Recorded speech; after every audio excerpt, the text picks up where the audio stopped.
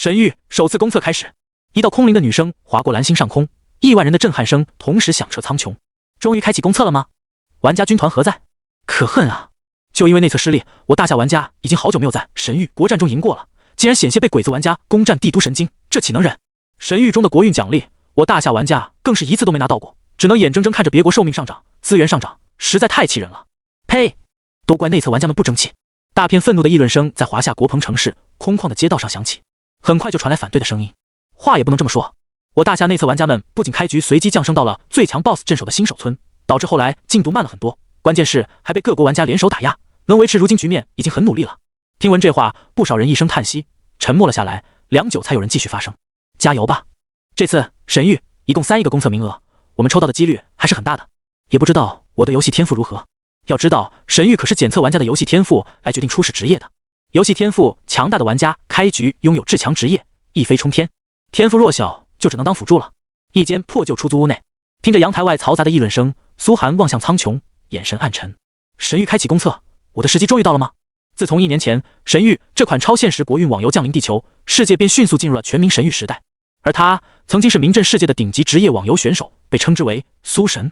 只因他公开抵制鬼子国排放核污水，激怒了鬼子国政府，惨遭封杀了3年之久。回想起过往，苏寒暗自攥紧双拳。秦昊，你这个投靠鬼子汉奸，不仅诬陷我开挂，害我身败名裂，还踩着我脸让我滚出电竞界。可曾想过神域时代来临，只要进入神域，以我的游戏天赋，秦昊正是他之前游戏公司的老板，是个加入了鬼子国籍的汉奸。当年正是他接到鬼子国政府的授意，亲自将苏寒摧毁封杀，还封杀了每一个抵制鬼子排放和污水的成名玩家。苏寒心中对他和他背后鬼子国的恨意如滔滔江水不绝。叮！就在这时，苏寒的手机突然弹出了一条短信，检测到您曾经身为职业电竞选手，游戏天赋已达到 SSS 级，自动获得万界神域公测资格，请于收到消息后3小时内确认。SSS 级游戏天赋，苏寒眸中猛然闪过一道金芒，飞快按下了确认。短短10几分钟后，一座崭新的游戏舱迅速被快递公司送上了门。哗！躺入游戏舱，苏寒眼前出现一座洁白的大厅，比现实还要真实，说是穿越了都能让人相信。果然，神域跟现实没有区别。苏寒感受了一下四周，神域网游里的触感、知觉和痛感跟现实都是100%一样的。残酷的是，还不允许玩家往下调，说明玩家在游戏中遭受到的一切痛苦都跟现实一模一样。这点曾吓退过不少玩家。苏寒却觉得太好了，因为这样自己在神域中虐杀鬼子玩家和汉奸时，也能让他们感受到100%的痛苦。请选择您的游戏名称。大厅内走出一位身着白纱长裙的引导 NPC， 温婉笑道：“苏若涵。”苏寒随口报出一个 ID， 请走入光团内，觉醒你的初始职业。引导 NPC 召唤出一道7彩光团，示意苏寒进入其中。苏寒眸中闪烁着期待，因为神域中的初始职业可以说决定了玩家的命运，而他已经被神域判定为 SSS 级游戏天赋。随着苏寒缓步走进白光，哗！正在抽取 DNA， 正在检测玩家天赋 SSS 级，正在为玩家确定初始职业成功。数秒后，苏寒抬起头，发现头顶冒出一行大字 SSS 级隐藏职业核污染法师水系。看着核污染3个字，他一愣，自己3年前被封杀，不正是因为公开抵制鬼子国排放核污水？苏寒心头暗道：天道好轮回，这是在暗示自己给鬼子玩家喂核污水吗？就是不知道这 SSS 级职业到底有多强。他思索着打开了数据栏，当头看见一行大字 SSS 级职业特性核污染，你的伤害附带核污染效果，初始持续20秒，核污染每秒造成1点核辐射伤害，真实伤害，持续期间若目标活动则加快核元素吸收，每秒额外造成1点核高温伤害，真实伤害，每层核污染结束时还会产生微型核爆炸，造成1×20，持续时间点伤害，真实伤害。注：玩家每遭受10次核污染将产生1次变异，可爆出属性点，并外形产生永久畸变。注：核污染效果不可净化，不可打断，不可取消。这核污染，苏寒看完彻底震撼了。我的任何伤害都附带核污染真伤，等于他初始任何攻击都附带60点真伤。最变态的是，玩家被核污染次数多了，竟然还会变异，变异后的玩家竟然能爆出属性点，这是职业也太逆天了吧！苏寒心中顿时狂喜起来。鬼子玩家们，不请你们喝饱核污染废水，算我输。继续往下看，还有个 SSS 级职业成长特性，首次击杀一名玩家，每层核污染的持续时间加 0.1秒，击杀一个等级高于自身5级的野怪，核污染真伤增加1点，击杀一个等级不低于自身的 BOSS， 核污染可叠加层数增加1层，只可单人击杀，且每10级只触发1次。击杀10个等级高于自身5级的野怪，获得超级污染1次，可对任何目标施加核污染，并使其变异。核污染伤害竟然能无限成长。看完苏寒心中再次狂喜，按他对网游的理解，成长到后期的核污染恐怕可以屠神。请选择您想降生的新手村。面前引导 NPC 笑着挥手，又弹出了一道窗口。大夏新手村、扶桑新手村、灯塔新手村、欧美新手村、中非新手村，所有新手村可互通，竟然还能选择降生的新手村。苏寒沉吟片刻，猛然反应过来，那自己岂不是开局就能屠杀鬼子新手？杀人不仅能成长和污染的事件，而且让玩家变异，还能直接爆出属性点。我选择扶桑新手村。他当机立断，直接降生到鬼子窝里，开局杀鬼子，玩家叠真伤。你已选择扶桑新手村，玩家引导已结束，即将开启新手村传送大门。引导 NPC 还是一脸万年不变的淡雅笑容，仙气飘飘。宫殿上空刷出一行行大字，倒计时9、8、7、6、1，欢迎进入万族神域。哗，刺眼的白光闪过，苏寒睁开眼，眼前出现了一座宅迹风格古朴素雅的鬼子是小村庄，远处还有4座其他文明的新手村，保守估计5座新手村加在一起300多人。这次公测有3亿玩家，也就是300万的新手村。村内充斥着大量鬼子玩家们，苏寒耳边都是鸟语。八嘎，俺是京都区的，到俺这里来集合。俺主战职业大面，死肥宅不要摸我屁股。鹅泥酱3、6弟，温柔甜腻活好哦。有没有金主哥哥带我的？这里就是神域网游吗？天照大神在上，保佑我大和民族。看着眼前汹涌人潮的鬼子玩家们，苏寒勾起了嘴角。鬼子越多越好，让我多刷点核污染持续时间。在神域就算1级新手，野外也是能开启 PK 的，无非是红名惩罚嘛，也就是不能回城，不能吃药而已。苏寒来到野外，已经有很多鬼子玩家在野外刷怪。看了一眼，大部分鬼子玩家都是 B 级以下职业，只有少数几个 B 级职业。而自己身为 SSS 级职业，不仅天生移速加成100%，而且核污染只要挂上1层就是60点真实伤害。既然杀人就能增加核污染时间，苏寒露出了罪恶的笑容。说来也巧，此时前方3个鬼子玩家正围着一个 ID 李青梅的女玩家，神色不善。哼，你是大夏玩家，怎么跑到这边来的？几个鬼子们凶神恶煞地问道。李青梅满脸懵逼的神色，心道完蛋了，自己第一次玩网游，竟然选错了新手村，选到鬼子这边来了。嘿嘿，小姐你不会不知道我们岛国的习俗吧？大夏制裁我国，你就替大夏偿还，给我杀了他，然后再强了。3个鬼子面容恶心地走了上来，不分青红皂白便开始围攻李青梅。李青梅绝望地闭上了双眼，满眼都是无助的神色，愤恨自己为什么没仔细看最后一条提示，可惜公测不能退出游戏，而且一旦选定新手村，就算删号也不能改变。啪啪啪！苏寒心头冷笑一声，3个水球猛然打去。啊！一个被打中的鬼子顿时痛苦地惨嚎了起来，头上出现一个黄色3叶形和标志，同时浑身弥漫起黄绿色的烟雾，如同火焰。八嘎！这是什么？好疼，像被火烤。他五官顿时扭曲了，浑身好像被针扎、被刀砍，5脏6腑全部燃烧了起来，都无法形容这种核污染加深的痛楚，比火烧还难受。这是什么？核辐射伤害？八嘎！神域里怎么会有核污染？3个鬼子玩家当场疼得满地打滚，眼白发青，青筋爆出，头上冒出1的字样。要知道神域的无感强制100%，而且不可往下调，所以这3个鬼子此时遭受到的无异于真实核辐射，而且还是近距离接触核爆的级别。3个鬼子当场就被疼哭了，是真的哭了出来，5脏6腑像被无数根小针扎。不，好疼，妈妈呀！核污染的痛苦原来这么狠，救我！与此同时，他们发现了攻击他们的苏寒。八嘎，你是谁？快把这效果给我们解除了！快点，我们不会饶恕你的！几个鬼子强忍着疼痛，飞速上前围攻苏寒。一个射手职业对苏寒猛然射出3箭，一个战士职业猛冲了上来。然而随着他们移动和高温产生，伤害翻倍，痛苦翻倍。啊！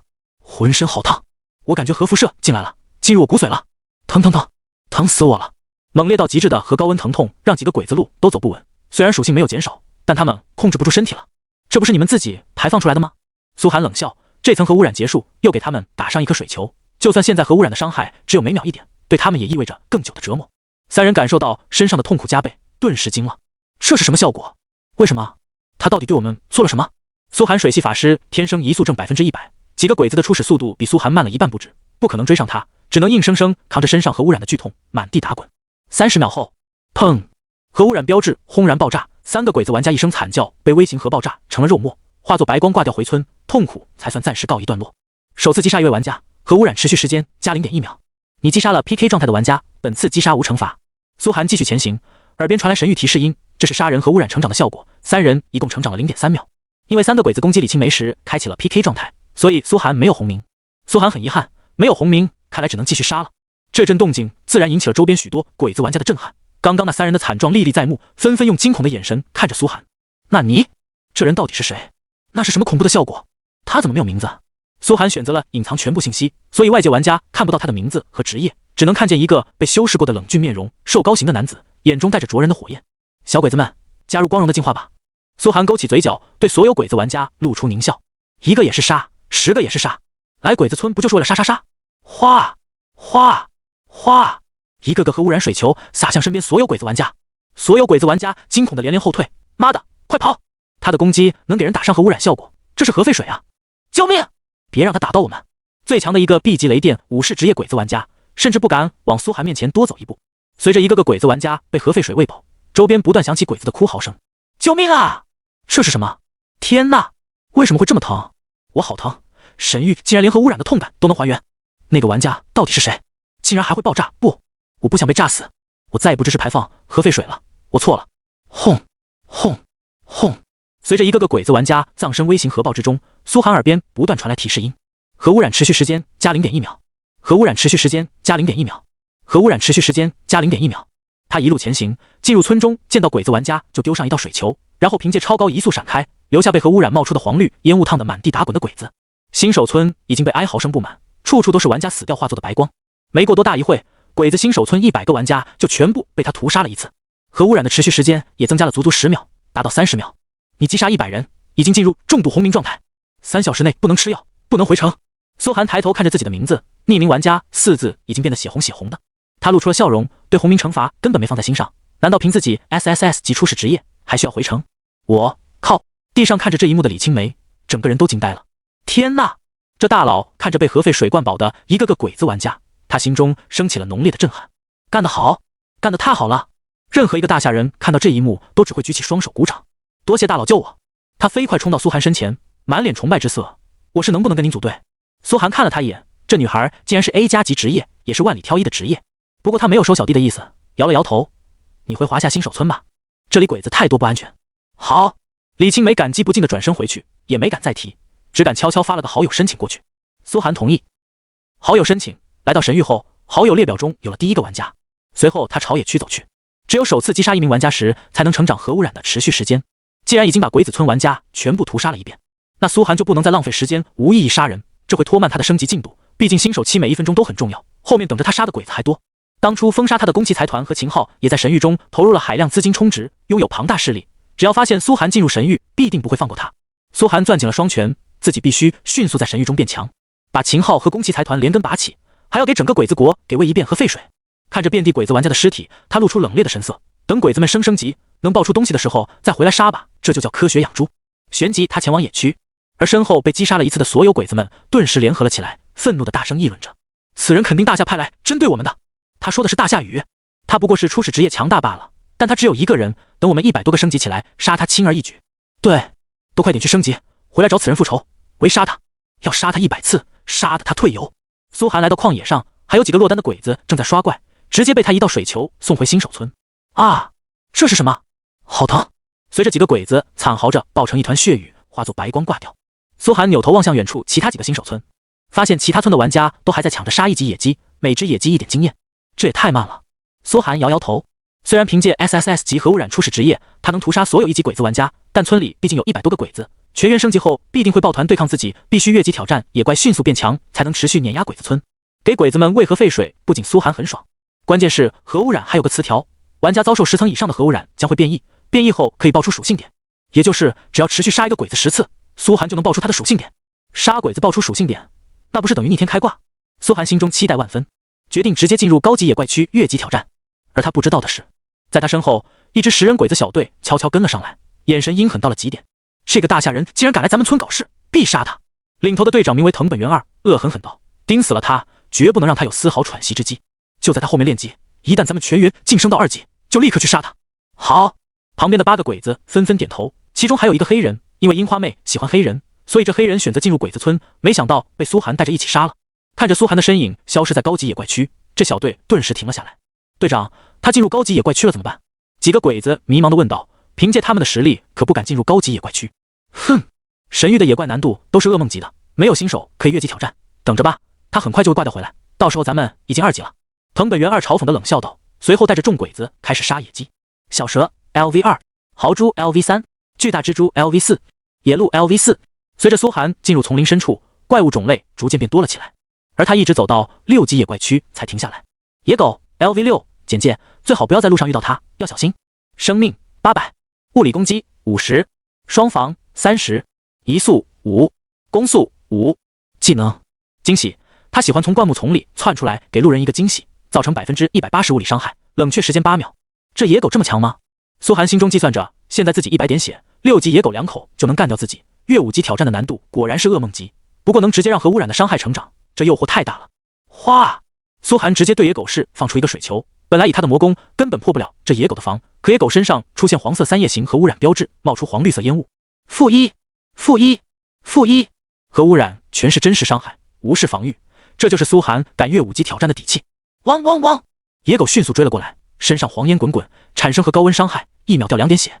苏寒凭借天生移速超高，边打边跑直到跑出战斗范围，核辐射伤害加核高温伤害，野狗1秒掉2点血。30秒核污染结束时，黄色3叶形印记还会微型核爆，微型核冲击波造成30点真实伤害，也就是一层核污染能对野狗造成共90点真实伤害。随后苏寒就再次进入战斗范围，扔一个水球继续跑，很快野狗就被磨得只剩10点血，微型核爆直接炸裂狗头。轰！苏寒耳边一声悦耳的提示音传来，叮！越5级击杀野狗，你获得经验18点，越5级击杀额外获得50%经验9点。叮！击杀高过你5级的野怪，职业成长触发，核污染伤害加1，目前2，暴涨27点经验，相当于普通玩家抢27只野鸡。核污染伤害也成长了，变成每秒2点伤害，直接翻倍。苏寒心中顿时一阵暗喜，等他去检查野狗尸体时，还发现一个白色宝箱。虽然神域概率低的能让人感动，但他越5级杀怪爆率加50%。白色箱子里出现2个铜币，还有一件装备狗皮背心。简介：一件狗皮制成的背心，品质劣质，耐久度10，物理防御+5，血量+5，佩戴要求无。神域中的装备品阶从低到高分别是劣质、普通、精英、黑铁、青铜、白银、黄金、紫金、白金、翡翠、钻石、星耀、仙器、圣器、神器、至高神器。苏寒套上狗皮背心，又捡起2个铜币，按照神域的汇率换成现金就是200块。被秦昊封杀后，他没有任何收入来源，一直靠过得很清贫。没想到在神域这么快就爆到了钱。凭借2点真伤的核污染，苏寒磨死野狗只用了5分钟。叮！你获得经验。叮！职业成长触发，核污染伤害加1，目前3，爽起来了。苏寒心中暗自狂喜，每只怪叠加1点核污染伤害，加上核高温和核爆炸就是3点，这种伤害暴涨的感觉太爽了。可想而知，等自己成长起来，一个水系魔法足以让所有鬼子国的玩家全部体验一番什么叫核废水海啸。宫崎财团秦昊就算在神域投入再多钱，跟自己无限核污染真伤比一比，没一会杀了4条野狗，苏寒的核污染伤害已经跌到5点，一层450点真伤。他浑身上下猛然透出一阵浓烈至极的金光，耳边传来提示音：恭喜你，经验值超过100点，升到2级，获得自由属性点星号5。这么快就升2级了？苏寒遗憾道，因为怪物必须高出他5级才能叠核污染伤害，再杀野狗叠不了核污染了。看了看村内等级排行榜，自己是第一个升到2级的，尝过真伤暴增的快感，谁愿意再回去杀鸡？苏寒打开属性栏，把点加了，就打算去越级挑战下一个怪。姓名：苏寒，初始职业 SSS 级核污染法师，隐藏，等级2，108-300，血量115-5，法力200，力量10，物攻5，耐力5，敏捷10，攻速5，移速7星号水系天生成长，精神20，魔攻10，法力200，体质10，双防10，血量100。装备：鱼皮背心，储物空间0/10。技能：初级水球1级 SSS 级隐藏职业，伤害将施加核污染，核污染伤害5，层数上限1。核污染效果：每秒造成5点核辐射伤害，真实，持续30秒，持续期间如果敌人活动，则加快核元素吸收，每秒额外造成5点核高温伤害，真实，每层核污染结束时还会产生微型核爆炸，造成5×30，持续时间点核冲击波伤害，真实。自由属性点5，核污染伤害已经成长到5点了，加上核高温和核爆炸就是每秒15点。苏寒兴奋地看着核污染词条，思索道，反正我的伤害全靠核污染打出来，要魔法伤害没用，那就这5点自由属性加4点敏捷，1点体质，把4点敏捷加上后，移速上涨到了10点。以后苏寒就是卓敏的法师，就靠移速吃饭。他转身进入丛林，翻过山，发现悬崖下藏着一片小山谷，一头头体格粗壮的野牛正安详地啃着草。野牛 LV7，简介：牛牛不惹事，但也不怕事。生命1500，物理攻击60，物理防御100，速度6。技能：蛮牛冲撞，野牛猛然冲来，造成150物理伤害，150践踏伤害，1.5秒眩晕，血量1500。技能还有眩晕效果，神域难度真是地狱级，这是新手怪该有的水准。苏寒看着牛的属性窥探，绕到悬崖上就是一水球，牛身上顿时冒出黄色3叶形核污染标志。-5、-5、-5。很快野牛被核辐射烧掉了60点血，他疑惑地抬起头四处查看，然后就看见了在悬崖上的苏寒。哞！硕大的牛眸瞬间红了，发出一声巨吼，抬起牛体就朝悬崖撞来。轰！轰！轰！悬崖的峭壁被牛角撞得连连跌落碎石，巨响连连。此时，丛林中的藤本元二团队隐隐听到了这阵巨响。什么动静？那个误入鬼子村的黑人玩家疑惑道：“藤本，那可是7级的野牛骨啊！不会是那个屠村的大夏人在打牛吧？才开服1个小时，打7级的野牛，想屁吃呢！那个大夏人肯定知道惹到了我们，现在已经躲起来了。待会咱们再去找到弄死他。”藤本狠狠拍了下他的头，露出一阵狞笑：“专心点尼格，别让我死了！我身上这套精英装备可是花了10万美元冲新手里包来的，死了就掉耐9度，我死一次，所有人扣奖金。”是。团队中的鬼子玩家只是看了眼野牛骨的方向，就没说话了。毕竟谁敢相信才公测1个小时就有人能越级打7级野牛呢？很快一头头牛吼声传遍山谷，鬼子们再次听到了这动静。难道真的有人在杀7级野牛？藤本元二也有些疑惑，看向周边。尼哥，你敏捷比较高，去野牛谷那边看看到底是咋回事。好。之前那个黑人玩家顿时点了点头，他是刺客职业，转身朝野牛谷的方向飞奔而去。趁着野牛撞悬崖，苏寒转身跑出战斗状态，跌到5点伤害的核污染那是真的疼，3层下去野牛的血量就没了。轰！核冲击波直接将牛头爆开，喷了苏寒一脸血。耳边传来悦耳的提示音：叮！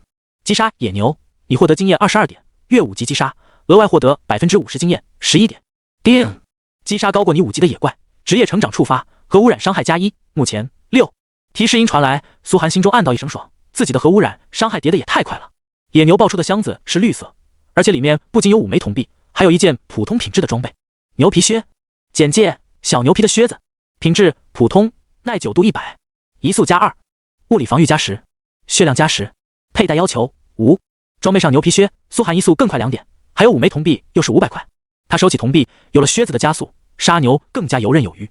-6，-6，-6！一头野牛在悬崖上轰然冲来，苏寒落下悬崖，边走边打，核污染一层结束，又给他加上一层，整头牛都被熏得黄绿黄绿的，最后在悬崖上被核爆开。核污染就是这么猛。苏寒现在的核污染每秒6点伤害，加上核高温和核爆就是18点，对野怪简直就是乱杀。击杀第6头野牛，苏寒核污染伤害已经飞速成长到了11点，浑身再次涌现浓烈的金光。叮！击杀野牛，你获得经验22点，越5级击杀，额外获得50%经验11点。叮！核污染伤害+1，目前11。恭喜你，经验值超过300点，升到3级，获得自由属性点星号5。要不是新手村死亡不扣除经验，恨不得让牛撞死几次，最好死一次扣1级，跌回1级，继续叠核污染伤害，那该多爽。苏寒一边打开属性栏，一边心中暗道。加完点后再加上牛皮靴，移速冲到16。紧接着苏寒发现超级污染叠出来一次了，看了看那条职业成长特性，每击杀10个高于自身5级的怪，获得1次超级污染，可以对一切目标进行核污染，并使其产生变异。他越5级杀了4条野狗加6头牛，正好达到10个怪。这个超级污染不知道有多强，苏寒忍不住心头猜测起来，要真是一切都能污染变异的话。就在这时，轰隆隆，轰隆隆，身后突然传来一阵巨响，猛烈的气势逼得他睁不开眼。苏寒迅速回过头，卧槽！只见一头身长足4米、身高2米的巨兽，小山般的身体踩踏着巨蹄，将地面踏得犹如地震，通红的双眸足有网球大小，怒视着瞪来。你惊动了精英级 BOSS 野牛之王。耳边传来一声重音提示 ：BOSS。苏寒汗毛都竖了起来，眼前顿时弹出一行数据：精英级 BOSS 野牛之王。简介：爱睡觉的牛大哥，千万别吵醒他，切记。等级7，生命2万，攻击250，防御150，移速25，技能一横冲直撞，迅速冲向敌人。如果顶起，将立刻折转方向，每次折转方向造成150%物理伤害。被顶起后，目标陷入眩晕状态，冷却时间10秒。技能2愤怒，血量降低到50%以下后，立刻进入愤怒状态，攻防提高50%，持续到战斗结束为止。技能3野牛之歌，血量降低到10%时，立刻发出牛吼，恢复20%血量，并且进入3秒不可抵挡状态。苏寒的脸色立刻黑了下来，这 BOSS 的属性，就算来个百人团都不一定干得过吧？而且牛王光移速就有25，比自己还快10点，这不跑等着过年吗？他二话不说朝山顶跑去，直到提示脱离战斗状态才停下来。你面前突然出现一个黑人刺客玩家，正震撼地看着野牛谷中的动静，正好撞到了苏寒。你黄种人，大夏玩家。尼格没认出苏寒，顿时傲气起来。喂，那个黄皮猴子，给我滚过来解释一下，为什么这里会发生异动？他还以为苏寒是从大夏新手村那边来的大夏玩家。尼格，苏寒看见面前的玩家，笑了笑，没想到鬼子村还有尼格玩家，挥手一个核污染水球，然后直接转身走开。你怎么知道我的名字？你竟然还敢反抗！不一会，身后就响起了尼格的惨嚎声。啊！救命啊！不，你就是那个屠村的大夏人，竟然是你！尼格躺在地上，痛苦至极的嘶吼起来。不一会，丛林里就传出了烧烤黑猩猩的香气。一个浑身黄绿烟雾的人冲向苏寒，可核辐射烟雾燃得更大，腾腾腾！随后他轰然爆裂成几块肉块，化作白光闪回村。团长，那个有核污染的家伙在这边，就是他！你可要为我报仇啊！复活点内，尼格凄惨嚎叫着：“废物，没用的东西！”藤本元二立刻怒了，把他的坐标给我。苏寒继续前行刷怪，他打算等新手村能叠核污染伤害的怪杀完，再回去杀鬼子，这样能爆出来的东西也多些。就在此时，嗖！一支穿云箭猛然朝他射来，然后几个鬼子玩家从林子里窜了出来，直接包围住了苏寒。领头的藤本元二冷笑着朝苏寒走来：“该死的大夏人，我们已经全员升到2级，看你还怎么嚣张！今天就是你的死期！”周边的鬼子玩家们也磨刀霍霍，升到2级后，很多人的职业特性也体现了出来，浑身各色元素光滑闪烁。我没去找你们，就这么急着主动送上门来。苏寒笑了，挥手给这些鬼子玩家每人身上打了一个水球，然后转身朝前走。对他来说，现在刷野怪叠核污染伤害比较重要，反正核污染在手，杀人不过挥手之间。鬼子玩家先是猛然往苏寒身边猛冲，随后看着自己身上的核污染伤害，全都懵了。为什么每秒掉11点血？之前不是1点吗？他的核污染伤害还能成长，而且竟然成长得这么快。下一刻，惨嚎声犹如交响乐般齐鸣。不，天照大神在上啊！这是什么？魔鬼的火焰吗？核污染？谁来告诉我，为什么神域里会有核污染？好疼啊！太疼了，我受不了了！杀了我！快杀了我！9个鬼子玩家躺在地上疯狂打滚，甚至祈求队友杀了自己。现在核污染的痛苦比之前更强了11倍，就算强撑着起来追苏寒，可凭他们的速度想追上苏寒简直是做梦，只能让伤害翻倍，痛苦更加猛烈。如今苏寒的核污染伤害每秒11点真伤，一旦活动的话，加上核高温就变成22点，最后还有11乘以30的微型核爆炸。现阶段玩家血量也就是200-300，不可能撑过一层核污染。在遭受了地狱折磨后，这些鬼子一个接着一个爆开，变成血泥，化作白光挂回新手村。苏寒根本没在意这几个鬼子，而是继续找怪叠核污染。山腰另一边是大片丛林，植被茂密，参天大树成林，发出阵阵瘆人的狼嚎和野兽嘶吼声，不用猜都知道肯定是猛兽聚集地。一道黑影从苏寒面前闪过，正追逐一头野鹿。他顿时查看目标数据：丛林猎狗，简介，看到他的时候最好小心保护自己的臀部，你懂的。等级9，生命1400，攻击200，防御95，速度20，技能一掏钢，绕后发起猛烈一击，造成160物理伤害，并且有几率完成掏钢，直接使目标陷入重伤，冷却时间10秒。死！看得苏寒屁股一阵发凉，这技能也太恶心了。按照神域这100%的无感体验，还不允许玩家往下调，连被强行 OOXX 都能完美体验。在这里被猎狗掏钢一次，跟真实体验有什么两样？幸好他移速已经很快，在一棵棵参天大树之间游走，甩开了猎狗，继续叠核污染伤害，说不定去野牛谷跟牛 boss 掰扯掰扯。想起牛王苏寒就充满了渴望，毕竟击杀 boss 他的核污染层数增加将产生质变，只要核污染真伤在高点，移速往上提一提，他能凭借无限风筝用核污染烧死牛王。到时候2层核污染一起烧，那才叫鬼子求生不得，求死不能。很快他又找到一种有元兽，丛林犀牛，简介，想不通为什么要来打他呢？等级8，生命2000，攻击80，防御310，速度10，技能一蛮不讲理，速度临时增加5，朝目标直冲而去，吸脚将造成200%物理伤害，并且直接洞穿目标，直接使目标陷入不可移动持续流血状态，冷却时间10秒。犀牛防御高达310，可防御高跟苏寒没什么关系，因为核污染都是真实伤害。苏寒爬上一棵最粗壮的大树，对准一头犀牛放了个水球，负11，负11，负11，现在成长到每秒11点真伤的核污染，加上核高温和核爆就翻3倍，一层就能打掉犀牛990点血，只要2层就能直接干掉它。叮！击杀犀牛，你获得经验28点，越5级击杀，额外获得50%经验14点。叮！击杀高过你5级的野怪，职业成长触发，核污染伤害加1，目前12。苏寒不由得露出笑容，只要核污染伤害继续叠，我就能毒死一切。下一刻，犀牛尸体上又爆出了一个宝箱，而且是蓝色的8级犀牛精英宝箱。精英品质的箱子，已经新手村小怪能爆出最高质量的怪物箱子，爆率也低到离谱。不知道是不是苏寒一直越5级击杀怪的原因，竟然直接爆出了精英宝箱。看着这个精英宝箱，苏寒忽然想起自己的超级污染，有没有一种可能，这个超级污染能让一切目标污染变异，是指对宝箱也能污染变异？他突发奇想，然后一发不可收拾，万物皆可核污染。苏寒尝试着对宝箱使用了一次超级污染，哗！一股浓厚至极的黄绿色毒气从他手掌透出，笼罩住了精英宝箱。随后，宝箱上缓缓出现了一个黄色3叶形和污染标志，超级污染，正在污染物品，8级精英宝箱。按照目前污染浓度，污染产生变异，变异效果真实爆率正 1.2%。我靠！宝箱变异后直接加真实爆率。苏寒看着宝箱上的核污染，心中的狂喜如潮水般袭来。超级污染，真的一切都可核污染。以后我开箱子每个都是满爆率，想要啥爆啥出来，这是多么逆天的操作！想到这里，苏寒很快冷笑起来。哪怕秦氏集团和鬼子国宫崎财团有几千亿资产，兑换到神域中也得按照1万比1的汇率减少。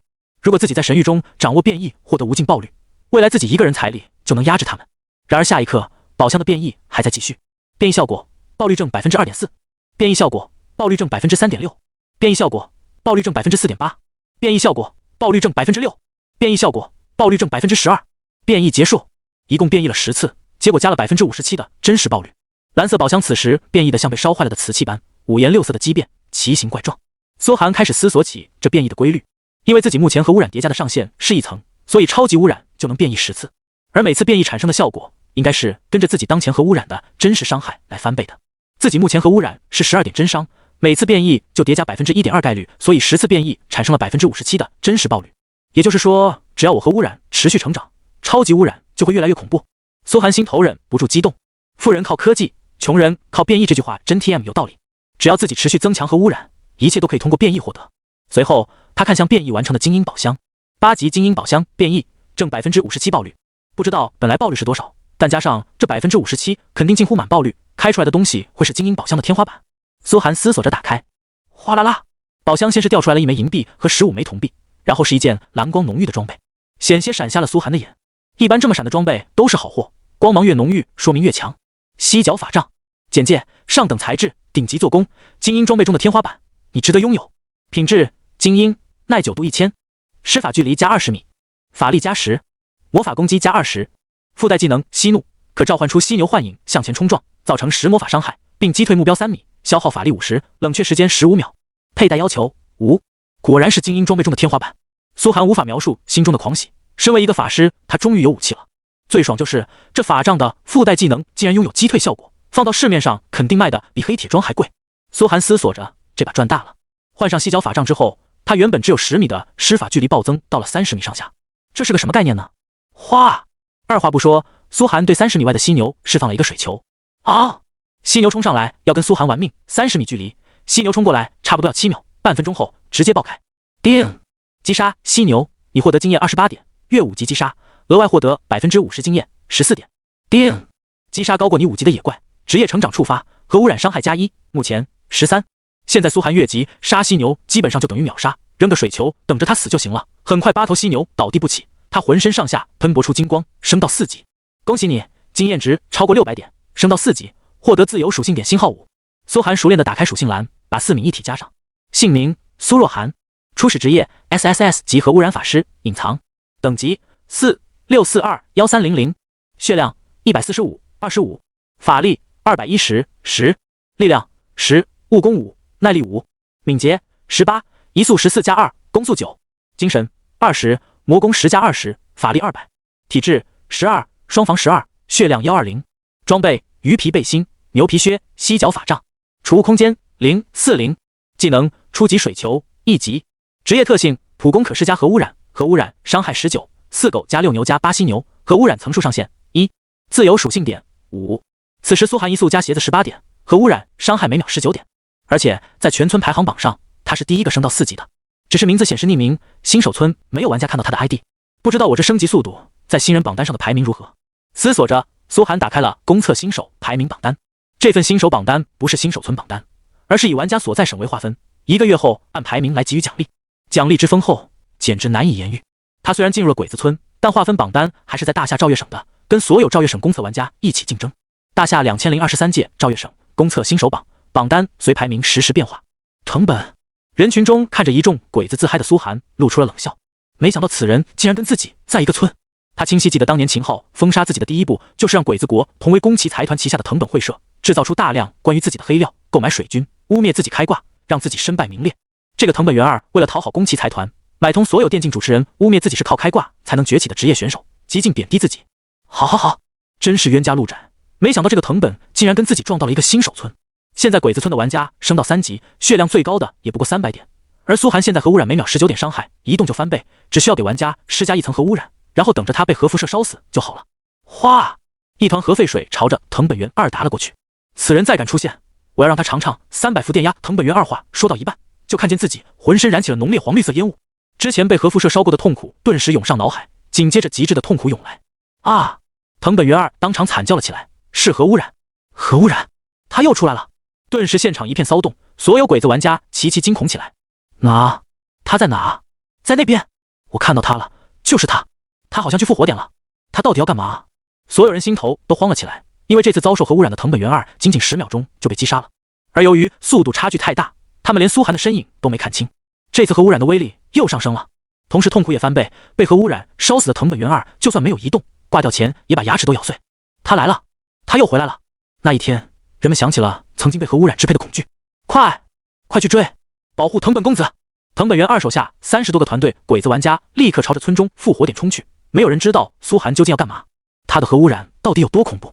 等他们赶到复活点时，正好看到了又一次被核污染躺在地上不断哀嚎的藤本源二。你们这些废物！藤本源二刚复活就又被苏寒核污染，疼得满地打滚。快去追，他在那边！他挣扎着指了个方向，又化作一道白光挂了。浑身充值10万美金换来的手冲装备全部被爆了出来。所有团队玩家只看见一个远远闪开的身影，根本追不上苏寒的速度。看着老大的惨状，所有鬼子玩家全部麻爪了。追？谁敢追啊？再多钱也不值自己遭受一次核污染的痛苦。而藤本源二刚复活，又看到苏寒的身影缓缓走到自己面前，猩红未知玩家4个字下露出冷冽的微笑。藤本，你还记得我吗？你这个魔鬼！藤本源二怒吼着想退出游戏，可神谕提示他战斗中不能退出游戏。新手村没有守卫，只要被堵在了复活点，就只能被无限次狂杀。又一团核废水打在了他的身上，熊熊燃烧的黄绿色烟雾再次升起，将他整个人包裹。嗷！藤本源二发出不似人声的惨嚎，让鬼子村所有玩家毛骨悚然，根本就比不上苏寒，也只能眼睁睁看着藤本源二一次次被虐杀。太惨了，实在太惨了。可苏寒没有停止，而是一次又一次给他加上核污染。虽然现在杀这些鬼子已经不能叠加核污染持续时间，但却可以变异。而在神域网游中杀人的一大好处就是可以让敌人遭受无数次折磨，挂了一次就再来一次。所有鬼子都可以被苏寒无限次数的喂核废水，无限次被折磨致死。终于，鬼子们眼睁睁看着藤本源二被苏寒一连杀了10次，所有装备道具全部爆了出来，然后遭受了大量核污染的藤本源二然开始变异了。他就算复活后也眼球爆出，浑身溃烂，犹如一具腐烂的尸体。目标遭受核污染，产生变异，外形永久改变。变异效果：基因组缺失，失去1点力量。苏寒耳边传来提示音，紧接着地上忽然爆出了一团黄色光芒。他好奇地捡起来一看，1点力量。简介：遭受巨量核污染变异后，基因组掉落的属性。效果：使用后获得1点力量。卧槽！玩家变异后真的能爆出属性？苏寒惊了，心中猛烈狂喜起来。那自己岂不是只要用核污染不断杀玩家，就能爆出无尽属性？这比宝箱变异还爽啊！他狂喜了，转头看向一个个鬼子，现在在他眼里就是一点点属性，只要持续击杀这些鬼子，就能让自己无尽变强。屠戮开始！所有鬼子玩家看见苏寒森冷的眼神，极度恐惧起来。快跑啊！他要来了！又开始屠杀了！跑！快跑！所有鬼子玩家此刻都想下线，可神域开服第一天下线时间是有规定的，没到晚上8点不允许下线。屠村开始！所有鬼子玩家全部被堵在复活点，苏寒也就守在复活点，谁复活就直接一个水球上去。啊！救命啊！妈妈呀！我再也不想来神域了，求求你饶了我吧！大灭！杀了我吧！让我死！我再也不想经受这种折磨了。复活点外已经全部都是一个个被黄绿色烟雾缠身的鬼子玩家，许多鬼子已经疼得无力反抗了。原本觉得这么多人肯定能围杀苏寒，可速度根本追不上苏寒不说，核污染的伤害也根本不是他们能抗住的。苏寒耳边也不断传来提示音，目标遭受核污染，产生变异，外形永久改变。变异效果：基因组缺失，失去1点体质。目标遭受核污染，产生变异，外形永久改变。变异效果：基因组缺失，失去1点敏捷。起码有10多个鬼子玩家被苏寒屠杀了10次，产生变异，爆出了3点力量、3点敏捷、3点耐力、3点精神。苏寒总属性蹭往上涨了12点，相当于比其他玩家白升了2级半。可就在他还想继续屠杀时，耳边忽然传来一声提示音：警告！你击杀了100次白名玩家，累计罪恶值100，已进入最高红名状态。惩罚：5小时内不允许吃药，不允许回城，爆率降低10%。如再击杀白名玩家，将对你实行封禁，首次封禁3天，不允许登录游戏。注：罪恶值将随时间减少，每小时减少10罪恶值，红名次数增多将减慢，这么快就最高红名了？苏寒有点不甘心，自己也才不过杀了100多次鬼子而已。看来这次屠杀只能到此为止，等罪恶值减下来再来屠杀鬼子。不过能报属性真的太爽了，算下来杀10次鬼子就能报1点属性，100次才最高红名警告，也就是一次最多能爆出10点属性，爽！踩着遍地哀嚎的鬼子，苏寒捡起爆出的装备，精英装备5件都是藤本源2爆出来的，其他都是垃圾劣质装备，耐久度都没剩多少了，基本没什么用。手冲礼包装备都是跟藤本源2灵魂绑定的，他爆出来也用不了，也不能交易，只能卖给村里的货郎换点金币，每件1金币等于1万块。苏寒的资产瞬间暴增5万块，继续去刷核污染伤害吧。苏寒转身朝着野外走去，被他摧残过一遍的所有鬼子玩家躺在地上，神情呆滞，根本不知道自己活着的意义是什么。但苏寒很清楚，他们存在的意义就是给自己刷属性点，就算他们刷怪升级爆出了装备，那也等于给自己打工，全是自己的。而他没注意到，角落处浑身溃烂躺在地上奄奄一息的藤本源2，一双犹如恶鬼般的眸子恶狠狠注视着他。此仇不报，我藤本源2誓不为人。他迅速在好友栏联系了几个人，都是其他村的富二代玩家，他们一早就加了好友，之前在现实中都打过交道。喂，烈日集团的兰德吗？林氏集团的林少，我藤本源2想请你们帮个忙。之前碍于面子，藤本源2一直没有动过向其他村的富二代玩家求助的心思，不过现在来看，必须要想用一切办法解决掉这个能放核污染的法师。苏寒这边还没往野外走几步，没走几步，树林内忽然闪烁出大片光芒，传来战斗的猛烈声响。都有玩家打到这里了。苏寒略带诧异的朝前一看，一头9级野狼正撕咬一位女玩家。只见那女玩家身材修长苗条，身着3点式盔甲，精致的面孔，白皙的皮肤，长而柔顺的黑发，一双漂亮的眼睛犹如碧水般美得不像是真人，双手却拎着一把比他人还高的巨剑，神色坚毅的跟野狼拼命搏斗。嗨呀！可巨大的数据差让他挥动巨剑的张牙舞爪显得有点可爱，因为连野狼的边都碰不到。苏寒面前弹出一行数据：李青梅 VIP 等级2级，华夏村，职业 A 加级神圣契约战士，当前状态重伤。这不是我那个唯一的好友吗？苏寒露出笑容，没想到这要巧能拿出100万买首充 VIP 大礼包，看来这李青梅也是位富家女。李青梅看见他的身影，却像看见了救命稻草，喘息着娇呼起来：帮我挡一次，我必有后报。有钱？那这事就好办了。苏寒当即放出一个水球，野狼除了没有掏钢技能，其他属性跟猎狗差不了多少，属于高攻低血。目前苏寒的核污染每秒19点真伤，只要野狼一动就是每秒38点真伤，而且30秒后还会核爆炸，于是短短30秒野狼就走完了一生，轰，嚎叫着被核爆成一团血雨。这见着苏寒如此干脆利落的击杀一头野狼，李青梅直接看呆了，怔怔盯着苏寒望了半晌，你说话都有些磕磕巴巴起来。你老板好，请问支付宝还是微信？苏寒笑容可亲的礼貌道。都可以。语言难以形容李青梅心中的震撼，这次才看清苏寒的面孔，第一感觉就是帅。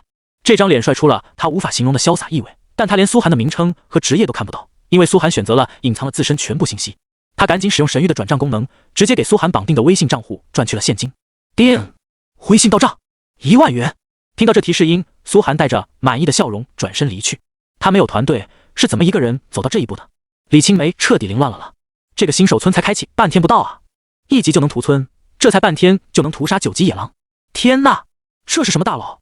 本来是求苏寒帮他挡一命，因为新手村死亡无惩罚，他怕的是死后掉装备耐久度，可没想到苏寒竟然直接帮他击杀了野狼。那可是9级的野狼，就算目前新手榜单上排名第1的6级玩家也会被野狼单杀吧。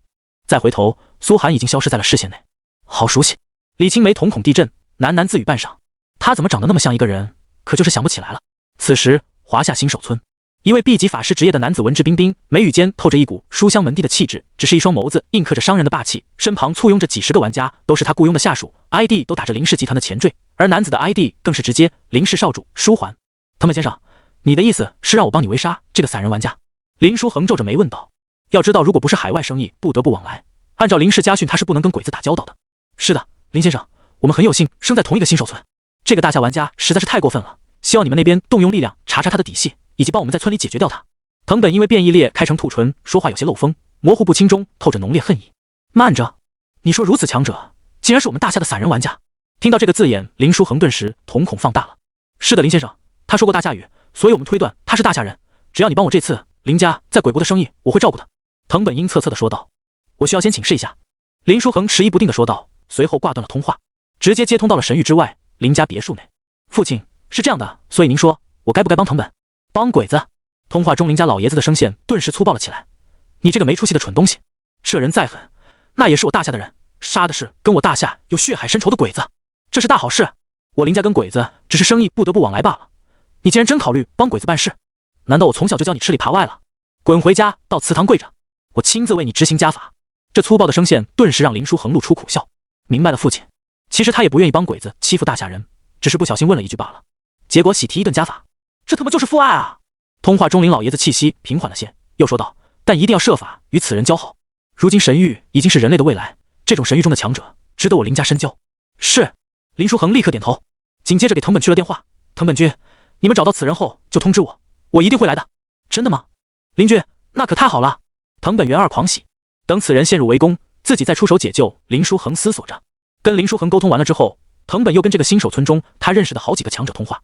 富豪都是一个圈的，能花大本钱购买公测资格的富豪玩家不在少数，这一个新手村就有3人。喂，凯瑟琳小姐吗？这个新手村出现了我们共同的敌人。藤本。灯塔国新手村，一个满头金发如狮子的高大女郎，身高起码1.9米，身着一套精英盔甲，正手握长剑劈砍着一头野生麋鹿。5级，周边几十个为她辅助的白人玩家都崇拜地看着她，因为她不仅是灯塔国财阀的女儿，而且实力令人折服。听到这话，金发战甲女郎顿了顿，冷笑道：我不觉得一个小小的新手村有什么我的敌人。您身为天空资本的继承人，当然不会有您的敌人了。藤本先是一句恭维，可此人竟然能拥有核污染的效果，一举将我们鬼子村的玩家全部屠杀，哀鸿遍野。况且他还是大夏人，一旦让此人成长起来，等新手村结束可救。核污染效果，凯瑟琳瞳孔骤缩，他迅速敏锐察觉到神域中一旦出现核污染能力说明了什么，但他很快收敛神色，自信地扬了扬金发，告诉我坐标。凯瑟琳小姐，我和你一起。听到这话，藤本顿时兴奋起来，这是此人的资料。拿到苏寒的战斗视频后，凯瑟琳眯起眼，抿着红唇，饶有兴趣地点了点头，有意思。所有人准备战斗，开始 PK。是。几十个平均4级的白人壮汉玩家顿时斗志昂扬。此时苏寒还不知道，一场针对自己的围杀已经开始。他进入丛林深处，从低矮的灌木中看到了大片的狼群。野狼 LV9。简介：本村最凶残群体触发型生物，生命1400，物理攻击200，物理防御95，移速18。技能：群体作战，狼群等级森严，从来集体出击，每多一头狼攻击同一目标，所有正在攻击的狼犬属性正5%。没想到狼都是群体触发。苏寒思索着，我还没有群攻技能，就算有一个人也无法跟群狼刚正面，怎么办？难道要去刷猎狗？算了算了，苏寒实在不想体验被掏肛的感觉，毕竟神域的仿真度太高，连 XXOO 的触感都能实现，更别说被掏肛了。这时就体现出神域主脑的恶趣味，玩家升到9级后，就发现要么选择杀狼被围攻，要么选择杀猎狗体验掏肛，就说损不损吧。不对，狼上不了树啊。苏寒忽然想发现，爬上大树发射一颗水球。嗷呜！被水球打中吃痛的狼顿时翻身冲了下来，与他同时跑来的还有2头同伴。狼群出动最低标准都是3头起步。之前在路上帮巨剑少女击杀了一只落单的野狼，苏寒核污染每秒伤害已经成长到20，加上核高温、核爆炸就是60。3头狼到来树下后，看见苏寒在树上，迅速折返回去。这也是神域的保护机制，神域早就考虑到了狼不会上树，所以玩家一旦上树就直接让他触发回血。可在苏寒面前不会，因为核污染还在他们身上挂着，他们折返也不触发回血，在他们返回的途中继续掉血。第一头狼10几秒钟被核辐射和高温烧死，还有2头跑回了狼群。啊，就这么简单？苏寒乐了，这核污染不可净化、不可取消、不可打断的词条简直是 bug。他思索起来，这词条对玩家也是同样变态。记得神域有条规则 ，PK 中身上有敌方技能的玩家不能回城，以后玩家只要被自己打上核污染就不能回城，核污染还无法净化，就问你刺不刺激？研究一下，说不定能有更多逆天玩法。苏寒思索着冷笑一声，耳边不断传来杀狼的提示音。叮！击杀野狼，你获得经验30点，越5级击杀，额外获得50%经验16点。叮！击杀高过你5级的野怪，职业成长触发，核污染伤害+1，目前22。耳边传来提示音，苏寒直接进入无脑循环杀狼模式，引来3头狼，路上杀掉1头，放2头回去，又引来3头狼，再杀掉1头。简单到苏寒都不想下树捡东西了，就让战利品全部在树下摆着，像个狼的坟园。一直杀到第12值，他浑身再次冒出金光。恭喜你，经验值超过1300点，升到5级。获得自由属性点星号5，加完点后，数据变成姓名苏若涵，初始职业 SSS 级核污染法师，隐藏，等级513002500，血量18525，法力240 10，力量13，物攻6，耐力6，敏捷25，移速18+2，攻速9，精神23，魔攻11+20，法力230，体质16，双防12，血量120，装备鱼皮背心。牛皮靴、犀角法杖，储物空间0时，技能初级水球1级，职业姓伤害可施加核污染，核污染伤害31，四狗加6牛加8犀牛加12狼，核污染层数上限1，自由属性点5，移速加完22点，核污染伤害直接叠到31点。地上铺满了一堆的箱子，而且超级污染又叠满2次，这次不能那么轻易把超级污染的机会用掉了。区精英宝箱怎么够？最起码要 BOSS 宝箱才配得上我一次超级污染。苏寒充满期待，毕竟超级污染用起来真是太爽了，直接能污染一切。他走到树下的狼种，一个一个捡宝箱。不知道因为杀狼难度大，还是因为他人品爆棚了一次，12头狼爆出来了3个精英宝箱。苏寒直接举行开箱仪式。第一个箱子1件精英装备1个银币，第二个箱子2件精英装备，第三个箱子3件普通装备1个银币。爽！苏寒暗道一声，虽然没有再爆出精英天花板的装备，但这3件精英装备就有2件他能用的。狼头盔，简介：狼的头骨切割制作，看着还挺吓人的。品质：精英，耐久度1000，物理防御加20，血量加50。特效：抵挡300以下的物理伤害1次，冷却时间5分钟。佩戴要求：无。狼皮大衣，简介：上等材质，做工优良，御寒防身的首选。品质：精英，耐久度1000，物理防御加30，血量加50。特效：吸收300以下的物理伤害1次，冷却时间5分钟。佩戴要求：无。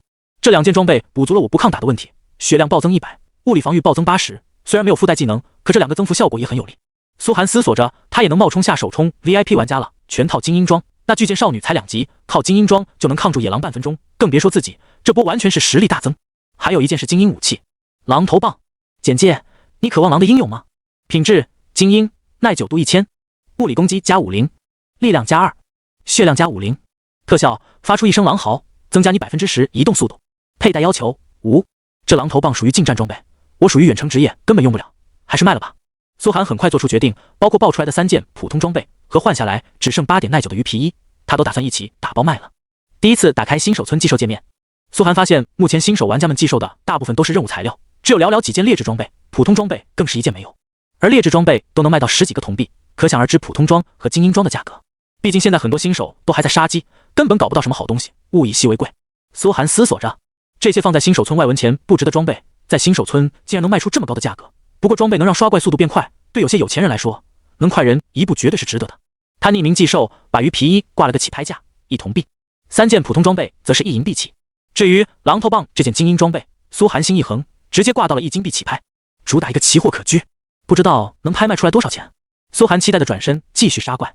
此时3级野鹿野怪区，一个大团队正在刷野鹿。虽然野鹿算是野怪中比较好打的一种，但技能一下就能顶死一个2级玩家，即便100人团都不断有人化作白光挂掉。李少，这里有只残血的，还有1分钟，这只也快要残血了，快来收割。李少没血了，牧师快给李少加血。这个团队显然经过专业训练，所有人都为一个被称之为李少的核心玩家服务，能付得起这么多玩家的工资，李少的家产显然不会低于大几亿。只见那火焰武士职业的李少，在众多辅助职业玩家的环绕中左冲右杀，手上染着熊熊火焰的长刀割下一个鹿头，经验加3。普通玩家杀怪的经验就是这么凄惨，比苏寒少了10倍不止。李少刚刚寄卖行，忽然发现新增了好几件普通装备，还有1件精英级近战武器，那还等什么？赶紧竞价，不管多少钱，我们公司都要拍下来。是。3级丛林蜘蛛野怪区，一位团队核心的靓丽女牧师也忽然看到了什么，对前方一位女法师喊道：“妈，你把手冲给了我，商城里有3件普通套，我给你买了。”死孩子又乱花钱，都说了妈不用，多少钱？不贵，加在一起才3万块。那还好。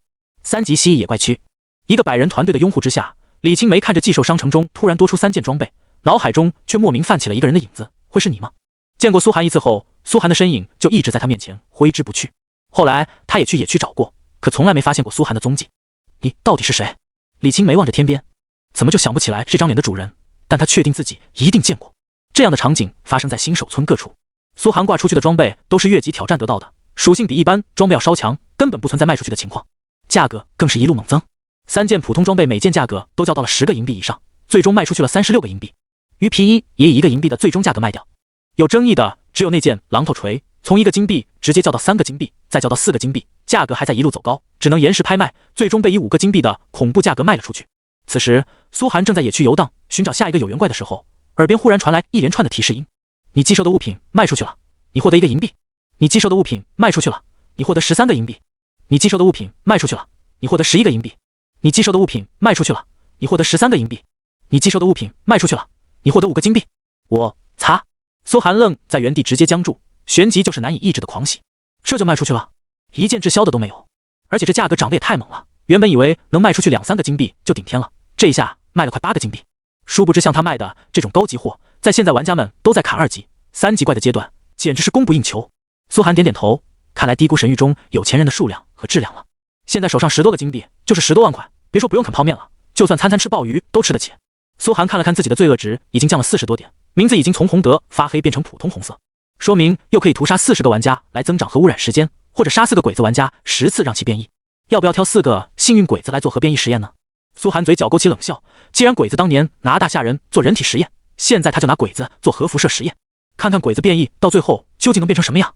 转身回到新手村，虽然洪明不能买药吃药，但他可以去接任务了，起码现在 NPC 看见他不会被直接吓走。就在苏寒来到鬼子村外的时候，忽然一个浑身巨力磅礴的肉盾玩家猛然从林中冲了出来，一把狠狠抱住他，一张生满金色胡须的白人壮汉面孔露出狞笑。没想到吧？刷刷刷！猛烈至极，一道道火焰、冰雹、雷电从各个方向射来，一瞬间几10个玩家将苏寒团团围住，各种职业都有，刀枪剑戟架了苏寒身上。你也有今天？藤本那恶心的腐烂脸从林子里站了出来，身边还有10几个同样浑身溃烂的鬼子玩家。看见被擒住的苏寒，鬼子们浑身兴奋的发抖。而另一侧走来金发碧眼的凯瑟琳，眉宇间带着得胜的傲气，她脸眸看向苏寒，霸气的说道：“你输了，投降吧，跟我合作，你想要的一切我都能给你。”凯瑟琳小姐，跟他废话什么？快杀了他！藤本急了，他可是来复仇的，没想到凯瑟琳竟然对苏寒以礼相待。虽然陷入重围，可苏寒脸色很淡然，早有预料的笑着看向凯瑟琳。灯塔国玩家果然来帮鬼子了，你们大夏有句古话，打狗也要看主人，没错吧？没想到凯瑟琳冷笑着用大夏语道：“可还有句话，识时务者为俊杰。你一个人是无法长久在神域中嚣张的，跟我合作，你想的一切资源我都有。”呵呵，苏寒冷笑一声：“你们灯塔国帮小鬼子做了多少恶事？若不是你们，他们也不敢如此嚣张。你灯塔国本就恶贯满盈，今天还来帮小鬼子针对我，已有取死之道。”八嘎！藤本对凯瑟琳称鬼子国为狗没生气，但对苏寒的话瞬间暴怒，上前就是一刀狠狠砍了上去。哗！苏寒一颗颗废水砸在了肉盾玩家的身上，紧紧抱着他的肉盾玩家被这突如其来剧痛袭来，立刻下意识松开了手，疼得满地打滚。fuck！ 核污染，我感觉好像被扔进了微波炉。苏寒的速度被他们所有人低估了，已经达到22点，比最强的射手职业还强起码1倍，在人群中犹如一道旋风，配合超高攻速，眨眼间给每个玩家身上都扔了一道核废水球。咔咔咔！所有落到苏寒身上的攻击全部被装备防护效果挡住，紧接着哀嚎声遍地，打滚声遍地，所有围杀他的玩家躺在地上痛苦嘶吼起来，场面顿时变得犹如修罗地狱。啊，好疼！核辐射！主脑提示我受到了核辐射的伤害。不，为什么神域中会有这种伤害？比野怪的伤害疼了10000倍啊！我错了啊！神域不能调整五感，真是太狠了！先杀你这条狗！苏寒猛地上前擒住藤本的脖子，将他狠狠扔到地上，竟然还敢围杀我！这次若不将你虐杀100遍，岂不是饶过你得太轻松了？咔！藤本脖子被狠狠折断，但他的血量还没掉光，身上熟悉的核辐射让他再次陷入了极致的疼痛之中，绝望，无比的绝望笼罩住了他。这次他竟然拔出长刀，直接划开腹部，然后掏出自己肠胃，才化作一刀白光，切腹自尽了。哗！鲜血满地，场面极度残忍，让不少玩家都直接吐了出来。但也只有这种办法能减少被核辐射的痛苦。好死！苏寒看着这一幕点点头，以后让你多表演几回，反正都在一个村，想什么时候杀你就什么时候杀你。啊！上帝啊，这是魔鬼的力量吧？不，让我死吧，我宁愿死也不接受这种痛苦。我错了，我这次就不该来。所有前来围杀的灯塔国玩家品尝到了人生中最猛烈的一次疼痛，比死还要难受，直接疼得咬碎了牙，有的连自己皮肤都抓破了，场面顿时犹如地狱。一旁的凯瑟琳见势不妙，迅速服下一瓶敏捷药剂，二话不说转身就跑。苏寒想要追踪之时，他已经不见了身影。这女人放大话放得漂亮，结果扔下这么多兄弟第一个跑，跟了你的人会有好下场。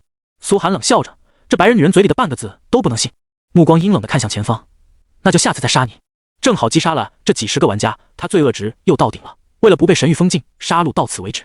核污染持续时间加 0.1 秒，核污染持续时间加 0.1 秒，核污染持续时间加 0.1 秒。30多个白人玩家都是首次被苏寒击杀，一下就给了苏寒核污染时间提升了3秒。目前苏寒核污染持续时间已经达到35秒。不错，苏寒点点头，捡起地上抱的一堆装备，现阶段基本除了劣质烂货之外，就是新手礼包里的灵魂绑定装。他直接走到新手村内，打算找货郎出售。村内所有被他屠杀过的鬼子玩家，此时看见他的神色就像看见鬼一般，不是飞速闪躲，就是当场痛哭流涕，跪地求饶。那个人又杀了藤本君一次，真是极恶之鬼啊！还是万万不要与此人抵抗了，求他宽恕吧。一个身着水手服的鬼子樱花妹见苏寒到来，直接下来跪在地上鸭子坐，绝望的闭上眼，痛哭流涕。大咩，大咩，不要杀我，求求您了，不要杀我，什么我都愿意做，我只想撑到今天结束能下线，我再也不玩神域了。5555。谁知苏寒看都没看他，径直朝前走去，来到村里货郎处，把豹的灵魂绑定装备全都卖了，一下子又是7、8个金币入账。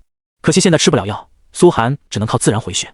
思索着，他在所有鬼子玩家惊恐的眼神中，再次缓缓朝着野外而去。现在新手村能让自己继续叠伤害的，就只有10级怪了。在找10级怪的路上，苏寒转头又看到了野牛谷，不禁心中生出一股冲动，不然去跟 BOSS 碰一碰。就算现在还不是牛王的对手，不过起码也得真打了才知道差距。最起码我移速是够了。看了看自己的移速，加完点后冲到22点，跟牛王的25点就差2点。怕个卵！苏寒直接转身前往野牛谷开启 BOSS 战。殊不知此时一群大夏玩家正躲在丛林之中，完整的看完了刚刚所有灯塔玩家和鬼子玩家被屠杀的惨状，看到藤本源2切腹自尽，看到鬼子玩家给苏寒下跪求饶，这10几个大夏玩家彻底震撼了。大丈夫当如是啊！我们大夏这次公测竟然出了如此牛逼的猛人，日后必定能为国家带来巨大国运奖励。这位大神是哪的？好想认识一下。人群中林书恒的脸色更是犹如木头人一般震撼，盯着苏寒的身影半晌，嘴巴长得犹如鸡蛋大小。原本他见苏寒陷入绝境，还想出手相助，让苏寒欠人情，这下好了，他已经完全被苏寒的霸道所震撼住。好强，真的好强！如果林家在神域中能得到此人相助，必定一飞冲天，成为顶级世家。想到这，林书恒心中陡然激动起来，忍不住上前陷在了苏寒面前，露出满脸笑容。这位兄弟你好。苏寒看着面前一群大夏人的面孔，倒是没有直接出手杀戮，缓缓点头。有什么事？是这样的，我是林氏集团的继承人，我们林氏集团早在内测时期就已经入驻神域，这次我主持入驻公测，想跟您结交一番，大家同在一个村，以后方便。林氏集团，苏寒在脑海中思索，这个名字被灯塔国下令制裁过，貌似是个爱国企业。不错，可以。他缓缓点头。太好了！林书恒连忙添加苏寒好友，激动地说道：“您为莫不回到大夏村呢？您一旦回来，相信大家都会鼎力相助您升级，必定会成为本村之主。”呵呵，想起加入鬼子国籍的秦昊现在还在大夏，苏寒冷笑一声：“免了，不要向外界透露我的消息，否则现阶段他还不想秦昊注意到自己，等自己真正成长起来再去找他算账。”想起藤本的惨状，林书恒打了个寒战，立刻担保道：“放心，您的消息我一个字都不会往外说，还会保护您的身份。”眼见苏寒朝前走去，他也不敢跟随，只是远远目送。苏寒一个人进入野牛谷，此时野牛谷也没有玩家敢进来，7级野牛没有任何玩家打得过。轰隆隆，谁知牛王根本没跟他前戏，直接冲出山谷，对着苏寒就是一个横冲直撞。靠，这么简单粗暴！苏寒一边转身就跑，一边心头暗骂自己身为法师咋能跟 BOSS 刚正面呢？是飘了吗？是之前杀野怪杀得太轻松，让我状态有点不对了。苏寒一边调整状态，一边等回到悬崖上对牛王展开犀角法杖。要知道 BOSS 战的难度跟野怪完全不在一个等级上，无论是属性还是操作， BOSS 都是野怪的几百倍。而他现在是重度红名，不仅不能吃药，而且死一次肯定身上东西全爆出去，死亡惩罚就是2小时后才能复活，会比慢别人一大截，所以一次都不能死。蹭蹭蹭，牛王顿时被核污染挂上，但 BOSS 明显智能程度比其他牛高，二话不说就从峡谷后冲了上来。苏寒紧接着就被牛王逼下了悬崖，在地上翻身腾挪好几次。最关键，他发现开启跟牛王的 BOSS 战后，所有野牛也变成了红名状态，看见他就一个技能轰然冲过来，野牛谷也不安全了。战斗刚开始，苏寒的一次装备防护特效已经被打掉， BOSS 战果然没那么简单。苏寒变得更加谨慎，情景触发，想起当年世界电竞大赛时的状态，大脑不自觉开启高速运转模式，每一步走位，每一次输出都精确计算无数遍，把所有牛的状态全部计算在内，逼着自己成为一台人形计算机，不容许自己出现任何失误。目前的苏寒正是一个职业选手最巅峰的时间段，他的计算能力和协调能力还有神经反应能力都在巅峰，一旦认真起来就是巅峰加巅峰。于是最强形态的苏寒到来了，他的眼神不再带有任何感情，动作没有任何一分花哨，情绪没有丝毫波动，有的只有不停计算、推导、计算、执行、再计算，每秒钟大脑要闪过数百次的计算过程。如果这时有人能看到游戏舱内的苏寒，就会发现他从头部开始全身都逐渐发红过热了，这是大脑动用到极限的体现，一般人不具备这种天赋，但苏寒就是属于拥有这种天赋的人。从这一刻开始，数百头野牛没有一头能碰到他的，哪怕相差 0.01 秒也会被苏寒精妙的躲过去，然后找准机会让自己逃脱包围，然后脱离战斗状态，并且时不时还能释放牛王一水球。如果一个玩家来看到这一幕，肯定会大呼秀啊，秀破天际了，太秀了！牛王不断发动横冲直撞，可一旦核污染效果结束，苏寒就恰好会从牛群中脱身而出，又给他加上一层核污染，每秒31点伤害，和高温翻倍变成62点，再加上微型核爆，一共93点，持续35秒，能打掉牛王2790点血。牛王愤怒到了极致，因为每次苏寒都能预判地躲掉他的技能，并且在进入牛群时，犹如一根筷子般拨动着牛群的动向，主动掌控牛群活动的方向，让他们卡住牛王的走位，简直是骚到了极点。当然，能打出这些骚操作，前提是苏寒的移速属性已经跟牛王差不多，超过所有野牛1倍。如果移速差距太大，走位空间就极小了。牛王的智商显然也不低，正常开启 BOSS 战，不来个全员7级以上的百人团是不可能的，就算来了，也有可能全军覆没。一个小小5级玩家竟然就敢挑战自己，这是对自己莫大的羞辱。牛王迅速驱散开野牛，命令他们堵住了苏寒最关键的去路，只把空荡荡一览无余的草地留给了苏寒，封死苏寒的走位。苏寒自然也算出了牛王的目的，但他没有理会，只是站在草地中央，好像要跟牛王决一死战。核废水球一又一道朝他打来，嗖，又是一层核污染，2790点血。苏寒之前就释放了不知道多少个核污染了，牛王血量早就降到过半处，发了愤怒，攻防暴增。见苏寒被封死走位，牛王那篮球大的牛眼中迸释放出一丝狰狞，狠狠踏动着前提叙事，恰好横冲直撞，冷却好的时候，就对苏寒猛然如一道闪电般冲来。而苏寒面无表情，神色没有半点波动，直到他低下牛角接触到自己的前 0.05秒，哗！他犹如一只在空中翻滚的蝴蝶，整个人翻起身做360度空翻，恰好脚尖落在牛王猛然顶起的双脚上，然后借力猛然一跃，身体犹如高高飞起，精准地落在了悬崖的边缘，却只站住半步，身躯滑落。他却早有预料般，一手抓住悬崖边缘，翻身而上。就一个字，帅！神域网游里面的身体跟现实不同，只需要玩家大脑下达命令，身躯就会自主完成动作，根据4项属性不同，完成的效果也就不同。就像你在游戏里按动鼠标让英雄 A 了一下，但你自己并不会觉得累，也不会觉得操作很复杂。理论上来说，在神域中，只要你的神经活动速度够快，大脑下达命令的速度够快，属性够高，就能完成现实中难以想象的身体活动。与现实中练成绝技需要无数遍的肌肉记忆不同，神域中只需要神经反应速度。苏寒所有动作精准到了毫秒级别，完成这种极限中的极限操作，可想而知需要多快的神经反应速度。这就是世界第一中单玩家。落地后，他没有任何情绪波动，继续给牛王叠加了一层核污染。原以为100%能击杀苏寒的牛王猛然愣住了，回过头看见苏寒还在不依不饶向自己输出的身影，血红的牛眼中却莫名露出了一抹极致的恐惧。这个东西真的是人类吗？不会是神域派来专门毁灭自己的吧？怎么可能会有这样的人类存在？几十秒后，牛王的血量降低到 10%， 野牛之歌触发，猛增 20% 血量，但在苏寒核污染爆炸输出下却没有任何卵用，只不过多放了一层核污染，直接将他血条打空。轰！经过了长达10分钟的战斗后，牛王彻底坍塌，临死前看向苏寒的眼神都充满了恐惧。一个明明需要百人7集团才能解决的 BOSS， 被苏寒一个人单刷解决。叮！恭喜您击杀精英级 BOSS 野牛之王，获得名望100点。叮！您获得特殊成就 BOSS 的恐惧。叮！击杀等级不低于您的 BOSS， 职业成长触发，核污染可叠加上限加1层，目前2层。您获得 BOSS 宝箱星号1。苏寒长长吐出一口气，心中陡然狂喜，击杀 BOSS 成功了，现在自己的核污染能给人叠加2层。与此同时，一道全服通告响彻神域。全球通告，恭喜本次公测新手玩家苏若涵击杀7级 BOSS 野牛王，获得本次公测首杀 BOSS 成就，系统奖励名望100，永久称号是王者，金币星号10。特此公告。苏若涵，这公告在公屏内连续刷屏10多次，直接霸屏。这一刻，300万个新手村中的3亿公测玩家，就像齐齐被施加了定身术一样，愣在原地。就连内测区的许多玩家都直接呆住。随后，议论声犹如炸了锅，不少内测时期的老玩家都忍不住惊叹，新手村更是直接沸腾了，各种声音在公屏翻天覆地。卧槽，不是吧？这次公测的世界首杀竟然开服第一天被散人玩家抢去了。上次内测马斯克和扎克伯格可是抢了10多天，这次公测果然民间有高人啊！老子是不是出现幻觉了？这怎么可能？牛王那属性去几个百人团都得死吧？现阶段怎么可能有玩家打得过？就是啊，我现在杀至2级野鹿都费劲，真有这么猛的玩家？苏若涵这个名字好熟悉，怎么感觉有点像当年那个被封杀的电竞选手苏神？不可能，那个苏寒已经被实锤开挂了，一个挂逼罢了，提他干嘛？听说现在他已经提桶进场打工了。说起韩哥，我心中永远的痛啊！他为什么要开挂呢？听说是被秦氏集团诬陷，背后还有鬼子国宫崎的影子，可恨！鬼子坏事做尽，所有人都在猜测苏若涵的身份。可如今苏寒被污蔑开挂彻底封杀后，已经销声匿迹多年，只是有人联想了几句，就没再放在心上。毕竟游戏 ID 千奇百怪，差之毫厘失之千里，起什么 ID 的人都有。没有人想到苏若涵就是当年那个被实锤开挂的电竞天才苏寒。而此时排行榜上投入了大量资金在神域内的富豪玩家们，此刻脸色更是如同吃了屎一般难看，铁青的。原本以为自己肯定能第一个拿到世界首杀，结果没想到被一个名不见经传的散人玩家给抢了去。找，马上给我找，挖地3尺，一定要找到这个人。可是少爷，没人能黑进神域的主脑，咱们找不到这人的资料。可恶，简直太可恶了！此人要么为我所用，要么必定为我所杀。竟然抢走了世界 BOSS 的首杀。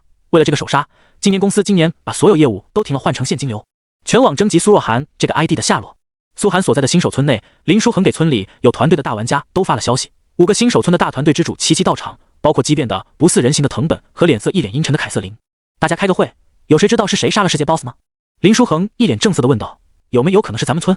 欧美和中非玩家纷纷摇头，不可能，咱们村发展太慢了，现在连野狗都打不过，别说 BOSS 了。藤本和凯瑟琳欲言又止，想说有可能是苏涵，可忽然林书恒一脸阴鸷地对藤本发问：藤本，你让我去追杀那个玩家，我追他追到刚回来，你们是怎么搞的？你后来去追他了？藤本立刻震撼，跟凯瑟琳面面相觑。他们根本看不到苏涵的 ID， 只是怀疑罢了。既然林书恒追他刚回来，那就是说明手杀世界 BOSS 的苏若涵不可能是那个使用核污染的人了，因为时间上根本对不上。排行榜上那么多高手，看来有可能是其他人。二人心里同时这么想着。是啊，林书恒却愤怒至极。我想问问你们人呢？是不是故意坑我，害我死了好多人？藤本二人难以启齿，只是沉默。林书恒却暗自勾起了嘴角，他当然知道首杀 BOSS 的正是苏涵。那时苏涵正朝野牛谷去，凭借他的实力，除了他还有谁？所以才导演了这一出，目的就打造藤本和凯瑟琳对苏涵的怀疑。毕竟首杀世界 BOSS 这种事引起的关注太大了。然而所有人都没注意到，会议上只有还一个巨剑少女神色震撼，巨剑放在一旁，状若痴痴地看向远方，眼神中带着难以置信的色彩。如果有人能首杀世界 BOSS， 他相信就是自己遇到的那人，能瞬杀9级野狼的苏若涵。但是他没打算把这个消息告诉任何人，而是等着再次见到他，只有自己知道这位大神的下落。李青梅想想就觉得兴奋。今日在线时间已到，请所有玩家5分钟内下线，于是将自动弹出游戏。就在这时，神域天空之传来一阵嗡鸣。新手期间每天8号00晚上8点是关服时间，所有玩家才能下线。但出了新手村就没有限制，只要游戏舱内营养液足够，可以无限游戏。不会吧，这么快时间就到了？就差一点我就到3级了。神域大大再给个机会吧。没有任何回应，很快所有公测玩家被强制下线。而引起了轩然大波的苏涵，早在牛王倒下的时候就直接晕倒，被弹出游戏了。哗！苏涵猛地从游戏舱中坐起身，心中一阵后怕。卧槽，竟然又进入那种状态了。这早就不是他第一次进入极限状态了。第一次是在中考时直接数学满分，甚至还能给试卷出新的解答，却直接晕倒在考场睡了3天。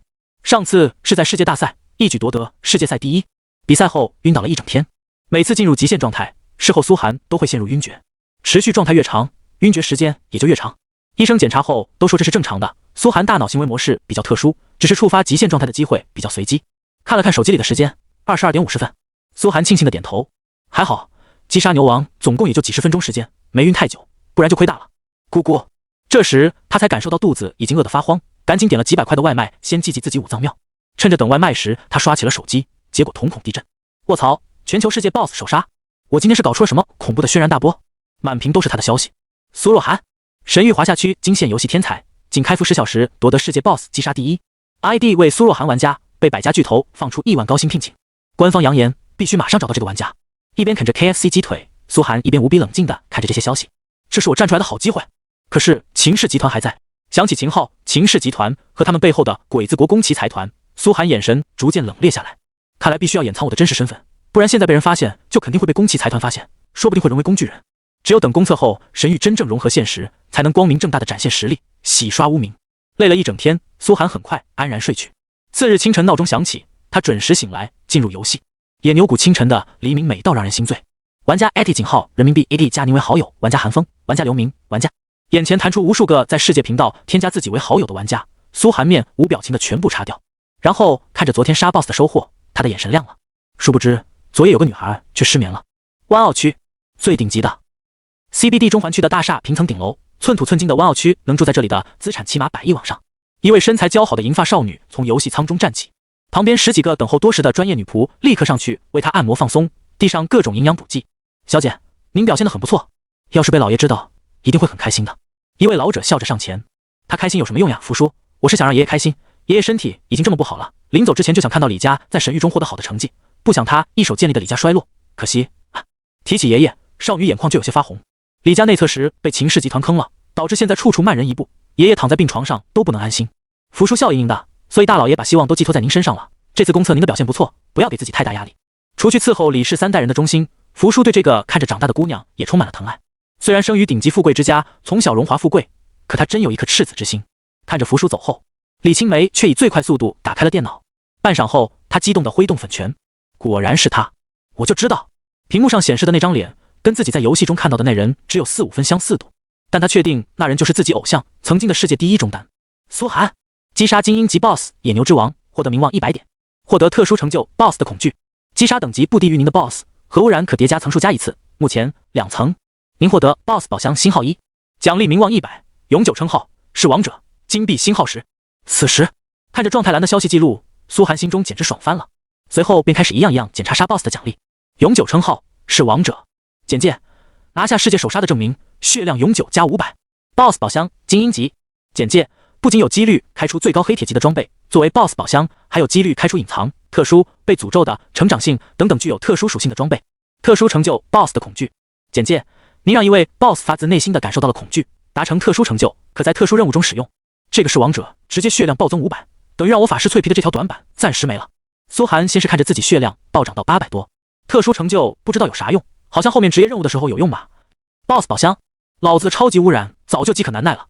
苏寒早就等了多时，兴奋的使用一次超级污染开 BOSS 宝箱。第一次污染 BOSS 宝箱，说不期待那都是假的。超级污染正在污染物品牛王 BOSS 宝箱，按照目前污染浓度，污染产生变异，变异效果真实爆率正 3.1%， 变异效果爆率正 6.2%， 变异效果爆率正 9.3%， 变异效果爆率正 12.4%， 变异效果爆率正 15.5%， 变异效果爆率正 18.6%， 变异效果爆率正 62%。 变异结束，随着核污染成长，超级污染也成长了。核污染31点伤害，现在每次变异叠加 3.1% 的爆率。之前核污染只能叠加1层的时候，只能变异10次，现在击杀 BOSS 叠加到2次，可以变异20次。卧槽，苏寒已经预感到这次变异出来的爆率会是个恐怖的数字。最后一家发现 3.1% 的爆率变异了20次，足足叠了 660% 的爆率，6倍爆率啊！靠，我开这个 BOSS 宝箱相当于别人开6个。哗！开箱的刹那，苏寒眼前好像放了烟花，海量物品犹如井喷般冲刺而出，足足8件颜色各异的装备落到他手上，还有6件材料野牛之王的脚，以及18枚硬币。妈的，第一次被装备砸到手软。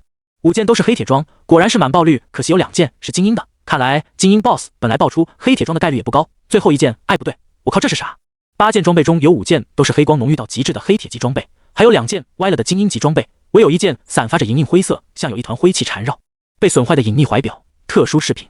简介看不出什么来，它坏掉了，但透出一股阴森的意味。品质未知，加50法力，加60M 法力恢复，加10韧性。技能迟缓，减缓你周围10米范围内的时间3秒，消耗50蓝，冷却时间3分钟。佩戴要求无。被损坏的装备，苏寒眯起眼，他从网上看到过内测时期有玩家爆出过这种装备，这种装备一旦找到办法修复，就能变得超强。不过现在也能减缓周围速度，这不让自己风筝起来更爽了吗？6倍爆率才从 BOSS 宝箱中爆出来，看来这种装备的爆率低到吓人。苏寒看得连连点头，直接先把这件怀表装备上，剩下2件精英装备直接被他扔到一边，开始查看其5件黑铁级装备。这还是他第一次看到黑铁级装备。牛王法杖，简介很快很强且很方便携带，品质黑铁级，耐久度10000，施法距离加50米，魔法攻击加50，法力加50，附带技能撞退，可召唤出野牛幻影向前冲撞，击退目标5米，并造成1秒眩晕，消耗法力50，冷却时间15秒。佩戴要求5级，蛮牛战靴，简介耐磨而且战痕累累，品质黑铁级，耐久度10000，物理防御加100，移速加5，血量加100，附带技能踩踏，狠狠一脚借力往前跳跃10米，消耗法力10，冷却时间15秒。佩戴要求5级，蛮牛皮甲，简介抗打而且无可替代，品质黑铁级，耐久度10000，物理防御加100，血量加150，附带技能坚韧，任何落到你身上的物理攻击减少30点。佩戴要求5级，这3件装备都是我能用的。撞退不仅有法师最需要的击退，甚至还有眩晕，价值比一般青铜装备还高了。踩踏竟然是位移技能，果然满爆率出来的东西都是好货。苏寒顿感惊喜，然后看向其他2件黑铁装备，1件长弓，1件巨刃。算了吧，都跟我没有半毛钱关系，以后卖了。现在苏寒当然不会卖黑铁装备，那不是明摆着告诉别人自己就是苏若寒吗？剩下2件精英装备，苏寒现在就能卖，直接挂上寄售型，起价还是1金币。只剩下6件野牛之王的脚，野牛之王的脚，简介 BOSS 强化材料，可略微增加黑铁装备强化成功率。现在新手村还没有能强化的铁匠。苏寒想起自己在网上看的神域资料，强化装备是真正有钱人玩的项目，1件装备只能碎出来1件强化之金，而且灵魂绑定只能自用，只有亿万富豪才有那么多钱氪金，一次性收几百件装备碎掉来给自己强化装备。说到神域的强化概率不提也罢，反正因此破产的100亿富翁就不止一个两个，但拉开玩家差距的也正是强化概率。一套强化后的装备和没强化的，只能说天壤之别。这牛角只能等出了新手村再卖掉了。随后，苏寒捡起那18个银币，18银币加系统奖励的10个金币，之前的16金币，我的总资产已经达到30金币，说不定很快就能把我之前的房子赎回来。2天就赚这么多，神域果然是个强者通吃的世界。心中美滋滋，现在还住着出租屋的苏寒眼神火热。要知道神域中财力也是实力的一部分，金币可以直接转化为战力，而他的赚钱速度已经超过所有公测玩家，日后还会呈几何倍增长。秦昊、宫崎集团又如何？换上2件黑铁级装备后，苏寒看了看自己的罪恶值，下线后是不减少罪恶值的，昨晚最后也减少了30点，也就是他现在又能再杀30个鬼子。思索着，苏寒再次回到鬼子村。回到鬼子村后，苏寒懵了，偌大一个新手村，此时空荡荡的，只有 NPC 一个鬼子都没有。经过一晚的下线时间，所有鬼子全部消失了。鬼子们并不傻，昨天遭受过苏寒如此惨无人道的折磨后，大部分普通鬼子玩家这辈子都不想再遭受核污染的折磨了，直接放弃神域这个游戏，删号将公测资格转卖给其他人，其他人拿到游戏仓后就建立新号去别的新手村了，所以村子里才会空荡荡的。至于藤本以及他麾下那30个鬼子，接了任务跑到欧美新手村那边，根本不敢回村。靠，养猪技术不过硬啊，竟然没考虑到这点。苏寒捶胸顿足的暗骂，早知道昨天就该多杀几次，现在看来只能等晋升到城镇阶段才能继续杀鬼子了，不能继续杀鬼子报属性店，真的太不爽了。还好进入城镇区后就不同，可以前往各个不同城镇杀鬼子，不用担心鬼子们退游。他已经决定以后牢牢跟随鬼子们的脚步，专往鬼子多的地方去。不过这样也好，能让自己专心升级变强，一次也能把红名消下来，快点晋升到城镇阶段。进入城镇，开启了传送阵，就跟秦昊在一个地图了。苏寒冷笑着打开新手榜单，发现秦昊现在才4级，呵呵，到现在才4级。他转身前去刷怪。此时，欧美新手村酒馆内，这个酒馆是专门供给玩家休息的，里面的酒都能产生跟真实一样的醉酒效果。耻辱啊，耻辱啊！藤本喝得酩酊大醉，眼中恨意突破苍穹。身为藤本会社的继承人，竟然在神域中被杀得不敢回村，我真是家族的耻辱。一旁的鬼子玩家们顿时开始劝导他，但想起苏寒，谁都浑身发颤。废物！凯瑟琳带着一众玩家进入酒馆，冷冷斥责藤本道：“我已经找到办法解决掉此人了，他是重度红名状态，只要杀他一次，他就会爆出所有东西，让他跌落谷底。”什么办法？藤本顿时振奋起来。凯瑟琳亮了亮自己的余额，足足有1万金币，换成目前现实中的钱，也就是1个亿华夏币，1000万美元。哇！不愧是天空资本的继承人，新手阶段就投入了足足1000万美元吗？藤本惊了，1000万美元放在任何国家都算大钱了，就算他也不能轻松拿出来，毕竟他们都是2代，家里的钱不能随意支配。哼！凯瑟琳娇哼一声，不过是卖掉几件首饰的钱罢了。有了这些金币，我要购买足够多的道具，专门用来针对他，要用钱活活砸死他，让他舔着老娘的脚，求老娘收他当狗。金发女郎的眼中燃着熊熊火焰，对苏寒的征服欲达到顶峰。要知道苏寒是第一个霸道到让他有些震撼的人。神域中的道具极其昂贵，一件可能就达到几百上千金币，花1000万美元只为针对苏寒一个人，可想而知他下了多大决心。这娘们儿不会是看上那个大吓人了吧？藤本心中暗自吐槽，表面上却兴奋道：“好，只要能帮我杀他报仇，我也投1个亿美元、日币。”切！新手村最强野怪并不难找，苏寒发现最高的山顶只有一种怪物——猛虎。LV10简介：本村最强生物，生命2500，物理攻击250，防御150，速度25。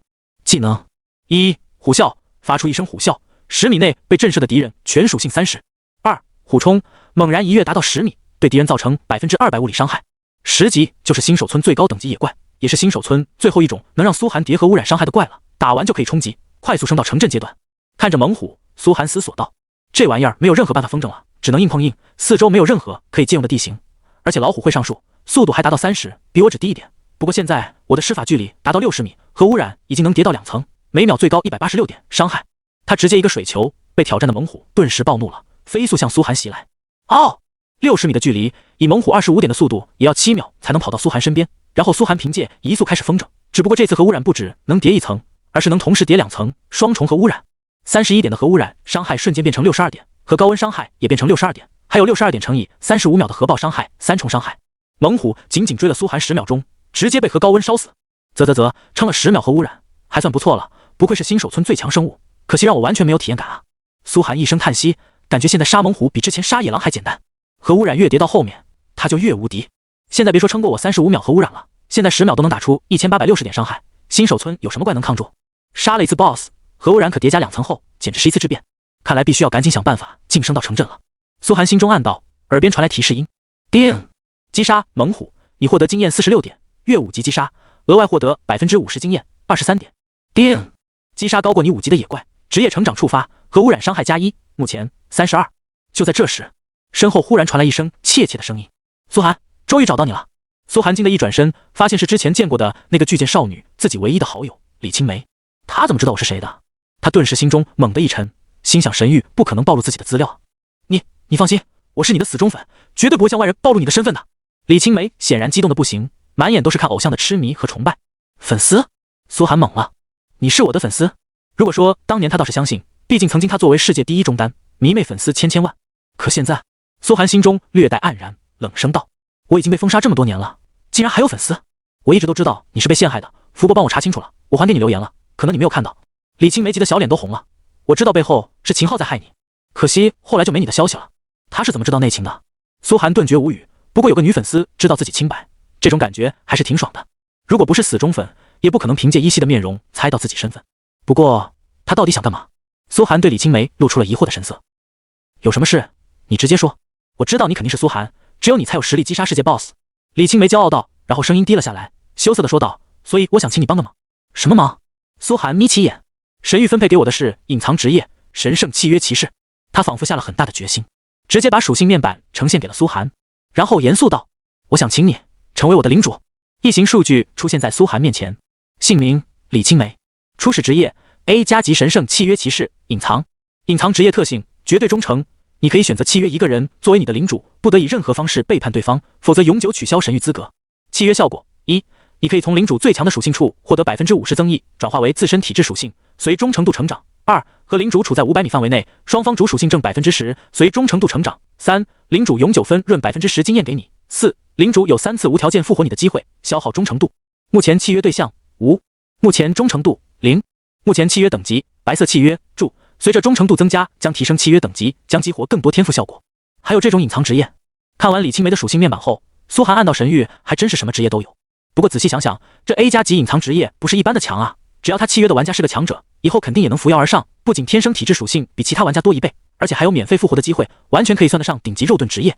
至于认自己当领主，苏寒思索半晌，既然他也知道了自己身份，而且天赋限制了他不能背叛领主，经过慎重考虑后，苏寒点了点头，可以。太好了！李青梅兴奋地攥紧青葱般的五指，对苏寒发出申请：玩家李青梅，请求成为您的契约骑士，是否同意？契约详情以下省略签字。同意。哗！一道金光从苏寒和李青梅身上泛起。契约后，苏寒忽然看着李青梅道：我把金币给你，你能不能帮我兑换成现金？为什么？李青梅话刚出口就意识到了。你是说有大额现金进入你的银行账户会被有心人检测到？这就是苏寒答应收下他的第二个原因。外界追查他身份的人黑不了神域，但能监控银行系统。一旦查到他在神域兑换了大量金币变成现金进入账户，恐怕立刻会被人察觉。苏寒就是苏若寒，现在苏寒必须小心保护自己的身份，毕竟首杀世界 BOSS 这件事太大了，不然下次上门的就不是李青梅这种死忠粉，而是荷枪实弹的威胁。当然可以。李青梅当即点头。苏寒点点头，投桃报李，那我带你升级。真的吗？太好了！李青梅忍不住兴奋的心中狂跳，顿时对苏寒发出邀请。终于有跟苏寒组队的机会了。玩家李青梅，申请跟你组队。接受。李青梅移交给你队长，你可以选择队伍经验分配模式、战利品分配模式，全随机分配。很快，二人开启了刷猛虎之路。李青梅彻底被苏寒震撼了，那这可是10级的猛虎，根本进不了苏寒的身。这么恐怖的伤害，为什么感觉老虎在苏寒面前跟纸糊的一样？太帅了！李青梅心中震撼到了极致，目光时刻注视着苏寒。她本来喜欢的就是游戏打得好的男生。俗话说，打游戏的男孩子都有种不一般的帅气，更何况是苏寒这种职业选手。震惊的李青梅看苏寒的目光简直像看神一样，偶像滤镜不仅没有半点减少，反而浓厚了倍。苏寒如今刷猛虎根本不需要动手，扔几个核污染水球出去，看着老虎跑过来慢慢烧死就好了。恐怕神域还没有越级杀怪像他这么轻松的玩家。你帮忙捡箱子吧。好的。李青梅扶了扶自己被惊掉的下巴，从苏寒的潇洒身姿中回过神，扛着巨剑开始四处帮苏寒捡箱子。而他心中却很快震撼地发现，我升级了，连升2级，跟着苏寒升级的速度也太快了吧！忍不住兴奋握紧了粉拳。选择契约苏寒真是太正确了，很快就能在神域迅速变强，爷爷也就不用再为李家发愁了。苏寒点开了自己的属性栏，发现杀了7、8只老虎，经验条又过半了。现在核污染每秒伤害已经成长到40，2层加上核高温和核爆炸，1秒240点真实伤害。没有猛虎只能在他核污染下活10秒。现在身为领主，他也有权限随时查看李青梅的属性，结果发现契约后他获得我的1半敏捷作为体质，现在体质已经暴涨到了快50点，再加上装备和技能，血量马上要破1000了，物防也高得吓人。培养下去，这骑士肉盾以后谁打得动？而他不知道的是，就在李青梅迷妹般看着他的时候，耳边也在不断传来提示音：忠诚度加10，忠诚度加10，忠诚度加10。你的契约升级了，从白色契约升级为蓝色契约，效果增强，这就叫双向奔赴。叮！击杀猛虎，你获得经验46点，越5级击杀，额外获得50%经验，23点。叮！击杀高过你5级的野怪，职业成长触发，核污染伤害加1，目前50。恭喜你，经验值超过2500点，升到6级，获得自由属性点星号5。苏寒浑身冒出熟悉的澎湃金光，击杀了19头猛虎，终于升到6级了。果然越到后面升级越难，换成普通5级玩家杀5级怪，怕是要杀上100只才能升级。紧接着他看向自己的天赋栏，核污染伤害已经成长到50了，现在最高1秒300点伤害，35秒就是10500点伤害。新手村能让我越5级的怪全部杀光，接下来就该快速升级了。苏寒若有所思，点开了属性栏，姓名苏若寒，是王者，初始职业 SSS 级核污染法师，隐藏，等级6 2538 3600，血量920，称号500加装备250，法力330，装备加100，力量13，务攻5，耐力6，敏捷29，移速21加5，攻速15，精神23，魔攻8，法力230，体质17，双防17加100，血量170，装备牛王法杖、蛮牛战靴、蛮牛皮甲，损坏的隐秘怀表，储物空间10%，技能初级水球1级，职业特性伤害附带核污染，核污染伤害50，4狗加6牛加8犀牛加12狼加19虎，可叠加层数2，超级污染次数2，自由属性点5，加完点后移速30，血量几乎破1000。随后苏寒无语地看着面前一脸单纯的李青梅，这小妮子才5级，血量也破1000了。随着忠诚度疯狂增加，李青梅能从苏寒主属性获得的收益已经变成60%，苏寒33点敏捷，他就能拿到18点体质的额外加持，5级体质就冲破60点大关，不到20级恐怕就是个人形小 boss。再来个防御套装，啧，人形成阵啊！苏寒虽然心中喟叹，但表面上没有表明出来。一共爆了2个箱子，这次爆率没有野狼高，不可能次次都运气爆棚。苏寒略感失望，对李青梅道：全部开了吧，里面的精英装备你拿去寄售或者怎么处理，钱转给我就行。啊，真的？李青梅顿时兴奋起来，这么多装备，他要是去寄售行抢都抢不到，可以直接从苏寒这买。没问题，你看着给价。苏寒挥了挥手，继续杀猛虎，顺手把剩下的2件黑铁装备也拿了出来。这2件装备你需要，也可以出个价。黑铁装备都有多余的？李青梅彻底惊了，清澈的瞳孔一刻不停地凝视着苏寒，忠诚度刷屏般狂增，眼里只有崇拜这2个字。只有发自内心对领主产生崇拜或者其他情绪时，才会忠诚度暴涨。而自从跟着偶像苏寒，每一刻都在忠诚度暴涨，这就是偶像的人格魅力。他心中暗自震撼，然后着说道：黑铁装备我出10金币每件可以吗？苏寒点了点头，多谢领主大人。李青梅一脸兴奋至极，然后发了一条信息。很快一个几十人玩家团队赶到，激动地看着李青梅，小姐，您刚刚在新手榜上的排名暴增了几10万名，目前已经进入前1万了，我们李家这次有希望崛起来啊。您到底遇到了什么？没什么，把这些装备拿下去分了吧，快点升级。李青梅面色如常，即便这些都是李家培养了几代人的仆人，她也不会泄露苏寒的秘密，这都是精英装备啊，有了这几件装备，刷级速度会越来越快的。太好了，多谢小姐，我们一定为李家肝脑涂地。在李青梅分装备的时候，苏寒也返回了鬼子村里，现在他的罪恶值降下去，变成了白名，可以找穿着和服的鬼子村长接任务。这还是他第一次跟鬼子村的 NPC 接任务。村长，把犀牛、老虎和狼的任务全部给我。鬼子村身着和服的村长浑身颤抖着看向苏寒，之前苏寒屠杀玩家的恐怖景象还一一在目，根本没敢二话就给了任务。已接取任务：犀牛皮的忧伤，老虎屁股摸不得，狼牙项链。村长，交任务啊！已完成任务，犀牛皮的忧伤，获得经验500点，铜币星号10。已完成任务，老虎屁股摸不得，获得经验1000点，铜币星号10。已完成任务，狼牙项链，获得经验800点，铜币星号10。恭喜你，经验值超过3600点，升到7级，获得自由属性点星号5。恭喜你，经验值超过4800点，升到8级，获得自由属性点星号5。用之前积攒的材料交了任务，苏寒浑身连续冒出2阵金光，一下飙升2级，经验变成4838 7300。现在村里最难的几个任务都做完了，剩下的任务都太简单了。村长，有没有最难的任务或者无限循环任务给我啊？鬼子村长张大了嘴巴，看着苏寒惊为天人，颤颤巍巍道：本村正好有2个最难的任务，一直无人完成。村长向你发布循环任务：虎狼的烦恼。简介：击杀猛虎或者野狼，每只的皮毛奖励10点经验，5只奖励1块铜币。村长向你发布终极任务：清空前路。本村通往外界的道路上一直有头猛虎之王盘踞，如果不能解决掉它，将无法开启新手村前往城镇的道路。村长，请你帮村民们击杀这头虎王，首杀奖励1000经验，最高级别城镇录影。新手村竟然还有一头终极 BOSS！ 苏寒眼神中透出的不是畏惧，而是深深的渴望。不对啊，我都杀了这么多猛虎了，怎么还没看见那头虎王呢？苏寒又向鬼子村长投去了怀疑的眼神。你这糟老头子不会是蒙的我吧？要是有我能没发现？嗨嗨，是这样的，武士大人，作为本村的终极 BOSS， 虎王一般是第5天才会出现，您可能去早了。鬼子村长也是满脸震惊我妈一整年的神情，当了这么多年村长就没见过刷得这么快的玩家，请武士大人您耐心等待。八嘎，竟然要我等到第5天，你是不是耍我？苏寒眼神冷冽起来，我就不信你身为村长就没有办法让 BOSS 提前出世，要是没有我就往村里放点核废水，请让你们这些鬼子 NPC 洗个澡如何？反正是鬼子 NPC， 苏寒一言不合就杀了。武士大人，鬼子村长愁眉苦脸，可提前召唤 BOSS 是需要做任务才能得到的情报，我也很难办。难办？哼！苏寒冷笑着抓住一团核废水球在掌心，朝着鬼子村长扔来，那就别办了。武士大人饶恕我吧，使不得呀！鬼子村长当场吓得痛哭流涕，跪地求饶。只要您多杀猛虎，说不定就能让那虎王提前出世。好，这可是你说的。苏寒接下任务转身离去，准备好好杀一波猛虎。就在他离开鬼子村往前方走了不远的距离时，忽然感受到脚下一阵颤动，竟然走不动了。面前出现了藤本熟悉的恶心狞笑，腐烂不堪的脸。这200个金币购买的禁锢道具果然好用，快向他攻击！然后一旁几十个白人玩家走了出来，10多种不同道具扔到了苏寒的身上，什么减速符、眩晕符、削弱符文、破防符文，林林总总不下几十件。苏寒顿时感觉头晕眼花，五感被屏蔽，速度减慢，魔法攻击被削弱到0，处于不能动、不能听、不能攻击的状态，这些状态最弱的都有半分钟。紧接着就是几十道攻击落到了他身上，虽然苏寒现在全套精英装备，双防超高，血量超高，却还是有许多攻击破了防，打掉了他100-200点血。10几秒后，苏寒终于解除了眩晕符的状态，冷冷抬头看向前方，藤本正狞笑着，1000万美元买你死一次，看你这次还不死！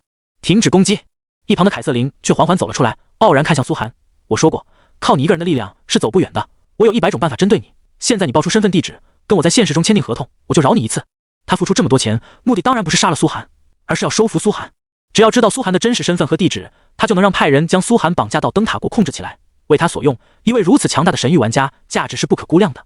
凯瑟琳，起码要杀他一次，他可是杀了我不下10次。藤本对凯瑟琳怒吼起来，却被凯瑟琳一巴掌扇开，看着苏寒露出妩媚笑容。我们灯塔国天空资本最讲诚信，只要跟公司签订合同，我们会用一切手段辅助你变强，如何？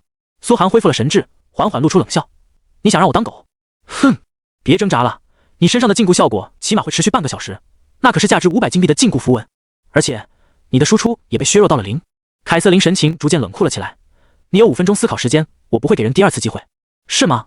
苏寒神色淡然，谁说我动不了就不能杀人？我就说藤本这鬼子怎么还敢进神域，原来是有你在他背后撑腰，你已有取死之道。迟缓！他当场发动了隐匿怀表的自带技能，直接让所有人都减慢了3秒。嗖！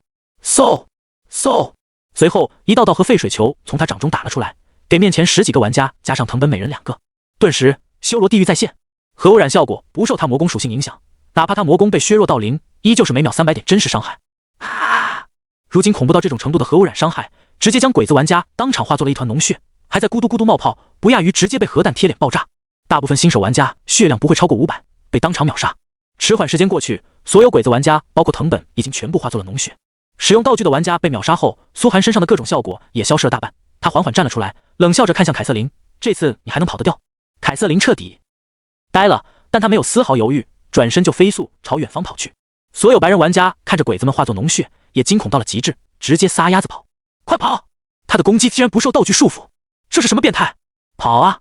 可他们还在路上就被苏寒一个个核废水球击中，然后化作一滩滩脓血。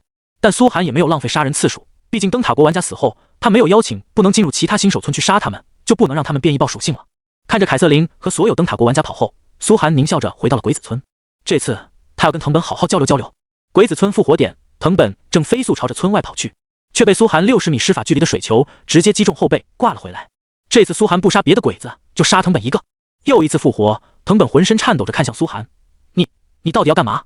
被核辐射化为脓血那1秒的痛苦，比之前几10秒的痛苦还要狠，因为脓血不会死，而且还有感知，疼痛感直接拉到顶级。问你一个问题，杀！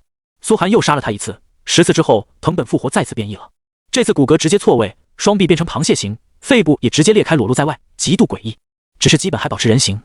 你到底说不说？苏寒一次又一次杀他，这100次杀人机会，一共杀了藤本50次，也让他5次变异，爆出了5点属性，最后直接变成丧尸一样的东西，颤颤巍巍的出现，面色麻木。你说不说？苏寒又一次问道。你倒是问啊！藤本嘶吼着从嗓子里吐出一句话，已经不像人的声音了。这意味着他在得到起码60级的牧师治疗之前，得一直保持这种畸变状态，只要一进游戏就遭受巨大痛苦。我没问吗？苏寒思索着开始问道。你应该认识秦昊吧？秦昊？藤本思索着，小心翼翼的点点头。他当然认识秦昊，两人同属宫崎财团下属，假鬼子秦昊甚至是他的好友。不知道眼前这人问秦昊干什么？那你知不知道秦昊的 ID 是多少？在哪座新手村？是什么职业？苏寒冷声问道。知道。藤本还想硬气一下，可我凭什么告诉你？刷！苏寒没有任何废话，又是一颗核废水球。哗！藤本化作一滩污血。苏寒又杀了他10多次，爆出1点属性，让他畸变更严重了，眼看就要脱离人形。我说，别杀了，我求求你别杀了！藤本已经快击变成一个大螃蟹的形状，哭嚎着求饶道。他的 ID 是322345，所在新手村是2344号，他是 B 级法师类职业雷法师。他身边有一位职业网游玩家罗云天风在辅助他，如同竹筒倒豆子般将秦昊的信息全部交代了出来。苏寒搜了一下这个 ID， 发现果然是秦昊，这样自己进入城镇后就可以定位他了，满意的点点头。至于秦昊的其他信息根本没被他放在心上，反正在自己面前都是垃圾。他放过藤本，转身又去杀了40多次其他几个鬼子玩家。耳边再次传来提示音，警告，你击杀了100次白名玩家，获得罪恶值100，已进入最高红名状态。惩罚：5小时内不允许吃药，不允许回城，爆率降低10%。如再击杀白名玩家，将对你实行封禁，首次封禁3天，不允许登录游戏。注：罪恶值将随时间减少，每小时减少8罪恶值，红名次数增多将减慢。杀人次数又满了，现在苏寒已经进不了新手村，而且因为第2次进入最高红名状态，罪恶值减少的速度也变慢了，只有一段时间内不杀人才有可能恢复。苏寒看着自己这次的收获，装备没爆出什么，藤本等鬼子已经被自己爆空，但变异爆出了2点敏捷、2点力量、2点精神、2点体质，一共8个属性点，自己的属性暴涨8点。等于升了2级，要是有办法杀人不被封禁就好了。苏寒思索着，在神域只有20级转职之后，获得特定职业才有可能杀人不被封禁，或者进入王城后，在 PK 擂台上胜利一定次数，获得 PK 称号后才可以。现阶段是没办法了，只能慢慢等罪恶值消除。与此同时，藤本飞速联系了秦昊，声音极度恐惧：“秦昊君，你要小心，一定要小心。我有什么需要小心的？哼，如今我秦氏集团已经独霸大夏娱乐业。”电话里传来一个嚣张的男子音，充满了不可一世的嚣张气焰。别问，总之小心就对了。有个魔鬼盯上了你。藤本咬着牙道。魔鬼？藤本桑，你到底遇到什么事？回到猛虎聚集地，李青梅不知道处理什么事去了。苏寒直接开始屠戮，连升2级后加上杀人后属性暴涨，苏寒杀老虎更轻松了，根本不需要什么走位，平 A 过去，基本上10秒解决掉一只老虎。可惜在杀老虎已经不能触发和污染天赋，经验值也变少。叮，击杀猛虎，你获得经验20点，越2级击杀，额外获得20%经验4点。原本越5级杀一只老虎70点经验，现在越2级击杀只有可怜的24点经验，血亏啊！苏寒叹息着。嗷嗷！不一会，猛虎尸体已经铺满了山坡，足足上百只老虎殒命在苏寒手中。可能现在不是越5级击杀，爆率也变低了不少，100多只老虎只让苏寒刷出来了7、8个箱子，降低了几倍。就在这时，李青梅也赶到了。苏寒指了指遍地箱子，拿去挂祭兽吧。好。看着遍地箱子，李青梅彻底惊了，赶紧点头。精英装备太多了，她也吃不下。毕竟没必要每个人都精英装备，只能挂在寄售型给新手村其他人放点福利了。恭喜你，经验值超过7300点，升到9级，获得自由属性点星号5。足足屠杀了100多只猛虎，苏寒已经飙升到了9级，已经积攒了3级属性没有加点了。但他回头看了看山坡，这虎王还没有出世的迹象，难道自己真的要等到第5天？那也太郁闷了，强行被拉到跟其他玩家一条起跑线上。就在苏寒犹豫的刹那，嗷！一声炽烈至极的呼吼响起在耳边。苏寒猛然发现自己全属性负10%，这明显不正常，是有怪方的简易技能。除了虎王 BOSS 还能有什么野怪？果然触发虎王了，看来那鬼子村长没骗我。身后传来沉重的呼吸声，一股腥风刮来，浓臭的气味险些把人熏晕。领主大人，看李青梅牙齿颤抖的模样，就知道她被吓坏了。苏寒却意外的平静，你站着别动。他转过身，映入眼帘的是一身金灿灿王字花斑纹的皮毛，然后是比汽车轮还大的爪子，赶得上车头的硕大虎头。旁边其他猛虎跟他比起来，小得像只小猫咪，那体型足有牛王的1半大小，威压却比牛王强烈了好几倍。新手村地图终极 BOSS 猛虎之王，简介：他是村的梦魇，常人不敢说的噩梦。等级10，生命5万，自然回血每秒100点，攻击400，防御200，移速45。技能1虎啸，发出一声虎啸，距离他越近的敌人全属性降低越多，最高30%。技能2飞跃，立刻飞扑到10米外，冷却时间秒5。技能3连续爪击，将敌人咬住，用爪子造成一连串伤害，每次伤害造成150%物理伤害，至多10次。糟了！苏寒的脸色终于难看起来，拉着李青梅身形迅速暴退10几步，朝猛虎野怪区外跑去。能让他这么直接跑路的原因很简单，因为虎王跟他之前遇到的几种怪都不一样。野狗和野牛不说，犀牛是高防低攻，牛王也是肉盾型的 BOSS， 都是对法师不形成克制的怪。而这虎王是货真价实的刺客型 BOSS。苏寒虽然和污染输出拉满，但法师唯一不好打的就是刺客。虎王不仅血量飙升到了5万，而且他的速度达到恐怖的45点，比苏寒足足高了15点。什么概念？苏寒如今60米施法距离，他3秒就能直接飞扑过来，更别说还有个飞跃技能，等于一个小闪现了。扑过来就是一套，苏寒再怎么能走位都得死，也就谈不上叠和污染了。这也是苏寒一直非常注重近身安全的原因。远程输出位的脆皮是个无解难题。一路撤到野狼区，李青梅吓得小脸通红。这虎王 BOSS 也太强了吧！是啊，要解决他可能要个肉盾，我不是肉盾。苏寒的目光看向李青梅。啊！一听要当肉盾，李青梅顿时怂了。我虽然是骑士类职业，可现在还没有嘲讽技能。苏寒点点头，虽然这个契约骑士很肉，但现在也没成长起来，还是得靠自己。他打开属性面板，先把点加了再说。姓名苏若涵，是王者。初始职业 SSS 级核污染法师，隐藏。等级9 7348100000。血量950，称号500加，装备250。法力350，装备加100。力量15，物攻14，耐力14，敏捷47，移速35加5，闪避23，精神25，魔攻12，法力250，体质20，双防20加200，血量200。装备牛角猎弓，蛮牛战靴，蛮牛皮甲，损坏的隐匿怀表。储物空间0时。技能初级水球1级。SSS 级隐藏职业，伤害可施加核污染，核污染伤害50，4鱼加6牛加巴西牛加12狼加19虎，层数上限2。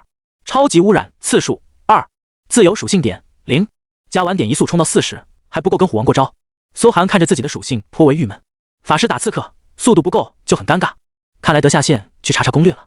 思索着，苏寒抬头看起天色，夕阳早已落下入夜，下线时间很快就会到。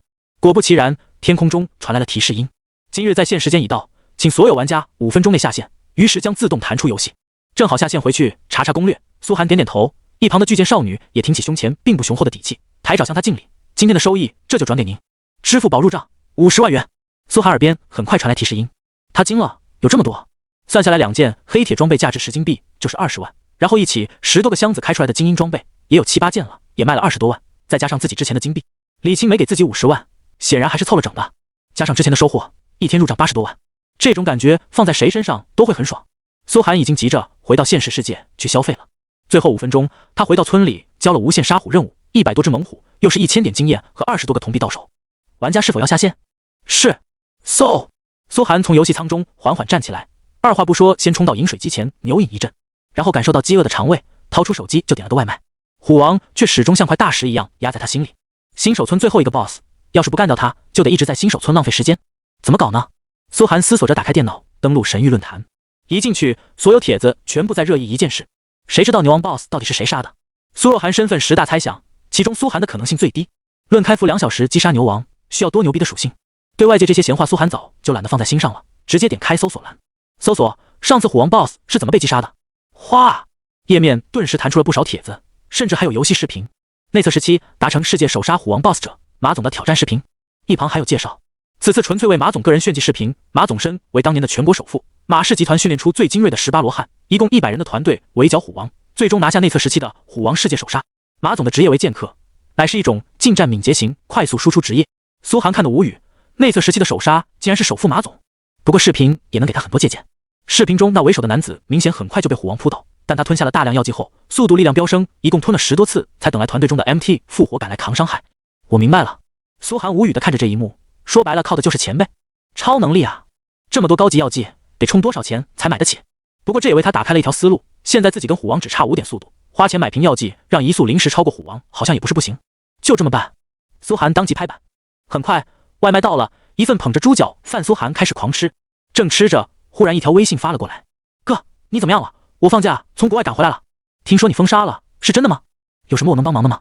苏寒放下筷子一看，顿时没好气的道：不好好在国外念书，没事跑回来干嘛？聊天背景是个甜美的女孩，正是苏寒的妹妹苏丽，一直在国外念书。苏寒出事后一直瞒着家人，没想到还是让她察觉了端倪。很快一个电话打来，苏黎语气很是担忧：“哥，听说你赔了好多违约金，都破产了，这书我就不念了吧，回来还能陪你打工赚钱。”啪！苏寒气得直接把筷子往桌上一拍：“谁告诉你哥没钱了的？就是天塌下来，哥也能供你把书念完。”话落，直接打了10万给苏黎：“你下学期的学费不够用，再跟哥说。放心吧，那些人搞不到你哥，哥有钱着呢。”电话那边看着10万块到账的苏黎惊呆了。原本网上都在传哥哥已经破产开始打工，没想到担忧的心也总算放了下来。嘻嘻，苏黎笑了，就知道老哥你没那么容易被打倒。我明天晚上9点的飞机回国待1个月，明天我去接你。苏寒思索着点点头，反正又不耽误游戏时间。可他看了看四周破旧狭窄的出租屋，肮脏的环境。苏寒皱着眉，明天苏黎回来，总不能让他跟自己挤着10几平米的小房间吧？让他看见自己混成这副模样。他又拨通了一个电话：“喂，银行的王哥吗？”苏寒。电话那边的声音明显比以往冷淡得多。“有什么事啊？”曾经这银行工作的老同学王才都是捧着自己喊大哥的。呵呵。苏寒心头一阵冷笑：“我想赎回抵押的房子。”哦。王才明显语气加重了几分，试探苏寒起来：“那套房子可是价值200多万，你当初抵押出去赔了秦氏集团违约金，现在的经济情况好转了。我不是说全款，按揭赎回，就算办按揭也要60万首付。你钱没问题，你今天能不能办？”“能办。”一听苏寒好像有钱了，王才语气立刻和善起来：“你身为房屋原主人，拥有第一赎回权，凭咱们同学的关系，我今天就能给你办好。”王才巴不得把抵押的房屋还给原主人，白赚一笔利息，也算他的业绩。明天我就要入住，希望一切恢复原样。放心吧，抵押房屋我们只是查封，里面原封不动。第二天一早，苏寒直接去银行付了60多万，把自己之前的房子赎回。与此同时，他也背上了100多的贷款。回到熟悉的家里，苏寒才感受到这一切都是值得的。现在为了还贷款，他必须要加速前进了，必须火速干掉虎王。在家里的客厅内，苏寒再次进入了神域。哗！在进游戏时已经是中午，不过对苏寒来说，落后几个小时无所谓了。再给其他玩家们2周时间都追不上他的进度。现在对他来说最重要的是击杀虎王。领主大人，您终于上线了。第一个发消息来的就是李青梅，而苏寒简单回了2句，就直接前往了货郎 NPC 那。有什么好药都给我上来。现在他红名状态已经结束，罪恶值减到0，可以使用药品了。好嘞，前面便宜的药苏寒都没看，直接拉到货品栏底部查看最贵的药剂。生命药剂，使用后瞬间恢复30%血量，价格100金币。增伤药剂，使用后物理攻击增加100点，持续1分钟，价格100金币。土甲药剂，使用后拥有一层抵挡3000伤害的土甲，持续1分钟，价格100金币。增速药剂，使用后一速攻速提升30%，持续1分钟，价格100金币。一瓶药剂就要100金币，100万现金，这也太他妈黑了吧！苏寒看着价格表，心中暗骂：神域还真不是穷人玩得起的游戏。想想视频里马总嗑药剂跟喝可乐一样，估计100人团队靠嗑药打完一场，起码得花个几十亿，一般人谁有那个条件？不过以自己的实力，也根本没必要。一瓶土甲药剂3000护盾，虎王400蜈蚣，估计几秒就给拆掉了。就算再怎么增伤回血，在虎王面前还不是秒杀。这些药剂对我挑战虎王都没有根本性帮助。苏寒只看向了一种药剂，加速药剂，售价3金币，提升15%移速，持续30秒。虽然效果比增速药剂效果减半，持续时间也只有30秒，但价格却便宜了几十倍，只要3万块一瓶。刷刷刷！苏寒咬咬牙，一次性买了3瓶，将剩下的所有钱全部花光，再次进入赤贫状态。这是一场豪赌，没办法，为了体面点迎接苏里归来，必须要赌这一把。3瓶药剂能让他移速提升，持续90秒。他目前移速40，增加15%就是6左右，一下跳到46移速，正好比虎王还高一点，这才是他选择这种药剂的原因。只要能风正起来，苏寒就有信心活活磨死虎王。毕竟他现在的核污染平均1秒就是300点真实伤害，减去虎王每秒自然回血100点，每秒还有200点伤害。按照虎王5万点的血量，只要能撑过5分钟不被虎王咬死，就能击杀虎王。试试吧。苏寒揣着3瓶药剂，起身朝着猛虎野怪区走去。苏寒，你要挑战虎王了吗？李青梅见苏寒走向猛虎野怪区，顿时惊讶地长大了小嘴。不是吧，这么快就有把握能虎王？你别进去。苏寒摆了摆手，掏出牛王法杖。是。李青梅顿时点头保证，心中震撼到了极点。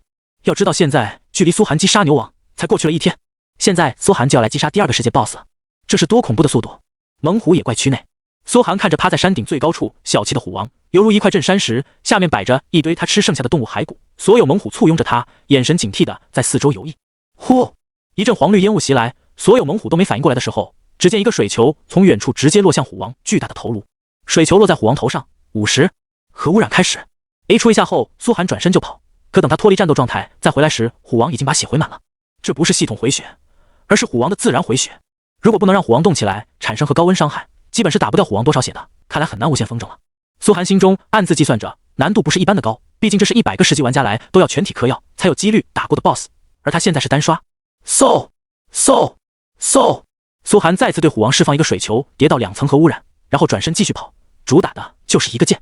可这次没那么轻松了，风筝的次数越多，虎王的仇恨值越高，追杀的距离也就越远。他才刚一露面，虎王就直接一个飞跃，华德落到他身前，卷起一阵狂风，紧接着一个虎啸吼，苏寒全属性直接下降 30%。这把苏寒的目标就不是输出了，而是活着跑出战斗状态就算赢。一个踩踏险之又险跑出战斗状态，苏寒才停下来大喘气。我靠，被碰到就是2下秒杀呀！不过可以这样，先把核污染叠起来。没关系，苏寒有的是时间跟虎王耗。足足花了2个多小时，苏寒一次次跑出虎王的战斗范围，才终于让他血量掉了1万点。不过只要结束，虎王就开始不断回血。可就在这时，虎王的前爪忽然畸变了起来，让他攻击力减少了不少。猛虎之王被施加10次核污染，产生畸变，物理攻击负 10%。果然 BOSS 也能产生畸变。苏寒充满斗志地看向虎王，看来只要继续撑下去，就能不断让虎王变弱。苏寒拔出一瓶加速药剂，咬开盖子喝下去，苦涩的味道让他连连皱眉。不过脚下速度却比刚才快了不止1成，已经超过虎王，对着虎王就是猛的一水球。哦，虎王已经被苏寒风筝到了最高仇恨度，闻到他的味道就是一个飞跃，轰然落地，溅起一片尘埃，然后二话不说接虎啸，震荡的大树都在摇晃，紧接着一个连续爪击，这一套技能放的不要钱一样，好像苏寒跟他有夺妻淫女之仇。随着 BOSS 战开启，其他猛虎也变成红鸣，疯狂扑向苏寒，虎山变得血红一片。踩踏！苏寒先是脚下蛮牛战靴猛地一蹬，一跳10米躲开虎王的攻击范围，与此同时还在不断朝虎王输出-50，-50，-50，虎王的爪子就快够到苏寒了，苏寒只能撒丫子跑，每次核污染结束就继续回身输出，因为虎王回血实在太他妈快了，如果不能持续溜着它产生核高温，那就基本白打。这让他跟虎王之间一直保持不到半米的距离，只要稍微露出一个破绽，虎王直接能把他扑倒。群虎之中，苏寒的走位还是没有任何问题，走位前5秒就预判好所有猛虎的动向，前几分钟都没有出现任何问题，虎王的血量也降了15000以下。而就在苏寒磕下一瓶加速药剂的时候，0.1秒的分神，虎王直接一个飞跃追上来，一爪子擦到苏寒-400，要不是有称号500点加血，这一爪子苏寒直接被干掉。撞退！情急之下，苏寒发动牛角法杖的技能一下把虎王击退3米，才险之又险接上风筝的节奏。这要是被杀一次回村复活，再来起码要几分钟让虎王回满血，等于买药剂的钱扔水里了，3个多小时白打。接下来还是风筝战术，苏寒永远保持半米的差距，预判虎王的技能也越来越熟练。可虎王也不是傻的，也开始懂得动用周围的猛虎封死苏寒的走位，只是猛虎移速只有25，跟现在41移速的苏寒比起来差距太大，根本不足以形成封走位的效果。度日如今的90秒过去，苏寒的3瓶药剂全部磕完，这下没有速度加成了，再风筝虎王不可能。但虎王的血量也降到了5000，只差最后几十秒钟时间。苏寒再次释放出水球后，深呼吸一声，旋风般往山顶狂奔，而虎王嗖的跟上，光秃秃的虎山没有任何可以让苏寒利用的地形，而苏寒的目的也不在此，直到所有猛虎都聚集在虎山上时，嗖，苏寒猛地从虎山最高处往下跳起10几米高，而虎王猩红的虎眸露出浓烈杀意，对着苏寒落点就是一口扑上去。他看出苏寒加速效果已经没了，这下苏寒必死。就在虎王跳起10几米的高度，大嘴即将接触到苏寒的刹那，苏寒露出得逞的微笑。迟缓，隐匿怀表这件装备的技能，因为冷却时间太长，苏寒故意等到现在才使用。嗡，周围的时间好像都变慢了，虎王的动作变成了几十倍的慢放，而苏寒顺利落到地面，和污染持续不断输出，最后2秒决定生死。哗！解除迟缓的虎王砰地摔在地上，1秒，朝苏寒扑来，1秒，砰！就在虎王巨爪接触到苏寒的前0.1秒，他巨大的身躯猛然跌落在地上，忽然被最后的核爆冲击波炸开了头颅。这就是苏寒把他引上半空的原因，能为自己争取最后1秒时间。极限，实在是太极限了，帅，实在是太帅了，帅出了人类不应该有的高度。虎山外看着苏寒击杀虎王的李青梅，此时嘴巴长得犹如鸡蛋大小，长久没有从震撼中回过神来，太震撼了，实在是太震撼了。良久，他才缓缓扭头望向休憩的苏寒，目光犹如在看真正的神明。他从小就是电竞爱好者，看了无数天才选手的比赛，可还从来没有一场能让他震撼到如此程度。苏寒的操作简直就是艺术品，具有神话般的美感。偶像也太帅了，太帅了啊！他喃喃着，还好我录了下来，只要回去后处理掉偶像大人的具体信息，就能发布在网上了。这种杰作绝对不能只让我一个人看到。李青梅小心翼翼地点开自己录制的视频，视频中苏寒击杀虎王的全过程，简直值得10000遍回味珍藏。这就是自己的偶像，跟着这种强者，简直是自己做出最正确的决定。叮！恭喜您击杀新手村地图最强 BOSS 猛虎之王，获得名望200点。您获得新手村最强 BOSS 宝箱星号1。苏寒耳边传来提示音。与此同时，又一道全服通告响彻整个龙盟服内。全球通告：恭喜本次公测新手玩家苏若涵击杀新手村地图最强 BOSS 猛虎之王，获得本次公测首杀新手村最强 BOSS 成就，系统奖励名望200，永久称号新手村的大英雄，金币星号10，自由属性点10。特此公告。这公告又是整个龙盟服内连续刷屏10多次，震得所有玩家直接窒息了，全部换上了不敢相信的神色。全服寂静了片刻后，震撼声在公屏1秒刷出了几百道。假的吧？我靠！新手村最强 BOSS， 这个 BOSS 出现的条件都很苛刻好不好？上次马爸爸可是花了1月时间才在新手村最后10天激发这个，这苏若涵不过第3天就把他激发出来了，而且杀了。什么变态？这是什么变态？老子严重怀疑神域出故障了。一般新手村全体玩家能干掉野牛王已经算是很强了，干掉虎王只有马爸爸那唯一一次。我们村还在苦逼的打野牛，希望触发牛王，他已经干掉虎王了。这个苏若涵到底是什么来路？我花1亿征集他的信息，任何信息都行。我们老板说了，只要苏若涵肯跟他线下喝个茶，直接给5亿茶水费。此时2号新手村一个100人团队，人人已经升上了5级，身在野牛谷中刷牛，队伍中法师精准施法，战士狂暴输出，法师神级走位，操作和配合都没有丝毫破绽可言，显然是职业玩家中的职业玩家。团长 ID 陈峰更是网游界顶级难度魔兽争霸中排名第1的骨灰级玩家，获得过世界多项大奖。除了他们之外，还有500人的团队在为他们刷经验，可想而知背后的势力投入了多大资源来培养他们。而此刻这个团队的目的只有一个，击杀 BOSS 野牛王。王康少爷，咱们这次肯定能成功击杀野牛王。团长陈峰走到一位长相普通但气质贵不可言，还带着些忧郁气息的男子面前沉声道：没关系。名为王康的男子显然就是这个团队的幕后金主，身为华夏北方首富王龙的儿子，他却很平易近人。大家的表现我很满意。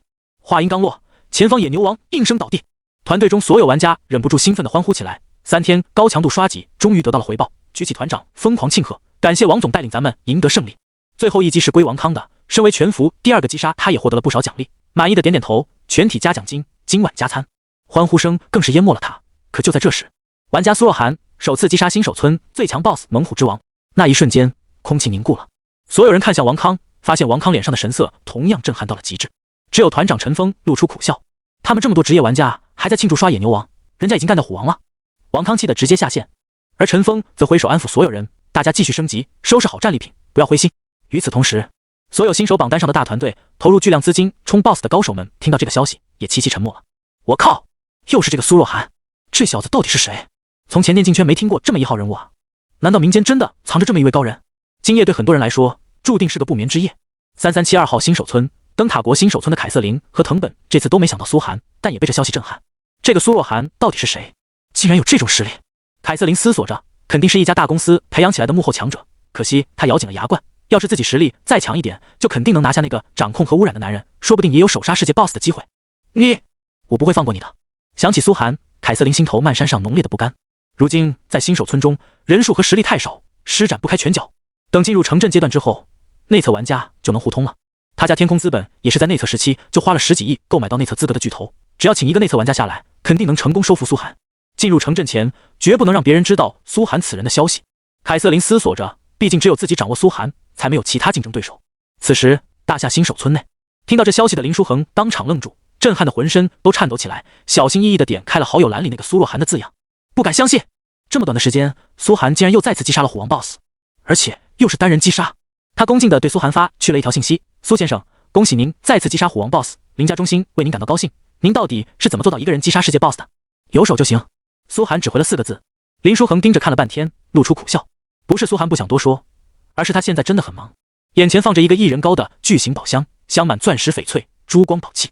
新手村最强 BOSS 宝箱。简介：为本村最强 BOSS 爆出，不仅有极大几率开出隐藏、特殊、被诅咒的、成长性等具有特殊属性的装备，而且还有概率爆出特殊道具、卷轴、技能书等特殊物品。这不是一般的 BOSS 宝箱啊！不愧我花费这么大精力。休息了半晌的苏涵爬起身，看着眼前这个宝箱，心中的激动简直难以言喻。杀虎王堪称他经历过最艰难的战斗，但这奖励也实在太丰厚了。不光有称号、宝箱，最关键竟然直接给了10点自由属性。他原本就100%移速成长，现在还比别人多了10点自由属性，这差距可就大了去了。只是这次没成长核污染层数，因为每10级只能触发1次，下一次触发要到10级以后了。没说的，现在开始污染。苏涵二话不说，动用了一次超级污染。开这种珍藏版宝箱怎么能不变异吧？上次开牛王宝箱用了一次全能连击，然后杀死9只老虎又攒满了一次，现在苏涵还剩2次超级污染，现在用一次还有一次备用。此时核污染已经跌到50，所以每次变异加 5.0% 爆率。超级污染正在污染物品新手村最强 BOSS 宝箱。按照目前污染浓度，污染产生变异。变异效果：真实爆率正 5.0%。变异效果：爆率正 10%。变异效果：爆率正 15%。变异效果：爆率正 20%。变异效果：爆率正 25%。变异效果：爆率正 30%。变异效果：爆率正 100%。20次变异，直接冲到 1025% 爆率，10倍爆率啊！什么概念？最强宝箱的10倍爆率等于10个新手最强宝箱，开一把相当于别人开10把，氪金土豪玩家都没自己这么好。开吧！苏寒深吸一口气。如果说开牛王宝箱是井喷，那这次简直是发大水了！哗哗哗哗哗哗，一次性几十件物品刷的直接从宝箱喷到苏寒手上，背包第一时间装满，然后直接落到了地上，掉落了一地各色物品。苏寒粗略看了一眼，黑铁级装备只有5件，剩下的5件全部都是特殊装备，说明新手村最强宝箱特殊装备的爆率达到了 50%， 比 BOSS 宝箱高了不知10倍。然后还有10件珍稀强化材料虎王之牙，还有不同的卷轴3个，技能书5本，这些都还是大概率出现的奖励。最让苏寒惊喜的是，竟然还有一个宠物蛋在地上散发出幽幽绿光，这就是新手村最强宝箱能开出的所有奖励了吧？直接被自己包圆了。普通级宠物蛋。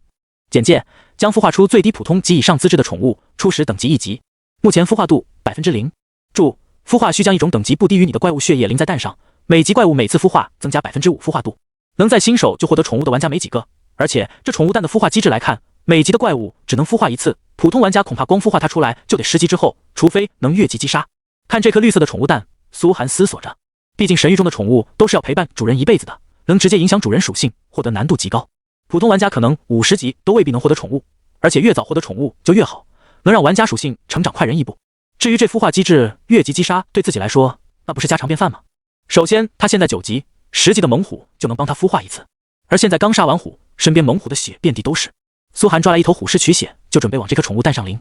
忽然他停住了，不知道孵化宠物蛋能不能超级污染。苏寒思索着，心中忍不住激动起来，宠物蛋变异一下会出什么宠物呢？他把虎血往蛋上淋下去，绿色的蛋壳很快把虎血全部吸收，然后使用超级污染。紧接着苏寒看到宠物蛋右上角出现一个小小的核污染标志，超级污染，正在污染物品普通级宠物蛋。按照目前污染浓度，污染产生变异。第一次变异效果：宠物真实资质加50，后续继续添加物料将产生新的变异。哗！只见出现核污染后，绿色的蛋壳迅速变成了蓝色。精英级变异宠物蛋。简介：经历一次变异的宠物蛋将孵化出最低精英级以上资质的宠物，初始等级1级，目前孵化度 5%。我靠！苏寒呆住了，爽爽爽爽！超级污染竟然连孵宠物蛋都能变异，不知道以后还能开发出多少功能，真不愧是 SSS 级职业，每一个词条都是开挂级别的存在。第一次孵化只是变异一层，说明随着后续孵化还会继续变异，苏寒自己都不敢想最后能孵化出什么宠物。不过新手村是不能继续孵化了，最强野怪就是10级猛虎，只能去城镇区再说。紧接着苏寒把目光投向其他战利品，黑铁装备他根本都不看，在他眼里不过是几10万现金罢了，对自己实力不会有太大提升。真正有价值的是足足5件特殊装备：被诅咒的主教长靴，被诅咒的鞋子。简介：沾染着斑驳血迹，纹绣的神明和污染驳杂不堪，不知残留着几分力量。品质：未知，加11速，加100双防，加200血量。技能：寂静无声之德，选定一个50×50米的范围为教堂，此教堂内每5秒你可以瞬移1次，教堂持续5分钟，冷却时间5小时。被诅咒的佩戴要求：因为诅咒特性，穿戴此装备的玩家所过之处总会留下血色脚印，且玩家死亡后本装备必定爆出。看见这件装备，苏寒心中顿时爆爽。靠移速吃饭的他，可以说最重要的装备就是鞋子，而这件被诅咒的装备不仅移速直接加10，而且这个技能50米内每5秒瞬移，自己直接化身风筝王者。不过这件装备更适合的其实是刺客，到时候卖给刺客类玩家也能大赚一笔。唯一需要担心的是诅咒属性，在野外死一次就直接没了，其他的可以说完美。邪恶的无用大棒，特殊牧师武器。简介：看不出什么来，但它时常发出阴冷的尖笑声。品质：未知，加100魔功，神圣，加500法力，加100M 法力恢复。技能：粗暴，每用它释放10次技能，第11次威力总会增加 100%， 但不分敌我，无法控制技能方向。佩戴要求：牧师类职业。酷刑戒指，隐藏饰品。简介：他很喜欢听生物惨叫的声音。品质：未知，血量加200。隐藏技能：折磨，指定3米内一个不高于你5级的对象进入10秒折磨状态，折磨没有任何伤害，但会造成难以想象的痛苦，冷却时间3小时。佩戴要求：无。严重破损的加速耳环，破损饰品。简介：锈迹斑驳，只剩下些许亮光。品质：未知，加10法力，加10M 法力恢复。技能：技能加速，让你的一个技能加速冷却3秒，冷却时间20秒。佩戴要求：9级。有灵性的虎牙项链，灵性项链。简介：他被赋予了一些虎王临死前留下的灵性，品质黑铁级，加200血量。灵性技能虎啸，发出一声虎啸，距离你越近的怪物全属性减免越高，最高30%。佩戴要求9级。那个无用大棒只能牧师用，看尽了城镇能不能卖给牧师类玩家。酷刑戒指说不定能产生奇效。这个加速耳环和虎牙项链，我现在就能直接装备了。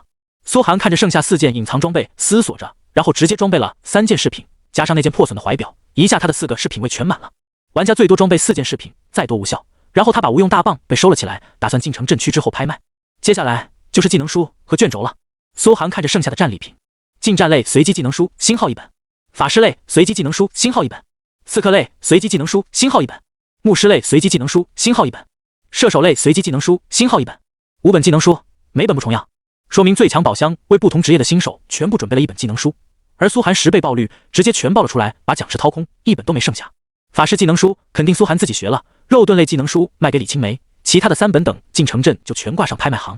还有3个卷轴，乃是小概率爆出的道具，宝箱奖池里只有3个。迅捷卷轴，简介：使用后你的移速、攻速正100%，闪避正30%，持续1小时。疯狂卷轴，简介：使用后你的误攻、耐力正100%，暴击正30%，持续1小时。自然卷轴，简介：使用后你的魔攻、精神正100%，全能吸血正30%，持续1小时。这可是真正能传家的宝贝啊！看着这3个卷轴，苏寒心中啧叹。通过神域中的药剂价格来看，这种卷轴的价格只会更高，高到离谱的程度，甚至有价无市，每一个都能拿来当压箱底的宝物。其他2个卷轴，苏寒都打算自己关键时刻用，只有疯狂卷轴对他真没多大用，到时候进城镇也挂上寄售型，狠狠捞一波。还有10个虎王之牙被苏寒和野牛王的角收在一起，以后强化装备的时候再说。苏寒粗略算了一下，自己现在能卖的东西包括5件黑铁装、1件特殊装、3本技能书，还有1个卷轴，以及16个珍稀强化材料，不知道能卖出多恐怖的一笔钱，起码几百万是肯定了，就是不知道能不能上千万。这就是暴富的感觉吗？苏寒心中爽到难以言喻，现在他可以说一夜暴富，这就是击杀虎王的奖励。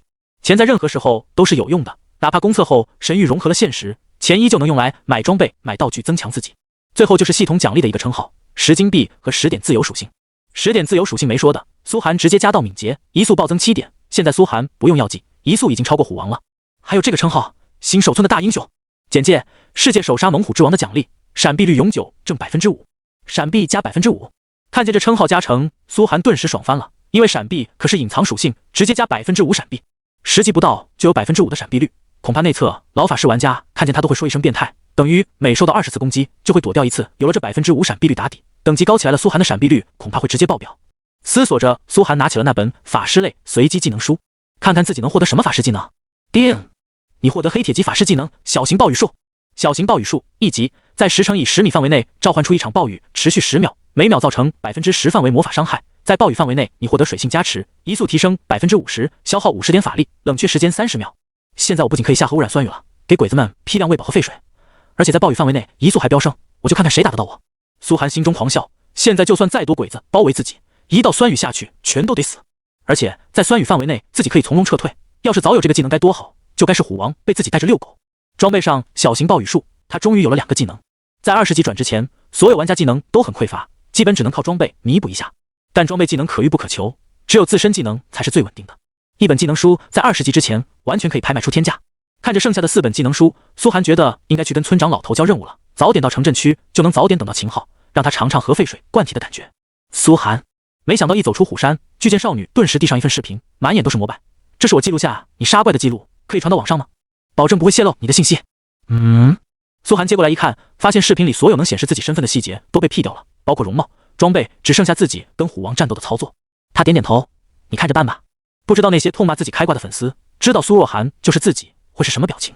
苏寒心中闪过无限感慨，太好了，多谢领主大人，能不能别这么中二，领主大人来领主大人去的，这是打网游又不是角色扮演。好的，那要不直接叫您主人。李青梅莞尔嘻嘻笑道。噗，苏寒心里一口逆血喷了出来，你这个萝莉绝对是诚心的，就叫名字。好的主人。苏寒拿出技能书晃了晃，还想不想要这个了？肉盾类技能书。李青梅惊呆了，心中一阵震撼，下意识声音甜腻了起来，想要主人。这才几级，技能书都被苏寒刷出来了，关键是苏寒不仅刷出来了，甚至还有多的拿出来卖。他眼神顿时充满了渴望，掐着手指计算起来，150万怎么样？苏寒点点头，放在拍卖行大概也就拍出100万出头的样子。李青梅这小富婆多给了50万，肯定没问题。多谢主人。巨剑少女兴奋地接过技能书，心中对苏寒的感激简直难以言喻。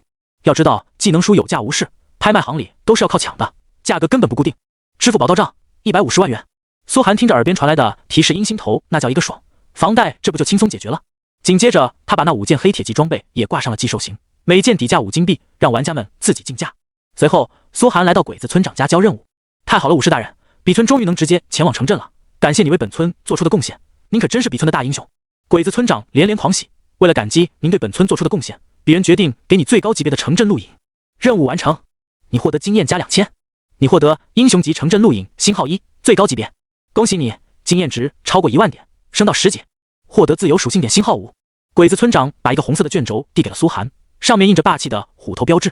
有了任务奖励的2000点经验，苏寒也正好升到10级，10000-15000。他点开属性栏，姓名苏若寒，是王者，初始职业 SSS 级核污染法师，隐藏，等级10，10000-15000，血量1360，称号500加装备650，法力350，装备加110，力量15，物攻14，耐力14，敏捷61，移速45加10，闪避23，精神25，魔攻12，法力250，体质21，双防21加300，血量210，装备牛角猎弓，被诅咒的主教长靴，蛮牛皮甲，损坏的隐匿怀表，酷刑戒指，严重破损的加速耳环，有灵性的虎牙项链，储物空间0100。技能初级水球1级，小型暴雨术1级， SSS 级隐藏职业，伤害可施加核污染，核污染伤害50，4狗加6牛加巴西牛加12狼加19虎，层数上限2，超级污染次数0，自由属性点0。紧接着他耳边传来提示音，本村前往城镇的通道已经打通，玩家可以自行前往城镇选择教派，选择教派后开启主线任务。注：录影级别越高，激活的主线任务级别也会越高，可选择的教派数量也会越多。苏寒心道，终于可以进入城镇了。他看内测玩家的资料，10级后玩家就可以选择教派开启主线任务，每个不同的教派信仰会给玩家不同的加持，比如雷电教派就是加魔攻，烈阳教派就是加物攻，大地教派就是加防加血。而玩家的主线任务也就是几个教派之间的斗争。神域的主线任务错综复杂，还夹杂一堆支线，能触发无数剧情，玩家的每一个选择都会极大影响后续的主线走向。有的玩家从任务中一步登天，称号装备奖励样样都有，还能获得强大剧情人物护身，教派圣女在怀。也有的玩家一个选择错误，干了半年的任务直接断掉，甚至被逐出教派，所有努力白费。不同的新手村录影显然会影响教派的态度，导致不同任务路线。不知道这个英雄级录影会激活什么级别的教派和任务？苏寒心中充满了期待，随后耳边传来提示音，已接取城镇任务，寻找自身的信仰。任务简介：选择加入一个教派，奖励城镇传送阵权限。听到这阵提示音，苏寒点点头，是时候前往城镇区了。不是每个村都得杀了虎王才能出村的吗？为啥我是最高级别？就在这时，苏寒皱起眉发现不对，然后看到这鬼子村长眼神闪躲，他立刻查了资料，才发现原来不必杀虎王，只要村里10级玩家达到10人，就会触发任务，送你出村，城镇会派人来打通道路。好啊！苏寒狠狠抓过这鬼子村长，你这鬼子竟然敢蒙我！武士大人，武士大人慢点，我不是故意的，是您。鬼子村长被掐得差点喘不过气来，连连大喊，蒙骗我，你有取死之道！哗！苏寒直接一个水球打了过去，啊！鬼子村长惨叫着化作了一滩肉泥。临走之前，苏寒用核酸雨将整个鬼子村全部淹了一遍。加速耳环刷新了3次技能，水球一个接着一个的扔向鬼子 NPC。居酒屋老板、厨娘、村长、风俗店女老板全被喂饱了核废水，然后在核酸雨中，惊恐的皮肤开始溃烂，发出骇人的惨叫，紧接着食指、四肢开始脱落，先是变成人棍，然后化成一滩血泥。新手村 NPC 都是10级，对玩家来说或许还有点战斗力，可对苏寒来说就是想杀多少杀多少。啊！天照大神在上，为什么呀？那个人简直是般若鬼，太恐怖了！救命啊！不要让我们遭受如此虐待啊！哼，还天照大神，今天就算他亲自来，我也给他扬了。苏寒冷笑一声，看着整个鬼子村在酸雨中化作一滩废墟，黄绿色的烟雾冒了起来，很快浓烈的辐射导致起火，水火交杂，烧得一干二净。他这个刚诞生的新手村大英雄瞬间变成了屠村人。但舒服的是，这次屠村没有罪恶值，因为他现在已经完成新手村最高任务，不属于新手村的玩家了。屠村完成后，村口已经出现一个红色光圈传送阵。踏入传送阵内，苏寒眼前弹出一张地图，上面有几百个城镇，10级玩家可选择传送到不同城镇，每个城镇具有不同风貌以及属性。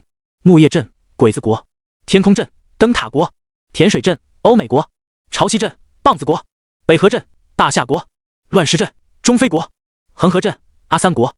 原来镇子也是这样划分的。苏寒心中暗暗吐槽。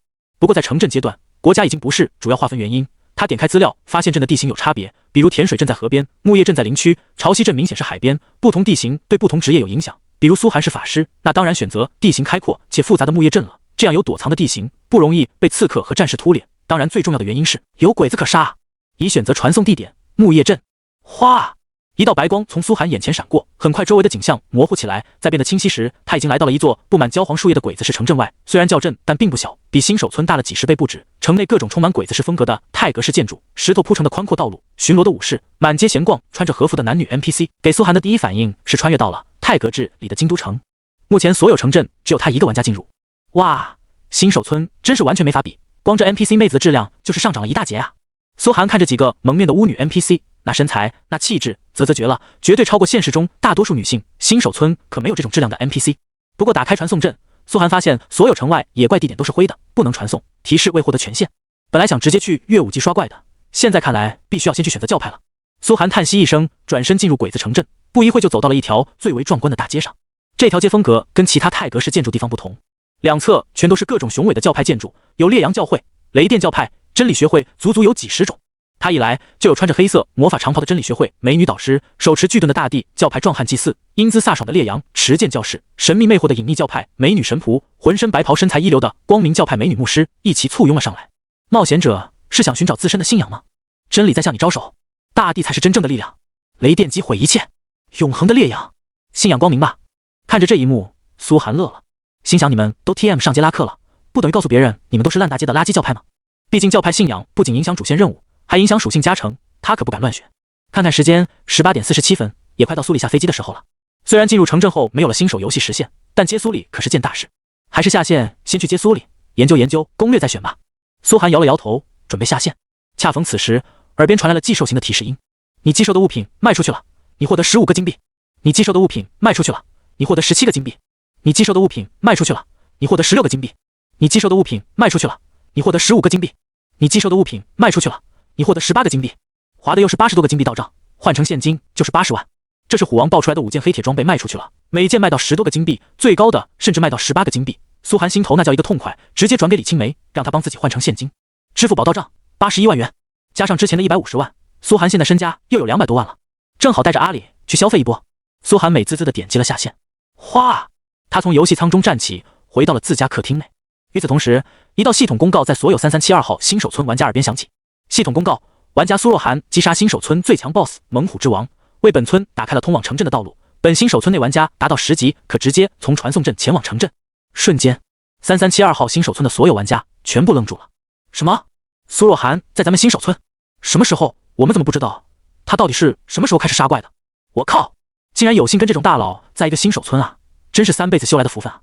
哭了，曾经有一个抱住绝世大腿的机会就在我眼前，可是我没有珍惜。大佬已经进入城镇了，哎，为什么没让我发现他？从此3372号新手村的玩家们多了个刻骨铭心的遗憾。而其中被苏寒虐杀过的凯瑟琳等灯塔国玩家和藤本等变异的鬼子玩家，此时满脸见了鬼般的表情，面面相觑，瞳孔中透着极致的难以置信。竟然是他，就是他，肯定是他，他竟然就是苏若涵，2个世界 BOSS 都是他杀的。凯瑟琳狠狠一拍修长的玉腿，心中恨得牙根痒痒。要是早知道他就是苏若涵，我哪怕在新手村付出上亿美元，也要留下他。现在一切都晚了，苏寒已经进入城镇，融入大海，再也找不到他的踪迹。苏若涵，等着，城镇中也跑不了，你是我的人。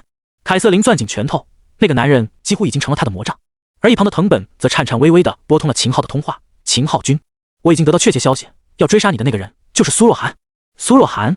电话那边传来疑惑的声音，我没惹过这个人啊，他是哪家公司的少董？或许秦昊欺辱过的人太多，苏寒早就被他抛之脑后，根本没想起有苏寒这么一号人。不知道，他的消息极其神秘。哼，那就让他来吧，有 A 级职业的罗云在我身边，他来了正好让我爆出他身上的东西。秦昊的语气嚣张到了极致。等消息传到其他所有新手村，外界沸腾了起来。小道消息，苏若涵第一个进入了城镇区，他所在的新手村是3372号新手村。可惜仅凭一个新手村也无法确定他的身份，这么快他就进入城镇了，一步快步步快啊！看来咱们想赶上他更难了呀。窗外已是斑驳夜色，苏寒退出游戏后，先是给银行经理王才打了个电话。喂，是苏寒啊，这么晚了有什么事吗？王才显然比上次热情一些，原因是发觉苏寒有钱了，房子我要付全款，还有我的车一起赎回。啊！王才足足愣了有半分钟，这才过去了多久啊？那加在一起可是价值200万了。苏寒不是破产了吗？这么快就重新有了200万的身价，震撼，实在是太震撼了。他语气谄媚起来，这是大客户啊。韩哥，早点说啊，本来都下班了是办不了的，但既然您都发话了，我现在就去公司给您办，房子和车马上就能提走，钱不是问题。苏寒挂断了电话。当天晚上，银行临时加急还清贷款，房和车正式回到他手上。虽然一下就是200万花出去，但苏寒没觉得有丝毫不值。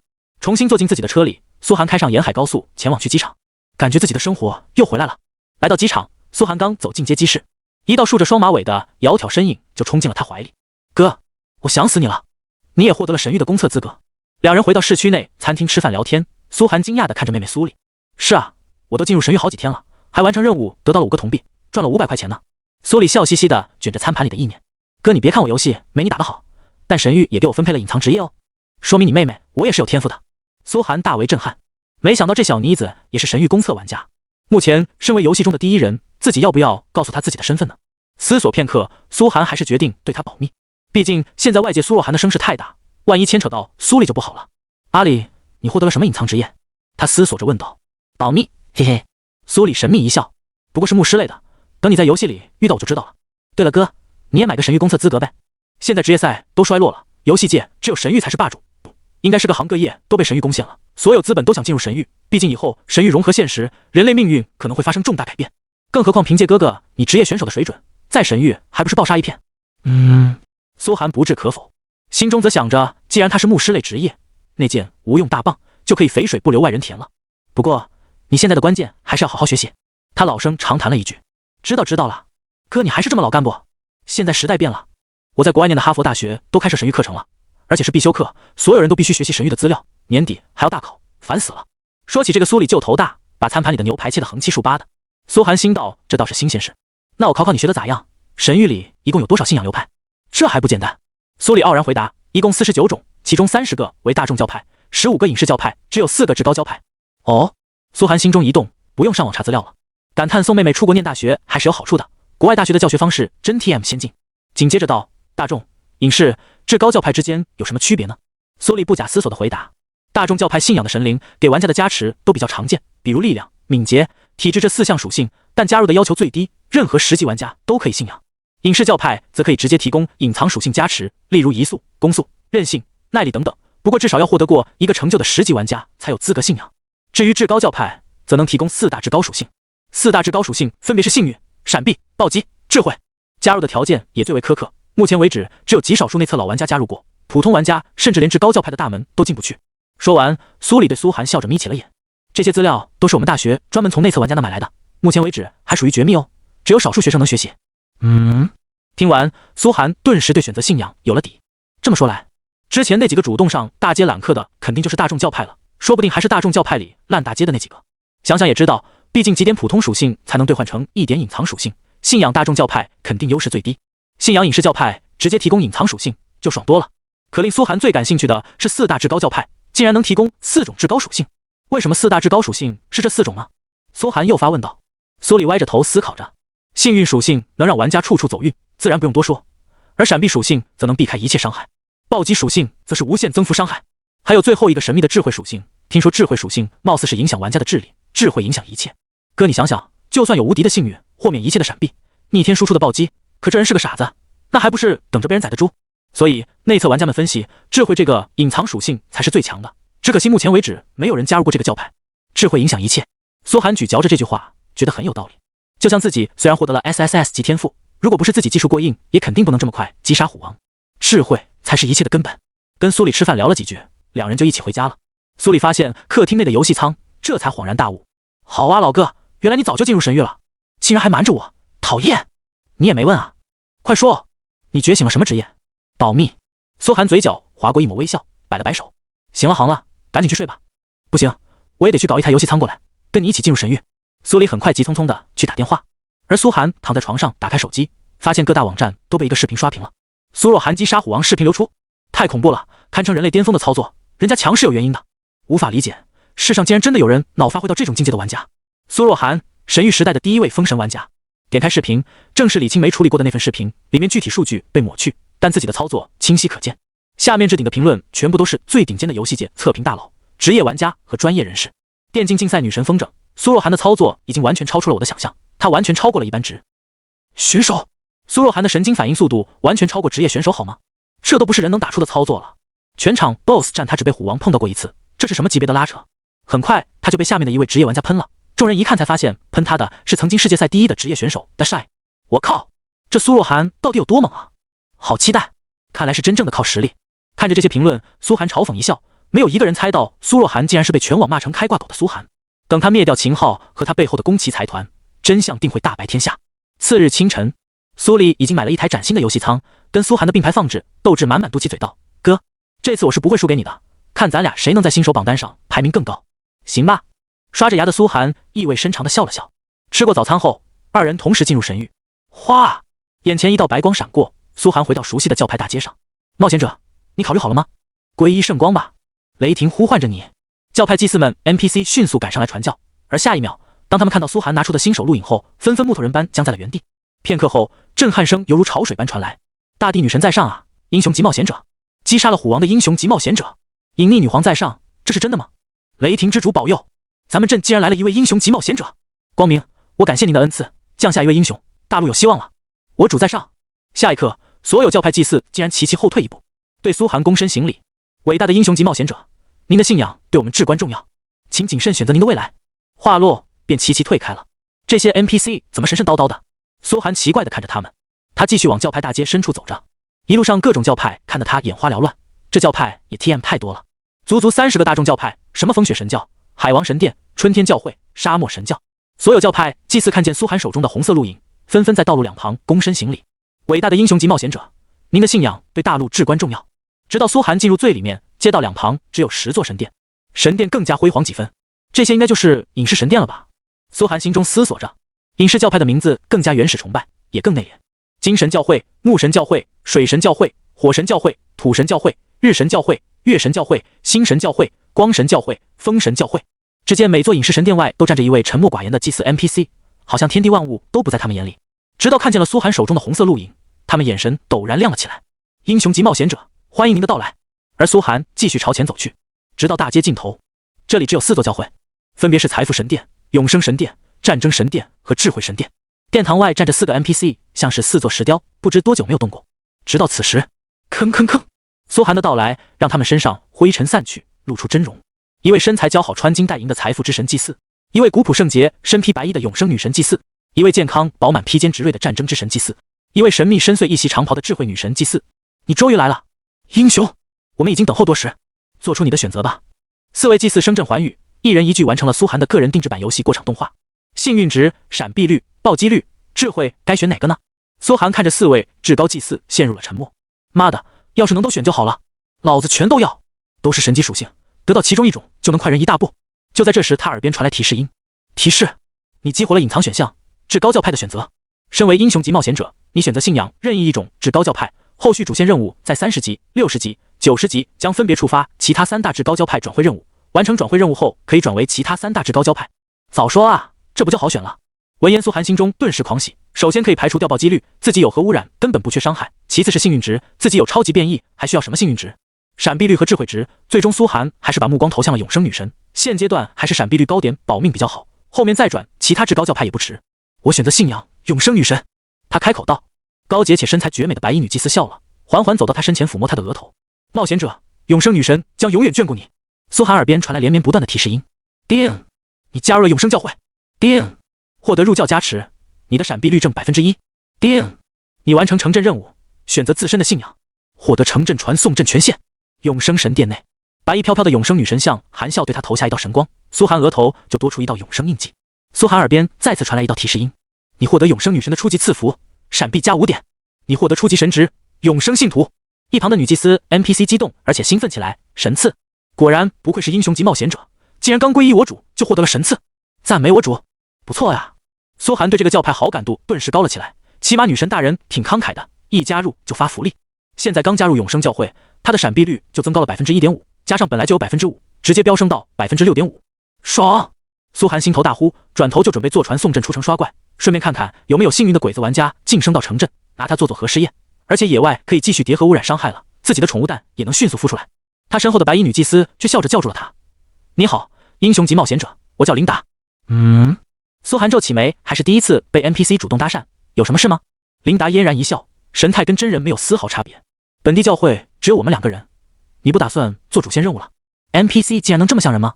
苏寒点了点头，我想先去打野，没必要这么拘束。没想到琳达洒脱的大手一挥，咱们至高教会级别太高，几百年来就你一个冒险者加入，你完全可以让我给你定制任务，只要符合等价交换原则就行。还有这种操作？看着琳达，苏寒思索着，因为他是至高祭司这么高级别的 NPC， 所以智能很高。他尝试道：那给我安排个越5级杀怪的任务。没问题。琳达眼神亮了，你竟然能做这么高难度的任务，很好。你任务做得越快，解救我晋升的就越快，到时候回到主城说不定咱们还能继续合作。苏寒越来越觉得他的灵智高的可怕，而且情商还很高。女祭司琳达向你发布主线任务1：绞杀邪恶的史莱姆兽人。任务详情：击杀15个史莱姆兽人，并带回他们罪恶的棒子。你想要什么奖励？琳达又问道。还能挑选奖励？苏寒心中顿时兴奋起来。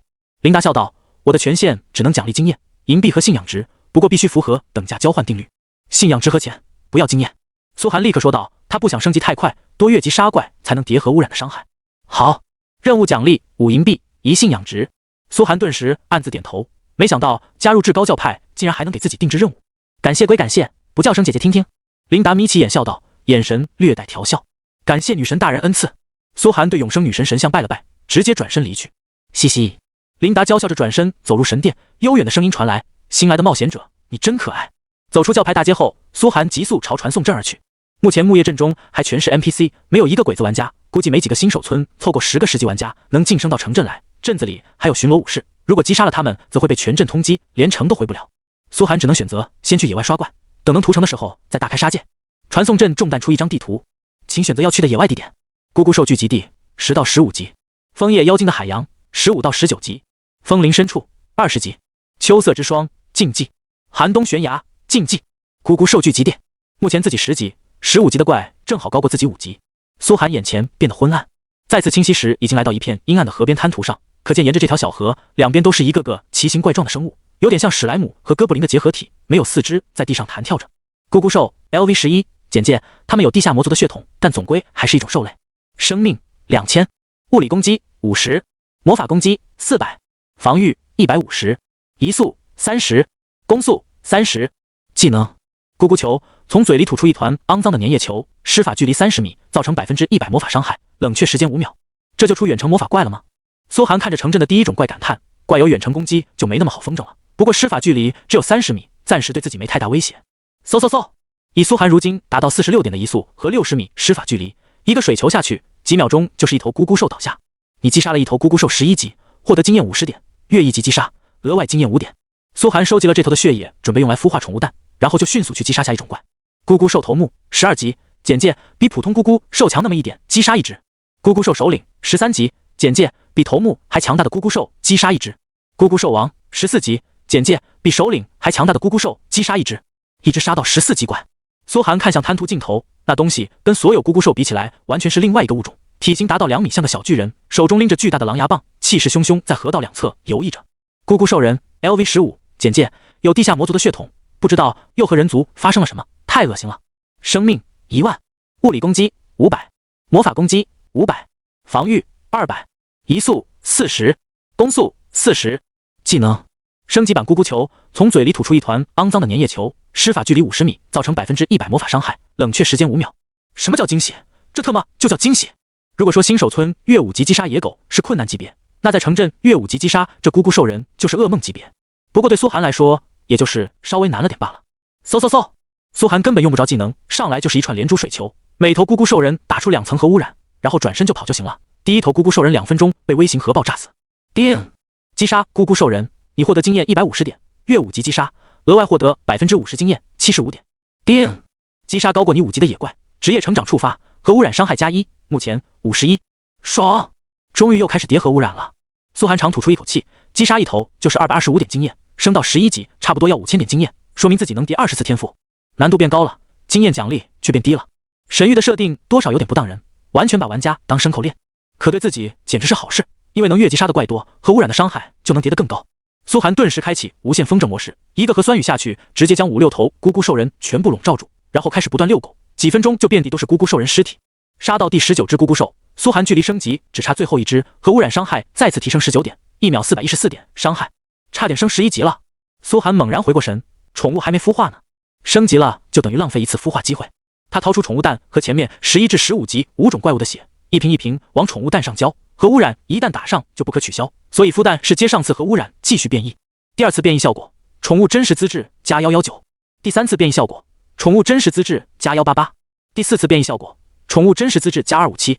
第五次变异效果，宠物真实资质加326。第六次变异效果，宠物真实资质加395。哗！5种兽血泼上去，宠物蛋不仅颜色从蓝色到黑色，又从黑色到古铜色，从古铜色到银色，最后一直冲到泛出金光，才缓缓停滞下来。而且个头也在迅速膨胀，原本只有苏寒手掌大，现在已经长到寻常人头颅那么大。黄金级变异宠物蛋。简介：变异后的宠物蛋将孵化出最低黄金级以上资质的变异宠物，初始等级1级，目前孵化度 30%， 金色品质了。苏寒思索着，资质是跟着自己核污染点数增加的，上次变异50点，第二次已经变成了69点，这要是等自己真正把它孵出来，不敢想会强到何等程度。孵化完成后，苏寒又对咕咕兽人释放了2层核污染，30秒之后，这头咕咕兽人轰然倒下。叮！击杀咕咕兽人。叮！职业成长触发，核污染伤害加1，目前70。恭喜你，经验值超过15000点，升到11级，获得自由属性点星号5。苏寒在属性栏加完点，发现刚用完的超级污染又叠出来2次，然后收拾杀怪爆出的箱子。咕咕兽人一共爆出来了3个黑铁级箱子，里面是3件黑铁级装备和6个银币。苏寒准备全部扔给李青梅，让他拿去新手村拍卖，毕竟黑铁装在新手村还是顶级抢手货，又是几10万入账。先回去找琳达那个骚娘们儿，把任务交了。苏寒捡了15个咕咕兽人的大粗黑棒子，急速奔向传送阵。回到枫叶镇后，直奔教派大街，进入最深处的永生神殿时，就大喊：“琳达姐，你要的大粗黑棒子，我给你找回来了！”呸！这个小冤家，什么叫我要的？白衣飘飘的琳达气急败坏地从女神向后走出来，白纱之下那曼妙身材的汹涌随波摇晃。你越5级杀怪这么快？一双美眸看着苏寒，简直像看怪物一样，瞳中全是震撼之色。这才1小时不到吧？你确定你是刚来的冒险者，而不是某个转世大能？真男人就是要快。苏寒傲然道。还有什么任务一起发给我吧，没必要一次次来了。其实主线任务你还是得去跑一些剧情。琳达黛眉微扬，话落，玉指轻轻一点。但不跑剧情也无所谓，反正咱们是只高交派。主线任务1已完成，获得银币5，信仰之1。女祭司琳达向你发布主线任务2，咕咕兽王的阴谋。任务简介：拿回咕咕兽人的棒子后，琳达发现棒子上残留的痕迹似乎跟镇子里最近发生的危机有关。为了镇子的安危，决定让你去找枫叶精灵查清背后的秘密。击杀15个枫叶精灵，16级，任务奖励5银币，2信仰值。女祭司琳达向你发布主线任务3，露西亚。幕后的真凶原来是枫叶精灵。任务简介：为了弄清枫叶精灵为什么攻击你，琳达将镇长的女儿露西亚介绍给你，她身怀通灵术，你们将一起再次前往枫叶精灵驻地调查。击杀15个魔化枫叶精灵，17级，任务奖励5银币，3信仰值。女祭司琳达向你发布主线任务4，枫叶精灵之伤。任务简介：通灵死去的魔化枫叶精灵，你们终于知道了背后的秘密，原来是镇子里的不法商人在捣鬼，于是你们前往商人路途埋伏。击杀1对商队护卫，18级，任务奖励5银币，4信仰值。女祭司琳达向你发布主线任务5，露西亚的谎言。任务简介：从商人的书信中你发现，原来露西亚一直向你隐瞒真相，她才是幕后真凶。这么做的目的是为了报复镇长父亲的冷酷，于是你在追踪露西亚。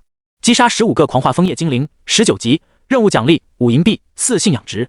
女祭司琳达向你发布主线任务6，击杀枫叶精灵王。任务简介：你回禀女祭司琳达，发现必须从枫叶精灵王们口中得到露西亚的下落，否则镇子危在旦夕。击杀15个枫叶精灵王，20级，任务奖励5银币，5信仰值。我擦，还真是安排的明明白白啊！看着这一大堆主线任务，苏寒觉得这应该就是城镇阶段的全部主线了吧？永生教派是不是过于嚣张了？明目张胆暴露剧情跟玩一样，就是个镇主线任务，没那么麻烦。我把所有需要跑的剧情全给你省略了，大大节省了你的时间哟。琳达暧昧的拍了拍苏寒肩膀，你先坐着，中途搞出什么意外姐给你兜着。我 TM 怀疑你是个玩家。苏寒回头看着琳达，眼神狐疑。怎么小脸这么紧绷？来给姐亲一个。说着，琳达嘟起红唇就要往苏寒脸上凑，苏寒连忙躲开这女流氓，二话不说走出神殿。男人啊，刚还叫姐姐呢。琳达看着苏寒的背影，眼神幽怨不已，回头看着殿内那一堆大粗黑棒子，见四下无人，才上前低叹：真的好粗好黑好大呢。苏寒直接前往第2个野外地图枫叶精灵的海洋，什么剧情对话全部跳过，上百轮的复杂主线被压缩到5个关键任务。身为至高教派就是这么屌。哗！传送白光闪过，面前巨大如车轮般的枫叶如火般红艳，树枝交织成一片红色的海洋，树枝间传来的沙沙声如同清脆的音符，魔幻风中充满了神秘和诗意。这地图实在是太美了。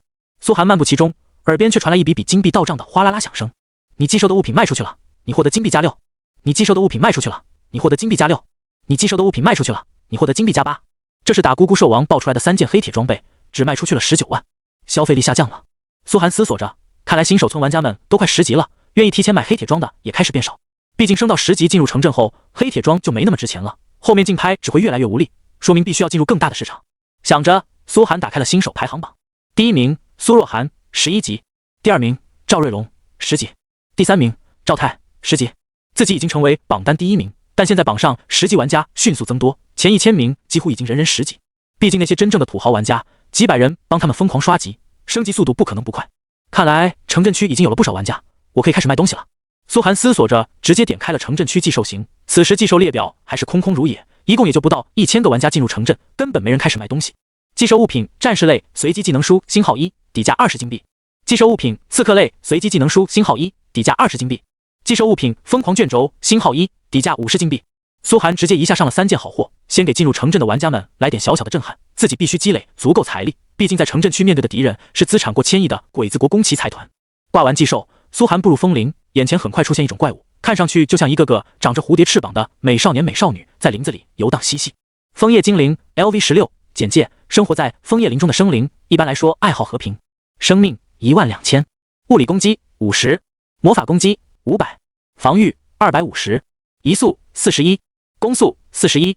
技能：枫叶飞散，释放出枫叶攻击目标，施法距离55米，造成100%魔法伤害，冷却时间3秒。法师类怪物，移速和技能冷却更快了。苏寒心中暗道，一进入枫叶林就触发剧情，引来好几个枫叶精灵围攻，嗖堆大枫叶直接把他淹没。什么人？为什么擅闯枫叶林？是不是那群可恶的人类商人？去死吧！你们破坏了森林的安宁！触发几句剧情开场白，战斗开始。苏寒直接一个核酸雨下去，一大片枫叶精灵被套上核污染，现在每秒420点核污染伤害，很快地上就全是精灵尸体。叮！击杀枫叶精灵，你获得经验200点，越5级击杀，额外获得50%经验100点。叮！击杀高过你5级的野怪，职业成长触发，核污染伤害加1，目前71。苏寒看着这经验值提示音，算了下升到12级前，自己足足能杀20只枫叶精灵。别跟我谈什么任务不任务的，杀怪能叠核污染伤害啊！苏寒心头狂喜，对枫叶精灵疯狂屠戮。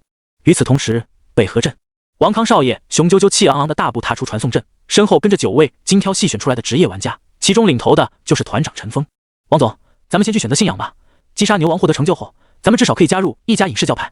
陈峰小声建议道。王康心态显然恢复了很多，含笑道：相信咱们团队能在城镇区获得更好的成绩。那个苏若涵不过比咱们高1级而已，后面他单人的劣势会越来越大，咱们也不是没可能超过他。话音刚落，团队中一名成员忽然大声呼喊起来：王总！刚刚城镇区新手栏上加了2本随机技能书，一个疯狂卷轴。真的？陈峰陡然狂喜，快，无论多少钱都要竞价，神域中的技能书和卷轴对咱们太重要了，已经交到50金币了，只管加价，无论多少我都要拍下来。王康也激动无比，能多一个技能咱们就快人一步，更别说疯狂卷轴可遇不可求，后面抢 BOSS 首杀概率更大。100金币，我们拍下一本技能书了。陈峰激动地说道，结果注意到寄售人愣住了，一旁的王康也在查看，结果发现3件物品的寄售人都是同一个人，苏若涵。所有人齐齐实话，刚刚还说超过人家，结果现在人家不要的破烂，他们疯了一样急着抢，实在太尴尬了。这样的情景发生在新手城镇各处，第一批进入城镇的富豪玩家和职业玩家们全都疯了。这个阶段就能挂出2本技能书，这个苏若涵到底搞到了多少好东西？这一批拍卖下来，估计此人入账几百万。实名制羡慕了，要知道公测才开服2天，我家投入上亿，结果分文还没赚到，人家已经入账几百万。同样是公测玩家，为啥大家差别这么大呢？枫叶林中，一只枫叶精灵的尸体洒落遍地。叮！击杀枫叶精灵，你获得经验200点，越5级击杀，额外获得50%经验100点。叮！击杀高过你5级的野怪，职业成长触发，核污染伤害加1，目前90。苏寒吐出一口气，击杀了19只枫叶精灵后，他终于又到了升级的临门一脚。核污染伤害叠到90，2层就是每秒540点伤害，简直是质变。现在怪物他都能开启屠杀模式，而苏寒之所以停下来，也是因为又得在升级之前孵化宠物了。取来一只枫叶精灵的血，苏寒将其滴在了金色宠物蛋上，静静等候着第7次变异效果，宠物真实资质加485。哗！整个宠物蛋先是从淡金色变成纯金，然后金色逐渐变紫，最后紫光炽盛。紫金级变异宠物蛋。简介：变异后的宠物蛋将孵化出最低紫金级以上资质的宠物，初始等级1级，目前孵化度35%。紫金级了，每次孵化都能直接飙升一个品阶。苏寒已经不敢想这颗蛋后面会变成什么恐怖的玩意儿，起码紫金级的宠物就算内测玩家也极少见过，每一只都值得花大价钱培养。收集宠物蛋，苏寒又击杀一只枫叶精灵，当场升级。恭喜你，经验值超过21000点，升到12级，获得自由属性点星号5。苏寒例行检查战利品，发现20只枫叶精灵竟然只爆出了一个箱子，爆率竟然比15级的咕咕兽人还低，简直是终极低爆率。可他一看才发现，原来枫叶精灵等级已经超过10级，这次爆出来箱子是青铜品质，怪不得爆率低，奖励档次越高，爆率自然就越低。看着眼前的青铜箱子，苏寒心中忍不住激动起来，这还是他第一次看到青铜品质的箱子。要知道青铜装备在神域中已经不弱了，许多玩家拿到天生词条好的青铜装备，甚至会直接砸钱强化，然后一直用到30级。青铜装备的爆率更是低到变态的程度，像苏寒月5级击杀也杀到第20个怪才爆出来一个，玩家正常刷怪怕是要几百个才能爆出来一个，甚至根本没爆出来就升级了，爆率直接跳水，就更没可能爆到了。看来可以全面换青铜装。苏寒心中思索着，别人还在苦哈哈攒黑铁装的时候，自己已经全面青铜装，哪怕宫崎财团这样的世界级财团也无法这么快培养人。至于在大夏的秦昊，哼，现在估计还没升到10级。正好现在黑铁装已经跌价，上青铜装可以给市场注入一点新鲜活力。思索着，苏寒发现自己的超级污染已经积攒到了4次。之前孵蛋和开 BOSS 宝箱把超级污染用光了，现在越级杀了20只咕咕兽人，20只枫叶精灵，又多了4次。那就花一次机会来开青铜箱子吧，搞一件青铜天花板级别的武器。苏寒不禁财大气粗，直接使用了一次超级污染开青铜箱子。如今核污染90点伤害，一次变异就加 9% 爆率，变异20次，爆率直接飙升到 1800%，18倍爆率。什么概念？哗！又是一次井喷式的开箱，足足18件各色青铜装备轰然爆在苏寒手中，光银币就爆出来了60多枚，等于6个金币。爽爽爽！核污染开箱实在是太爽了，青铜天花板级别的装备直接18件，让苏寒心情爆炸。粗略一看，18件几乎全部都是普通宝箱能爆出最好的青铜武器，其中6件远程，7件近战，5件法师职业。既然这么富裕，苏寒就要开始挑词条了，自己用当然得逆天的天生词条才行。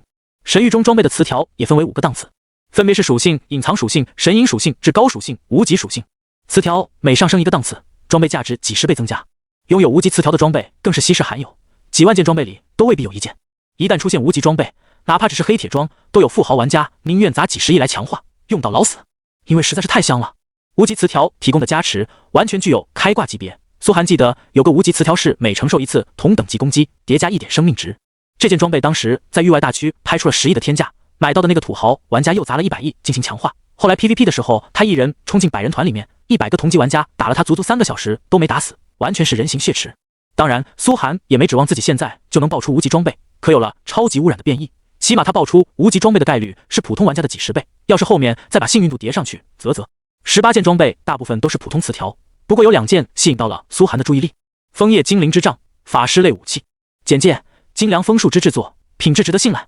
品质：青铜级，耐久度15000，施法距离加80米，魔法攻击加100，移速加5。附带技能：帐幕，发出巨大的枫叶将敌人包裹，使其进入失明状态10秒，消耗法力50，冷却时间15秒。佩戴要求：12级。枫叶精灵圣经，牧师类武器。简介：附加枫叶精灵得专属治愈术。品质：青铜级，耐久度15000，施法距离加80米，魔法攻击加150，法力回复加 5S。 附带技能：训诫，对靠近你5米的敌人狠狠砸出，造成1秒眩晕，消耗法力50，冷却时间15秒。佩戴要求12级。这2件都是有隐藏词条的装备，苏寒心情激动。本来移速和法力回复只有鞋子和饰品才能提供，现在爆到武器上就属于额外的隐藏词条。2件隐藏词条比他之前爆出来那些加普通属性的要值钱很多，很多小副玩家都会拿来长期使用。他立刻把枫叶精灵之杖换上，移速再次上涨5点。至于牧师武器就先收起来，留着给苏里用。又从青铜装备里留了一件近战巨剑，这是给李青梅留的，也不知道自己的巨剑少女现在成长的如何。随后看着剩下15件装备，苏寒思索着剩下的自己是卖掉还是留下来萃取来强化装备呢？要知道卖强化后的装备比卖没强化的单品要赚得多，但强化装备真是有钱人才能玩得起的项目，第一次强化就要1金币，而且后面价格几何倍数上涨。苏寒思索半晌，卖掉一部分，剩下试试强化吧，反正有超级污染，我的装备近乎无限。然后把7件近战青铜装挂上了寄售型，每件底价5金币，跟在新手村卖黑铁装一个价，持续奇货可居。紧接着他耳边又传来了提示音：你寄售的物品卖出去了，你获得金币加50；你寄售的物品卖出去了，你获得金币加80；你寄售的物品卖出去了，你获得金币加100。哗啦啦的金币声提醒着苏寒，他的身家暴增一大波，2本技能书分别拍出去50多、80多金币，疯狂卷轴更是拍出100金币的天价，加在一起，苏寒的身家再次超过200万。苏寒吐出一口气，这些钱应该有底气玩一波强化了。他转身走回木叶镇，准备去找铁匠试试强化装备。哗！传送阵落下，苏寒进入阵中。此时街上已经能零零散散看到些鬼子玩家。过了一会，现在全服差不多有1万个公测玩家升到10级，进入木叶镇的也有好几百鬼子玩家，耳边已经全都是鬼子的鸟语。4国1，我大鬼子国的城镇也太华丽了，就像回到了江户时代一样。神域这游戏也太真实了吧！天照大神在上，愿我大和民族能在神域登临顶峰，成为世界之主。只要在神域中变强，我大鬼子国排放核污水那点区区小事，大夏还敢再避避？大街上四处都是鬼子们热烈的讨论声，每个鬼子玩家都很激动。终于来了！苏寒饶有兴趣地看着狂欢的鬼子们，他现在可是保持了好久白名状态，就等着鬼子们到来之后好好喂一波核废水。3372号新手村的鬼子玩家第一天就被自己杀的全部删号退出游戏，不知道这个木叶镇内的鬼子能撑多久。希望他们的武士道精神坚定点。不过镇内有巡逻武士 NPC， 开启 PK 会被全城通缉，凭自己现在的实力还做不到屠杀 NPC 城镇，所以暂时不能在城内开启屠杀，先去干正事吧，等实力再强点就直接屠城。苏寒思索着向前走去，结果迎面一大堆人向他走了过来，都是熟人。主人，苏先生，苏大神，包括林书恒和他麾下的大夏玩家，特意请求到木叶镇来跟随苏寒。苏寒想了想就同意了，还李青梅这小妮子肯定是死活都要来的。领主大人，终于能来城镇找您了。在传送阵等候多时的李青梅顿时扑了上来，身边跟着几个李家培养起来的玩家。身为领主，苏寒随时可以查看他的属性，发现刚升到10级，李青梅已经拥有了5000加血量，双方高达400多，这在玩家里简直是血牛般的存在，放着让高他5级的怪打都得打半天。不错呀，苏寒赞许的点点头，掏出了那件青铜级巨剑。哇！李青梅惊呆了，苏寒这才刚到城镇区多久，就有多余的青铜装给自己了？30万！他立刻迫不及待的开价，苏寒直接扔给了他。支付宝到账30万元。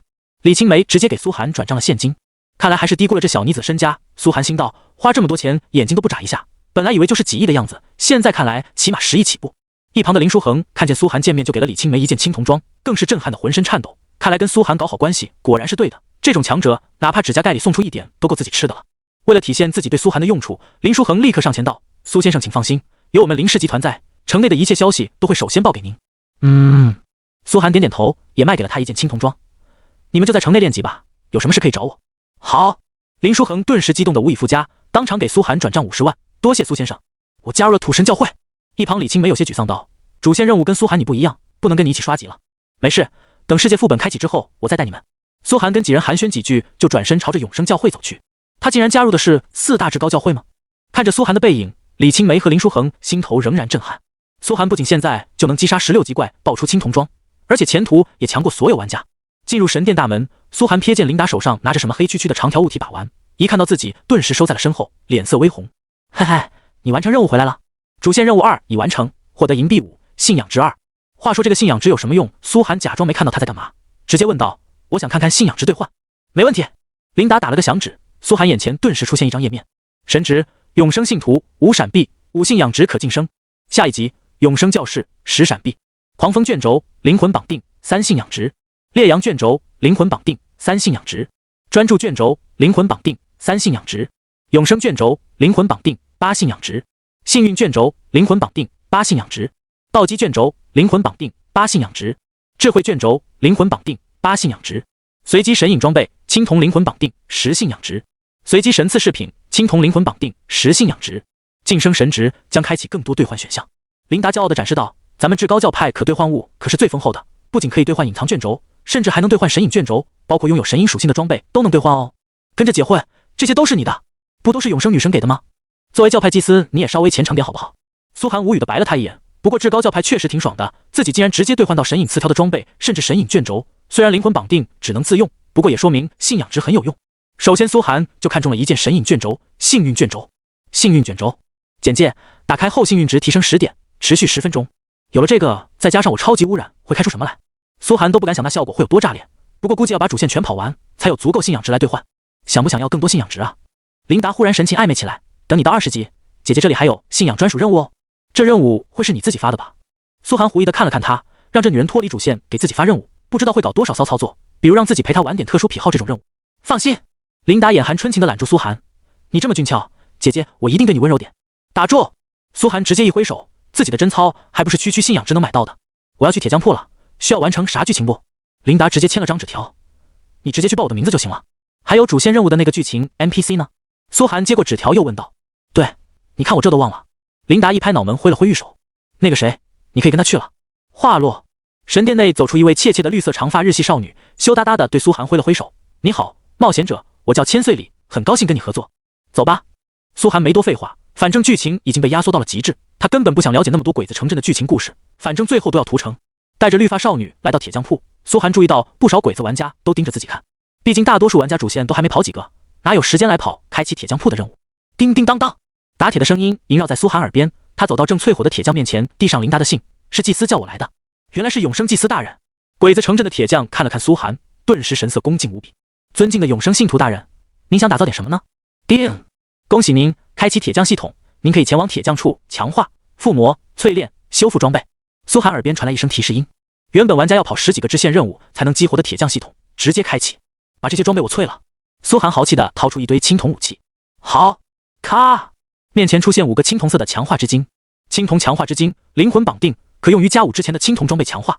5件青铜装备现在起码能卖出60-70万。苏寒心中喟叹，强化装备还真不是普通玩家玩得起的，这一下就是几十万出去了。面前弹出强化页面，他把枫叶精灵之杖取下来放进强化槽，然后放进一颗强化之晶。是否要进行第一次强化？费用1金币，加5以前失败没有装备碎裂风险，成功率100%。第一次强化的成功率是100%，只需要碎掉一个强化之晶和付出1金币，加在一起也不过10几个金币，换成现金就是10几万，还是比较便宜的。确定？苏寒点了点头。蹭！铁匠开始大力挥锤，一锤子下去，将强化之晶砸进了枫叶精灵之杖里，爆发出一股浓烈的光芒。强化成功！枫叶精灵之杖+1，法师武器。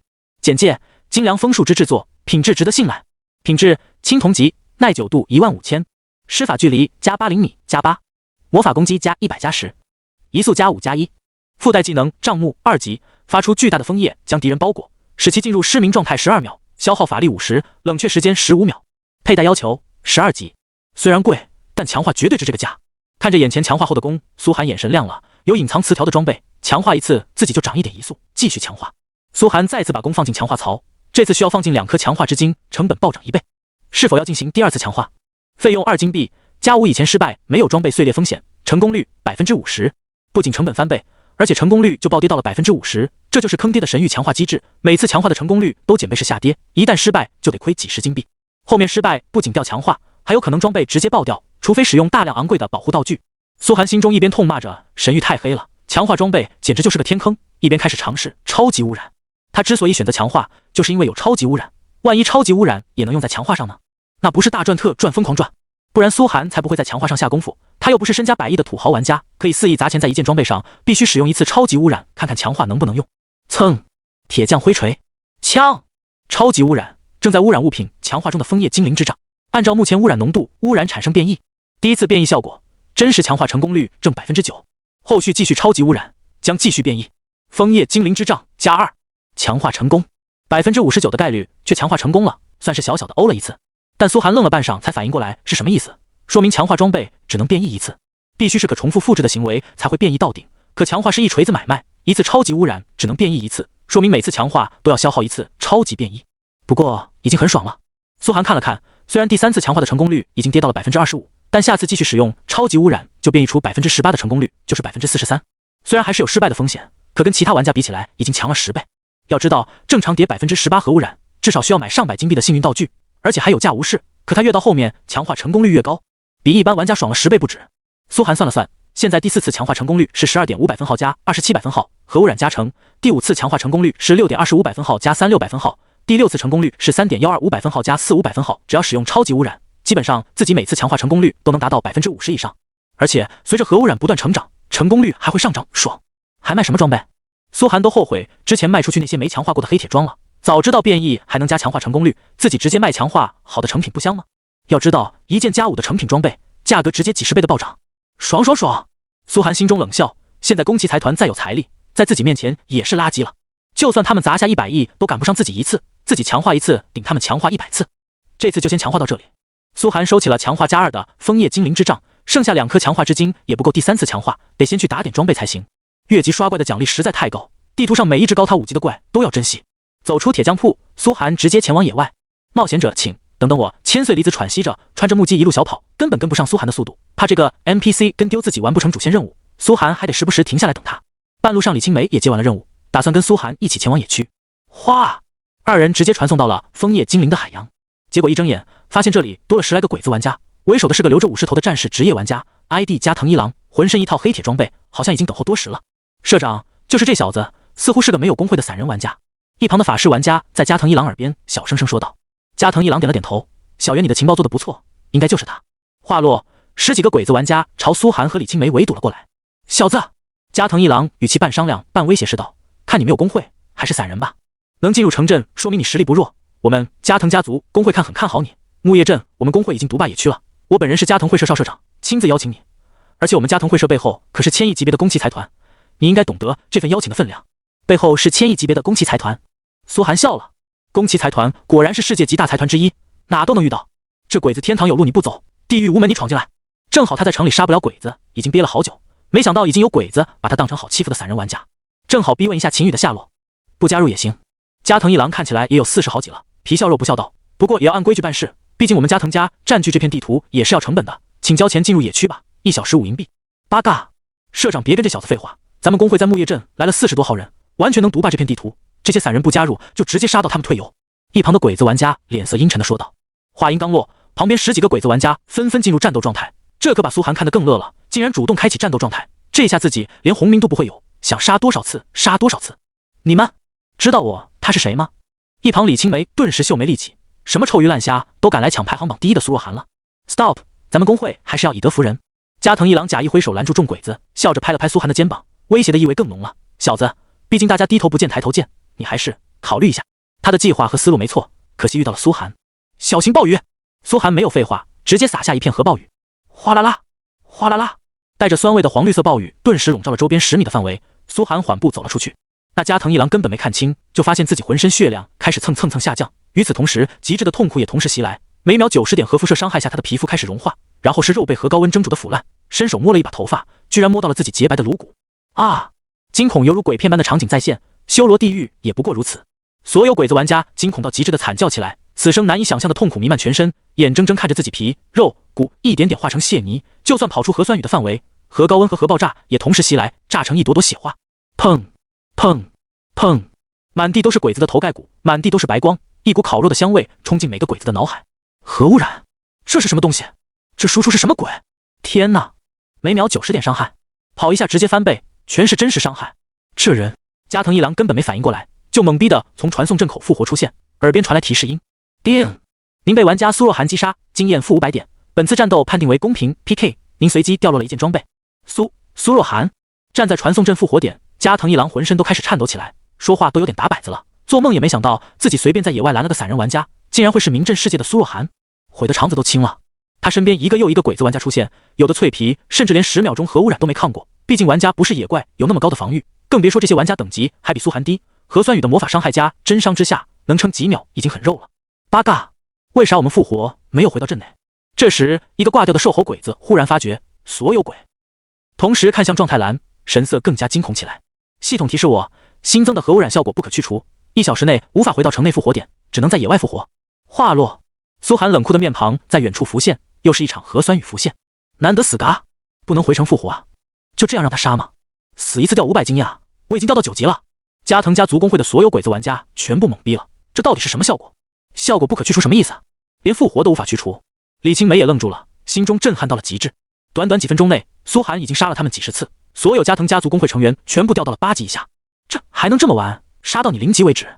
苏寒耳边也连续传来提示音：叮，野外击杀玩家10次，恭喜你获得成就暴徒，奖励银币+1。叮，野外击杀玩家100次，恭喜你获得成就刽子手，奖励银币+10。核污染持续时间加0.1秒。苏大神，是我们有眼不识泰山。苏大神，我们错了。大咩啊，苏大神，我们是真的不敢了。别杀了，再杀要掉到7级了。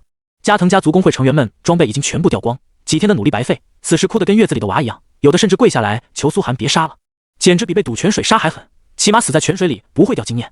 早知道是苏若寒，就算打死他们都不敢 PK。加藤一郎更是直接哭了，辛苦练的级每分钟都在掉，他的心在滴血。而苏寒还在继续杀，因为这10多个不长眼的鬼子不仅让他核污染的持续时间成长了1秒，而且核污染这些鬼子还能变异。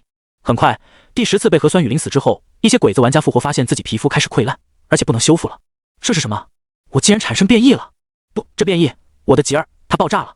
我的肛门怎么变得这么大？啊！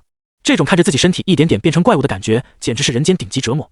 而苏寒只是一次又一次降下酸雨，看着鬼子们在酸雨中爆开成血雨，大地都被鬼子们的尸液染成了红色，场面简直能让人呕吐。一旁路过的鬼子看到这一幕，惊恐的迅速将自己状态调到和平模式，头也不回的跑开。1个小时，苏寒足足杀了他们1个小时，10几个鬼子，每人都被苏寒杀了10次，全部掉到5级以下，直接被弹出城镇，回到新手村。估计这些鬼子不退油，也得落后半个月了。苏寒检查了一下他们变异后爆出来的属性点，足足16点，4项属性每种都爆出来了4点，说明自己1小时内杀了他们160次。使用了这些属性点后，苏寒所有属性顿时暴涨4点，太爽了，拿去卖掉。随后他抓起那几件黑铁装备和他们掉落的精英级破烂扔给李青梅，直接转身前去。好的主人。李青梅全程处于呆滞之中，说话都结巴起来，眼睁睁看着10个玩家一次次复活，又一次次被秒杀，从10级直到被杀到弹出城镇，这种震撼感是极为炸裂的。他此刻心中只有一个念头，在神域里惹到谁都千万别惹到苏寒。很快这事就闹大了，公屏里直接有人发了红字长文，字字如血：苏若寒在木叶镇，苏若寒在木叶镇，苏若寒在木叶镇。他简直不是人啊！今天下午我们加藤工会遇到他，只是发生了一点口角，他就分青红皂白杀人，而且不知道他用了什么技能，被他杀了竟然不能回城。我们10人一直被杀到5级，被弹出了城镇。奉劝大家，此人罪大恶极，杀心极重，千万不要跟他合作。鬼子传统异能颠倒黑白，扭曲事实，拒不承认现实，推卸责任。原本这篇文章是为了抹黑苏寒，结果却让所有公测玩家都沸腾了。什么？苏若寒在木叶镇？我也在木叶镇？是真的吗？这是他还能让人不能回城复活？真的？千真万确，我亲眼看见这传送阵出来了几个5级玩家，第一眼还以为看错了，结果是真的。这几个逼估计故意惹到人家苏若寒了才被杀的，本来他们也不是什么好鸟。我靠，这么恐怖的吗？苏若寒把人杀到了5级，原本还想去挑战苏若寒的，现在我不敢去了，我也不敢去了，太恐怖了。赢了不一定能爆到他的装备，输了估计要心态炸裂退游啊！这一下，外界所有在找苏若寒的玩家公会齐齐被震慑了一遍，不禁都开始掂量自己遇到苏若寒会是什么下场。降到5级，甚至弹出城镇，实在太恐怖了。现阶段玩家公会估计是不敢再出现在苏若寒面前了，甚至连木叶镇都要躲着走。一座鬼子城镇内，某个故意穿着鬼子和服，实则归属地还在大夏赵月省的假鬼子玩家，看着公屏狠狠一砸地面，旁边簇拥的一众秦氏集团玩家们也是义愤填膺。这个苏若寒为什么总是针对咱们宫崎财团？此人也太可恶了，我必杀此人！出手吧！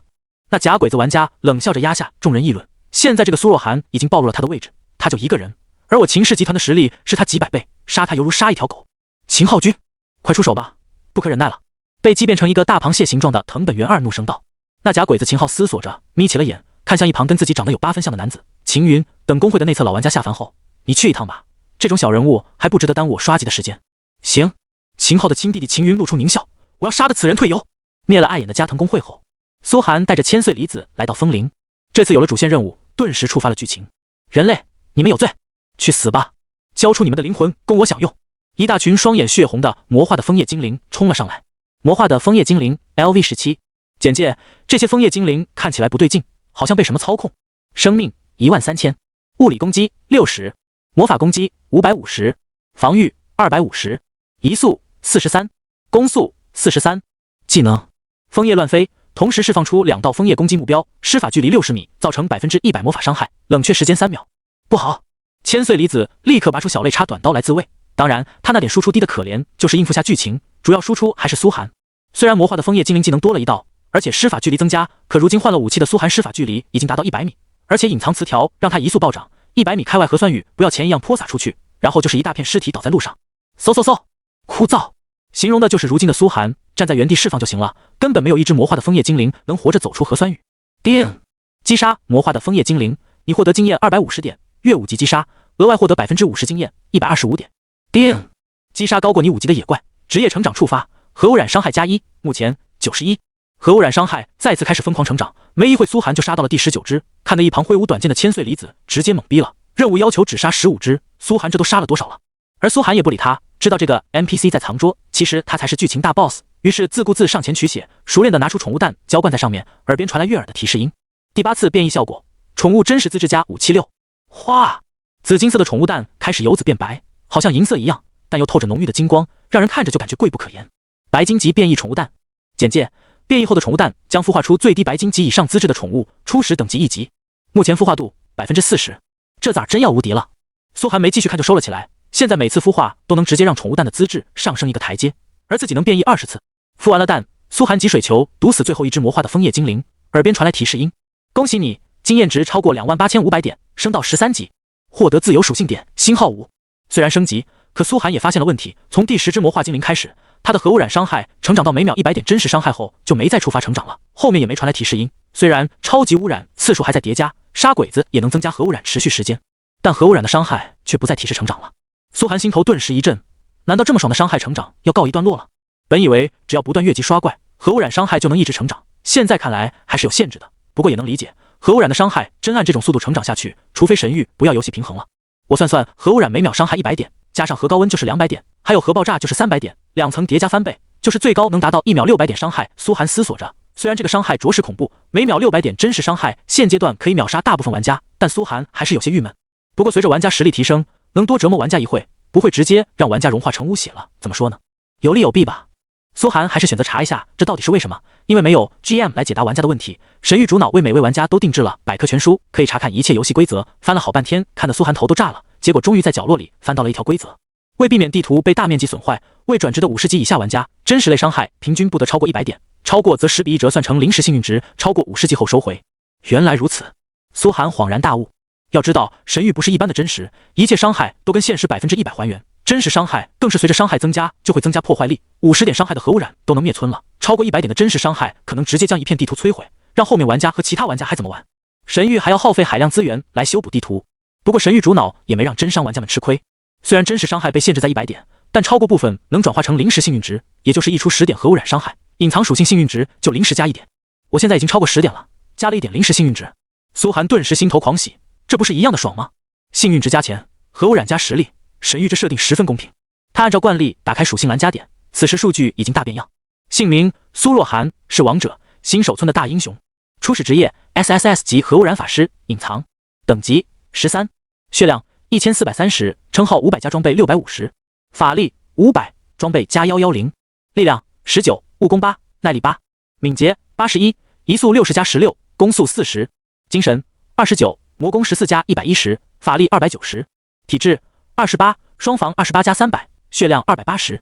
装备枫叶精灵之杖加2，被诅咒的主教长靴，蛮牛皮甲，损坏的隐秘怀表，酷刑戒指，严重破损的加速耳环，有灵性的虎牙项链。储物空间12-100。技能初级水球1级，小型暴雨术1级。SSS 级隐藏职业，伤害可施加核污染，核污染伤害100，层数上限2，超级污染次数5，自由属性点0。天生移速的高成长优势终于体现出来了。作为一个13级水系法师，苏寒的移速现在达到76，完全可以说来去如风。配合核污染的真伤，大多数20级以下野怪在他面前只能当弟弟，被秀得头皮发麻。每秒100的核污染伤害，加上核高温和核爆就是300，2层600点，36秒就是21600的伤害。说变态，这就叫真正的变态。枫叶精灵是爱好和平的生物，不会贸然仇恨人类的，肯定是有什么原因。就在苏寒捡宝箱的时候，千岁离子担忧地念出剧情台词，紧接着从一个山洞找到几个残骸，惊叫起来：我知道了，原来是商人，肯定是他们捣的鬼。这张商品单里竟然有枫叶精灵。该配合他演出的苏寒点点头，盘算着这次的收获。20只魔化精灵爆率比普通精灵高，爆出了2只青铜箱子，但自己该不该用超级污染的次数来开箱呢？虽然一次就能开出一大堆东西，可超级污染的次数太宝贵了。最终苏寒决定只用超级污染开一个，还是要留点给其他的用。还是20层变异，爆率直接叠加2000%。哗！苏寒手中猛地爆出来了20件青铜装备，满满当当，让他都拿不下了，洒落一地。一旁正在念剧情的千岁离子猛然呆住，怔怔看着这一幕。这么多装备，就算他身为镇长的女儿都没见过，这得多少钱啊？苏寒粗略看了看，全部收起来，满爆率又全是武器。不过他没打算现在就整理，而是先跟着千岁离子前往下一个剧情地点。二人沿着枫林往上走，很快到了。这里应该就是商人们的必经之路了，一定要找到他们私自贩卖枫叶精灵的证据，才能解除枫林之王的怒火，挽救村子。千岁离子义愤填膺地说道。苏寒无所谓的点点头，反正对自己来说就是一路杀杀杀就行了。然后就看着前面刷出一辆辆商队的车辆，每辆车外跟着5个黑衣劲装的护卫。商队护卫武士 LV18，简介：专门训练的保镖人员。生命15000，物理攻击510，魔法攻击0，防御260，移速50，攻速50。技能突袭，向前猛冲20米，挥出一刀，对敌人造成150%物理伤害，冷却时间15秒。商队护卫竟然不止一种怪，而是由2个战士、2个法师和1个法师组成。商队护卫法师 LV18，简介：或许是法师院的落榜生。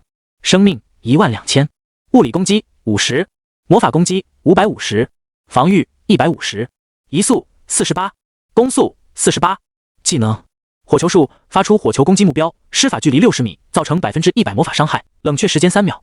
商队护卫攻手 LV18。简介：锐利的剑，锐利的眼。生命10000。物理攻击400。魔法攻击0。防御200。移速55。攻速55。施法距离80米。技能急速释放机，短时间内攻速提高50%，1秒释放出3件攻击目标，造成100%物理伤害，冷却时间10秒。看来这是有配合技能的人形野怪。苏寒则叹一声，普通玩家想击杀这商队难度几乎等于登天，但凭他现在的速度，超过这些怪20点，完全可以吊着锤。不知道证据在哪支商队车上，看来我们只有一辆辆检查。千岁离子拔出短刀，猛然冲上前，开始输出。苏寒释放出一片酸雨，所有商队护卫短短10秒还没来及走到施法距离，就直接死在了核酸雨之下。恐怕神域至今还没出现过越级挑战这么轻松的玩家，跟玩一样。叮！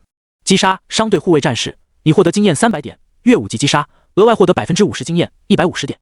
叮！击杀商队护卫法师，你获得经验300点，越5级击杀，额外获得50%经验150点。叮！击杀商队护卫射手，你获得经验300点，越5级击杀，额外获得50%经验150点。一辆商队被杀光，千岁离子一刀砍死车上的商人，然后从他身上搜出一封书信。苏寒则除了从商队护卫身上抱出一个青铜箱子之外，又马车上搜下来一个箱子。这个箱子不一样了，商队货箱，特殊任务奖励。简介：运往镇上的货箱有几率随机开出道具、装备、药品等等物品，开出则灵魂绑定。哎，还有特殊奖励箱子。苏寒惊异了一句，没想到神域那个死抠门的游戏主脑，竟然还懂得给玩家放点小惊喜。结果打开之后，苏寒只发现了3瓶价值10铜币的血药、3枚铜币，还有一些不值钱的布匹等物资，但都是灵魂绑定的。靠！不是说有几率开出装备和道具吗？主脑你就是个大屁眼子！苏寒怒了，论不当人，主脑还是有一手的，故意给玩家希望，然后又给超低的爆率，逗人玩呢。原来如此，千岁离子也很快从商人身上发现了一封书信，兴奋地对苏寒说道：“你看这封信，上面说了商人跟镇上的人合作，偷偷抓捕善良的枫叶精灵，贩卖到主城。我们终于找到证据了，就是这些坏人引起这次枫叶精灵暴动的危机，我们得快点去禀告镇长，也就是我父亲。”千岁离子拉着苏寒就准备回城。苏寒面前弹出一行提示。叮！你触发主线剧情选项：1. 揭穿千岁离子的阴谋，跟他决裂；2. 不揭穿，跟他一起对抗镇长。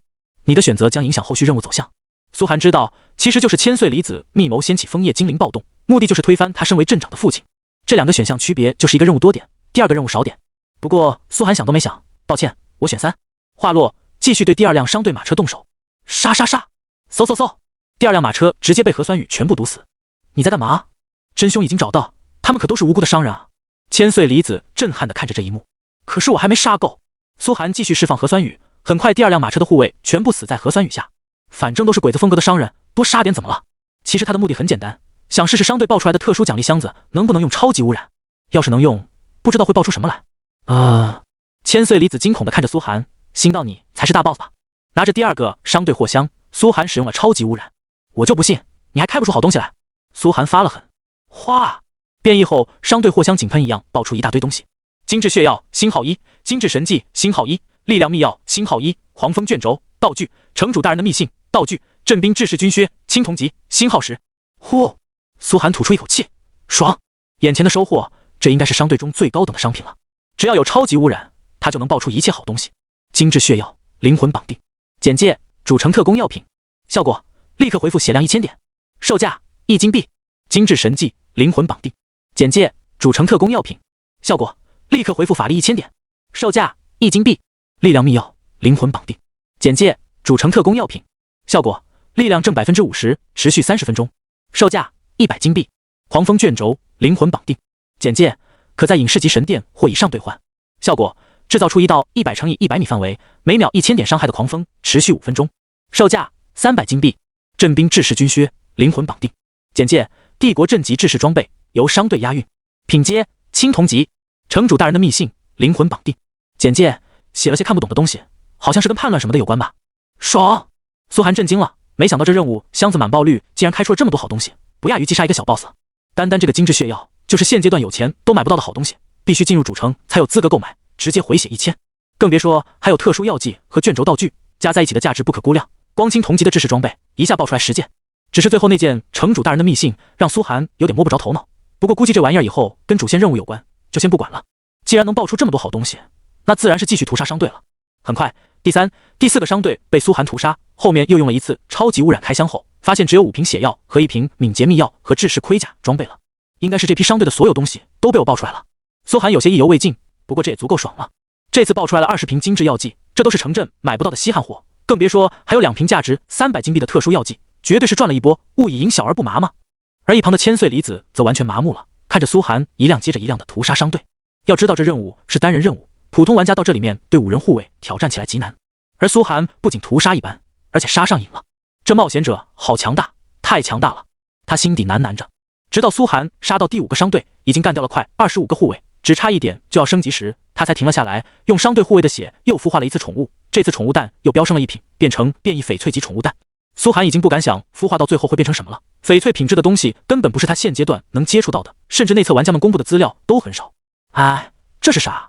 却没想到从第5个商人身上，苏寒又发现了一封信，冰霜妖精给商人的密信，隐藏剧情道具。简介记录了商人跟冰霜妖精往来勾结的事，他们要覆灭了守护镇子的枫叶精灵后，彻底将镇子变成寒冬地狱。还没拿多久，信就被千岁离子抢了过去。不对劲！看完后，千岁离子脸上露出了真正担忧的神情。原来是这样，糟了！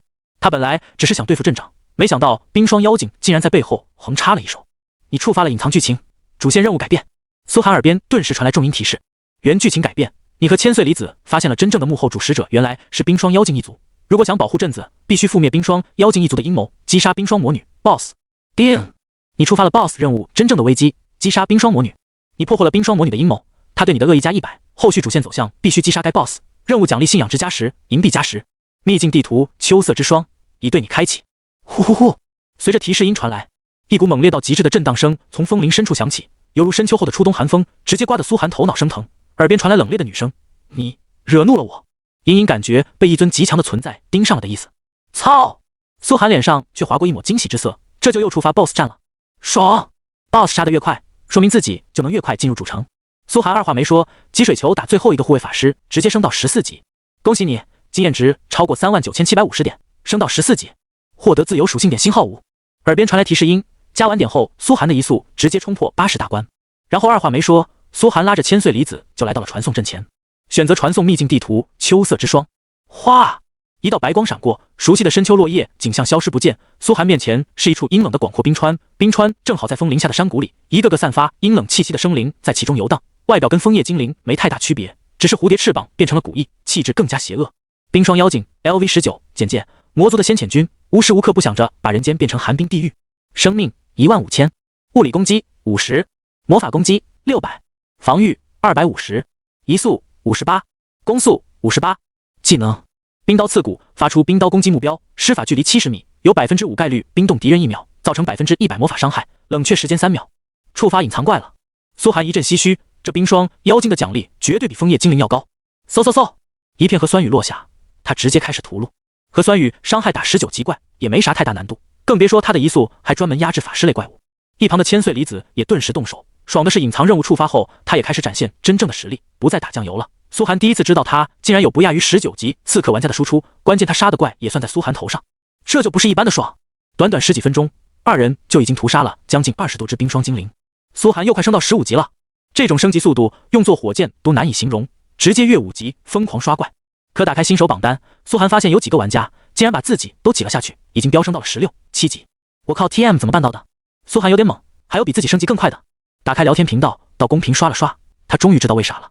赵氏集团直接让一位内测老玩家以调级的代价进入城镇区，下来带赵公子升级了。真的吗？这么变态？是啊，短短1-2天，赵公子就直接冲到了17级，你敢信？很正常啦，毕竟有内测玩家带，能越级击杀不说，而且一个技能直接秒杀一群怪，那升级速度不是跟玩一样？王家、何家、曹家也有内测玩家下来带，猛啊！羡慕也没用，谁让人家这种级别的巨头连内测资格都抢到了不止一个呢？原来如此，苏寒这才了然。那些大集团直接请内测玩家神仙下凡，要知道内测玩家下来后，等级直接掉到30级不说，全属性也会下降，更别提使用的技能也有限制。付出这么大代价，就为了培养自家公子，也只有那些真正的大势力干得出来了。苏寒丝毫不羡慕，如果他专心刷级，冲个17、8级也没问题。但苏寒很清楚，自己最关键是叠超级污染，用变异让自己迅速变强。苏寒冷笑着，就算有老玩家带，也不能直接把几十个主线任务压缩到只剩几个吧。更别说我还触发了隐藏任务，直接开启 BOSS 战。恰逢此时，他耳边传来连绵不断的提示音：你寄售的物品卖出去了，你获得金币加10器。你寄售的物品卖出去了，你获得金币加18。你寄售的物品卖出去了，你获得金币加20。7件青铜武器都卖出去了，每件都卖出去了将近20万的高价。苏寒一波入账140多万，心头顿时美滋滋。不过他不会以后再卖装备了，而是打算碎成强化之金，自己强化装备，然后直接卖强化后的成品装。此时，一片近海海底地图，王康少爷身旁跟着团队精锐成员，包括团长陈峰，而他们面前是一位年纪40上下的骑士玩家。随着骑士手中旋风大剑一挥，就是一大片18级的巨型螃蟹野怪倒下。团队中不时便有人浑身冒出金光升级，沐浴在磅礴的经验中。陈峰此时心头爽到了极点，感叹还是背靠大树更舒服。什么苏若涵？哼，在真正的实力面前能撑多久？很快就会被排除在外，成为无名小卒。到时候自己想杀他，如同杀狗。王总，商城里苏若涵挂售的7件青铜武器全部买到了。一位知名女网红化身的牧师玩家小心翼翼走到王康身前说道：“表现不错，拿下去分给团队里其他人吧。”王康摸了摸女网红的脸蛋，嘴角划过一抹嘲讽的笑容。这小子爆率倒是挺高，可能是选了幸运教派这种神鹰属性。不过他也想不到，我现在已经开始强化装备了。等世界秘境一旦开启，这小子根本就不是我们的对手。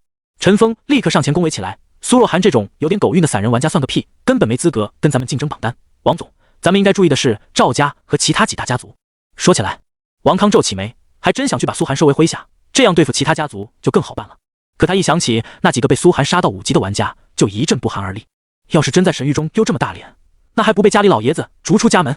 与他有同样想法的富豪公测玩家不在少数，但同样都是惧怕苏涵上次屠杀的凶名。毕竟跟别人打输了，顶多掉几件装备罢了，而跟苏涵打输了，代价可能是直接被迫退游。少爷，有我在，您很快就能跑完主线，到时候就可以直接开启 BOSS。前方的中年骑士也走回来恭敬道：“辛苦了李博。”王康笑着抬了抬手：“我会努力的。”哗！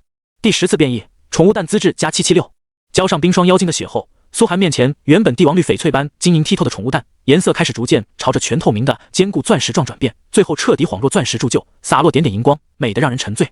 钻石级宠物蛋，简介：将孵化出最低白金级以上资质的宠物，初始等级1级，目前孵化度50%。呼，孵化度终于达到50%了。苏涵长长吐出一口气。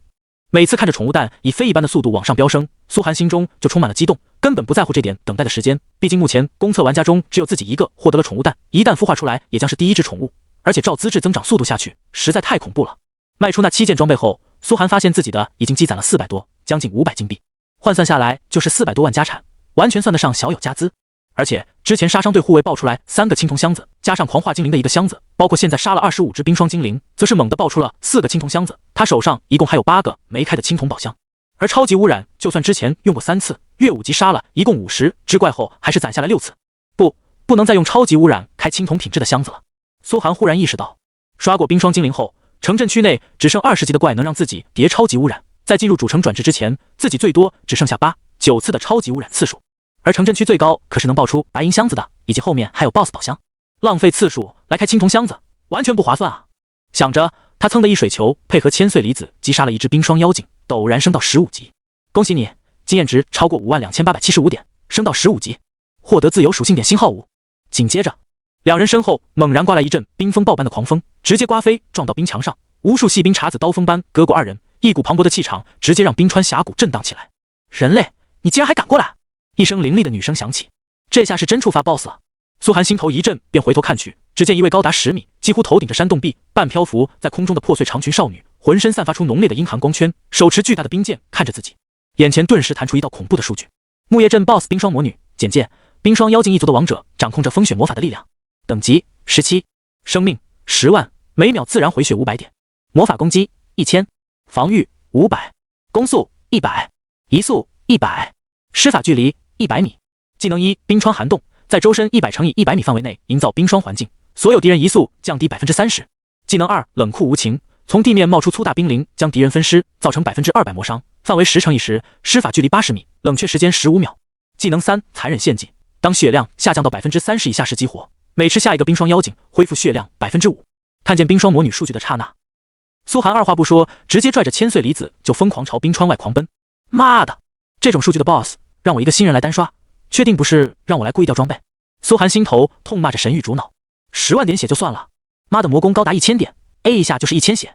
更可恨的是，他身为一个法师型 BOSS， 移速和攻速竟然的达到了100，比自己这种天生移速成长100%的玩家还高20点，这不是明摆着欺负人吗？3个技能更是难打到了极限，直接降低移速不说，技能冷却时间还短，而且都是范围技能，可以说打没得打，跑没得跑。这个 BOSS 不来10个全都是20级玩家的百人团，用人命一点点去磨，是绝对没有任何希望的。事实上也就是这么绝望，内测玩家们就是靠命才把他磨死。可不挑战 BOSS， 我的核污染层数无法上升啊！苏寒头都大了，怎么才能打得过这个冰霜魔女？再杀一个 BOSS， 自己的爆率和核污染伤害都会爆炸式增长。3层就是核污染再翻倍的伤害和10次超级变异。核污染产生这种质变，自己才有底气屠杀所有鬼子玩家，让他们在城镇区好好喝一遍核废水。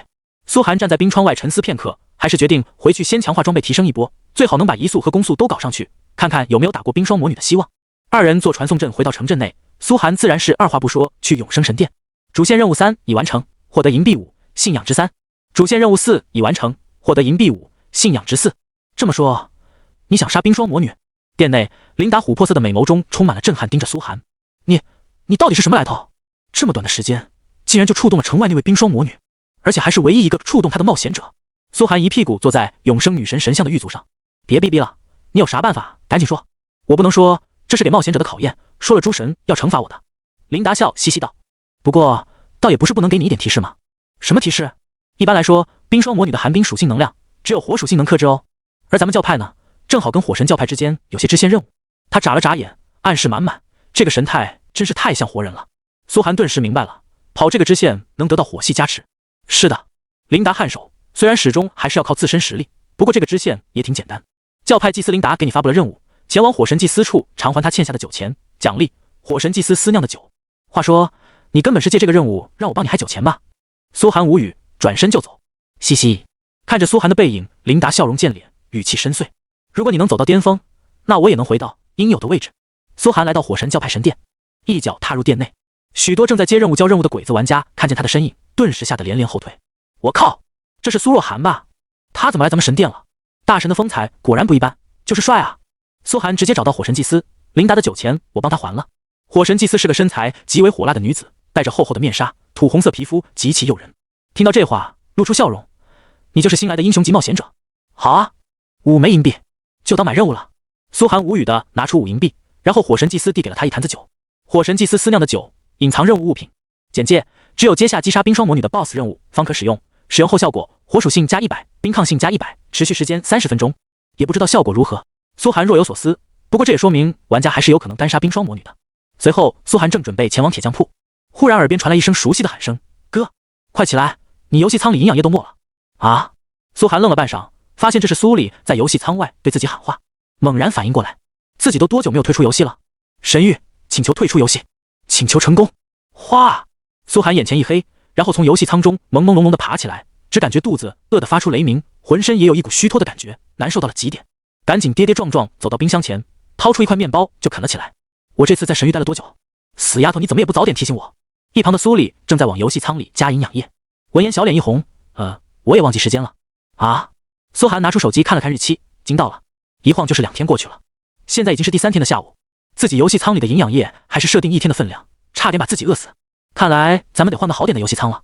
苏寒攥了攥拳，苏里却皱起眉，神域新出的那款顶配游戏舱倒是不错，拥有完全的维生状态，不需要添加营养液，而且还有轻微返老还童的作用，简直神奇。可惜要200万一台，天价呀！就换它了。苏寒却二话没说，走，咱们一人去搞一台去，免得老是玩过头。他可不想还没在神域中建功立业，就不小心被饿死在游戏舱，那也太悲催了。虽然买完他的钱也差不多要花光，可等击杀了冰霜魔女，还担心没钱，更别说现在手上还有9个青铜箱子没开。先去吃点东西吧。刷牙洗了个澡之后，苏寒打算先和苏里出门填饱肚子，然后再去买游戏舱。神域线下专卖店离家里也不远，就在附近的商圈内。神域每一家线下专卖店虽然有人类售货员，但背后货品的来源没有人能查清楚，好像这些游戏舱是瞬间出现的，然后被承包公司售卖运输到各个城市进行零售，所以只要有公测资格，普通人都能买到游戏舱，并且能更新换代。商圈距离不远，开车1分钟就到。夏日的午后还是挺热的，苏寒把车停在地下后，直接坐电梯进入空调大厅。苏里小跑着去买了2杯奶茶，递给苏寒一杯。哥，你在神域里的 ID 到底是多少呀？怎么搞得这么神秘？到时候你就知道了。苏寒笑了笑没说话，这也是为了保护苏里。从神域的反响来看，一旦有人发现了自己现实中的身份，恐怕第一时间自己就被大势力破门而入，持枪控制住，然后高价卖给政府或者大公司。人为刀俎，我为鱼肉，想想就知道有多恐怖。到时候他的一切秘密，包括核污染天赋、开箱子，这些都藏不住了。所以在神域真正融合现实之前，苏寒绝不会暴露自身任何信息。连从神域中兑换金币为现金走的都是李青梅的账，可想而知他有多谨慎。两人都饿坏了，苏寒直接订了2个3098的顶级海鲜料理餐位，都是新疆产的陆地海鲜，江浙沪不包邮的那种。反正现在账上躺着400多万，出去轻松杀个小怪就是几千块到手，吃喝上苏寒绝不会委屈自己和苏丽。哇，哥你这么发达吗？在神域到底赚了多少钱？看着琳琅满目的海鲜，苏丽欢呼雀跃起来。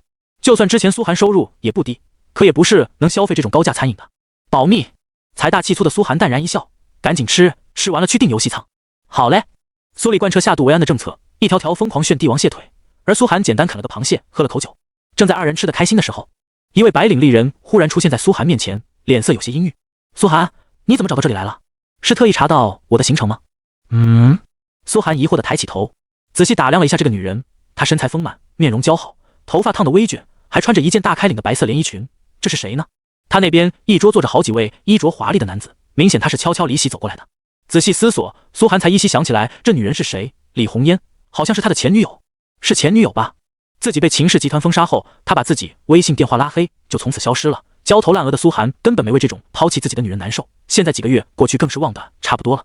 他为什么要打招呼？假装不认识不是更好吗？苏寒不理解。李红烟看他不说话，心情更紧张了，脸色阴沉的压低了声音道：苏寒，你怎么找到我的？我告诉你我已经有男朋友了，如果你是故意来讹诈我的话。他心中紧张的不行，要命了啊！他怎么知道我在这里的？时间还抓得这么准？哪个嘴贱的家伙告诉他的？是文丽那小贱人，还是王云那小泼妇？还是两个都妒忌我跟城主管在一起，马上要飞黄腾达了，要恶心我？当初你被彻底封杀破产，我删除拉黑就算分手了，怎么又跑来了？是我魅力太高让你旧情难忘，还是听说我进了公司的审预部门工作要出名了，又起了坏心思，准备跑来纠缠我？不然他一个废人跑到这种高档餐厅来干什么呢？这里根本不是他这种人消费得起的地方，早知道就不和这种人交往了，太恶心了。他一凑过来，立刻就是一股刺鼻的香水味，熏得苏寒往后一仰，轻掩住了鼻子。你有病是吧？我吃个饭跟你有啥关系？苏寒没好气道。李红烟更紧张了，决定软下来道：苏寒，我现在确实有了新男朋友，但这不是我的错呀，我们已经结束了，你能不能不要这样为难我？顿了顿，他又从小挎包里取出了钱包，扯出了一沓现金后犹豫了一下，又多拿了一沓，直接往苏寒手里塞去。这顿饭算是我买单了，你以前给我买的东西我也会还给你的，不要在这里闹了好不好？你先回去，回头我去找你。他生怕让他身后的男子看到。苏寒说了好半天才让他走开。哥，你之前的眼光也太差了，就这种货色。苏丽撇了撇嘴，知人知面不知心呗。苏寒倒是很淡定，当初没落难时自己是前途无量的职业选手，李红烟当然表现得温柔可爱善解人意，在床上也是百般承欢，很让人满意。谁知苏寒落难后第一个拉黑的就是他，还好现在已经时过境迁。酒足饭饱后，二人前往商圈顶层的神域专卖店。专卖店规模足足占了半层商圈，从10几万到几百万的游戏舱应有尽有。这几台不错，可真正做到全能为生的只有最贵的那台。苏寒和苏丽缓缓挑选着，看向前方最好的游戏舱。流线型外身几乎透明，散发着一种浓郁的科技感。售价188万，就它了。苏寒二话没说，直接在一旁的液晶屏幕上下了单，2台。店长很快出现，满脸堆笑的跟苏寒商量好了配送地址，并且承诺今晚就会送到。300多万支付出去，苏寒团的钱又差不多没了。殊不知，一旁恰巧跟男朋友逛到这里的李红烟看到这一幕，眼珠子都瞪直了。2台价值300多万的顶配游戏舱，苏寒眼睛都不眨就买下了。他现在竟然混得这么好！一瞬间，懊恼至极的情绪泛上李红烟脑海。她撇开一旁的男朋友，径直朝苏寒走去。苏寒，没想到你也进入了神域游戏。李红烟挽了挽头发，换上一副诱人的妩媚笑容，态度暧昧起来。其实我对你还是很有感觉的，当时只是我心情不好，有点抑郁，现在已经缓过来了，换个时间能不能约你吃个饭？不必了。苏寒直接拉着苏丽急速离开，生怕苏丽跟这女人学坏。什么人啊，真是！我会给你打电话的。李红烟坚信苏寒对自己还是有感觉的，站在苏寒背后喊道。全商场的人，包括她现任男朋友，齐齐陷入了尴尬。而这个女人有个最大的优点就是执着，只要她选定的事就不会改变。接下来她已经决定要倒追苏寒，毕竟苏寒只要崛起了，比她能找到的男朋友条件都要好很多。回到家后，苏寒又订了几万块的跑步机，让自己有空也能锻炼锻炼。晚上就和苏里吃中午打包的海鲜，谁说3000一位的馆子不能外卖？多买个餐位不就行了？有钱的苏寒就是豪横。吃完晚饭，两人出去散了个步，回到家游戏舱就到货了。神域的承包公司还免费帮他们把旧游戏舱回收，兑换为10万现金。苏寒准备躺进新游戏舱里体验一下，顺便开始谋划杀冰霜魔女的大计。一进入游戏舱就感到浑身满是温暖的感觉，仿佛置身暖流中按摩，爽！苏寒感叹这100多万没白花。有了这个游戏舱，以后就不用担心忘记加营养液被饿死了，他可以在神域中玩到天荒地老。哗！眼前木叶镇的场景缓缓具现，熟悉的铁匠敲打声叮叮当当。苏寒回过头看去，发现千岁离子已经不知道去哪里了，自己正站在中央大街上，思索着，苏寒决定先去强化装备。超级污染了一个箱子，开出22件青铜装备，以及从商队箱子里爆出了20件青铜装备。虽然其中没再出现隐藏词条的装备，但换成强化之精就是42枚，可以拿来强化。剩下的青铜箱子苏寒也全开了，哗，从中爆出了9件青铜装备，其中1件有隐藏词条的青铜盔甲，苏寒换上，剩下的8件打算全部碎掉。冰霜妖精甲，简介：仿佛由寒冰铸就，散发阴冷气息。品质：青铜级，耐久度15000，物理防御加200，魔法防御加100，移速加1，血量加300。附带技能：持续结冰，每5秒凝结1层抵抗100点伤害的冰甲。佩戴要求：15级。虽然核污染伤害到上限了，但幸运值增加果然有好处。竟然9个箱子就开出了1件隐藏词条，还是我最需要的移速。苏寒心头大爽，看来这是老天都让自己击杀冰霜魔女啊！这件盔甲和枫叶精灵之杖一起强化，足够让自己短时间内战力再暴涨一波，以后卖出去也值不少钱。可惜他现在身上沙虎王爆出来的隐藏装备和特殊装备还没有机缘修复，不过有特殊效果，用起来也是很爽了。爆出白银装备前都还不需要替换。苏寒直接来到铁匠铺，把这50件青铜装备全部碎成了强化之精。但第一件强化的并不是武器，而是冰霜妖精甲。因为现在核污染叠得更高了，自然是对新装备使用超级污染更香。他先是将1颗强化之精和冰霜妖精甲，然后使用超级污染强化为加1，第一次100%成功率，加上超级污染的10%成功率，达到110%，成功率都溢出了，没什么好说的，直接成功。第一次变异，真实成功率正10%，强化加1成功。冰霜妖精甲加1，简介：仿佛由寒冰铸就，散发阴冷气息。品质：青铜级，耐久度15000，物理防御加200加10，魔法防御加100加10，移速加1加1，血量加300加30。附带技能：持续结冰，2级，每5秒凝结1层抵抗150点伤害的冰甲。佩戴要求15级。然后紧接着苏寒放入2颗强化之精，开始第2次强化。2次强化成功率已经跌到了50%，但架不住2次变异的加持，达到了20%成功率，总成功率飙升到骇人的70%。蹭，强化加2成功，一次超级强化换一次满成功率，怎么看都是划算的。第3次强化消耗4颗强化之精，成功率本来跌到了25%，但3次变异成功率达到了30%，总成功率也有55%，强化加3成功，每强化一次加成属性都是翻倍的暴涨。苏寒心头狂喜，对自己这种几乎强化必定成功的玩家来说真是太爽了。特别是隐藏属性，原本只是加1移速，强化加3之后直接暴涨了7点移速，还有比这更爽的吗？对他来说，只要能变异，强化的成本只是装备和金币，这比白捡钱还爽。继续强化，第4次强化成功，消耗8颗强化之精，成功率却跌到了12.5%。普通玩家到这没有个上百万砸下去是不可能成功的，要是脸黑一点，砸个大几百万也不是不可能。但苏寒的4层变异成功率正40%，总成功率直接飙升到52.5%。什么概念？说明越强化到后面，对别的玩家来说成功率越噩梦，苏寒的成功率就越高。强化加4成功，继续往前强化。第5次强化，消耗16颗强化之精，成功率6.25%，几乎已经是地狱级的成功率。一旦失败，不只是装备跌落到加1加3，还有30%的概率装备直接碎掉。这种恐怖的失败率，上千万砸进去也不见得能看见水花。不少千万级富人就是在加5这个地方破产的，也被内测玩家们称为跳楼级，说明有大量玩家在加5的时候破产跳楼。人都有赌徒心理，理论上计算6.25%加上一堆幸运道具，30%的成功率不低了，可偏偏就是次失败。但苏寒5层变异成功率已经跌到50%，总成功率56.25%，比加4还高。强化加5成功，还好成功了，可5次强化消耗了31颗强化之精，还剩19颗。苏寒思索着，强化装备真是太 TM 烧钱了。31颗强化之精，也就是31件青铜装备，这些装备拍卖出去也起码能拍个300-400万，却只够自己强化到加5，而且加5消耗的金币费用就也足足有31块。即便一次都没有失败，光算成本，苏寒这次强化就花了400多万。什么概念？要是普通玩家想强化到5，加上幸运道具，加上运气极度爆棚，恐怕烧个上千万都不在话下。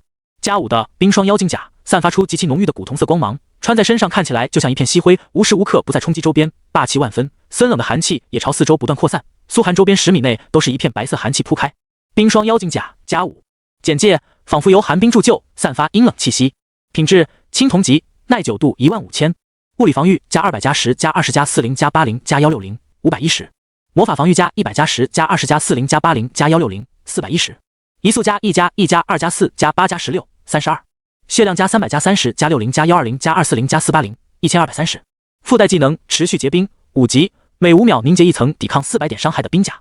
佩戴要求15级。爽爽爽爽爽！真不愧是烧了400多万才砸出来的一件装备，真是太划算了。看着冰霜妖精甲的属性，苏寒几乎狂喜。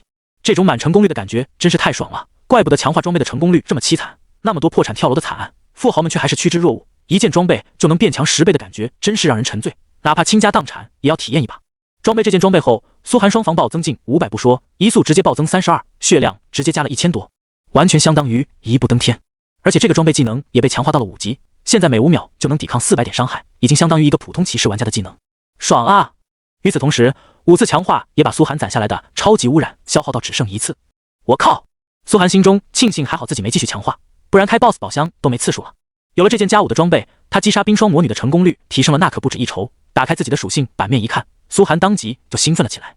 姓名苏若寒，初始职业 SSS 级核污染法师，隐藏，等级15 52875 70875，血量2630，称号500加装备1830，法力500，装备加110，力量19，悟功8，耐力8，敏捷88，移速66加48，攻速44，精神29，魔攻14加110，法力290，体质30，双防30加700，血量300。装备枫叶精灵之杖加2，被诅咒的主教长靴，冰霜妖金甲加5，损坏的隐匿怀表，酷刑戒指，严重破损的加速耳环，有灵性的虎牙项链。储物空间12150。技能初级水球1级，小型暴雨术1级。SSS 级隐藏职业，伤害可施加核污染，核污染伤害100，层数上限2，超级污染次数1，自由属性点0，血量暴涨到了2700，双防都快接近1000点，冰霜魔女打我几乎不疼了，而且移速直接飙升到112，比冰霜魔女还快10点，现在这 BOSS 拿什么跟我打？苏寒都快爽炸了。原本的冰霜魔女她高攀不起，现在这冰霜魔女她都能直接按在地上摩擦。既然现在已经完全有信心挑战冰霜魔女，苏寒就没那么急了，毕竟其他玩家还在苦哈哈的跑主线，许多连铁匠铺都还没开启，他就算站在这等其他人，别人也追不上。就算有内测玩家，就算你1分钟就刷完一个任务，你总得回城交任务吧？这一来一去都花了多少时间了？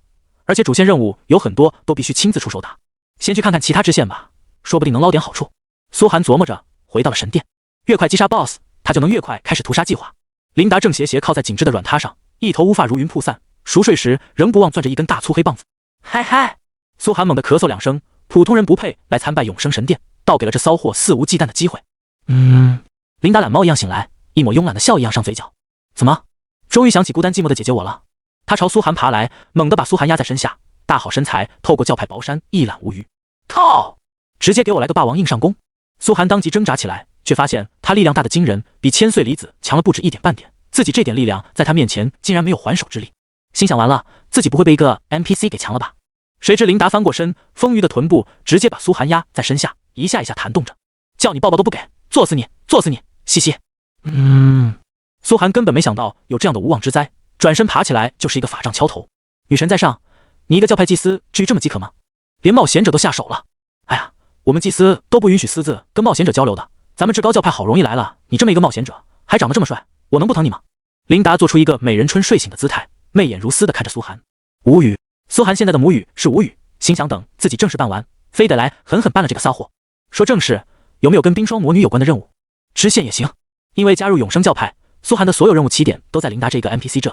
本来正常来说，他现在应该已经做完了支线主线上百个任务，帮助邻里，团结战友，得到镇长赏识，前辈认可，结识许多伙伴。可被琳达压缩后，他主线任务都 TM 跑完了，列表里还没几个 NPC 啊！琳达顿时犹如猫一样翻身起来，目光炯炯地盯着苏寒。你现在已经有信心击杀冰霜魔女了？真的？他红润的小嘴微张，满是难以置信的神色。女神大人在上，就算你是王者转世，这也太快了吧！姐姐我还有18般武艺没来得及向你展示呢，照这种速度下去，自己很快就能回到帝国教会了吧？这小子，原本充满玩笑意味的他，第一次正眼看着苏寒，极度重视起来。苏寒淡定道：大概率能杀他，你帮我想想怎么利益最大化。好。琳达语气深沉了不少。王国有悬赏任务，郡里还有城主悬赏，咱们镇上也有赏金任务。你让我想想，最恨冰霜妖精的应该是火神教派、铁匠铺以及法师协会，这些任务我都可以直接帮你搞定。女祭司琳达向你发布王国悬赏，击杀冰霜魔女，任务奖励100金币，50声望。女祭司琳达向你发布关西郡悬赏，击杀冰霜魔女，任务奖励10金币，10声望。女祭司琳达向你发布木叶镇悬赏，击杀冰霜魔女，任务奖励5金币，5声望。你获得火神教派的委托，击杀冰霜魔女，任务奖励火神赐福，火系抗性永久症5%。你获得支线任务铁匠铺的烦恼，任务简介：帮助铁匠亨特拿来冰霜魔女的魔核，作为他晋升铁匠等级的材料，为此他愿意帮你免费附魔一次。你获得支线任务法师协会利昂的委托，任务简介：溧阳急需冰霜妖精族的材料来进行一项实验，为此他愿意付出一本自研的技能书。可以啊，苏寒惊了，没想到林大人脉这么广的吗？各路教派的支线任务说发就发，这些击杀冰霜魔女的任务奖励也太过瘾了，不仅有100多金币，还有火系抗性、免费附魔、技能书这些东西。话说这个声望到底有啥用啊？苏寒看着自己列表已经积攒了300的声望，既不给称号又不给成就，不会就是看着好看吧？还不等他查百科全书，琳达看着苏寒的300声望，悠悠开口了：“等你进入主城就明白了，声望对冒险者的好处是不可替代的。”行吧。苏寒接下全部任务，然后马不停蹄的转身就朝着木叶镇外狂奔。凭借他现在高达100的移速，每秒就是20米，时速72千米，赶得上车速了。就算充了大礼包的坐骑玩家，跟他比起来都慢得像乌龟在爬。什么东西这么快？嗖的一下就过去了。我靠，那是个玩家！不少鬼子玩家被苏寒直接撞飞，还以为出 bug 了，回头才发现竟然是个玩家。哗！苏寒先是来到枫叶精灵的海洋，准备去找李青梅，看看自己的骑士肉盾练得咋样了。结果刚走出传送阵，传送阵两边有好几个鬼子玩家在守着，打量着每一个进出的玩家。发现苏寒后，就直接把他截停了。慢着，大麦！两人仔细观察，激动的确认：对，就是他！你别走！苏若寒！很快，10几个玩家簇拥了上来，领头的是个容貌相当嚣张的男子，手持一件青铜级法杖，职业是电法师。而他身侧站着一位脸上挂着刀疤的中年战士，身背一条长刀。苏寒查看那战士的属性，竟然是这样：傲视群雄，秦皇王朝公会，等级超过10级不可侦查，职业霸刀，2次转职。苏寒顿时皱起眉，超过自己10级，那不是30级玩家了？他很快反应过来，这肯定是神仙下凡的内测玩家。苏寒的目光很快挪向那嚣张的电法师男子，发现此人长得有几分熟悉，更别说一旁还有个螃蟹一样的藤本元二。秦氏王，秦皇王朝公会，等级15级，职业电法师，坚定跟随秦家，秦皇王朝公会，等级15级，职业骑士。二少爷，这人肯定就是苏若寒，目前游戏里最强的散人玩家，只要能收服他，您肯定能赶上榜首那些家族。藤本元二在那雷法师耳边横狗腿子的小声道，眼中对苏寒氏放出浓烈的怒火。他要是不愿意呢？不愿意，哼！藤本元二冷笑一声，反正五爷下来了，就算不能穿戴之前的装备，凭借属性和技能都能杀他。更何况咱们这次还特意准备了一件道具净空之地，能让这小子无法回城。他要是不想被杀到0级，就得老实听话。苏寒瞬间就知道了，笑容从嘴角到耳根。这人不是亲手下令封杀他的秦昊，而是秦昊的弟弟秦云。当初秦昊派人把自己抓到秦家别墅里暴揍，威胁自己不再发布仇恨鬼子言论的时候，这个秦云就在旁边，还是他亲自带人抓的自己，不仅砸烂了自己家，还打死自己养了3年的狗，如此肆无忌惮，最后在秦家的庇护下没有受到任何惩罚。秦昊你自己不敢来死，结果派你弟弟来死吗？苏寒露出魔鬼般的残忍笑容，看来虐杀藤本还是有效果的，这秦昊不就自己送上门来了，根本不用自己浪费时间去找他。那就从秦云开始，一个个收拾掉秦昊身边的人，让他感受够了绝望和痛苦，等神域融合现实后再摧毁掉整个秦家。他并未有任何反应，而是眯起眼注视着秦云和他身后的一大堆玩家，心中思索着待会怎么让他们承受足够多的痛苦。两人话落，轰！一旁的傲视群雄那位30级刀客就从背包拿出一个卷轴，直接释放在了传送阵口。苏寒耳边顿时传来提示音：你和周边30米内的玩家被限制不允许回城，持续时间1小时。一旁的好几个玩家被波及到，顿时在附近频道惊恐地喊了起来：靠！净空卷轴，这玩意儿在内测区都得卖几千金币吧？这是有土豪在搞大事啊！那不是苏若寒吗？咱们镇的最强玩家竟然被人堵了！好家伙，秦皇王朝公会，听说也是内测期间的华夏大公会，看来这是有人故意要伏击苏若寒了。不少玩家也忍不住停留了下来，怪都不刷了，开始看热闹，同时在公屏直播起来。大家快看，秦皇王朝公会伏击苏若寒了！真的吗？上次那个公会被杀的全员调出城镇，这些人还没长教训。苏大神的实力是一般人能挑战的吗？这次不一样，秦皇王朝公会背后可是独霸娱乐业的秦氏集团，人家直接请了内测玩家神仙下凡。有内测玩家？妈的，苏大神这次要被欺负了。是啊，内测玩家根本不是普通玩家能够抵抗的。不少人都为苏若寒叹息起来。苏若寒可以说是平民玩家中的一道光了，是不少人心中的信仰。可弱肉强食才是神域的底色，只要有钱财团就有很多办法碾压普通人。内测玩家根本不是现阶段普通玩家能抗衡的，真的豁出去了要搞普通玩家，谁有办法？大夏公屏顿时炸了，有人带了内测玩家来堵苏大神，靠！无耻啊！这些财团也太无耻了，线下找不到苏大神的身份，就在线上玩阴的。苏大神快跑！没办法，这次人家是准备充足用了道具的，根本没办法回城。你就是苏若寒？那电法师气势汹汹的朝苏寒走来，冷笑道：我叫秦云，你应该听过我的名字。我们秦氏集团想跟你合作，价钱随便你开，只要你把线下身份报一下，今晚就会有车去接你。从今以后，你就当我秦家的狗吧。吭！他身后那位内侧玩家傲视群雄也缓缓走上来，声线霸道的说道：“年轻人，看你也是我们盛鹏区的，应该清楚秦氏集团的实力。这次只是想跟你合作，交个朋友，对你没有坏处。”一个唱红脸，一个唱白脸。苏寒冷笑着看着他们表演，没想到自己还没动手，秦云竟然主动用道具封住了退路，真是有取死之道。老子现在世界 BOSS 都能单刷过了，你一个降到30级的内侧玩家，欺负也怪还行，跟我嚣张。这件事火速在公屏发酵，瞬间刷出几千条评论。随着震动越来越大，很快就有附近围观的玩家通过插件把这件事直播到了外界。神域第一的散人大神苏若涵被秦氏集团请内侧玩家围攻，秦氏集团强势围堵苏若涵，现场直播。秦氏集团欺负散人大神，谁胜胜负？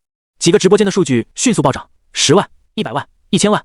虽然大多数人不是公测玩家，但神域主宰世界的游戏，一举一动都会引来所有人的关注，甚至直接登上了直播榜首，很快就上了各大头条，排名前3的话题度。不计其数的玩家也停住了刷怪，许多富豪玩家开始关注起来。大夏的玩家和富豪玩家们顿时怒了，秦氏竟然这么无耻，带内侧老玩家去堵苏若涵，妈的，老子都没这么不要脸，这秦家真是底裤都不要了。哼，好像听说秦家在内侧被帝国打压，急需补充实力，可秦昊那富二代废物不成器，到现在还没上新人榜前1万，秦白疯急了吧？秦家不亏是靠房地产，然后给鬼子国的宫崎财团当狗，认了鬼子宫崎太郎当干爹，后来在娱乐圈卖女人炒八卦挣钱，就俩字，恶心。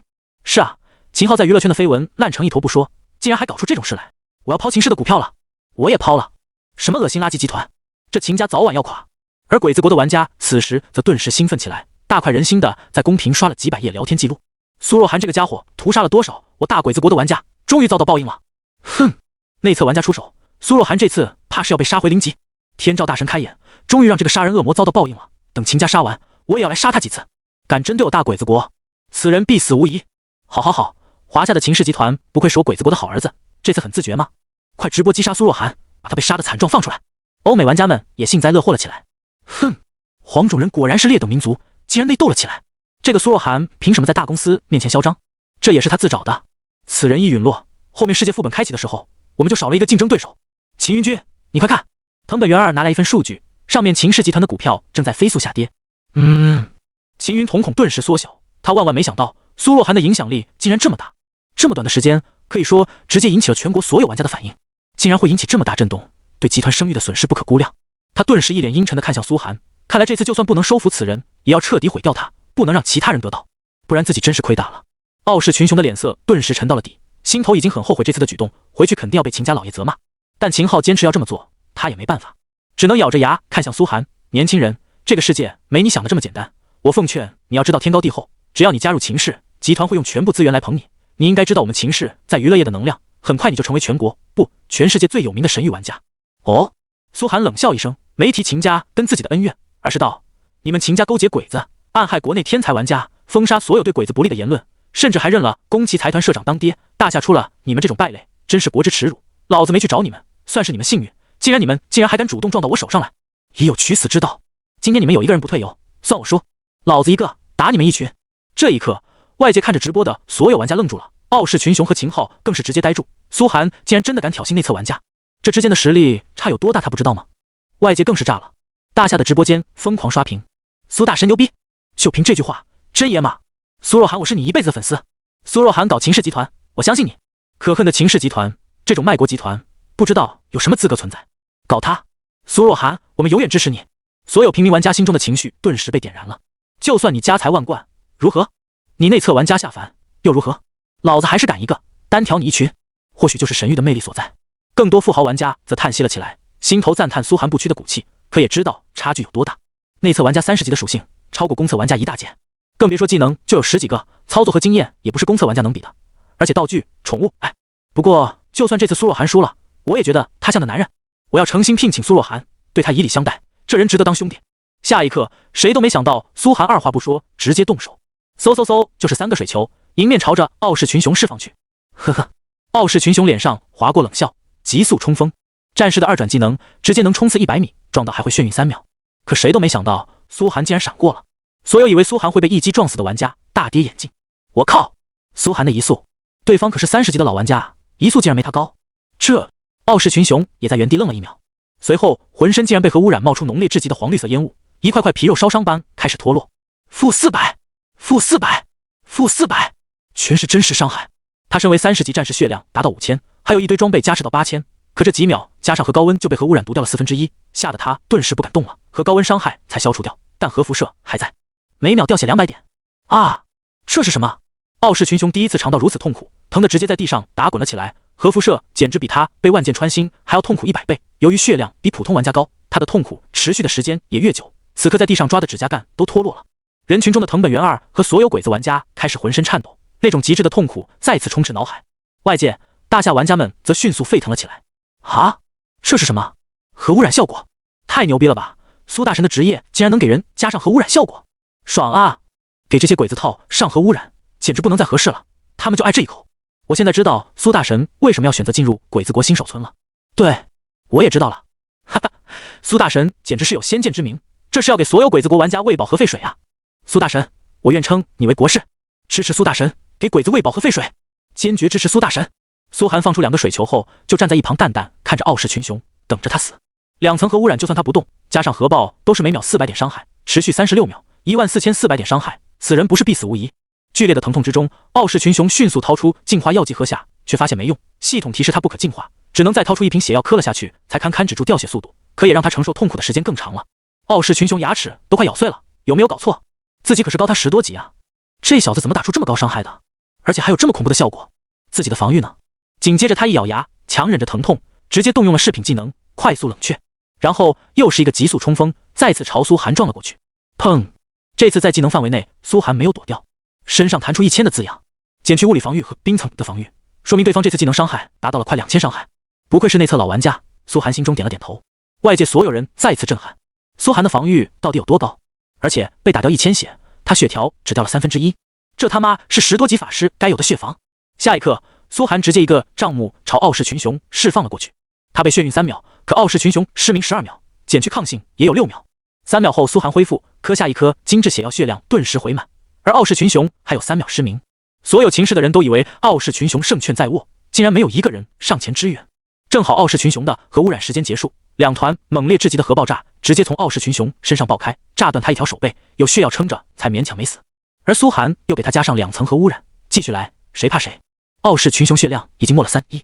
啊！被核爆炸后的傲视群雄浑身已经没有一块好肉，犹如地狱中爬出来的血人，强撑着极致的疼痛，吞下大量昂贵血药，猛然冲向苏寒。狂化状态，他开启技能，速度堪碰到苏寒的边，寂静之地。可苏寒紧接着开启技能，一片阴影笼罩着他，直接在阴影中闪现。嗖，每秒钟都精准的有一个水球释放到傲视群雄身上，可傲视群雄却没成功碰到苏寒一下。所有人都清晰看到苏寒在输出的同时，还能做出起码10几种走位和其他动作，顿时震撼的都说不出话来。天呐，这种神经反应速度，怪不得人家强呢，不只是运气，这技术也太过硬了，简直是游戏天才啊！富豪玩家们也被惊呆了，职业玩家绝对达不到这种神经反应速度，怪不得要来抢了。这种游戏天才真是哪个公会得到就能在团战里把赢。苏若涵简直是天生为 PK 而生的，妈的，这小子怎么这么滑？傲视群雄心里苦到了极致。作为老玩家，他技术不差了，对神域中各种机制都很了解。可明明速度差不多，可就是在细节上总差苏寒一下，可以碰到的技能就是被苏寒躲过，甚至连平 A 都没 A 到一下，太气人了。只要被苏寒风筝起来，那就算是游戏结束了。接下来几十秒里，傲视群雄碰都没碰到苏寒一下。核污染在傲视群雄身上一次性就打了7、8次，傲视群雄疯狂嗑药，不知道吃下几个满回复药剂，但也撑不住，每36秒掉血14000多，很快承受不住痛苦，放弃似的化作一道白光挂掉。哗！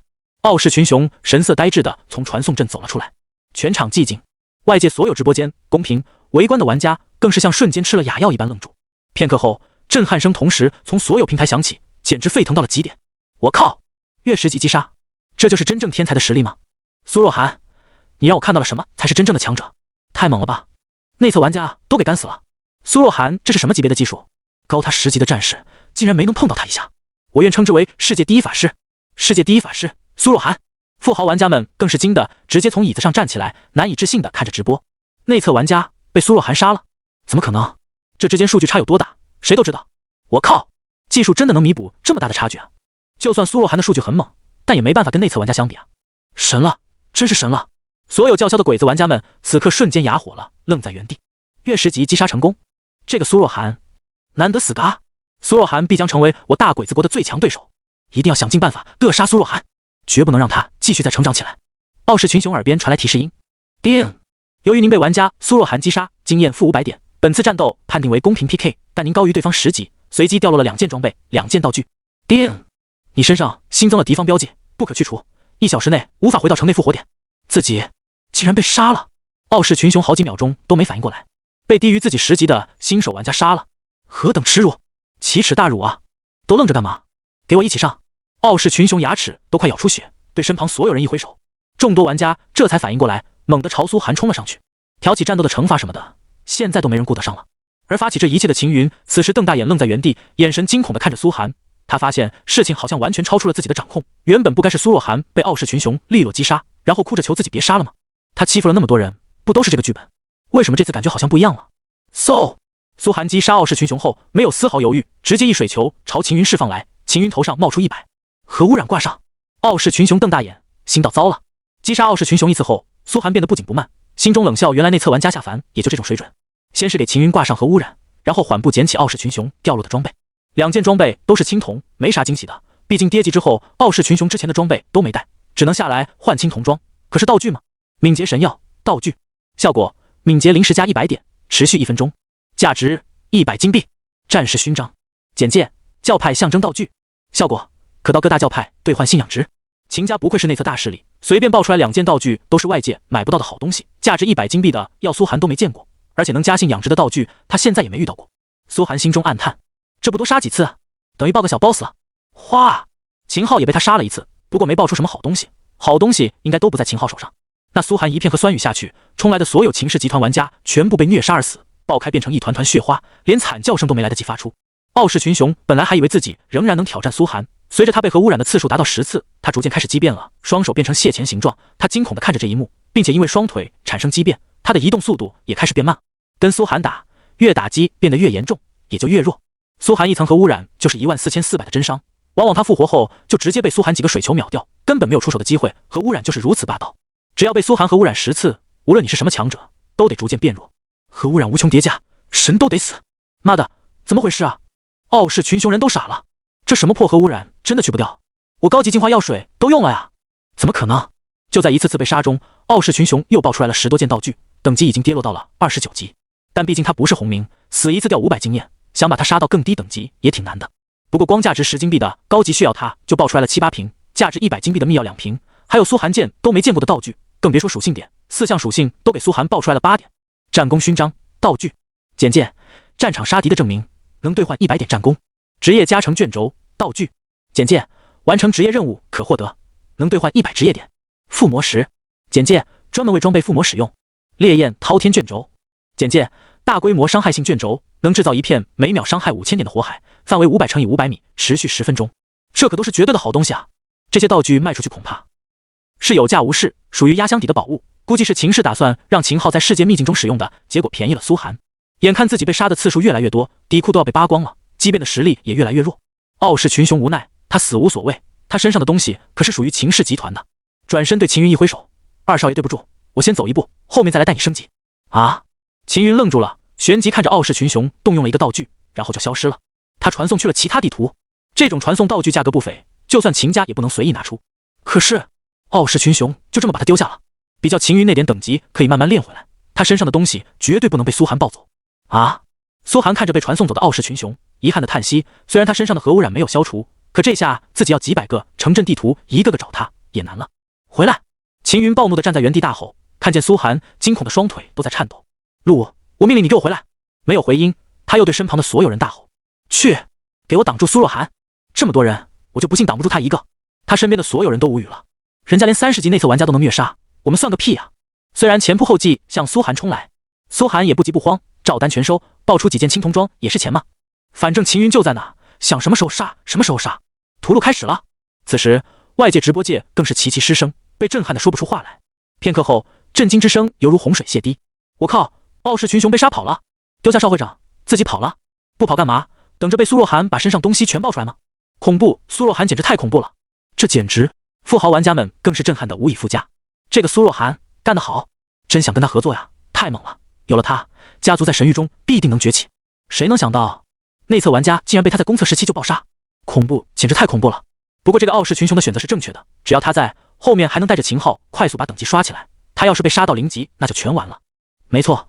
后面的直播逐渐无聊起来，就是苏寒一个人把秦家来的10几个人堵在门上狂杀，基本上越到后面就是一水球一个，刚复活就死。没有人记得1个小时内秦氏的人被杀了多少次，反正最后全员跌到了5级，秦云更是被杀得最惨。你越10级击杀了1次玩家，获得成功逆风挑战；你击杀了1000次玩家，获得称号撕裂者，银币加10。苏寒耳边传来熟悉的提示音，爆出属性也达到了28点，这说明他足足杀了这些人280多次。然后他走到被杀得神色呆滞的秦云面前，没有暴露自身身份的意思，只是想试试一件装备。酷刑戒指，你要干嘛？秦云已经被苏寒杀得浑身全部畸变，像个巨人关的海狮，四肢全部退化，只能躺在地上等死。看着苏寒脸上的神色，他忽然恐惧起来。这种神色他太熟悉了，每次自己要虐待某些人的时候，就会露出这个表情。不知道这件隐藏装备效果怎么样？苏寒冷笑着指向秦云，隐藏装备本身就是提供某些奇特但不一定有伤害的娱乐效果，眼前正是最合适的试验品。开启技能折磨，隐藏技能折磨，指定3米内一个不高于你5级的对象进入10秒折磨状态，折磨没有任何伤害，但会造成难以想象的痛苦，冷却时间3小时。我警告你，我可是秦家。秦云的话停留在嗓子里，神情就陡然扭曲了，四肢和骨骼齐齐发出咔咔的扭曲断裂声，浑身好像一只扭动的大虾，仿佛一瞬间遭受到了无穷的折磨。苏寒的眼神冷冽，干嘛？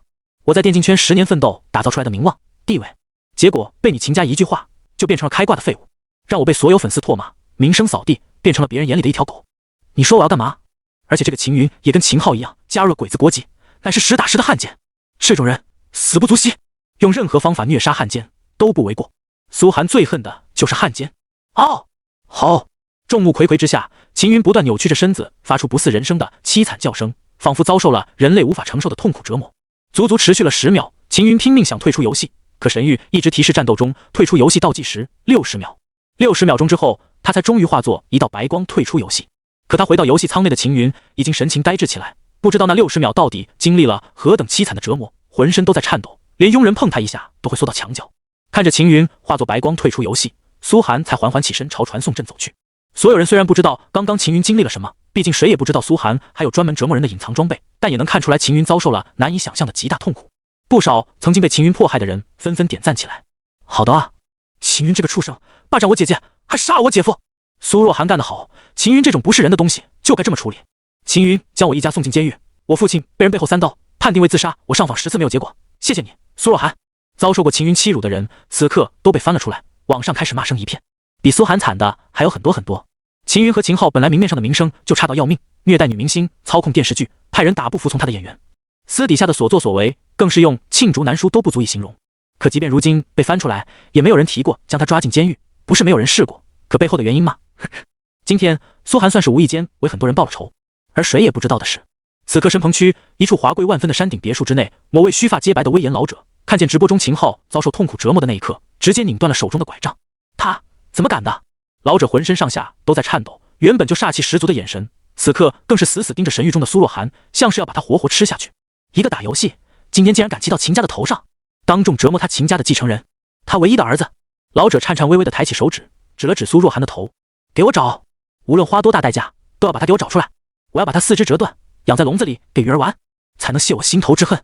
身后的一众人都怕老者气坏了身子，纷纷安慰道：只是游戏而已，少爷只是吓着了，并没有受到实际损失。心里也都知道，想找到神域中的人难度太高了，犹如大海捞针不说，还没有任何可以动用的手段。神域对玩家的资料都是绝对保密，不是人类手段可以攻破的，找到苏若涵的概率几乎为0。呼！折磨完了秦云后的苏寒长长吐出一口气，他很清楚自己这次算是彻底在神域中暴露在秦家面前了，这还只是第一步而已。秦云顶多算开胃菜，真正要死在自己手里的是秦昊。秦昊哪怕将他千刀万剐都无法解苏寒心头之恨。现在最关键的就是保护自己现实身份秘密，他甚至连苏里都没有透露，就是这个原因。唯一知道他现实身份的李青梅也签订了领主契约，不可能背叛自己。3个月，只要过了这3个月，苏寒心头暗自道，因为3个月后，等这批公测玩家正式成长起来，神域就会开启融合现实。按照上次神域公告中公布的，公测玩家们成长起来，国战结束后将更新版本，这次更新将开启融合现实，游戏中的实力可初步带到现实中，从此游戏即是现实。后续的更新中，人类也将逐渐开启万族神域的广阔时代，所有人类都可以加入神域，不需要再借助游戏仓，但每个人类都拥有抵抗异族的义务。这条公告现阶段没有人知道这是不是真的，所有国家都还在观望的阶段，但凭借苏寒的判断，绝对是，不然主脑不可能塑造出琳达那么像人的生物出来，到了那时将迎来一场巨变，而自己必须在这3个月内迅速成长起来，才有实力面对后面的一切变故，在新时代成为强者。等游戏中实力可以带到现实后，自己和污染已经跌到无穷伤害，挥手是神，那时还怕个屁，自己就是唯一的真神，秦家必将覆灭在自己手中，包括他们背后的宫崎财团以及所有鬼子国人。思索着，苏寒点击了一次传送，开启传送 BOSS 秘境地图秋色之霜禁忌，该去解决掉冰霜魔女了。这次和污染层数又能多一层，只要和污染无穷往上叠，自己就能无穷变强。就在苏寒进入传送阵的刹那，李青梅终于赶到了，紧张到极致的喊住了苏寒：“我来了！”阿嘞！苏寒从传送阵中走出来，无语的看向李青梅：“你干嘛去了？”“抱歉，领主大人，现实中有点事要处理。”李青梅气喘吁吁的解释道，随后咬牙厉声道：“我已经知道你跟秦家之间的事了，这次你干得好，无论如何，我们李家都会站在你这边的。”“啊，李家？”苏寒有点懵。巨剑少女神色严肃了起来：“事到如今，我也不必隐瞒了，主人，我叫李青梅，而我爷爷是李清正，只要有我们李家在，绝对不会再有人敢欺负你。”李清正听到这个名字，原本觉得好笑的苏寒顿时严肃起来。他当然知道这个名字，当年一个人偷渡到港澳区，白手起家创办了李氏集团的狠人，眼前这小萝莉竟然是李清正的孙女。我靠，李氏集团跟在娱乐业一手遮天的秦家都不相上下了呀！苏寒惊了，原本以为巨剑少女也就是个几千万身家的小富婆，现在看来自己错了。李家集团的能量恐怕几百亿都打不住。不过这倒是一件好事，说明秦家查到自己身份唯一的突破口也没了。他总没办法强迫跟秦家不相上下的李家吧？苏寒神色还是很淡然。不过我的事需要保密，这是我们的约定。当然，李青梅立刻恭敬道：“从小爷爷就教育我一定要尊敬人才，这也是我李家的立身之本。您的信息我连家族都没有告知，不过也希望领主大人知道，如果您需要，我随时都在。”对他这个职业天赋来说，能跟着苏寒一路变强，简直是一本万利的事。目前苏寒的属性就让他比所有肉盾强了一大截，未来还用猜？所以他是绝对不可能向外界暴露苏寒信息的。我去打 BOSS 了。苏寒挥手转身进入传送阵。好的。李青梅甜甜一笑，旋即愣住。慢着，打 BOSS？ 看向苏寒的背影，萝莉道眼神陡然恐怖起来。这才距离上一个世界 BOSS 被刷多久？苏寒就能打城镇区的 BOSS 了？他的实力到底有多恐怖？越级挑战内测玩家根本不是他的极限。李青梅心中庆幸到了顶点，还好自己提前就跟随了苏寒，得到了苏寒同意，这简直是自己最大的机缘。哗，白光闪过，苏寒面前出现一处令人浑身冷得刺骨的地图，举步维艰。进入寒冰属性地图，冰冻效果产生，你的移速负 10%， 并且每半小时加重 10%。 妈的，就知道有这种 debuff。 苏寒艰难地迎着风雪向前走，一声怒骂，难度也太高了，就这个地图直接人移速减到末了。而且前半小时如果不能拿下冰霜魔女，后面只会越来越难，怪不得这 boss 只能靠源源不断的人命来磨。幸好他早有准备，掏出火神祭司私酿的酒，咕咚咕咚下肚，浑身觉得一暖，耳边顿时传来一声提示：获得火神教派加持，冰冻效果消失。终于舒服了。苏寒长叹一声。下一刻，人类，你终于有胆子来见我了吗？一声凌厉的女声传来，贵气十足的冰霜魔女缓缓从透明冰块铸成的座椅上站了起来，虚空行走，缓步朝苏寒袭来。靠！苏寒心中暗自吐槽，一个20级 BOSS 被神域做出了巫妖王的逼格。哗！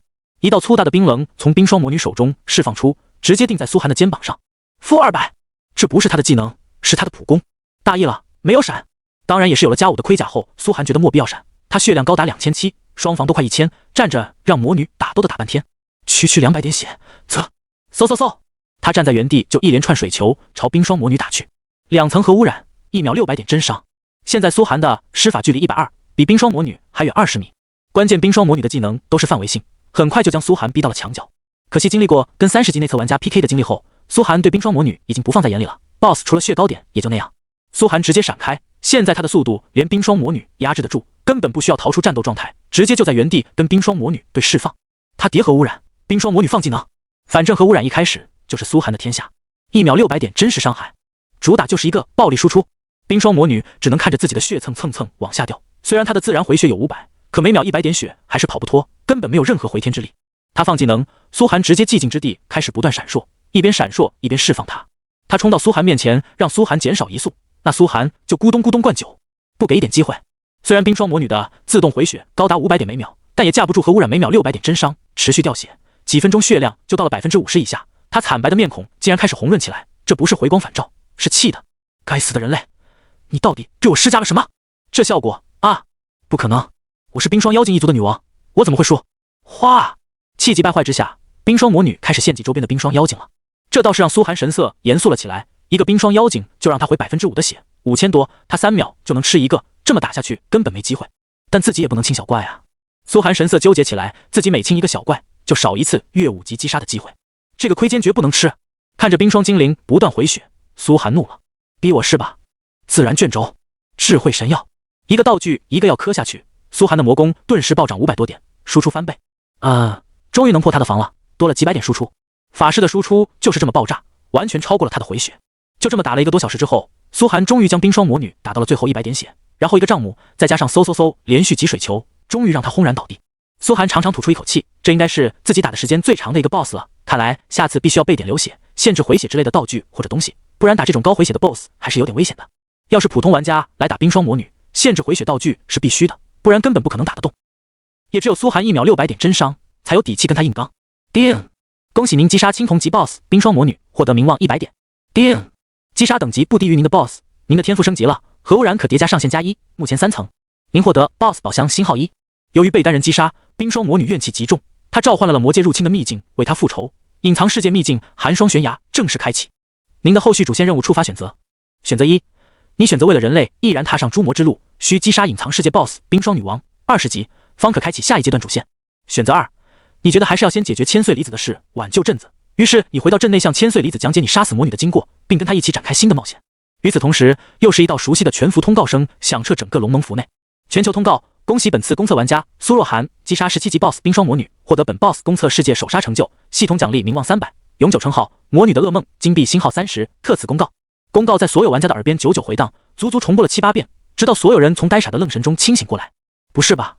苏若涵又首杀了一尊世界 BOSS， 而且还是威名赫赫的冰霜魔女。这个 BOSS 不是只能靠人命才能磨死吗？他到底是怎么做到单人击杀的？这比苏寒挑战过的内测玩家还让人震撼，因为冰霜魔女根本不可能被单人刷过。此时，所有正准备抢魔女首杀成就的大团队齐齐沉默了，看向公告中那个名字苏若涵。下一刻，所有人耳边再次响起一道提示音：世界公告，公测玩家苏若涵单人击杀世界 BOSS 冰霜魔女。冰霜魔女临死前的怨气开启了魔界入侵的秘境，世界副本寒霜悬崖提前开启。木叶镇附近10座城镇内玩家可自由进入世界副本寒霜悬崖，副本内存在多个小地图，包括21到25级野怪。寒霜悬崖20级终极 BOSS 冰霜女王首杀者将直接获得新人榜单永久第1名。世界副本提前开启了，这下所有玩家沸腾了，终极 BOSS 竟然现在就出世了。上次内测玩家都没打过这终极 BOSS， 可想而知难度有多大。苏若涵竟然这么早就触发了世界副本，这可是咱们第一次副本啊！所有城镇直接炸开锅，大区内的几千万玩家们连野怪都不刷了，全部3、5成群的讨论起来。苏寒真是一波未平一波又起，玩家们刚忙着看他直播打内测玩家，现在又要看他开启终极 BOSS， 真是光看热闹都被震撼得看不过来。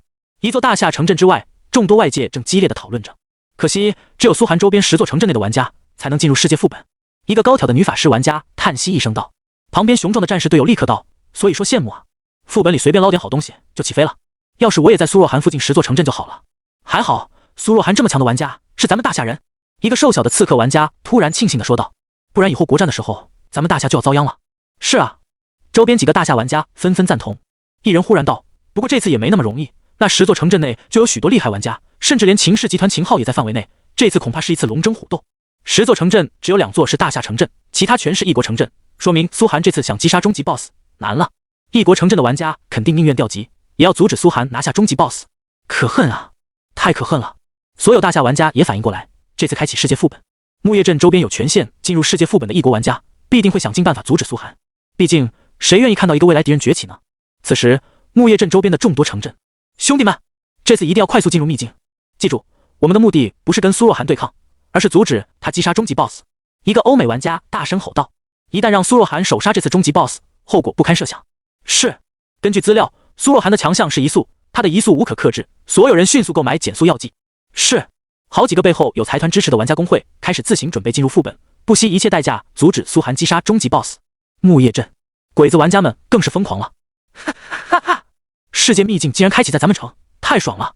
有我英勇无畏的大扶桑武士在，那个苏若涵这次别想击杀 BOSS， 快去联络其他城镇的玩家，说不定还有机会围杀苏若涵一次。终日被苏寒压制的他们终于找到了好机会来宣泄，所有鬼子玩家几乎齐上阵，准备给苏寒来个惊喜。单个的玩家或者单个的工会自然不是苏寒的对手，可如今世界副本周边的10座城镇都是鬼子们天然的盟友，除了其中2座大夏城镇，其他城镇都会想尽办法阻止苏若涵击杀世界 BOSS。加在一起浩浩荡荡800位玩家， 10几个工会开始琢磨布局，针对苏寒一个人。与此同时，神域之外，赵越省临海景区的山顶别墅区内，一座昂贵到极致的别墅里。啊！秦云哀嚎着，不允许任何人靠近，惊恐的神经错乱，驱赶着面前每一个人。别过来！别过来！不要害我！求求你了，不要害我！他缩在墙角，抱着双腿瑟瑟发抖，眼前每一个人都好像是苏寒的化身。别墅内所有人都惊了，往日欺男霸女、无恶不作的秦家二少，今天竟然被人治成了这副模样。不少被他虐待过的女佣和佣人心中都暗自感到解气。平日里，他们不仅要遭到秦云的星号虐待，还动辄就被执行家法，早就在心中恨透了此人。大少爷，国内顶尖的几位心理专家和神经医学专家已经请来为二少爷看过了，说是遭受了过度惊吓，导致精神异常，需要一段时间调理。一位鹰钩鼻的管家对面前攥紧双拳、气得浑身发抖的男子说道。砰！男子狠狠一拳砸碎了价值100万的昂贵水晶茶几。苏若寒，我要即将你碎尸万段！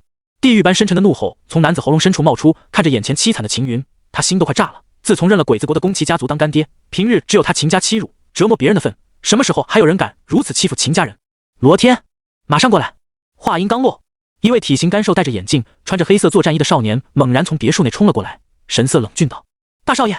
罗天本是苏寒之后秦家娱乐集团新捧起来的一位天才电竞选手，自从神域崛起之后就被派到了神域之中，辅助秦昊这次公测，不仅抽到了 A 级隐藏初始职业，而且对秦家可以说忠心耿耿。秦昊和罗天一起进入了神域之中，众多公会玩家已经整装待发，包括被苏寒虐杀过的傲视群雄也在列。苏寒战斗的所有视频已经被收集来，他的任何一点优势和劣势都在几人面前暴露无遗。苏若寒强大之处主要在核污染和他的移速，核污染是真实伤害，没有任何办法，只能靠血药硬扛过去，而他的移速却可以被限制死。傲视群雄平静地得出了结论。看着世界秘境开启的消息，秦昊双眸划过嗜血的光芒，转眸看向罗天，移速高，那岂不是正好被你克制？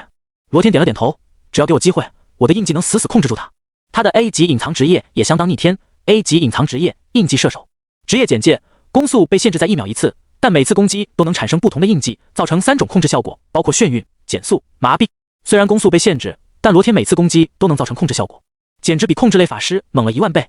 要知道，神域以初始职业为王，初始职业强大几乎就决定了玩家的前途。罗天本来是作为秦氏集团的杀手锏培养的，准备日后进入国战时期后大放光彩，没想到却在城镇阶段就被逼了出来。可是罗天的装备还是太差了，可能扛不住他的输出。对敌过苏寒的傲视群雄犹豫着说道：“就算他30级的属性都扛不住苏寒，更说才10几级的罗天了，那就砸钱。”秦昊怒然看向罗天：“我出3个亿给你强化装备，这次一定要把苏寒抓到我面前来，我要亲自剐了他。”是。罗天面色一喜，当即点头。他已经跟秦家签订了契约，不可能背叛秦家，在他身上投钱，秦昊丝毫不觉得心疼。话落，秦昊又对外界下令，马上给我在暗网悬赏10个亿，悬赏苏若寒的真实身份。是。雷云将至，一场恐怖的浩劫已经围绕着苏寒展开。接下来的重点就在世界副本内。此刻，冰霜魔女的尸体面前，苏寒看着面前比自己人还高，犹如寒冰铸成的 BOSS 宝箱，心中啧啧叹一声，又要开启 BOSS 宝箱了。苏寒并不在意世界副本，反正除了自己，现阶段玩家进去多少死多少。当然，他也很清楚，鬼子国和秦家肯定对自己布下了天罗地网，想遏制住自己发展。他看向了面前的 BOSS 宝箱，17级世界 BOSS 冰霜魔女宝箱。简介：有一定几率开出无极、神隐词条的白银装备、特殊装备，包含技能书、道具等等奖励。世界 BOSS 宝箱这么强吗？竟然就有几率开出无极、神隐装备了。苏寒心中狂喜，但他也知道神域口中的有一定几率，说不定只是1/1000或者1/1000，管他的，开了再说。他没有丝毫犹豫，使用了一次超级污染。巨大的寒冰宝箱飞速扭曲变异了起来。超级污染正在污染物品 BOSS 冰霜魔女宝箱，按照目前污染浓度，污染产生变异。变异效果：真实爆率正10%。变异效果：爆率正10%。变异效果：爆率正200%。变异完成，爆率正2000%，20倍爆率的魔女宝箱。苏寒深吸一口气，心中激动万分。面前寒冰宝箱已经完全扭曲，轰然爆开，却没有之前宝光万道的场景，只有区区3件东西落到了苏寒的手上。不是吧？20倍爆率就爆出了3件东西，苏寒人傻了。按理说自己真伤到顶后，临时幸运值也加了3点了，为什么这么废？结果对那3件物品定睛一看，苏寒才猛然狂喜起来。第一件，神隐的艾伦之杖，艾伦套装，法师类套装武器。简介：银光闪闪的鹰头法杖，闪耀着真理的光辉，2道羽翼为他平添贵气。银法师艾伦死后留下遗产之一，凑成套装可获得无极效果，艾伦之力。品质：白银级，耐久度2万，施法距离加200米，魔法攻击加500。神隐属性：暴击率正5%，默认暴击伤害50%。套装效果1/5： 1. 暴击伤害正50%。2. 暴击率正10%，未激活。3. 暴击伤害正50%，未激活。4. 暴击率正10%，未激活。5. 暴击伤害正50%，未激活。全套艾伦之力无极效果。艾伦因研究毁灭系真理，遭到奥数界惨无人道的打压，所以他立下誓言：艾伦之力持有者每击杀一个法师，将永久增加1%暴击伤害。附带技能鹰眼，发出一头白鹰之鹰，侦破你周边500米内所有隐形、前行、躲避、变形等障目类效果，且对所有被发现者造成5秒定身，消耗法力300，冷却时间30秒。佩戴要求15级，不仅是神隐装备，而且是神隐套装。凑齐这套装之后，竟然能形成无极效果。苏寒看得口水直流，更何况这装备的神隐属性是直接加暴击，对如今核污染伤害被限制的他来说，简直如降甘霖。神隐套装凑成后，只比无极装备弱一点点，价格在内测时起码要大几千万，甚至上亿。如果能凑成套装，那直接逆天。因为艾伦之力竟然可以叠暴击伤害，这要是一下叠起来，谁能扛得住？再加上核污染，只能说逆天中的逆天。这个技能鹰眼也很强，不仅可以侦破隐身，还有定身效果，比帐幕强的不是一点半点。苏寒思索着，简直太爽了，自己实力又暴涨一截。随后他看向第2件奖励，法师技能书白银级。简介：使用后可开出白银级法师技能，按照你自身属性出现。白银级什么概念？这就更让苏寒心中狂喜了。因为神域中技能越到后面越难获得，是后期玩家拉开差距的关键。可能许多100级玩家还在用黄金级技能，但自己才不到20级，直接爆出一本白银级技能书。还有比这更爽的吗？苏寒紧接着看向第3件奖励，永久道具去世器。简介：可对你周边10米内等级不高于你5级的玩家使用，使用后玩家性别全部变为雌性，并且将对周边雄性生物发出强烈诱惑，冷却时间1小时。这玩意儿，苏寒看着手上这个外形酷似按摩棒的道具，惊呆了。神域真是整活大师，让玩家变异成雌性，然后对周边雄性生物发出强烈诱导。怎么感觉有点变态？要是把小鬼子玩家们引进咕咕兽人群里，然后放这个效果，那场面太美，简直不敢看。关键这件道具还是神域中最宝贵的永久道具，而非一次性道具，可以无限次使用，相当于一件强力的群体控制类道具，在国战战场上更是能发挥恐怖效果。这种道具卖出去的价格难以想象。苏寒看着手中这3件奖励，心头爽翻了天，每一件都堪称现阶段能爆出的天花板，应该是自己爆率达到极限，直接把奖池中的最强装备、最强技能书和最强道具都爆了出来。他飞快将艾伦之杖装备了起来，然后打开了那本白银级技能书，耳边顿时弹出一道提示音：叮！你获得白银级法师技能小型河流奔涌。小型河流奔涌1级，在正前方100米内召唤出一道宽10米的河流，河流奔涌可移动范围内目标位置造成禁锢、偏移、拉扯等控制效果，并造成每秒10%范围魔法伤害。在河流范围内，你获得水性加持，移速提升50%，消耗50点法力，冷却时间30秒。温馨提示：方向键左右、前后翻页、上下滚用，回车键返回列表。苏寒尝试用法杖对前方一挥，嗡嗡嗡，浩大的水流声陡然传来，一道3丈高的巨浪猛然席卷而来，变成奔涌的河流。几个冰霜精灵直接被冲刷的随波逐流，根本控制不了自身方向，发出了惊恐的喊声。同时河流里的核污水还每时每秒都对他们灼烧。如今苏寒的核污染已经能叠加3层，等于1秒900点真伤，很快就他们变成了河里的骷髅。这也太爽了！苏寒眼神一亮，自己的核废水洗地终于达成。有了这个技能，可以让小鬼子玩家们全部淹死在核污水里，因为河流拥有一定控制效果，如果力量属性不是太强，根本无法脱离控制，而且就算脱离了河流，也会被核污染继续烧死。每一个技能对自己来说都是升华。他兴致冲冲地转身走出秋色之霜地图，直接传送进了世界副本寒霜悬崖内。外界正在密谋围堵他的玩家们还没来得及进入寒霜悬崖，此时的寒霜悬崖空无一人。哗！一步踏入这世界副本，苏寒面前的场景大变。这是一个冰雪的世界，地下却流淌着沸腾的岩浆，地图一眼望去比整个夜镇还要大上好几圈，因为这里已经属于魔界的地盘，分布着一种种副本特有的怪物。他往前一看，就发现一种20级怪物，冰霜魔怪 LV20。简介：魔族的先遣军，无时无刻不想着把人间变成寒冰地狱。生命3万，物理攻击500，魔法攻击100，防御280，移速88，攻速88。技能暴怒，狠狠冲向50米内的敌人，用巨大砍刀攻击目标，造成150%物理伤害，冷却时间3秒。这怪物看上去就是巨人哥布林的外貌，浑身冰霜色的皮肤，四肢粗大，身高3丈，手持一柄巨大的砍刀，双眼冒着岩浆般的火焰。见苏寒一来，当场就冲了上来，二话不说，直接给了苏寒一刀。这一刀足以秒掉任何15级玩家，但对苏寒来说，只是刚刚破防，竟然有20级怪，说明副本里的小怪能超过20级。苏寒心头顿时暗爽不已，这说明自己又能刷超级污染次数了。哗！看见几个冰霜魔怪冲上来，他丝毫不慌。现在他的速度和攻击对20级怪都是碾压级别的，挥手就是一道巨大河流迎面冲刷过去。哗哗哗！冰川边上顿时被淡黄色的核废水河流淹没，浸泡在核污水里面的冰霜魔怪发出了凄惨的嚎叫声。他们3万点血，对现在可以叠3层核污染，每秒900点真伤的苏寒来说，不过30秒就全部化作一滩骸骨，溶解在了核污水里，根本连苏寒的面都碰不到。叮！击杀冰霜魔怪，你获得经验300点，越5级击杀，额外获得50%经验，150点。不一会，苏寒就击杀了30头冰霜魔怪。虽然现在核污染真伤受到规则限制不再增长，可有了艾伦之杖，他的暴击率飙升，经常能打出暴击真伤，微型核爆直接秒掉一头冰霜魔怪，而且超级污染次数还在不断增长。爽！苏寒心头暗道，这杀怪真是太爽了，难度直接接近于无。他原本消耗一空的超级污染次数，这下又暴涨了3次。在快升级的边缘，他又用冰霜魔怪的血孵化了一次宠物蛋，变异后宠物蛋资质增加了1000多。可惜的是，这次宠物蛋并没有再次晋升。看着钻石级宠物蛋那璀璨的光芒，中间夹杂着点点银辉，却没有晋升到星耀级的意思。苏寒思索起来，看来想从钻石晋升到星耀，需要的宠物资质已经十分恐怖了，就连一次变异都无法达成。思索着，他把宠物蛋收了起来，只要能继续进化，他就不断孵化，直到孵化出最强宠物为止。很快，耳边再次传来提示音，苏寒升到16级。升级后，苏寒捡起地上爆的箱子，果然副本里的爆率高了很多，30个冰霜魔怪足足爆出了6个白银箱子。要知道，这可是白银装备，每件白银装备的价值都起码是青铜装备的2、3倍。就算如今有内测玩家下凡，青铜装备跌价了，一件白银装备也起码能卖出5、60万的天价。思索着，虽然世界副本里还有高于20级的副本怪，但苏寒没有继续刷，而是转身走出了寒霜悬崖。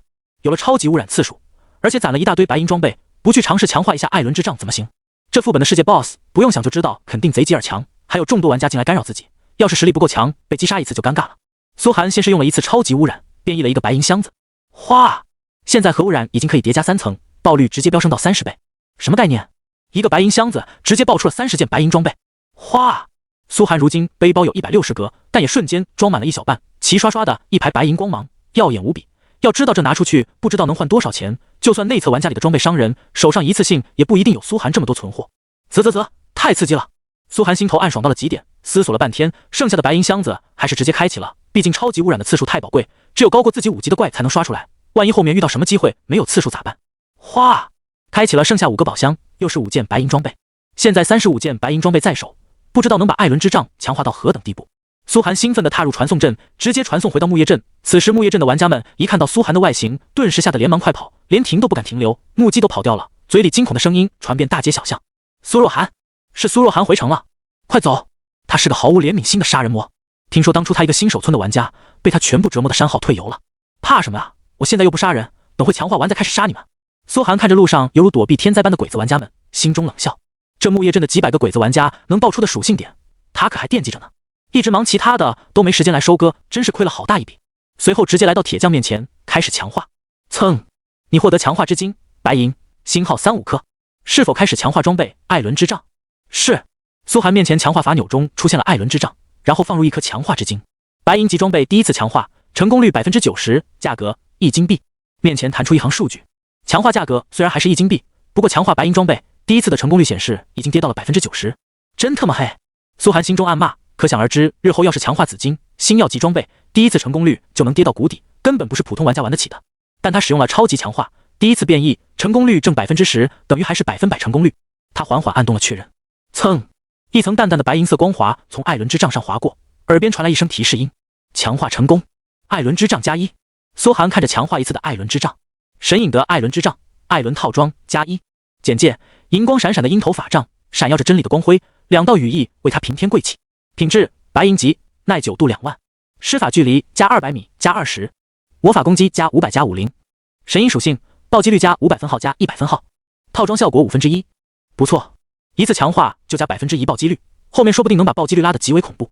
苏寒沉吟着，他的核污染伤害加暴击实在是太无解了，必须搞。第二次强化开始，成功率已经跌到了45%，但第二次变异增加了20%成功率，总成功率65%。开始强化，哗！强化失败，嗡！苏寒耳边传来沉闷的铁锤砸落声，还有铁匠的暗骂：这该死的锤子怎么回事？2颗强化之金和2枚金币化作了乌有。苏寒大脑嗡的一下，看着面前毫无动静的艾伦之杖，一下就亏出去100多万，他的心在滴血。这还是第一次他强化失败，毕竟65%的成功率也是有失败可能的。之前50%成功率他成功了那么多次，这次终于崩了一次，亏掉2件白银装备。不过苏寒很快整理了一下心绪，开始继续强化。第3次强化，成功率还是45%，但变异已经进行到了第3次，增加成功率30%，总成功率飙升到75%。哗，无惊无险的成功了。苏寒长长吐出一口气，放入4颗强化之金，开始第3次强化。成功率低到27.5%，但第4次变异增加成功率40%，总67.5%。再次成功。第4次强化成功率13.75%，第5次变异增加 50%， 总成功率 63.75%。哗！强化失败！靠！苏寒一声暗骂，虽然不能说飞，但果然神域不会让人一直幸运。前面的失败次数叠回来了，要知道他现在临时幸运值也有了5点，强化起来却还是这么真实。这一把就亏掉8颗强化之精啊！8件白银装备，还有8枚金币，总价超过500万。他的心在滴血。再次放入8颗强化之精，第4次强化总成功率 73.75%。苏寒屏住了呼吸，强化成功。艾伦之杖已经强化到了+4，现在苏寒剩下的强化之晶体也只够最后一次+5了。再来最后一次，他放入16颗强化之精以及16枚金币，成功率达到 6.875%， 加上第7次变异 70% 成功率，强化成功。哗！+5的艾伦之杖显得更加霸气，长长的朝上仿佛要刺破苍穹，银白色的光芒恍若液体般冲击着，拿在手上都能照亮周边一大片黑暗。这是一旁的几个鬼子玩家们看到苏寒手上的武器，顿时愣住了，待在原地，逐渐开始瑟瑟发抖起来。这是强化+5的白银武器，苏若涵竟然已经在强化装备上投入了这么多钱，起码上一把。他背后果然有大势力在支持他，毋庸置疑。呼！苏寒拿着艾伦之杖，心头兴奋万分。要知道，现如今玩家们能有一件白银装备已经是极大幸运了，而他已经把白银套装武器强化到了5，这是什么概念？他开始查看艾伦之杖的属性：神隐德艾伦之杖，艾伦套装+5。简介：银光闪闪的鹰头法杖，闪耀着真理的光辉，2道羽翼为他平添贵气。品质：白银级，耐久度2万。施法距离+200米+10+20+40+80+160，510。魔法攻击+500+10+20+40+80+160，810。神鹰属性：暴击率+500分号+0.500分号+100分号+200分号+400分号+800分号，20.5%。套装效果1/5。靠！逆天！除了逆天，苏寒想不出其他语言来形容+5的艾伦之杖，跟冰霜妖精之甲一样，一件+5的武器直接让他实力飞升到了逆天的程度。装备上后，他的施法距离达到恐怖的500米，魔法攻击过1000，暴击率20%。这种属性已经完全不能跟公测玩家们在一个水准了，只有30级的内测玩家才能跟他一比。紧接着，苏寒转头看着熙熙攘攘的木叶阵，勾起了嘴角。杀 NPC 貌似是不加罪恶值的。NPC 的实力一般超过玩家很多，像木叶阵的巡逻武士，不光等级达到20级，而且全身+3的制式青铜装备，技能也有5-6个，轻轻一刀下去，伤害就能破1000，比有些下凡的内测玩家还强。所以神域的设定中根本没考虑过玩家可以挑战 NPC。当然，杀了 NPC 也没好处，不仅增加恶感度，阻挠主线任务进展，而且一旦失败，不是被关进大牢蹲几天，就是直接被永久驱逐出城。可是现在出了苏寒这么个异类。恰逢此时，千岁离子前来找到了苏寒，面色带着些许失落，细碎的黑发洒落在一旁的木檐下，声音低沉：“对不起，苏君，是我骗了你。其实镇子里的事都是我在幕后策划的，目的是为了报复那个男人。”他看向镇长泰格内正在挥斥方遒的男人：“我的父亲。”眼神中透出彻骨的恨意。我的母亲只是一个婢女，自从我一出生就被太太割断了喉咙，从小把我当成猪狗一样大。所有人都以为我不知道。说到这里，他诚恳地对苏寒跪下：“感谢你，苏君，是你让我走出了迷途，还击杀冰霜魔女，拯救了镇子。”听到这里，正准备屠镇的苏寒愣了愣。其实我倒也没那么好心。他上前拍了拍千岁离子的肩膀：“你还想不想复仇？”啊！千岁里愣住了。可是，就说你想不想？想。苏寒勾起了嘴角。好。果不其然，他耳边传来了提示音：“你触发了隐藏主线任务千岁离子的执念。”任务简介：击杀镇长千岁关白，并击杀镇长夫人美月子。任务奖励：信仰值+30。提示：镇长为30级 NPC， 此任务难度为噩梦级，失败后将被永久驱逐出镇，完成此任务后将被通缉，主线任务发生永久性改变。30点信仰值，这么爽的任务，苏寒自然是毫无疑问的接下来了。至于什么失败后被驱逐，苏寒根本不怕，不杀光镇内的鬼子 NPC， 把这个镇给屠了，他怎么杀鬼子玩家？下一刻，苏寒拽着千岁离子直接来到了大街上，看见巡逻的武士就是一个水球过去，撒给武士们顿时警觉起来，迅速发现了苏寒，大声呼喊：“八嘎！有人袭击，快动手，绝不能让恶贼逃掉，这是镇长大人的命令。”嗨全套青铜+3装备的25级武士，实力还是不弱的，一个跳跃技能直接落到苏寒面前，二话不说举起手中的武士刀就对苏寒砍了下去，刀光犹如一汪秋水。周边众多鬼子玩家顿时惊了，竟然有人在挑战巡逻武士。苏若涵，是苏若涵，他又要开始屠村了吗？哼，我看他是太嚣张了，城镇内的武士都是25级，镇长更是30级的 NPC， 他拿什么挑战？嘿嘿，这个杀人魔这次终于要被制裁了，等他被关进大牢，我们就去羞辱他。一群鬼子玩家们想起城镇内 NPC 的实力，很快就兴奋了起来，因为玩家是绝无可能挑战 NPC 的，只要击杀了一个 NPC 就会引来全城的 NPC， 就算你再强都得被 NPC 堆死，后面甚至 NPC 还会触发系统加持，每一个实力都会增强，这就是城镇无法被摧毁的原因，玩家在城镇里是绝对安全的。哗！海量刀光朝着苏寒挥来，每一道刀光都有上千点物理伤害。这些城镇驻守武士 NPC 竟然还有无视防御的加成，也就说几刀下去就能砍死苏寒。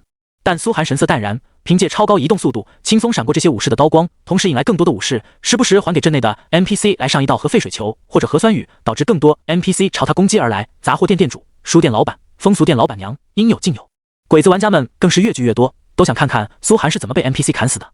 据他们所知，哪怕内测时期都没有任何玩家成功挑战过城镇。苏若寒挑战 NPC 了，快回来看热闹！这个家伙终于要死了，真是大快人心。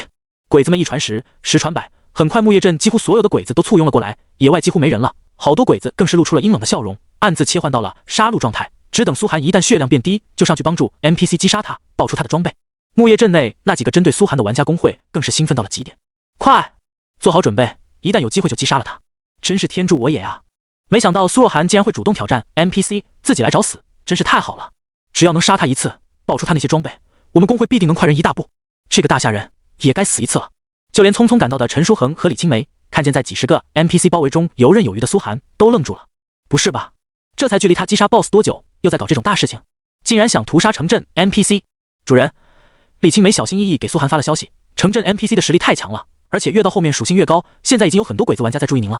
正常人都能发现，苏寒这简直是必死之局。所有鬼子玩家加所有鬼子 NPC 都想杀他。陈书恒则神色严肃地开始召集手下玩家，所有人马上去复活点，一定要保住苏若寒。他已经开始预备苏寒被击杀后的情况了。没事，这才多少人？苏寒却淡然地给李青梅回了信。他当然注意到了鬼子玩家们的异动，但他目的就是吸引住这些鬼子，不然怎么刷属性点呢？陈书恒和李青梅同时被苏寒的话镇住，这种局面他竟然还如此自信，怎么可能活下来？对了，那个陈书恒，你让大夏玩家们帮我挡在城门，不要让回城的鬼子们跑了。苏寒又轻描淡写的给陈书恒下了令。是。陈书恒第一次接到苏寒的命令，机械的迅速点头，然后才发现不，什么？挡在城门，别让鬼子们跑了？要知道现在是你被几百号鬼子玩家围着呀，大哥，这是什么反向操作？陈书恒整个人都惊了，不过还是按照苏寒的指示，让手下所有玩家去城门传送阵那里等着。所有大夏玩家们此时更是震撼，苏寒一个人身后追着几十号武士，众多 NPC， 而他神色淡然，丝毫没有感到危险降临，竟然还让他们堵着城门，别让鬼子跑了。所有人心中都期待起来，苏寒这次是要搞什么大事情啊？10里长街上，鬼子玩家们已经站满了，所有人都冷笑着看向苏寒，准备随时动手干他。有 NPC 的帮助，苏寒几乎是必死无疑。而就在这时，苏寒看了看自己身后追满的鬼子 NPC 以及大街旁众多鬼子，满意的点了点头，可以，现在足够我把技能装满了。所有鬼子都疑惑了起来，他为什么还在笑？紧接着，苏寒高高抬起手中的艾伦之杖，朗声喊道：大河之水，天上来！哗哗哗，哗哗哗！话音刚落，一股淡黄色、散发着浓烈刺鼻味道的磅礴水流突然出现在街道尽头，正好铺满了整条街道，然后轰然冲落了下来。轰！磅礴的和废水河流直接淹没了街道，包括街道两边的几十个玩家以及几十个追来的 NPC。这些玩家们身处核污水中，发现自己的动作都不受操控了，然后就是犹如被泡在浓硫酸里面一样的极致痛苦传来。啊！惨叫声直接在城镇上空形成了一股浩大的回响。NPC 包括鬼子玩家全部在核污水中化作一滩滩血泥爆掉，不然就是遭受着难以想象的痛苦，如同堕入地狱。核污水河流所过之处，房屋坍塌，大地凹陷，血流犹如枝桠般弥漫了出去，犹如噩梦般的景象。而在这条黄泉之中，手持法杖的苏寒缓步先行，身后是无尽哀嚎，身前是滚滚黄烟。这一刻，他犹如黄泉之主，他是一切的污染源，掌控着天地万物的生死。他所至之处，只有死亡。怎么回事？25级的 NPC 被他一个技能秒掉了。不，被他秒掉的不止 NPC， 还有所有围观的。空荡荡的街道上，只有苏寒一人前行，身后寂静了良久，才传来惊骇到极致的震撼声。鬼子玩家们看着面前犹如地狱般的一幕，内心的恐惧犹如潮水般漫了上来，疯狂点击切换到和平状态的手指都颤抖了。可眼前只弹出一行行3小时内不可再次切换状态字样，这意味着今天没有人可以逃脱苏寒的魔掌，所有鬼子都毁的肠子都青了。为什么要来招惹苏若寒这个魔头？为什么觉得自己可以斩杀他？这下糟了！哗啦啦，哗啦啦，黄泉之水蔓延到了四方，一具具白骨架子顺着河流冲了过来，进入整座城镇。虽然失去技能效果，已经没有伤害，但河水中夹杂的尸骨让人浑身发麻，地上爆满了装备，却没有一个人敢捡，就连碰都不敢碰那片黄泉之河。城镇中剩下活着的鬼子玩家被黄泉河水赶着疯狂逃跑，掉落了满地的木屐。死去的鬼子重生在复活点，神色呆滞的看着前方的黄色河流，惊恐的浑身颤抖。别，求求你了，别让我再遭受这种痛苦了。苏若寒大人，我们错了，饶了我们吧，苏若寒大人。啊！鬼子们的惨叫声、哀求声此起彼伏，在城镇各处游荡着。而此刻还能追着苏寒的，只有那些25级的城镇武士了，却也浑身挂满核污染的黄烟，被灼烧的浑身皮肉溃烂，跌跌撞撞，犹如一头头丧尸般追在苏寒身后，膝盖都变成了白骨，速度同样变慢了不少，看上去就像苏寒闲庭信步地走着，身后追随着一群地狱恶鬼，为他平添几分皇权之主的威严。如今的核污染每秒高达900点真伤，即便不算核高温和微型核爆的伤害，也有每秒300点。这是什么概念呢？每秒300点真伤，对现在血量顶多1-2千的玩家来说，基本上10几秒就能直接秒杀，更别说苏寒现在魔攻也高达1000点，就算范围技能只有10%伤害，也有100点魔伤，足够对大多数玩家破防了。就算是浑身加3装备的25级城镇武士，也抗不过几分钟。凭借精良血药加上超高的城镇防御加成，他们自带30%免伤效果，也顶多5分钟就会直接被微型核爆爆炸成一团血花。苏寒就这么走着，含笑看向前方的鬼子玩家们，根本不需要他怎么多动手，鬼子玩家们自己就把自己挤到了边缘。刚刚一波击杀几十个鬼子，瞬间让他核污染的持续时间延长了好几秒。城里现在300多个鬼子玩家，杀光之后，他的核污染时间足以飙升到1分钟。既然现在核污染的伤害叠不上去了，那就只能叠时间和层数了。因为核污染无法被净化，很可能到后期苏寒挂上一层核污染，能直接烧到 BOSS 死为止。城门处，被陈书恒下令守着的大夏玩家们已经彻底呆住了，犹如遭遇雷击。苏寒的一个技能，他只用了一个技能，直接解决了所有鬼子玩家。怪不得苏寒让他们提前到城门来堵着，原来所有人都低估了苏寒的战力。这种级别的实力，就算全城鬼子一起上又如何？所有鬼子都得死！陈书恒和李青梅二人对视了一眼，从对方眼中看到了浓烈至极的震撼，心中对苏寒只有2个字的形容：恐怖。同时也对自己能出生在3372号新手村，提前攀上苏寒这尊大佬而感到开心。这不是活脱脱的抗日神剧变成现实了吗？看着鬼子们在核污染水中哀嚎，大夏玩家们纷纷喜闻乐见了起来，拍视频的拍视频，开直播的开直播。大家快看啊！我们大夏的苏若涵苏大神今天带我们屠杀鬼子了。看苏大神的计划是先把鬼子圈起来，然后用核污水冲他们，把他们全部冲掉一层皮后，再把剩下的骨头渣子顺着核废水排进下水道，这样处理核污染，大家觉得如何？绝对无污染无公害。各大直播间的人数顿时飙升了起来，很快就数千万播放。靠，绝了！神域中竟然还能这么玩！苏大神这个核污染职业实在是太溜了吧，对付小鬼子简直是上佳之选。这就叫以其人之道还治其人之身，多杀点鬼子，给他们灌满核污染水。太好了，爱看！苏大神，从今天开始我就是你的铁粉，我爱死你了！我王嘉尔实名制爱看。苏若涵，你多杀一个鬼子，我给你打赏1万块。大夏的民众们沸腾了，虽然多数民众没有抽到神域的公测资格，但不妨碍他们对鬼子刻骨铭心的仇恨。此刻看着一个个鬼子玩家遭受无尽痛苦，凄惨死在核污染中，所有直播间人气迅速暴涨。就该这么干！该死的小鬼子污染了全世界的海域，让人类现在没有一片海是干净的，这都算是轻的。对，最可恨的是，他们95%的民众都支持排放核污水，所有小鬼子都该死。苏若涵干得好，苏若涵，你果然是我大夏的国士，此举不亚于火烧晋国神策。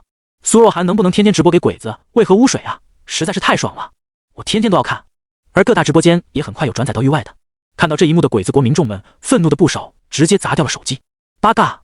该死的吃那人，竟然敢如此羞辱我们鬼子国玩家，真是太过分了！我们大和民族不会忘记这一天的。苏若涵必须被杀死，必须被！全网征集苏若涵的身份，人肉他的资料，我要活活吃了他！此刻的木叶镇，没有人知道已经引起了外界的关注。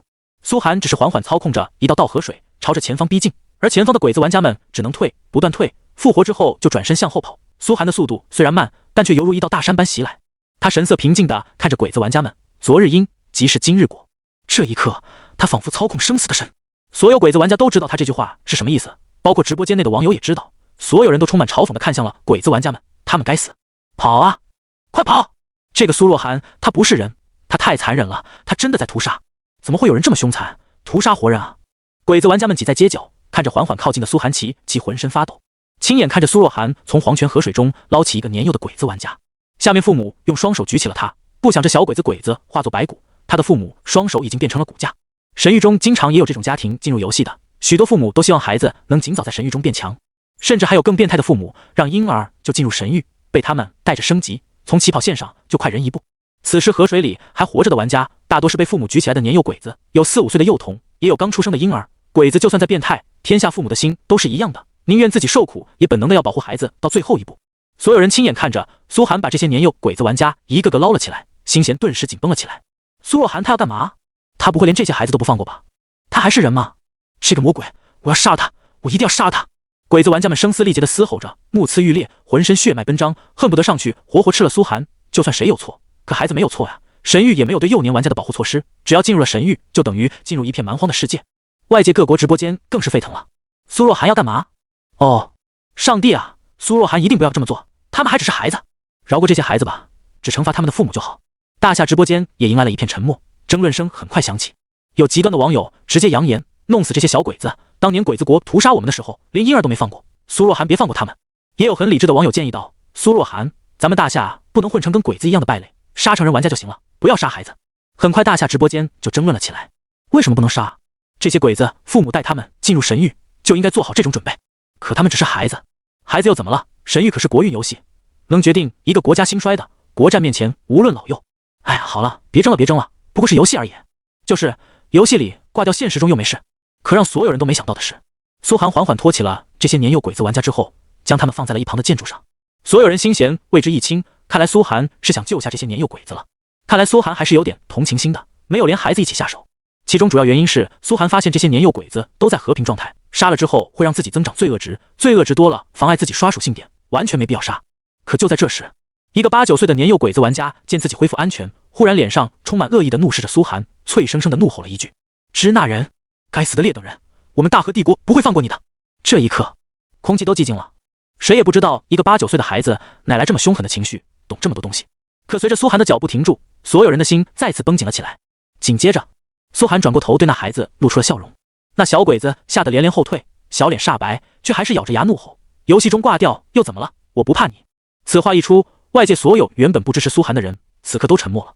鬼子国这个民族真是个很奇葩的民族，连小孩都会被从小教育武士道精神，性格极其极端。苏涵笑着看向前方所有鬼子玩家，这可是他自己提出要求的。鬼子玩家们也沉默了，不禁开始思索武士道的教育到底有没有问题。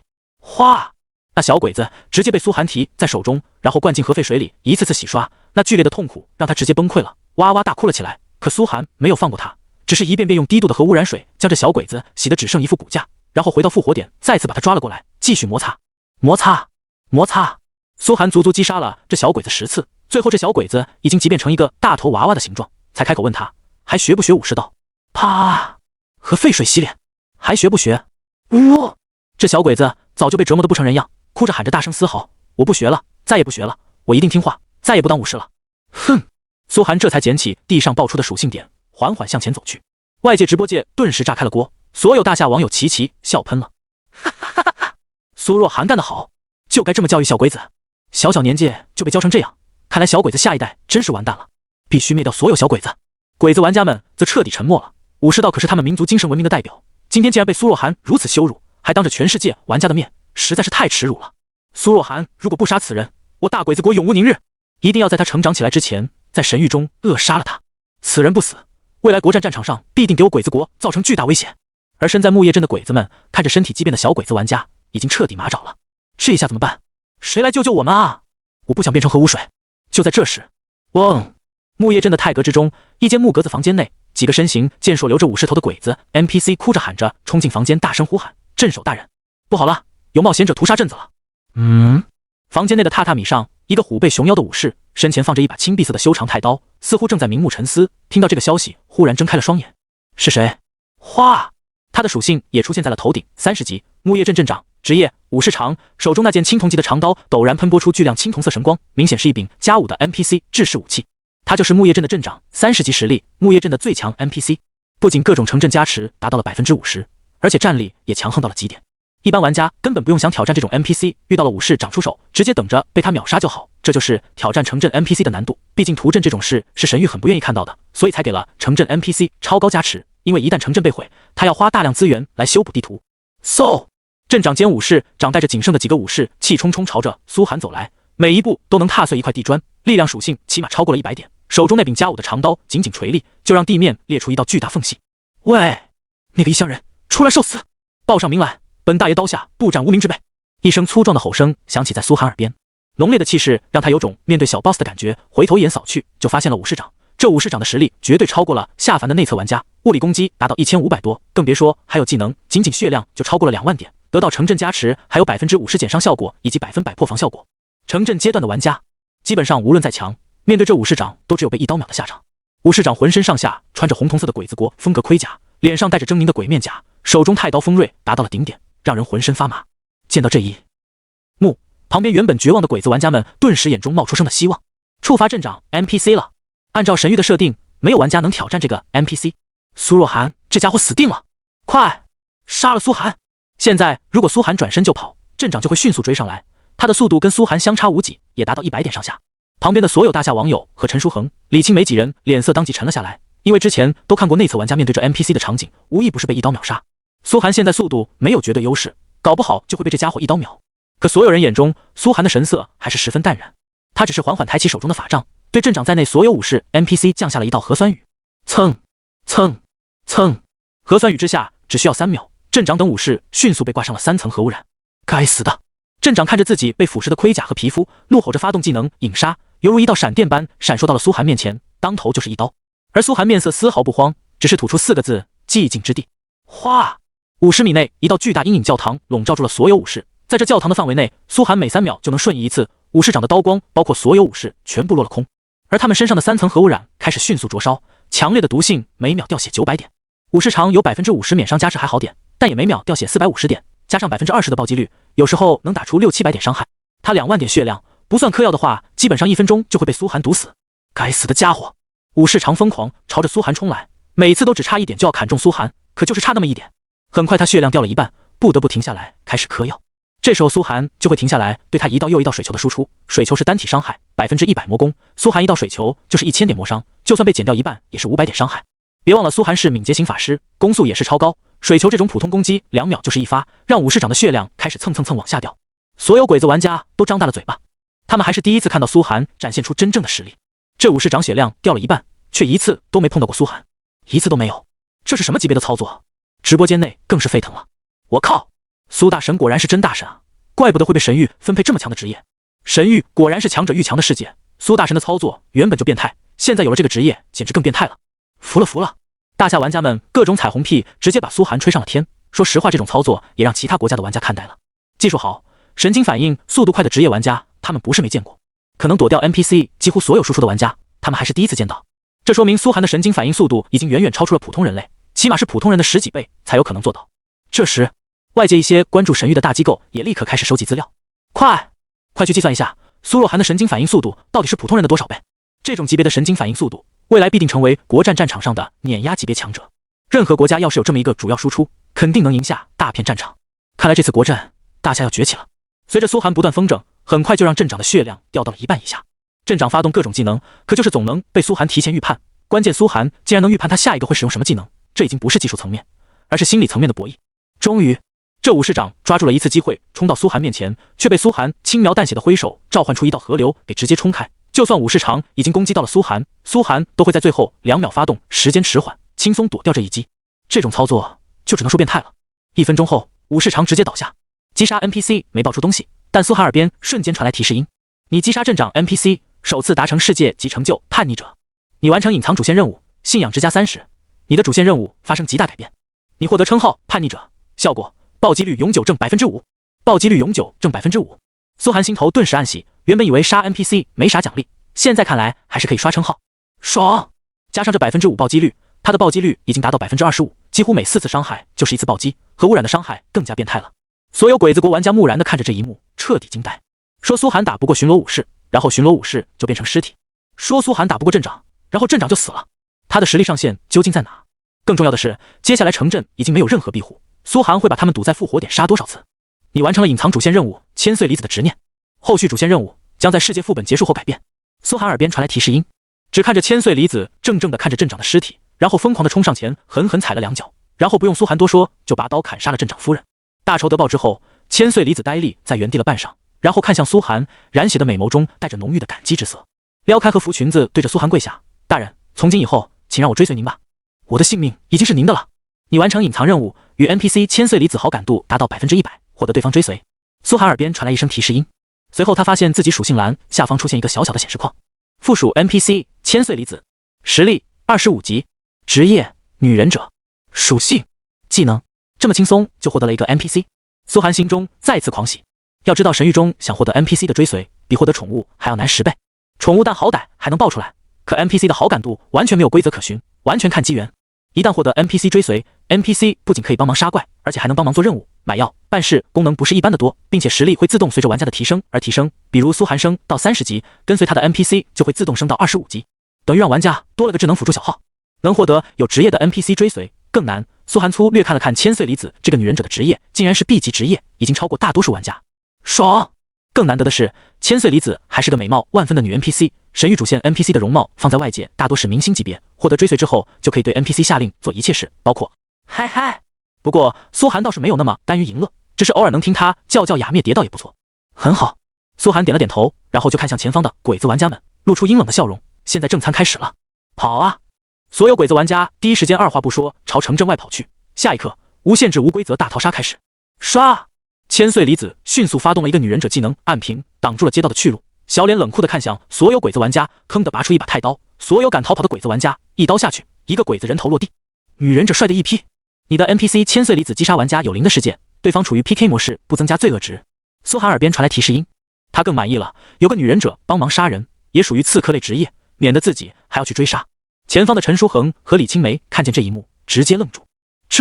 这个 NPC 是直接追随苏寒了，怪不得苏寒要冒着这么大危险来击杀镇长 NPC， 原来竟然可以获得这种奖励。一个25级的女忍者 NPC 啊，价值不可估量。恐怕会有内测玩家花费海量资金要求跟苏寒兑换一个贴身刺客 NPC， 对高级玩家实在太重要了。苏寒这次屠城简直是太值了吧！不过除了苏寒，其他人也不可能有屠城的实力，这镇长 NPC 几乎没有对手。苏寒没有其他动作，就是一道黄泉之河泼下去，城池顿时陷入几乎被淹没的惨状。平均每4秒一次暴击，暴击伤害达到1倍。木叶镇所有建筑开始轰然坍塌，所有 NPC 惊恐的四散逃离，拼命冲向传送阵。而传送阵处，虽然陈书恒和李青梅手下那几十个大夏玩家不够挡住所有 NPC 和鬼子玩家，但加上25级的千岁离子就够了。他一人手持太刀站在传送阵前，轰然撒出一团烟雾，隐匿身形在烟雾内，谁敢靠近传送阵，一刀刀光便迎头砍上来，人头落地，就像 LOL 里面的阿卡丽一样。啊！一个鬼子玩家跑得慢了点，直接被黄泉河水吞没，然后就没了声息，嘴里灌满核污水，内脏很快烧得吐了出来，然后皮肤开始溃烂，随后整个人化成一滩血污，惨叫声伴随血污喷了前方鬼子们满脸。啊！快跑啊！救命啊！他到底是什么魔鬼？所有鬼子惊恐到了极点，一步都不敢接近那黄泉之河。可前方是磨刀霍霍的大夏玩家们和千岁离子，后面就是血皮化骨的核污水。这一刻，所有鬼子都被逼到了极点。外界大夏直播间内看到这一幕，则直接齐奏响了很快的歌曲：好运来，好运来，好运来，好运来。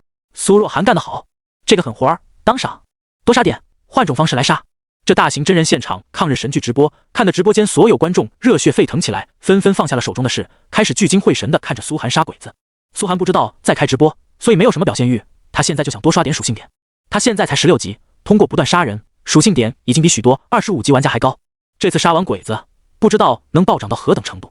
哗啦啦，哗啦啦，黄泉河水猛地朝传送阵冲了过去，所有鬼子疯了一样四散逃离。300多个鬼子跟兔子一样，沾上一层核污染还好，大量嗑药还有可能扛过去，要是3秒后被叠3层核污染，那就是3花聚顶，神仙难救。不少鬼子接到边缘翻墙逃脱了出去，疯狂拍打着浑身上下的黄色和污染烟雾，钻着一切能钻出去的狗洞跑掉。直播间内笑疯了，哈哈哈！鬼子们这次是真被逼急了。听说神域中的无感是100%的，而且战斗中不允许退出游戏，说明他们遭受的是真实核污染的痛苦。早该这么干了，让鬼子尝尝他们造的孽。哼，小鬼子在神域国战战场上也偷袭了我们大夏好几次，这次等苏大神成长起来就有好戏看了。苏寒耳边传来提示音，首次击杀一位玩家，核污染持续时间加 0.1 秒。首次击杀一位玩家，核污染持续时间加 0.1 秒。首次击杀一位玩家，核污染持续时间加 0.1 秒。这把一次性新击杀了100多个玩家，核污染时间再次上涨10秒。苏寒闲庭信步，缓缓朝着复活点走去。见到落单的鬼子，就是一道核酸雨。很快核酸雨落在木质的日式建筑上，让四处燃起了大火。没有火系抗性的鬼子玩家很快被滚滚浓烟逼得跑了出来，在核酸雨中惨叫着化作一滩污血。首次击杀一位玩家，核污染持续时间加 0.1 秒。没过多大一会，所有漏网之鱼就被苏寒全部送回了复活点。现在刷属性点开始，伴随着直播间内的好运来 BGM， 大夏玩家们也开始直播遍地鬼子的尸体，一边直播一边讲解。这位应该是使用了庇护类技能，所以死得更惨一些。这个是被苏大神一脚踩死的，所以头颅有些不规则。随后众人就来到了复活点，此刻的复活点只能用残忍来形容。白色的复活点光圈宽10米，此刻已经挤满了所有鬼子玩家，密密麻麻的犹如穿魔，还不断有鬼子玩家复活回来，形成了一团人肉池。而鬼子们的头上是一道道浓烈至极的核酸雨，刚复活就被核酸雨淋得浑身皮肉骨头溶解，化作一滩血泥，玩家的尸体要过10分钟才会消失。在这段时间内，鬼子们的尸体已经在复活点堆起3丈高，许多鬼子一复活就是在尸山血海当中，也有动用跳跃、闪烁等技能逃跑的鬼子。可苏寒在复活点外放了一道黄泉之河，河水直接堵住了所有去路。鬼子们刚跑出复活点，就在核污染水里面溶解，毕竟鬼子易溶于核废水，场面堪称世界名画。想象一下，被高浓度核污染毒死、烧死，这种极致痛苦，普通人就算挨了核弹，也顶多只受1次。而这些可以无限复活的玩家鬼子，却要持续不断核污染的痛苦中死去。可相比他们曾经在大夏犯下的罪行，这还远远不足以赎罪。直播间观众直接把这段剪辑下来，然后永久保存。直播间的观看量此时已经飙升到了上亿，几乎所有网民都在围观这一幕。那几个开直播的大夏玩家直接赚得盆满钵满。其他国家转载的直播间中，异国民众更是凄惨的不忍直视。太惨了，真是太惨了！苏大神真是丝毫不对鬼子国留情面啊！记住，千万不要惹到苏若涵。而鬼子国的民众已经彻底沸腾了，杀掉苏若涵，一定要杀掉这个恶魔，我要让他死1万次，可恨可恨啊！苏寒很快将300多个人每个都杀了一次，核污染时间正式飙升到1分钟。如今3层核污染每秒900点真实伤害，1分钟就是54000点伤害，没有玩家能活着扛过去。随着被击杀的次数逐渐增多，这些鬼子国玩家们发现自己渐渐开始变异了，浑身上冒出各种奇怪的奇怪，四肢畸变，有的甚至智商都出了问题。地上也爆满了花花绿绿的各色光团，这都是鬼子们的属性点。可惜这些属性点只有苏寒才能看见，他心中爽翻了天，这么多属性点，自己这把能变得多强？单刷世界 BOSS 完全有希望。不过苏寒没有急，足足杀了这些鬼子半小时，他们过了禁止下线的时间段，一个个鸡变成各种怪物的鬼子玩家才第一时间飞速下线退出神域，杀戮才告一段落。城镇阶段应该是没有机会杀得这么爽了。苏寒思索着，上次新手村鬼子被屠杀之后全部删号退游，这次的鬼子估计大半也会退游。外界的大夏玩家和直播间的网友们已经震撼到了极点，爽，实在太爽了！今天看苏若涵一次直播比吃仙丹还爽。苏若涵是我大夏的英雄，只要他继续杀鬼子，我无论如何都支持他。随后苏寒也没歇着，把木叶镇晋升的几个 NPC 全部烧死，然后把所有建筑不断撒下核酸雨，泼开黄泉河，这座城池已彻底变成了废墟，甚至被夷为平地。除了教牌大街上那些兽诸神庇佑的神庙之外，所有鬼子存在的痕迹都已经被抹去。他捡起地上掉落的一个个属性点，心中乐开了花。杀人捡属性，爽啊！这次300个鬼子一共爆出来了20个属性点，说明起码有200个鬼子被苏寒杀了10次。将这些属性点全部加上后，苏寒全属性暴涨5点，等于平常人升7、8级。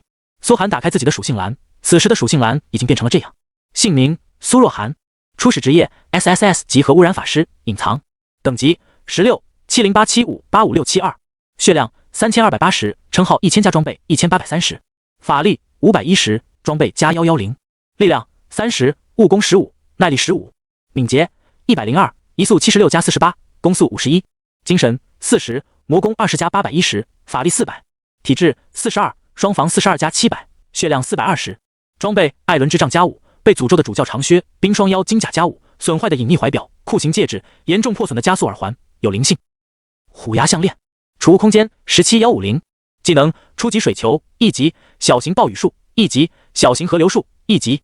SSS 级隐藏职业，伤害可施加核污染100点真实伤害，持续60秒，层数上限3，超级污染次数2，自由属性点0，闪避率6.5%，暴击率25%，临时幸运值5，信仰值65，名望500，罪恶值98。羁绊玩家关系：李青梅，契约骑士，称号是王者500血，新手村的大英雄5%闪避，魔女的噩梦500血，叛逆者，撕裂者，暴击率正5%。附属 NPC 女忍者千岁离子。物品栏：黄蜂卷轴、迅捷卷轴、烈焰滔天卷轴、职业加成卷轴、战功勋章、附魔石、精致血药星号16、精致蓝药星号18、永久道具、去世器、钻石级宠物蛋、孵化中无用大棒、城主的秘信、金币余额253。主属性敏捷已经过100了，加上装备，我的移速冲到130多。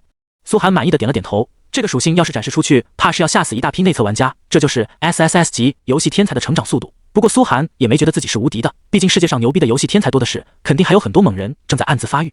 信仰值已经攒到50多了吗？苏寒思索着，是时候该去琳达那边看看了。此时，所有教派祭司默默聚集在木叶镇的废墟周围，看着苏寒做下的一切，没赞同也没反对。只有春睡早起的琳达一觉醒来，懵懵懂懂地走出永生神殿，然后就呆住了。阿雷，城呢？人呢？街边卖红豆大福的小贩呢？看来我是起猛了，回去再睡过。他瞳孔放大，然后打着哈欠转身进入神殿。就在这时，一道声音叫住了他：骚货！谁敢如此大胆，用污言秽语玷污本祭司的纯洁？琳达瞳中顿时划过一抹愠怒，然后转身就看见了苏寒，瞥见他头顶的一连串新称号，嘴巴陡然长大。你，他捂着嘴巴，只觉得呼吸紧促。你干了啥？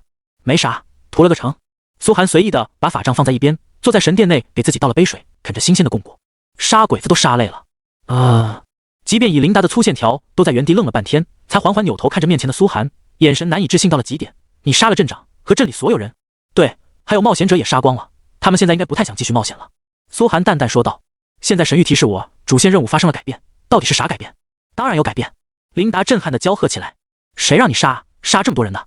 你现在已经成了叛逆者，关西郡所有城主都会对你下达追杀令，你以后只能在城外做任务，就算进城也要小心隐藏身份了。你已经成了反贼。哦，原来叛逆者是这个意思。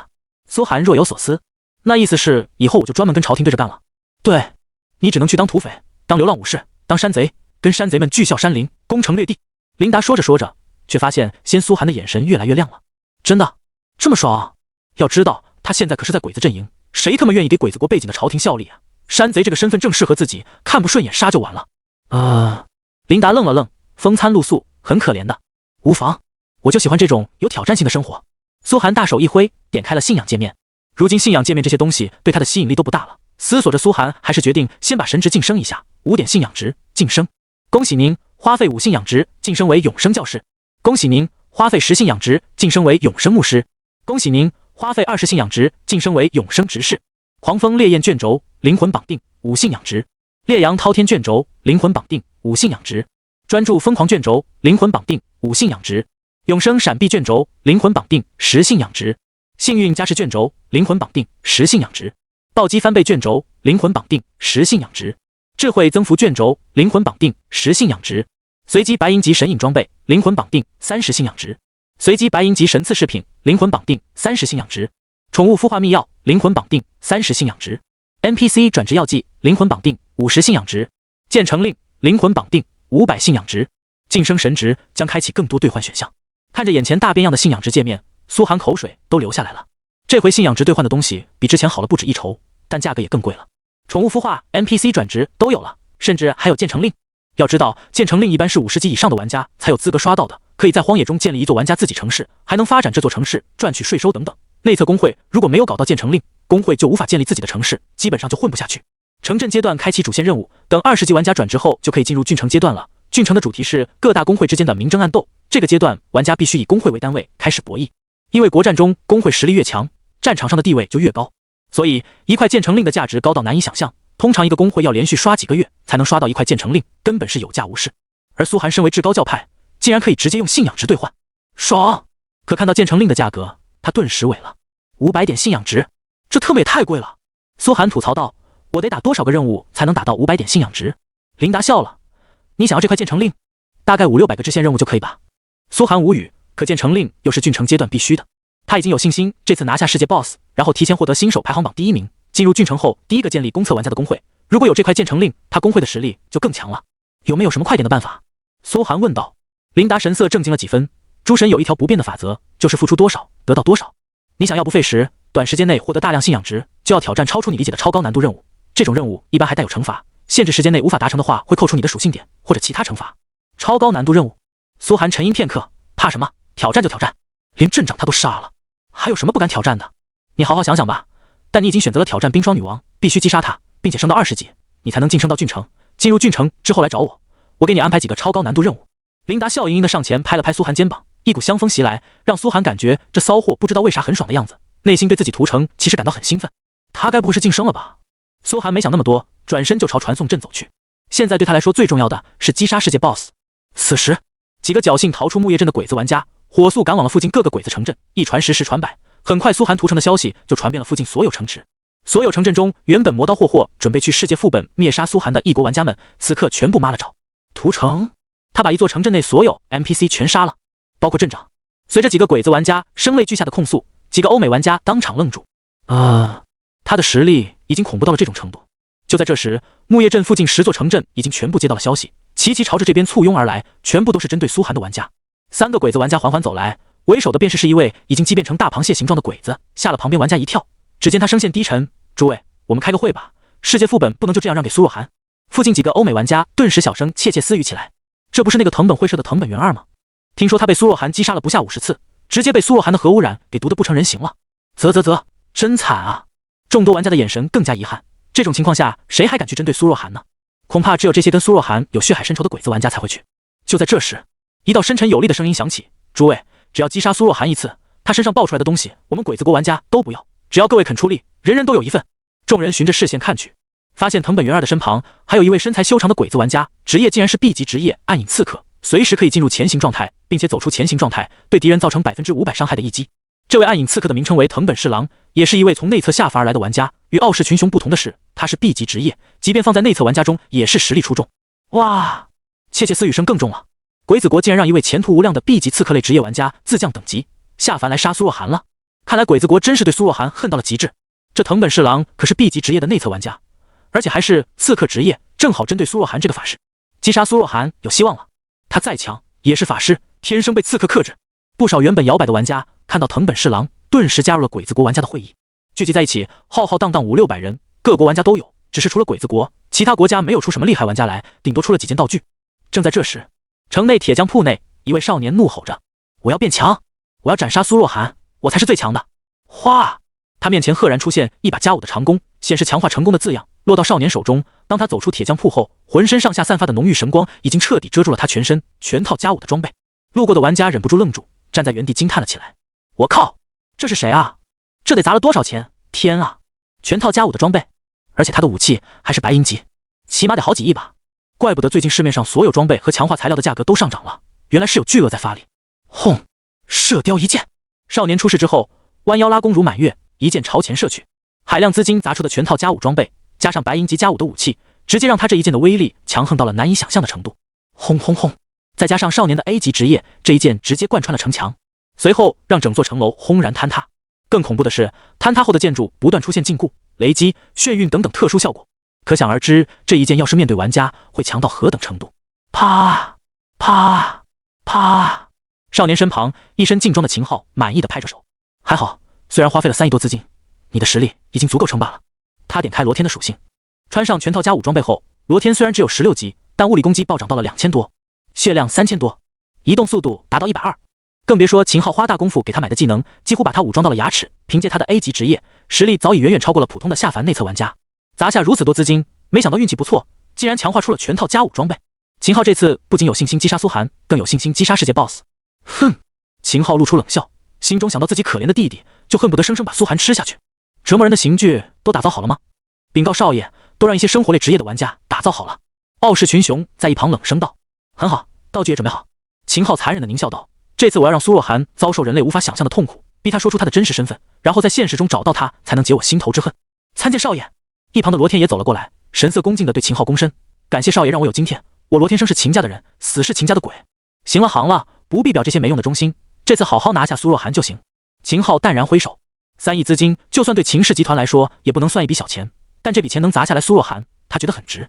他随手拨通了藤本元二的通话：“藤本，你那边怎么样了？”秦昊君，我这边很好，所有人都加入了我们。好，现在就前往世界副本。我得到消息，苏若涵已经进入世界副本了，一定要提前做好布置，绝不能让他跑掉。是。这次世界副本周边的10座城镇，几座大夏城镇内，除了秦家和被秦家收买的玩家，其余大部分大夏玩家也赶往了世界副本，目的当然是为了瞻仰苏大神的英姿。原本冷清的寒霜悬崖内，此时很快就变得热闹非凡。荒凉的冰原上，处处都是玩家的踪迹。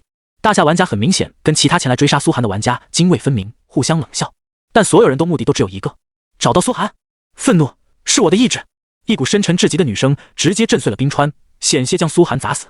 迎面只看见一位身高10丈、身材姣好的女性，浑身皮肤黢黑，完全不像人类，静静坐在冰川内的王座上，浑身被几十丈厚的冰冻结着，却丝毫不影响她输出。一道道冰凌疯狂朝着苏寒射来。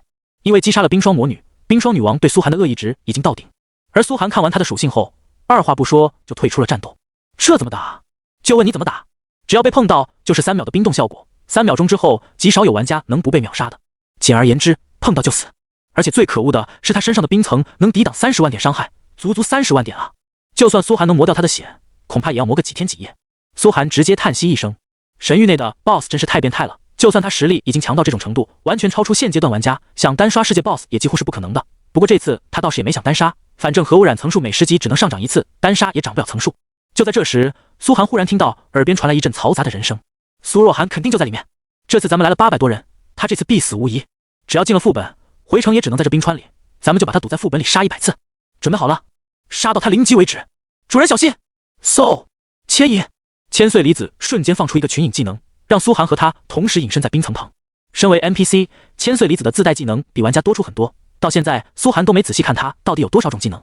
按理说，作为忍者，隐身、逃匿、易容、暗杀这些技能，千岁离子都是有的。这也是忍者刺客类 NPC 的好处，对苏寒一个法师来说，简直太合适了。刺客配法真很难打，一层黑雾将苏寒和千岁离子都笼罩住。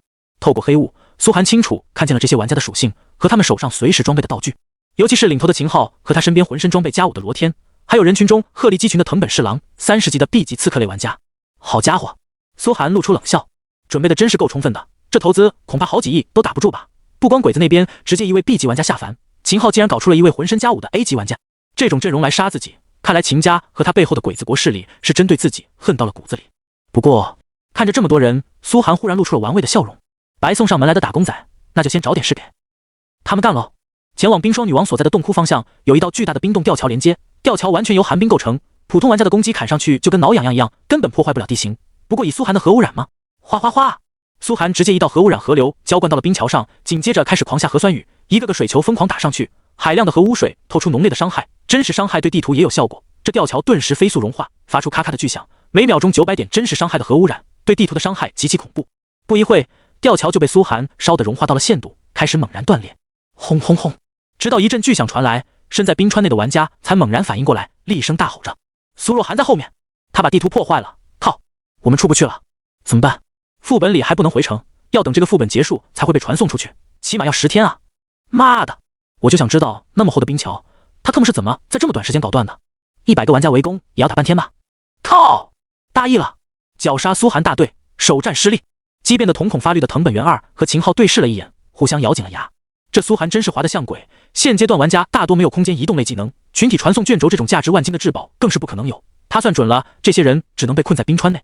这一招直接让他们没了击杀苏寒的空间，只能等着副本结束或者地图修复。可地图修复也得起码3天时间。就在这时，一旁的罗天发话了，冷冷看着前方的世界 BOSS：“ 老板，现在只有一个办法了，那就是我们先击杀掉世界 BOSS。苏若涵虽然毁掉了吊桥，可他自己也过不来了。只能眼睁睁看着咱们击杀世界 BOSS， 等咱们杀了 BOSS 之后，副本才会开启传送阵，到时候传送出去，想怎么杀他怎么杀他。他这是在自掘坟墓。”秦昊听闻这话，点了点头，可看向前方的冰霜女王，也不禁有些发怵。好强！击杀掉冰霜女王，不知道要付出多少资源？难道他们这次准备击杀苏寒的资源都要花在击杀 BOSS 上吗？可是也有好处，毕竟只要手杀这个世界 BOSS， 获得的奖励是难以想象的。汇集了这么多人，正好用来杀 BOSS。秦昊沉吟着，点了点头。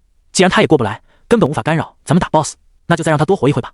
很快，他和藤本元二下令，在罗天和30级的藤本侍郎支撑下，数百人的玩家团队开始集体刷 BOSS。阵阵巨响在冰川内轰然响起，不断有玩家挂掉，可也复活在冰川内。只要开启 BOSS 战，复活点自动安置在 BOSS 地图里。而此刻，苏寒则悠哉的开始在副本其他地图开始杀怪。这下副本里所有怪都归他一个人了。等这些玩家们把冰霜女王血消耗的差不多的时候，自己再闪亮登场不就行了？凭借主教长靴的附带技能寂静之地，他可以随意在50米内瞬移。估计谁都想不到，苏寒现在就有了一件可以短距离瞬移的装备。这也是迄今为止苏寒一直不愿意换下主教长靴的原因。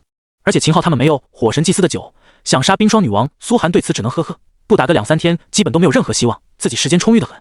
思索着，苏寒勾起了嘴角，想让秦昊帮自己打工，然后再跟他算总账，要让所有大夏人都知道汉奸必死。此刻冰川内所有玩家都没注意到，角落里一个酷似玩家的女子也在帮他们杀怪，正是易容后的千岁离子。有他帮苏寒监视着，苏寒视线内随时都会出现冰霜女王的血量，想回来的时候随时可以回来。你击杀了22级野怪冰霜魔护卫，越5级击杀经验。苏寒耳边传来连绵不断的提示音。又越5级击杀了30个怪物，他来到18级的临门一脚，现在的超级污染次数已经积攒到了7次，白银箱子也攒到了足足7个。又到了孵化宠物蛋的时候了。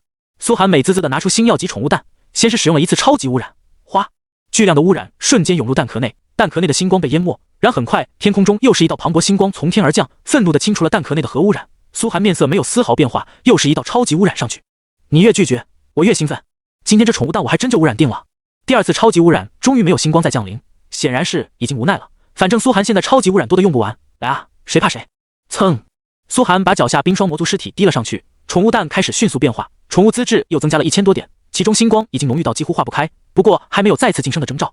要知道星耀再一次晋升，那可就是仙品了。到目前为止，苏寒还没有在神域任何地方看到过仙品的东西，无论是装备还是道具，这种级别现阶段根本没有出现的可能性。内测玩家们估计有也绝对不可能公布。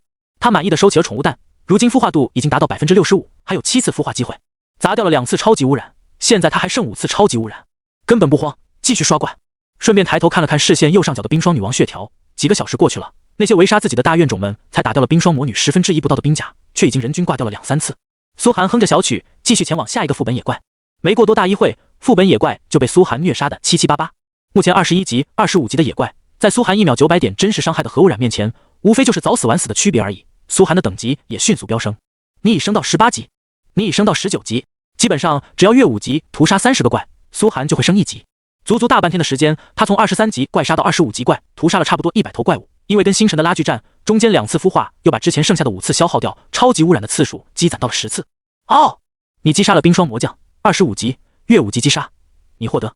终于干掉一头冰霜魔将之后，苏寒终于又到了临门一脚，只差最后一只怪就将升到20级，城镇区的极限。苏寒掏出了宠物蛋，此时又经过2次孵化，星耀级宠物蛋上的星光已经浓郁到了不可想象的程度，开始逐渐变得暗淡，犹如一颗遥远的古星，内敛到了极致。再下一个等级，可就是仙品了。如今这临门一哆嗦，也是最有可能晋升到仙品的一次。可就在苏寒准备将冰霜魔将的鲜血淋上去的时候，忽然从晴空之中落下了一只完美的玉手，那只玉手洁白粉嫩，透着一股让人无法抗拒的规则之力，缓缓朝宠物蛋上抹去。哗！紧接着星光也降临，犹如雷鸣般咔咔咔，直接抹掉了宠物蛋上的核污染。你剩余的核污染效果被仙神抹去了，本次孵化终止，不计入孵化次数。你剩余的核污染效果被星神击碎了，本次孵化终止，不计入孵化次数。苏寒呆在原地，晋升仙品这么难的吗？好家伙，双重保险，就死活不让这颗蛋变异是吧？苏寒有点怒了，他耳边又传来一道十分柔和的提示音，温馨提示，您的行为已经触及到规则神的尊严，很可能触怒神明，建议慎重行事。这叫温馨提示？苏寒心中更加愤怒，这明明就是威胁自己。他很快又使用了5次超级污染，结果全部被抹掉，气得苏寒浑身发抖。他心里很清楚，想变强不得罪人怎么行？更何况自己背后也不是没有人。刷！苏寒点开了信仰界面，在最下方按了一个按钮，然后将3个白银箱子摆在了面前。您正在向永生女神献祭物品，白银奖励箱子星号3，是否献祭？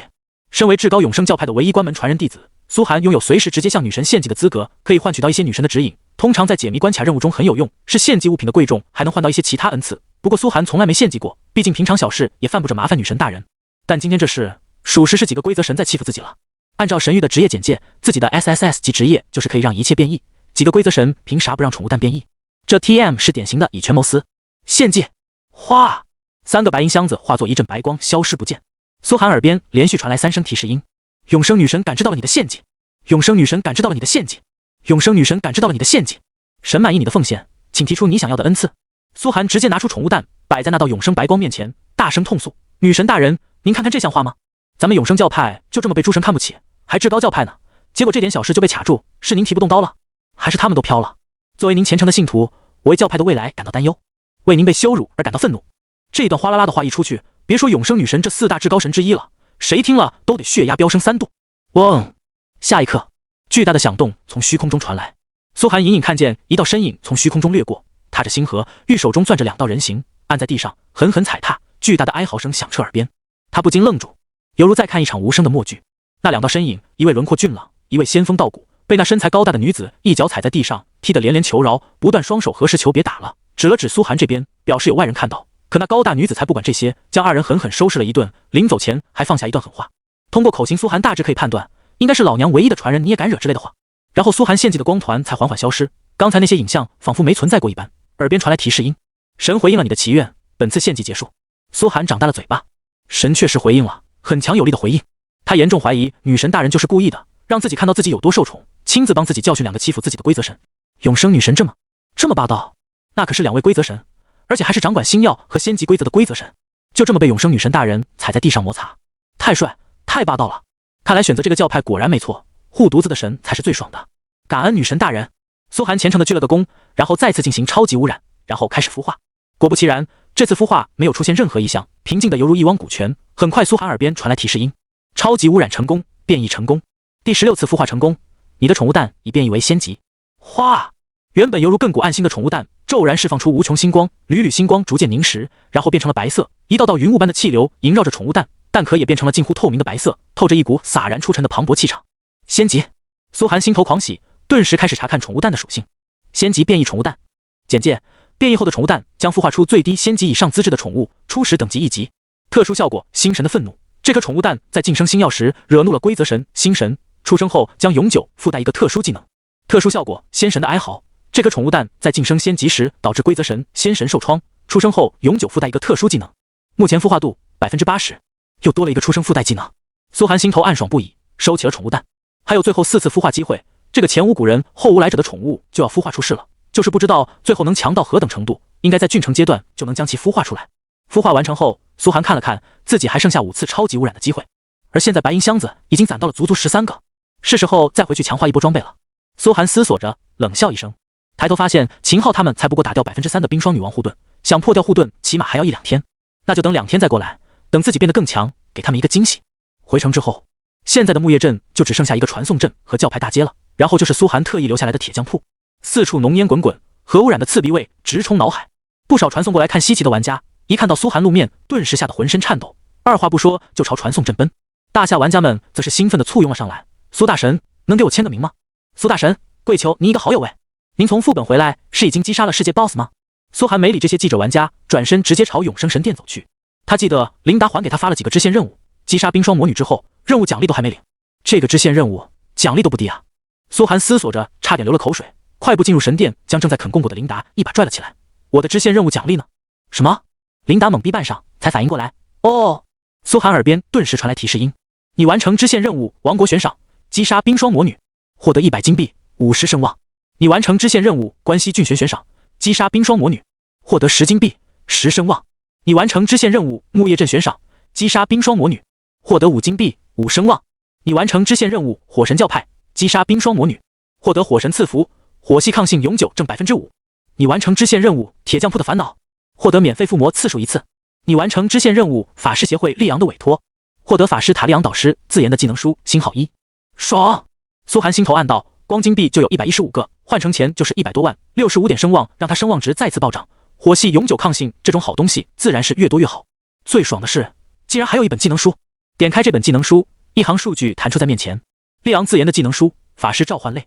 简介：利昂作为法师塔史无前例的深海召唤系法师，一直致力于探索深海中稀奇古怪的神秘种族，故而他的研究一直饱受争议。有人说他会释放出海底的魔鬼，也有人说他开启了奥数界的新方向。这本他自研的技能书倾注了他最新的召唤类研究成果，但使用前要注意，此技能为私人研发，未经过法师塔认证，有引起某些海底不可名状存在关注的风险。效果：将开出白银级深海召唤类法师技能星号1。深海召唤类白银级召唤技能。苏寒心头顿时狂喜，这特么简直是瞌睡了给自己送枕头。自己身为核污染法师，水系有比深海召唤类技能更适合自己的吗？让鬼子玩家们尝尝被他们祸害的无辜深海生物变异后爬起来的恐怖。天道好轮回，苍天饶过谁？不知道自己的核污染属性会召唤出何等恐怖的深海生物。苏寒心中期待万分的思索着，看来这位利昂法师日后定要登门拜访，简直是跟自己神交已久，核污染配深海生物，只能说是前世的缘分了。他没有丝毫迟疑，直接打开了这本技能书。叮！淡黄色的古老神秘书页在他面前缓缓展开一个印记，烙印在了他的胳膊上。耳边传来提示音，你获得白银级召唤类技能小型噬魂乌贼。小型噬魂乌贼1级，召唤出3头噬魂乌贼，噬魂。乌贼具有吞噬内脏的特性，喜欢钻进敌人内脏中，缓缓吃掉敌人一切，同时释放麻痹激素，让敌人无法察觉，直到吃掉敌人的脑浆为止。一旦被噬魂乌贼进入体内，则每秒造成50点魔法伤害，持续30秒。如成功吃掉敌人的脑浆，占据大脑，噬魂乌贼将接替目标的身份活动50秒，玩家为30秒，消耗50点法力，冷却时间30秒。竟然开出了这个技能，小鬼子们这次是真的有福了。苏寒心头顿时暗爽到了极点，这白银技能效果完全超出白银这个等级好吗？不仅能对敌人造成难以想象的恐怖折磨，眼睁睁看着自己被吃的只剩一层皮，而且只要成功吃掉脑浆，就能接替对方身份30秒。后面这个技能只要升到高级，说不定一道核废水河流洒出去，再来几十条噬魂乌贼在核废水里，所有鬼子全部变成自己的傀儡。这技能的效果，一般黄金级都比不上。结合折磨、输出、控制为一体，只能说变态了。只不过现阶段只能释放3条噬魂乌贼，效果还略微不足，后面转职后可以晋升技能等级时才能发挥出这个技能的变态。秦昊、苏寒眼神暗沉，等自己返回冰层，首先要让秦昊尝尝这个技能，甚至全球直播，让所有人看看卖国贼的下场。将这个召唤类技能装备上，苏寒转身走出了神殿，不顾身后琳达的娇嗔：喂，你小子也太无情了吧，领完奖励就走，接下来就该去铁匠铺看看了，不仅可以把身上这些白银装备强化一波，而且还能试试新获得的免费附魔机会。附魔也是神域中极其重要的变强、氪金方式。不过附魔的成功率是100%，而且只要有足够好的材料，可以选择附魔任何属性在装备上。难得的是附魔的机会，每一次附魔的机会都是要做专属装备任务才能获得的，几百个支线任务跑下来才能获得一个附魔机会，更换新的装备后又要重新做任务。哪像苏寒这么简单，杀 BOSS 直接送一个附魔机会，也归功于他起步就是至高教派，琳达的权限简直无敌了，直接把所有支线任务给他触发。空旷的废墟之中，只有铁匠铺孤零零的在大街上。铁匠铺内的铁匠看见苏寒，隔着老远就扑通一声爬过来，跪在苏寒面前瑟瑟发抖的磕头：“大人，大人，我错了，求求您饶我一命吧。”铁匠可是亲眼目睹苏寒是如何击杀巡逻武士，随后击杀镇长，那河污水滔天的场景让他永生难忘。如今他是末日中仅存的 NPC， 其他对苏寒没用的鬼子 NPC 现在已经全部见了阎王了。他的面前就是所有鬼子玩家和鬼子 NPC 的森森白骨，怎么可能对苏寒不畏惧？而苏寒也没跟他多废话，你说帮我附魔一次，现在我来了。好，好，小人一定拿出最高水准帮您附魔，您想要什么效果都可以。铁匠顿时磕头如捣蒜，只是面色有些艰难。不过小人只是个初级铁匠，只能附魔白银级以下的装备。苏寒直接掏出了艾伦之杖，我也不为难你，给我附魔点幸运值没问题吧？看着艾伦之杖，铁匠眼睛直了，兴奋的连害怕都忘了，连连磕头。如此高等的装备竟然能给我附魔，太好了，感谢大人，感谢大人，我一定拿出此生最高水准为您附魔。苏寒把艾伦之杖丢给了他，铁匠小心翼翼地接过艾伦之杖，从背包里掏出各种珍稀材料，谨慎地一步步操作，将几个宝石按照附魔图纸上的特定排列安放，浑身大汗淋漓，一看就是新手。不过苏寒一脸无所谓，反正附魔失败对装备又没影响。半晌之后，苏寒耳边传来提示音：“你的武器艾伦之杖附魔1级，幸运符文成功，幸运值+1。”哗！艾伦之杖上有了一圈小小的符文，属性也加了一条附魔属性，幸运+1。大人，为您附魔好了。铁匠恭敬地将艾伦之杖双手奉上，长长吐出一口气。不错。苏寒点点头，接过艾伦之杖，装备上加上神域补偿的临时幸运值，现在他的幸运值已经达到了足足16点，换算成概率，就是他任何成功率都能增加 1.6%。不错了。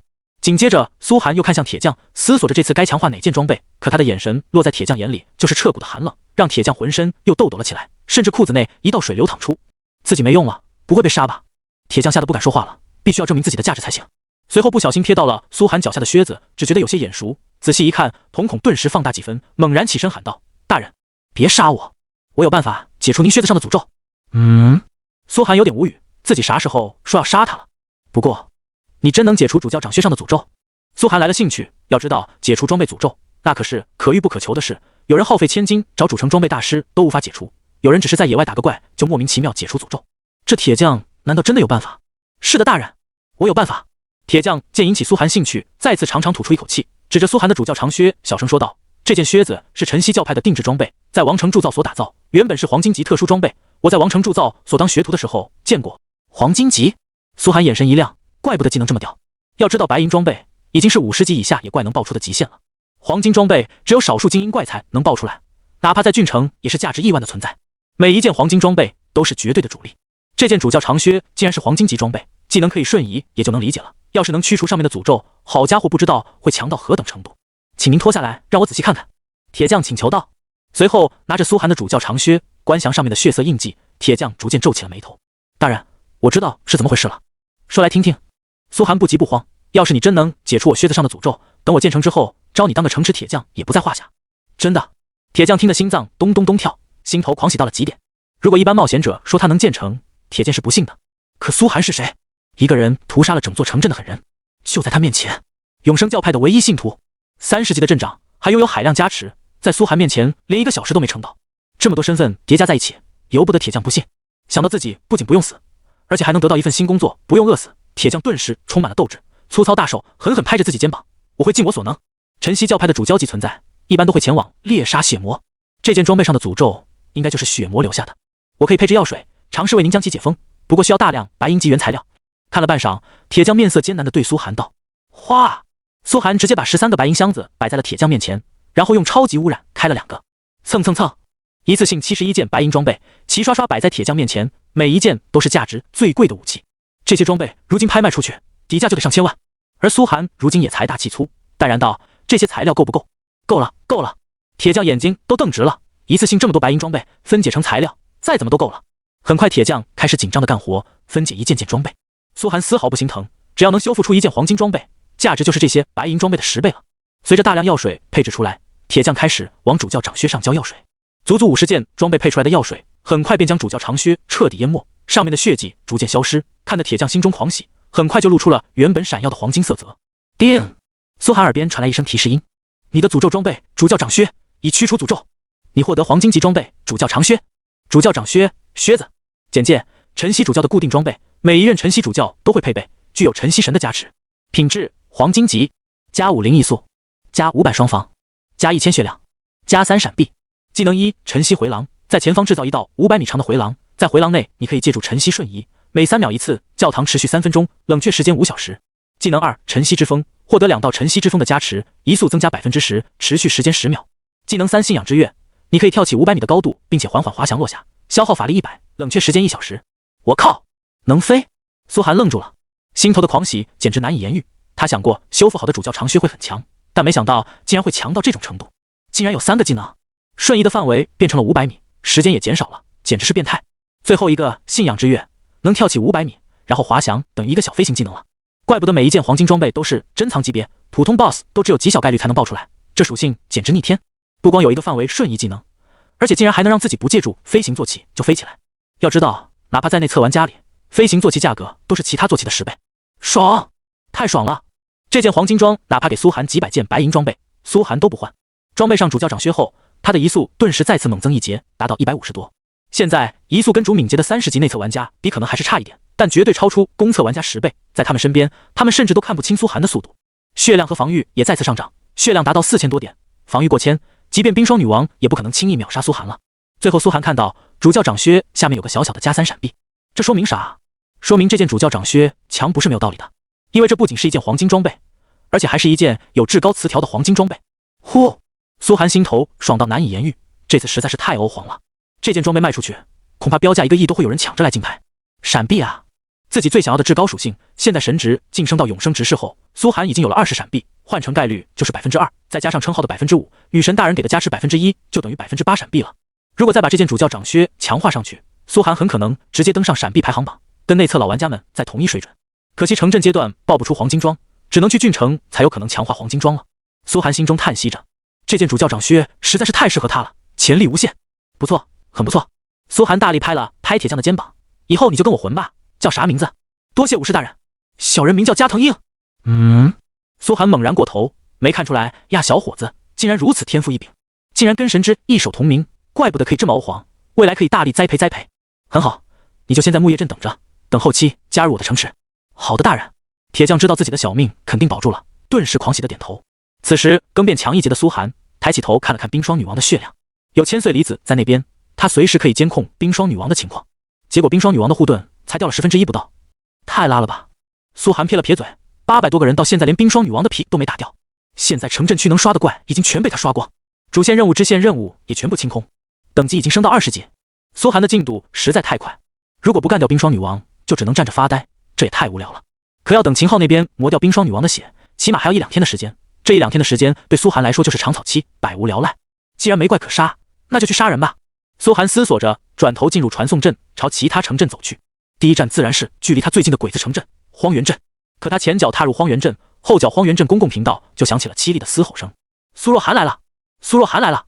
所有人全部回城，否则被堵在城外被虐杀，不要怪我们。顿时荒原镇几百个鬼子玩家连动都不敢动一下，迅速将状态调成和平模式，然后齐刷刷回城，站在大街上，目光炯炯地看着苏寒，眼神畏惧中带着凄厉。因为鬼子玩家们知道，现在城镇也保护不了他们了。苏若寒能屠杀巡逻50 NPC， 能保护他们的只有罪恶值。你想干嘛？已经有800多个人去杀你了，你必死无疑。苏寒，你这个杀人魔鬼，你会遭报应的。鬼子玩家们对苏寒厉声怒吼起来，已经有不少鬼子趁着还没开启战斗模式，开始飞速下线。之前一批鬼子被屠杀的惨状，到现在还历历在目。报应！苏寒呵呵冷笑一声，我就是你们的报应。唰！一道磅礴黄泉之河便朝着这些鬼子沸腾了过去，将满大街的鬼子冲成了下饺子，然后顺便召唤了3条噬魂乌贼出来。噬魂乌贼头大身体小，8条红色的修长足在河水中一扑腾，就轻易抓住了一个鬼子玩家，将他拽出了河水，然后从他肛门后面钻了进去。虽然这鬼子玩家正在遭受核污染，浑身上下皮肤被烧得溃烂，但他却露出了享受神色，仿佛经受着极大喜悦。啊，好爽，太爽了！继续，不要停，不要停！这鬼子玩家叫了起来。所有鬼子清楚看到噬魂乌贼正用巨大的口气大口大口吞噬着他的内脏，而他却在爽得直叫。这恐怖的一幕顿时让所有鬼子毛骨悚然到了极点。不一会，这玩家的血量就掉到了0，显示被击杀。可他却并没有化作白光消失，而是浑身被巨大的噬魂乌贼所占据四肢，脸上带着迷幻的笑意，一步步朝旁边一位鬼子女玩家走来。方子，尝尝，这种感觉太爽了！一根触手插入他的大脑，正在汲取他的脑浆，可他却好像很爽。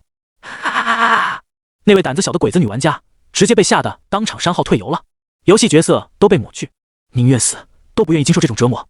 其他鬼子玩家们更是惊恐的大声嘶吼起来。这是什么？不，这是变异的核污染生物吗？变异的海底核污染生物，天照大神啊！他的核污染到底塑造出了什么恐怖的生物？饶了我吧，苏大神，求求你饶了我！鬼子玩家们步步倒退，可正在兴头上的苏寒岂会放过？又是一道河流，让不少鬼子进入战斗状态。除了进入战斗状态的鬼子，其他鬼子迅速退出了游戏。但苏寒还觉得不够爽，看了看噬魂乌贼的属性，基本属性其实只相当于跟自己同级的野怪，但是噬魂这个属性太恶心了，特别在核污染的加持下，噬魂乌贼变异后，竟然可以让被核污染的目标在被他吞噬内脏时感受到极大的快感。变态，只能说变态。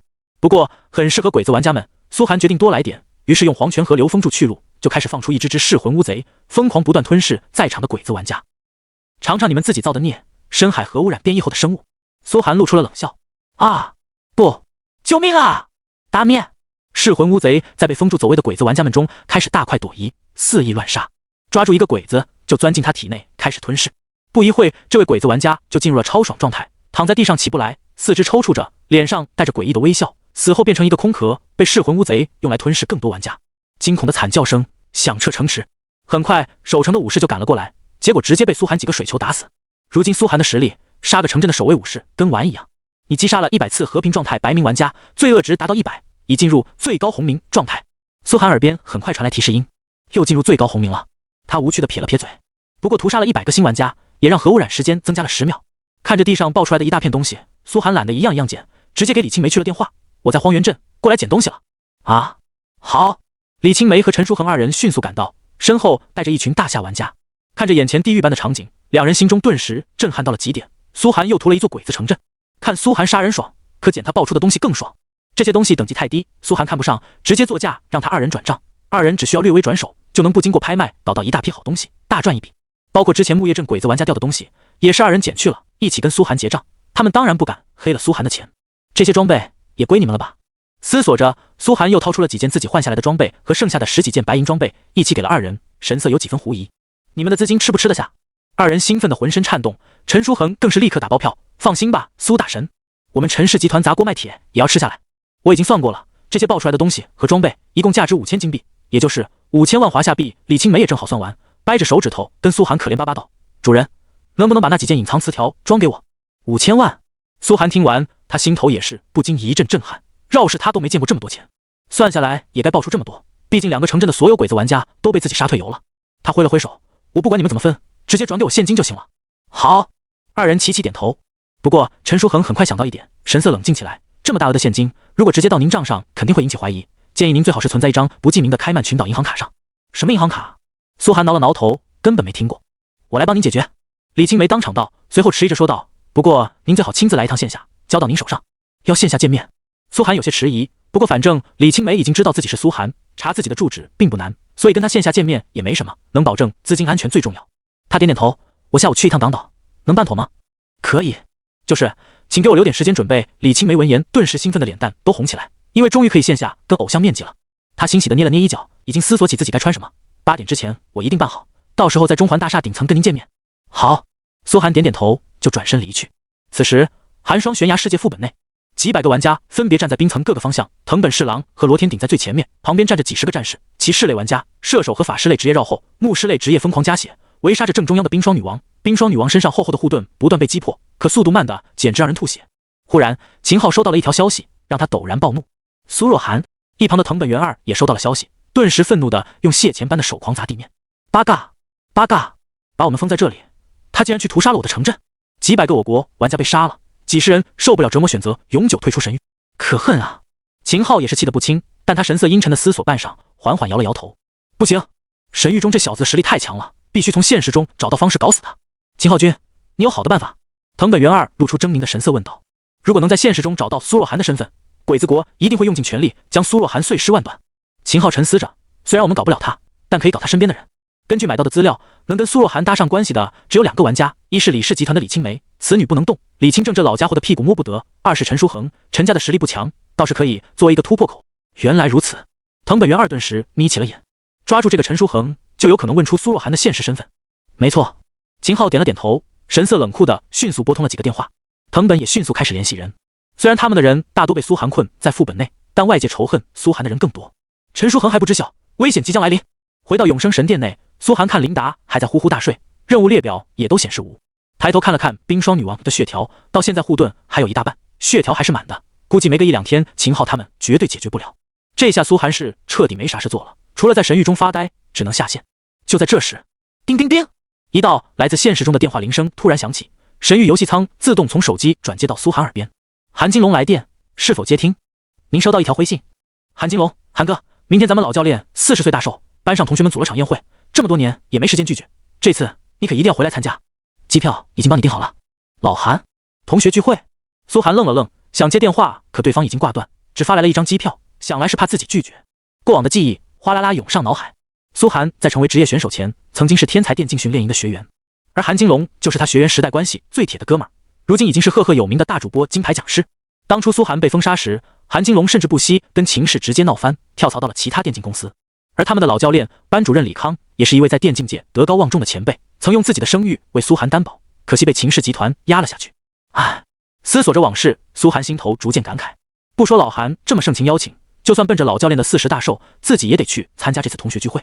而且他忽然想起，自己当初天才训练营的同学，那可都是天才级电竞玩家，如今神域开启，必定都觉醒到了超强职业。要是招到自己的工会，想到这里，苏涵心头一动，组建一个成员全是职业玩家的工会，那不得在国战里直接打到鬼子国的首都。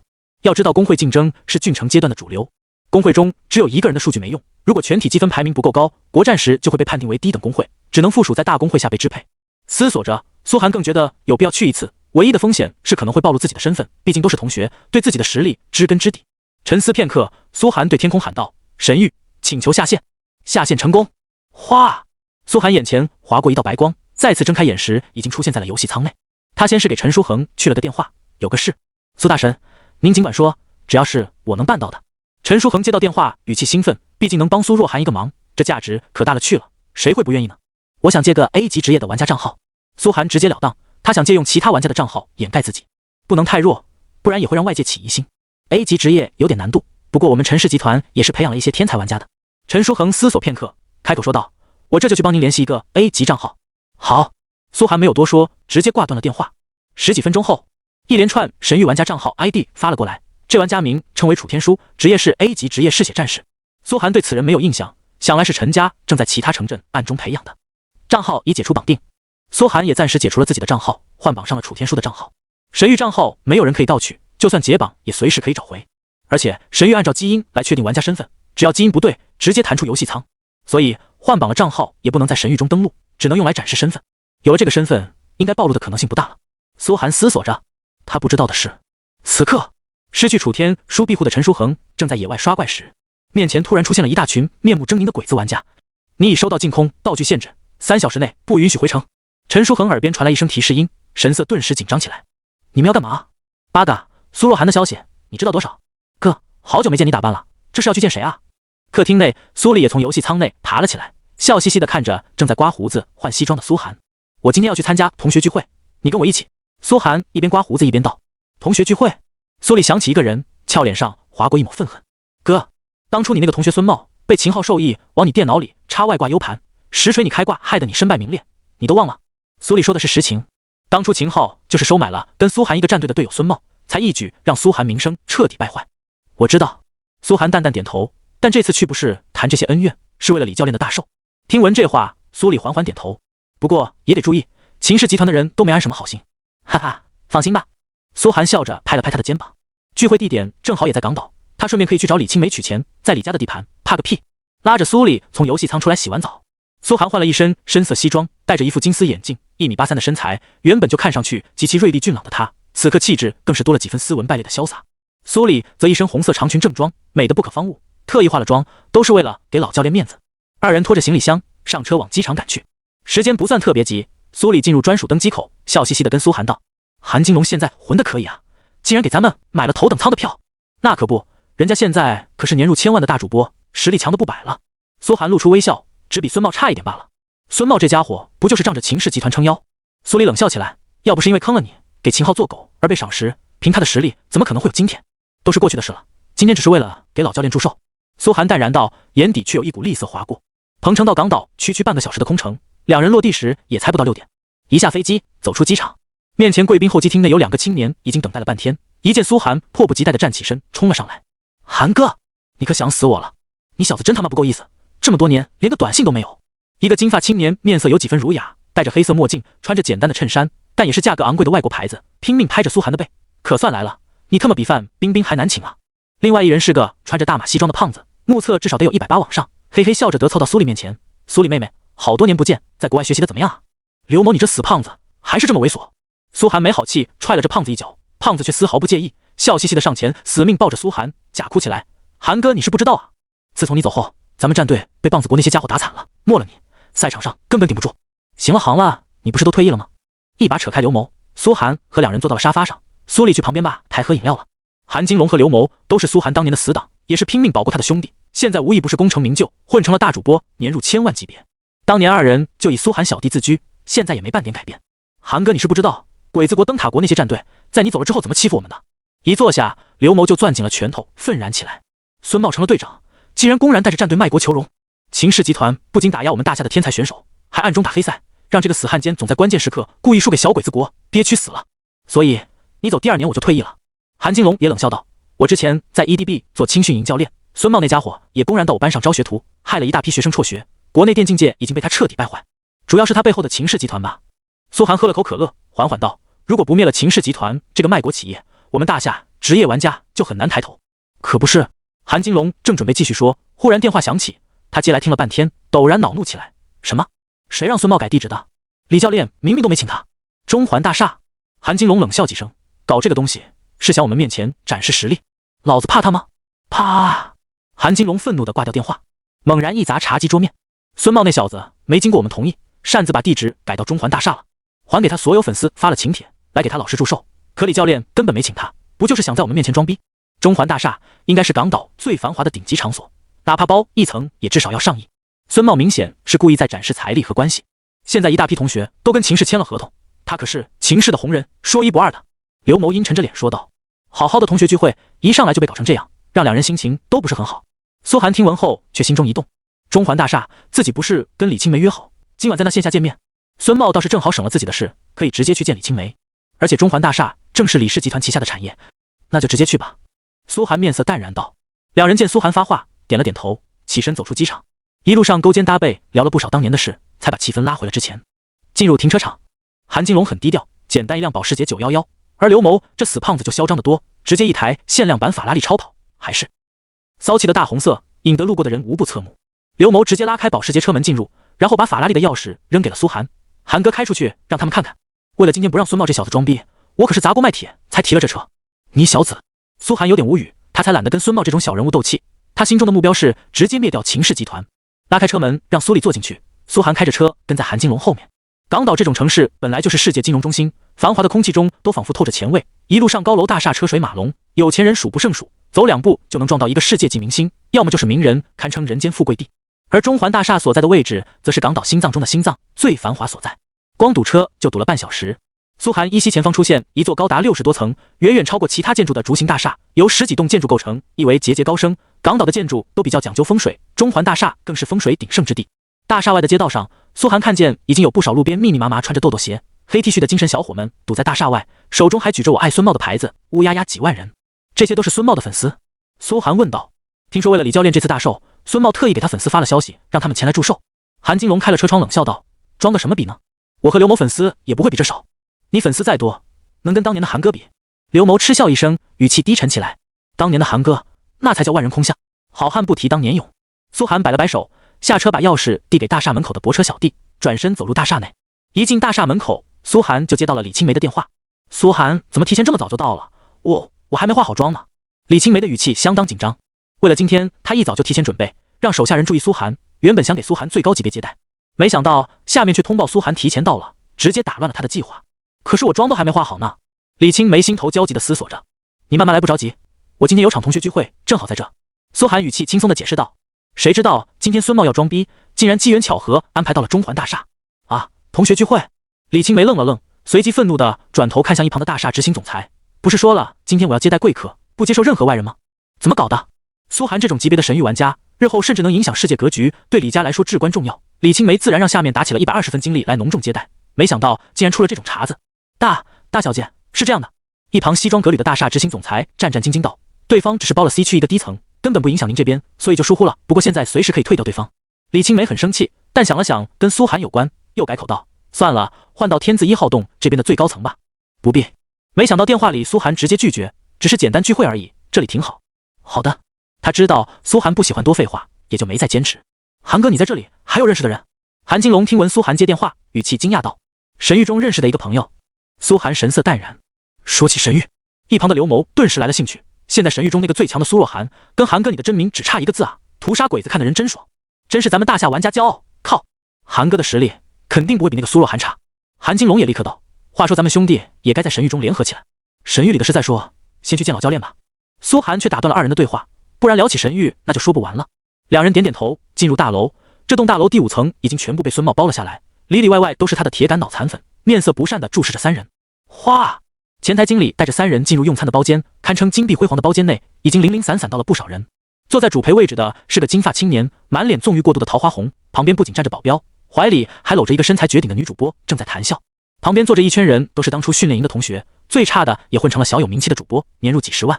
还有一位身着黑裙的女子，气质独立于所有人之外，乃是当初训练营学员里的班花灵系，如今是电竞界最出名的解说女神，全网粉丝几千万。哟，这不是韩哥吗？没有想象的剑拔弩张，孙茂一看见苏寒，当场就扔下了怀里的女主播，上前兴奋地跟苏寒握手。好多年不见，韩哥你想死我了！一边对旁边的小弟们挥手道，你们知不知道，当年我最敬重的就是韩哥，职业赛场上没有他坐镇，我心里根本没有底气。哼！听到这假惺惺的恶心话，苏里直接冷哼一声，转身离开。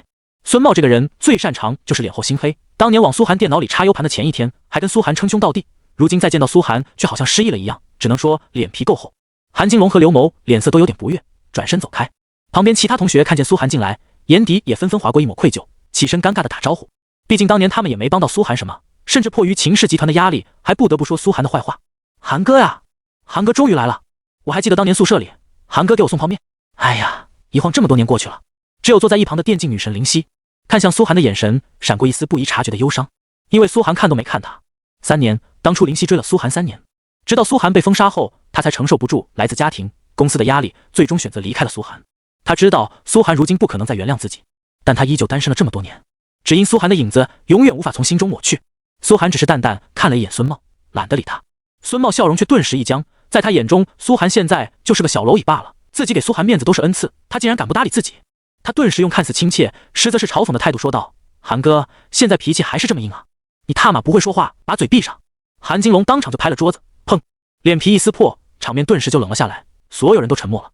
孙茂这话实在是太无耻了，明明他帮着秦氏集团把苏寒坑到这一步，现在竟然还故意说这种话。孙茂看了看苏寒身边的韩金龙和刘谋，露出伪善的笑容，没别的意思，只是跟韩哥叙叙旧而已。老教练大寿的日子，老韩你怎么一上来就破坏气氛？老韩是你叫的吗？韩金龙刚准备继续骂，一个粉丝忽然闯了进来，茂哥，李教练到了。哎呀，终于到了，老韩快去接老教练。孙茂你也是，说话注意点。众人正好借机化解尴尬，起身拍拍两人肩膀，走出包厢迎接李教练。只见迎面走来一位两鬓略微斑白的中年男子，一袭简单的旧夹克，眉头却深深皱着，脸色很不好看。老教练，生日快乐！老教练，今天终于见面了，当年要是没有您，就没有我今天。快，请教练坐下。众人纷纷簇拥着李康在主位，孝心还是有的，毕竟李康当初培养了他们每一个人。孙茂大大咧咧地坐在主陪位置上，包厢内外已经站满了他的粉丝，乌压压几百人，气势沉重到了极点。所有人一齐对李康鞠躬，祝老教练生日快乐。嗡，声音震动的地板都在颤抖，巨大的横幅当场就拉了起来，场面热闹到了极致，气势真可谓震慑人心。李康却脸色很难看，几乎是被胁迫着接受这一切，直到目光中出现苏寒的身影，才微微点头。苏寒也点头示意。酒过3巡，孙茂笑呵呵对李康敬酒。老教练，为了您的40大寿，我今天可是花了3000万包下这里，还请来所有粉丝为您祝寿，就是希望您能看到我的孝心。但他做这一切当然不会是没有原因的。很快话锋一转，试探性的低声问道：“听说您在神域觉醒到了 S 级职业？”哗！此话一出，所有人都齐齐瞩目，震撼无比，心中暗道：原来如此 ，S 级职业，李教练竟然在这次神域公测中觉醒到了 S 级职业，怪不得孙茂如此大张旗鼓，是个屁的孝心，原来是为秦氏集团收编李教练来的。谁都知道，一个 S 级玩家职业的价值简直逆天，远远超过 A 级强者。A 级跟 S 级之间是一道巨大的分水岭，达到 S 级就可以称之为正国级玩家了。李康果然不愧是电竞界老辈强者，竟然觉醒到了 S 级职业。所有同学立刻起身对李康敬酒，语气敬仰无比。老教练，祝贺您，您的水准果然没有被埋没，大夏电竞界有您，简直是巨大幸运。李康仍然皱着眉，扭头看向孙茂，你们秦氏集团的鼻子挺灵，不过这跟今天有什么关系？自然是希望跟您合作了。孙茂嘿嘿一笑，有您出山带领我们秦氏集团，我们才有信心在神域中为国争光啊！为国争光？我看是卖国求荣吧。李康冷哼道，言下没给孙茂半点面子。你们秦氏集团跟鬼子国勾结的事早就不是新闻了，我吃不惯寿司，也没兴趣加入鬼子国籍变成汉奸，所以招揽的话就不用说了。一番话说得极为硬气。身为老一辈，李康胸中的爱国心更强烈，心中对秦氏这种卖国企业厌恶到了极点。今天如果知道是孙茂请客，他是绝对不会到场的，这才是他脸色难看的原因。孙茂脸色当场就僵了起来，尴尬的笑道：“这些都是无端传言，是对我们集团的污蔑，不知道您是从哪里听说的？是不是传言，你心里最清楚。”李康冷哼一声，既然已经撕破脸，更觉得今天这顿饭难以下咽，起身看向苏寒和韩金龙几人道：“苏寒，我们走吧，今天身体不舒服，吃不惯这的菜。”三人顿时起身，跟随在李康身边。刚，太刚了！一旁众多同学心中震撼于李康的硬气，也十分惋惜地劝阻起来：“老教练，别走啊！再怎么说都是孙茂的一番心意，大家好不容易聚在一起，都想您了。”是啊，这话是孙茂说的不对，孙茂你快自罚3杯。对，是我说话不对。孙茂也没想到李康竟然会直接离席，赶紧连干3杯茅台，想把气氛平缓下来。可李康看了看所有人，淡淡道：“你们都是我的学生，喝酒可以，但要是怀着其他目的，那就不用了。”他已经看出来，今天大部分人都跟秦氏集团有关系，这局就有问题。今天要是让李康直接走了，孙茂这一阵孔雀开屏的装逼不仅打水漂，而且还被狠狠打脸。孙茂脸上终于挂不住了，语气也沉了几分：“老教练，您就算不给我面子，也不能这么不给我们秦氏集团面子吧？就算不能跟我们秦氏集团交个朋友，但跟我们秦氏集团为敌的人，一般也没什么好下场。作为学生，我希望您一定要三思啊！”他阴冷的眼神投向苏寒，语气中也多了几分威胁的意味。话落，哗！外界乌压压一大片粉丝立刻脸色不善起来，将几人的去路堵住。这是软的不行，打算来硬的了。苏寒早就预料到孙茂今天招这么多人来，就没安好心。只要强逼李教练跟秦氏集团签下合同，秦氏集团就能白赚一个 S 级玩家，这才是他真正的算盘。苏寒终于缓缓开口，声音很低，却吸引住了所有人的注意。再敢多说一句，孙茂你今天走不出这个大厦。这句话很平淡，而且用的是肯定句，底气足的让人只觉突兀，让所有人都惊了。在场好几百孙茂的脑残粉，人多势众，苏寒哪来的底气？笑话！哈哈！孙茂却好像听到了什么天大的笑话，也懒得装了，指着苏寒捧腹大笑了起来。我 TEM 3000万包的场子，你说我走不出这个大厦？他脸色陡然阴沉起来的挥了挥手，来几个人把苏寒扔出去，老子本来就没请他。现场10几个脑残粉顿时面色不善的看向了苏寒，缓缓围了过来，气氛直接降到了冰点。所有人都紧张的看向了苏寒，看不透他哪来的底气，竟然敢如此直接的挑衅孙茂。今天孙茂展现出来的财力、人力，完全跟他不是一个等级的。孙茂，你不要太过分！一道凌厉的骄喝声响起，顿时震慑住了不少人。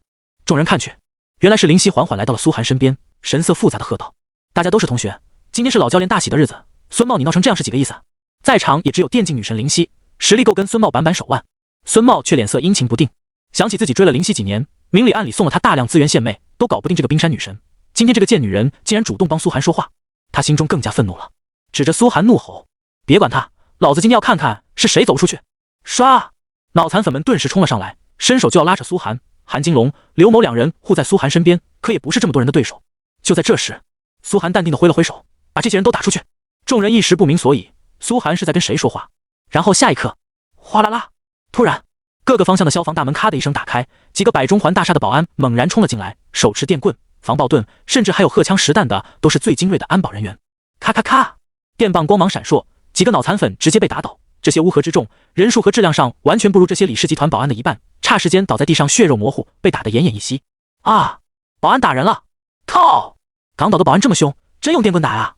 看着血肉模糊的场景，剩下的脑残粉顿时被吓得魂飞魄散，惨叫着从消防通道奔逃了出去。就连孙茂背后的一队保镖都被按在了地上，暴揍了一顿。怎么回事？所有人都被这突然的惊变吓得瑟瑟发抖，坐在原位上连动都不敢动，眼神纷纷惊异地投向苏寒。苏寒不是早就被封杀了吗？现在他怎么可能还有这样的能量，竟然能指挥得动中环大厦的人？被几个安保人员把电棍架在脖子上，孙茂脸色瞬间变得煞白，裤子都湿了，颤声道：“我是秦氏集团的孙茂，今天我可是花钱包场了的，你们要干嘛？”哒哒哒，一阵高跟鞋的声音响起，紧接着走来一位身材姣好、神色雍容华贵、举止动作之间都透着一股闲散富贵气的银发少女，顿时吸引住了所有人的目光。只见她上前亲热地挽着苏寒的手臂，一旁的安保人员立刻对她躬身行礼：“李小姐，场面已经收拾好了。”“哎呦，老公，我只是去补了个妆，怎么搞成了这样？”李青梅甜腻地跟苏寒说道，显得恩爱无比。老公，苏寒心中无语，这小妮子又在搞事情了。李青梅之前就告诉他，这个孙茂今天肯定来者不善，为了苏寒的安全，提前准备了不少安保人员。不少人直接认出了李青梅，顿时一阵窃窃私语，这不是李氏集团的千金李青梅吗？她跟苏寒之间，怪不得呀，原来苏寒竟然……所有人的神色都震撼到了极点，不敢置信地看着苏寒。谁也想不到苏寒竟然有这种关系，中环大厦李氏集团的千金竟然是苏寒的。那今天他们岂不是等于在苏寒的场子上吃饭？怪不得苏寒根本不怕孙茂。孙茂脸色也顿时难看到了极点，死死盯着苏寒。他原以为自己掌控了局势，没想到在苏寒面前竟然还不如个跳梁小丑。李氏集团千金的男朋友，就这个身份就足以把他踩进谷底。一旁林希见跟苏寒亲热无比的李青梅，眼神也顿时暗淡了下来。无论是气质、容貌还是权势，李青梅都把自己完全比了下去。果然，他这样的男人值得比自己更好的人。林希心中无比后悔，要是当初自己坚持站在他身边，是不是结果会不一样？可惜现在一切都晚了，把这里清理干净。李青梅对所有安保挥了挥手，然后嘟起嘴，慵懒地对苏寒道：“今天这么热闹，你也不早点让我来，本来是没打算让你来的。”苏寒低声道：“他又不像孙茂一样爱装逼，不过既然已经装了，那就装到底。那今天就我来请客吧。”他对所有人笑了笑，转头对李康低声道：“老师，现在没那么多闲杂人等了，咱们换个房间继续聚。今天是李康的生日，他不想因为孙茂闹得不欢而散，这件事就当个小插曲好了。”李康也被惊得不轻，没想到苏寒背景竟然这么了得。如果是苏寒请客，这顿饭当然吃得踏实，那当然可以，今晚不醉不归。众人面面相觑，顿时换上笑脸，对苏寒开始极尽跪舔。寒哥，我早就看孙茂不爽了，当初你出事的时候，我就骂过他，这种小人真是不配跟咱们一个班，还好有你救场。寒哥真是低调，原来今天就在寒哥的场子上，咱们都不知道。苏寒一笑而过，毕竟大多数人都是趋炎附势的，像韩金龙和刘谋这样的真兄弟，有2个他已经很满足了。孙茂吓得小腿肚子都在发软，连忙跟在了李康身后，因为他怕苏寒说的是真的，在李家的地盘，他真有可能活不见人死不见尸。有老教练在，他好歹还能保命。苏寒也没想到事情会闹到这一步，本来他只是想来跟同学们聚一聚，见见老教练，顺便从李青梅这里取钱罢了。不过众人也很快选择性将之前的不愉快遗忘，一路说着当初的同学往事，从空中电梯进入了中环大厦最高等级的天字号大楼。能来这里的无一不是达官显贵，大楼内部种植着绿植，透过黄金纹路打造的电梯可以欣赏，让人赏心悦目。进门每一步都有高级佣人伺候，让人犹如身在云端。不少人直接惊叹了起来，苏寒比孙茂的手笔强了不止1点半点啊！包下孙茂那座楼层最多1000万，而包下这里起码上亿，可见苏寒现在能量的恐怖。寒哥你可以啊，竟然一直瞒着我们。刘谋在苏寒耳边小声道：“今天我算是见了世面了，怪不得你之前那么平静。”一旁的韩金龙也恍然大悟，想到这里，两人顿时笑疯了。孙茂那个傻逼竟然还花了3000万，想在韩哥的地盘上装逼，笑死我了！哈哈哈哈！话说这地方真高级，老子算见了世面了。哼！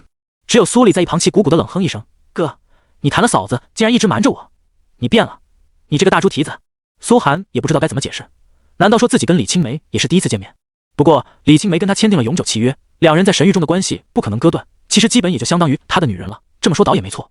挽着李青梅，苏寒带着众人走进入一间包房。这座包房没有之前那么外显，但内部低调却华贵，摆放的古董、字画都是能拍出上亿的真货。虽然没有用大面积黄金，但能镶真钻的地方一定不会用假钻，让人莫名感到贵气十足。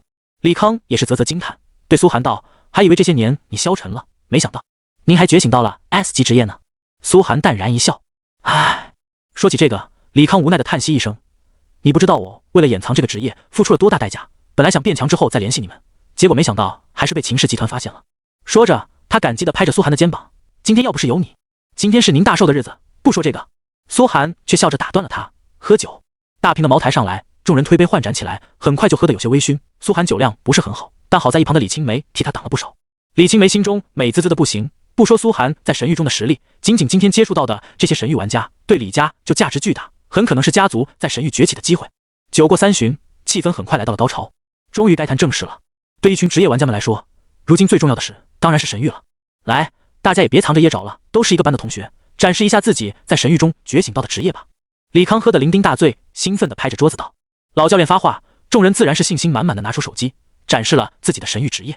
我 B 级火法师，我 B 加级天雷骑士，我 A 级超速刺客。手机上显示着众人绑定的神域账号，账号上显示着职业。粗略一眼看去，没有一个低于 B 级职业的，说都是万里挑一，也完全不为过。毕竟能跟苏寒一起被选进天才电竞训练营，都是顶级的游戏天分。韩哥，你看我干嘛呀？韩金龙嘿嘿一笑，掏出了自己的手机。我就简简单单搞了个 A 加级职业而已。苏寒顿时定睛看去 ，A 加级职业猎人，简介：射手类职业，拥有无限追踪、加速、狂暴等等多项能力，初始自带 30% 暴击率。初始自带 30% 暴击率。李康眼神顿时亮了。金龙后，你后期的暴击率很容易就能叠满，再加上几个强力技能，在国战中后排输出，能专门狙杀掉棘手目标，果然是好苗子。都是老教练教得好。韩金龙谦逊地笑了笑，说着举起了酒杯，我敬您一杯。看着老教练和韩金龙喝酒，众人心中哗然一片。要知道，每个 S 级职业都具有唯一性，而 S 级以下最强的职业就是 A 加级了。不少人投去了羡慕的眼神。还有我呢。一旁的刘某迫不及待地掏出了自己的手机，账号职业栏也是个 A 加级职业。A 加级职业光环武士，简介：战士类职业，所有技能被替换成光环技能，初始具有回蓝、回血、增伤3个光环技能，所有光环对自身效果增加 50%。光环，在场所有人顿时又一阵猛烈哗然，倒吸一口凉气。刘谋竟然是团战中最强的光环类职业，一个人就能为全队人提供加持。内测时曾经有个光环武士，一次性开几百个光环，国战时直接全工会成员顶着几百个光环，疯狂攻城略地。这个职业简直太重要了，只比 S 级职业差一点。刘谋得意洋洋的起身，敬了李康一杯酒，有我在，包大家都有光环。不错。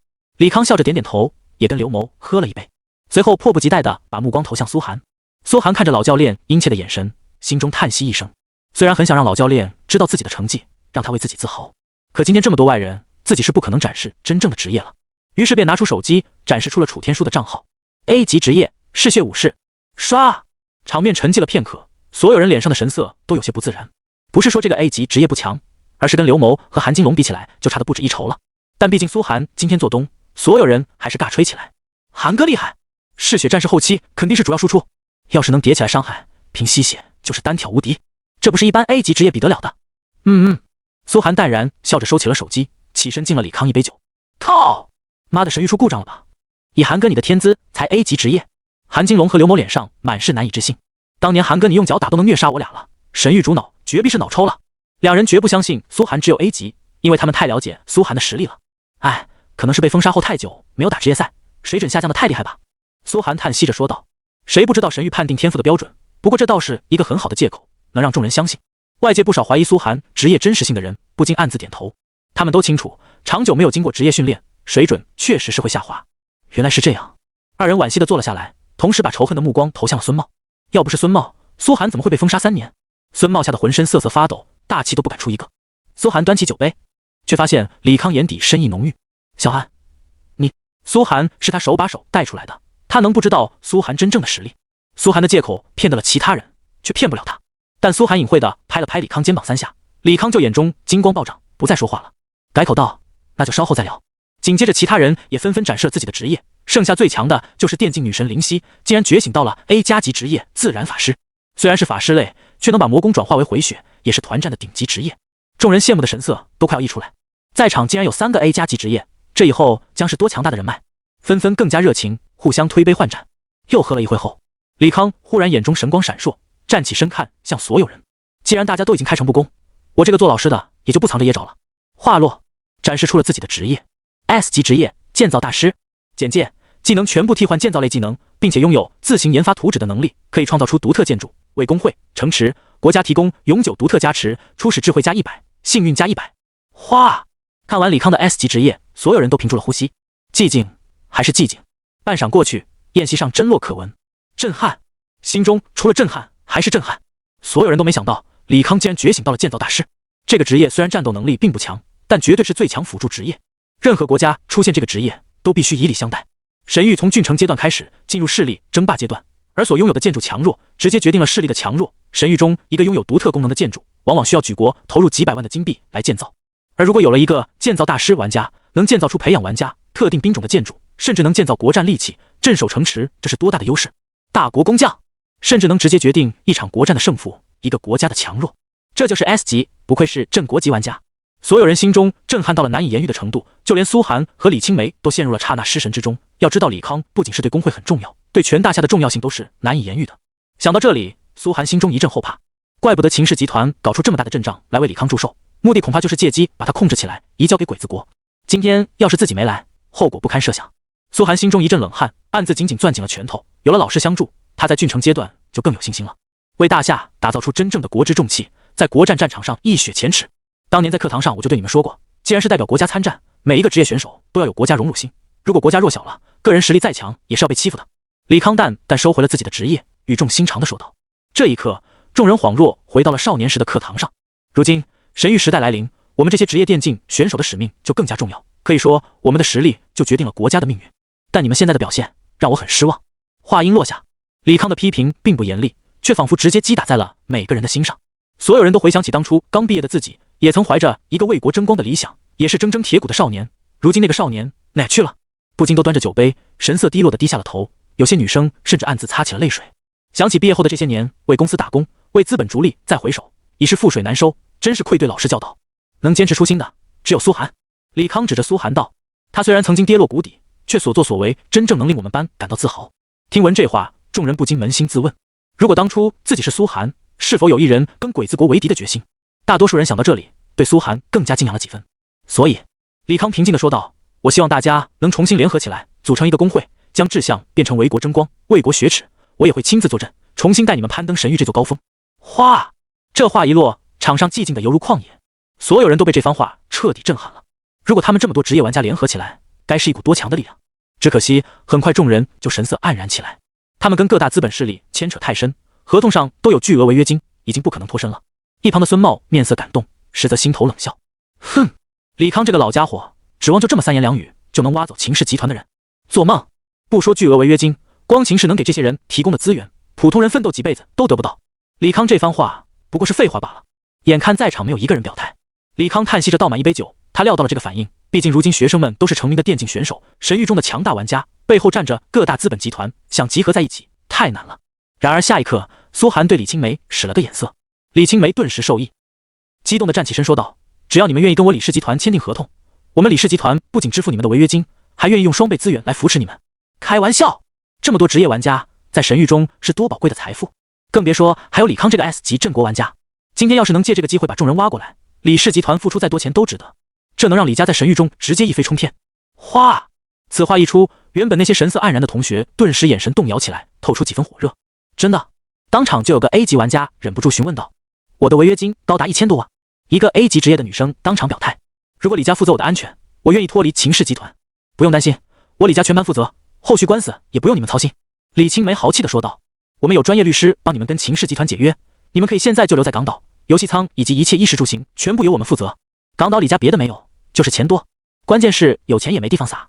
神域时代来临后，所有职业玩家都被大势力疯抢着签订合同。苏寒之所以没被注意到，是因为秦氏集团黑他黑得太狠，外界都以为他真是个靠开挂才登上职业赛场的垃圾玩家，秦昊又将他抛之脑后，这才让苏寒成为如今唯一拥有自由之身的职业玩家。李青梅当然知道当下这么好的机会就是最该撒钱的时候，一本万利。哗！听到这里，所有人都按耐不住了。好，我愿意，有韩哥跟老教练在，这个工会的前途不可想象啊！我愿意跟韩哥混，今晚就签约。什么鸟秦氏集团，我早就不想待了，谁愿意跟着秦家卖国呀？哗啦啦，一大群人簇拥到了苏寒的身边。虽然是李家出钱，但所有人看李青梅对苏寒的态度，就知道背后都是苏寒在操控。如今苏寒解决了他们的后顾之忧，自然所有人都争着抢着要跟苏寒混。喝酒！苏寒笑着举起酒杯，签约的事跟李家谈，今晚我只管喝酒。此刻，李康看向苏寒的神色彻底震撼，已犹如看神一般，忍不住鼻头一酸，老泪纵横起来。他心底最大的梦想就这样被苏寒轻易实现，有苏寒这个弟子，真是自己此生最大的幸运。你们！一旁的孙茂被苏寒的操作彻底搞懵了，还能这样？唰！他浑身冷汗猛然冒了出来，整个人犹如从水里捞起来的一样。要是让秦昊知道自己花了几千万，不仅没能搞来李康，反而被苏寒一次性挖走了集团内大部分骨干成员，可想而知秦家暴怒的程度。谁给你们的胆子背叛秦家的？孙茂心态直接炸了，顿时疯癫似的站出来大吼，别忘了李家的内侧玩家遭受过重创，而我秦家内侧实力无比强劲，只要进入郡城阶段，立刻召唤内侧强者下来，你们敢背叛，必将你们全部杀到0级。话音刚落，苏寒就对李青梅使了个眼色，李青梅朗声对所有人道：“苏若涵，大家都听过吧？如今他已经跟我们李家合作，内侧玩家苏若涵杀的也不是一个两个了，所以大家完全没有必要担心。苏若涵将庇护所有人的安全。苏若涵，那个神秘的排行榜第一，天呐，他竟然也在我们这一边，跟着李家魂就能见到苏大神。靠，苏大神，我的偶像，真的吗？无论如何，我都要加入这个公会，能跟苏大神混啊！”苏寒的虎皮一出，不仅孙茂的威胁烟消云散，所有人还更加期待了，恨不得立刻现在就马上见到苏若涵，更不想在秦氏集团待了，哪怕自费都愿意跟苏若涵混。苏寒心中暗喜，看来同学们还是有点逼数的，只是自己现在还不能暴露身份。孙茂愣住了，他有些内幕消息，知道这个李青梅跟苏若涵关系不浅，但没想到苏若涵在神域玩家中的声望这么高，这下是真的没招了。他脸色瞬间白的没有一丝血色。宴席进行到一半，所有人直接迫不及待地催促着李青梅着急跟秦氏集团解约。众人直接转场到了会议厅，律师大晚上连夜加班，飞速起草好了文件。孙茂眼睁睁看着秦氏集团的所有精锐玩家就这样葬送在了自己手上，这损失他的心在滴血，无法想象怎么回去面对秦昊。10几个精锐成员，光违约金加在一起就有好几亿。虽然有李家支付，但苏寒还是对李青梅道：“这些钱就算我们工会欠你们李家的贷款，以后会慢慢还给李家，但这份人情我记下了。”为什么？李青梅躺在苏寒怀里，有些不解地问道。这点钱对他来说根本算不了什么，跟收获比起来简直是九牛一毛。10几个职业玩家，如今在各大公司都是要当成香饽饽供起来的存在。况且他跟苏寒之间的关系是不可分割的，有必要分得这么清吗？我的工会不能受任何势力的操控。苏寒静静道，拿了钱就受人控制，后面必定会身不由己。这么简单的道理，苏寒不可能不明白。以自己的赚钱速度，还有 S 级职业的李康，杨手下这个工会完全不成问题，根本没必要拿李家的钱。好吧，李青梅没多想就同意了，反正苏寒跟他的关系不可分割，李家还能少了好处不成？很快，苏寒又跟李家签下了一份5亿8千万巨款的天价合同，负债5亿。苏丽在一旁长大了嘴巴，哥你是不是疯了？格局放大点。苏寒淡淡一笑，摸了摸苏丽的头，凭我们工会的实力赚回来这点小钱不会很久的，5亿也就是5万金币罢了。苏寒你这么做是对的。李康也在一旁欣慰的点点头，看不出你这几年进步了这么多，你成熟了。苏寒处理事情的方式让他更加满意了，简直不用自己多说什么，吃一堑长一智罢了。苏寒点头，剩下的事李氏集团都会处理好，这对双方来说都是互惠互利的大好事，不用他操心。当晚就在中环大厦安排了几个顶级套房，跟众人一起休息。到现在李家长辈都没有出面，苏寒用膝盖想也知道，他们是不想破坏自己跟李青梅之间的关系。李家长辈不是蠢人，知道朋友关系远比生意关系来得好，才故意不露面。当晚班上同学李康一起开了个简短的会议，约好明天大家在神域木叶镇见面。如今还未开启郡城阶段，建立工会暂时是不行，除非加入内侧玩家建立的工会，不过那就要受人控制了。所以大家暂时约好一起行动，等苏若涵建立工会后再加入。不过即将能见到苏大神，所有人都兴奋的睡不着觉。是夜，各自回到房间休息。苏寒跟韩金龙、刘某两个好基友，自然是一起开黑，重温当年的学员生活。一夜之间，几人打穿了好几个游戏的国服排行榜。次日清晨才起床进入神域。此时，被赶出中环大厦的孙茂站在天桥上，生无可恋的拨通了秦昊的电话。秦总。电话里秦昊的心情显然相当不错，因为鬼子玩家那边通报就快抓住陈书恒了。怎么，李康这个老家伙不给面子？我不是说了让你把他人绑到上飞机，带到鬼子国就行了吗？秦昊语气轻松的眯起眼道。不是。孙茂声音都颤抖了起来。李氏集团插手了，不仅没能抓来李康，我们签约的玩家也全部被李家给收编了。什么？电话里秦昊沉默了半晌，好像在怀疑自己听错了。你再说一遍。秦总，我也不知道李氏集团是怎么知道的。那个苏寒，您还记得吧？他竟然跟李氏集团攀上了关系，教唆所有人跳槽到李氏集团，李家还扯出了苏若涵。苏寒，秦昊思索了半晌，才从脑海深处想起这个人，气得他直接从游戏舱里坐了起来，愤怒地对电话厉声吼道：你说什么？苏寒，老子不是封杀了他3年吗？这个废人还有这种能量？在他的印象中，苏寒早就是个废人了，这次竟然在他手中吃了这么大的亏。就是苏寒，他觉醒到了 A 级职业， ID 叫楚天书。孙茂战战兢兢地说道：秦总，咱们现在该怎么办？老子真是流年不利，刚要解决一个苏若涵，又来一个苏寒。秦昊阴质的一脚踹在茶几上，人一进了李家嘴里，想再吐出来就难了。他思索着，沉声道：你那边先不要轻举妄动，我想想办法。很快他就拨通了秦家长辈的电话。父亲，李家坑了我们一把。好的，我会马上跟宫崎先生联系。挂了电话，秦昊脸上露出一抹冷笑。一个李家跟自己斗，不知道秦家背后是鬼子国6大财团之一的宫崎财团吗？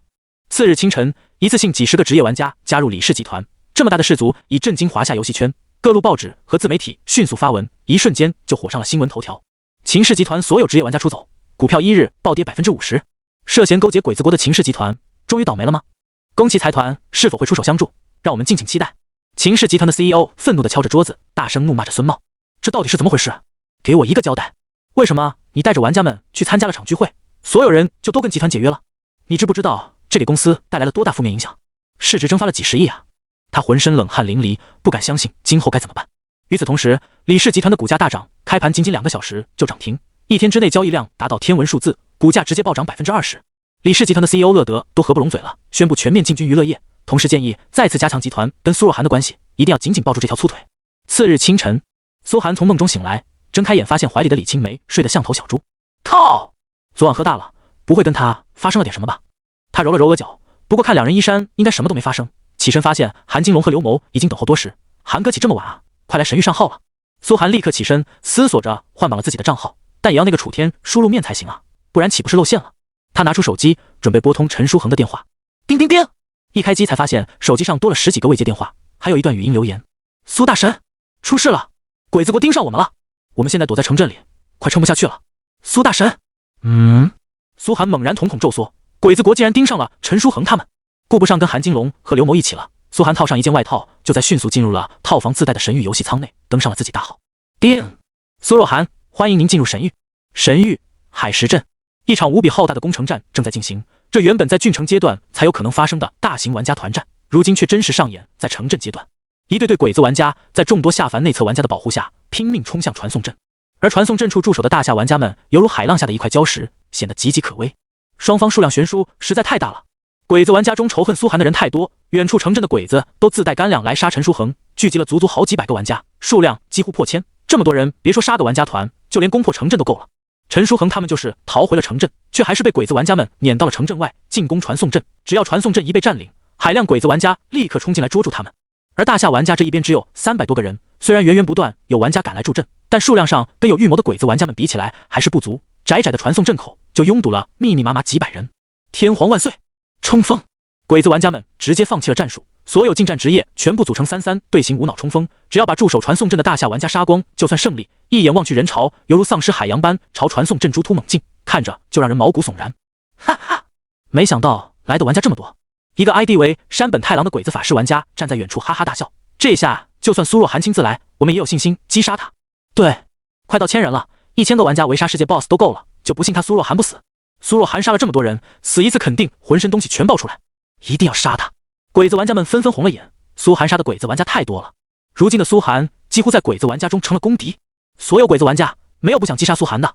隐藏在人群中的藤本家族成员朗声指挥道：“不要轻敌，我们藤本会社这次花费巨大代价购买了道具，只要苏若涵一出现，立刻使用。”他颇有几分为而不打的意思，目的就是要苏涵出现。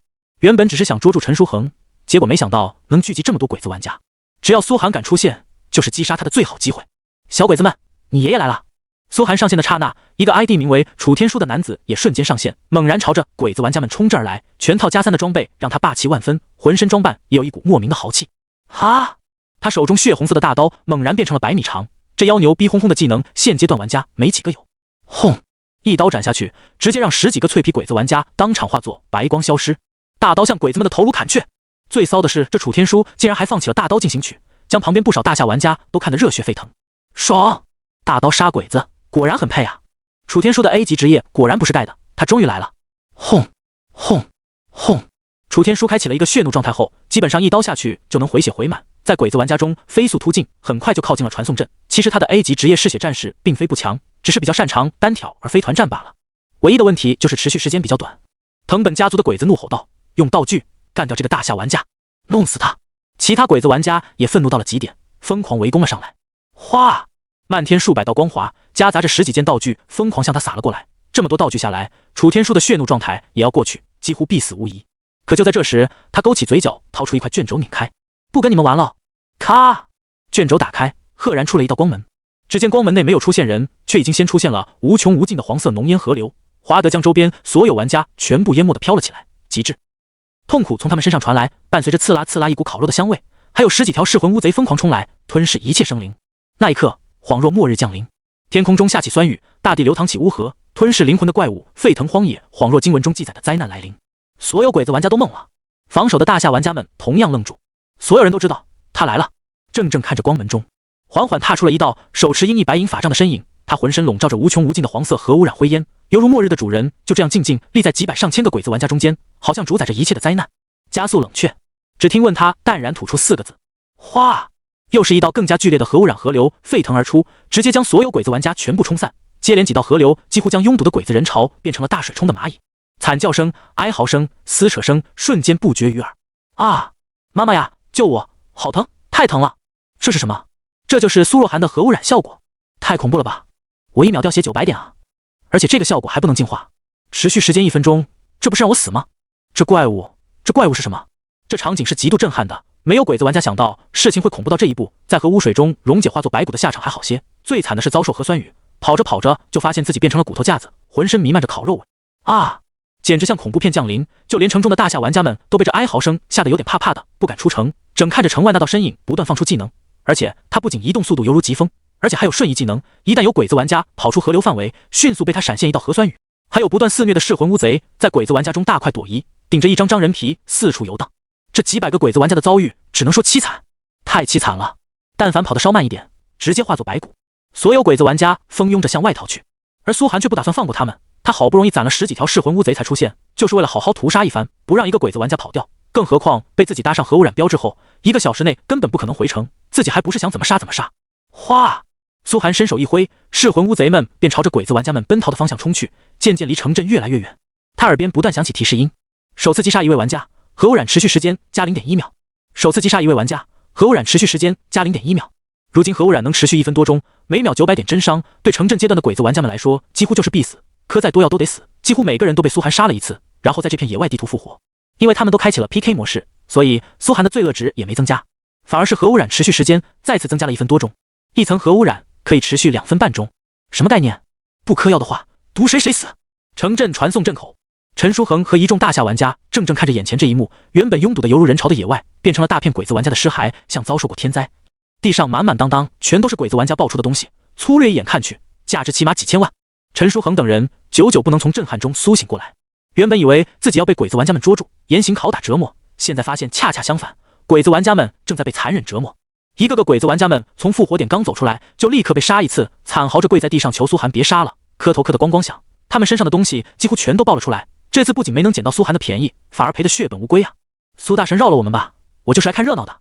我不是鬼子国玩家啊，我是移民过来的。苏大神，我祖上没参加过皇军。800多个鬼子玩家，苏寒杀都杀不过来了。不少鬼子跑出了复活点，迅速朝外界逃去。这些跑掉的鬼子苏寒没管，毕竟只要被打上一次核污染效果就不能回城，他能追到城镇继续屠戮。他只是专心杀着剩下的鬼子，最后有200个大冤种鬼子被堵在传送阵狂杀，一次次的屠杀中，鬼子玩家们的神色变得呆滞起来，只能无声的呐喊祈求苏寒。可苏寒只是平静的一道道河流释放，敢杀老子身边的人，就得准备好被老子报复。他一定要给鬼子玩家们长个记性。哗！1个小时后，这些鬼子玩家们也终于可以回城了，带着解脱的身影化作白光消失，苏寒才暂时停止了杀戮，捡起了地上爆出来的属性点，数了数，因为人数太多，也不是所有人都能被苏寒杀10次以上变异，这次一共爆出来16点属性。用完了这些属性点，苏寒全属性再次上涨4点。如今他虽然只有20级，但基础属性完全可以碾压30级玩家，特别是移速，大部分玩家几乎追都追不上他，想对他使用道具都不在使用距离内。苏寒缓缓走回城内，众多大夏玩家们愣愣看着他，神色中尽是震撼。把这些东西捡起来处理掉吧。苏寒指了指鬼子玩家爆出来的满地东西，淡淡道：好。陈书恒咽了口口水，连连点头，立刻挥手让下面的玩家去捡东西。看着几乎将这片地图铺满的掉落物品，估计光清点都得清点大半天的。一旁的楚天书也小跑了过来，嘿嘿对苏寒笑道：苏大神，久仰大名，今天终于见面了。苏寒看着他颔首，旋即将自己借用他身份的事跟陈书恒商量了一番。陈书恒没有丝毫迟疑，顿时点头道：完全没有问题，就是他的性格。楚天书明显是个乐天派的性格，跟苏寒完全不像啊。苏寒朝楚天书投去目光，楚天书立刻拍着胸脯打包票道：没关系，我能装的跟苏大神一样，当好苏大神的小号。能当苏若涵的小号，如今是多少人的荣幸，他怎么会不愿意呢？而且出去还能扯苏寒的虎皮，多爽啊！苏寒点头，待会他们就来了，做好准备，让他们去前面找我。谁来了？楚天书一脸疑惑。苏寒已经消失在传送阵尽头，当然是去屠杀鬼子阵。鬼子玩家这次竟然敢对自己身边人出手，不狠狠给他们一个教训，这能行？看着苏寒出现在远处另外一个鬼子城镇，很快那座城镇外就响起了铺天盖地的水浪声、惨叫声、求饶声。陈书恒和所有大夏玩家望洋兴叹，啧啧称奇。苏大神真是太猛了！这次不知道又有几个鬼子城镇要遭殃。快捡东西，不然等会东西都捡不过来。以苏寒杀人的速度，很可能他们捡东西的速度都没苏寒杀得快，就连给苏寒捡东西都得赶紧赶慢。楚天舒望着这一幕，神色中尽是敬仰之色。我爷爷是抗日将士，小鬼子当年屠杀了我们老家全村人，今天苏大神真是替我报了血仇，这才算哪到哪。日后国战战场上的时候，苏大神不知道能发挥多恐怖的作用。一位大夏玩家笑道。众人心中也涌动着兴奋，能像苏寒这样杀鬼子简直太爽了，全部和污水直接灌死，还能听到鬼子玩家们的惨叫。很快传送阵内又赶来了一大群玩家。苏大神何在？苏寒呢？我们来了。苏大神在吗？听说苏大神又开始屠杀鬼子了。蹭蹭蹭，道道白光闪现而来，直接将传送阵挤满了。陈书恒和楚天舒才看清到来的这群玩家，顿时震撼了。没有一个低于 B 级职业的，等级也都在15级以上，都是顶级玩家呀。苏大神哪搞来了这么一群猛人？这实力加在一起，绝对是个制霸级的工会。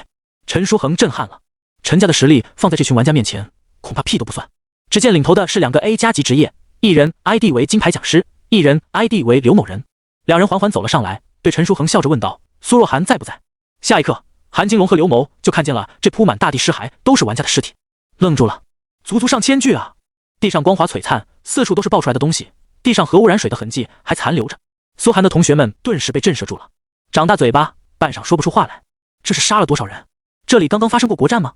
陈书恒刚准备让楚天舒上场，韩金龙和刘谋就挥了挥手：“我们要找的是苏若涵。”他们已经知道了苏寒的真实游戏身份，就是苏若涵。没想到韩哥竟然就会是苏若涵，简直太爽了！这些人都是韩哥杀的吗？我就说，除了韩哥，还有谁对鬼子国这么狠？韩哥牛逼啊！果然牛逼，就说韩哥不可能只是 A 级身份。一众苏寒的同学也震撼至极的惊叹，神色极度崇拜。原本就对苏寒充满了崇拜，现在得知苏寒就是苏若涵，更加崇拜到了极点。跟着苏寒混，简直是他们的福气。早上韩哥进入游戏舱时，不小心让我们看到了，还好嫂子拿出了解决方案，让我们都签订了这个道具。思索着，韩金龙拿出了一张契约，平等契约，职业道具。简介 ：A 级职业契约战士以忠诚点兑换，可用于玩家与玩家之间自愿约定内容，具有 A 级效应力，违反契约者将遭受到删号，且永久不可进入神域。其他众人也都签订了这份契约，这才让苏寒身份没有外泄的风险。陈书恒思索片刻，看向楚天舒，楚天舒立刻站了出来，指向前方，苏若涵就在前面杀鬼子，大家跟我来。众人一刻不停，迅速朝着苏寒的方向赶了过去。而他们抵达那座城镇的时候，苏寒已经将这座城镇彻底摧毁，只剩下一片无人的废墟和哀嚎着的鬼子玩家。苏寒自己前往了下一个城镇，继续屠城。看着遍地泡在核污水中的尸骸，犹如末日的景象，韩金龙和刘某等人震撼的半晌说不出话来。牛逼，只能说韩哥太牛逼了。就连人群中姗姗来迟的李康都愣了半晌，斑白的发丝微微颤动着。他现在迫切想知道苏寒究竟觉醒到了何等职业。这种战力，哪怕跟他同为 S 级职业玩家都不可能有，更别说苏寒背后还没有任何势力，完全靠自己一个人发展到这一步。他的职业该有多恐怖？李康震撼的瞳孔放大，再次为自己有这个学生感到无限自豪。大夏有了他，未来国战必定能崛起，国家有望啊！众人继续跟随苏寒的脚步，而陈书恒则带领着玩家们继续捡东西。上个城镇爆出来的东西还没捡完，这个城镇又被苏寒杀空了，简直是震撼，难以想象的震撼。终于在2个城镇后，众人追上了苏寒的脚步。只见这城头上坐着一个手持鹰头法杖的黄衣少年，下方是泡在核废水中哀嚎犹如恶鬼般的鬼子们，场景跟地狱差不了多少。有的鬼子被杀急了，甚至开始怒吼：“苏若涵，我们不会放过你的！大和民族永不屈服，总有一日要攻占你华夏的神经。你们大夏不过是劣等民族罢了，知不知道有多少大夏人在帮我们鬼子国？未来你必死无疑。我知道，但无论是你们还是汉奸，都得死。”苏寒语气淡然，又是一道核废水下去，嚎叫着高高举起太刀劈过来的镇长，在半路上就被核酸雨烧成了一滩白骨，咔咔咔掉落到了城头下的核污水里。苏寒这次比较狠，直接把城门关住，然后将城内灌满了足足1丈厚的核污水。鬼子玩家们刚复活，第一件事就得游出核污水，不过游出来了也是等死。核污水里已经布满了鬼子们被烧得呲呲作响的骨架，看上去真犹如九泉之下。这场景简直是震撼。李康、韩金龙、刘某等人彻底呆住了，站在原地看了半晌。又发现一个具有潜水能力，在水下不受到任何伤害的 A 级刺客，悄悄摸到了苏寒身边，然后猛然从水中鱼跃而出，爆发出足有几千点伤害的猛烈一击，想秒杀苏寒。刷！八嘎去死吧！该死的苏若涵！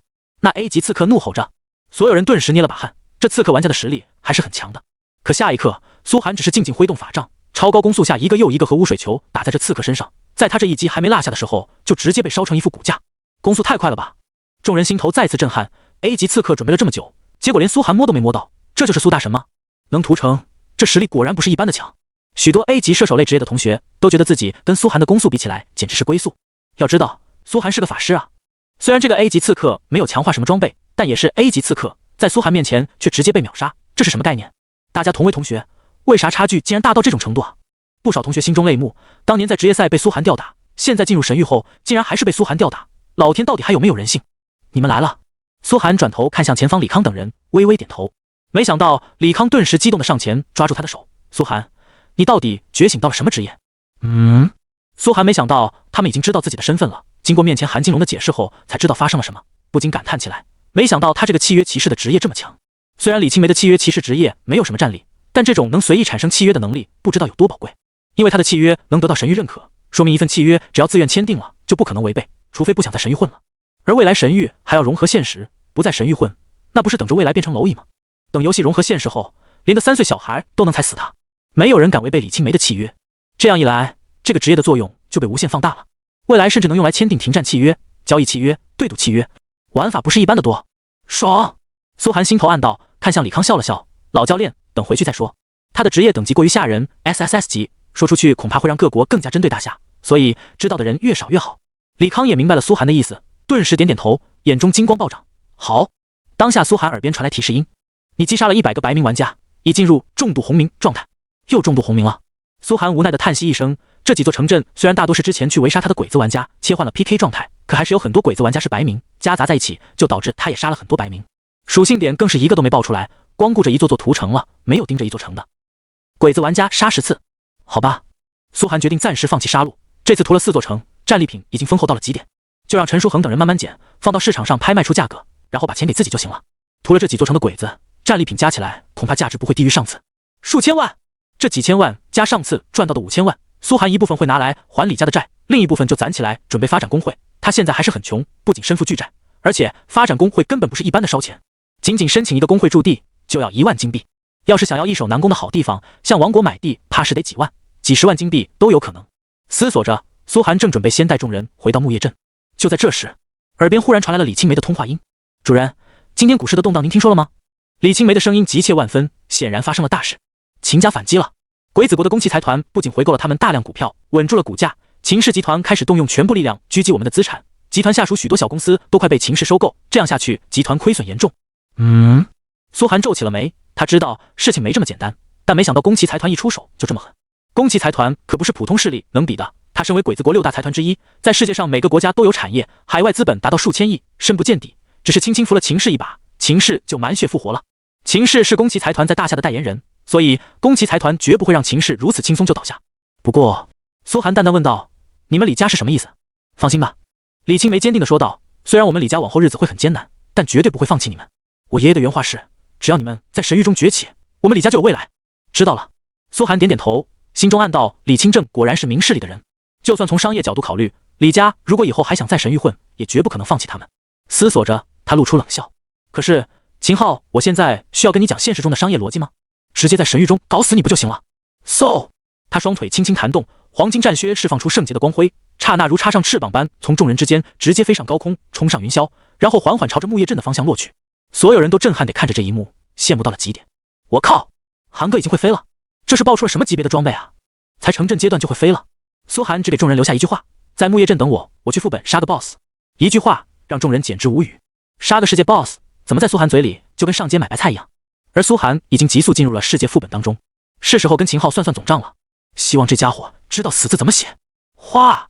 苏寒落到了寒霜悬崖地图内，抬头看了看冰霜女王的血量，有千岁离子盯着他，发现冰霜女王血量已经降到了 30% 以下，这个血量正是自己该来收割的最好时刻。他脚下黄金战靴闪动，直接越过坍塌的浮桥，进入了 BOSS 地图内，里面传来阵阵冰霜女王的怒吼声，还有秦昊等人的大笑声。苏若涵死定了，知道他打着来收割的想法，想让我们给他白打 BOSS， 只要他今天敢来，必死无疑，如果不来，就只能看着我击杀世界 BOSS。 我还真希望他能来。苏寒没有说话，静静听着前方几人的动静。现在他的敏捷属性越高，五感中的视力和听力也就越强，虽然在冰层外，却能清楚听到几十米外的对话。之间，一群玩家正在面前围杀冰霜女王，而秦昊和藤本元二正冰山上方，二人身边还有一位气质高冷的岛国玩家，浑身散发着一种难言的强者气息，就连藤本元二都要对他毕恭毕敬。铃木佐南先生，这次麻烦您自降等级来解决我的麻烦，真是太抱歉了。哼，你这次给集团带来了很大的麻烦。这位岛国玩家被下令自降等级来到城镇区，显然也有些心情不好，阴沉着脸说道。上面对这个苏若涵已经没有耐心了，必须尽快解决它。这次我带来了高等道具罪孽卷轴，只要他红名的次数足够多，挂掉就会获得更多的惩罚，甚至有可能属性直接降到0。只要杀此人一次，就不需要再担心此人了。为了杀此人一次，我的前途都被毁了，希望集团日后的补偿能合理吧。他叹息一声，一旁的两人也是深感不值。铃木佐南先生可是内测时期的 A 级玩家，哪怕在内测阶段众多强者中，也是鼎鼎大名的存在。这次为了绞杀一个小小的苏若涵而自降等级，简直是牛刀杀鸡。阿里嘎多，我一定会补偿您的。秦昊咬紧了牙关，垂手道。铃木佐南是他特意向宫崎财团求下来的一位强者，为了能除掉苏若涵，哪怕付出再多代价，他都在所不惜。只有除掉苏若涵，秦氏集团才能重新掌握大夏电竞界，说不定还能一举打垮李家。现在不仅有全套加5的 A 级罗天，还有 B 级的内测玩家藤本侍郎，以及 A 级的内测玩家铃木佐南，3位强者加在一起，苏若涵他只要敢来，就算是神域亲儿子，他都得死。愤怒吧，寒冷！冰霜女王一声怒喝，释放了大招，让冰层直接崩塌，地形变得更加杂乱。他的血量只剩20%多，已经到了最关键的时刻。藤本侍郎和罗天的配合也越来越默契，只要前方玩家顶住，二人每分钟都能对冰霜女王造成上万点伤害。苏寒观察着情况，暂时并未出手。他看出了秦昊这次为了解决自己，可谓下了血本。耳边已经传来提示音，此地图已被道具罪孽卷轴笼罩，死亡后将按照红名次数增加掉落率，如物品不够则掉落属性等级。听见这阵提示音，苏寒心中啧叹，按照自己红名的次数，在这件道具下死一次，怕是得直接爆到0级。但如果不出手，苏寒的道心如何通达？苏寒在原地暗自攒了10几只噬魂乌贼后，才一次性全部释放出来。噬魂乌贼存在的时限是5分钟，按照苏寒如今的冷却速度，最多只能同时攒出10几只。哗！10多只噬魂乌贼迅速涌出，全部释放到了藤本侍郎和罗天身边。好几只噬魂乌贼同时纠缠住了两人。这是什么？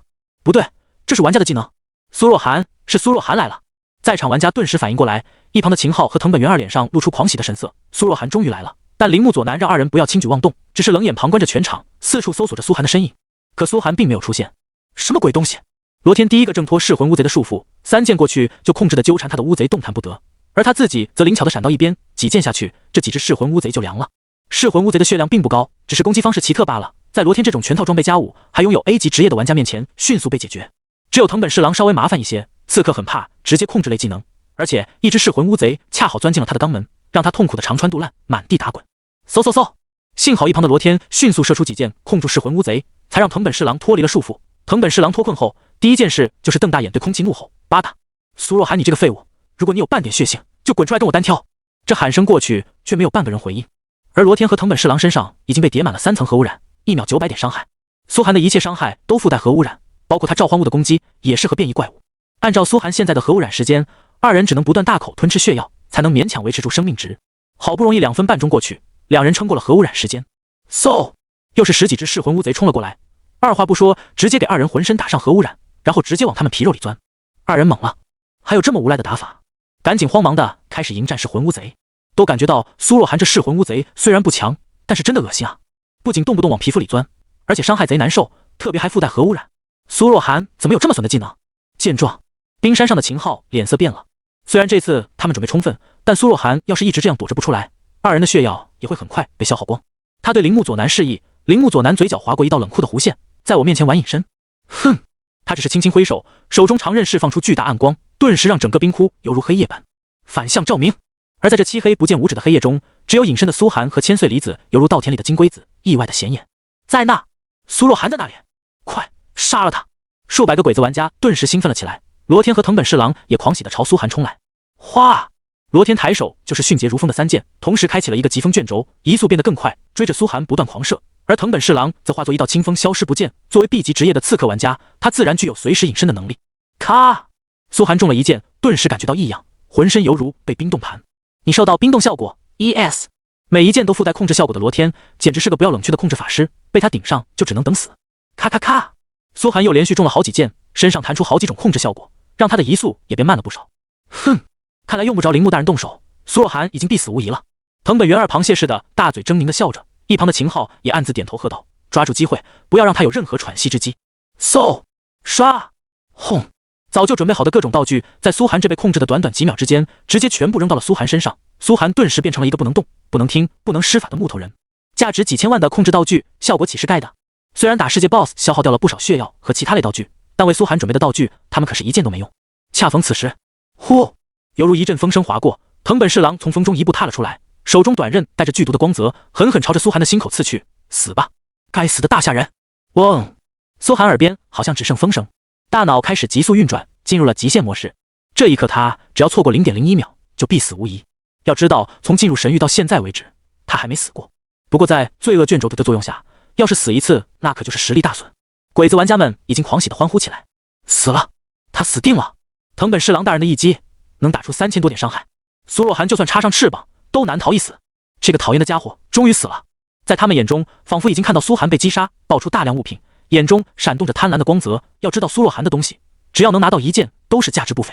一旁的秦昊也对藤本元二道：“准备好折磨道具，我要亲手把这个家伙的零件一样一样卸下来。”他神色狰狞地说道，旋即对所有人挥手，马上去复活点蹲着他。只要杀掉苏寒一次，有罪恶卷轴在他必然实力大减，第二次杀他就没那么困难了。可下一刻，所有鬼子玩家愣住。嗖！在被控制的0.001秒间歇，苏寒脚下黄金战靴的装备技能启动，哗！他人直接升上了半空，然后在虚空中滑行着，犹如一对羽翼在身后，在虚空中腾挪移转，速度比在地上还要更快几分，几乎没人看清他的动作，只能看到他似乎在各个方向都施加了些什么。然后哗哗哗，冰窟的2个方向犹如发大水了一般，直接降临下无穷无尽的水流，这用加速冷却快速释放的小型河流树的效果。轰隆隆！所有鬼子玩家刹那被泡在了冰窟里的核污水澡堂子里，连带着正躲在一旁回血的冰霜女王都被淹没，愤怒地轰炸起冰壁。啊啊啊！鬼子玩家们顿时惨嚎了起来。虽然苏寒身上的控制道具时间还没过去，但他们已经彻底被核污染淹没了。咕咚咕嘟咕嘟，小型河流树还不够，苏寒又放了几场核酸雨，不顾一切就是疯狂水。冰窟里又没有排水系统，很快水位上涨到了没过头的程度。鬼子玩家们只能在核污水中游泳，然后被核污染烧成一滩污血，只剩白骨。河流树加上核酸雨的伤害，还有核污染的伤害，几重伤害叠加在一起，1秒达到1000多点。就算肉盾玩家疯狂嗑药都扛不住。现在鬼子玩家们唯一的生存方式只能是待在核污水里不动，这样能取消和高温的伤害，勉强用血药续命。几分钟之后，苏寒身上大部分的控制效果过了时间，他滑翔在半空中，手中鹰头法杖一个接着一个水球打在下方水面上，那些正苦苦苟着的鬼子玩家们身上，一个个将他们收割。实力最强的罗天直接被苏寒几个水球打死在水里，而藤本侍郎仗着血量后，好几次想窜出水面击杀苏寒，毕竟冰窟高度只有几十米，苏寒也只能在几十米高的地方滑翔，凭借藤本侍郎的技能还是能攻击到他的。可苏寒这次没二话，直接放出几头噬魂乌贼，让藤本侍郎好好感受了一番被掏肛、钻鼻、灌耳朵痛苦之后，才凄惨的死去。死后，他的身躯被噬魂乌贼吃空，被控制着朝冰山上的秦昊走了过去。你要干嘛？看着被掏空的藤本侍郎尸体一步步朝自己走来，秦昊和藤本元二直接吓破了胆。这一幕恐怖，极致的恐怖。我干嘛？我来找你了。苏寒阴恻恻地站在藤本侍郎的尸体，浑身触手蠕动，被泡得发白的尸体犹如活过来。原本藤本侍郎是他们寄予厚望的强者，结果如今却被苏寒用尸体来跟他们对话。秦昊和藤本2个富二代哪里经过这种惊吓，当场瘫倒在地。不，你别过来，我们可是……现在是天王老子都没用了。苏寒掏出了酷刑戒指，又觉得这个效果还不够，于是当场在寄售行买了个置换类道具，痛苦增强药剂。他缓缓走上前，后方复活的鬼子玩家们还来不及赶到，就算赶到，也在匆忙地捡起水中自己爆出的装备。此刻根本没人管秦昊和藤本元二。唯一让苏寒感到有些意外的是，那个之前站在秦昊身边的铃木佐男一直闭着双眼，一言不发。正在这时，嗖！一道羽箭横空射了过来。老板，快走！一声大喝传来。苏寒回头看去，原来是罗天。复活后第一时间赶到了秦昊身边。这一支羽箭又让苏寒被麻痹了1秒。秦昊和藤本元二赶紧借机朝前跑去，而罗天硬扛着浑身核污染的伤害，坚持爬到了冰山上，咬紧牙关，死死盯着苏寒，有种别用飞行装备跟我单挑 PK， 真是一条好狗啊！苏寒笑了，这么多鬼子，就没一个像罗天这么护着他们老板的。可是有用吗？哗！苏寒只是一个水球，便再次击杀了罗天。罗天身上的血药已经全部消耗光，现在对苏寒的核污染伤害没有任何反抗之力。而剩下的鬼子玩家们根本扛不到爬上冰山，在核污水中就直接被毒死。苏寒根本不用再出手击杀，只需要隔一会添加一道河流，就能让所有鬼子玩家一次次复活，一次次被杀。连带着核污水中的冰霜女王也无时无刻不遭受着巨量伤害。苏寒耳边传来一道道提示音：你首次击杀一位玩家，核污染持续时间+1。你首次击杀一位玩家，核污染持续时间+1。铃木大人，救我！救我呀！秦昊和藤本连滚带爬的扑到了铃木佐男面前，死死抱着他的大腿。现在唯一能救他们的只有铃木了。原本的铃木佐男一直在闭目养神，仿佛对被屠戮的鬼子玩家视而不见，直到苏寒到来的一刻，才猛然睁开双眸。这场闹剧是时候结束了。这么多人竟然拿不下一个散人玩家，让我不得不动手收拾残局，真是太让人失望了。哗！他猛然站起身，赫然2、3步跨到苏寒面前。虽然自降等级后，原本装备也穿不上了，但他浑身仍然有全套+3的白银装备，只是一个照面就让苏寒感受到了巨大的威胁。不对，苏寒迅速开始查看对方的数据。铃木佐男，职业 A 级明星双刀流武士，等级30级。苏寒瞳孔骤然放大。流派武士职业，按照神域的职业划分，每个国家都有专属类职业。专属类职业如果被本国玩家觉醒到，则能发挥出更强的战力。比如大夏的专属类职业是武侠类，而欧美的专属类职业是斗气类，而鬼子国的专属类职业就是流派武士。每一个流派武士职业都能发挥出比普通职业强得多的战力。内测时期，曾经有一个流派武士达成了1000人斩的成就，在城镇阶段就击杀了1000个不同的玩家，后来直接登上战力排行榜。这个铃木佐男原来不只是 A 级职业，而且还是流派武士。苏寒顿时严肃了起来，怪不得秦昊会将此人作为杀手锏。嗖，一抹刀光划过苏寒面庞，以苏寒的速度都没来得及躲开，直接被这一刀贯穿了脖子，划得鲜血直流，血量直接暴降了2000点。去掉苏寒的防御，说明铃木这一刀打出了高达3000点的伤害。还没死吗？铃木狞笑着回头看去，能不被我秒杀，看来还是有点前途的。他手中拎着一把白银级长刀，后手还抓着一把白银长刀，一共2把刀。好家伙，这流派武士职业能装备2件武器，怪不得伤害这么恐怖。而且铃木的伤害很奇怪，给苏寒加上了一层明星印的效果。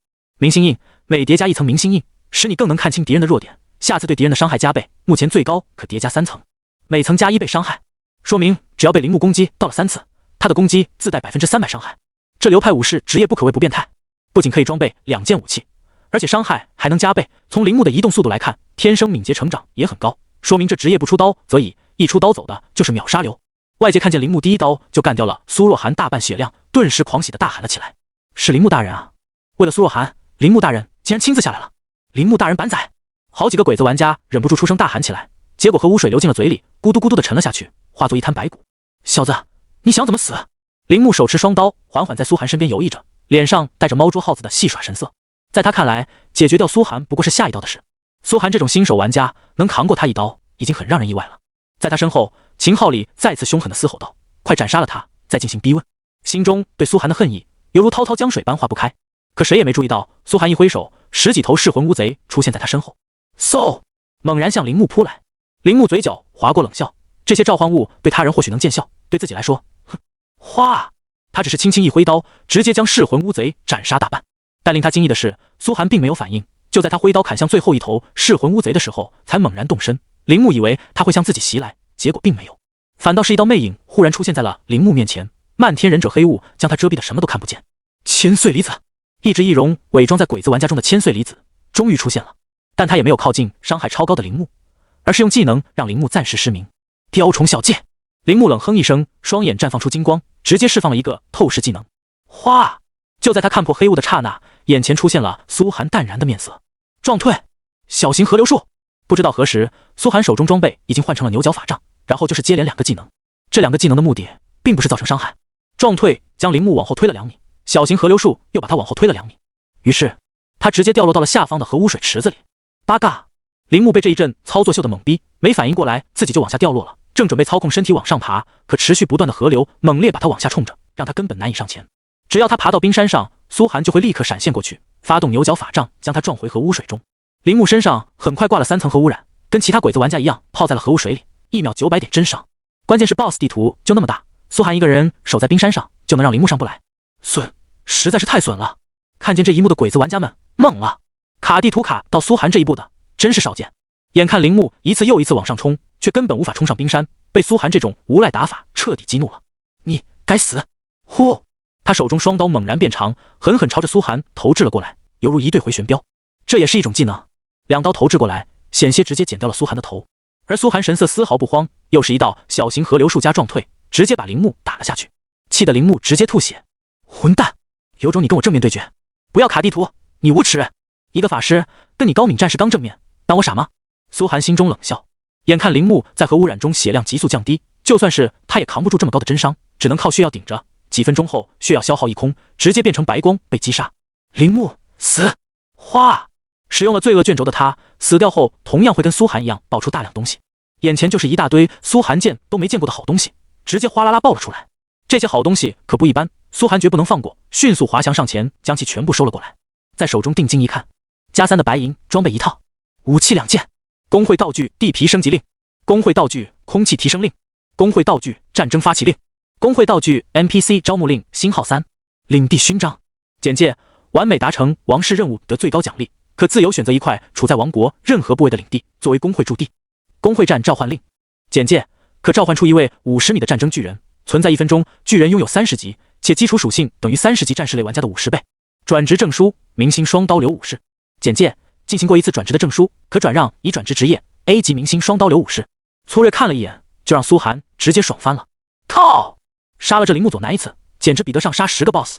估计他在内测工会中的地位不低，身上竟然携带着这么多工会用的关键道具，每一件的价值都不可斗量。不过苏寒很快想到，还有一种可能，这些工会道具原本是宫崎财团用来给秦昊建立工会的，戴在了铃木佐男身上，结果没想到全都便宜了自己。爽！苏寒心中更爽了。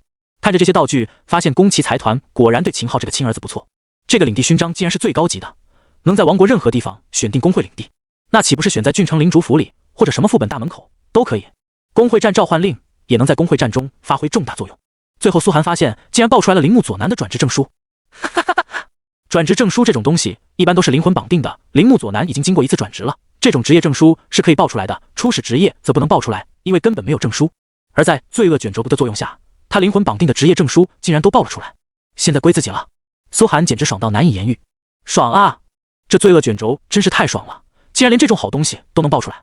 他真是恨不得让鬼子国玩家以后多搞点罪恶卷轴，虽然自己死了也会很惨，但能把鬼子职业都爆出来，谁怕谁，互相伤害啊！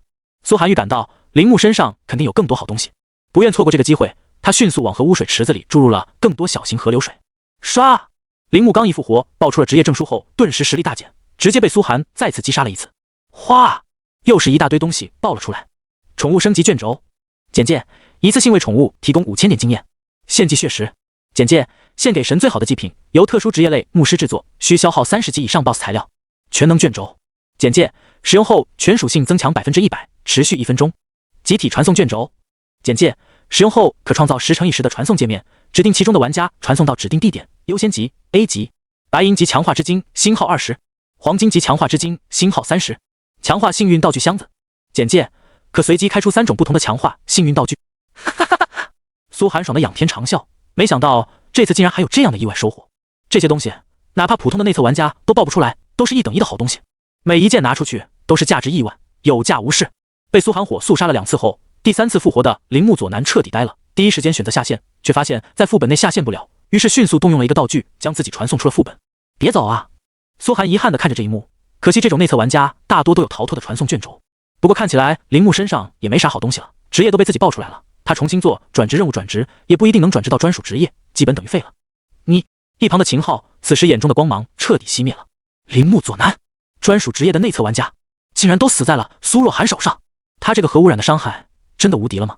剩下的鬼子玩家们眼中也失去了神采。铃木大人都战败了，他可是工会的顶梁柱啊，国战中曾经斩杀过大夏工会首脑的存在，竟然败在了苏若涵一个新手的手里，完蛋了！绝望的情绪在鬼子玩家中蔓延了起来，所有鬼子玩家现在只想死，看着苏寒感觉像是末日来临。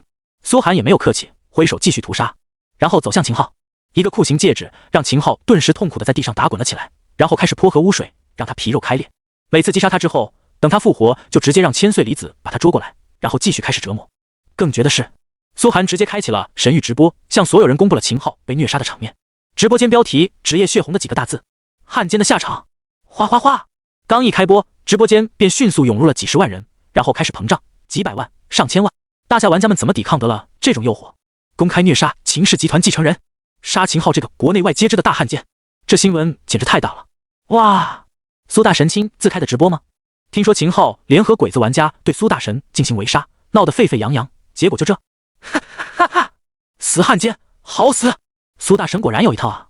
直播热度迅速登上头条，不仅是民众，其他各大势力集团的首脑乃至国外的势力集团也纷纷看到了这场直播。直播中，秦昊一次次被虐杀，一次次惨死，跪着向苏寒求饶，却没有任何作用。苏寒不断释放酷刑戒指，然后让噬魂乌贼和污水乃至千岁离子的忍者刀术轮番上阵，各种难以想象的酷刑之下，苏寒神色严肃的好像在进行一场手术，一言不发，只是不断用刑。外界不禁震撼了起来，这样被在神域中虐杀对人的摧残简直是难以想象的。听说这段时间秦家跟宫崎财团拼命打压李氏集团，没想到这就是苏若涵的报复，千万别惹苏若涵。谁也没想到苏寒开了神域虐杀的先河，之前暴杀秦云，直接让秦云患上了精神病，成了废人。这次不知道又会将秦昊摧残成什么样。不过没有人可怜这两个汉奸，秦氏集团叛国已经不是一天两天的事了。直播间中只有一片叫好声。苏大神杀得好，别让秦昊这个汉奸死得太轻松了。秦家山顶别墅内，一位身材清瘦的威严老者怔怔看着这一幕，几乎咬碎了满口假牙，气得用拐棍在房间内疯狂敲打。苏若涵，这个苏若涵到底是谁？杀了他，我一定要让他用最凄惨的方式去死。周边所有人没有一个敢发话的。众人知道苏若涵最近已经将秦氏集团整得伤筋动骨，不仅所有骨干公测玩家被挖走，而且股票价格大跌，现在甚至连秦家兄弟二人都被苏涵虐杀。此人真是太胆大包天了，接下来必定是一场狂风骤雨。老泪纵横之下，秦氏老者拨通了一个电话。莫西，是宫崎先生吗？这个苏若涵做的事您都知道了吧？此人已经是我的最大敌人，是我们大和民族的公敌。不除掉这个家伙，恐怕天诛计划根本无法进行。是，我明白了。鬼子国京都市，一位留着八字胡的和服老者挂断了电话，轻描淡写的对面前几位西装革履的鬼子道：这个苏若涵的出现打断了我们的计划，现在天诛计划必须立刻进行。嗨，几个鬼子立刻点头，神情中都充满了兴奋之色。您放心吧，这次天诛计划结束后，大夏公测玩家实力将会整体削弱 50%， 我们正好借机夺取大夏在公测时的领地，下次国战直接吞并掉大夏的国土，大和民族即将崛起。哟西，老者语气沉重的点了点头。不可小看了大夏玩家们，特别是这个苏若涵。此次计划的重点目的就是要将此人击杀一次，就算不能击杀他，也要将他困住，不要让他干扰天诛计划的进行。嗨，几个鬼子立刻点头。苏涵此时还不知道，他的举动正掀起了一场更大的风浪。他足足屠杀了副本内的鬼子玩家们1个小时，才让这些鬼子下线。在场上粗略搜索了一下，光属性点就爆出来30多个，他每项属性平均上涨8点。此时苏涵的属性才较真的恐怖，已经完全可以跟卡30级的玩家相媲美，甚至超过了大多数30级玩家，达到主城玩家的程度。这种属性一旦进入郡城，就算核污染的真伤跌到上限，他一个技能也能秒杀天地。秦昊也半死不活的下线了，不过估计他所受到的创伤是秦云的10倍、100倍，就算不变成废人，也肯定会残废。要知道，神域中的伤害都是100%还原，遭受过大的精神刺激后，大脑会受到不可逆转的损伤。秦云就是一个例子。此时，秦家别墅当中发出了一阵惊恐至极的叫声：“少爷，少爷，你怎么了呀？少爷别这样！”砰砰砰，连续几声重物撞击的声音，一道身影从游戏舱中出现，二话不说，直接朝柱子、茶几一切能撞的地方撞了过去。好几个佣人拼死都拦不住，让我死，让我死！秦昊双眼通红，浑身发着抖，眼神绝望而惊恐到了极点，只想找个地方赶紧结束掉自己的生命，根本没有半点活着的想法。几次撞击之后，头骨直接崩裂，躺在地上抽搐着起不来了。一旁的秦云看着疯狂自杀的哥哥，嘴角划出呆傻的笑容，好似饶有兴趣地拍打着秦昊的身体，像个3岁幼儿一般。啊！看着两个儿子都变成了这样，白发苍苍的秦云天仰天长啸，心头的愤怒犹如洪水般难以泄尽，此生的努力就这样化作了乌有。这种愤怒，谁人能懂？浩儿，云儿，我一定为你们复仇！秦云天泪水涌出眼眶，痛苦万分的嘶吼着。大批专家级医生顿时蜂拥过来，紧张的用各种仪器检查着秦昊的身体，半晌后小心翼翼地给出解答：秦先生，好消息是大少爷的大脑受损没有二少爷那么严重，还有修复的可能性。坏消息是经过刚刚的撞击，大少可能永远也无法站立起来了。永远无法站起来，那不就是废人烹？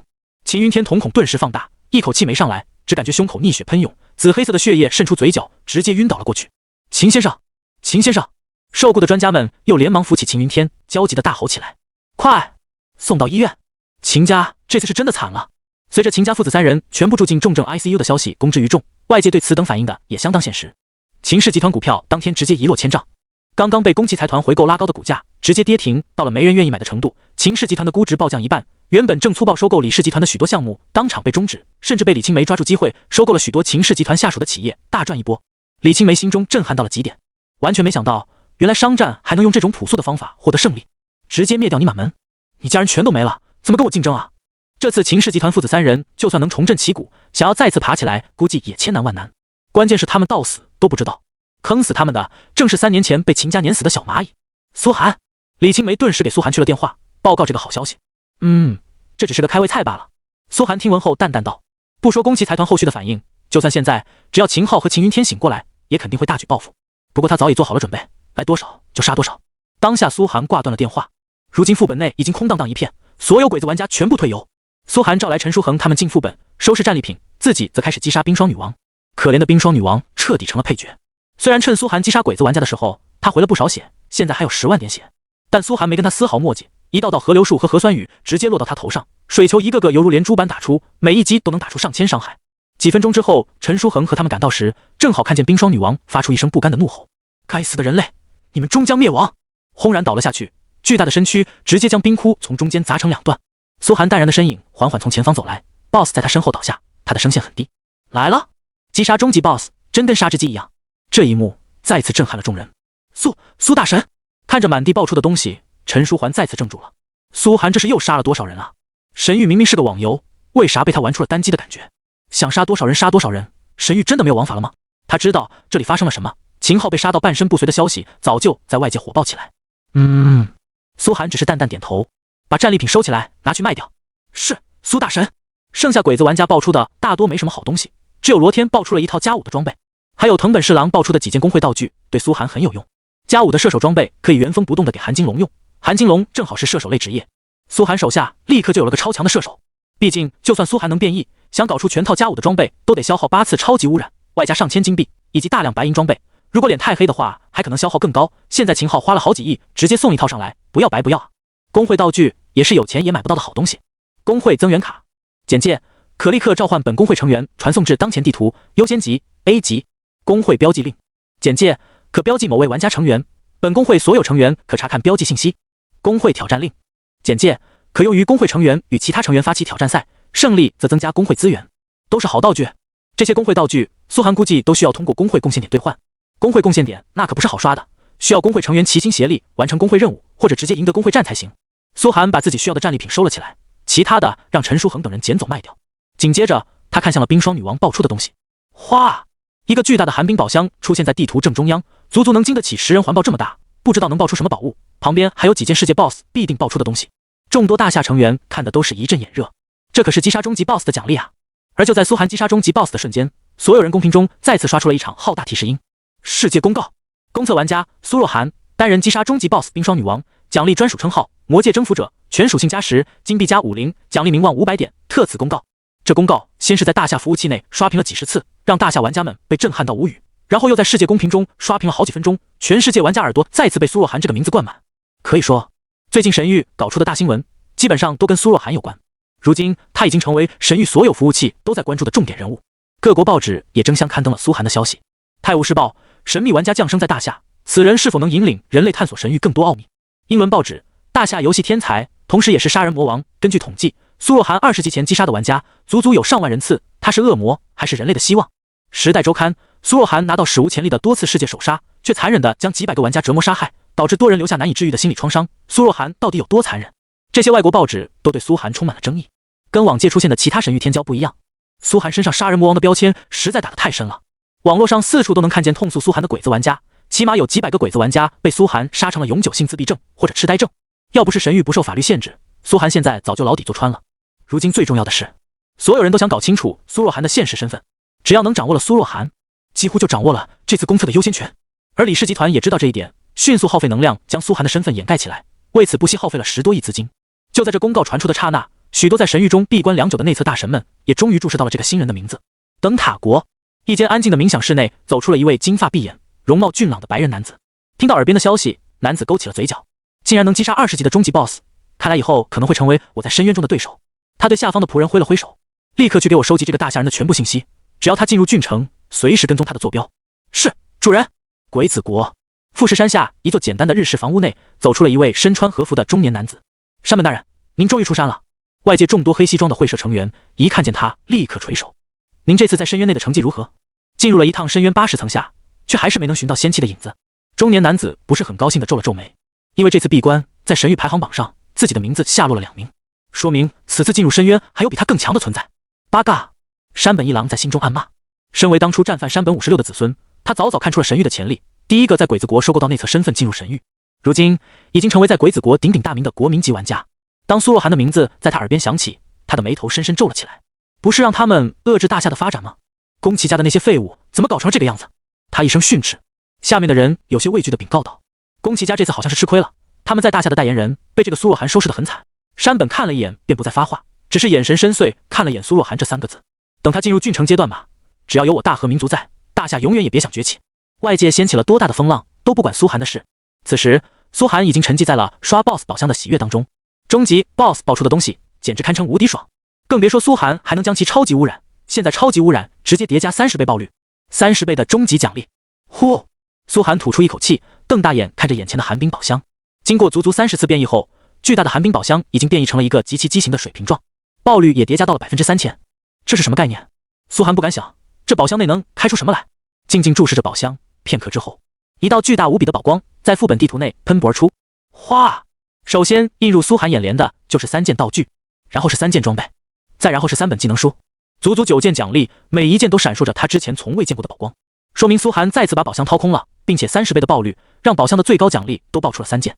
先看3件道具：笑月宝光 F 级道具。简介：发出一道充斥天空的宝珠，此宝珠映照500乘以500米的范围，此范围内标记为有方的玩家死亡后立刻复活，且全属性增强100%，持续时间50分钟。看到第一件道具后面的 F 级字样，苏寒就知道这次稳了。之前所有道具都没有标注等级字样，只有在简介里提到优先级的设定，因为那些道具不入流。而现在爆出的3件道具开始有品阶了，优先级判定对品级道具没有作用，除非拿出同样有品级且品级比这道具高的道具，才有可能解除掉这件道具的影响。而且有品级的道具不能兑换，不能从商城购买，获得的方式极为有限。全世界估计都很少有品级道具真正的有价无市，也就是说几乎没有道具可以解除掉苏寒这几件道具的效果。这笑月宝光拿到团战中直接全员无敌好吗？珍藏起来在国战时能打出难以想象的战绩。苏寒心头狂喜着查看其他2件道具。无垠旷野1级道具。简介：使用后直接将玩家传送到一个适应当前等级的异世界地图，完成异世界地图任务后可以返回，并视任务完成程度奖励所在国家 C 级以上的专属职业证书。如玩家已有职业，可作为第2职业。呼！苏寒呼吸沉重了起来。这尼玛，这道具对战斗没有用处，是一件转职道具，可以转职到一个专属职业。专属职业，要知道转职到专属职业的概率低于1/1000。当前3亿个公测玩家能转职到专属职业的顶多3万个。现在苏寒只要使用了这个道具，只要完成异世界任务，直接白送一个专属职业证书。按照神域的设定，各国的专属职业之间并不是平衡的，而是按照各国的历史文化底蕴来确定专属职业的强弱。所以按照大夏的文化底蕴，专职业有张三丰、李元霸、吕布、楚留香，所有的历史武将和历史侠客都成为了大夏玩家们可以转职到的专属职业，比其他国家的专属职业不知道强了多少倍。这就是大夏在国战中遭到其他所有国家围攻，被小鬼子隔三差五偷袭，却还能维持局面的原因。大夏的专属职业玩家们太强力了，个个都能在国战战场上以一当百。初始职业是有上限的，像苏寒现在职业成长的速度就变慢了。如果没转职到好职业，苏寒虽然仅凭 SSS 级初始职业以后就不可能弱，但肯定会吃亏。现在有了这个道具，他可以直接转职到专属职业，而且起步是 C 级以上，至于上限有多高，完全看苏寒在道具任务中的表现。苏寒简直爽翻了，不知道自己能转职到什么专属职业。大夏专属职业也有强有弱，众所周知，大部分武将都比武侠要强，而转职到武将职业的几乎每个都是 A 级以上。之前大夏有个转职到 A 加级星系级职业的内测玩家，在国战时面对8国围攻，一曲破阵子，持剑杀入敌阵当中，剑戈而行，当场斩杀灯塔国狮心王、长发王、罗马军团长3位专属职业的80级玩家，鬼子国15位专属武士职业玩家，一人扭转战局，那是何等潇洒！想到这里，苏寒不禁心潮澎湃。不过他很快思索起来，职业当然是越多越好，我还是先自己转职一次，再使用这个道具转职专属职业，作为第2职业，这样我就有3个职业了。思索着，苏寒兴奋地开始查看第3件道具——霸空1级道具。简介：使用后，你的输出提升1000%，获得全能吸血100%，持续5分钟。本道具使用后有副作用，全属性降低1点。如果说笑月宝光是目前苏寒见过的最强群战道具，那这件霸空就是他见过的最强单体道具。比什么卷轴、药剂的增幅根本不是一个层面的，直接输出增强10倍，而且吸血增加100%，不就等于5分钟的超神时间？5分钟够干什么？也许可以灭掉一个世界 BOSS， 也许可以屠杀掉一个公会，也许可以击杀掉一个盖世强敌。而对苏寒来说，5分钟的时间够他彻底扭转战局了，真正的压箱底宝物啊！苏寒心中震撼，这件道具才能当做底牌。现在他是彻底不怕死了，万一有人把自己逼急了，直接开启霸空，全都杀了。虽然使用后扣除1点全属性，对普通玩家来说代价很惨烈，从此落后人一步，可对苏寒杀人就能爆出属性点，属性本来就高出其他玩家好几倍，怕个屁！这3件道具让苏寒太满意了，一件群战底牌，一件转职神器，一件单体底牌，3件都能发挥出巨大作用，不愧是终极 BOSS 宝箱奖池的最高奖励，不禁让他更好奇下面这3件装备都是什么。轻轻往过扫了一眼，苏寒就发现这3件全部都是特殊装备。果然，他心中暗道，普通装备是不会出现在终极宝箱的最强奖池里的。这3件特殊装备都是饰品，气息上却跟他之前遇到的全然不同。女神的手环、被玷污的饰品、王者冠冕、残缺的饰品，冰魔的瞳孔，被诅咒的饰品。首先是第一件饰品，女神的手环，被玷污的饰品。简介：曾经某位神界存在留下来的装备，它具有很强的神力，可惜遭到了玷污。品质：未知，血量加500。技能：悲悯，让你的一个技能立即刷新，1分钟内可使用5次，冷却时间10分钟。佩戴要求：无。第一件饰品就震撼到苏寒了，真正的冷却类装备，直接让技能立即刷新5次。要知道他之前的加速耳环，不过能加速5秒钟而已，顶多让他抢先放出2个技能。而有了这件饰品，他可以再秒放出5个技能，叠加5重伤害。可以说黄泉封路、酸雨临头、怪兽横行，这些都可以在一瞬间内发生。爽！苏寒心头狂喜到了极点，这可是真正的冷却类装备，属于所有装备中最稀缺的一种，对法师来说更是至关重要，直接影响法师的爆发性。第二件，王者冠冕，残缺的饰品。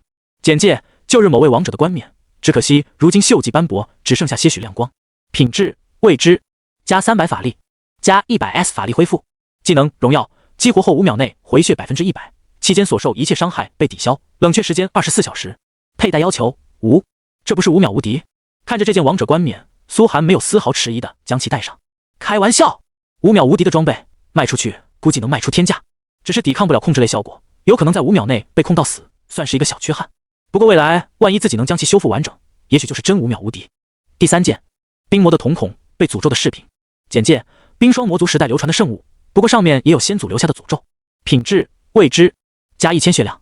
技能：寂静，射出一道光芒，扫视你周身500乘以500米范围内的敌人，造成30秒冷冻效果，视目标最高属性而衰减，最低造成5秒冷冻效果。诅咒效果：你将永远无法直视太阳，否则本装备将融化，对你造成全生命值伤害。佩戴要求：无。群体控制类装备。苏寒顿时振奋起来，这也是不可多得的特殊装备。唯一的诅咒效果不允许直视太阳，那我不看太阳不就完了？这诅咒效果几乎等于没有啊！哗！冰魔的瞳孔犹如一颗漂浮在虚空中的眼睛，佩戴方式就是将其安放在眉心，属于饰品的一种。苏寒将其戴上之后，犹如多出了第3只眼，为他凭空增添了几分煞气。装备上这3件饰品后，除了酷刑戒指，苏寒全部饰品都更换了一次。换下来的3件饰品也是特殊装备，苏寒打算丢给韩金龙，让他继承了。随后便开始查看那3本技能书，果不其然，没有一本技能书是简单的。成长型法师技能书。简介：帝国法师塔小组会议自研项目，本项目编号 G28，目前为试验类产品，使用后按照使用者天赋获得一个可成长型法师技能，初始为白银级，随着使用者对该技能的理解深入，可增加本技能的品阶。诅咒型法师技能书。简介：帝国法师塔小组会议自研项目，本项目编号 G67，目前为试验类产品，使用后按照使用者天赋获得一个诅咒性质的法师技能，本技能无品级，不占用技能栏，有概率出现自身被诅咒现象，请谨慎使用。空间类法师技能书。简介：使用后可开出一个黄金级法师空间类技能。这3本技能书堪称每一本都身怀绝技啊！苏寒啧啧叹起来，成长型技能应该是法师最需要的技能之一，因为法师主要靠技能打出伤害，有一个技能伴随法师成长，堪称本命技能了。而这个诅咒型技能很诡异，反正苏寒很少听到过强大的诅咒类技能，这太偏门了。不过它的核污染应该也算诅咒的一种。最后这个空间类技能，谁都知道法爷有2大至高技能，时间系、空间系。这2类技能基本上可以秒杀其他任何类别的技能，任何一个法师玩家得到后都能立刻一跃成为强者，爆率低到难以想象的程度。一个空间系技能比其他技能昂贵了何止10倍。当下苏寒便迫不及待地开启了这3本技能书。第一本，成长型技能。叮，你获得白银级成长型技能普攻幻化。普攻幻化，白银级，将普通攻击替换成任意形态，造成自适应伤害，最多120%。就这一句，没了。苏寒愣了愣，这成长型技能就这么简单？他试了试，挥手准备打出一道水球，可在半路上却将其变成了一道水墙，直接撞碎了一大片冰面。又打出一道水球，在半路上将它变成一柄大刀，猛然向前砍去，直接将地面上的碎冰拦腰砍断。这每一次攻击都比之前的普攻更强。苏寒陡然惊喜起来，自己可以随意将普攻水球幻化成任意形状，看起来似乎没变化，可加上自己的核污染效果，这就等于凭空产生了无数个单体技能啊！比如变成长枪，技能速度就略微增加，伤害增加了1点破甲特性，这就叫做适应伤害。普通变得更强了。而且苏寒发现自己每使用一次普攻幻化来进行普攻，这个技能下方的成长点0.1000000就加1，也就是只要自己普攻用的足够多，未来这个技能就能无限成长，到了最后只需要一个普攻毁灭天地。爽！苏寒狂喜着，迅速使用了第2本技能书。叮，你获得带有诅咒性质的技能非法取缔。非法取缔，被动技能，被你击杀10次的玩家有5%概率爆出其灵魂绑定类物品。呼！看着这个技能，苏寒愣了愣，深呼吸了一声，然后猛然震撼了起来。慢着，什么意思啊？可以爆出灵魂绑定类物品？之前他爆出玩家的灵魂绑定类物品只有一次，是在秦昊使用了罪恶卷轴的情况下，那次他爆出了一个 A 级职业证书。他查了一下罪恶卷轴这个道具的资料，只能在神殿兑换，而且需要500信仰值。现在他只要击杀玩家10次，就有可能爆出他的灵魂绑定类物品，包括灵魂绑定装备、职业证书、灵魂绑定道具。这个诅咒也太狠了吧！苏寒思索着，这他妈等鬼子玩家们都转职以后，他就挑几个看得上的职业，慢慢杀慢慢爆不就行了？想要啥职业，直接从鬼子那爆，何等的爽！后面就算韩金龙、刘谋、苏丽他们转职失利，自己也能给他们从鬼子玩家那爆个职业过来。终极 BOSS 爆出的东西，不愧是史诗级加强，每一件都不可能从外界得到，哪怕内测玩家们估计都没多少这种好东西。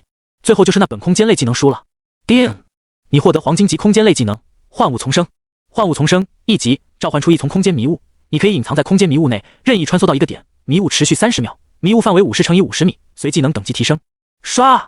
苏寒移动法杖，眼前空间顿时模糊起来，眼前分离出一片同样的迷雾空间。他走入其中后，随时可以再进入主空间，而外界的人只能看到一团迷雾，却看不到他的任何身影。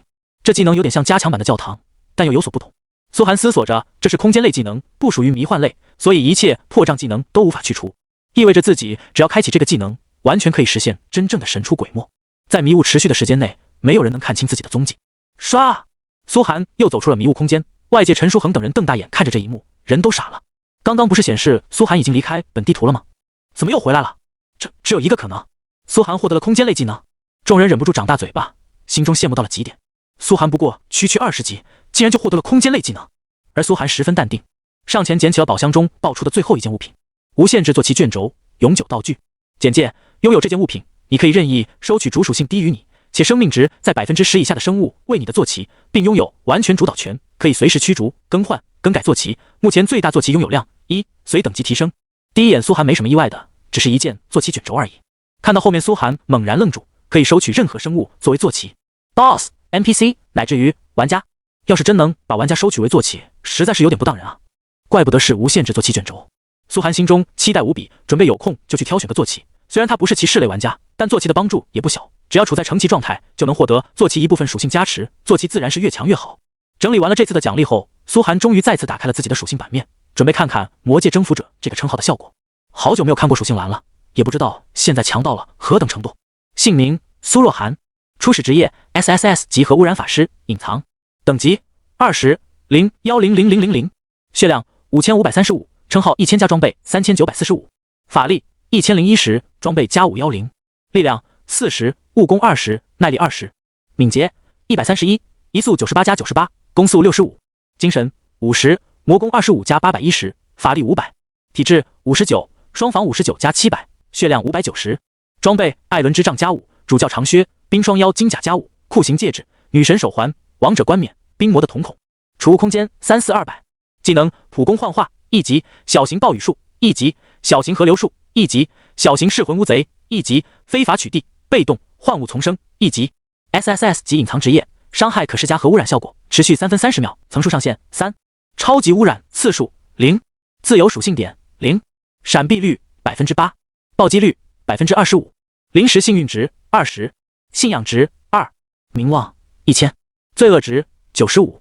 羁绊玩家关系：李青梅，契约骑士，称号是王者500血，新手村的大英雄5%闪避，魔女的噩梦500血，叛逆者，撕裂者，暴击率正5%，魔界征服者，抗性加100。附属 NPC 女忍者千岁离子。物品栏：狂风卷轴、烈焰滔天卷轴、职业加成卷轴、战功勋章、永久道具、去士气、仙级变异宠物蛋、孵化中、城主的密信、地皮升级令、空气提升令、战争发起令、NPC 招募令、领地勋章、工会战召唤令、转职证书、明星双刀流武士、宠物升级卷轴、献祭血石、全能轴、集体传送卷轴、白银级强化之金星号20，黄金级强化之金星号30，强化幸运道具箱子、工会增援卡、工会标记令、工会挑战令、笑月宝光、无垠旷野、霸空、永久道具、无限制坐骑卷轴加5的全套攻守装备罗天，金币余额574。这个魔界征服者效果是抗性加100。苏寒摸着下巴思索着，看如今自己的主属性敏捷已经快突破100了，正常20级玩家是不可能有这个属性的，但苏寒从鬼子玩家身上爆出的敏捷属性就有20多点，这个称号没给至高属性有点亏啊。可也还行，抗性加100就是 10%， 等于以后任何对自己控制类的道具技能都会削弱 10%， 原本晕10秒的现在只会晕9秒了，也不错嘛。关掉属性栏后，苏寒打算出去找老韩他们。首先得把攻守装备给老韩，然后把这个 A 级武士职业证书给刘某，二人的实力不就蹭一下上来了？就在他踏出副本的刹那，所有玩家耳边传来一道提示音：世界公告，城镇阶段隐藏终极 BOSS 冰霜女王已被玩家苏若涵击杀，世界副本结束，永久关闭，郡城阶段提前开启，所有20级以上玩家可提前进入郡城，接取转职任务进行转职。玩家转职后，开启20级以后主线任务。哗，又是一场举世震撼，留下陈书恒等人捡东西，苏涵一人回到木叶镇，完全成了一片废墟。韩哥把这里所有活物全都杀了呀！韩金龙和刘某等人就坐在这片废墟内，眼神震撼到了极点。这就是韩哥的地盘，真是啥也没有了，太狠了！现在通往郡城的路开启，大家也可以开始提前刷工会令牌了。苏涵到来后，当头便开口说道：“好嘞，咱们这个队组起来，刷工会令牌那肯定是飞快。”众人纷纷点头，眼神兴奋，都知道刚苏涵又去办了件大事，直接把秦昊满门给灭了，还顺手斩杀了个终极 BOSS， 结果现在就像没事人一样出现在众人面前。跟着这种老大，谁能没有安全感？韩哥呀！韩金龙思索着，要建立工会，起码要10个人以上的工会令牌，也就是咱们每人刷到一个工会令牌才行。苏涵点头，要知道建立工会可不是他一个人的力量能完成的，必须要10个以上的玩家齐心协力接取建成任务，每个人刷到一个工会令牌，而且工会令牌必须挑战比自己等级高1级的怪物才有可能刷到。不过对他的同学来说，越级挑战都是小意思，完全没难度。正好大家都还没到20级，趁这个机会好好升一下级吧。苏涵思索着，先是掏出了一套+5的射手装备，递给了韩金龙。老韩，你用这个带大家快点升级。这是？韩金龙愣了愣，眼神陡然震撼起来。我靠，全套+5，这特么得值好几亿吧？韩哥你……众人也瞬间瞪大双眼，直接愣在原地。全套+5啊，羡慕死了呀！一进韩哥的工会就有这种待遇了吗？爽，跟韩哥混果然不会差。我靠，韩哥你现在随手就是一套+5装备吗？韩金龙双手颤抖着接过，小心的仿佛捧着5亿现金。这都是小意思了，韩哥这种实力，刘某也咽了口水说道。但很快苏涵就递给他一件道具：胖子，这个职业证书就归你了。你光环武士群体辅助很强，单体战力很弱，有了这个职业正好补足短板。这是？刘某一接过这件道具，旁边顿时围满了人，所有人瞪大眼。哇，我操 ，A 级职业证书，还是鬼子国的专属职业！我靠，不会吧？这种东西还能被韩哥爆出来？刘某嘴角抽搐了一下，瞬间就要把职业证书往苏涵怀里扔。韩哥，这太贵重了，我不能要。一本 A 级专属职业证书的价值完全不比全套+5装备低，甚至价值还要高，因为根本没人能爆出来交易，都是灵魂绑定的。让你拿就拿着。苏涵拍了拍他的肩膀，然后看向所有人，当下只是暂时的罢了，别忘了老教练给我们定下的目标。所有人气息同时一致，脑海中回想起多年前李康的话，而现在那个理想终于有了实现的机会了，顿时都激动起来，口中齐声喊道：征战域外，振兴大夏。跟铁匠聊天回来的李康恰好看见这一幕，直接愣在原地，忍不住又眼眶湿润了起来。有苏涵这样的学生，简直是自己毕生的荣耀。而众人很快纷纷前去刷工会令牌，有刘谋和韩金龙带队，升级速度比有内测玩家带还快。而很快陈书恒就来了，神色有些尴尬的走到苏涵身边：韩哥，这次的战利品清点完了，共价值1亿。才1亿？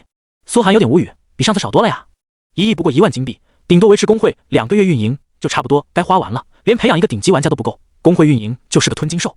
况且他现在还欠着李氏集团巨债呢。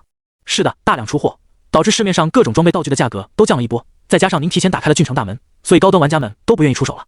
陈书恒犹豫着说道，毕竟高端玩家们可以直接进入郡城刷黄金装备更好的道具，何必在城镇阶段高价买白银装呢？这就是市场为民了。好吧。苏涵点了点头，这些资金一部分拿1个亿还给李氏集团，剩下的储备起来作为工会储备资金。啊，这可都是您自己的钱。陈书恒愣了，金币对我意义不大。苏涵摇了摇头，他变强的主要方式是杀怪和杀人，金币能买到的东西基本上不能让他更进一步了。如今他的装备和道具件件都是有价无市，金币除了用来改善生活，更大的作用是发展工会，才能在郡城阶段争夺工会排行榜第一。要知道神域每一步都环环相扣，如果在郡城阶段落后，后面国战阶段将会持续落后。好的。陈书恒顿时点头。处理完了这些事，苏涵打开新手排行榜，发现斩杀掉冰霜女王后，自己的成绩已经被永久恒定在了第1名。这说明1个月过后，无论后面的人发展成什么样，他都是永久的第一，直接获得最高新手榜单奖励。爽！苏涵前往永生神殿，准备去找琳达聊聊进入郡城的事。就在这时，一座大夏城池内，周青宇正在野外刷怪，看着怪物一个个在自己刀下倒下，心中无比舒爽。本来老子只是个高中生，没想到竟然被神域检测出了 A 级天赋，真是太爽了。哎呦，周哥，你的实力大家都知道的。一位超模身材的女玩家豹纹装扮，简直是顶级 AV 女星的紫色，此刻娇滴滴的靠在周青宇身边，旁边还有好几个他的小弟。还好咱们一早就跟着周哥混，以后肯定是前途无量啊。几个小弟也是嘿嘿笑着。周青宇神色淡然，放心吧，咱们在游戏中认识，这么有缘分，以后我进入大公会也带着你们。下一刻，周边忽然冒出了许多神色冷峻的鬼子玩家，冷喝一声：“天诛计划开始，归队吧！”唰！周青宇身边的豹纹女玩家和几个小弟顿时换上一副冷酷的鬼子面孔，用日语回答道：“嗨，你们！”周青宇瞳孔放大，还没反应过来，你已被罪恶卷轴笼罩，你已被限制回城卷轴笼罩，你被玩家川端正太击杀。原本身边的小弟对他露出了凶狠的神色，立刻使用了几个卷轴，然后把早就捏好的道具扔到了周青宇身上。哗！周青宇瞬间被鬼子玩家们击杀，出现在了野外复活点，然后一次次被击杀，属性严重跌落，装备全部爆出。哼，愚蠢的大夏人，真好骗！那豹纹女玩家冷笑着拍了拍他的脸蛋，转身离去。要点清理完成，执行屠城计划。周青宇愣了半晌，虽然他只是个高中生，但也很快反应过来，你们是潜伏在大夏城镇的鬼子玩家，怪不得口音这么奇怪。糟了糟了，与他有同样遭遇的大夏玩家不在少数，许多鬼子玩家先是用潜伏的内应解决吊伞人玩家，然后飞速开始攻城。一时之间，大夏所有城池烽烟四起。鬼子国这是有预谋有计划，提前潜伏了大量间谍在大夏城池。天蓝镇告急，凤眼镇告急，云岚镇告急。大夏服的公屏迅速炸开了锅。大家注意，大家注意，鬼子玩家这次早有预谋，要让我们大夏在城镇阶段丧失掉所有精英玩家。准备了这么多道具，看来早就策划好了，在每个落单的精英玩家身边都潜伏了间谍，先干掉精英玩家，然后再攻城。所有人立刻出手，救援其他城镇。我们城镇也在被围攻啊，这下惨了，不会又上演内测时的惨状吧？上次内测，鬼子玩家在我们郡城副本的最后阶段，直接召集其他各国所有玩家，大举入侵我们郡城，害我们损失惨重。这次竟然城镇阶段就来了，该死的鬼子！快保护精英玩家，所有精英玩家撤到内城。这场有预谋的浩大偷袭几乎堪比一场小国战，立刻引起了全世界的关注。大夏这边虽然也不是没有准备，大部分精英玩家都被保护了起来，但架不住这次鬼子玩家往大夏城镇埋伏的间谍太多，守城时很容易随意冒出几个间谍，直接放开船送阵，一时间根本无法招架。王康带领着手下最精锐的玩家，火速干掉了所有鬼子国玩家，然后开始驰援各地，却也根本来不及，高端玩家们完全聚集不到一起。可恶！王康愤怒到了极点，旁边的若风也是面色冷峻。现在看来，只有一个人能挽救局面了。若风道。王康也毫无意外地想到了一个人，苏若涵。只有苏若涵有实力抵抗这次鬼子国的偷袭。就在这时，世界公屏内忽然出现了一段对话，是个 ID 为藤本元二的玩家发的。藤本元二，苏若涵，我代表我国所有玩家正式向你公告，我国郡城玩家已经用道具封锁了木叶镇郡城，如果你敢插手这次我国的重大计划，郡城内所有50级玩家将在你进入郡城的瞬间全体围杀你一人，请你做出正确的选择。危险，赤裸裸的危险。因为苏涵选择了木叶镇，进入郡城自然也是在木叶镇上属的鬼子阵营郡城，而鬼子国这次直接封锁了郡城传送阵，只要苏涵敢出手阻止天诛计划，直接堵到他不能进入郡城。大夏公屏这边瞬间炸了锅，可恶，苏大神不能出手了，苏大神可千万不要出手，只要苏大神还在，我们大夏这边就还有希望。对，苏大神只要小心抖到后期就行了。小鬼子，我必杀你们！小鬼子这次谋划的太全面了，要不是苏大神横空出世打乱了他们的计划，恐怕这个天诛计划会更加完善。没想到小鬼子把苏大神也算在内了，提前用道具封锁了郡城。苏大神就算再强，也不可能刚进入郡城就能面对所有鬼子50级玩家围杀呀！苏大神这次一定不要出手，公平的风向出奇的一致，让苏涵不要出手，哪怕这次再被鬼子国偷袭导致损失惨重，只要保住了苏若涵，大夏阵营就有希望。郡城区域的大夏内测玩家们听到这个消息，火速了赶往木叶镇的郡城，却发现鬼子玩家们早有准备，提前用高阶道具锁住了郡城的传送阵，道具结束前没有人能进去。糟了！郡城内的大夏内测玩家们脸色一片暗沉，外界还在不断传来战报，云岚镇被攻陷了， A 级玩家天风的被杀到了10级以下，火云镇也是，这下糟了，损失惨重啊！这次必定是损失惨重，可惜苏大神也无法出手，不然各城镇的大夏玩家疯狂了，不少人一天一夜不下线，拼死镇守在城门。早有准备的鬼子玩家们动用各种道具，提前都调查清楚了许多重点玩家的资料，专门针对大夏玩家。此时木叶镇，苏涵静静坐在永生神殿内，面前是藤本元二那张恶心的脸。苏若涵，你如果还想在郡城阶段混，不想一进郡城直接被杀到0级，请别多管闲事。藤本元二阴沉的威胁道。只要苏若涵这次被限制住，虽然他对鬼子国造成了巨大损失，但从整体来看，只要天诛计划顺利，鬼子国还是占了大便宜的。天诛计划才是鬼子国蓄谋已久的阴谋，要让大夏玩家在城镇阶段就落后其他国家一大步，到了国战阶段，大夏阵营就更弱了。苏涵冷静地听完后，缓缓站起身，走到藤本元二身边，眼神像是屠夫在打量一块猪肉。上次还真是漏掉了，竟然忘记把你杀成大脑损伤。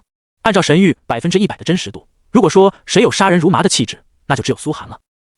你要干嘛？藤本元二顿时惊恐到了极点，一次次被折磨的回忆条件反射般涌上脑海。可想到背后的支持，他又瞬间硬气了起来。郡城所有50级玩家知道是什么概念吗？任何一个经过2次转职的50级玩家都有3份职业加持，装备更是全套黄金。你就算再强，杀你也犹如杀一条狗。苏若涵，你敢动我？他冷笑着说道。哦，苏寒点点头，已经召唤出了一条噬魂乌贼，然后缓缓戴上酷刑戒指。还没试过用乌贼吃掉一半大脑，再慢慢吃掉大脑的各种反应区，终于可以试试了。我也是第一次，没有经验，希望你多多担当。他套上一个乳胶手套道具，防止血溅到身上。你，藤本刚升起来的底气嗖的消失了，眼神惊恐的颤抖起来。你就是个疯子！疯子！你要干嘛？你别过来！两国交战不斩来使，这可是你们大夏人说的。那是两国交战，但你们不能算国，你们是禽兽。苏寒平静的点头，缓缓走上前。啊！不一会，凄惨到极致的惨叫声就在永生神殿内响起。苏寒动用了道具，让他直接在神殿内复活，然后继续。一旁的琳达冷眼看着苏寒虐杀，一语不发。不，你怎么敢？苏若涵，我们大和民族绝对不会放过你的！啊！藤本的惨嚎声传得很远。第二天，很快鬼国就出现了一条新闻：某位神域玩家被苏若涵残害致重度精神损伤、大脑损伤，成为精神病，现已关押进精神病院。苏若涵真是杀人魔头，罪大恶极，此人是最大反社会人格。我们呼吁全世界。苏寒擦了擦手中的鲜血，缓步走出神殿，身后琳达注视着他的背影，一声叹息。战争、杀戮、冒险者的宿命。沙云城，海量犹如蚂蚁般的恐怖鬼子玩家，精准的进攻到了城镇每个薄弱点。所有镇守的大夏玩家一时间没反应过来，全部挂掉。而城内的段云，这位唯一的 A 级玩家，孤身杀入鬼子阵列，浑身中了无数攻击，几乎没有一块好肉，直到杀进了最后一个鬼子，才化作白光挂掉。杀鬼子！杀鬼子！血肉模糊的战场上，声声大吼似乎还在回荡。解决掉守城玩家后，鬼子玩家犹如一片沉默的阴云，训练有素的33阵型进入城池，彻底包围了刚刚复活的大夏玩家们。接下来就该是惨无人道的屠戮了。进攻每座城池的鬼子玩家数量都是大夏玩家的好几倍，而且埋伏有间谍，提前做好了各种准备，战斗的结局没有任何意外。被包围的大夏玩家们神色没有丝毫畏惧地站了起来。小鬼子，老子跟你拼了！唰！一个个大夏玩家飞蛾扑火似的冲上前方，临死也要拉上一个鬼子玩家垫背。但所有人都知道，今天是守不住了。如果没有外援，他们必定会被鬼子玩家们杀回新手村。而最近的外援大军还在10座城池之外。就在沙云城所有大夏玩家都陷入绝望时，哗啦啦，哗啦啦，哗啦啦，城外堵得水泄不通的城门忽然洞开，一股比城门还粗的巨大洪流猛然冲了起来。原本堵住城门鬼子玩家犹如河里的鱼一样被冲得七零八落，发出惊天的惨嚎声。不，八嘎，这是什么？大夏玩家们还没看清，就看到迎面海量的黄色河水猛然灌进了城内，天空中下起了酸雨，大地流淌着鬼子们被烧得冒烟的尸骸。所有人脑海中齐齐冒出了一个名字：苏若涵。他来了！大夏玩家们劫后余生，忍不住泛出一阵感动。哗！一道身着白衣的身影缓缓走进了城内，而城里那些鬼子玩家已经被他全部秒杀了一次。复活点出现，眼神畏惧到极致的看着前方。苏若涵，你竟然敢出手，你死定了！一个鬼子玩家厉声吼道。唰！苏寒手中飞出一颗水球化作的大斧，猛然斩断了他的头颅。然后苏寒淡然的目光瞥过城内其他玩家，又留下一道和污水洪流。剩下的就交给你们了。话落，直接飞上高空，转身离去。苏若涵出手了！苏若涵出手了！这消息迅速在公屏火爆到了极致。苏若涵已经进入了5座城镇，每次来都是秒杀，秒杀所有鬼子玩家。狠，太狠了呀！10座城镇了，他已经救了10座城镇，被他屠杀的鬼子玩家已经快上千人了吧？绝对不止。苏若涵，他到我们镇来了！我靠，太帅了！一个技能直接秒杀掉所有鬼子玩家。在所有大夏玩家这边，苏寒的声望迅速暴涨到了新的高峰，而外界也开始疯狂直播这场大战。各国媒体迅速报道，苏若涵拯救了大夏这次危机。他是否真的是杀人魔头？他手下诞生的大脑损伤玩家又多了几百人。这次鬼子国该如何应对呢？砰！动静！宫崎财团大厦顶层，一位老者猛然狠狠一拳砸碎了面前的茶几。他竟然敢这么做！谁给他的胆子？甚至鬼子国政府都迅速在秘密文件里把苏若涵设定为了头号国家敌人，一旦找到苏若涵的真实身份，将派出无尽的间谍来刺杀。马上把郡城的大门堵死，一定要把苏若涵杀到0级。苏若涵已经成了支那人的希望，只要干掉他，大夏玩家将再无抵抗之力。无论如何都要杀了此人。一座座城池被飞跃在天空中的苏寒迅速救了下来。大夏玩家们这次遭受了一定损失，可鬼子玩家们的损失更加惨重。虽然忙于击杀鬼子，苏寒没有时间刷属性点，但一次性屠杀了几千个鬼子玩家，也让他的核污染时间暴增到了10分钟。耳边传来一声提示：您的核污染时间成长已达到初始职业上限。苏寒早有准备的心中点头。10分钟，一层核污染就能持续10分钟的时间，这也是现阶段初始职业的上限。接下来就看转职之后了。随着他屠杀的鬼子玩家越来越多，天诛计划被彻底摧毁。可大夏玩家们也不禁担忧起来。可苏大神怎么办？他的郡城已经被鬼子玩家堵死了，难道他以后就不进入郡城？这不可能啊！有50级玩家镇守在郡城，看来苏大神这次是要落后一大步了。鬼子国玩家们也暴怒的疯狂评论：苏若涵，你这辈子都别想进入郡城了，你死定了！只要你敢进入郡城，我们要杀你1000次，让你尝尝大脑损伤的滋味。就在这时，所有人都以为苏寒拯救了他们之后，将会在城镇内沉寂相当久的时间。可是很快就有人看到，苏寒来到郡城传送阵的边上，没有丝毫迟疑，一步踏了进去。消息传出，所有大夏玩家彻底震撼了。苏若涵进入郡城了，他一天都没等，直接进入了郡城。天呐，那可是所有50级玩家，他难道要一个人挑战？新手村传送阵只是个光圈，显得档次很低。郡城传送阵就大多了，2头猛虎雕塑阵守在10米方圆的光圈外，有人经过10双眸放出猩红的光芒。嗡！苏寒一步踏入光圈内，虎头顿时凝视向他。哗！苏寒眼前弹出一行数据，可选择传送郡城：天海国、长崎郡、广岛郡。苏寒看见这2个郡城的名字，当场愣了愣，猛然露出了微笑。好啊，这2个郡一听名字很缺乏核能量的吸力，不知道神域是故意的，还是有意的，还是有意故意的。不过苏寒只能选择一个郡城作为自己的历练地，他思索了半晌，决定选择了长崎郡，先从这个郡开始洗地。按照神域的规格，王城、郡城、城镇、村子层层递进。苏寒一开始选择了鬼子新手村，以后肯定也是在鬼子王国这边。但国战时，苏寒又属于大夏玩家的这一边，以及数据归属都在大夏这一边。这种间谍在各大阵营都不在少数，每一个都是小心翼翼掩盖身份，毕竟在人家的地盘上，只要嚣张，肯定被杀得发展不起来。只有苏寒一开始就展示出自己的身份，疯狂屠杀鬼子。哗！眼前浓郁的白光闪过，一切逐渐模糊。再次清晰起来时，一道道高大无垠的建筑缓缓出现在眼前。那是一座座泰阁式的高楼，香木搭建，直入云端。云端处还有一位位武士，忍者在腾飞跳跃，飞檐走壁。远处伫立着一座高大的神山，整座郡城就是萦绕着神山来修建的。山门处是巨大的鸟居，足有上百米，看上去犹如一座天门。进入鸟居之内，蜿蜒的山道两旁是密密麻麻的 NPC 以及他们的住所，一个个日式 NPC 的阁楼叫卖声传入耳内。苏寒抬头望向鸟居大门，刻着一行大字：天剑云山。那神山直入云霄，看不到头，山头上还有一大片辉煌的神庙，众多职业工会，跟一座真实存在的城池没有任何两样，足足比城镇大了10倍不止。顶端是一座高楼，高楼内就是城主府，也是长崎郡城太守的住所。神山上处处巡逻着一队队武士和忍者，等级没有低于40级的。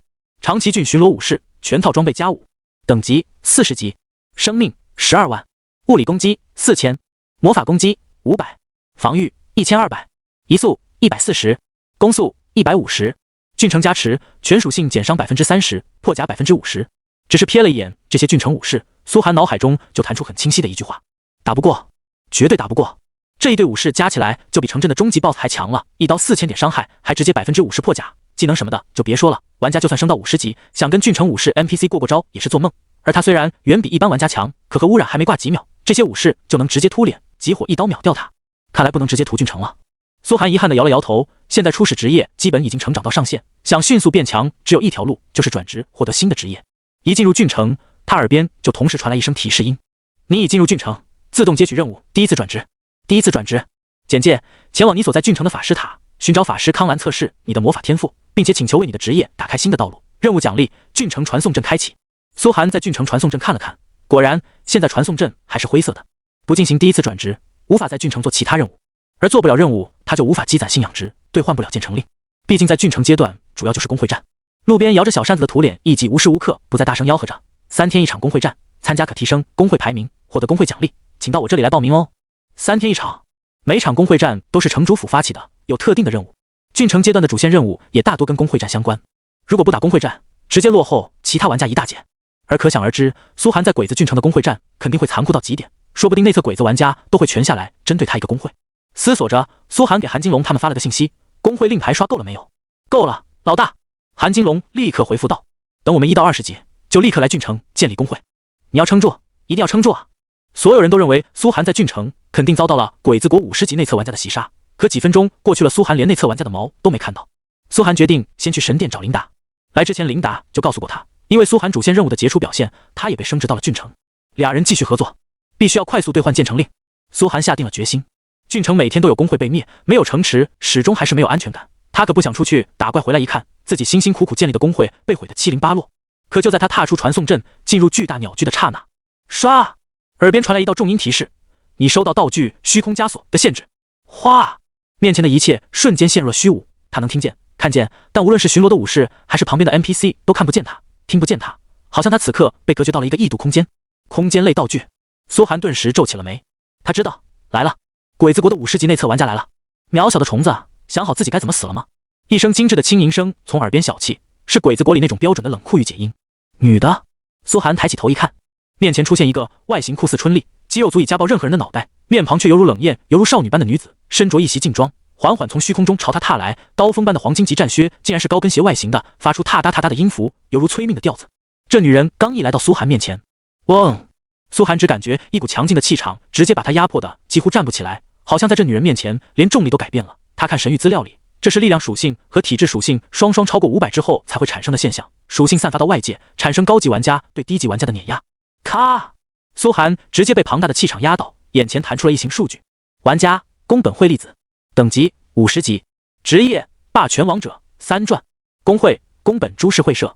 小鬼子言而无信啊！不是说所有50级玩家都来吗？虽然被立场压迫的面容扭曲，浑身骨骼咔咔作响，苏寒仍面色玩味道：怎么就来了一个春丽？该死的渣子！这酷似春丽的鬼子女人冷笑着骂了一句，话落缓缓抬起抬手，嗡！立场压迫猛然增强了10倍，无论苏寒如何闪躲，仍然被直接压得险些跌倒在地，四肢撑在地面才堪堪稳住身形。哼！宫本惠粒子露出冷笑，缓缓走到苏寒面前，掏出了一柄黄金极长鞭状武器，脚尖踏在苏寒身上。不听话的孩子就要接受惩罚，别想逃出去的事了。在这片空间里，你每一次死亡都会被延迟，直到被我杀到0级为止。苏寒心中冷笑，这鬼子娘们儿真他妈够变态的，看老子不把你 OOXX10000次送进工会当公厕。对方只来了一个人，说明其他鬼子高阶玩家都在抵抗大夏高阶玩家。难办的是，这女人全属性绝对超过他起码几倍。苏寒目前为止只有敏捷属性刚刚过100，而且这女人的3转职业是战士类，属于近战无敌，在这空间道具内完全克制法师。啪！剧烈的鞭声降下，只是一击就打掉了苏寒4000多点血，几乎秒杀。这还是苏寒有1000多防御的情况下，对方也只是普通攻击，并没有动用任何技能。3转玩家恐怖如斯。与此同时，一道声音传入了苏寒耳边：苏若寒，我是王氏集团的王云，50级内测强者，我们正在集火进攻长崎郡，之前也不知道你会降生到哪个郡，所以慢了些，你只要撑住半小时，我们一定赶到。苏寒心头涌上一阵暖流，大夏内测玩家果然出手了。看来无论局面坏到何等程度，大夏高端玩家们还是一条心的，都在为国家奋斗。我为你开启了一个道具感光枢纽，现在你的一切都可以直接直播到大夏玩家阵营这边，有什么不懂的直接问我。王云再次说道，没有丝毫解释。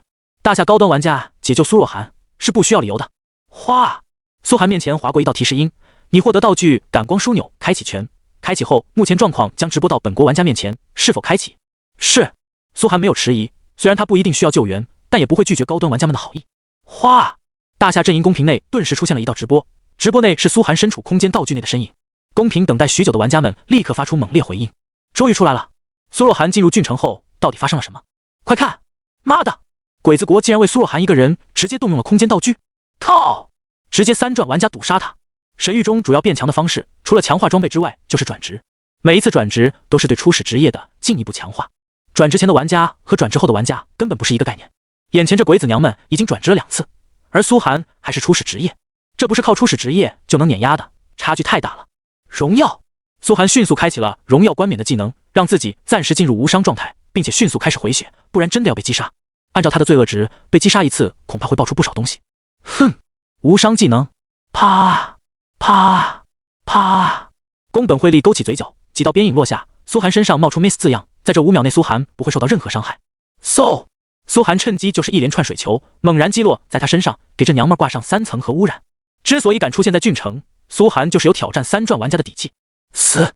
宫本惠利顿时被核污染烟雾覆盖，疼得嘶叫了出来，不过很快像个疯婆子一样狂喜的大吼：爽爽爽！好久没有这么彻底的痛苦了，这让人愉悦的痛苦啊！负900，负900！他身上不断冒出核污染字样，可他不知道有什么职业特性，每秒自然回血就有200点，只要不断吃药，就能抵消掉苏寒的核污染伤害。爽！鬼子国的女人有点变态也很正常。苏寒冷笑一声，那就让你再爽一点。哗！手中艾伦智障机发出一道水球，可这水球并没有飞出，而是依附在魔杖外变成一圈刀刃，魔杖瞬间变成了一把3米长的大刀，猛然朝他身上砍落了下去。有了普攻幻化这个成长技能，苏寒现在也可以客串一把近战玩家，用近战打出魔法伤害。吭！宫本惠利被苏寒这一击打掉了上千点血，加上核污染伤害，血条瞬间掉了一小截，肩膀被砍出一条巨大的血口。一个蝼蚁还敢反抗？他沉浸在痛苦的愉悦中，冷笑着看向苏寒，只是轻轻一挥手，血脉压制，唰！苏寒的身体瞬间被抓了起来，耳边传来提示音：你遭到特殊血脉压制效果，对方拥有控制大夏玩家的特权，你的身体丧失1秒控制权。控制大夏玩家的特权？苏寒愣了片刻，神域怎么可能会有这种特权？下一刻，苏寒清楚看见他脖子上戴着一条人骨构成的项链，闪出熠熠红光，正是这项链产生的效果。宫本惠离子猩红的指甲放在唇边，摸索着抬起项链，痴痴低声媚笑道：没想到吧，愚蠢的新人，知道为什么我们如此想灭掉大夏阵营吗？因为从一开始，我国的专属建筑招魂塔唯一功能就是汲取大夏的英灵，灭掉你们的专属玩家越多，获得更多的大夏历史阴魂，我国所有玩家就能变得更强。招魂塔还能产出专门压制你们大夏玩家的装备，你们的历史阴魂就是我们的食粮。听闻这话，苏寒怔了怔，脑海中浮现现实中鬼子国设立的靖国神社，镇压着来自大夏所有名山的砖块。看到宫本惠离子的骷髅项链上，清楚浮现了几道军装军帽的人脸，那些人脸流露出极大痛苦的神色，发出凄惨的哀嚎声。那些都是大夏在战争中死去的阴魂猛士，因为大夏玩家被杀，他们被汲取出来，镇压在了鬼子的招魂塔中，变成了他们压制大夏玩家的装备。愤怒，无以至极的愤怒瞬间冲上了苏寒的脑海。所有鬼子该死，他们该死1万次！咔！因为这1秒被打断，苏寒顿时被宫本惠利一脚踢翻在地上，看起来只是1秒丧失身体控制权，实则却能在战斗中发挥巨大作用。知道为什么我会告诉你这些？宫本惠利阴恻恻地笑道：因为你也将成为招魂塔的一员，只要击杀你的次数越多，你和你身上附带的大夏历史战魂被汲取的次数也就越多。有了你，招魂塔又会变得更强了。苏寒咬紧了牙关，被巨大的愤怒冲得头脑发昏。早就想到神域肯定有能影响现实的地方，才会让各国这么快进入神域时代。但他没想到鬼子国的专属建筑竟然是可以汲取历史阴魂，阴魂变成鬼子国的道具，对大夏文明是何等巨大的耻辱！祖先魂魄进入于鬼子之手，怪不得鬼子国从内测开始就使出各种阴险手段针对大夏玩家，怪不得宫崎财团每年耗费上千亿的巨额资产，让秦氏集团压制大夏电竞界，原来背后竟然是这种原因。苏寒大脑飞速转动，拳头都攥出了血。他现在不禁在想大夏的专属建筑是什么，而只要自己将李康成功护送成长起来，肯定能知道。唰！一道鞭影直接将他卷起，狠狠抛向空中。哗！荣耀的时间已经过去，苏寒的血量唰地跌落到低谷，只差一点就要被击杀。外界注视着这一幕的大夏玩家神色也阴沉到了极点。鬼子国得专属建筑竟然是这种功能，之前内测玩家们都对此保密，现在终于知道了。耻辱啊，太耻辱了！吸取我大夏先辈的阴魂，这怎么能忍？原来鬼子国处心积虑发动一次次对我大夏玩家的突袭，是因为这个。苏若涵快撤，绝不能被击杀。他再强也只有20级，对面可是50级3转玩家，怎么撤？苏若涵，千万不要激动。王云也疯狂给苏寒发消息，他就是为了激你，好让你丧失理智，撑住，等我们来救你。而苏寒只是沉默了良久，他摇了摇头，不必了，所有鬼子都该死。王云顿时瞳孔瞪大，完全不明白苏寒的意思，他不是深陷死局吗？怎么还能？下一刻，苏寒切断了跟他的通话，双眸犹如沸腾着2团火焰，看向宫本惠利。在你们眼里，我大夏战死的阴魂只是食粮。外界大夏玩家看见这一幕也不禁愣了，怎么回事？苏若涵，快躲起来，不要跟他硬刚，差距太大了。啪！一道鞭影狠狠朝苏寒扇了过来。宫本惠利媚笑着，你不服有什么用？在绝对的力量面前，一切都是虚妄。啪！长鞭直接被苏寒抓在了手中，手掌骨肉尽断。他掏出一个卷轴，咔的咬碎，耳边传来提示音：你已使用道具罢空，全属性伤害提升1000%，获得100全能吸血，核污染提升10倍，产生质变。你初步掌握了粒子元能。宫本惠利愣了愣，旋即冷笑：动用道具有用吗？什么道具能让你击败我？就算苏寒变强好几倍，也不可能是他的对手。紧接着，苏寒笑了：你可听过神明降临？哗！下一刻，世界腾出滔天血浪，一股磅礴到极点的气势从他周身升起，黄烟和污染质变成了猩红色的烟雾和液体，漫天高浓度液态的红河沸腾着，虚空中强大的粒子摩擦直接让他凭空升起。如若神明降临，宫本惠利愣住了，外界所有人都愣住了。这到底是什么力量？苏寒浑身覆盖着浓郁的血色光浪，那光华是由浓郁到极点的核污染构成，让他整个人犹如一个光人，无时无刻不再向外界散发极致的污染，犹如喷薄着血红色的海洋。此刻，他就是污染之神，或者说，他就是核能量本身。宫本惠利怔住了，变强10倍。他神色也不由得冒出一股震撼，这是品阶道具？怎么可能？你怎么可能有品阶道具？哪怕大公会也……他话还没说完，苏寒轻轻抬起手，浓郁了10倍的核污染，不需要附着，虚空中狂乱的粒子摩擦，将他扼住咽喉，整个人抬了起来。宫本惠利惊愕地瞪大了双眼，被核辐射粒子灌透身躯，鲜血瞬间从他嘴角流了出来，难以置信地挣扎着。你不，这不可能！哗！猩红的核污染犹如鬼火般漫上他的身躯，增强10倍，1秒掉血9000点。他的身体猛烈燃烧起来，犹如无时无刻不在遭受核爆，郊区很快大面积溃烂，迅速露出了白骨。核污染的本质就是粒子射线之间的狂乱，每个原本在电子中稳定运行的粒子开始向外界无规则的散发放射，摧毁原本稳定的一切。如今被罢空强化了10倍，制成了粒子崩溃，世界本源的崩溃之力。每个狂暴的粒子都从苏寒身上跳了出来，无时无刻不在影响外界。伽马射线、贝塔射线，穿透力最强的外射线，此时犹如一柄柄实际存在的长枪大刀，直接将宫本惠利身躯的砍得犹如破布娃娃，鲜血四溅。他没有丝毫还手之力，犹如面对神明的凡人。粒子之间摩擦产生的核高温已将虚空化作燃烧的岩浆，宫本惠利的身体开始迅速融化。苏寒根本未曾动手，使用了罢空后，不仅仅是输出提升10倍，获得100%全能吸血，关键是被增强10倍的核污染已经产生了质变。宫本惠利挣扎着融化了，只留下一个惊愕的表情。这就是达到极致的核污染之力吗？苏寒伸出手，喃喃着。哗！漫天红色气浪随之沸腾，他感受着自己此时的力量，不是任何一种能量，而是物质粒子力量本身。轰轰轰！不需要动作，他周身10米已经被身体内散发出的粒子能量彻底覆盖，在这个领域之内，他就是神。轻轻动作，狂乱的粒子便瞬间打破了这片空间。他漂浮在空中，外界的长崎郡场景清晰出现在眼前。此时，他仅仅是存在于半空中，就让长崎郡轰然崩坏。脚下石头、泥土瞬间被他散溢出的核高温融化成了岩浆，出现一个大坑。他所过之处，岩浆肆意流淌，摧毁了一切活着的生物。所有 NPC 发出极致的惨嚎声，犹如神明降临。救我！救我！啊！天哪！这人到底是谁？天灾？这是天灾来了吗？他就是天灾！几个巡逻武士 NPC 还没过来，就立刻被融化。刚复活的宫本惠利刚刚落到传送阵，就再次化作虚无。1秒9000点真实伤害，哪怕宫本惠利也只能撑几秒钟，更别说长崎郡的其他生物了。苏寒缓缓向长崎郡山顶漂浮着，挥手就是巨大的一道道血浪，伴随着岩浆喷出，天地崩裂，摧毁掉长崎郡的一切。这鬼子国的天剑神山都直接被核高温融化，犹如化掉的冰淇淋般向山下流淌。他抬头看见山顶还有不少鬼子国3转内测玩家，正在阻拦一群大夏玩家进入这座城池。而此刻，无论是大夏3转玩家还是鬼子3转玩家，看着他的身影都怔住了，嘴巴长得能吞下一个鸡蛋，不敢相信这是何方出现的强者。我说，他只是轻轻指着那个方向一挥手，话语犹如神谕，要有河流。哗！狂躁的粒子顿时自行组合，变成2道猩红色犹如血海般的黄泉河流，横挂在晴空上，犹如一场神迹。轰轰轰！猛然喷薄而出，从山下向山上逆流而上。哗！红河刹那淹没了山上所有鬼子 NPC， 还有正阻拦大夏玩家的鬼子3转玩家们，响起了惊恐至极的呼喊声。所有鬼子玩家们在红色河流内身死道消，骨灭肉烂，没有丝毫反抗之力。怎么回事？不，这种伤害，这有80级玩家下凡了吗？痛苦，好痛苦啊！我连灵魂都在燃烧，这到底是什么？核污染！天剑神山上的惨嚎声透过感光枢纽传遍了世界公屏，所有人都惊了，世界都震撼了，转头甚至不敢向他望去，好像生怕那恐怖的粒子冲击透过神域到来，恍若凡人不敢直视神明。而放出这道河流后的苏寒面色平静地缓缓漂浮向城外，那里是所有鬼子内测玩家的工会驻地，每个工会驻地中都伫立着一座招魂塔。所有人都知道，今日必将血流成河。时间拉回，苏寒没有踏破空间道具之前，天剑神山山顶，一层土黄色薄膜笼罩了山顶，延伸到全山。10几位鬼子玩家伫立山头，冷眸注视薄膜之外，厉声冷笑：今日这苏若涵我们杀定了，天王老子来也救不了他。小鬼子，老子今天要揭了你的皮！他妈的敢杀苏若涵一次，信不信老子把你们那个荒木信杀到0级？这破结界给我开！轰轰轰！薄膜之外，10几位大夏玩家疯狂地进攻薄膜，原地爆怒。快用破戒追！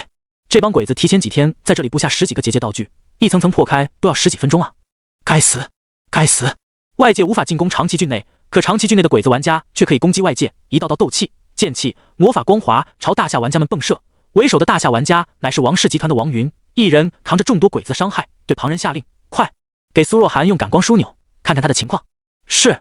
战况何等激烈，大战几乎让郡外都快成了焦土。王云一边扛着伤害，一边关注着苏寒那边的状态，心中焦急：别出事啊！你可千万别出事啊，小子！哈哈，这苏若涵竟然来自投罗网，只能说他是找死。鬼子玩家中一位黑袍男子束手而立，旁边某位红发少年狂笑道：“荒木，这次带你来就是为了让你看看不听话的人是什么下场。”黑袍男子声线低沉，嗓音沙哑的如铁锈。明白你们的意思。红发少年挠了挠头，不听你们的话就得死呗。你很聪明，希望以后不要再耍小聪明。黑袍男子点了点头。你的 S 级职业灾难师正是我们对大夏下一次计划急需的人才，现在你应该知道脱离我们是什么下场。知道了，你们都把我抓到动京了，我又跑不了。红发少年嘿嘿笑道：“话说回来，我也是扶桑人呢，当然要为扶桑人尽一份力。有这个觉悟就好。”黑袍男子点点头。现在等着看苏若涵是怎么死的吧。下一刻，轰！远处漫天红浪腾空而起，犹如一朵红色蘑菇云，发生了一场核爆，烟尘遮天蔽日，天穹都被染成了红色，所有人面庞被一片红光覆盖，世界仿佛变成了血红的海洋。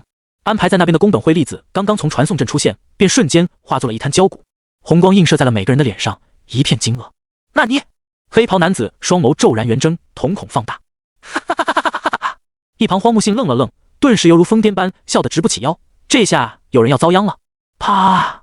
他被黑袍男子一巴掌扇飞，暴怒的联络宫本惠粒子。怎么回事？粒子，告诉我发生了什么？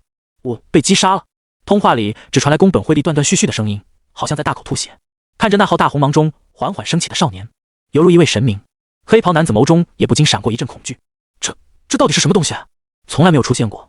哈哈！一旁被打落了牙、流着鼻血的荒木信还在狂笑，瞳孔中闪烁着疯狂，浑身也燃起了不一样的红芒。灾难！我看到了，巨大的灾难！他犹如享受般吸取着某种看不见的能量，兴奋的狂跳。这么大的灾难，爽！太爽了！令人着迷的浩劫啊，要来临了！所有人，所有生灵都要死，都要死！外界大夏玩家脸上也全是红芒，茫然地注视着远处那红云席卷中心的少年。鬼子玩家们脸上则尽是恐惧。怎么可能？一个必死无疑的公测玩家，竟然……他到底是什么人？快撤退！所有人！黑袍男子猛然转头大吼，可话卡在了喉咙里，所有人都一片寂静，因为他们发现少年那无神的瞳孔似乎朝他们看了过来，犹如被死神注视。所有鬼子玩家的心都犹如掉落进了冰窟，那瞬间就感受到皮肤刺痛，这是核污染的粒子冲击，让他们哪怕隔着这么远都在掉血。完蛋了！不知为何，所有鬼子玩家心头同时道。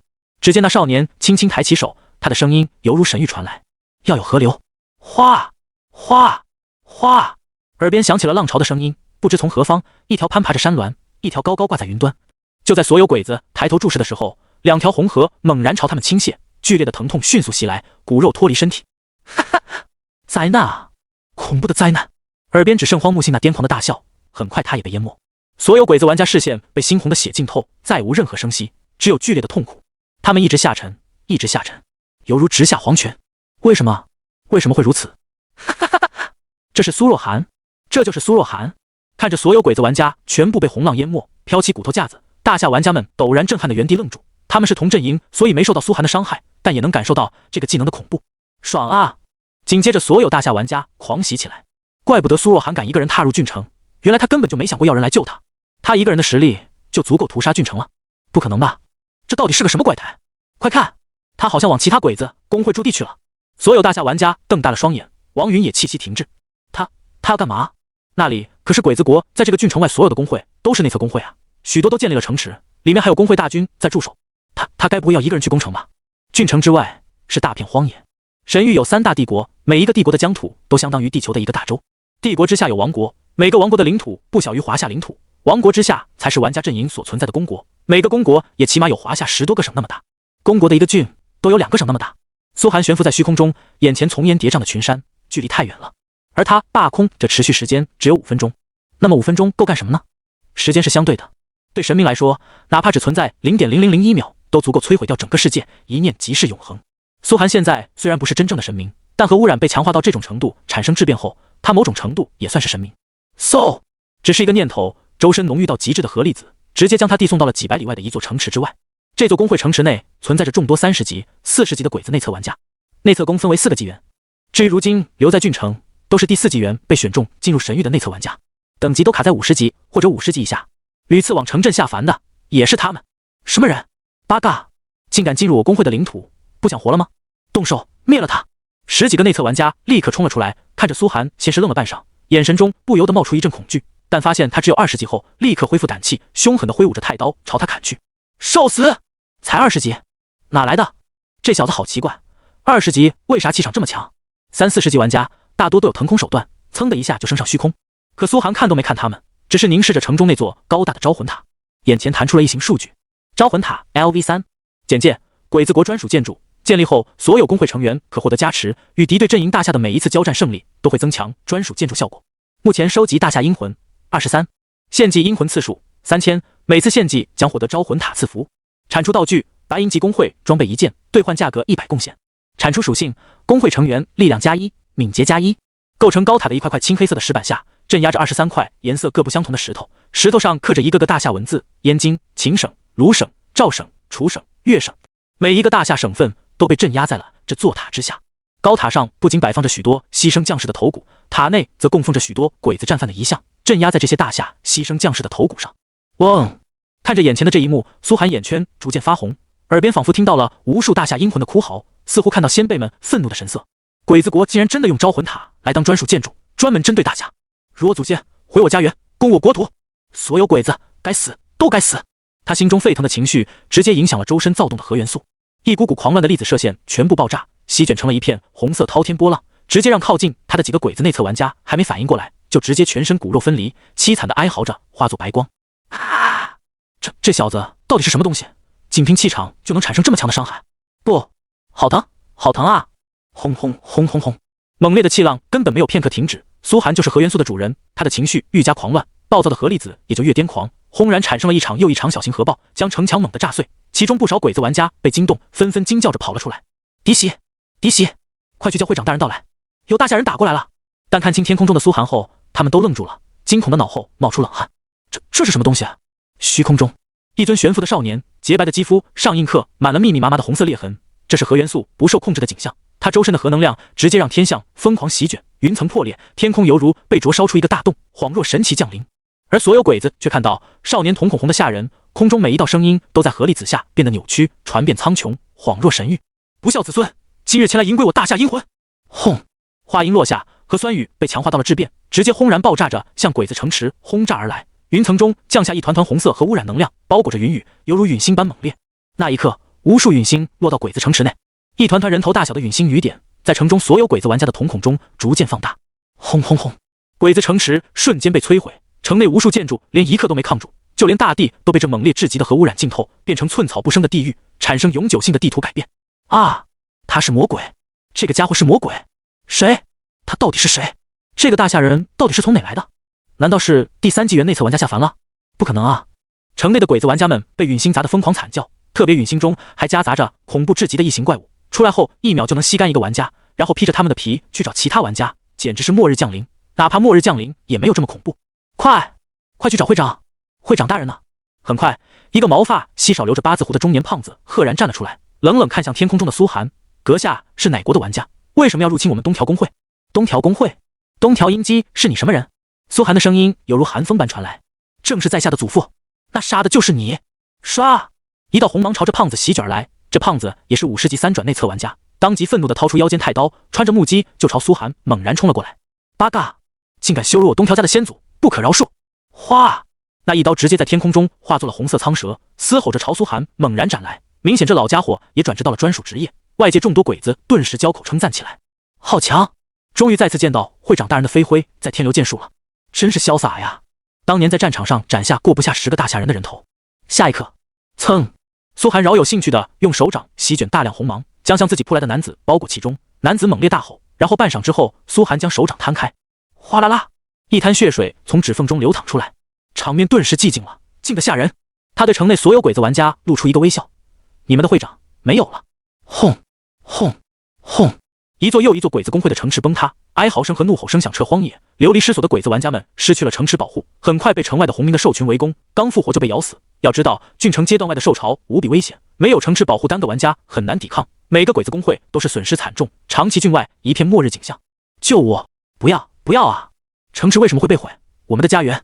一个鬼子女 NPC 原本是公会里的药剂师，抱着自己的孩子刚逃出陨星的范围，结果就被一群荒原魔狼狠狠咬了上来，撕碎了他孩子头骨和血肉，开始大快朵颐。他只能无助地坐在地上呐喊：为什么会这样？撤退！快撤退！那个天灾要来了！前方城池里，鬼子玩家们看着天空中越来越近的红芒，吓得浑身颤抖，犹如筛糠一般，前面被摧毁的城池已经不下5座了，没有城池能在那存在面前坚持哪怕3秒钟。只要那人降临，城池在红芒下瞬息坍塌，红色河流灌入城门，天空中陨星酸雨降落，然后一座城池就毁了。第4季内测玩家们所建立的一切正在迅速被摧毁。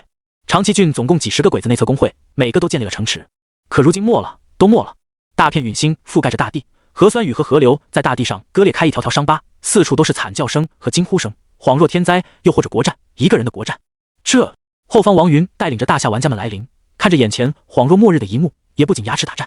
长崎郡的鬼子玩家废了，就算不废也是元气大伤，在这个郡里恐怕没人能再阻挡苏若涵崛起。恐怖，太恐怖了！就算第3季玩家降临，也没有这么恐怖吧？苏若涵真的是个公测新手，但他们也没闲着。苏涵毁天灭地，自然爆出了海量东西。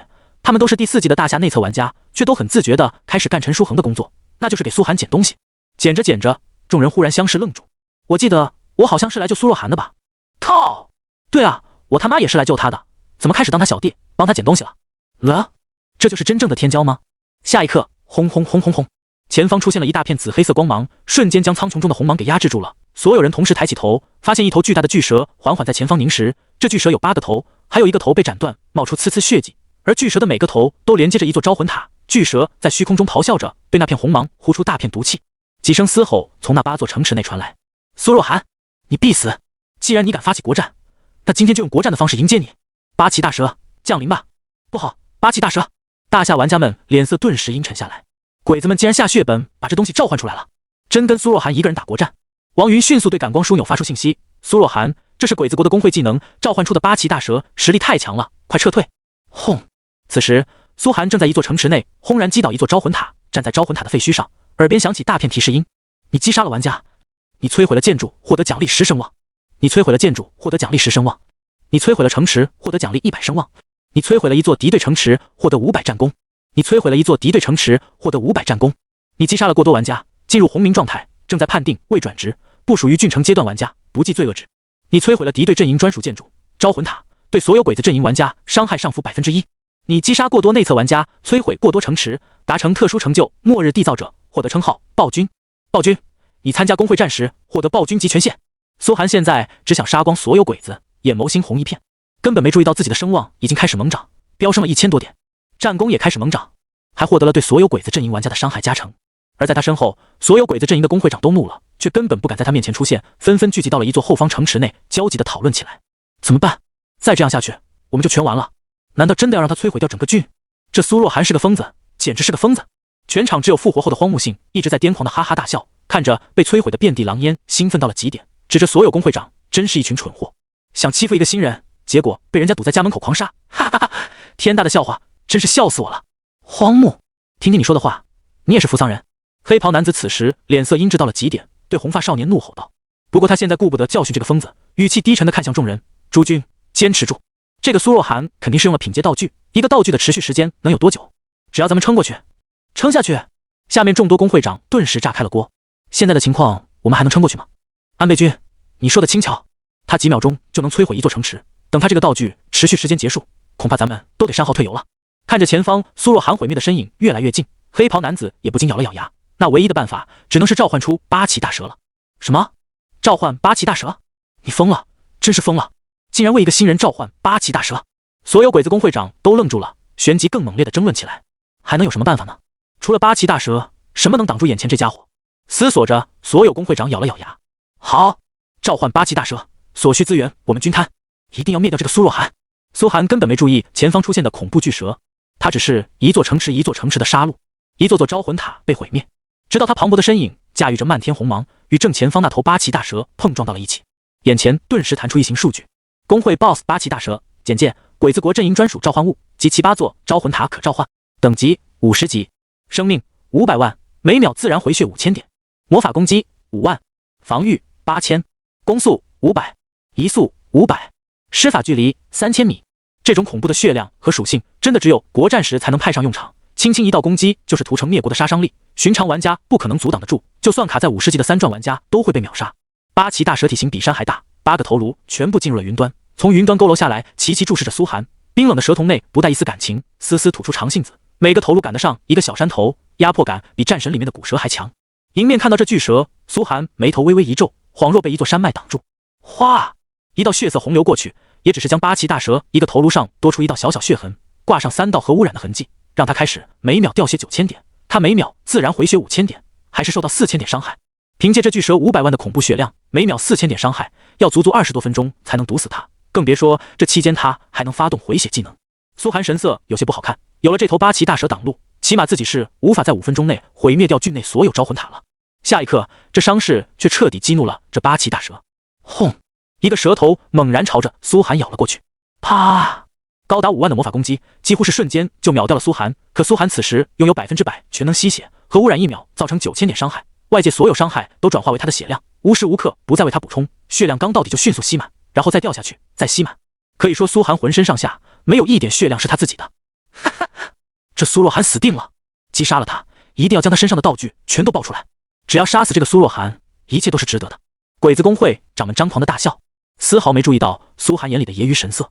这八岐大蛇不是正好给自己送上门来，让自己变强的？要知道，现在等于开启了公会战模式。这八岐大蛇就算是公会战 BOSS 也是 BOSS。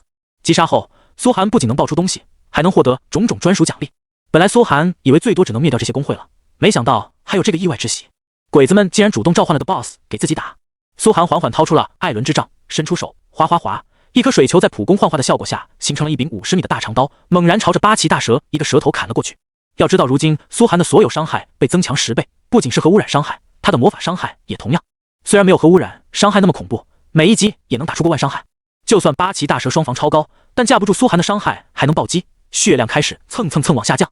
哗！没几个瞬间，苏寒就猛然砍掉了八岐大蛇的一个头颅。死！八岐大蛇发出滔天的痛苦嘶鸣，一个头颅掉落了下来。凭借超高攻速，只过去了1分钟，他就被苏寒打掉了快200万血。如今的苏寒已经能演绎什么叫真正的无敌。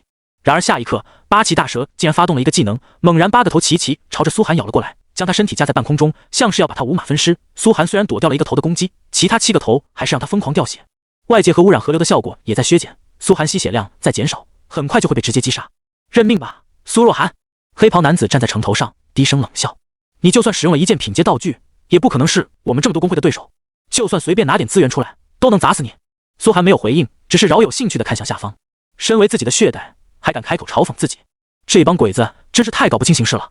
下一刻，幻物丛生，苏寒顿时发动了空间技能，并且动用核污染的粒子力量，让自己光速跨越到了下方城池的城头上。黑袍男子瞪大眼，震撼地看着眼前的苏寒：“你，啪！你话太多了。”苏寒声音阴沉，直接上前几个耳光，将他猛然扇飞。他还想爬起来，却发现刚刚苏寒那几个耳光上附带着核污染，1秒9000点血。啊！不，苏若寒，我一定要你死！几个瞬间后，黑袍男子被烧成了一堆骨架，怒吼着死去。其他原本嚣张的鬼子公会长更是畏惧的连连撤退，大声呼喊：“快，快跑！苏若寒这个疯子，他竟然直接过来了，真是找死！快，别跟他硬抗！”轰！紧接着，苏寒直接一击将城中的招魂塔彻底摧毁，上面的鬼子战犯遗像和骨灰被摔得七零八落。他看向了其他鬼子，看了看视线右上角，罢空的时间仅剩3分钟，脑海中忽然冒出一个大胆的想法，也许可以让自己在这3分钟内既击杀掉这八岐大蛇，又毁灭郡内所有鬼子城池。反正今天这鬼子城，老子是拆定了。老子没有城池，你们也不许有。以后老子有了城池，你们还是不准有。因为苏寒实在不想看到鬼子们建立城池，在城池中立起那道没丧心的招魂塔。最好的办法就是屠掉所有鬼子城池。下一刻，苏寒对这座城池放出2个技能，然后直接冲向苍穹，上去就是法杖化巨刃，一刀猛然砍在八岐大蛇头上，然后转身就跑，边跑边对他疯狂释放水球，把输出拉到顶。轰轰轰！嘶嘶嘶！八岐大蛇狂吼着跟了上来，跟在苏寒身后，碾压过一座座城池。无数鬼子看着大山般的巨蛇从头顶碾压过来，虽然他们同一阵营不会受到伤害，可建筑不是啊，一座又一座城池猛然坍塌，然后被路过苏寒随手洒下红色河水和红色陨星，继续前行。鬼子城池毁灭的速度快了何止10倍。后面赶到的王云等大夏玩家看着苏寒吊蛇前行，压垮一座座城池，都纷纷愣住了。还有这种操作？轰轰轰！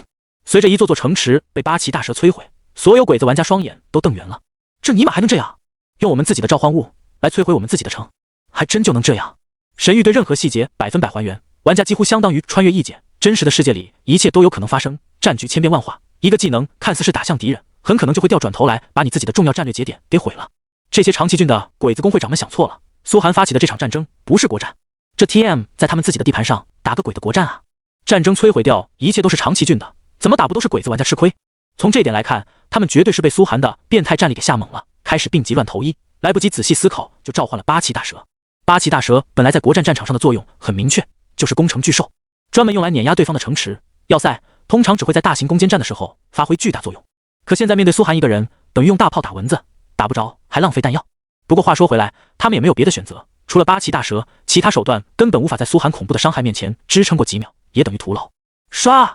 苏寒对一座座城池撒下核污染，然后转身就跑。八岐大蛇的移动速度并不快，这种战争巨兽本来就不以速度见长，因为正面战场上速度没用，可现在面对苏寒一个人就成了绝对的短板。风筝，管你多恐怖的巨兽，只要能风筝起来，都得死。这个八岐大蛇甚至普通 BOSS 还好打，普通 BOSS 活动范围有限，不可能一直遛狗。可现在八岐大蛇在野外大地图上，苏寒想怎么遛就怎么遛。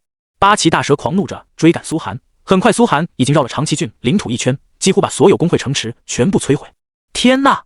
我的家，我好不容易干材料才建造出来的家，我的药剂工坊啊，铁匠铺，那可是我贷款花钱造的铁匠铺啊，没了，全没了。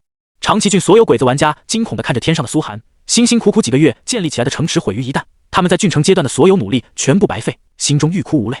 艰苦勤劳的鬼子国玩家此刻只想说一声麻卖批，辛辛苦苦几十年，一朝回到解放就不说了，妈的以后还得面对苏若涵这个变态，日子还怎么过呀？当初战争的时候也没这么艰苦过呀。差不多长崎郡都干净了。苏寒望着空荡荡一片的大地和坍塌的招魂塔，这才满意的点了点头，随后看了看头顶显示的罢空剩余持续时间还有1分多钟，而八岐大蛇剩余的血量还有100多万点，完美。苏寒暗爽的拍了拍手，自己的伤害计算还是这么精准。八岐大蛇被核污染毒死时，正好是罢空持续时间结束。此时被苏寒又杀了一次的黑袍男子刚从复活点踏出来，就看到了外界生灵涂炭的这一幕，他所领导的长崎郡所有工会城池全毁了。噗！他当即一口逆血压不下去，喷了出来。苏若涵，你若不死，我安倍太正誓不为人。安倍大人，您没事吧？旁边许多鬼子玩家弯腰扶起了他，神色慌张，不过发现安倍太正并无大碍，才神色舒缓了下来。您放心，我们已经向附近其他几座城池求援了，他们很快就会赶到。我安倍家在长崎郡的耕耘，上百亿资金的投入啊，没了，全没了。安倍正太看一眼那些城池废墟，就气得吐一口血，这种愤怒简直无法用语言来表达。求援？现在求援还有什么用？话音刚落，外界其他城池确实来了不少鬼子玩家，最先到的自然是距离最近的广岛郡玩家。一到边境，他们就发现了八岐大蛇肆虐的大片废墟，纷纷惊呆了，吓得不敢再往前。毁了，长崎郡是彻底毁了！快进入，帮助安倍家！这里到底发生了什么？难道大夏的第3季玩家下凡了？不，广岛郡的玩家们正准备进入长崎郡，就看到了飞速闪烁而来的苏寒，身后还跟着狂奔的八岐大蛇。这些鬼子不禁再次呆住。这八岐大蛇，为什么八岐大蛇会被召唤出来攻击一个人？此人到底是谁？打死他们也不会相信，能把长崎郡彻底灭绝，然后还能一个人对八岐大蛇遛狗的，竟然会是一个大夏公测玩家苏若涵。可苏寒看见他们的时候，那可是开心的不行，正愁剩下这1分钟没地方去呢。太好了，诸位小八嘎，你们来的正是时候啊！唰，红芒废树，他刹那闪烁到广岛郡为首的鬼子玩家身边，拍了拍他的肩膀，对方茫然地看着他，随后苏寒就是一片核污染对他们洒了下去。哗啊！熟悉的惨叫声响彻晴空，所有广岛郡前来支援的鬼子玩家全部疼得在地上打滚，痛苦地看着前方那道身影。他到底是谁？而苏寒没有片刻迟疑，直接吊着八岐大蛇就往广岛郡的方向冲了过去。2个郡的领土是接壤的，本来苏寒还没开启传送阵去其他郡城，可现在他是直接把长崎郡城都给灭了，然后直接从大地图上往前狂奔。广岛郡的鬼子们，迎接核污染的洗礼吧！一路为苏寒时捡掉落的物品，刚刚才追上苏寒背影的王云等人，只来得及看见八岐大蛇腾起的烟尘。看着遍地废墟以及苏寒往广岛郡去的身影，他们齐齐在寒风中化作雕塑。还能这么玩的，神域真是太精彩了！所有大夏玩家双眼放光，捡起地上掉落的装备，就朝着苏寒的背影跟了上去。此刻广岛郡的鬼子玩家们还不知道他们即将要面对什么，毕竟这事发生的太快，苏寒从到被围杀到摧毁长崎郡总共没超过5分钟，甚至长崎郡的鬼子玩家们都没组织好语言在公屏上打字。一座工会城池内，几个鬼子玩家一边搞着生活制造，一边闲聊着。松下君族长，今晚一起吃秋刀鱼。一个怯怯的兽猴玩家讨好似的说道。好，把你老婆梅子带来一起，这次允许你可以躲在衣柜里看。那就麻烦松下君了。两人正在说着，另一个挂着小族长称号的肥胖玩家也走了过来，揪起那兽猴玩家就吼道：别你这个废物，怎么能只把你的老婆先给松下呢？难道我就不算吗？看着他肥胖的身躯，兽猴玩家咽了口水，一旁的族长笑道：很好，那就一起来吧，正好一起让梅子上天。两人说着一起淫笑了起来。鬼子国经典剧情前奏，轰轰轰！就在这时，一阵巨响从长崎郡的方向传来，几人抬头看了一眼，又收回目光，议论起来。长崎郡那边似乎发生了件大事。是啊，大夏那个名为苏若涵的公测玩家正在被长崎郡所有会长联合围杀。哼，不自量力的大夏人，竟然还想跟我大和民族对抗，被杀多少次都是活该。那胖子冷笑道：“苏若涵听说很强，不过这次也要进招魂塔了吧？不管大夏出现多少强者，都不过是我们的食粮罢了。”优西优西，你说的正是。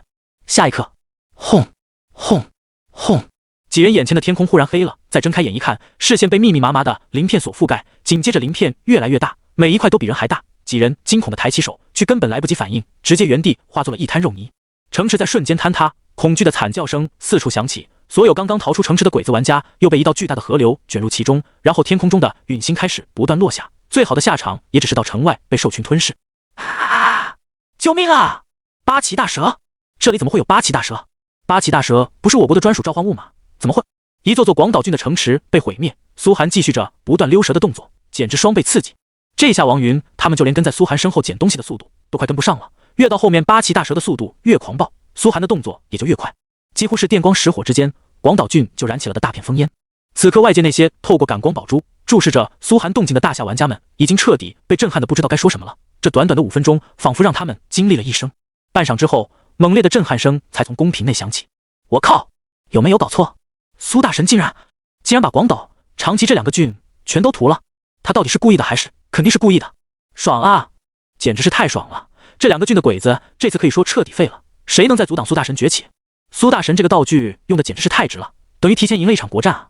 只是这一把直接赢完了，笑死我了！鬼子玩家全郡都来围杀苏大神一个人，结果被苏大神全部屠杀殆尽，没有这么窝囊的内测玩家吧？不过也是苏大神使用了品阶道具的缘故，以后没了品阶道具。哼，谁敢保证苏大神没有？他一个人手杀3个世界 BOSS， 没人知道他到底爆出来了多少好东西。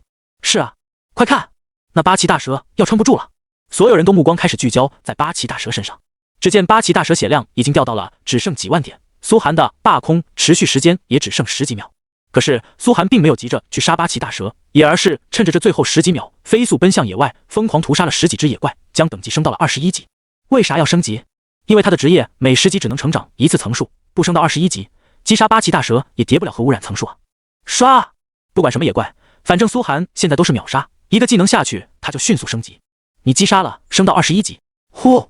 苏寒长长吐出一口气，差点忘升级了。要是白亏1层核污染层数，他得心疼死。正在这时，死！虚空中那巨大的八岐大蛇最后一个蛇头也终于扛不住核污染的猛烈焚烧，开始缓缓从天空中坠落，直到掉落大地，发出山崩般的巨响，最后砸出一个深坑。苏寒耳边传来提示音：你击杀了工会 BOSS 八岐大蛇，你击杀了敌对阵营专属召唤物，获得战功1000点。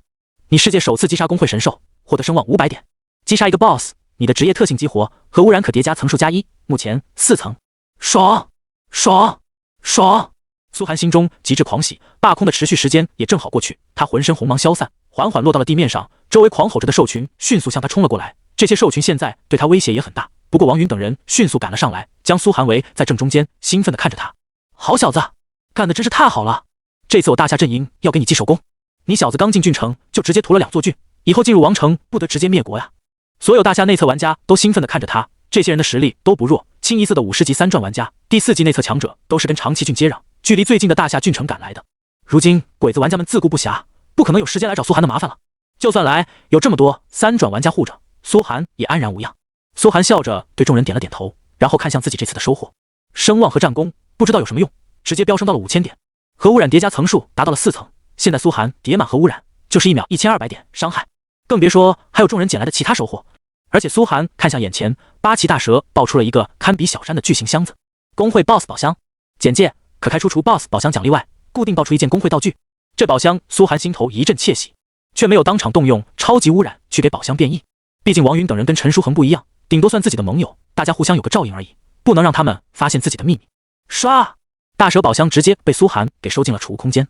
八岐大蛇完全是苏寒独立击杀，王云等人眼馋的不行，刚进郡城就杀了个工会 BOSS， 苏寒这简直是要一飞冲天。以后苏若涵在郡城区雄霸一方，四处吃肉，自己也能跟着喝点汤，这不是大好事吗？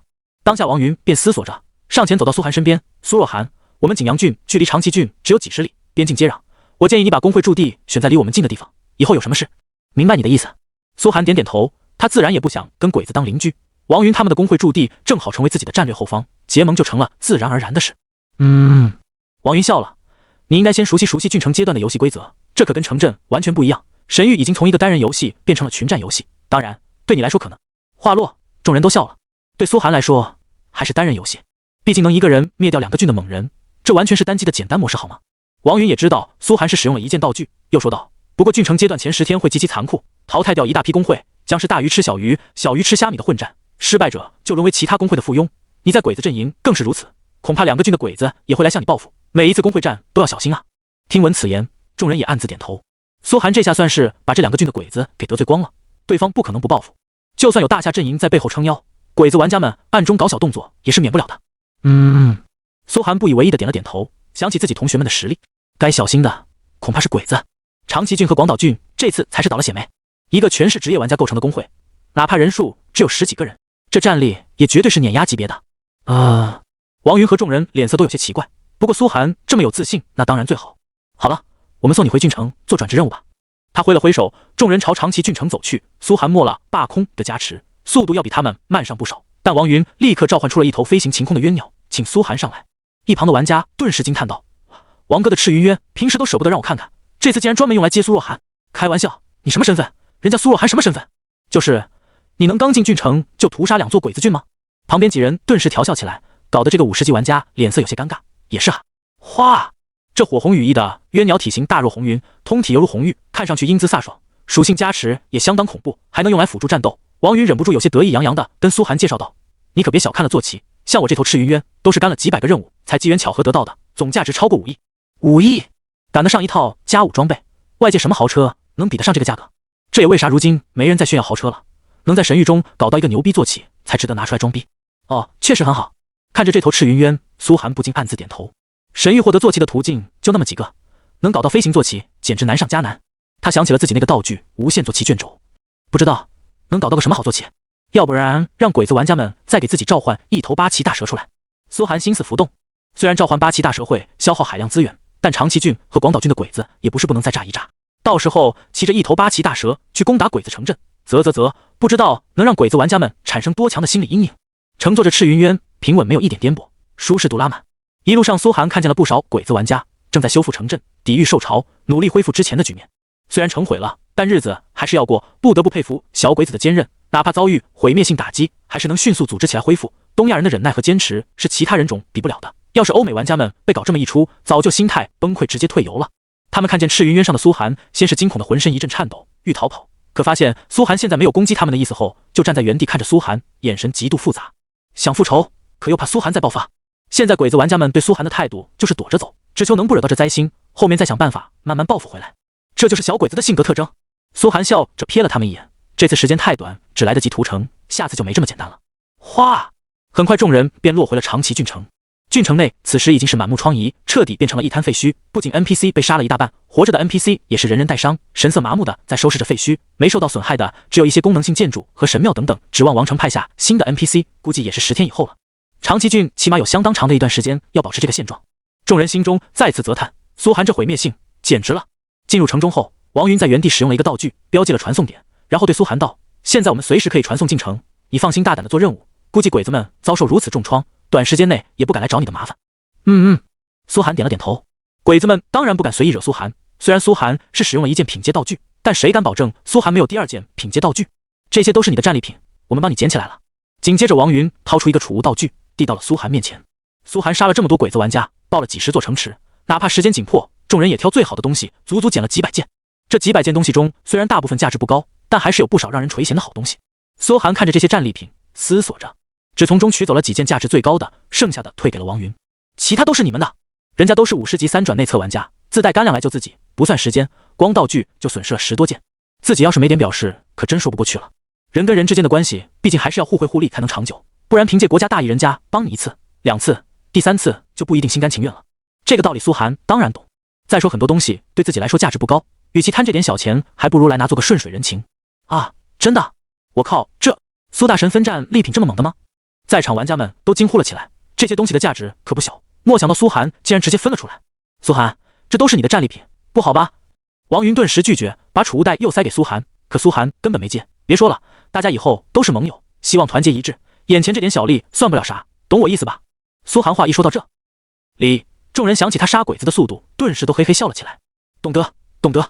苏大神要是有什么战士，招呼一声，哥们儿马上就到。这还不好说吗？以后咱们就是铁板一块。不费吹灰之力，苏寒就团结了附近起码几十个内测工会，这就是格局。随后王云等人返回了郡城，苏寒则一个人在长崎郡行走，清点了一番自己的战利品。光爆出来的东西，苏寒就拿了9件价值最高的 A 级城池核心星号3。简介：可随机获得一个 A 级城池核心，用以增强城池功能系统，附带一个城池技能。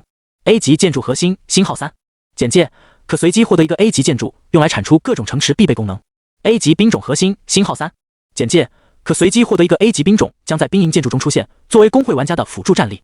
都是 A 级的核心，这些都是压箱底的宝物，那些鬼子工会长自己都舍不得用，打算在领地晋升的关键时刻使用，结果现在全都便宜了苏寒。工会的发展说白了就是种田，占领土地，建立城池，招募 NPC， 还能召唤 NPC 将领，制造 NPC 兵种，种种建筑还能为玩家们提升战力，领地内的种植、打造、豢养都能产出海量金钱。所以郡城玩家的战力跟城镇玩家比，简直是天壤之别。苏寒这次之所能直接屠杀一片，主要还是使用了罢空，核污染伤害不仅飙升10倍，还产生了质变，一下把他拉倒近乎80级玩家的战力，才产生这种屠城灭国的无敌效果。但不代表苏寒就真的有那么强。正常的苏寒去挑战任何一座工会驻地都是找死，不说人家工会内驻守的 NPC 兵种，就说城池随便撒出来一个技能，苏寒就得直接被碳化，更别说郡城2转、3转玩家们恐怖的战力。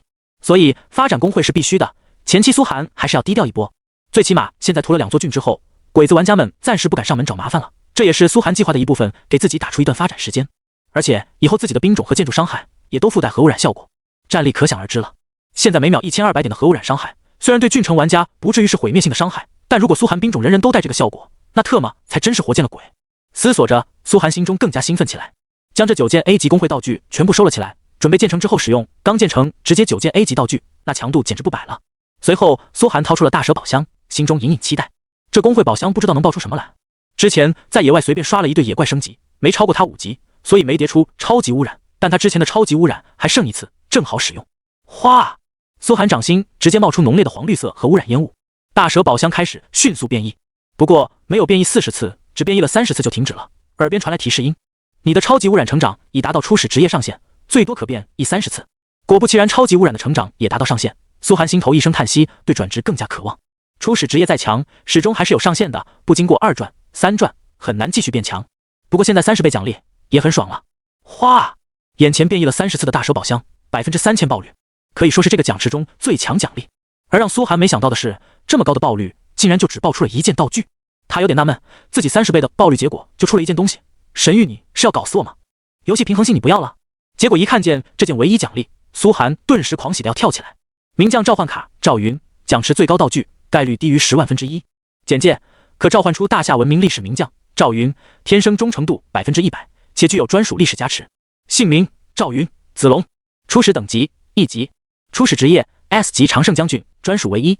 名将召唤卡原本是国战阶段才有可能出现的奖励，每一位名将都是城池中压箱底的存在，能让城池战力成百上千的飙升，比 S 级玩家还要珍惜，而且还是无数玩家心中梦想的历史名将赵子龙。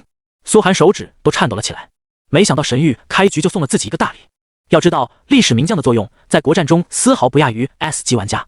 上次国战时，鬼子玩家曾经拿出了一个 A 级名将织田信长，就把猴子国玩家杀得直接攻破了国都，无数高阶玩家都扛不住织田信长的恐怖威力。而现在自己直接召唤出了赵云，苏寒狂喜原地放出核污水，将长崎郡又屠了一遍。不敢想赵云要是成长起来会强到何等程度。他迅速收起了这张名将卡，二话不说去做转职任务，只等韩金龙他们一来就建立工会，把赵云给召唤出来。这可是赵云啊，是他，那个魔鬼！天灾，天灾来了！一路上幸存的郡城 NPC 看见苏寒，吓得浑身颤抖，连连后退。现在长崎郡可以说毫无防护力量，所有驻守武士、强者都被苏寒杀干净了。他耳边传来提示音：你屠杀了郡城，所有 NPC 对你畏惧值达到100%。不要慌，我又不吃人。苏寒对这些鬼子 NPC 露出一个和善的微笑，可没一个 NPC 愿意跟他打交道。哎，怎么就没人愿意相信我其实是个纯良的好人呢？他叹息一声，自从新手村我离开前，何时不是请大家都喝饱了故乡水？朝山上走去，现在天剑神山融化的四处都是干枯岩浆，地图危险无比。苏寒绕路了半天才找到教派大街，有众神庇佑，教派大街还是安然无恙的。大街最深处的永生神殿更是依旧繁华，只是没什么信徒，信徒全死了。琳达，琳达！苏寒大大咧咧地走进神殿，就喜欢这种空无一人的安静。骚货，我来了！喊了半天没听到回音，进入神殿一看，才发现琳达正在拿笔记录死掉的王者，兴奋地对苏寒道：“你这次屠掉了一座郡，这么多无主的灵魂，各大神殿都抢疯了啊！神明还需要无主的灵魂？”苏寒无语。琳达点了点头：“是的，灵魂是最高端的献祭方法，这也是国战发起的原因。可惜你们冒险者现在还没有灵魂，不然你之前杀的人，灵魂就足够让你晋升到大主教了。”冒险者没有灵魂？苏寒思索着，可能是现在神域还没有融合现实吧。等融合现实以后，那就该有了。他很快兴奋起来：“都是我杀的 NPC， 那有没有信仰值给我呀？”有。琳达爽快地展示了他的记录板。只要你帮神殿把这些无主的灵魂全都收集回来，女神肯定会恩赐你的。叮！你触发隐藏教派任务，收集无主的灵魂。任务简介：由于一个杀人魔王屠杀了郡城，郡城产生了大量无主灵魂，收集到他们献祭于女神，可兑换信仰值，目前零500。又来任务了，杀人魔王，那不就是我吗？苏寒兴奋地看这个隐藏任务，还有这种好事。原来神明们一直在各大种族背后拱火，让他们发起战争，是这个原因。需要灵魂，你们早说啊，我分分钟给你杀过来。苏寒心头狂喜。灵魂该咋收集呢？你还需要兑换一个储存灵魂的道具。琳达思索着，他也知道苏寒现在没剩啥信仰值，而兑换灵魂罐子就需要100多信仰值，等苏寒凑齐信仰值，黄花菜都凉了。直接又发布了一个任务，你获得新任务，帮祭司琳达捏脚。任务简介：祭司琳达需要一位听话的冒险者来为他做足底按摩，如果他满意的话，将借给对方价值160点信仰值的灵魂罐子。苏寒无语，该来的还是来了。来吧。琳达妹笑着抬起大腿，衣衫下露出曼妙的身材，羊脂玉般的肌肤，犹如一尊象牙雕刻的女神，大方、端庄、温柔、英静，无一不使男人深深崇拜。把本祭司伺候舒服了，就把灵魂罐子借给你，有这个必要吗？苏寒叹息一声，知道这骚货早就垂涎自己的身体了，没想到还是着了他的道。看来今天一场大战是免不了了。3个小时后，琳达舒服的瘫软在神殿内，苏寒则抱着一个附带大量花纹的罐子走出了神殿，嘴里哼着小曲，耳边传来提示音。祭司琳达很满意你的技巧。自从进入城镇，神域内的 NPC 个个都是国色天香，而且神域民风开放， NPC 都是极其火辣的性格，玩家跟 NPC 不可描述都是很正常的事。只是苏寒对这方面兴趣不大，今天是为了信仰值才展示了一番自己的武功，直接一举征服了琳达。价值100多信仰值的道具就这样到手了。有琳达在，做各种任务简直是无限简单，这就是有自己人的好处。下次再来哦。身后传来琳达兴奋的声音，苏寒看向手中这个灵魂罐子。灵魂罐子，神殿专属道具。简介：可用以收集无主的灵魂，献祭给神明。将这个罐子装备在物品栏，苏寒视线内自动发现了不少无主灵魂。如今郡城没几个鬼子玩家赶来，空荡荡的大街上就苏寒一个人。很快他就看到不少灵魂，将罐子往前一放，这些灵魂自动进入了罐子。你收集到一条无主灵魂，你收集到一条无主灵魂。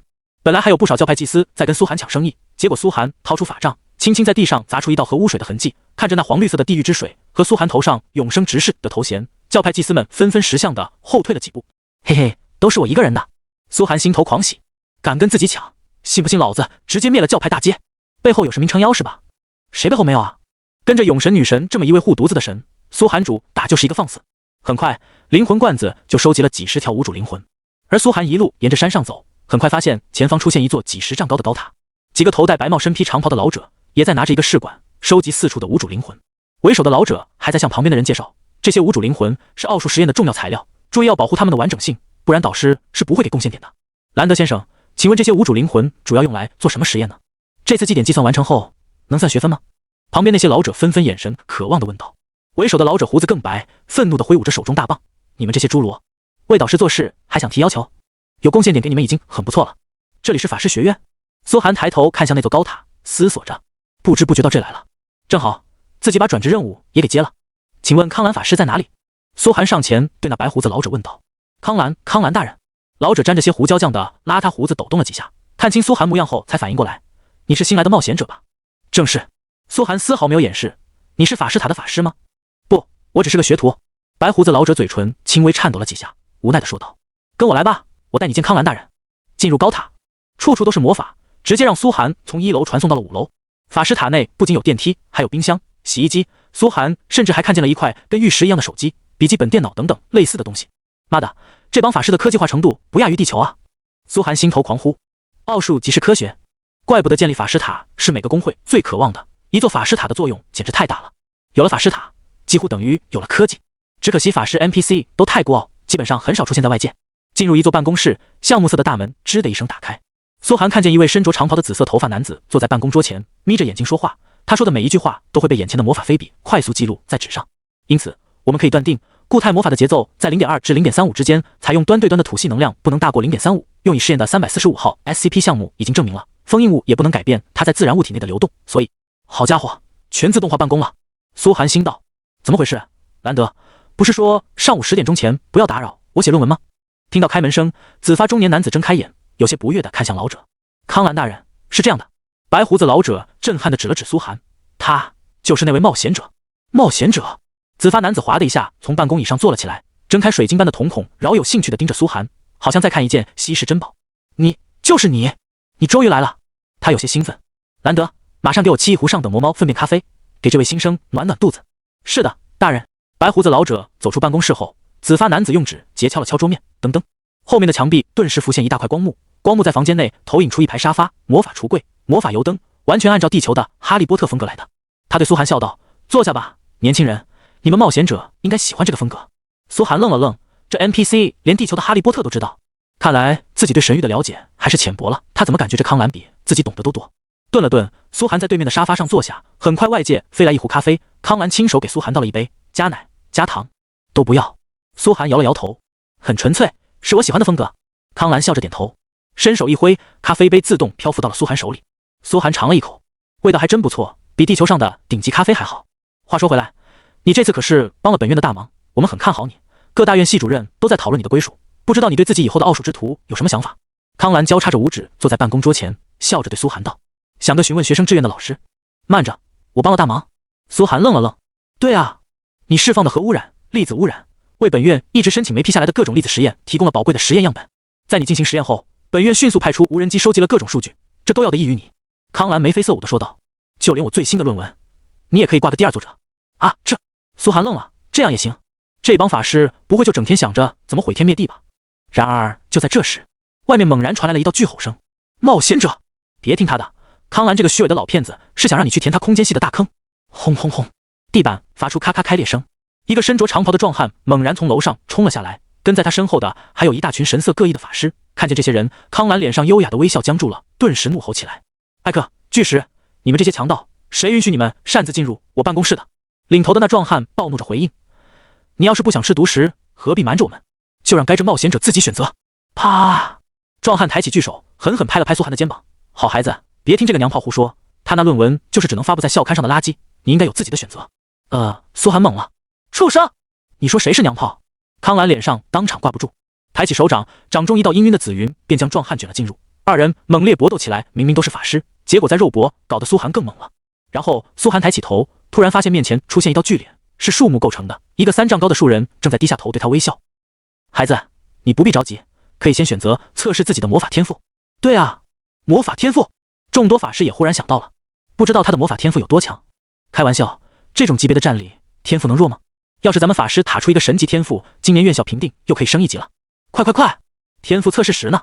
除了正在搏斗的康兰和壮汉，其他法师很快给苏寒递来了一块发光的石头，并且告诉他把手放上去，只要这块石头的光芒越强，你的魔法天赋也就越强，我们才能更好为你定制转职后的职业道路。我会是啥魔法天赋？苏寒听见这话也不禁有些好奇，缓缓将手放了上去。蹭！这块石头顿时开始发出咔咔声，好像内部有什么东西在转动，然后开始一点点发光。魔法师的光亮很微弱，法师塔内所有法师神色都有些疑惑，苏寒这么强的冒险者，怎么可能魔法天赋不高呢？就连搏斗中的康兰和那壮汉也停了下来，聚精会神地看着，神色迟疑。这不可能啊！如果魔法天赋太高，也会出现这种情况。等一会吧。只听见那高大的树人呵呵笑道。众人点点头，静静等着。足足等了1刻钟之后，苏寒自己都卧烦了，心道妈的，这破石头不会是坏了吧？要么就是自己真的是垃圾魔法天赋，也无所谓，反正自己又从来不靠魔法打出伤害，天赋高低都不影响核污染伤害，赶紧给自己安排转职才是正事。谁知苏寒想将手收回的前一刻，咔！所有人面前出现了刹那失真的现象，像拿了个大功率手电筒猛然一开一关，晃得人眼球生疼，满屋都充满了光亮。可这光亮只持续了一刹那就没了，因为苏寒手中的魔法石已经碎裂。众多法师看着苏寒手中4分5裂的魔法石，纷纷呆住了。这也可以？他的魔法天赋？只停滞了片刻，众法师便激动至极地议论了起来。从刚才的光亮来看，起码 S 级以上啊！最起码，我说的是最起码。而能让魔法石碎裂，恐怕 SS 级以上都打不住，甚至有可能是 SSS 级。顶级天赋，绝对是顶级天赋，本院从来没出现过呀！不，整个大陆都从没出现过。登报，马上登报，向王城宣传，咱们学院今年出了个顶级天才。一群人激动的像喝醉了酒一样。只有一旁的康兰法师久久沉浸在震撼当中，良久之后无奈一笑，从腰间掏出个烟斗，狠嘬了一口道：“要真是 SSS 级天赋的魔法师，王城学院1万年都不见得出一个，我何德何能给他定制转职路线啊？”此话一出，众多法师也愣住了，他们还真没帮 S 级以上天赋者转职过，苏寒这种级别已经超过郡学院的范畴了。最终经过一番激烈会议讨论后，康兰法师走出办公室，拿了块职业文章递给苏寒：“冒险者，不好意思，你的职业我们无法指点。”啊，那意思是苏寒看了看那块职业文章，心头一慌，妈的，不会不能转职吧？紧接着康兰笑道：“不过本法师协会可以给你发放转职资格，至于转职任务呢，就定为在长崎郡进行大规模核试验吧。你看你已经完成了不是吗？所以，苏寒脸上划过黑线，点点头接了那块职业文章。所以你们就跳过流程，直接给我发转职证书了。玩家的转职任务本来就是九死一生，有的人甚至要卡半个月。他本以为自己的转职任务难度可能登天，但低估了法师塔这帮 NPC 的节操，因为开不出任务，所以就直接让自己转职了，还能再不负责一点吗？正是如此。康兰彬彬有礼的笑道：“作为本学院的转职法师，以后您可得常来跟本院进行学术交流啊！B院永远欢迎您的到来。”他甚至用上了敬语，因为长崎郡法师塔最高会议的一致决定是把苏寒当爹捧起来。开玩笑，一位在整个魔法界都是万年不遇的天才，让他们一个郡学院撞上了，这跟清华的博士生导师到某县一中报道申请复读高中有什么区别？这种大爹让他们教，他们敢教吗？稍微得罪了一点，恐怕10年后都别想在魔法界混了。唯一的办法就是努力在苏寒面前留个好印象，希望苏寒日后能在魔法界提携他们1、2，以后说出去是某位圣魔导师的母校，也好听吗？也行，省事了。苏寒点点头，反正转职主要是看玩家自己，跟做不做转职任务没多大关系。他轻轻佩戴上那枚职业勋章，耳边顿时传来一声提示音：“你已成功进行第1次转职，你转职为新职业核能魔导师。”核能魔导师职业特性：通过核污染，你开始研究核能的真理。现在你可以自研技能，并拥有自己的技能树，在外界进行核试验可获得知识点数，知识点数可点亮技能树。同时，你将不能再从外界学习技能，所有使用的技能书将转化为知识点数。你获得核能技能树。哗！苏寒面前出现了一张图纸，图纸上飘着各种泡泡，泡泡上写着一个个核试验。001号核试验在50×50的范围内，用核冲击波杀死3个玩家，观察他们的反应。知识点2。002号核试验，同时核污染50个野怪，观察他们的反应。知识点5。核试验下面是一条由3根枝干构成的技能树，大部分技能都是灰暗的，但苏寒扫了一眼，就看到不少让人血脉飙升的技能，顿时一股热血冲到了头顶。我靠！如下是核能伤害技能树：裂变炸弹，紫金级技能，3000知识点可研究；热核氢弹，星耀级技能，1万知识点可研究；质子弹，仙级技能，10万知识点可研究；基因组碎裂，圣级技能，100万知识点可研究。如下是核能利用技能树：重水工厂，紫金级技能，3000知识点可研究；核电池，星耀级被动技能，1万知识点可研究；核聚变电池，仙级被动技能，10万知识点可研究；无限功能，圣级被动技能，100万知识点可研究。技能树上从白银级技能一直到神级技能，应有尽有。这些外界根本不可能得到的技能，苏寒只要成长这个职业就能直接获得。后期的那些技能甚至不是人类玩家可以拥有的，直接可以屠神。这个职业看似是一个简单的2转职业，实则包含了无数神级技能，前途无量。仅仅现在技能树底部就夹杂着无数小技能项目。光污染，研究后核高温伤害提升100点，80知识点；粒子辐射，研究后核辐射伤害提升100点，80知识点；复式冲击波增强，研究后核冲击波伤害提升100点，80知识点。我操，发了！苏寒兴奋的狂喜，我他妈以后真正变成核能玩家了。现在他职业成长出现了新道路。很简单，做核试验获得知识点书，增强职业杀伤力。这次转职之后，他已经脱离了水系法师，独立成为了核能系法师。怪不得之前总感觉水系技能用起来不伦不类的，现在好了，直接独立一个核能系。虽然不能再学技能书，但自己有了一条技能树，想要啥技能点啥技能，技能书也可以直接转化为知识点。后期直接手搓核弹，无限核能再生，不死不灭。核污染的伤害也能继续成长了。他兴奋地继续往下看，苏寒耳边继续传来提示音，这次是初始职业的变动。2转完成，你的初始职业核污染法师特性发生改变。1，现在你可以自由操控核污染的伤害以及伤害方式。2，你的核污染伤害超过100点后，可能会投影至现实。3，现在每击杀一个 BOSS 都能增加1层核污染层数，不限制等级。果然，苏寒心头狂喜，可以自由操控核污染的伤害和方式，也就是说自己可以随意调整核污染的伤害，只要不超过上限就行，并且可以选择抹除掉核高温和核辐射伤害，只留核爆炸的伤害，或者抹除掉核辐射的伤害，只留核高温和核爆炸的伤害，主打一个自由。看着第2条，他愣了愣，这个投影至现实是啥意思？看了半天也没搞明白，神域这不是抽风了吧？投影至现实，你咋投影啊？苏寒觉得这特么可能是神域在玩自己，或者这效果暂时还体现不出来。他又看向第3条，嘴角顿时浮上笑容，自己可以疯狂找 BOSS 杀了。现在不再限制每10级只能1次，只要杀一个 BOSS， 自己的核污染伤害就能继续往上叠一层，只要 BOSS 高过自己5级就行。这也是有道理的。苏寒思索着，毕竟郡城内 BOSS 就多起来了，不像城镇和新手村，总共就那么几个 BOSS， 说明自己核污染层数可以暴涨。呵呵，现在先去做核试验。转职完成后，苏寒心头无比期待，准备好好去找鬼子玩家做核试验，不仅能获得知识点兑换技能，让核污染变强，还能再刷点属性。他头顶白色的职业光芒变成了2转玩家的黄色，之前的黄色3叶形核污染标志也变成了5个圆圈交叠的蓝色核能标志。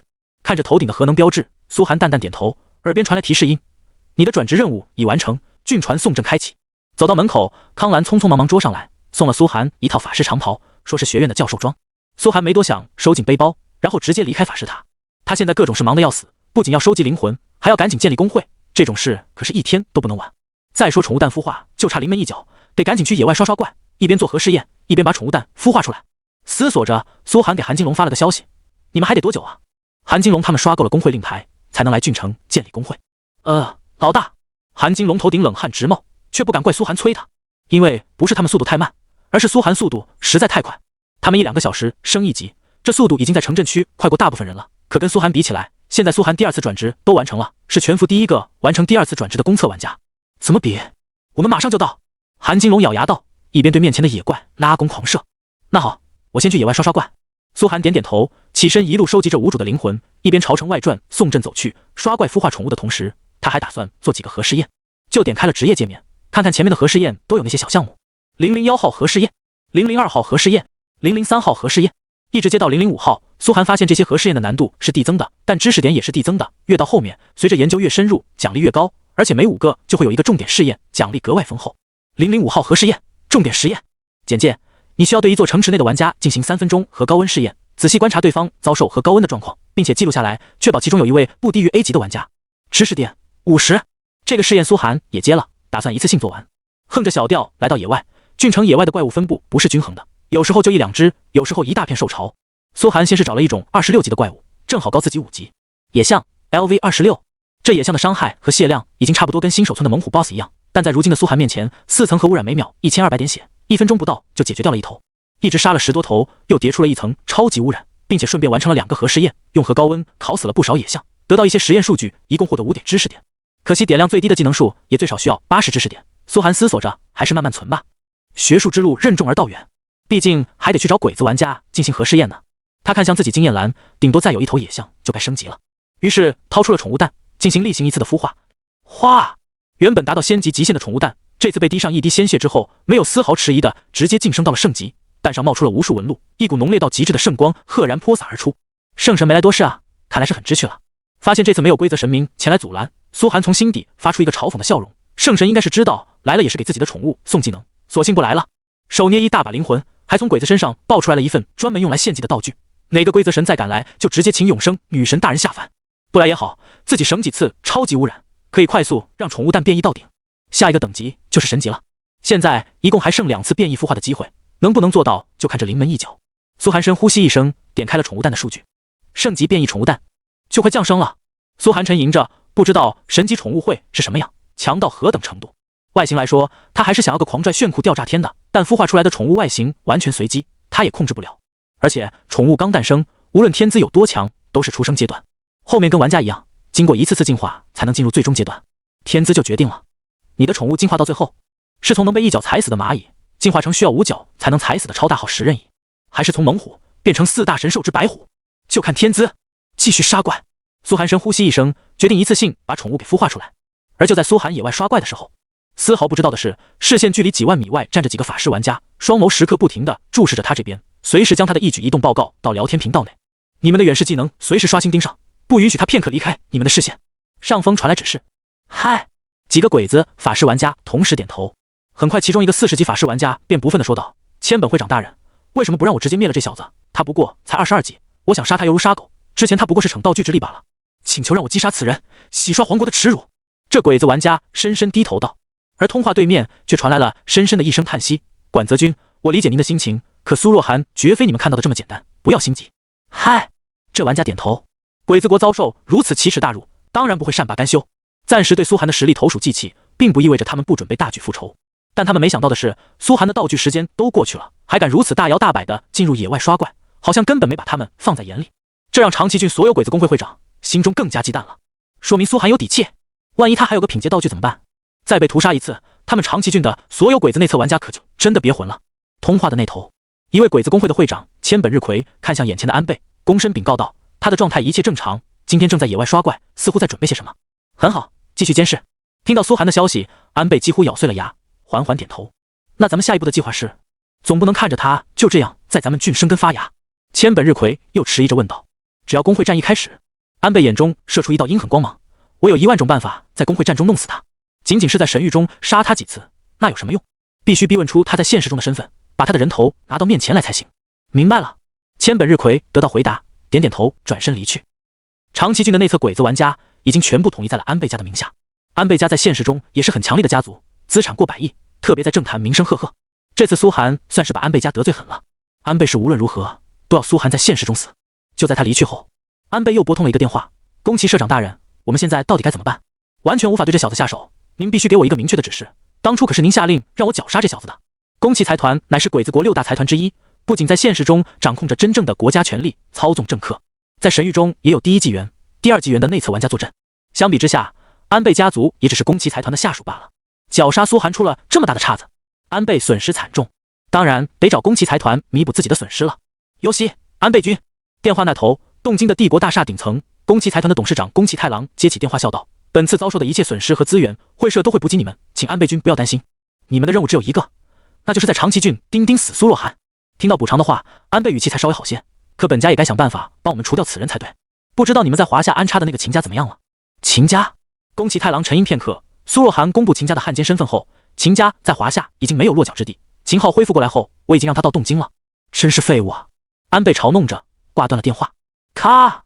放下电话后，宫崎太郎脸色顿时变得铁青，把手机掰断，扔进了面前的假山池子里。父亲，多谢您救我性命。他正前方跪坐着一个身穿和服的青年男子，用日语忠诚地说道：“若是仔细看，就能发现，此人正是之前的秦昊。此人也是命硬，头撞铁栏都没死。很好，你坚持到了最后，没有侮辱我义子的身份。”宫崎太郎缓缓点头。可我要你做的事，你应该明白了吧？当然，父亲大人。秦昊顿时点头。想起当初虐杀自己至此的那个人，他眸中迸射出恶毒至极的火焰。苏若涵，你必死！大夏，我必定要让你亡国。这就是秦昊现在心中最迫切的想法。他不仅恨苏寒，更恨大夏，因为他已经完全把自己当成了一个鬼子。那就跟我来吧。宫崎太郎眼底藏着一抹冷酷，对着秦昊挥了挥手。秦昊抿了抿嘴唇，忍不住有些期待，因为他知道自己终于有资格接触到宫崎财团最深的秘密了。二人直接从大楼顶层登上一架直升机，来到了宫崎财团的机场。机场外围的工作人员小心翼翼地护送着二人登上飞机，一切行程全程保密。远处，秦昊揉眼望去，私人飞机的机窗外漂浮着一个个小白点，仔细看才能发现，那白点的外形流线型印着宫崎财团的标志。那是什么？那是自卫队的隐身战机。竟然去看一次就要战斗机全程护送，到底是什么秘密？秦昊心中愈加好奇起来，因为期待的攥紧双拳能让自己接触这么高端的秘密，那就只有一个可能，自己真正被宫崎财团接纳了，真正成了鬼子国的自己人。想到这里，秦昊就忍不住激动的身体颤抖。苏若涵这个家伙虽然差点要了自己小命，不过还好自己挺过来了，甚至还因祸得福。半晌后，私人飞机开始下降，渐渐下落。下方机场早就有人员在接待，但秦昊很敏锐地发现，飞机抵达的这座城市大街上没有空荡荡的，没有一个人，而且原本应该人潮汇集的市中心也破烂不堪，只有野外还有零零散散的一些老人在生存，不过也是苟延残喘，个个身体残缺。大街上见不到一个人，甚至天空中连飞鸟都没有，地上除了蟑螂这类昆虫，连野猫、野狗都不见一只。走下飞机，环视了一周，秦昊心头越来越古怪，这他妈到底是什么地点？宫崎太郎走下飞机后，低声跟机场人员交代了几句什么，很快就有几辆军用运输车前来迎接他们。为首的自卫队军官神色慌张地催促着，明显一刻钟也不想在这里多待。跟在宫崎太郎身后，秦昊上了车，透过车窗抬头四处寻找可见的标志。在机场外的告示栏已经被雨水淋得发白，他依稀看见了几个日语符号。福岛市，欢迎您。福岛？这里他妈是福岛？秦昊当场瞳孔就瞪圆了，仿佛感受到神域里那种无时无刻不散发出的射线灼烂皮肤的痛感又来了，浑身毛孔拧起鸡皮疙瘩，条件反射似的猛然抽搐一下，浑身颤抖。他脑后开始滴出豆大的汗水，那被浸泡在核污水里的痛苦，骨肉消融，内脏被烧穿的折磨，仿佛一幕幕浮现。强行忍耐了几分钟，秦昊还是没能扛住心中的恐惧，红着眼发疯似的大吼大跳起来：“放我出去！”拼命砸着车窗，推搡着身边的人：“放我出去！我要离开这！让我离开这！”他拼死挣扎着，旁边2个自卫队士兵粗暴地把他按在皮座上，他脖子长出青筋，声嘶力竭地吼着：“求求你们了，让我离开，给他一针镇定剂。”宫崎太郎沉闷的声音从前座传来，一旁的士兵直接掏出真空针管扎了下去，随着镇定剂涌入血管，不一会秦昊的嘶吼声就低了下来，只能一动不动，双眼无神地静静看着车窗外流动的景色。看着军用运输车驶进了一座军事基地，基地工事内的自卫队士兵打开大门，警惕地翻来覆去插了好几遍才放他们进去。进入军事基地，打了镇定剂之后的秦昊情绪也稳定了许多，看着外界穿行不息的士兵都涌在海边的一道工事内，他终于疑惑地对宫崎太郎开口道：“父亲大人，我们来这里干什么？”宫崎太郎没有说话，只带着他走进那道工事。进了秦昊才看清，那工事是一道巨大的海底隧道，直入海床，不知道造价有多高昂。隧道深不见底，一眼看去犹如通向幽冥，四周则连接着核电站，一刻不停地向外排放无色无味却蕴含巨量放射性物质的核废水。在这里修建一道这么恐怖的海底设施，难道就是为了排放核污水？秦昊不明所以地看着那巨大隧道，心头不由得疑惑起来。排放核污水这事是人尽皆知的，但没有人知道鬼子国排放核污水的目的到底是什么。跟我进来。宫崎太郎好像已经来过很多遍，站在一架缆车上对秦昊挥了挥手，这缆车就是通向那深不见底的海底隧道的。想到要进入这么恐怖的地方，秦昊打了个寒战，不过还是强打着胆气跟了上去。父亲大人，冒昧问一句，我们来这里究竟是为了什么？秦昊站在缆车上，缆车缓缓朝隧道深处的海底迅速下滑，他终于鼓起勇气问道：“你不是想知道我们真正的秘密吗？”宫崎太郎眯起眼，语气在缆车呼呼声中显得有些惊怖：“你会见到一位神明。”第12次试验开始，记录时间17:75分33秒，记录者苏寒。苏寒视线聚焦在前面一头28级狂暴狼的身上，狂暴狼每次攻击都能打到他一小半血，一边给他附加核污染，一边转身向外跑去，手中还在不断记录着些什么。核污染伤害调整到10点每秒，对狂暴狼污染达到50分钟以上，可产生如下变异。试验次数3，对照实验组。嗷的一声，15头追着苏寒的狂暴狼同时死掉，变成箱子。苏寒停下来吃了几瓶血药回血，同时耳边传来提示音：015号核试验已达成，知识点加15，终于凑够80点了。苏寒吐出一口气，一直做到第15次核试验，其中还有6次跟玩家有关的核试验他没做，但知识点也凑够了80，可以点一个技能树。他兴奋地打开技能树，点击了最下面的一个，叮，你激活了光污染，核高温伤害增加100点，现在核高温的伤害变成200点，每秒核污染伤害就暴增400点，达到1600点。紧接着他掏出宠物蛋，终于完成了，只要进行最后一次孵化变异，大概率把宠物蛋孕育到神级。就在他准备孵化的时候，耳边忽然传来了苏里叽叽喳喳的声音：“哥，游戏舱定期维护，你又玩入迷了。”咔！苏寒毫无征兆地被弹出了游戏舱，满脸懵逼。起身后才发现游戏舱出现一行小字，正进行每月例行维护，延长游戏舱使用寿命，维护时间15分钟。忘了游戏舱还要例行维护了。苏寒无奈地挠了挠头，还好1个月只有1次。他站起身，苏里已经换好了衣服，两人都游戏舱是同时进行维护的，没好气地对他道：“哥，你的游戏身份大家都对我保密，烦死了。不过感觉他们都觉得你挺厉害的样子。”一般厉害，一般厉害。苏寒尴尬地笑了笑，让所有人对苏里保密是他的决定。不管，反正我已经在大厦憋了好久了，今天咱俩出去逛逛呗。苏里乞求似的抱着苏寒疯狂摇晃道：“行吧。”苏寒点点头，反正在港岛中环应该没啥危险。他起身把游戏舱关上，将手中的脏衣服和钥匙什么的扔到洗浴间。可就在他扔的力气稍微大了一些的时候，忽然发现脏衣服和钥匙猛然起火了，就在他面前瞬间烧得一干二净。操！苏寒愣住，瞪大眼看着眼前这一幕，怎么他妈回事？人体自然现象。咔咔咔，缆车顺着轨道往深处滑行，海水被阻隔在碳纤维材料的隧道外，逐渐能听到深海暗流撞击隧道的涌动声，让人感觉仿佛滑向地狱。除此之外，静得吓人。刚打过镇定剂的秦昊现在不发疯了，他开始颤抖，被巨大的恐惧吓得喘不过气来。宫崎太郎依旧沉稳，只是脸上带着朝圣般的崇敬。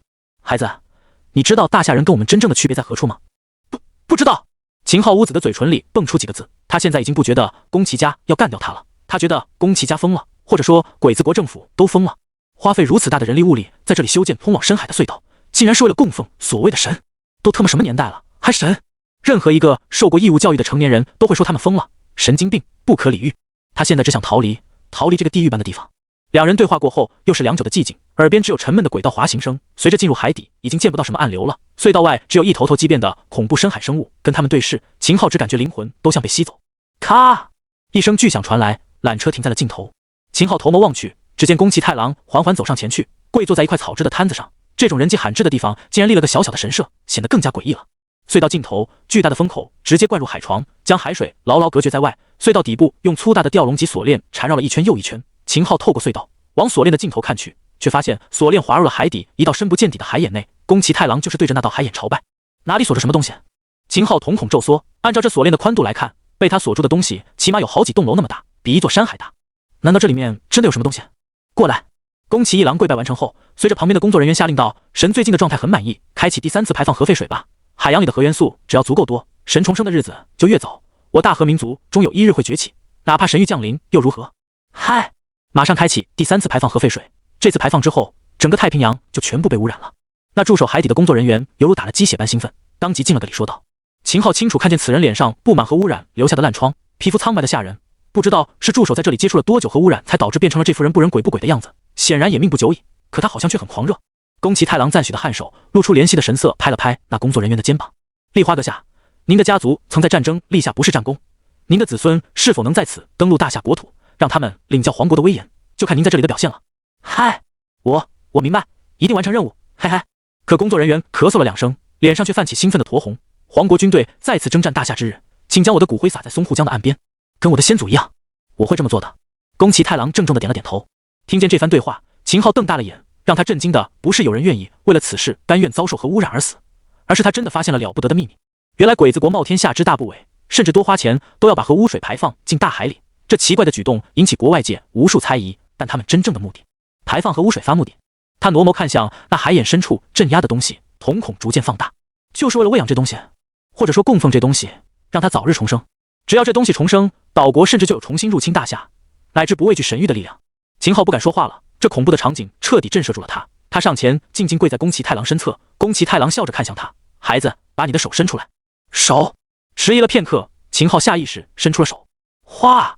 宫崎太郎猛地掏出一柄锋利的小刀，在他掌心划了一下，鲜血呲地流淌了出来。秦昊只感觉像被咬了一口，就听见宫崎太郎激动的沙哑声：“快，放进神坛里！”秦昊深呼吸一声，颤抖着把手掌递了过去，紧贴在神坛上，鲜血透过一层薄膜，滑地投入了海水当中，被深海高压煮沸的迅速扩散开来。他不知道这是为了什么，但直觉感受到自己不会死，甚至有某种血脉的牵动。咔咔咔！就在血液进入海水的刹那，他耳边传来锁链滑动的恐怖声响，清楚看见那锁链动了，飞速朝海眼深处滑去。宫崎太郎脸上的神色也愈加狂热，秦昊心中的感觉却说不清，熟悉而又陌生。知道为什么大家那么多愿意当汉奸的人，我唯独选中了你做义子吗？孩子。见锁链挪动，宫崎太郎脸上浮过意味深长的笑容。你可能不知道，战争时期我们曾经在大夏进行过300个绝密项目，到目前为止其中大部分项目都没有对外解密，没有人知道我们做这一切的目的是什么。基因战、病毒战，哼，那只是愚蠢的西洋鬼畜才会玩的把戏，根本无法对大夏造成根本的伤害。我们是什么？世上没有国家比我们更了解大夏，我们知道大夏真正的力量，我们想要的是足以统治世界的力量。你可能自己都不知道你家族所隐藏的秘密。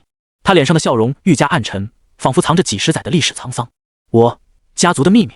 秦昊愣了愣，他只是个富二代，从小连祠堂都没进过，当然不知道自家自上是谁。宫崎太郎没继续往下说，兴许也是不想对秦昊透露太多秘密，只是感慨道：上古的血脉要在此处重聚了。这阴森的语调让秦昊不由得又颤抖了起来。更让他害怕的是，前面那锁链滑动了不知多深后，竟然缓缓停止了，然后从中冒出了一根小小的纯黑色的犹如烟雾般的触手。触手从海眼伸出来，缓缓延伸向前，那能挡住海底几万度高温高压的材料，竟然在这触手面前犹如无物。他眼睁睁看着触手向自己伸来，巨大的惊恐笼罩住了他。这是某种海底生物吗？父。秦昊颤抖着想退缩。不要亵渎生命，你要认命，孩子。宫崎太郎漠然地说道。直到那触手紧紧贴在了秦昊额头上，一刹那，秦昊双眼泛白，眼前的一切都逐渐消失。再次睁开眼时，他觉得眼前的一切都很熟悉。这里是……他环顾四周，看了看自己，又看了看身上的装备。这里是神域。秦昊惊得快要癫狂了，怎么可能？这触手竟然能链接到神域？这一刻，他怀疑自己是不是做梦了，这一切都是场梦，自己还在医院昏迷不醒，一定是这样的。可再次睁开眼时，眼前却是宫崎太郎那张阴暗的老脸。现在你明白神的力量了吧？你的血脉是为数不多能契合神的存在，这也是我们选中你的原因，孩子。可是，秦昊只觉得喉咙刺痛的难受，那触手还在眼前漂浮着，似乎并无恶意。秦昊只想远离他，一点也不想靠近。他本质上只是个懦弱的富二代而已，今天了解的东西只会让他惊恐，一点都不想接触。啪！宫崎太郎却抓住他的头发，将他死死对准了那触手。八嘎！你还在退缩什么？废物！想想你的父亲，想想你的亲弟弟，我把如此重要的机会给了你，难道你还不觉悟吗？父亲，弟弟，那未知的恐惧和脑海中泛起的家人，一下让秦昊心头的畏惧消失了，最后只有一个人的身影，那是苏若涵。苏若涵。秦昊咬紧了牙，双手攥出鲜血。如果能灭了这个仇敌，灭了大夏，即便遭受未知的恐惧，又算得了什么呢？他强忍着畏惧，将额头主动靠向了那触手，哗，一瞬间丧失了意识。可这次他并未进入神域，而是感知到了那还眼下是何等磅礴的存在，只有神才能形容的伟岸。他彻底惊呆了，意识处在一片虚无的空间中，仿佛就站在那伟岸存在的面前。对方身体中发出无数的细小触手，将他包裹，好像两者融为了一体。他耳边传来了声音，是他最熟悉的大夏语：“其儿子孙，如有何求？”这尊存在是大夏的。秦昊心中思索，或者说是跟大夏有关系，后来被鬼国人带到这里的。心中所求，秦昊沉思了片刻，就笃定地回答道：“如果你真的是神，我想知道苏若涵在现实中的真实身份。”汝求应验。很快，一道声音直接传入他的脑海，他脑海中多出了许多之前没有的画面。那是苏涵拿到神域游戏舱的第一天。原来如此，原来是这样。苏若涵，你骗我骗得好苦，原来你就是苏涵。秦昊顿时破口大骂，狠狠咬紧了牙，恨不得立刻就去将其扒皮食肉，却无法退出这片空间，只能大吼着：“苏若涵就是苏涵，苏若涵就是苏涵！”只希望自己的声音能传到外界。没想到这尊存在竟然真的近乎全知全能，任何事情都能知晓。秦昊心头激动无比，自己竟然拥有了这么强大的后盾。紧接着，他又对那道存在道：“帮我，我要变强，我要在神域中变强，我要成为最强者。”汝求应验。那道存在仿佛对他十分亲和，有求必应。想必是因为宫崎所说的什么祖先的原因，但现在秦昊不想管那么多，他迫切地想得到力量。下一刻，他眼前出现了熟悉的神域场景。秦昊知道自己恐怕要有很长时间要停留在这里了，只是不知道这位海眼下的神能让自己在神域中变得多强。最后一个问题，你到底是谁？你跟我的家族到底有什么关系？感受到那尊存在即将陷入新的休眠，秦昊迫不及待地问道。那存在在休眠之前只留下了一句话：无名，穷奇。待那存在彻底陷入休眠后，秦昊眼前也出现了清晰的神域画面，仿佛从游戏舱进入了游戏。只是这次不同的是，他发现自己手中多了一件道具，是一件充满古意的上古青铜器。穷奇10人有，至尊职业道具。简介：大夏上古遗物，在清华时期被鬼子掠夺至洞京，现藏于洞京全屋博物馆，至今未曾归还。效果：可提供极强的未知加持力，使你的职业、技能、爆率、状态全部发生改变，并且可通过吞噬战争之气来进行升级。这是大夏的上古文物。秦昊震撼地看着手中这件道具，海底的那东西不会就是从大夏掠夺来的这件文物中所沉睡的吧？结果被宫崎财团给复苏了，所以他们才要用福岛来作为培养那尊存在的地，所以他们找上了自己。虽然秦昊觉得这一切都像小说里的神话故事，可眼前发生的一切由不得他不相信。这件大夏上古文物竟然能投放进神域里，它到底拥有多恐怖的能量？秦昊想起小时候被亲爹逼着背的一段古文中所记载的一段话：穷奇，上古四凶之一，为舜帝所斩杀。山海经曰：少高帝之子，壮如虎，有义，是10人，唯有战则至，尽食敌我。不要管他，随时监控他的生命状态。宫崎太郎看着眼前彻底陷入沉睡的秦昊，挥手对旁边的人下令道：嗨！与此同时，秦昊沉睡之前一直喋喋一语的话也被他记在了脑海里。苏若涵就是苏涵。宫崎太郎心中念叨着这句话，无比激动。这下总算知道苏若涵的真实身份了。只要在现实中干掉苏若涵这个讨厌的家伙，后面对大夏的计划肯定能顺利进行。阿切！港岛大街上一处小面摊，正在和苏里一起吃面的苏涵猛然打了个喷嚏，哗！结果被他喷到的地方也瞬间冒出了熊熊火焰，引得旁边所有围观的人群一阵惊呼，不少人还直接掏出手机拍摄了起来。我靠，怎回事啊？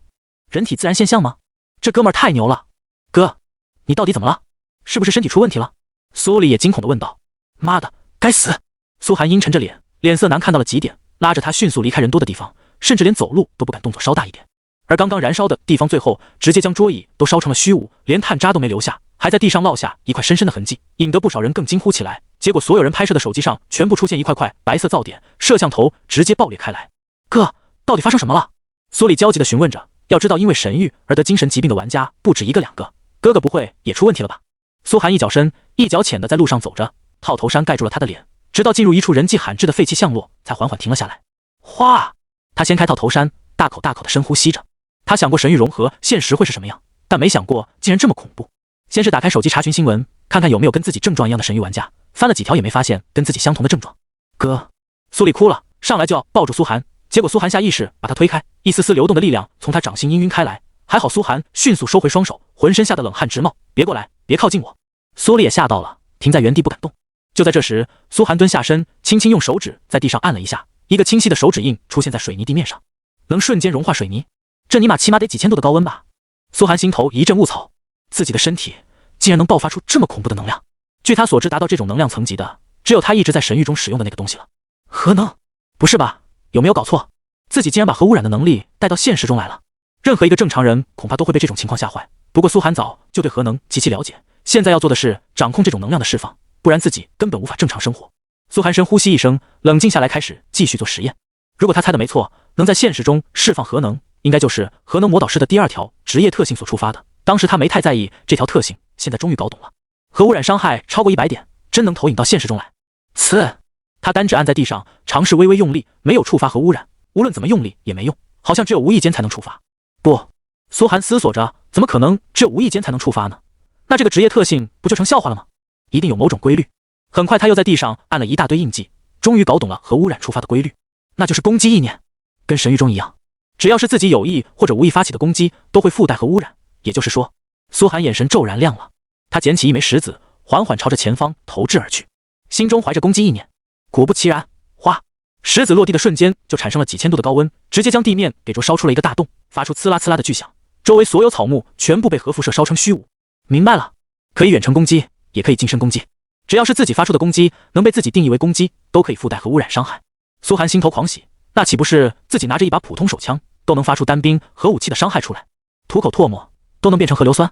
他又开始测试核污染的伤害，之前无意间激发都能产生极高的伤害，现在不知道伤害能有多强，能融化石子和水泥，几百上千度的高温是有了。这种伤害，苏寒不知道自己现在还算不算人类。苏里，你拿一块石头朝我扔过来。苏寒又对苏里说道。啊！苏里满脸懵逼，哥你没病吧？你先照做就行了，用你最大力气。苏寒语气很是兴奋，不像不正常的样子。好。苏里点点头，捡起一块石头朝着苏寒周身扔了过去。石头的速度极快，普通人是很难接住的，但苏寒的神经反应速度天生就是普通人对好几倍，虽然没有经过任何体能训练，但起码反应绝对够了。唰！石子刚接触到苏寒的瞬间就气化了，直接凭空消失。苏里惊讶地张大了嘴巴。苏寒思索着，他明白了，现在自己只有核辐射的真实伤害超过了100点，所以攻击也只附带一点点核辐射伤害，还没有核高温和核爆炸的伤害，最多只能做到一瞬间产生核污染。也就是说，刀枪不入是能做到了，但绝对无法做到抵抗子弹。一颗子弹打过来，自己该死还是得死，因为神经反应速度跟不上。后面核污染伤害继续增强，核污染外放，他才能真正做到人间无敌。核弹对他来说只是挠痒痒，而且现在却还没有核高温和核爆炸的伤害，也就是苏寒的核污染不会扩散，只会对他所攻击的那个点产生核污染。这样不是正好？最大限度避免误伤。苏寒思索着，可无意识产生的攻击行为也是他的一个问题，总不能以后不小心拍了拍别人肩膀，直接把人烧成灰吧？这是能通过有意识训练来避开的。苏寒思索着，决定多练练。要知道，他这等于提前跟神域融合了。虽然所有神域玩家都知道，未来神域必定会融入现实，人类将发生进化，成为超能力者，但能提前跟神域融合，这份分量就足以让苏寒瞬间成为国家保护级战略人物。但苏寒绝不会暴露自己的身份，暴露了核污染，不就等于暴露自己苏若涵身份了吗？暴露苏若涵身份，天知道鬼子国会对自己搞多少种暗杀，就算暗杀不了自己，也可以从自己身边人下手。我需要隐瞒的秘密更多了。苏寒沉思着，现在可以用核污染的力量保护自己和苏里，但一定要对外界保密。就在这时，耳边忽然传来了人一阵嘈杂的人声。大佬，就是前面那家伙，您请进。一个人用生硬的语气说着粤语。你确定？卯要骗我？那当然，肯定就是他。一群人匆匆忙忙的从街道角落闯了出来，第一时间看到了苏寒和苏里，二话不说就抬起手中的钢刀，劈头盖脸砍了过来。就是他，就是这小子，快，他就是大佬要的人，跑！苏寒拉着苏里，二话不说就开始跑。要知道这里是港岛，跟内地不同，港岛有各国的黑社会组织、帮会组织，甚至极端组织分子都有聚集，私底下乱的一批，死上个把人根本算不了什么。虽然经过治理之后好些，但黑帮冲突事件还是层出不穷。一句话，港岛还真称不上安全。在李家的势力范围内还好，可苏寒刚情急之下一阵乱窜，现在已经不知道在哪了。要是贸然闯入某个黑帮的地盘，被人乱刀砍死也不是不可能。所以最正确的办法就是跑，跑出人家地盘再说。堵住他，别让他跑了。这小子烧了我的店，连说不都说一声就走，真当我13叔不要面子的。几个说着粤语的人破口大骂，身旁提着砍刀、钢棍店年轻人二话不说就冲了过来，其中还有几个穿着黑西装的。苏寒虽然有了核污染，但他身体没得到任何加强，神域中属性一点都没投放过来，怎么跑得过一大群熟悉地形的本地黑帮？苏寒跳起来想翻过一层居民楼，如果来过港岛，就知道那种老式居民楼通常只有2-3层，从2楼跳下去是基本操作。他让苏里从另一边绕行，好像这些人追的也只有自己。可苏寒完全低估了对手，人家直接在楼下看着他笑了。有种你就下来，不知死活，跟我们青龙帮比脚力。后面几个人也追上了高台，苏寒知道这下跑不掉了，没办法，只能当场掏出手机给李青梅打电话。老丈人李清正在港岛混了40年的底蕴，应该能摆平这点小事。可下一刻苏寒就发现，这些追他的人好像有问题。除了本地拎着砍刀的帮会成员，还有几个被烧了摊子来找事的街坊之外，还有穿着黑西装的。他顿时警觉起来，上前交涉：“你们是什么人？我不想把事情闹大，要多少钱可以提？”谁知道对方根本不跟他讲道理，先卸他一条腿，今晚装船运到岛国。领头的黑山混混直接狞笑着一刀就砍了过来，对身后一身黑西装的男子恭敬道：“藤本生，这就是您要的人吧？竟然闯到了我赖头章的地盘，还真没让您白跑一趟。很好，3亿港币马上就会打到你的账户。”为首的西装男子用生硬的中文说道，看向苏寒的眼神无比阴寒。“苏寒先生是吧？我是岛国藤本家族的理事，关注您好久了，希望您可以跟我们谈谈关于苏若涵的事。”那一刻，苏寒知道自己想简单了，不是本地帮会，这是藤本家族在自己身边安插的暗桩，很可能自己一出中环大厦就被注意到了。他们是在全天24小时蹲守自己，甚至提前买通了本地帮会。原因很简单，无论苏若涵的真实身份是谁，自己都是很好的一个切入口，跟陈书恒一样，能找到苏若涵的真实身份。操！苏寒很快冷静下来，这时候怕是没有用的，先是闪身躲开了赖头章的一击，然后看向对方，他出多少，我出双倍。跟着种地痞流氓讲道理是没有用的，只能谈钱。苏寒现在不缺钱，几亿港币还是能拿得出来的。毛好一西嘎，后生仔，东洋人讲保我不被理家，这不是你能给得起的。这赖头章看起来也是40-50岁，常年混迹港岛店地头蛇，一嘴烂牙狞笑着说道。他街头练出来的刀法又快又猛，苏寒这种普通人根本不可能是对手，3两下就把苏寒逼进了绝境。明白了，你想当汉奸？苏寒的脸色缓缓冷了下来，很明显藤本足收买这个流氓不仅仅靠钱，还保证他能到岛国不被李家报复，这他妈就属于叛国行为了。此话一出，赖头章的脸色顿时沉了下来。老子当不当汉奸关你个死鬼屁事！苏寒不再回答，静静等着赖头章下一刀砍来，打算直接烧死他。虽然从小受的教育不允许苏寒在现实中杀人，但现在为了自保也没有别的办法。哼！赖头章还以为苏寒放弃抵抗了，直接朝他大腿砍去。达麦！谁知就在这时，一旁藤本家族那黑西装男子挥了挥手，不要打伤他，船上没有医疗设施，不方便医治。是，藤本生。赖头章的刀停住了，反手想将苏寒给绑起来，又对一旁的喽啰命令道：“把那个女仔也抓起来，同他一起。”几个人顿时冲向苏里，把惊恐的苏里扯了出来。哥，他们是谁？哥！苏里的惊呼声穿透了苏寒的耳膜。令他惊讶的是，面对如此绝境，苏寒竟然无奈的笑了，安慰道：“站在原地别动，我马上过来。”哈哈，这小子吃线了。有人花3亿买他的命，还想活？给他一耳光！旁边的混混顿时哄堂大笑起来，赖头章也猛然上前朝苏寒扇去。苏寒叹息一声，他真不想在现实中成为杀人犯，可现在没办法了。你，赖头章还没反应过来，下一刻就发现自己从肩膀开始燃烧，这燃烧甚至感受不到丝毫痛楚，骨肉筋皮都在融化。他愣住了，然后整个人就这样凭空消失，仿佛从未存在过。那你，老大，这小子怎么回事？这一刻，所有人全部震撼了，一个大活人就在他们面前活生生消失了，灰飞烟灭。这是人能做到的吗？呼！第一次在现实中杀人，无论如何，苏寒心脏还是砰砰砰跳了起来，但他很快没时间思考这些，因为面前的混混全都举刀朝他砍了过来。杀了他！老大死了，谁杀他谁拿3亿。一瞬间，所有混混眼球都红了，3亿对他们来说是个足以豁出性命的数字。苏寒迅速低下身子，抓起了一把灰尘、石子什么的，无差别的朝所有混混扔了过去。现在，哪怕他扔出的一颗灰尘，只要有攻击意图，也会迅速变成致命的核污染。刹那，所有混混全部发出了惊天动地的惨嚎声。啊！有被烧得只剩半边身子的，有双腿被烧掉的，有头颅融化一半却还保留意识的。一把普通的灰尘在苏寒手中变成了致命的武器。那些黑西装的岛国人更是被苏寒重点照顾，一个都没跑掉。这一幕太过玄幻了，让人震撼的不知道该说什么。虽然这里偏僻的没有几个活人，但苏里在一旁惊得直接呆住，难以置信的看向哥哥，忍不住喃喃道：“哥，你杀人了，不过杀得好帅。”莫里这个缺心眼的妹妹。苏寒有些颤抖的朝着那藤本家族的成员走去，一颗石子打去，让他下半身从大腿开始燃烧成灰烬，跑着跑着跌落在地。虽然苏寒也是第一次在现实中杀人，但有了神域中的经验，很快就已经适应了。他一把抓住地上不断艰难爬行的藤本家理事：“你们在大夏还有多少人？你们总部在哪里？我们黑龙会在大夏谋划30年，我们的能量你想象不到。”这理事吐出一大口血，冷笑着看向苏寒：“你死定了，你的家人，你所认识的所有人的家人都得死。”黑龙会？苏寒神色陡然严肃。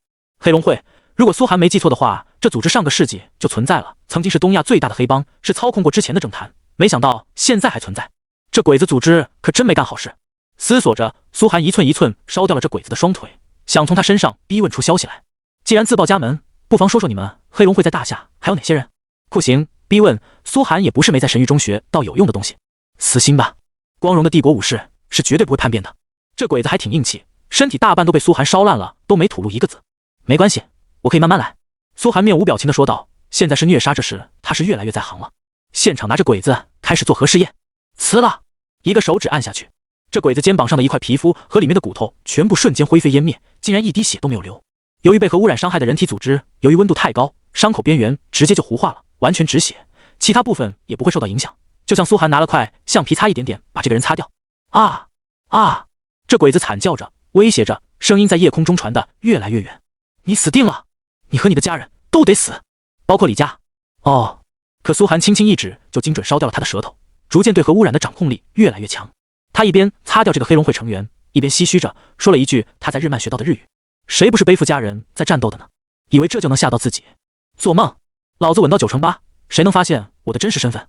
等老子核污染大成，那几块破岛都给你扬了，让你他妈威胁老子家人！现在核污染在手，苏寒更是能提前解决掉黑龙会这个麻烦，剩下的就是寂静。苏寒没指望他能说出什么来，电视里面的鬼子间谍不都挺硬气的吗？他现在就想拿这人练练核污染技术。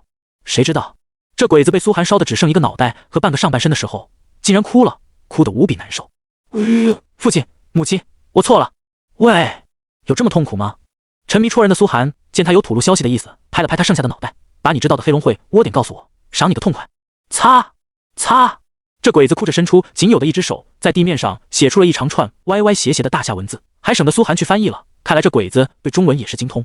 番江屋坐标6778，港岛枪械；雷山岛6645，重武器；缅北6272、7363、7757 30个据点，轻重武器、坦克、火箭炮等。所有黑龙会势力范围内的据点，他知道的几乎全都吐了出来，甚至还包括人员、武器配置。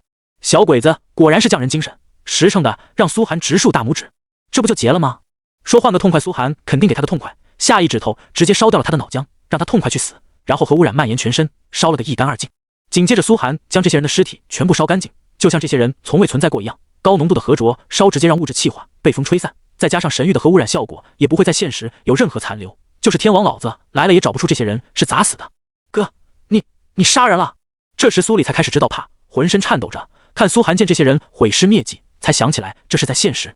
苏寒不动声色的就干掉了10几个人，这还是自己那个只会打游戏的废宅哥哥吗？不干掉这些人，我们不会安全。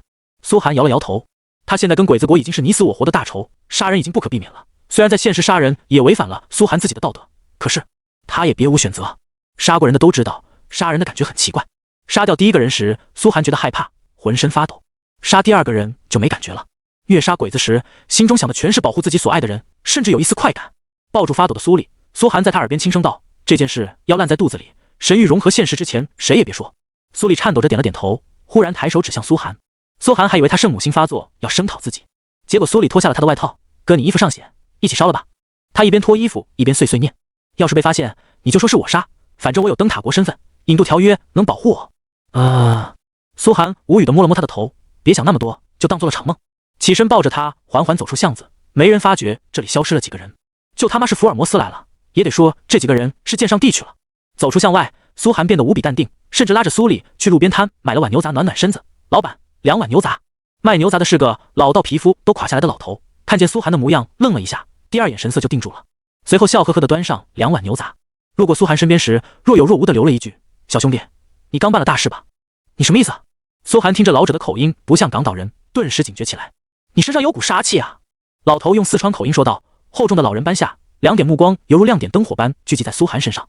你是怎么看出来的？苏寒这才注意到，这老者的破布围裙里似乎是一件上世纪旧军装，虽然已经破破烂烂，但是确实是旧军装的样式。这是个军人？老头子说了你也不信。老头笑呵呵的用围裙擦了擦手，紧接着撩开胳膊，灰暗的灯光下，那苍老的胳膊上依稀可见狰狞的道道枪疮，不知道受过多少次重伤。我今年90多岁，说我杀过鬼子，你信不信？杀！苏寒杀那瞪大双眸，心中暗道离谱。不是吧，老战斗英雄？早就听说许多战斗老兵在民间隐姓埋名，没想到自己竟然在路边撞到了一个。要是他不说，谁能猜到这老头年轻时竟然还杀过鬼子？嘿嘿嘿，我就说你不信，也没几个人信我。老头子不是跟你嫌骗，是想起来年轻时候有次反围剿，我们连长带着我们突围鬼子2个纵队的包围圈。老者絮絮叨叨地说了一大堆，说着说着逐渐泪眼婆娑起来。等冲出包围圈，全连100多条汉子就剩了5口子，人人身上都是鬼子的血，连长一个人就干掉了7、8个鬼子，等安全撤退到了老乡家里。说着，老者凝视着苏寒的眼睛，俺连长灯下那个眼神啊，就跟你刚才一模一样。仅凭形容，苏寒也能想象到那是何等惨烈的一战，不由得愣住。哈哈，说了你们这些小年轻也不信，老头子还是第一次跟人说这么多，主要是你那眼神让俺想起了俺连长。没事你就吃吧，就当俺发癫。老者笑中带泪，说完拍了拍苏寒的肩膀，这2碗老头子请你的，不收钱。苏寒却沉默了，虽然一般人都不会信，但他确信老者说的是真的，因为他真是刚杀完鬼子，能看出自己这眼神的，不是真上过战场杀鬼子的战斗英雄，绝无可能。但他却很惭愧，因为这些真正的战斗英雄却甘心在平居陋巷。他起身对老者浅浅鞠了一躬，老先生尊姓大名？呵呵，俺姓张，张自正。老者笑笑，转身继续忙碌。苏寒却牢牢记下了老者的身影，为了这些阴魂，自己应当继续屠戮。回到中环大厦时，迅速见到了李青梅的身影，焦急万分地看着苏寒：“你跑哪去了？现在外面很危险，你不该出去的。”一时不慎，苏寒笑了笑：“下次不会了，下次再出去就是屠杀黑龙会据点的时候了。现在核污染的实力还不够强，挡不了子弹。等自己在神域中继续增强核污染的伤害，下次来就可以把境内的黑龙会据点全部扫清。下一步是缅北，再下一步就是岛国本土。总之你没事就好。”李青梅点了点头，担心了一晚上，总算有个结果。大家都在神域里等着你呢。建立工会，你这个会长不出面怎么搞啊？没想到苏寒却道：“大正街38号有个摆摊的老头叫张自正，帮我派人注意一下，不要打扰，但也要保护人家安全，生病治病什么的由我出钱。”你亲戚？李青梅第一反应不是。苏寒一边朝神域游戏舱走，一边道：“一个值得敬重的长者。”哗！躺进游戏舱，再次进入神域时，耳边传来无数世界公屏信息流。喂，你们听说了吗？最近大夏大区这边出了个叫穷奇的玩家，这家伙不知道从哪冒出来的，不仅强的可怕，任何技能都能直接吞掉，而且他直接吃人啊！被他生吃掉的玩家，竟然属性点都掉落了，这人太恐怖了，都快能跟苏若涵相媲美了。放屁！这个穷奇就是个纯变态，人家苏若涵是专杀鬼子玩家，这个穷奇竟然只杀我们大夏玩家，妈的卖国贼！找到他的坐标，老子非得刨他祖坟！是啊，这家伙就快进入郡城了，到时候跟苏若涵相遇，恐怕就是一阵腥风血雨。才不过大半天的时间，神域公屏已经全都是这个穷奇的消息。苏寒瞥了一眼公屏，心中丝毫不奇怪，大夏玩家里出几个汉奸太正常了，等自己研发更多核能技术，一起杀了就行了。对汉奸，他从来不手软。眼下苏寒刚上线，耳边就传来了大片大片的信息：“老大，你终于上线了，快来啊！兄弟们都等急了，你不来怎么建立工会？咱们都要慢人一步了。”刘谋和韩金龙疯狂给苏寒发消息：“慢人一步。”苏寒笑了笑回复道：“老子就算站在原地等其他玩家1个月，也不会慢人一步。”刷！这么霸气的话，顿时在小队频道里点燃了所有人的热血。牛逼！苏老大牛逼！韩哥还是当年那么帅。咱们工会起个啥名呢？不然就叫韩哥无敌。呸呸呸！你品味还能不能再差点？说起这个，苏寒也想到了自己的工会该叫啥名字。毕竟苏寒的志向是带领着这支工会灭杀掉鬼子国所有玩家，名字就该霸气，就该告诉所有鬼子玩家他们的末日来了，而且还要霸气上档次，因为这支战队代表着华夏的最高地位。思索着，苏寒在小组频道说了一句话，就叫天庭吧。天庭，所有人都在琢磨着这个名字。天庭在华夏一说，就让人想起大闹天庭，同时也代表着大夏最高神国，3清4御坐镇，玉皇中枢统领3界。这个名字确实够霸气，也符合他们的身份。好，就叫天庭。哈哈，韩哥是玉帝，老韩是托塔天王，刘胖子你是天蓬元帅。别说，还真别说，李女神可以当王母娘娘。韩哥这妖牛逼，应该当红军道祖，众圣之师。不行，韩哥起码得混成祖神盘古啊！行了行了，众人顿时激动地议论起来。殊不知今日的玩笑话，有朝一日竟然会成真，一座真正的华夏天庭会从他们手中建立起来。苏寒也没想那么多，直接点开工会界面，点击创建工会，然后把所有人勾选上。你是否要建立工会？天庭。是。苏寒毫不犹豫点击了确定，然后头上直接多了个头衔天庭工会会长，面前还弹出了一个复杂的工会管理界面。先关掉工会管理界面不谈，苏寒拿出了背包里的宠物蛋，心中一阵狂喜，终于到了，现在什么事都没有自己的宠物重要。神级宠物，出来吧！刷！他直接启动了最后一次核污染孵化，变异成功。你的宠物蛋资质已晋升到神级，孵化成功，你的宠物即将孵化出世。蛋壳碎裂成一片片，一道恐怖至极的气息刹那就引起了天象，瞬间电闪雷鸣。起初天放出青蓝色，一道道裂缝从天正中央裂开，青蓝色逐渐变成黑色，雷雨氤氲而出，光华闪过，似是清代，却引燃万丈雷霆。无人知晓这是何等征兆，只见大地塌陷，涌出泉水，高山崩塌，好似锤拱，大河逆流，犹如朝拜。那颗缓缓碎裂的宠物蛋浮上了高空，让苏寒浑身一阵颤抖。这就是神级的威严！妈的，这宠物还没出世就这么掉，出世了还不得欺负主人？气得苏寒直接上前一脚，把这宠物蛋给踹飞。唰！宠物蛋飞出老远，想直接脱离苏寒，却被苏寒直接伸手一握，用主人权限隔着老远给扯了回来。还想跑？老子是得教教你什么叫规矩了。他气得不轻，一脚就直接跑。这宠物绝对不是个善茬。就在此时，王城内，一位第3纪元的高阶鬼子玩家遥遥望向郡城，神色极其震撼。这是天象，能引动天象的存在，真想知道到底是什么东西，把它掠夺过来。他思索着，神色阴晴不定。可惜如今公测开始，不能随意前往郡城了。帝国之中，明镇帝国的一位侯爵忽然停下了手中下象棋的手，看向远方。什么东西？要出事了！大夏这边感知到苏若涵的方向出了异动，许多内测玩家更是直接奔了过来，看见是神级宝物出事，才缓缓退后，震撼地注视着。苏若涵，他又搞出什么东西了？天哪，这是神级异象！无数人疑惑，却发现那动静很快消失，仿佛从未存在过一般。原因很简单，因为苏寒直接一拳把这破蛋全部打碎了，让他不得不出事。再这么放异象，不知道会引来什么东西。哗！在蛋中的东西掉落出来的瞬间，所有光环、异象和设想都消失得一干二净。因为苏寒面前掉落的是一只湿漉漉、浑身缠着蛋液、双眼似睁非睁，看上去就像蔫了一样的雏鸡。你他妈告诉我这是神级宠物？苏寒脸都黑了，上前捏起这小鸡，却发现它确实没睁开眼，但是知道张开嘴疯狂吞噬身上的蛋液，蛋液很快被它吞光，然后这家伙开始吞地上的泥土、岩石，随后是各种矿产。很快苏寒就发现自己入地了，因为身边是被这小鸡吞出的一个大坑。尼玛，这么能吞的吗？苏寒无语，就看着这没睁眼的小鸡吃光了地上的所有东西之后，目光瞄上了远处一群野怪，上去就用没开牙的机会吞了个精光，那小嘴轻轻一张，就像开了无底洞一样。然后苏寒发现这家伙似乎越长越大了，从小鸡变成小鸭，从小鸭变成小鹰，从小鹰变成……苏寒看着自己面前这只足足有自己腰身高的雏鸟，还没睁开眼，可这体型，一双足有拳头大小的树童冷冰冰的看着自己，口中竟然吐出人言：看在你让本座成功脱生出世的份上，今日就不吃你了。话落，展翅，哗！区区万里晴空，在这雏鸟面前又显得太小，大片云雾被一扫而空。卧槽！苏寒心头莫名泛上一句话：团扶摇而上，9万里也。哗！这雏鸟好像出世就要消失不见，可下一刻苏寒就无情地动用了主人权限，哗！直接把这雏鸟硬生生从万里高空上拉了下来。啪！雏鸟英武磅礴万分的身影，直接在地上摔了个狗啃泥。乖，知道啥叫主人权限吗？老子一言可定你生死！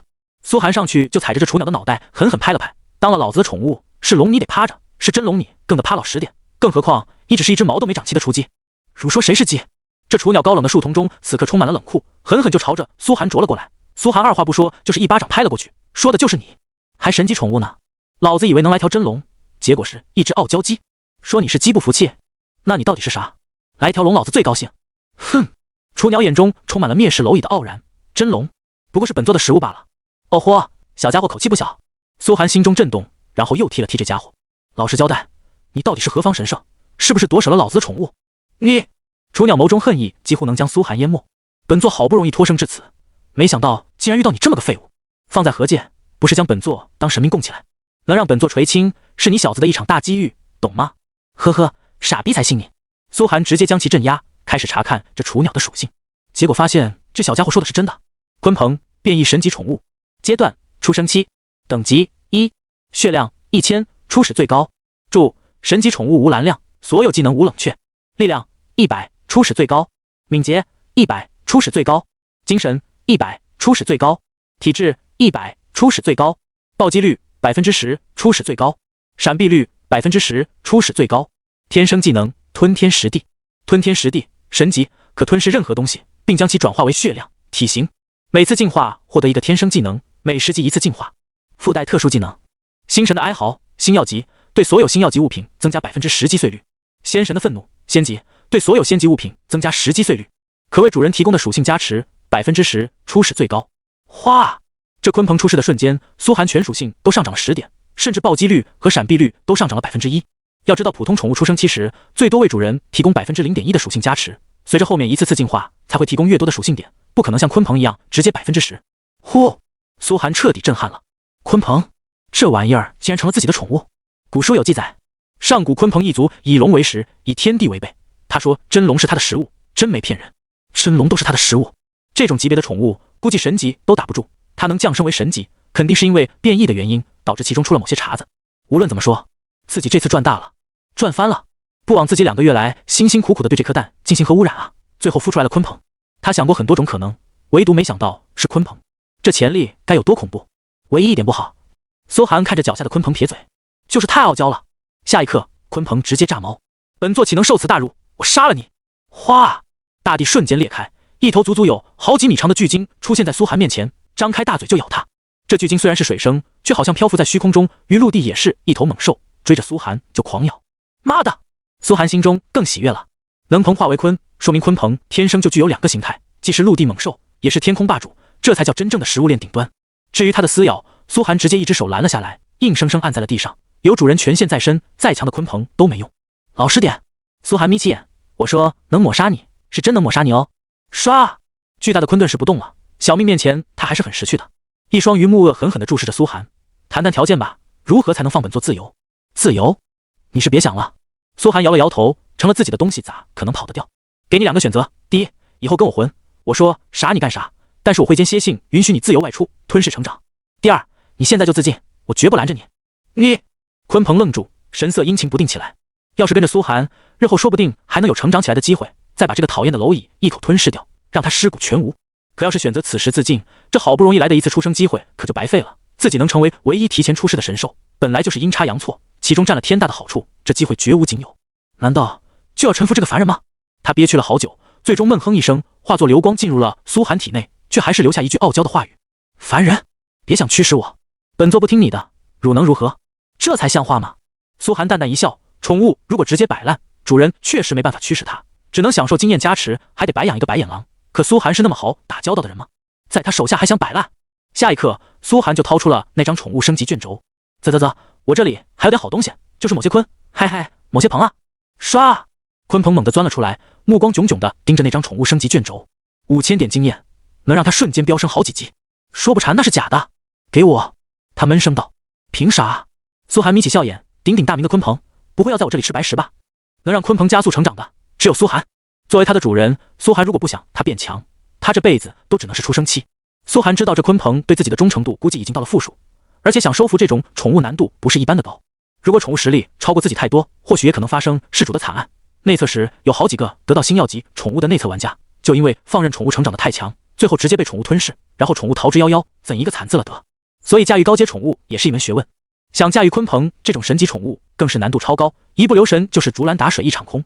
说吧，想让本座帮你干嘛？鲲鹏眯起眼傲然道。暂时没想好，你先老实待着吧。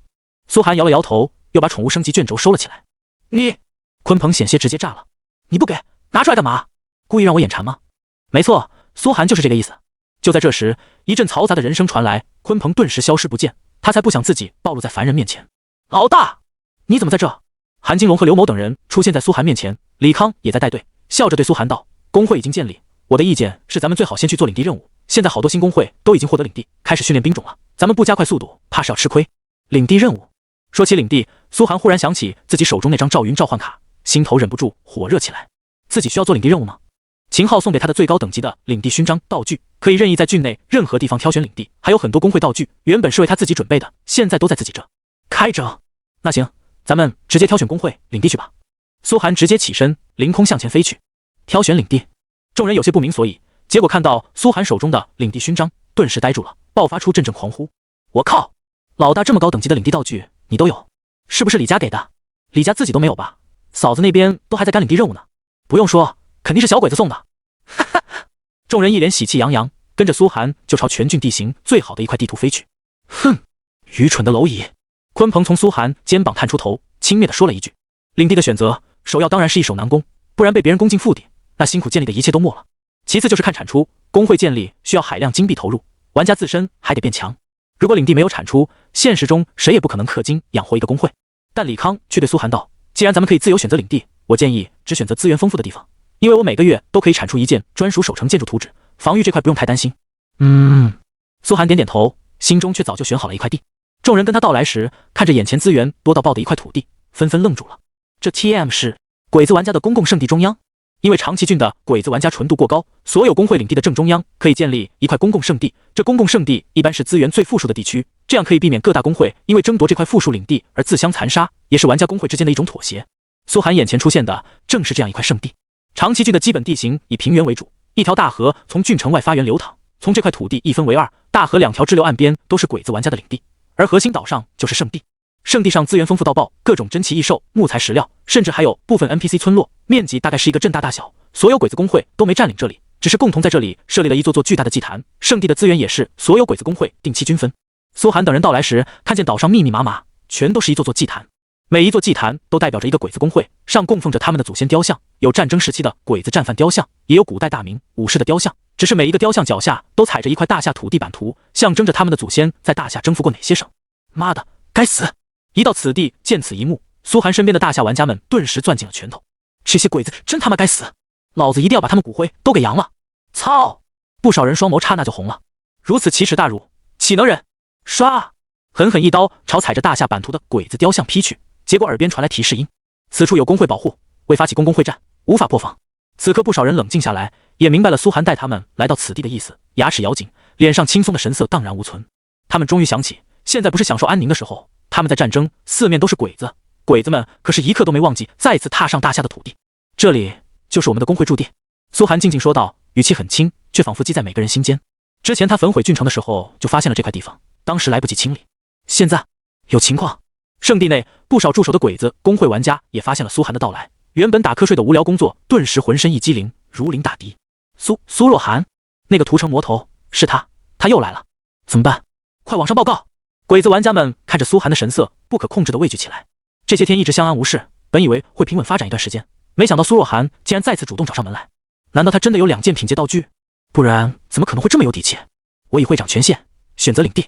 苏寒掏出了领地勋章，缓缓对准了湖心岛。这座圣地的面积正好跟他领地勋章能选择的面积一样，都可以直接成为天庭公会的领地。是否要选择2345.4563号地图成为公会的领地？耳边传来一声提示音，面前湖心岛一整个地图的色块都发生了改变。如果他选择确定，那么将直接把公会建在鬼子窝里，随时面对所有鬼子公会。所以老大的意思是，咱们就在鬼子窝里发展。韩金龙摸着下巴，猛然咳嗽了几声，一旁的刘某反而笑了出来。好，韩哥的玩法还是这么刺激。二人都很了解苏寒的套路，苏寒游戏打法向来简单明快，上来3分钟就直接进你家泉水了，这就是苏寒的风格。可是这李康却愣了愣，他眼圈也红了，没想过他竟然会直接选择这里。虽然危险，但他也不得不说，苏寒选得对。外界接到消息的安倍等人也迅速赶到附近，看见苏寒正在动用领地勋章，顿时气得双眼都红了。八嘎，这个混蛋竟敢把领地选在我们的圣地，谁给他的底气？一旁的几个公会长也愤怒的险些直接冲上去干掉这个不知天高地厚的家伙，才区20级，竟敢把公会领地选在我们圣地，他必死！他这领地勋章是从哪来的？权限很高，一旦让他选择，我们真的会失去领地。弄死他，就在这里弄死他，他又没了品阶道具，我们杀他犹如杀狗。众多公会长都叫得很凶，却没有一个直接冲到圣地跟苏寒硬刚半晌之后，互相对视一眼，气氛沉默了下来。因为都不傻，用脚趾想都知道，苏若寒既然敢这么做，肯定背后有依仗。上次的教训太深刻了，谁都不敢再当这个出头鸟。说白了，都被苏寒一次性屠杀2郡的威风给吓破了胆。安倍也沉思着，半晌后道：不能轻举妄动，他既然敢这么做，说不定就是设下了陷阱等着咱们。众人默然。如果没有依仗，苏若寒一个20级玩家，敢来挑衅他们这么多50级内测玩家建立的公会吗？这不是明摆着的。要是再经历一次上回那样的屠杀，他们长崎郡所有内测玩家都可以宣告退游了。又是沉思良久之后，安倍阴郁的脸庞上划过一道悠然的笑容。那就把圣地给他又如何？此话一出，公会长们当场炸了锅。这怎么能行？圣地可是有我们祖家的神迹，是家族的威严。圣地代表着我们长崎郡的脸面啊！让大夏人在我们圣地建立领地，这不是骑着我们脸拉屎撒尿吗？传出去，我们长崎郡还混不混了？冷静，诸君！安倍听见众人的争辩，眼中却只有苏寒。你们想想，他在圣地建立公会，我们天天随时随地都能骚扰他，在我们眼皮子底下，他怎么发展？我们还不用花人力去监视这个大敌，他跑得了和尚，跑不了庙。在我看来，他在圣地建立领地这一招，不过是愚蠢的行为罢了。这番话语重心长，所有公会长听完之后思索片刻，不禁点了点头。虽然圣地丢失，面子上有缺，可实际他们是占了便宜的，等于苏若寒自己投入他们的包围圈，这样的好事哪里去找？这个蠢货这么做，无非是让我们更好杀他。现在他跑都跑不掉了。众多鬼子公会长顿时哈哈大笑起来。是啊，圣地附近都被我们的城池包围了，他就算占领了又如何？难道还想在我们的包围之下发展起来？做梦！就让他先建立领地，第一次公会战就直接灭了他。后方不少得到消息的大夏玩家，听闻苏若寒要直接把领地建立在鬼子圣地，都愣住了，迅速赶过来，怕苏若寒出事。结果到了之后，眼前一幕直接让他们惊呆。苏寒缓缓悬停在鬼子圣地上空，手持领地勋章，没有一个鬼子敢出来阻拦。妈的好帅啊！他一个新人怎么能这么帅？他做了我敢想不敢干的事，太牛逼了！看见这些大夏玩家到场，安倍等鬼子公会长心中更是断定，如果刚才出手，苏寒必定有手段等着他们。下一刻，苏寒点击了确定。哗！领地勋章拥有郡内最高等级的领地选择权限，任何地方都可以选择。您的工会驻地已选定。圣地直接崩塌，四周飘起淡淡的红光，红光上升起一行字：天庭工会驻地。擅自进入自动触发红名状态。从现在开始，这片圣地就是天庭工会的领地了。不少鬼子玩家都咬碎了牙，八嘎，我一定要把这个家伙碎尸万段。围观的大厦内侧玩家们则全部狂喜的险些蹦起来。牛逼啊！苏大神，我甘愿称你一声大神。直接把领地建立在鬼子圣地，这也太打脸了。干得好，苏大神，我愿当你小弟。众多大厦50级内侧工会长们围着苏寒疯狂吹起了彩虹屁。苏寒这操作实在是太提振大厦玩家士气了，这是他们想了无数遍都没能做到的事情。现在苏寒一开局直接做到了，怎一个牛逼了得！韩金龙和刘某等工会成员见这么多50级内侧大佬都围着苏寒叫大哥，神色顿时不正常了起来，不由得长大了嘴巴。这每一位工会大佬在外界都是威震一方的大人物啊，甚至能影响政界。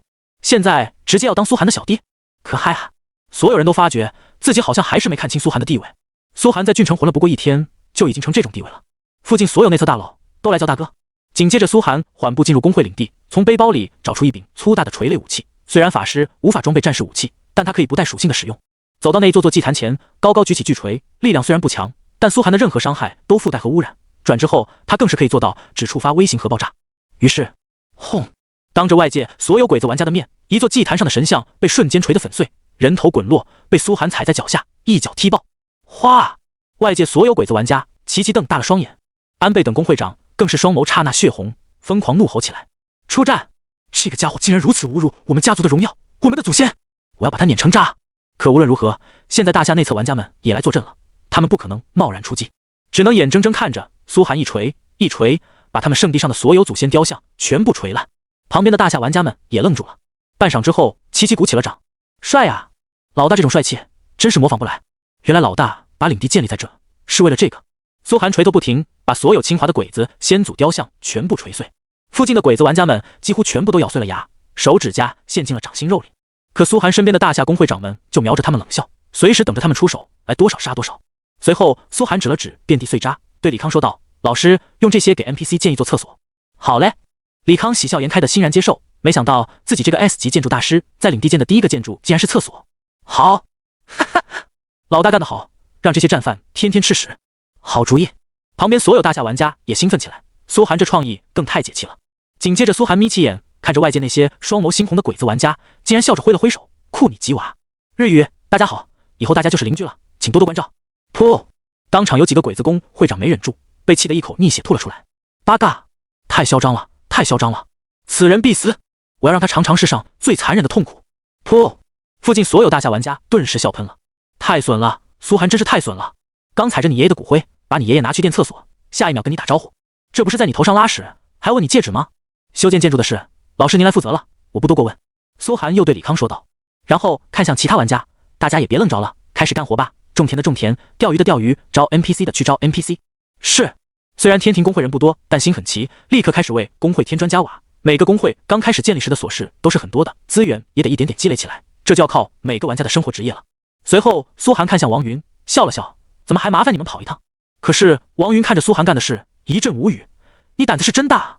他思索着说道，不然我们就在你工会驻守一段时间，等你发展起来再走吧。不用想也知道，现在苏寒在鬼子腹地，就算有新手工会的10天保护期，不能进攻他，可也会有无尽的骚扰。对王云等人的善意，苏寒却摇了摇头。高端玩家全集中在我这，万一你们工会被鬼子袭击咋办？你们走吧，我这不用担心。可是王云等人愣住了，要知道苏寒才20级啊，现在又没了品阶道具，在鬼子腹地，这不是找死吗？可能连领的都出不去。放心，苏寒拍了拍几人的肩膀，笑道：我自有计较。王云沉思片刻，最终还是带着人离开了，只留下一句话，又是随时招呼，我们赶过来也就是几10分钟的事。好。苏寒点点头，目送着众人离开后，当即走到领地议事大厅内，掏出了赵云召唤卡。领地已经建立，神将该出世了。朱俊，如果让苏若涵就这么大摇大摆在我们圣地肆虐，日后我们长崎郡别想在国战魂了。芥川嘉诚池，芥川工会内，隔着一道上百米宽的大河，城头上一众鬼子工会长咬紧牙关朝对面看去，愤怒的议论连连。是啊，他们竟然开始发展了，难道就让看着苏若涵在咱们圣地扎根？不可忍耐！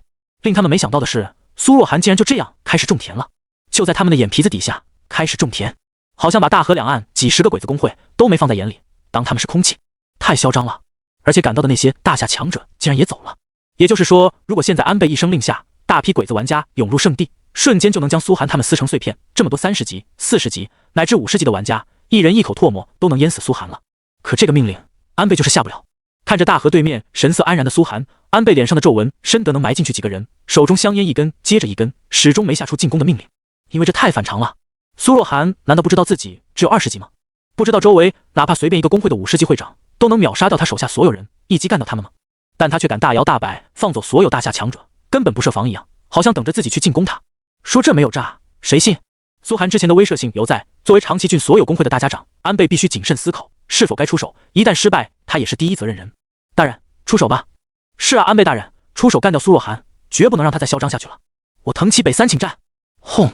一个扛着巨大原木的2米身高战士猛然把原木往城头磕了下去，发出轰隆巨响，对着安倍半跪大声道，双眸红的像是要吃人，散发出滔天血红色气浪。藤崎北三转职到了猛王职业的那个最强战士，他只要出手，只需要一个技能就能瞬间秒掉苏若涵他们所有人。安倍大人，请下令吧。所有人都议论起来，瞪大眼盯着安倍，希望安倍能下令出手。所有鬼子玩家都恨不得能撕下苏寒一块肉来吃。可安倍沉吟了片刻，站起身缓缓道：40级以上玩家不要投入进去，先小范围试探吧。试探？一个鬼子工会长攥紧了拳头，都已经这种局面了，还需要试探吗？直接干掉他不就好了？安倍摇了摇头，不清楚他到底有什么底牌，之前只能先试探。这也是老成的策略，很可能苏寒有其他手段。一位工会长也思索着说道：那就由我手下的人先去吧，全部都是30级的中间玩家，看看这个苏若涵到底藏着什么东西。众人听见这话也点点头，先去试探一波也好。芥川组出战！只听这工会长一声令下，城池中迅速站出了5个30级的玩家，神色凶悍地注视着苏寒那边。嗨！他们缓缓起身，虽然不能飞行，但法师已经能释放漂浮术，让他们悬浮在半空中渡河。而且这些内测玩家，每人身后都跟着一队 NPC 兵种，芥川城池内的兵种个个身着劲装，只要不动就有隐身的效果，每个都有20级。这5个30级玩家率领着上百个兵种，对新生的任何工会来说都是灭顶之灾。芥川家的忍者兵种真是太帅了，天生的伏杀好手啊！旁边的工会长也忍不住赞叹起来，这种忍者兵种极其稀有，可以保持隐身状态，谁都无比渴望得到。芥川工会长听闻这话，神色掩饰不住的得意，看向这5人道：现在他们新手保护期还没过，你们埋伏在圣地周边，只要他们有人出来，第一时间袭杀。嗨！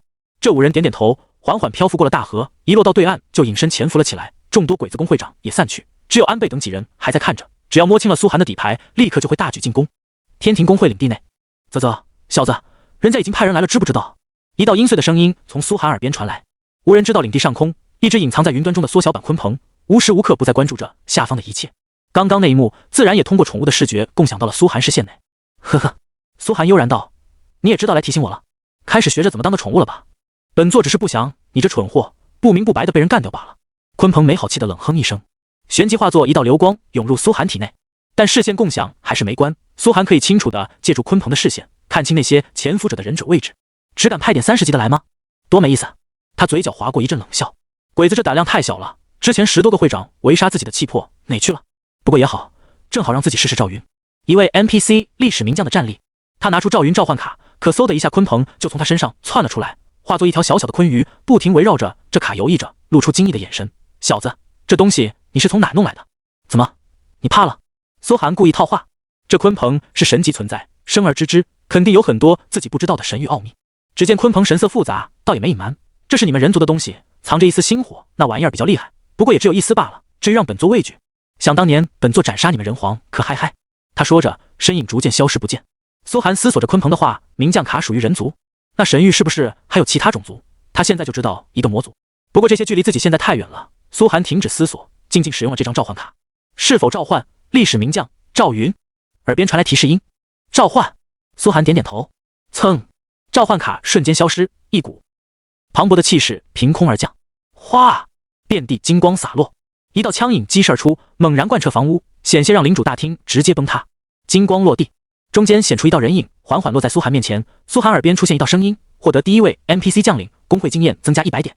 叮，你的工会升级了，现在为2级工会。叮，已晋升为2级工会，玩家上限增加时 NPC 人口增加100。哗，这就直接升到2级工会了。苏寒顿时喜出望外，召唤 NPC 将领给的工会经验这么高，要知道他建立起来一个1级建筑才给5点经验，没想到召唤将领直接给100。眼前一位星眉剑目，身着白袍，手持长枪的少年将军缓缓凝视了四周一圈，然后把目光投向了苏寒，拱手参见主公。苏寒缓缓点头，心中甚是满意。一旁的千岁离子看到赵云，更是直接被帅到现形，从忍者状态跌落出来，喃喃着：“好强大的武将，主人手下又多了一员强助。你召唤出专属历史名将，兵营获得名将自带兵种长山子地兵。”耳边再次传来提示音，苏寒更加狂喜。可惜现在兵营还没建起来，不然去看看赵云的自带兵种有多强。他知道这个赵云是神域根据历史100%还原的，理论上拥有赵云的真实战力。他点开赵云的属性，赵云 NPC 历史名将，归属天庭公会，等级30级，初始，经验0300000，职业常胜将军 S 级，在500人规模以上群战时，所携带兵种战力提升50%，且所携带兵种每阵亡10%，自身造成伤害增强10%。血量10000，蓝量1000，力量150，敏捷130，精神100，体质150，初始暴击率5%，初始闪避率5%。名将技能龙胆，龙胆星耀级被动技能，血量每降低1%，每秒自动回血1%。百鸟朝凤枪未解锁，雁行阵未解锁，金刀阵未解锁，锥形阵未解锁，剑龙卸甲未解锁。注：工会 NPC 将领及兵种只可通过工会战模式获得经验升级，击杀野怪 BOSS 不获得经验，且收益减少100%。我靠，这谁能打得死？苏寒第一反应，赵云最强的不是群战，而是他的单体战力吧。他手下兵种死得越多，他的战力越强，而且龙胆这个技能直接让他血量越低回的越多，只剩1滴血的时候甚至直接回满，简直就是个移动泉水。只是他注意到，工会 NPC 将领只能通过工会战获得经验，杀野怪和 BOSS 直接无奖励，说明神域只允许玩家挑战 BOSS， 不可能让玩家带着兵种围杀。不过问题也不大，苏寒思索着，他让赵云先站在一旁，然后点开了工会管理界面。天庭工会，等级 LV2 100-500，评价聚落，注：工会评价为聚落、村、镇、城、郡、省、公国、王国、帝国。会长苏若涵，其他职务无。成员上限12%， NPC 人口上限200。功能建筑：议事大厅、一级训练场建设中，兵营建设中，伐木场建设中，采石场建设中，稻田建设中。公共资金12342金币。资源32。大夏专属建筑长城未建立。大夏专属建筑兵马俑未建立。大夏专属建筑大运河未建立。大夏专属建筑社稷坛未建立。大夏专属建筑太庙未建立。大夏专属建筑皇帝陵未建立。啧，苏寒心头一阵欣喜，李康老爷子手脚真是够麻利的，这才几十分钟就安排了这么多基础建筑，起码比别的工会建设快了10倍，这就是一位建筑大师的牛逼之处。同时他感到一阵肉痛，要知道建设工会的每一步都要钱，短短这一会杂七杂八的买原料、雇佣 NPC、从拍卖会购买必须的建筑道具，至少花了几百金币，这还只是基础建设的一部分。没办法，作为工会长，前期发展的资金他必须出，而且后面也想办法搞钱来养活工会。工会的经济实力直接影响战力，一场工会战起码得花掉大几千万。内测时每场国战一场就打掉几十个亿的 GDP， 跟现实世界的战争几乎没啥两样了，这才是全民都关注神域的原因。神域中的成败直接影响到他们的生活水准。还好老子有变异暴率。苏寒一阵长吁短叹，不然还真撑不过工会前期这段时间发展。但他还是点开了专属建筑长城。长城，大夏专属建筑。简介：建设完成后，对领土拥有超强庇护能力。建立条件：1. 工会兵种达到500。2. 至少击败过一个超出你工会5级以上的工会。3. 所需500资源，且消耗一个工会专属道具。长城，这就是之前苏寒跟王云闲聊时问到的大夏专属建筑。正是这个建筑才让苏寒有把工会建立在鬼子腹地的底气。只要建立了长城，苏寒随时可以跟周边大夏玩家连成一片，而且工会也会有超高防护力。大夏专属建筑的强就强在，只要一个地方建立了长城，那这里就绝对是大夏的领地，想抢走基本上不可能。一座座长城不动声色的向外建立，很快其他国家玩家就发现，我家都城怎么在长城内了？这也是其他国家的玩家痛恨大夏长城的原因。每次付出巨大代价攻下一座长城后，都会将其夷为平地，挫骨扬灰。趁着工会战还没开始，迅速建立长城。苏寒下定了决心，还没几个新生工会有他这么狠，上来就建专属建筑。因为建立长城的首要求就是要越级击败一个至少超过5级以上的工会，基本上不可能有工会做得到。而苏寒看向外界那些鬼子城池，暗中挑选中了一座。有赵云和自己，这也并非不可能，只是要快点给赵云造点兵种，才能发挥他最强的战力。造兵种不仅有兵营，还得有足够的 NPC 人口才行，每3个 NPC 人口中可以出一个兵种。养活 NPC 人口则需要农田、饮水、住所，甚至娱乐建筑等等，来提升他们的快乐度。不然 NPC 跑光了，工会一个兵种都招不出来，甚至原本的兵种都会跑光。几乎所有玩家都痛骂过神域这群不知好歹的 NPC， 为了伺候好这群大爷，不知道花了多少钱。平时领地里出点啥事，玩家工会也得出面摆平，不然甚至有可能搞出叛乱，领地直接被烧成白地。想在神域发展工会，根本没那么简单。先招人吧。苏寒叹息一声，往圣地中心走去，那里还有不少土著村落。圣地是一个岛屿，夹在2条大河中间，但面积并不小，足足几十平方公里，算下来相当于地球一个地级市。天庭工会目前只是占据西南角的一片丛林罢了，驻地外大部分还是野地，有野怪，有 NPC 村落，甚至可以接任务做任务，甚至还有 BOSS。随着慢慢发展，才能将领的全部纳入工会统治。苏寒，我这边很快就能把基础建筑造好，冰原的事需要抓紧了。李康在工地上忙得浑身汗流浃背，身边是雇来的几个 NPC， 见苏寒走来起身大声道。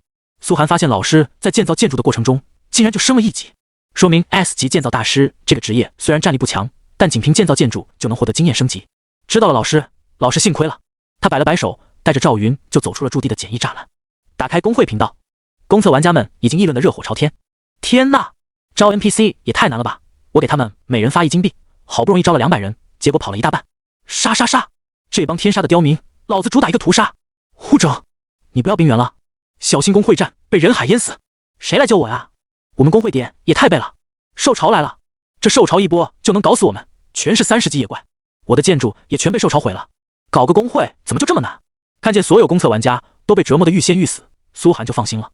做完转职任务，大家应该都在给工会打基础，而他应该是最得天独厚的，不仅开局就有将领，而且还有一位 S 级建筑大师玩家，甚至工会内也都是最强玩家。老大，几个刚刚清理出一片道路的同学跟苏寒打了个招呼，他们身上遍体都是兽群留下的伤口。苏寒点了点头，皱眉道：怎么挂回来了？前面发生什么了？兽潮啊，老大。一个同学顿时道：每个工会的最大麻烦永远都是兽潮，只要建立工会，就会开始不定期吸引来兽潮，工会越强，兽潮规模也就越大。天庭工会建立半小时，已经迎来了第一波兽潮。旁边一人也开口解释：我们清理道路的时候，发现岛上有3股兽潮，25级的铁狼，28级的魔虎，31级的千刀豹，结果直接撞上了一股小型魔虎兽潮，损失惨重。刘谋和老韩正在前面顶着呢，林夕在给他俩加血。对其他工会来说，灭顶之灾的兽潮对天庭工会问题根本不大，两人神色也很轻松。哦，苏寒颔首，一个人缓缓朝丛林深处走去，耳边传来叽叽喳喳的叫声，清楚看到岸边有些黑影，发现自己移动后，迅速跟着自己跑了起来。但有工会新手保护，鬼子们还不能进入天庭工会的领地，只能监视着他。哼，等造出兵种就来收拾你们。苏寒嘴角划过一抹冷笑，朝丛林尽头看去。哗！只见刘谋这胖子身形矫健，在3、5头高他5级的魔虎面前腾转跳跃。有了苏寒给他的武士职业，他又经过了一次转职，现在等于拥有2个职业。别提多牛逼了！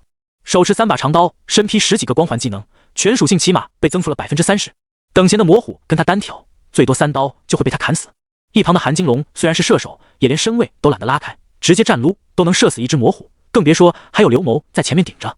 两人身后的林夕可以说百无聊赖了，他的自然法师职业转职过后，伤害变成回血的能力更强，可以说有奶有输出，放个技能直接给2人回大片血。3人虽然陷入10几头魔虎的围攻，却显得游刃有余。老大来了！见苏寒到来，3人甚至还有闲心跟苏寒打了个招呼。我去招 NPC。苏寒也没出手，一是不想抢3人的经验，二是他都24级了，这些魔虎没高他5级，杀了也叠不了超级污染次数。他只是缓缓向前走去。那个王月和李鹏已经去招了，听说还要做好多支线任务，挺麻烦的。林夕小声对苏寒道，意思让苏寒不要去浪费时间。这也是他第一次鼓起勇气跟苏寒主动搭话，虽然每次看见苏寒还是会心头猛跳，但已经好多了，能这样陪在苏寒身边，他就感觉自己很开心。我知道。苏寒对他点头，但我得去看看，招人是大事，他总不能说现在小鬼子就在领地外守着，如果再不搞出兵种，让赵云去给他们一个教训，小鬼子们肯定会大举进攻吧。增加人口必须要快。老大你是不知道啊，那些小鬼子 NPC 土著可难缠了，就因为咱们是大夏玩家，就对咱们百般刁难，李鹏他们都快烦死了。说起这个，刘谋就开始对苏寒大倒苦水。老大你说不然咱们把工会迁到大夏地盘吧，反正我是不想跟这些鬼子 NPC 打交道了。还有这种事？苏寒勾起了嘴角，他们现在是在长崎郡，鬼子的地盘，风土人情以及 NPC 肯定都是鬼子风格的。对啊，韩金龙也赶紧点头。咱们要是招不到 NPC， 那可咋办？交给我了。苏寒冷笑着点了点头。虽然现在他可以把工会迁徙到大夏的地盘，但那样杀鬼子的机会不就少了吗？难不成他要给大夏领土撒核污染？这是不可能的，他的职业特性就注定了，鬼子国是最适合他的地方。NPC 不服？呵呵。对了，临走前苏寒对几人说道，如果爆出来的黄金级宝箱，统一交给我。郡城阶段爆率再次跳水，可能越级杀几百只怪都爆不出一个黄金箱子，就算黄金箱子也很难开出黄金装备，这就是黄金级装备很难再掉价的原因。谁来杀他也是这个爆率。苏寒自己都没信心能爆出几个黄金箱子，用超级污染来开白银箱子又太亏，还不如留着多强化几件装备，所以工会爆出的黄金箱子是一定要收集起来。明白了，几人顿时点头。进入丛林深处，一个 NPC 村庄很快出现在苏寒面前，耳边传来提示音：你已进入实践村，村人口200，村长等级30级，村守卫等级28级。进入这个村子，苏寒先是打量着，这个村的守备力量很强，村长和村里几个武士都是全身加5的装备，还有黄金武器。任务完成了。苏寒一进来就看见一个玩家正在满大街求爷告奶奶：袁先生，您要的草药采来了，您看这个迁徙的事。哼，迁徙的事再说。齐木奶奶，我已经帮您的狗梳理好毛发了，不知道您愿不愿意？走开走开，我才不要迁徙到大夏领地。老不死的，你给我好好说话。玩家脸上和善的神色顿时绷不住了，一秒凶恶。下一刻，喂！村里的守卫武士顿时气势汹汹地走了过来。那个大夏人，你要找茬吗？看着守卫武士的实力，在村里还有30%的免伤和破甲，这玩家顿时无语了。靠！招人怎么这么难啊？他原地跺脚，老子这么久一个 NPC 都招不到，没奖励的支线任务都跑了17、18个了，命苦啊！李鹏，苏寒笑着喊了一声。玩家回过头，哎，老大你来了，神色顿时委屈起来。老大，我正要跟你说，妈的这些刁民，歧视我们大夏工会啊！我都看到了。苏寒上前拍了拍他的肩膀，但是我觉得你应该换一种方式跟这些鬼子 NPC 打交道。李鹏有些疑惑，老大你是说用强？根本不行，神域根本不允许工会强行威胁 NPC 加入，而且就算威胁加入了，他们也很可能叛逃。不，苏寒摇摇头，掏出了艾伦之杖，不是威胁，是和善的交流。下一刻，哗，他伸手对天一挥，一道大的核污染洪流从天而降，刹那间降临到了村外，直接将村落全部环抱起来。村外的一切农田、建筑、树林乃至道路，全部被核污水泛滥堵得死死的，所有村外的活物一瞬间变成泄泥。小小的实践村顿时发出一阵猛烈的凄厉惨叫。这是什么？天照大神在上啊！不，我们的家园被毁了！什么人？村里的村长、驻守武士立刻冲了出来，对着苏寒就是几刀砍过来。苏寒根本没有回应，只是对身后的赵云摆了摆手。唰！赵云长枪一闪，就和几个 NPC 战作一团。在核污染的加持下，没几个瞬间，村长和武士就死得干干净净。核污水一点都没进村，所以不能判定苏寒攻击了这些村民，也没有威胁他们。相反，苏寒换上了自己永生神殿的执事衣服，缓缓升上高空，语气严肃地说道：神的子民们，这个岛屿即将发生巨大的灾难，刚刚就是明证，而我就是神的代言人，我是神给你们的最后机会。如果你们不能听从神的命令，在日落前找到新的聚集地的话，那么黄泉之水将会淹没一切。这死掉的几个人就是违抗神域的代价。神域不允许危险，但是没说不能骗啊。大部分 NPC 还是很淳朴的，神域没给他们设定太高的智商，土著更是十分迷信。见到这恐怖的黄泉之水以及死在村口几个人，为苏寒的话增添了很大可信度。参见神使，参见神使。见在场还有几个不幸的，苏寒直接弹了看热闹的鲲鹏一下，出来装个逼。哼！鲲鹏愤恨不平地飞了出来，神级生物的威严散发而出，直接震慑住了所有人。巨大的身躯越来越磅礴，甚至遮盖住了半个村落。这神级的威势是让人能发自内心的恐惧。哗！所有村民全部跪下了，甚至惊恐的连连磕头起来。参见神使，神使在上，之前多有冒犯，真是我们的愚蠢，请神使不要怪罪啊！老大牛逼！见这幅情景，李鹏都差点跪下了，太强了！别说是这些 NPC 了，就连他都差点相信苏寒是神的使者。限你们日落之前迁徙，过时不候。苏寒冷冷挥手，核污染水继续向内缓缓淹没，日落前就将这个村子全部淹没，地形也将永久发生改变。李鹏明白了，苏寒这是要毁掉这些 NPC 的后路，把你家直接毁了，你不去加入，我还能去哪？心中对苏寒的敬佩已经无以复加。见状，所有村民疯了一样，迅速开始回家打包，然后快步朝着工会驻地的方向狂奔而去，连拦都拦不住。哎，这不就行了吗？苏寒耳边还传来了提示音：实践村村民对你的畏惧度加100，实践村村民对你的好感度加100。这就是他恩威并济的原因。如果只是恐吓，这些村民回过神来之后就会跑，但现在他们想跑都不敢跑，因为神的威严犹在。宗教治国，几乎所有村民都把苏寒当做了神的代言人。走了。苏寒拍了拍李鹏的肩膀，去下一个村子。两人继续前往周边土著村落，几个招募的玩家也是没有进展。结果苏寒一样画葫芦，还是这么来上一把。所有 NPC 疯了一样朝工会驻地跑去，哭着喊着求加入工会。几人看懵了，还能这样？不愧是老大啊！天黑之前，苏寒回到工会驻地时，2级工会的200人口上限就满了。然后李康也把所有基础建筑搞定，工会直接飙升到了3级。叮，你的工会升级了，现在为3级工会。叮，已晋升为3级工会。玩家上限增加时 ，NPC 人口增加300。能这么快升到3级工会的，大概就只有我一个了吧？苏寒看着数据，暗自点头，随后打开了工会排行榜。郡城阶段所有玩家竞争的就是这个排行榜。打开排行榜，苏寒清楚看到天庭公会列居榜首，新手公会排行榜。本排行榜奖励：第1名获得建国任务，第2名获得伯爵爵位任务，第3名获得子爵爵位任务，第4名。自郡城阶段开始之日起，1个月后结算新手公会奖励。一看见新手公会排行上的奖励，苏寒就愣住了，心头顿时一片火热。第1名奖励竟然是建国任务，有了建国任务，玩家建国就有了希望。神域中，玩家想独立建立自己的国家，几乎就是不可能的。获得建国任务的难度比拿到神器还难。然而，玩家一旦成功建国，自主权、地位和能获得的好处将是其他公会难以想象的。在国战中也拥有最大自主权，公会长则直接拥有国王头衔。按照神域的地位，将拥有对国土的一切处置权，包括但不限于培养新的职业、研究新的魔法、打造最强的王国军队。到目前为止，能成功建国的也只有第1季那些内测玩家。现在第1季的内测玩家，人人都已经升到了150级以上，人数只有1000人，都是各国不出世的压箱底级别强者，地位最低也是一方帝国的诸侯。而公会榜单第2名、第3名也能直接获得爵位任务。有了任务，获得爵位的难度就会被大大降低。一个伯爵爵位，任何国家都得以礼相待，给予一个郡的封地是最起码的。苏寒已经可以预见，这次新手公会榜单的争夺会让各国狗脑子都打出来。蓝星哪个国家不想获得建国任务啊？竞争的激烈程度比新手等级排行榜要强100倍。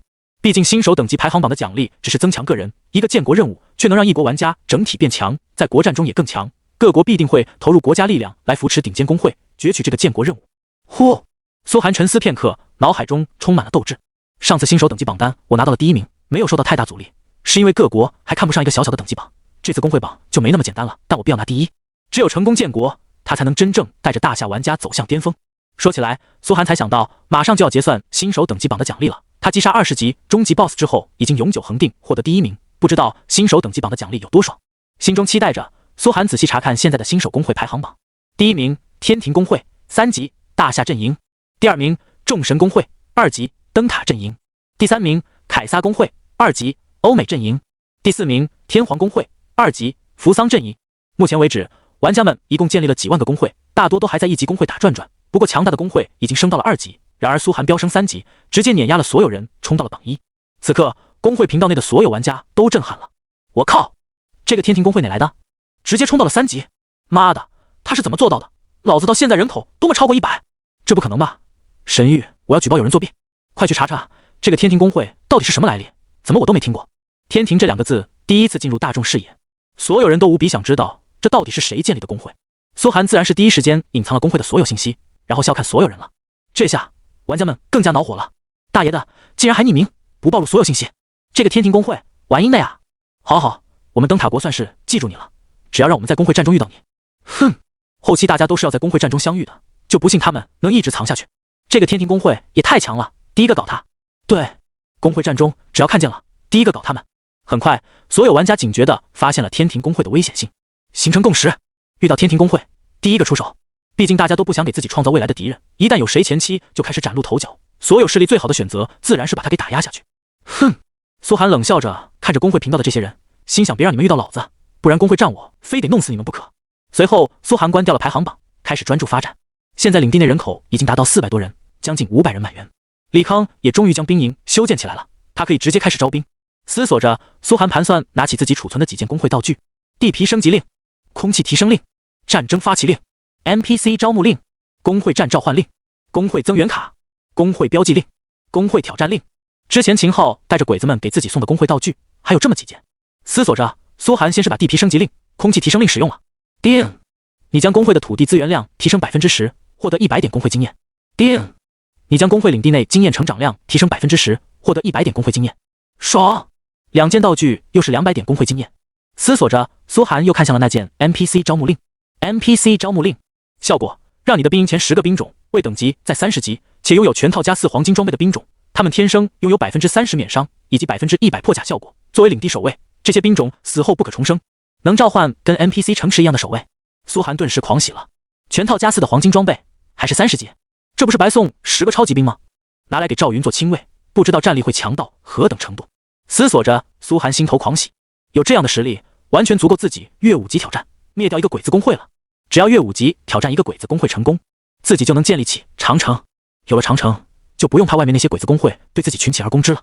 苏寒冷笑着看向外界，镇守在自己最前面的芥川公会。芥川公会的等级是10级，超过天庭公会何止5级。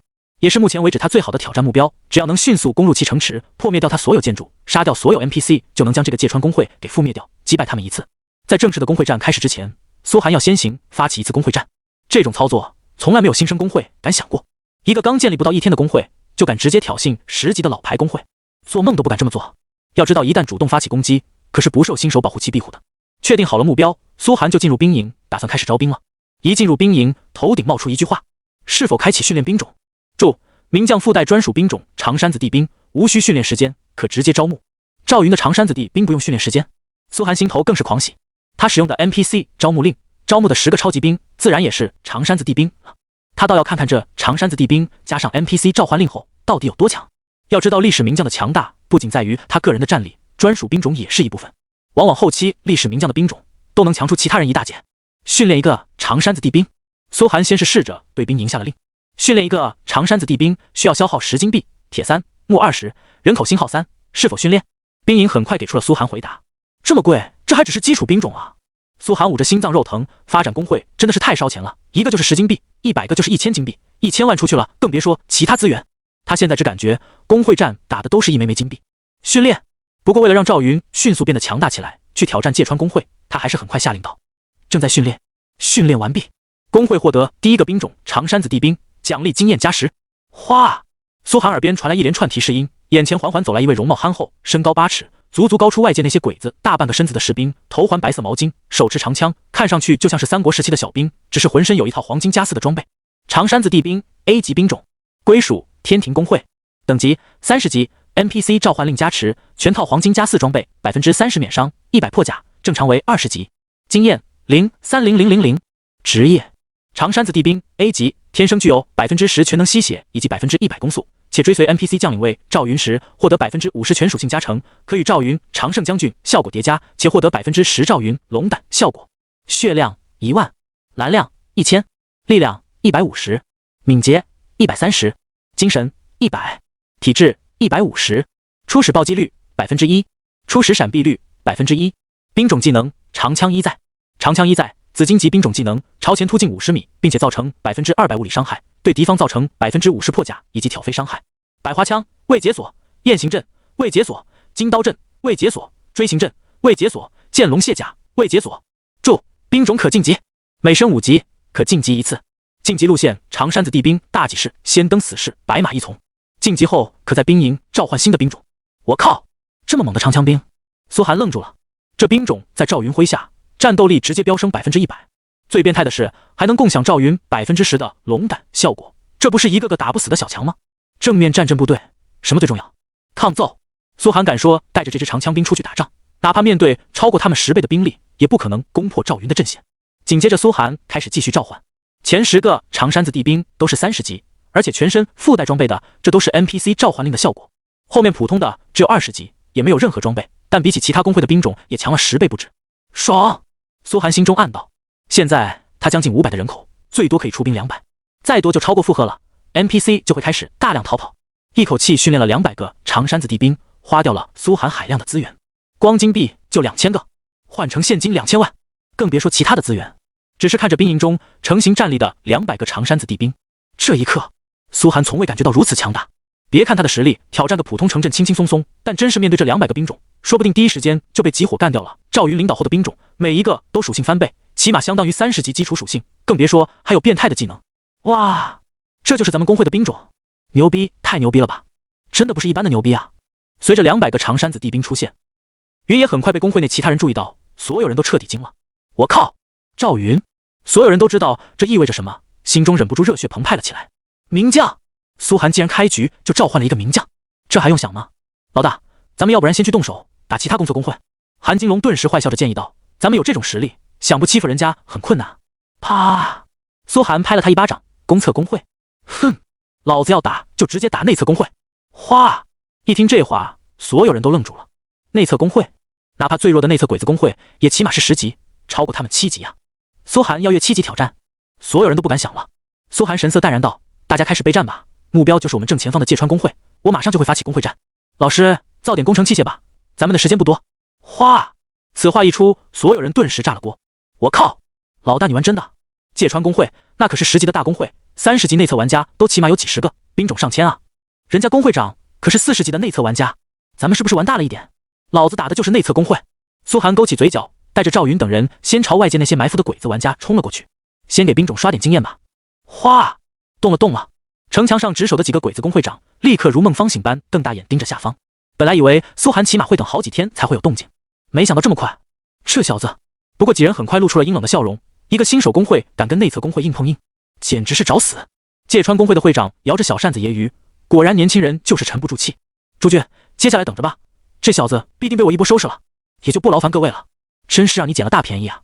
看来我们驻守的玩家也可以退治了，白白在这里浪费2天的资源。众多鬼子会长会纷纷叹息，下令让自家守备队离开。击杀苏若涵这么好的机会，就让芥川工会抢了先。没办法，谁让人家提前出手呢？10个30级的中间内测玩家带着500个忍者兵种，灭掉任何新手工会都是杀鸡用牛刀。苏若涵只要敢出手，那么他必死。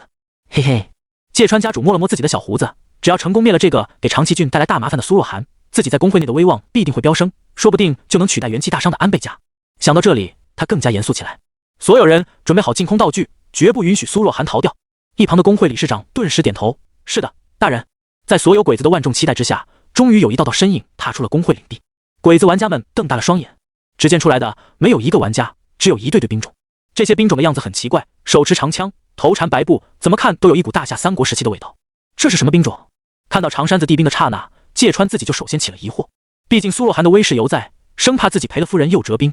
启禀大人，前线埋伏着的忍者部队顿时道，只是一些普通的枪兵罢了，并未发现有任何异样。枪兵？芥川家主冷笑一声，区枪兵就想挑衅忍者部队？我忍者部队可是 C 级兵种。外界众鬼子家主也是纷纷点头。C 级的忍者部队提前潜伏了这么久，就连他们都没信心能战胜。普通枪兵都是1级兵种，可能会被瞬间灭杀。然而很快，芥川家主又发现了异样，这些枪兵部队似乎在整队。他们知道我们埋伏在这里，怎么一点都没有畏惧的样子？在他眼中，人数区200的长山子地兵丝毫不值得畏惧。那一刻，他决定不等了，忍者部队发起突袭，给我秒杀掉这支枪兵！是。那一刻，10个30级内测玩家率领着500忍者，豁然从草地、灌木、河边滩涂等等地方从隐身状态出现，对着自己身边的长山子地兵部队就是一阵猛烈输出，刀光闪爆。所有鬼子会长都瞪大了双眼，期待着苏寒的部队被割草一般割掉。下一刻，他们都愣住了。只见长山子地兵们面对人数多1倍的忍者刺杀，不仅没有丝毫惊慌，反而熟练的单对单拉练起来，一个个战意昂扬，甚至很兴奋。哪里来的贼，跟奶公我正面过几招，受死！身为 A 级兵种的长山子地兵不仅战力超强，而且士气天生就是100%，战斗技巧方面足以碾压任何低于他们的兵种。忍者不过是 C 级兵种，一刀直接被子弟兵们夺了过去，然后举起长枪就开始对忍者们反攻。高血高攻的枪兵打脆皮的忍者部队，结局还用说吗？唰，长枪一在，一道道绚丽无比得到赵子龙真传的枪法，直接亮瞎了忍者们的双眼，一个猛突直接将他们挑飞，然后在半空中就是疯狂刺。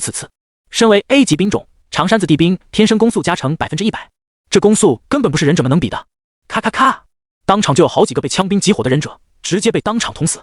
还好长山子地兵都只是20级新兵，而忍者大多数都升到了25级以上，有的甚至是30级。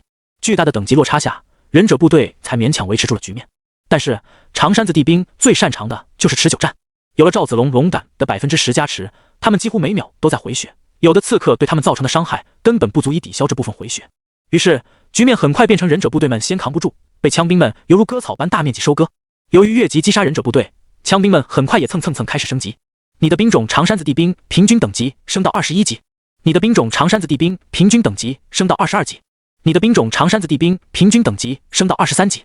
短短一会战斗，长山子地兵们就连升3级。苏寒耳边连连传来提示音，他还在跟赵云交代此战呢，结果就打完了。有些惊讶的走到外面，苏寒只看见长山子地正在兵割草般收割忍者。啧，这帮鬼子真不经打呀！叹息一声，他发现赵云也获得了不少经验，手下兵种升级，赵云也能升级变得更强。此时天庭公会内众多玩家直接当场石化，咱们公会外面啥时候埋伏了这么多鬼子？这就被老大干掉了！我靠！看着那些貌似平平无奇的长山子地兵，所有玩家都震撼了。老大搞出来的这兵种竟然强到了这种程度！我靠！全是越级挑战啊！这也太猛了吧！忽然感觉这公会老大一个人就能撑起来了，完全不需要我啊！必须要努力了，不然以后就是老大养的废物。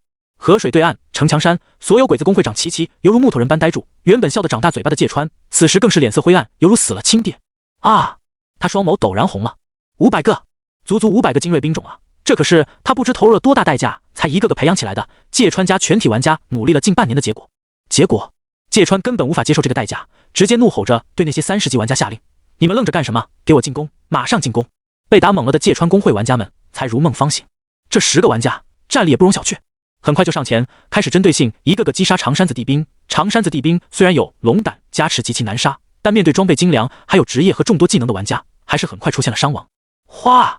一个黄金级法师技能掠过，好几个长山子地兵被一个鬼子法师玩家的淹死，剩下的忍者兵种也重振旗鼓，开始配合玩家针对性一个个刺杀。见状，苏寒没有丝毫担忧，因为赵云还没上场呢。去吧，先为你的首战热热身。苏寒对赵云挥手，这还远远算不上一位名将的首战，区500个鬼子兵种，太辣了，必不如命。赵云手持长枪，骑着白马坐骑，缓缓出现在了战场上。那一刻，士气稍有下降的长山子地兵们士气顿时猛涨到了满值。大风！大风！大风！一阵狂呼，肉眼可见的，所有长山子地兵战力上涨50%。赵云的职业加成，紧接着是长山子地兵自身的职业加成也被激活，战力再次上涨50%，等于战力翻倍。一瞬间就变身成为各个超级赛亚人，面对压制他们5级的忍者大军们，哪怕单挑都能直接割草，几乎是一个技能就秒杀一个。哪怕坐镇的内侧玩家都被长山子地兵们围杀挂掉了好几次，有赵云出场的长山子地兵才是最强状态，真是太弱了。赵云看着这些被收割的忍者，叹息一声，他走马在战场上根本就没有出手的余地，总不能跟自己手下的兵种抢人头吧。再说这些兵种的经验本来就有自己的一份，只有前面那10个鬼子内侧玩家稍稍引起了一点他的兴趣，缓缓走马上去，冷喝一声：无名小卒，可敢通报姓名？一声暴喝，鬼子玩家们愣住了，面前这显然不是玩家，能为兵种提供这么强的加持，那就只有将领。他们纷纷露出了极其难以置信的神色，因为将领 NPC 是所有 NPC 中最难得的一种，起码1万人口以上的大领地才有极小概率诞生将领 NPC， 任何一个将领都能增强所有兵种的战力，简直是珍贵至极。苏若涵一个刚建立不到1天的小公会，竟然就有了一位 NPC 将领，容不得他们震撼。赵云已经出手了，赵云的进攻并不强大，苏寒也没有给他什么装备，但身为历史名将，最强的是技巧，他的每一次攻击都能精准击打在玩家技能冷却的时间上，配合周边众多兵种，一枪就能秒杀掉一位玩家，从来没有失误。哗！10位鬼子玩家被赵云轻松走马一圈，然后就全部秒杀。更可怕的是，所有鬼子玩家落在他身上的攻击，只要没有瞬间秒杀，就会下一秒治愈，跟个移动泉水一样。龙胆！所有出现在岸边复活点的鬼子玩家全部愣住了，这特么，这还能打？这要是说苏若涵没有开挂，谁信？哪怕是普通小公国都没有这么强的将领吧。哗哗哗！赵云出手收割掉了这10位玩家，外界长山子地兵们割草更轻松了，500个忍者根本不够他们杀的，很快就屠杀的所剩无几。而赵云只是轻松的打马在战场上走了一圈而已，根本算不算进入战斗。大河两岸所有人全部震撼。城墙上，芥川家主的脸色此时已经白得不像活人，伸出一根手指指着面前被收割的500忍者，当场一口逆血喷了出来。他耳边传来提示音：你的兵种被击杀，数量减少500。原以为能在战场上一步登天，没想到连底裤都赔了出去。500个精锐兵种，哪怕对10级的芥川公会来说都是元气大伤啊。外界那些鬼子家主都有些怜悯地看着他，同时庆幸自己没有出手试探苏若涵，不然现在倒霉的就是自己了。现在怎么办？所有鬼子会长的目光都集中到了安倍身上，试探的结果已经出来了，苏若涵强的让人感觉可怕。不过安倍倒是神色很淡然，如果他的底牌只有这种程度的话，那咱们就可以开始大举围攻了。他这点兵种，就算有将领，也根本拦不住咱们。对啊，外界的工会长们纷纷心头狂喜，没想到这么简单就试探出了苏若涵的底牌。那么现在问题又来了，谁出兵去攻打苏若涵呢？之前芥川家主的下场大家都看到了，而且现在各个工会被苏若涵肆虐了一波，都是元气大伤状态，跟苏若涵硬碰硬也没好果子吃。安倍显然想到了这一点，眯起眼道：先回去准备一波吧，过几天再集合大军，全部来围攻苏若涵，正好灭掉他。是。所有鬼子家主齐齐点头，转身打算回到自己领地，明显是不想现在就跟苏若涵硬碰硬，回去造点炮灰出来，不是舒服得多。很快，城墙上就只剩下了失魂落魄的芥川家主。所有鬼子家主离开后，苏寒此时在下方收集着战利品。这10个鬼子玩家爆出来的装备和道具自然是入库，起码价值几百个金币。然后耳边传来提示音：您在本次工会冲突中获得全胜，奖励工会经验加100，工会经验达到400，工会已升到4级，玩家上限加10，人口加400。您的将领赵云晋升到32级，您的兵种长山子地兵平均等级晋升到25级，升级兵营后可让兵种进化。天庭工会所有玩家都兴奋到了极点，他们晋升到了4级工会啊，坐火箭都没这么快，再次成为了工会排行榜上的第1名。要知道现在连工会战都没开启。就在大家都以为苏寒会蛰伏一段时间的时候，苏寒看着面前的芥川城池，缓缓掏出了工会战发起令。是否要挑战工会？芥川家族警告：芥川家族为10级工会，超过天庭工会6级。警告：主动发起工会战将视为放弃新手保护。工会战结束后恢复。苏寒没有多加思考，要的就是一个趁他病要他命。是。嗡嗡嗡。整个郡城阶段，所有玩家屏幕前泛起红光，耳边传来浩大提示音，堪比世界公告。公测阶段第1次工会挑战被发起。公测阶段第1次工会挑战被发起。挑战双方：天庭工会4级 vs 芥川家族工会10级。发起人：天庭工会长玩家苏若涵。那一刹那，所有郡城的公测玩家全部寂静了，齐齐转头望向苍穹，眼神中是极致的难以置信。工会挑战不会被世界公告，但是公测工会首次挑战内测工会，绝对足以被神域发起世界公告。公屏中顿时刷出几百条火爆议论。什么？苏若涵竟然发起了工会挑战？这郡城阶段才开启不到1天啊！嗨嗨，抱歉，对苏若涵来说是2天，因为他比所有玩家都先进入郡城，那也不至于就能发起工会挑战啊！大家不都兵都没造出来吗？慢着，天庭工会不是排行榜第1那个，竟然是苏涵建立的。大佬果然是大佬，建立的工会都这么屌。谁知道苏大神建立的天庭工会在哪个郡？我 A 加级职业要去投奔他，愿为苏大神门下走狗。兄弟，劝你还是谨慎。苏大神这次可是约6级工会挑战，前无古人后无来者，说不定这个工会就……是啊，搞不好就是49年入国军的下场。大佬输得起，大不了再建一个工会。可咱们牛逼，太牛逼了！约6级发起工会挑战，苏大神简直霸道。话说10级工会的人口上限都过万了吧？兵力达到3000，确定这是新手工会能挑战的？所有玩家一片震撼之声。4级工会吗？挑战10级工会？哪怕有苏涵之前的惊人战绩做铺垫，大多数人还是不敢相信。10级工会不仅资源丰富，建筑齐全，而且还有城池不说，就连人口都是你的几10倍，怎么打呀？天庭工会现在满打满算200个长枪兵加1个赵云，而芥川工会就算被灭掉500，起码还有2500个预备兵力，以及25以上的内测玩家、30级精英玩家，以及一个40级的芥川工会长。这种力量在第3季内测工会中算不了什么，毕竟芥川工会的会长也才40级，属于进入内测相当晚的内测工会。可是也比公测玩家强啊，人家比你多出近半年时间的努力，在工会这种拼资源拼底蕴的势力面前更是如此。差时间，这事件顿时引爆了神域玩家，甚至引爆了全网，世界所有人都想知道这场挑战的结果，尤其还是苏大神挑战鬼子工会，更是让大夏玩家们都兴奋到了极点。苏大神猛啊！就说苏大神怎么能持续2天都没搞出新闻了，原来是在憋个大的。干他！就爱看苏大神杀鬼子。4级挑战10级，不得不说有点悬，谁知道苏大神打算怎么打？另一边，鬼子国玩家们则愤怒到了极点。八嘎，这个苏若涵真是太针对我们鬼子国了，我们到底哪里得罪了他？哼，我估计这个苏若涵是对自己的实力盲目自信了。要知道，工会战可不像单人战，拼的是团体实力。苏若涵一个人又能如何？我记得苏若涵屠城都已经屠了好几次了吧？确定他的实力对团体战无效？不，你错了。工会战跟单人 PK 最大的区别是机制。对，按照工会战的机制，玩家只能对玩家出手，不能对兵种出手，而兵种却可以对玩家出手。也就是只要你的兵种死光了，或者战略要点丢失，自动判定你方工会战失败，领地沦陷。哪怕你杀死对方玩家再多次都不行。而且在工会战中，玩家只能对己方兵种提供职业加持，而不能直接对敌方兵种出手。如果直接对兵种出手，将会被战场降下惩罚，永久性属性减少。此话一出，下面顿时引来一大片鬼子玩家的回复。没发现之前被苏若涵用道具屠杀掉2个郡的工会，实力都没受到太大损失吗？虽然被屠城，却系统自动判定为单人 PK 行为，不判定为工会战。而只有工会战失败，才能让一个工会降级，乃至于被灭亡。单人 PK 中工会驻地被破坏，很快就会系统恢复的，工会不会受到太严重的损失。不少鬼子玩家看到这里，顿时恍然大悟。索嘎，原来如此，原来工会战的机制跟单人 PK 战的机制是不一样的。在郡城阶段之前，所有玩家战斗都被判定为单人 PK 战，而在工会战中，玩家只能对敌方玩家出手，而不能对敌方兵种直接出手。也就是说，可以利用己方兵种来进攻敌方玩家，敌方玩家却不能直接出手，必须调动兵种来对敌，否则会被神域降下惩罚。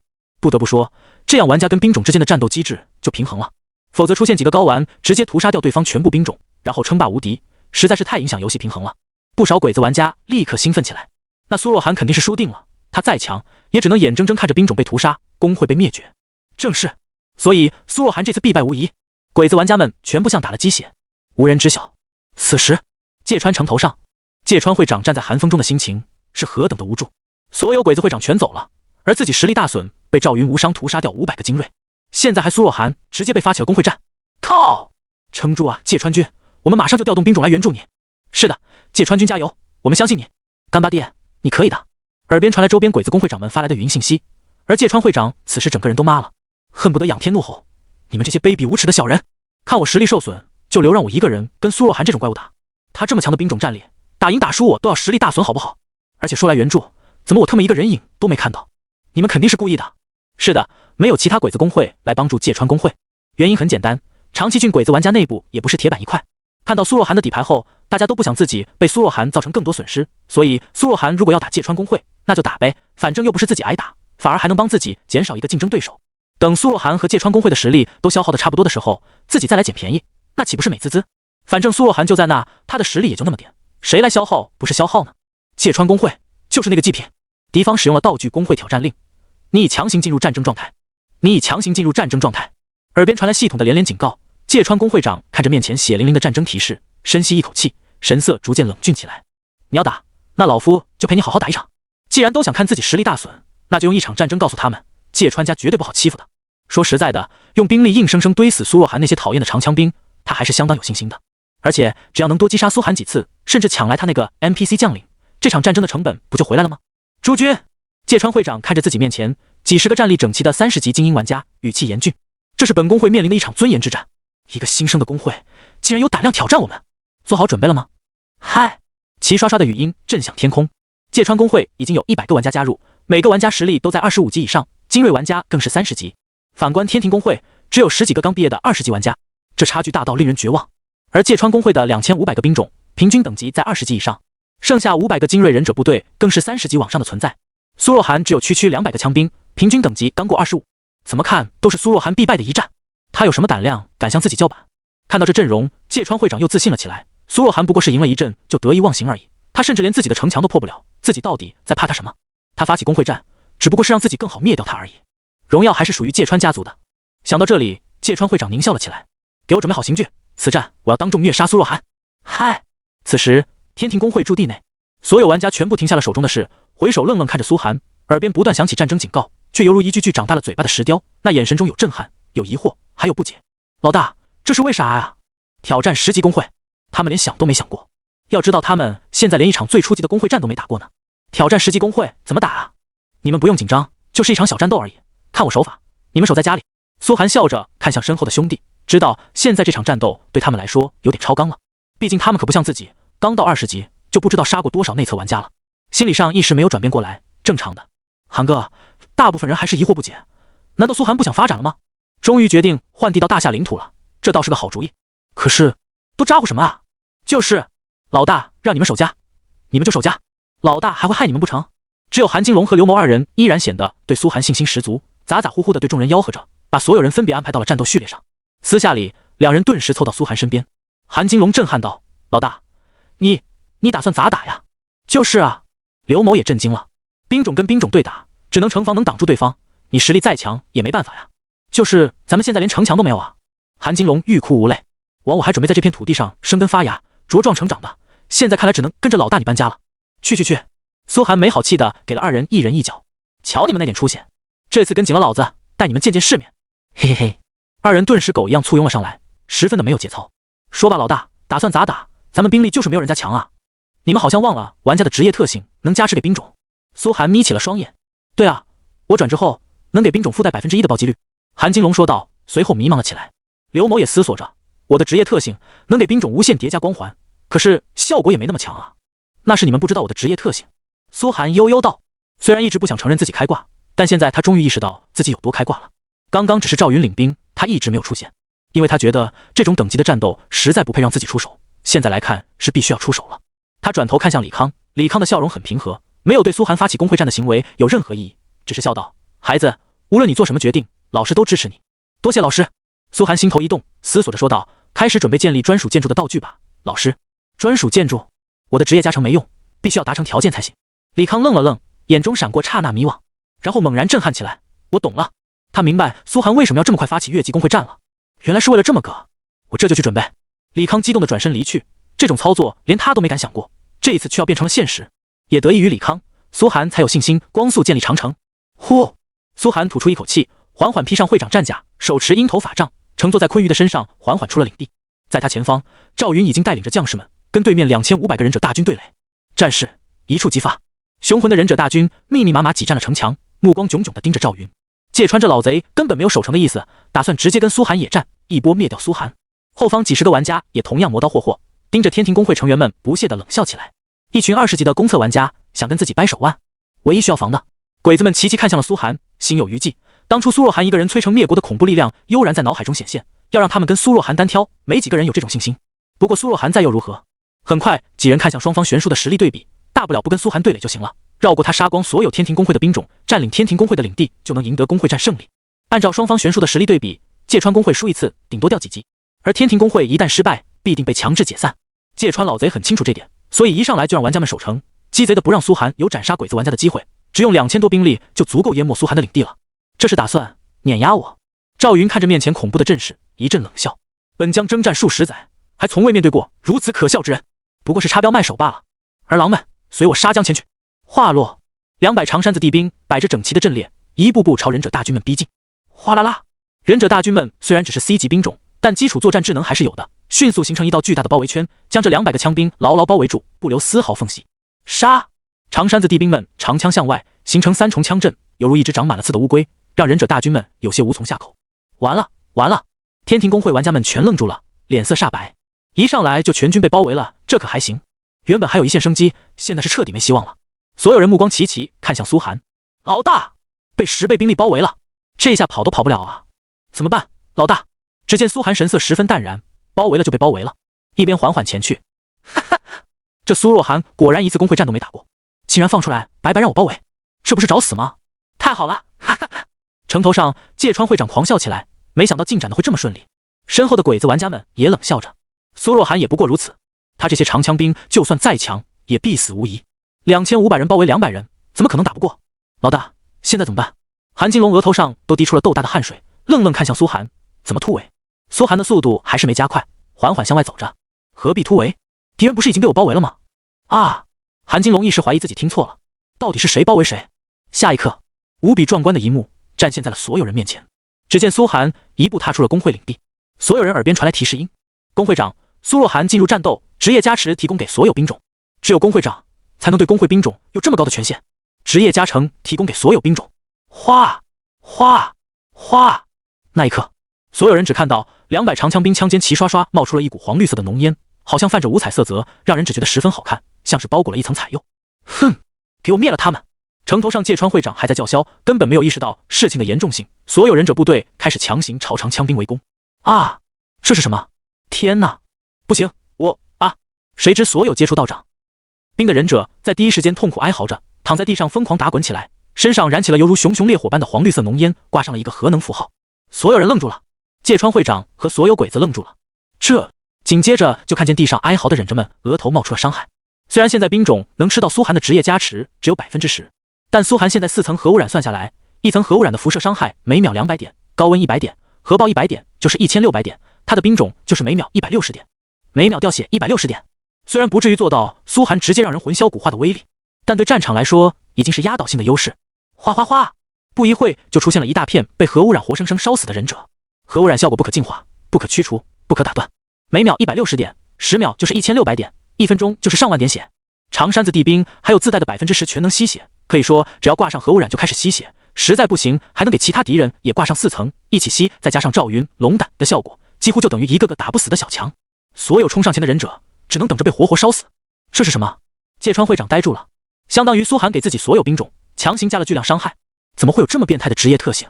要知道他也给自己兵种添加了职业特效，按照他的 A 加级专属职业枪刃流武士，可以给兵种提供30%的暴击率，已经算是相当变态的加持了。可跟苏若涵的职业特性比起来，也太垃圾了吧。苏若涵到底是什么职业？看着一个个忍者倒地，芥川会长的心在滴血，双眸通红的转身对所有玩家爆吼：谁是有群体回血类加持，快给兵种们加上。一个 A 级的牧师类职业玩家站了出来，怯怯道：会长，我的职业特性能给兵种回血，但是每秒只能回5点，而且只能持续1分钟。芥川会长彻底绝望了，不是自家牧师职业不强，能给所有兵种每秒回5点，已经算超强的牧师职业特性了，可怎么跟苏若涵比啊？他能给兵种加持每秒160点真伤，是真伤，而且不可打断，不可净化，不可驱除。更恐怖的是，他这真伤加持似乎是没有实现的，并且还能给多个对象同时叠加。比如一个忍者被一个枪兵叠了4层核污染，还能被另一个枪兵再叠4层核污染，就会变成每秒320点真伤。再强的存在都能被这恐怖伤害活生生叠死。你的兵种击杀了，你的兵种击杀了，你的兵种升级了。长山子地兵平均等级达到26级，你的将领升级了，赵云等级达到34级。苏寒耳边传来密密麻麻的提示音，心头一阵狂喜。很快，这200个兵种就人均30级了。什么概念？初始兵种都是15级，而他这批兵种刚诞生一个下午，直接被芥川公会送的人头冲到30级。要知道，兵种每升5级都会解锁一个新技能，并且进化。赵云也快35级了，也会解锁新技能，怎一个爽字了得！这样下去，对其他公会的优势将会大到不可想象。等公会战一开始，老大，爷，太强了，简直太强了！看着遍地被核污染烧死的忍者尸体，流淌出冒着黑烟的尸水、尸油，谁看见这恶心的战争场景都会呕吐。天庭公会玩家们毕竟没有经历过这么残酷的场面，吐得稀里哗啦。只有苏寒神色依旧，他只是平静看着面前的屠杀。适应了。他淡淡对赵云下令道：“肃清残敌。”默，听吾命令，变阵。赵云缓缓站在大军中央，冷笑着看向外界，挥动长枪指挥。所有长山子地兵全部一字排开，变成了一条巨大的一字长蛇阵，然后缓缓从头开始将数量比他们多10倍的忍者部队反包围，犹如一头小蛇吞下了一头大象。虽然撑的包围圈薄弱到只有1个人，但无论多少忍者，就是无法冲破任何一个长山子地兵的防线。相反，地上堆积的忍者尸体开始越来越多。天庭公会的所有玩家都懵了。老大，你这职业特性确定不是开挂，能无限叠加的毒伤啊？什么概念？怪不得老大敢直接挑战10级公会，太强了，简直太强了！所有人都感觉到跟着苏寒混着安全感简直爆棚。有这种无敌的职业特性，什么公会还是天庭公会的对手啊？啪啪啪，不少人开始给自己张嘴。之前在心中甚至对老大产生质疑，我该死，我真该死啊！老大会打无准备之仗吗？原来我们真的可以站在家里看着，这种感觉就叫幸福。谁说你们可以看着了？待会打扫战场的时候，记得上去捡东西，都要归功入库的。苏寒神色如常，淡淡说道。其实倒也不是无限叠加真伤，一个目标最多叠加到每秒300点真伤罢了。他得到了系统提示，虽然多个长枪兵可以对同一个目标施加核污染，但是最多叠到10层，也就是每秒400点真伤，系统就会提示达到真伤极限。虽然可以继续叠加层数，但已经没有伤害了，说明苏寒的真实伤害就是郡城区的最高真伤标准，而这个极限是跟着苏寒的真伤成长来算的。无论如何，他的 SSS 级职业特性已经可以说无敌，哪怕30级的精锐忍者血量达到1万多，被多个枪兵叠到10层核污染伤害后，每秒掉血400点，也最多坚持1分钟就会当场暴毙。就算苏寒的兵力不足，每个兵种只能单对单，那也是每秒160点伤害，相当霸道。200个长枪兵包围了2000个忍者，长枪向内开始一步步压缩，忍者们的尸体在脚下堆积起了高山。城头上的芥川脸色已经黑如锅底，无法接受这个结果。这些兵种可是他这么久一点点积累下来的，都是他的老本，现在就这样飞快消失，他仿佛看见每分钟都有1个亿消失在自己面前。出手，快出手，碾死他们！芥川彻底耐不住了，疯狂对周边的玩家下令。虽然公会战中玩家不能直接对兵种出手，但还是可以对玩家出手的。他要直接扫清苏寒的领地。哗！霎时间，芥川公会上百个玩家齐刷刷冲出城池，朝着大河对岸蜂拥而来。看着对面的鬼子玩家，苏寒神色平静的抬手指了指天：05号试验项目开始，010号实验项目开始，015号实验项目开始。010号试验项目只采用核爆杀死10个玩家，观察他们的反应，奖励知识点星号20。015号实验项目在小范围内用核污染圈住30个以上玩家，只采用核污染和核高温，观察他们的反应，奖励知识点星号30。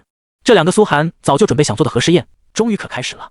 首先就是几条大河圈住了50个30级以下的玩家，头顶开始冒出酸雨。苏寒控制着去掉核爆，开始让他们在其中缓慢溶解。苏寒戴上金丝眼镜，一边观察鬼子玩家们的溶解情况，一边冷静地在一个羊皮笔记本上写着：01号试验井记录开始。作为一个核能魔导师，这就是他的职业成长方式，同时也是他的战斗方式。芥川会长愣住了，剩下的鬼子玩家愣住了。他在干什么呀？把我们当成试验品了吗？八嘎，这是在公会战，这个家伙完全没将我们放在眼里。天庭公会玩家们也傻了眼。老大好帅，为什么感觉现在更帅了？直接把敌人当成试验品。或许是鬼子们的声音吵到了苏寒，苏寒一边落笔如飞，一边皱眉点了点他们，别急，马上就轮到你们，去死吧！你这个变态！芥川会长彻底忍不住了，一个25级的小辈竟然敢在40级的自己面前如此拖大，就算是苏若寒又如何？哗！一道犹如月光般的刀光临头朝着苏寒落下，同时伴随着一颗爆裂的子弹，双重伤害不说，而且伤害上都附加着恐怖的伤害。这就是芥川的专属职业枪刃流武士，就算放在40级内测玩家中也是极端强大的。所有人可以预见苏若寒必定被秒杀，这一击最起码也有几万点伤害，苏寒现在就算开了荣耀也不一定能扛得住。40级专属职业玩家的伤害不是开玩笑的。然而就在那一刻，苏寒消失了，幻物丛生，他进入了另一层空间内，身影变得若隐若现。芥川的这一刀直接落空，芥川愣住了，竟然躲掉了。然后苏寒忽然闪现到了另一侧，对几个30级玩家使用了核酸雨和核流术，但这次没有核辐射和高温伤害，只有一声声噼里啪啦的爆裂。010号核试验啊啊！如今就算是30级内测玩家，也挡不住苏寒如此恐怖的伤害，而且还是接二连三的核爆，直接炸得他们惨叫起来。一层又一层核污染加上，没有别的效果，就是核爆炸。八嘎！只会逃跑的懦夫！芥川彻底怒了，大吼着，身形同样变得虚化起来。虚化卷轴将附加空间能量3分钟，可以任意穿梭30乘以30空间，价格500信仰值。价格这么恐怖的道具，说用就用了，相当于一座城池。不得不说，芥川公会的底蕴雄厚，远超苏寒。哗！芥川化身超能战士，恐怖的输出与恐怖的空间穿梭能力叠加在一起，堪称真正的霸道。特别还是最克制苏寒法师的职业的战士职业。这一刻，所有人都觉得苏寒必死了。苏寒自己也觉得，他在空间中看着向自己劈来的一刀，无奈的摸了摸头。这是没办法的事，越级挑战10级公会本来就近乎不可能，看来自己终于要死一次了。40级的专属职业武士，再加上虚化卷轴，恐怕50级玩家来都得被芥川斩杀。苏寒现在的实力再恐怖也得死，除非又动用一件品阶道具，不过他可没那么奢侈，不就是死一次吗？现在没罪恶值，也不至于掉多少装备。不过就算自己死一次，这场公会战芥川也输定了。赵云很快就会屠杀那些忍者，杀入芥川城。想到这里，苏寒闭上眼，准备迎接自己在神域中的第一次死亡。终于要挂了吗？唰！刀光犹如暴风一般，那颗附在刀光内的子弹造成双倍伤害，灼热的苏寒毛发燃起。就在那一刹那，吭！那刀光消失了，子弹也消失了。苏寒发现自己的身体很轻很轻，眼前是一片雪白的云朵。他以为这就是传送阵的白光，结果回过头才发现下方的一切都开始变得很小，看见了芥川惊怒的眼神。再朝自己身下一看，才发现鲲鹏展开10米长的双翼，牢牢将自己拖住，不断往高空中飞着。1000米、5000米，早就超出了虚化卷轴的范围。我靠！苏寒惊喜地拍着身下的鲲鹏，还以为你不会顾老子死活的，没想到这么给力。少废话，臭小子！鲲鹏巨大的鸟喙里似乎藏着些什么东西，一直吞吐吐吐的说话并不清楚，甚至还有鲜血流出。苏寒疑惑地歪头看去，才发现刚刚那道刀光和子弹正在鲲鹏嘴里，而鲲鹏嘴里有一个小小的黑洞，正不断把这道攻击往里吸引。可能是因为这道攻击实在太强了，鲲鹏如今还没升级，身体也开始崩溃起来，血量哗哗哗锐减。牛逼，牛逼啊！苏寒彻底惊了，鲲鹏的天赋吞天食地，是真的一切都能往里吞，连攻击都能。而这道攻击明显超出了他能消化的极限，毕竟是40级强者的一击，直接让鲲鹏险些被秒杀。苏寒赶紧掏出了那宠物升级卷轴，一下给他灌进去了5000点经验。你的宠物升级了，你的宠物升级了，你的宠物升级了！5000点经验，鲲鹏一下冲到9级。鲲鹏掉血的速度开始慢了起来，可芥川的攻击也不是鲲鹏所能吸收的，这样下去鲲鹏还是得死。虽然宠物死一次也只是掉点经验，但苏寒肯定不会让这货忠心护主之后阵亡，于是开始疯狂给他塞血药。鲲鹏的天赋技能相当于一个伤害减缓器，把原本10万点伤害减缓成每秒造成9900点。苏寒几乎把压箱底的所有血药全部掏出来了，灌输给鲲鹏，才让他掉血的速度缓缓减弱了下来。哗！不知道喂下去多少血药之后，鲲鹏终于算是从半死不活的样子变成了勉强可以支撑的样子。又是几分钟后，他才平稳下来，将这攻击吞下去，体型开始缓缓变大，不知道还要消化多久。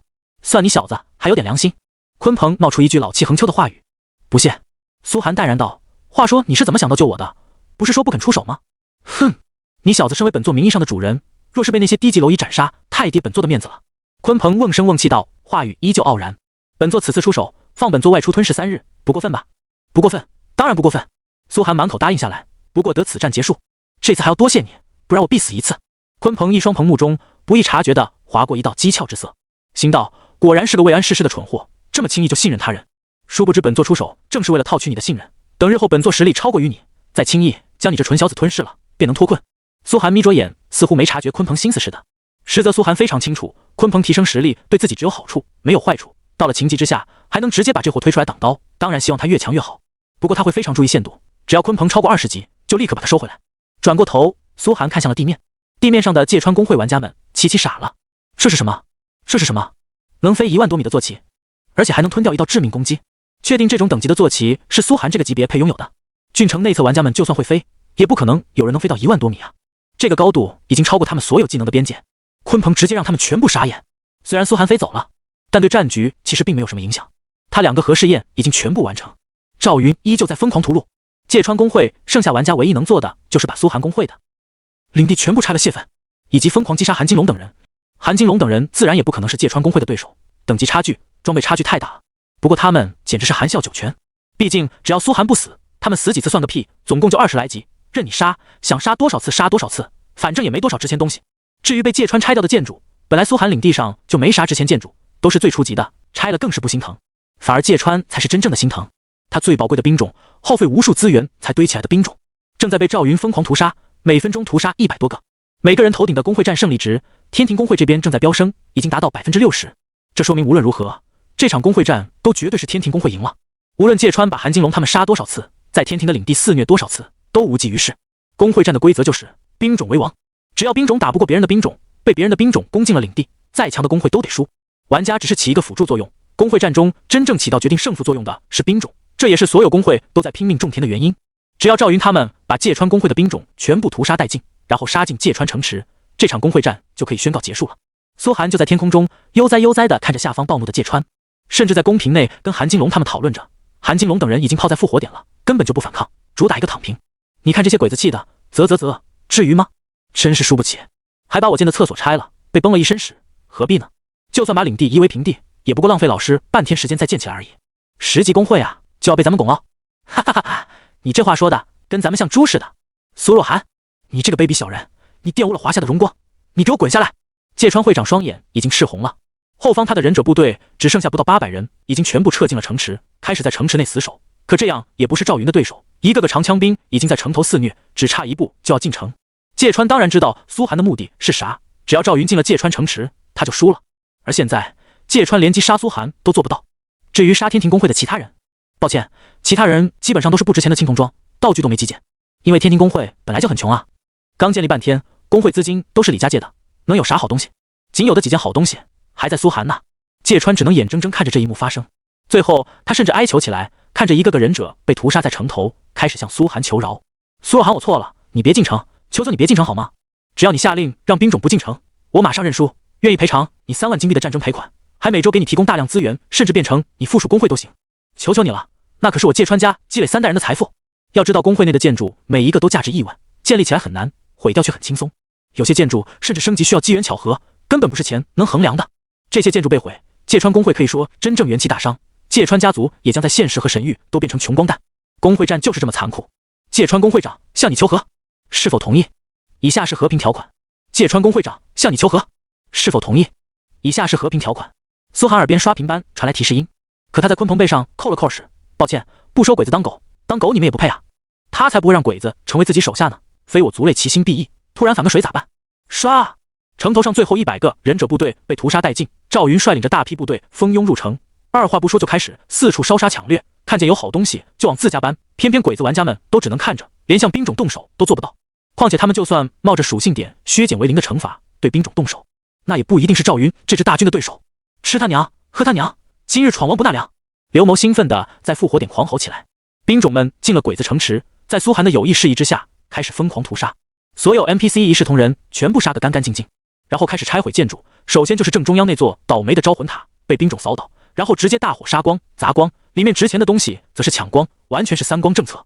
芥川工会全部死光，核心领地被攻陷。恭喜你获得本次工会战胜利，奖励经验星号500点。哗！苏寒耳边传来提示音，工会经验再次暴涨500点，差一点工会就能升到5级。不过经验奖励只是小头，更爽的还在后面，进城之后的劫掠才是重点。苏寒兴奋地驾驭着鲲鹏，在芥川城头上空开始指挥着，全部给我烧光，所有建筑全部摧毁，不允许留任何一个活口。当然他的兵种也不是没有伤亡的，长山子地兵就算再强，围杀了2500多忍者，又被守城的 NPC 用守城建筑一阵输出后也死掉了几十个，进入城池之后更是被巷战中的 NPC 又灭掉了几十个，活下来的也就100个出头。不过人人升到了30级，赵云更是升到了35级，实力比之前更进一步，全部解锁了新的技能。就在赵云大军进城的那一刻，芥川工会长就失魂落魄地倒在了地上，一瞬间头发全白了，这代表着他家族几代人的努力一朝全没了，而且今后连生活都成问题。要知道为了发展工会，他可是在现实中贷了天价巨款的，现在资金链断裂，他在现实中也只有上天台跳楼这一条路好走。不一会，芥川工会的鬼子玩家们齐齐双目通红，痛哭了起来。工会长大人，他山号退游了，快去他家，他可能要寻短见。没管芥川那边的惨状，苏寒很兴奋地进入了芥川城。虽然上次也是屠城，但罢空的时间只有5分钟，没时间细细品味屠杀城池的快感。这次终于有机会了。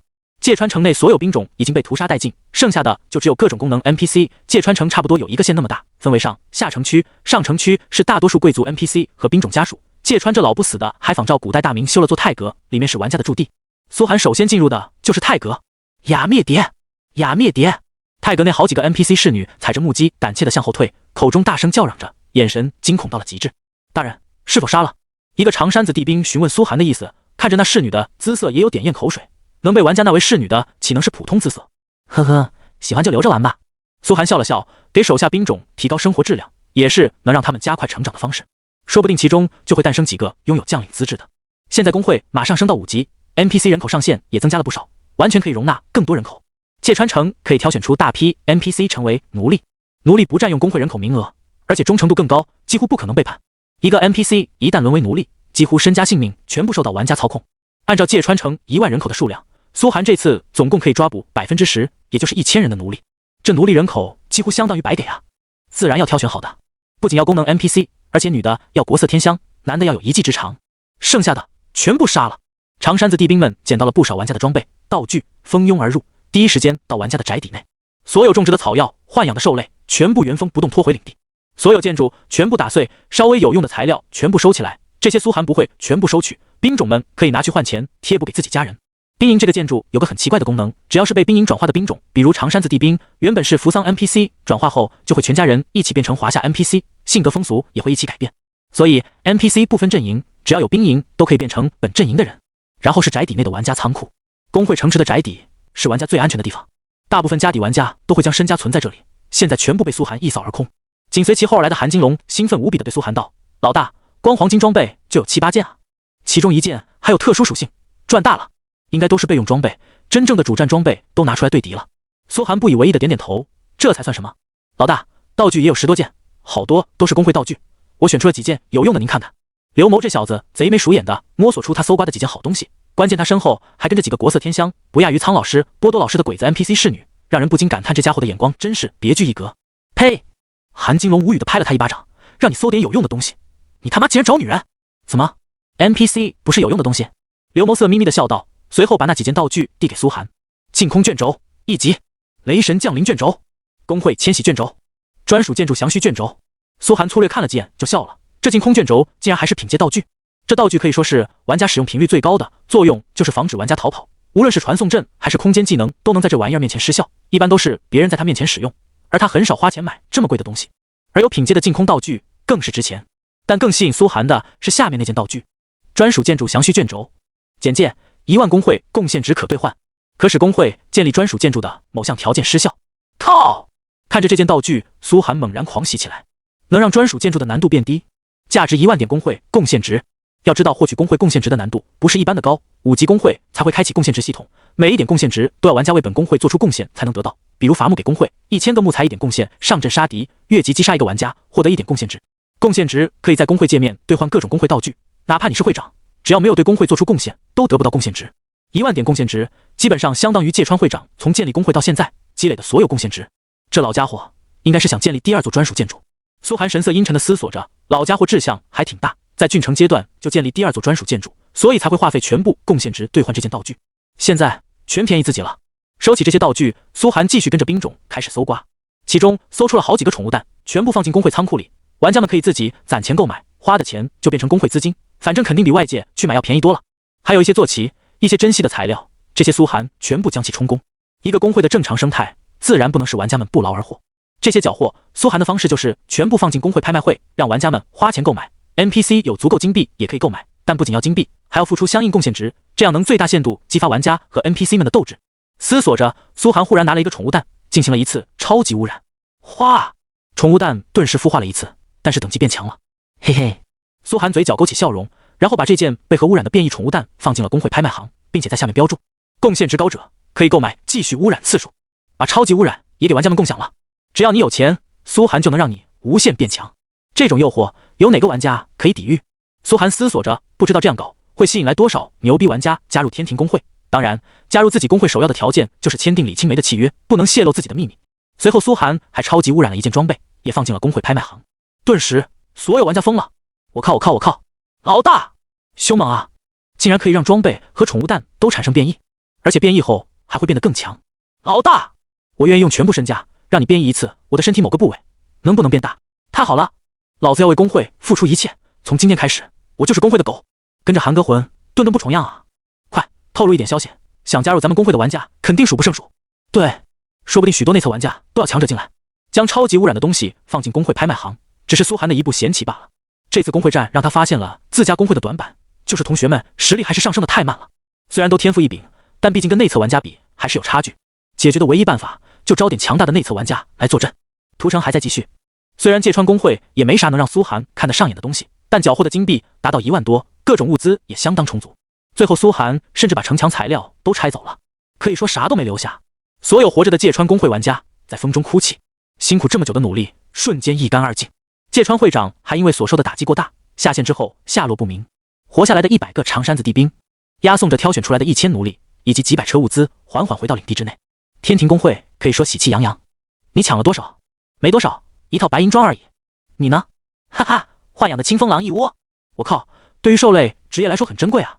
还有一辆大车上装着一整个庞然大物，进了众人才看清，竟然是一座温泉雕塑。我擦，这是谁干的？竟然把人家一整个建筑都搬出来了。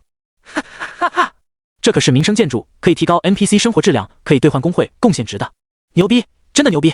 天空中也传来提示音：天庭工会挑战芥川工会，胜利。首次公测工会挑战内测工会胜利，奖励工会人均贡献值100。首次月6级挑战工会成功，奖励特殊建筑耀武门。首次公测工会破灭城池，奖励工会 NPC 人口上限加100。芥川工会在工会战中失败，惩罚工会等级3降级为7级工会。芥川会长山号退游，请工会内玩家尽快推举出新会长。一连串的提示音传出，在郡城阶段所有玩家耳边，犹如一道道惊雷炸响，惊得所有人都愣在原地半晌，直到提示音结束后5分钟，还是一言不发。随后，犹如山崩海啸般的巨大震撼声从宫廷内响起。真的，芥川工会败了？不是吧？而且败得这么彻底，竟然连城池都沦陷了，这怎么可能？苏若涵绝对是开挂了，除了开挂，没有别的可能性。对啊，天庭工会才200个兵种，就算是全部出动，也不够芥川工会一个小手指按的。芥川工会怎么可能败？震撼，难以想象的震撼。所有公测玩家都不理解，一个内测工会怎么可能败在天庭工会手上？天庭工会明明才4级。完了，这次工会排行榜，苏若涵，靠，他不会又霸榜了吧？这特么肯定是大夏方面投入了巨大资源，在刻意造神，不然苏若涵不可能击败芥川工会。对，这里面肯定有问题。外界其他国家玩家的第一反应就是苏若涵得到了全大夏的帮助，国家资源投入才有这种可能性。哼，这算什么？后期我也能做到。对啊，不就是国家资源吗？他们也只能酸几句，然后不敢再发言了。殊不知，此时许多的公测强大玩家默默把眼神投向了长崎郡的方向。苏若涵，公屏内更是炸裂了。天庭工会，我要加入天庭工会，不知道他们还有没有名额？就算要求再高，我也要去跟苏若涵混。鄙人 A 加级天赋，就不信苏若涵不要我。苏若涵，我觉醒到了大夏专属职业，你让我加入你的工会吧，大佬，求求了。苏大佬带我一个，我也是专属职业。您好，我是欧国的专属职业玩家光明骑士凯恩斯。不光公屏，苏涵的私人聊天频道也炸了，数不尽的玩家疯狂要求加入天庭工会，甚至有很多富二代要求带资进组，愿意给苏涵投几千万上亿的巨款，只求一个工会名额。苏大佬，我家公司愿意请您当股东，希望您能。大佬，我家是做房地产的，现在愿意给您干股。苏涵根本没理这些人，他的工会咋可能让这些人来注水呢？要知道，没有正常理由，他也是很难将一个玩家逐出工会的，所以选人方面要极其谨慎。什么富二代带资进组，外国人性格不好的，统统不能要。再加上苏涵现在刚刚打完仗，领地还是一团乱麻，只好把招人的事交给了林夕，让他来仔细甄别。第一个要求就是必须是大夏专属职业玩家。明白了，林夕顿时点头，心中窃喜，看来苏涵更信任自己了。最早跟着苏涵的同学们，此时更是庆幸到了极点，还好自己做出了正确的决定，不然现在悔之晚矣。谁也不知道，一座郡城内，一个工会的玩家全部被杀，尸横遍野。角落内传来咯吱咯吱的撕咬骨肉声。放过吧，求求你了，放过我吧！一个双眸通红，正在生啃一个女玩家双手的存在，不顾这女玩家的哀嚎，大口咬在她脖子上吸血，一口一口将她啃得只剩骨头，才畅快地叹息一声，眼中没有丝毫活人的色彩，仿佛是一头吃人的猛兽。就在这时，世界提示音传来，听到苏若涵3个字，这猛兽仿佛恢复了些神智，低声嘶吼着：苏若涵，苏若涵，苏涵！他勾起了嘴角，鲜血淌出。别急，很快我来了。什么？芥川竟然败了？不可能！长崎郡其他玩家得到这个消息后，第一反应是不相信。一个公测工会怎么可能拿得下内测工会？这就像3岁小孩跟一个壮汉打，结果把壮汉打得满地找牙，合理吗？不管合不合理，公告就是这么说的。而且苏若涵还得到了首次击败的种种奖励。安倍的脸色当场就阴沉了下来，手里砸把的烟嘴把他呛得连连咳嗽，身旁拥簇着众多鬼子工会长，所有人的脸色都极其阴郁，可以说难看到了极点。诸居，良久之后，安倍叹息了一声：这次我们失算了。鬼子工会长们听到这话，气愤的当即站起身，指着对方大声指责起来：松下，都怪你！明明你距离芥川那么近，为什么不支援？一个白色和服的老者脸色涨红：我怎么知道芥川会败？明明只需要付出点代价就能收拾掉的小人物，谁能想到？那你就可以逃避责任了吗？什么叫逃避责任？难道只是我一个人的错？明明田中家族、山野家族距离芥川都很近，为什么大家都没有来支援？可恶！你没想到，我们就能想到芥川会失败？闭嘴！总要有人为这次的失败承担责任，那就松下你吧。你距离的最近，切自己小指，还是找个手下切腹自尽？你自己选择。八嘎！凭什么是我们松下家族？对，我看松下你真是老糊涂了，觉悟吧！你早该切腹自尽，把位子让给年轻人了。白色和服老者被对得瞪大双眼，鬼子国的传统异能出事总要找个人背锅，松下家族显然就是最适合的表现。够了！一声暴喝打断了在场所有人的争论。安倍猛然站起身，怒视着自己面前这群自私自利的废物，明明大敌当前，却总是抓不住机会，一次次被苏若涵戏弄，简直是废物。但这些话他不可能现在说，只能强行忍下去怒火，淡淡道：身为长崎郡的大家长，我是首要责任人，所有的责任都在我，但现在根本不是追责的时候，苏若涵已经成了气候，这样下去难道让他一个个灭掉吗？此话一出，所有鬼子会长沉默了下来。他们也知道跟苏涵之间的矛盾是不可调和的，谁也不想工会被灭，倾家荡产。怎么解决？提起苏若涵的战力，所有人都心有余悸。原本以为苏若涵最多让芥川工会元气大伤，就会被芥川灭掉，没想到天庭工会的实力已经够灭掉芥川工会。现在就像大家面前有一头狼，无论谁去进攻，这头狼都能随机咬死一个人，很明显大家都不想死。接下来就看是团结起来，还是被狼一个个咬死了。我认为应该迅速集结所有实力，对苏若涵发起进攻。一个会长大声说道：对，我也这么认为。旁边人纷纷附和，可是大家眼神都在闪躲，因为都不想损失自家实力。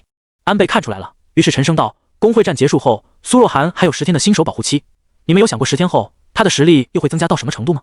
众人顿时不说话了，眼神逐渐恐惧了起来。半天，工会才建立半天，苏若涵就能灭掉芥川工会，10天后他的实力会强到何等程度？安倍看着众人胆小的样子，冷笑一声：如果大家还愿意信任我，并且不想死在苏若涵手中，那就把实力都交给我吧，我来解决此事。思索良久，众人纷纷点了点头，他们实在是没有办法了。散会后，安倍拨通了宫崎太郎的电话：莫西，宫崎骏吗？你承诺的反击究竟要什么时候？不要急，安倍桑，琼崎的实力正在飞速增长，马上就是跟苏若涵算总账的时候了。好，我的时间也不多。明白。放下电话，安倍长长吐出一口气，看向一旁红色头发的少年，没好气地说道：荒木，你还知道回来？是啊，上次的灾难消化了这么久，终于可以出来了。哎，红发少年瞳孔变得更黑了，犹如2个不断旋转的漩涡，玩味地笑着点点头。话说你的 S 级职业灾难师到底是什么？安倍疑惑地问道。到现在为止，他还没见过荒木信展现过实力。他虽然是 S 级职业，但安倍只知道他属于法师类，但具体有什么威力，谁也不知道。就连平日里刷怪升级时，也极少见到他出手。我的职业就是灾难，荒木信兴奋地说道。只有制造灾难，才能让我变得更强。现在的情况你也清楚。安倍沉吟着，你打算什么时候出手？不急。荒木信摆了摆手，等该出手的时候，你自然会看到的。好，安倍点了点头。工会战已结束，新手工会保护屏障恢复。哗！一层淡黄色的薄膜再次出现在天庭领地周边，将天庭领地给包裹起来。只是饱受战争凌虐的天庭领地此时还是满目疮痍。众多玩家和苏涵返回了工会，只看见工会处处建筑被摧毁。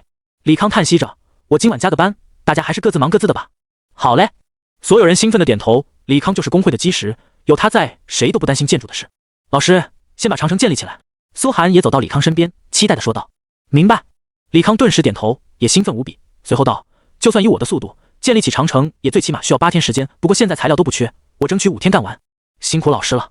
苏涵略微欠身，转头开始清算这次的奖励。林夕这下算是找到事做了，他的经济管理能力不差，苏涵就把这些事都交到他手上。思索着，苏涵打开了工会界面。天庭等级 LV4 500/600，评价小村，注工会评价为聚落、村、镇、城、郡、省、公国、王国、帝国。会长苏若涵。其他职务无。成员上限12%。NPC 人口上限137700，奴隶人口1000。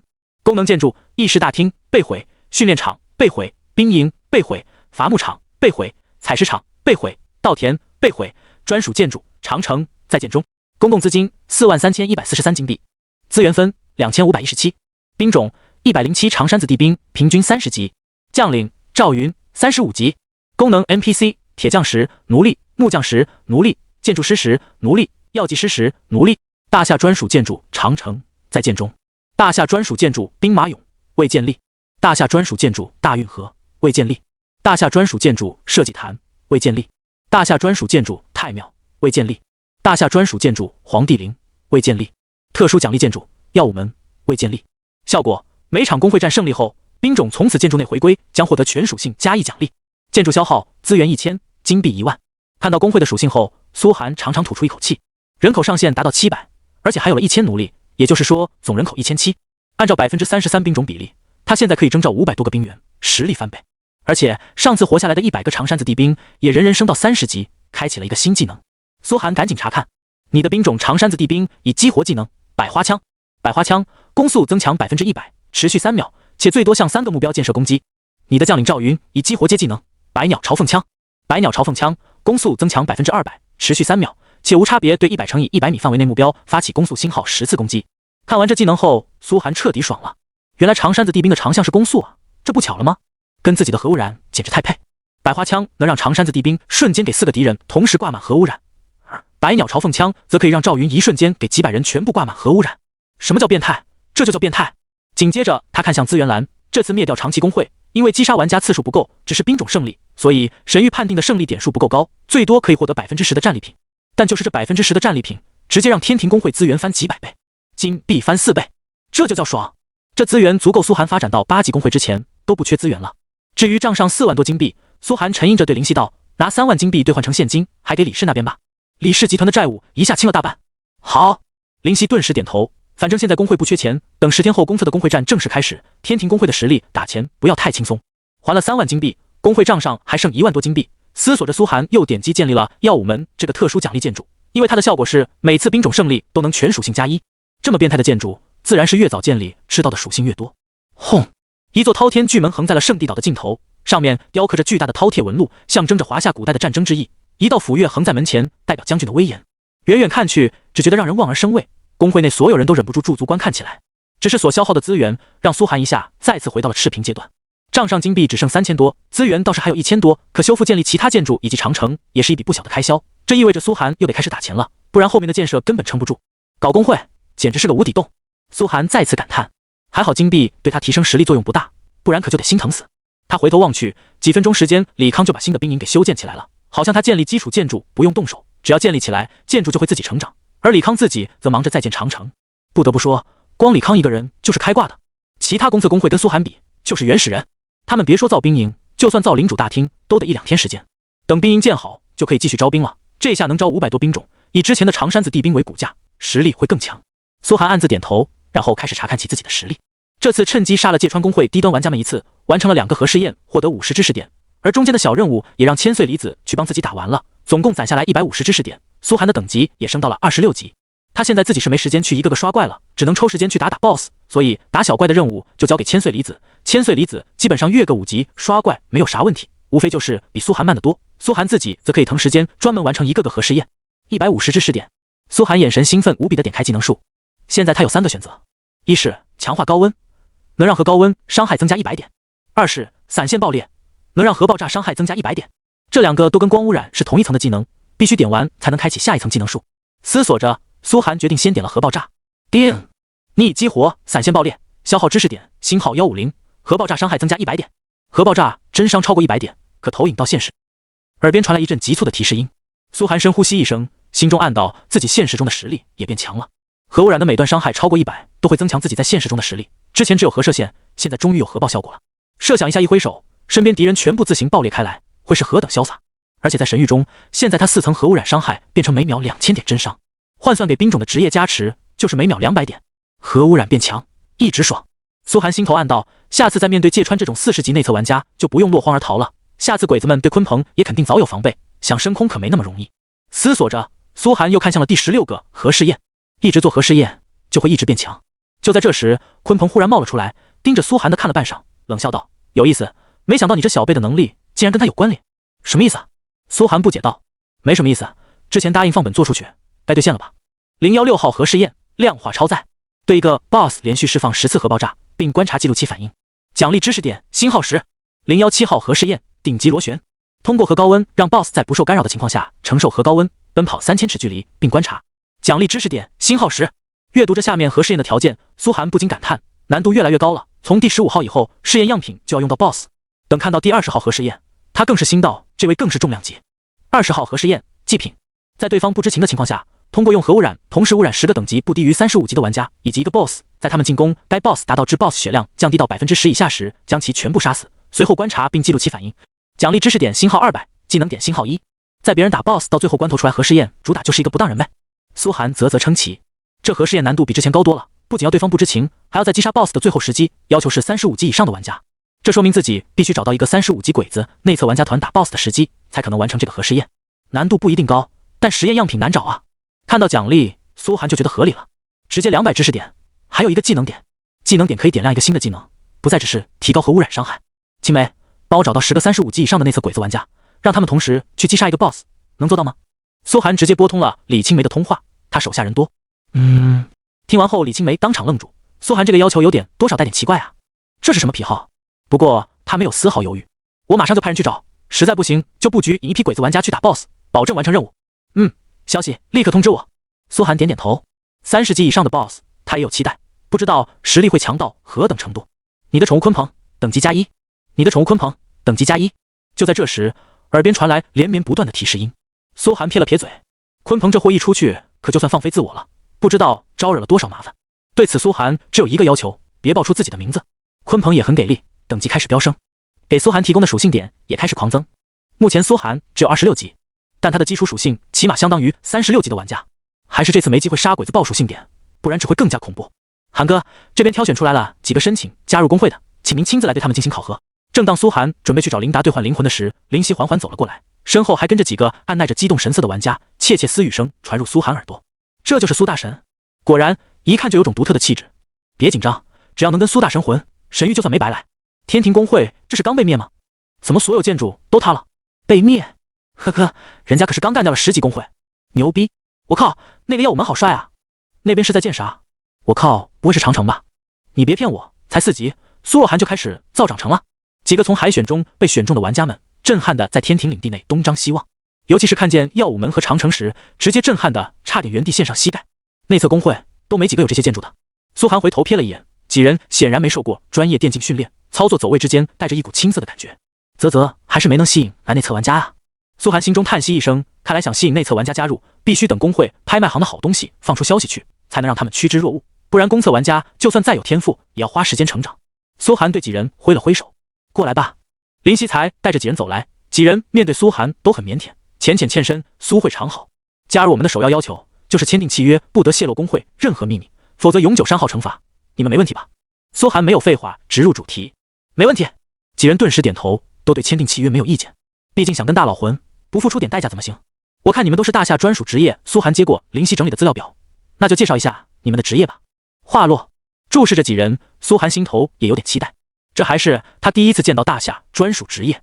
几人互相对视一眼，都有些紧张。还是第一个瘦弱的女孩首先站了出来，轻咳一声道：“苏大神好，我的专属职业是 A 级完颜月儿，职业特性是辽金血脉，天生渔猎属性增强300%，在战斗方面只有1个职业技能，生活方面有3个职业技能。”苏寒看过他的数据后略微颔首，不是啥历史名人，应该就是辽金朝的一个普通公主。就是因为历史人物的多样性，这才导致每个人的专属职业都不可能一样，可能同为一个级别的专属职业，历史名人和非历史名人的差距可以说天差地别。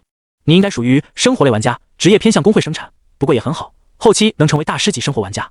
苏寒不置可否地看向了第二人。下一个身高1.95米的壮汉嘿嘿笑着站了出来：“苏大神，我的专属职业是司行方，您可能不熟悉，他是宋朝大反贼方腊手下的一个将军，跟武松打过架，职业特性是弥勒法根，每分钟可以触发5秒的无敌防御状态，战斗方面只有1个技能。5秒真男人。”苏寒眼神一亮，虽然不指望能随便就淘换到武松这种猛人的专属职业，但能跟武松打架也算青史留名了。可以，必要的时候你出去挡5秒，能起到很大作用。苏寒点头，又看向第三人。第三个通过选拔的玩家，身形瘦高，一股截然独立的气质，与其他几人都不同。此人缓缓站了出来，没有说职业，而是先说起了自己的名字：“苏会长好，我叫石杰，现实中是太极拳世界赛1级教练，国内可以百度我的名字。”他没有吹嘘的口气，只是淡淡说出自己的成就。我的专属职业是杨露禅，职业特性是宗师教习，只要跟着我练拳，可以缓慢增强属性点，战斗方面有3个专属战斗技能。杨露禅，杨氏太极第一人。苏寒惊了，这个历史人物他确实听过，历史上第一个将太极拳发扬光大的猛人，教授过诸多王公贵族太极拳，当时人称杨无敌。竟然有人转职到了他的身份作为专属职业。慢着，苏寒很快又反应过来，你说你的职业特性是可以让所有兵种以及玩家只要跟着你练拳就能增强属性点，能增强多少？他连续追问，因为这太极拳不就相当于一个群体加强 buff 吗？还是永久增强的那种？对一个公会来说，简直是万金难求。是的，石杰傲然道。现阶段增强的不多，每周大概只能增加全属性1点。不过随着我变强，跟我学拳的 NPC 或者玩家获得属性点也会变多。有很多20级内测公会开出重金请我加入，我都没有同意，就是仰慕您击杀鬼子的大义，才专门前来投奔。他对苏寒行了个抱拳礼，相当有侠义风范。不错不错，苏寒不禁颔首，心道这下是捡到宝了。就现在看来，此人很合自己口味，是个人才。当即他便同意下来，转头对林夕道：“联系李青梅，准备契约，把石杰纳入公会吧。”好。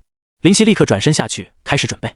至于其他几人，苏寒转身看着几人希异的眼神，不过还是摇了摇头：“抱歉，我们公会要求比较严格，可能暂时大家没有机会合作。”几人眼神顿时黯然下来，但苏寒也没把话说死：“你们可以去联系陈叔、恒陈会长以及李青梅李会长，他们都是我的盟友。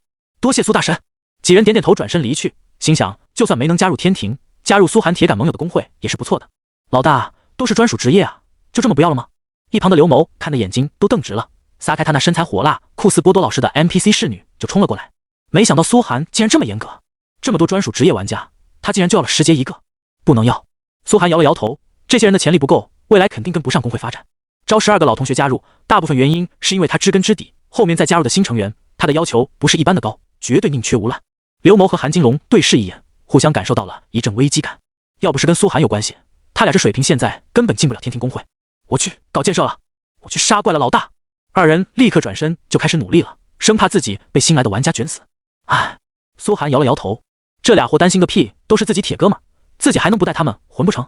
很快随着石杰加入，公会内所有兵种开始跟着他在广场上打太极拳，包括普通 NPC 以及玩家们有时间也会去，浩浩荡荡几百人在打太极，形成一条亮丽的风景线。公会内所有人都开始缓慢提升属性点，每天变强一点点，积累起来就是个恐怖的数字。苏寒满意的点点头，又对林夕说道：“继续向外界招人，标准再提高一点，就按照这个世界的标准来。”是。林夕震撼的点点头，不敢相信苏寒最后要把公会打造成什么样。石杰这样的人才，各大公会能有一个已经是压箱底了，而苏寒竟然要求每个人都是这个标准，只能说恐怖。接下来苏寒终于有时间去找琳达了，一路千岁离子都在收集无主的亡魂，包括这次屠城后，苏寒也在城内收集了一部，不知道这些灵魂献给永生女神能获得多少信仰值。哗！踏入公会领地附赠的传送阵，苏寒眼前闪过一道白光，睁开眼前就是熙熙攘攘的长崎郡城。虽然上次被苏寒屠杀过一部，但过去几天时间已经被神域自行修复好了。虽然按照神域的说法是王国派人来的，玩家数量也多了起来，满大街都是人， NPC 也从各地迁徙过来，好像没有发生过屠杀一样。呼！苏寒略微颔首，有种恍如隔世的感觉。只有被摧毁的圣山还记录着他当时的丰功伟业。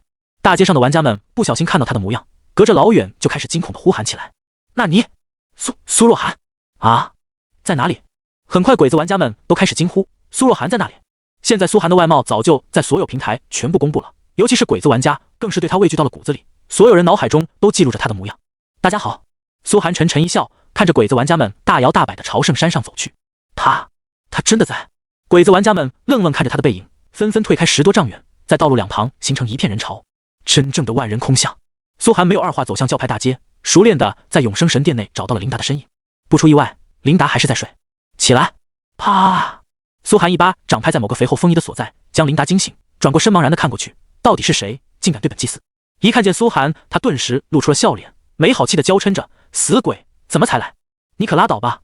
苏寒赶紧甩掉这母老虎，掏出了收集灵魂的瓶子：“我是来献祭的，能不能直接获得建成令，就看这一把了。神满意了你的献祭，神满意了你的献祭，神满意了你的献祭。”一连几十声提示音从永生神坛前响起后，苏寒亲眼看着自己的信仰值暴涨，100、200、300、400、500、600、653点，所有灵魂全部献祭，刷出来了600多信仰值。这数字多到他都瞠目结舌，自己啥都没干，只是收集了点灵魂就得到这么多信仰值，让他怀疑自己之前累死累活做任务收集信仰值是为啥？神都这么喜欢灵魂的吗？苏寒有些哑然，摸了摸琳达姣好的腰身，体味着指尖传来的滑嫩触感。琳达皮肤迅速发红了，轻吟了一声：“是的呢，人族的战争永远是神最爱的，所以他们才会不遗余力挑起。这像是一个虔诚的祭司该说的话吗？”苏寒玩味一笑，指尖微动：“你不敬神明哦，讨厌，咱们都是自己人，说那些虚的干嘛？”琳达眼神已经迷离了起来。每一场战争都会诞生大量的无主灵魂，这才是信仰值的大头。现在郡城阶段还不明显，但后面每个冒险者公会都会修建神殿。修建神殿？苏寒顿了顿，有什么好处？按照玩家资质来判定，也看神的垂青，有的能得到至高神垂青，有的连普通神明都看不上。如果能修建至高神殿，公会内所有人都能得到至高属性加持，战争时还有独特国战技能，好处可太多了。琳达断断续续地说道。原来如此，不知道自家女神会不会垂青我？苏寒沉思起来。如果是这样，那意义就不一样了。庇护自己是因为自己强，而庇护自己的公会，那意味着公会将跟永生女神结盟，哪怕日后建立国家，永生神教也将成为国教，成为信仰，这影响也太大了。至高神从来不会轻易垂青某个势力，即便你们第3纪元的冒险者得到至高神庇护的都很少。琳达笑着说道。不过咱们女神嘛，好像确实是格外看好你的，到时候再说吧，起码要10级公会才有资格谈这些。苏寒淡然道。他知道在琳达这些 NPC 眼中的冒险者就是玩家，但他对这段历史其实并不是很熟悉，于是对琳达询问道，冒险者总共有几个纪元？实则他问的是一共有多少批内测玩家。琳达思索回答道，到目前为止，神域一共有5个冒险者纪元，第1纪元只有区1000个冒险者。苏寒点点头，大脑飞速转动。琳达所说的第1纪元应该是神域刚刚在地球降临，首次随机挑选了1000个内测玩家，不少人被选中后还以为是骗局，很多人都没进入游戏，而进入了游戏的那些现在都已经混成了顶级大佬，每个国家不出世的镇国强者，人人都升到了150级以上，在神域背后做操控者，有的甚至离开了人族这片大地图。根据苏寒所知的，有位名为天王帝的大夏第1季内测玩家，曾经5次转职后转职为了某种神职，如今已经成为某个神明的属神，谁都不知道他在地球的真实身份到底是谁。正是因为有他在，虽然他已经许久没有现身，但各国玩家一直不敢攻入大夏国都，地球各国对他感兴趣的程度是对苏寒的100倍，很多间谍埋伏在大夏，就是为了找到天王帝的真实身份。继续说，苏寒来了兴趣，对琳达追问道。第2纪元冒险者人数要多些，约莫有3万人。琳达回忆着说道。第2纪元的冒险者如今无一不是建立了自己的国家，或者成为某个帝国的建立者，要么就是王公贵族。第2纪玩家，苏寒沉吟着。据他所知，第2季内测玩家们人均等级100级以上，当时神域已经在地球掀起了轩然大波，延长寿命、国运奖励等等神异之处都被公之于众，引来了大批超级富豪趋之若鹜。马爸爸、雷猴王、国外的马斯克、乔布斯、扎克伯格等等巨富都是在这个时期入场的。当时一个第2季内测玩家资格被炒到了几十亿美元的天价，很多内测玩家被神域挑中后，在建立账号前都有一次机会，可以选择把内测游戏仓转让给其他人。很多人就在这个时候把内测资格转让给了超级富豪们，让他们有机会入场。那些超级富豪们身为第2季内测玩家，在现实中又有大量资金可以投入神域，发展的无比迅捷，如今是活跃在每次国战幕后的主宰者，国家的国王，帝国的大贵族。第3纪元，苏寒把目光投向了琳达。琳达平静地说道，第3纪元的冒险者人数要更多，在30万人以上，如今混得最差的也是一方贵族。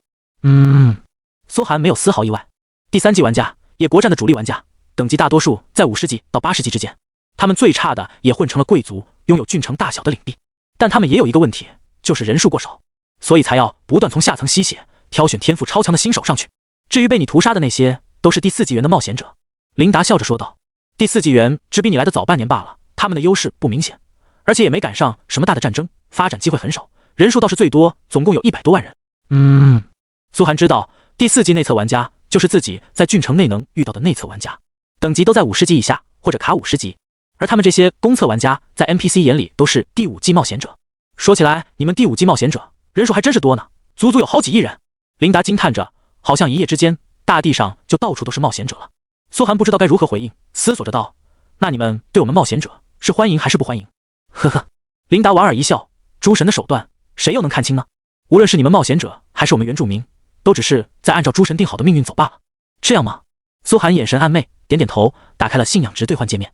思索着，苏寒还是决定先把神值晋升一下，40点信仰值晋升。恭喜您，花费40信仰值晋升为不灭狂信者。恭喜您，花费80信仰值晋升为永生行者。焚天卷轴1级灵魂绑定1000信仰值。末日卷轴1级灵魂绑定1000信仰值。死亡卷轴1级灵魂绑定1000信仰值。永生不灭卷轴1级灵魂绑定1000信仰值。万世大吉卷轴1级灵魂绑定1000信仰值。攻击必死卷轴1级灵魂绑定1000信仰值。思路膨胀卷轴1级灵魂绑定1000信仰值。随机黄金级神隐装备灵魂绑定800信仰值。随机黄金级神赐饰品灵魂绑定800信仰值。工会领土扩张勋章1级灵魂绑定300信仰值。随机 F 级专属职业证书1000信仰值。NPC 转职药剂灵魂绑定50信仰值。建成令灵魂绑定400信仰值。晋升神职将开启更多兑换选项。看着眼前大变样的信仰值界面，苏寒再次震撼了。这回信仰值兑换的东西比之前好了太多，但价格这是直接翻到天上，全场1000信仰值起。之前还是10点信仰值，现在价格直接翻了100倍。但东西的质量真是好的让苏寒不知道怎么说。道具全都是品阶道具，外界万金难求的品阶道具，凭借一个罢空，苏寒就能短暂拥有屠杀2个郡的实力。如果能再兑换几件品阶道具，那实力还用说吗？毕竟现在苏寒就算继续去杀 BOSS， 都不一定能爆出品阶道具，因为冰霜女王那是阶段终极 BOSS 才有几率爆出来的，而现在郡城阶段的终极 BOSS 起码要到50级才会触发。看着这些价值1000信仰值的品阶道具，苏寒当场就红了眼。再往下看，装备直接飙升到了黄金级，后面更是有扩充工会领地的勋章，甚至还有专属职业证书。苏寒人都傻了，专属职业证书，这也是能用信仰值兑换到的吗？而且后面没写灵魂绑定，说明职业证书是能兑换来给其他人用的。但思索着，苏寒还是没现在就兑换这个专属职业证书，因为只有 F 级，说不定就是些路人甲、宋兵乙之类的历史人物，还不如普通职业。但这也说明，只要自己继续提升神值，后面是能批量生产出大量专属职业玩家的。这在国战战场上，苏寒眼神划得亮了。信仰值，他现在对信仰值无比渴望，严重怀疑女神展示给他这个兑换列表，就是在鼓励他发起大屠杀，好献祭更多灵魂。因为明显凭借做任务那点信仰值是不可能凑够来兑换这些东西的。神渴望战争吗？苏寒沉吟起来，这个兑换列表每一个他都巨想要。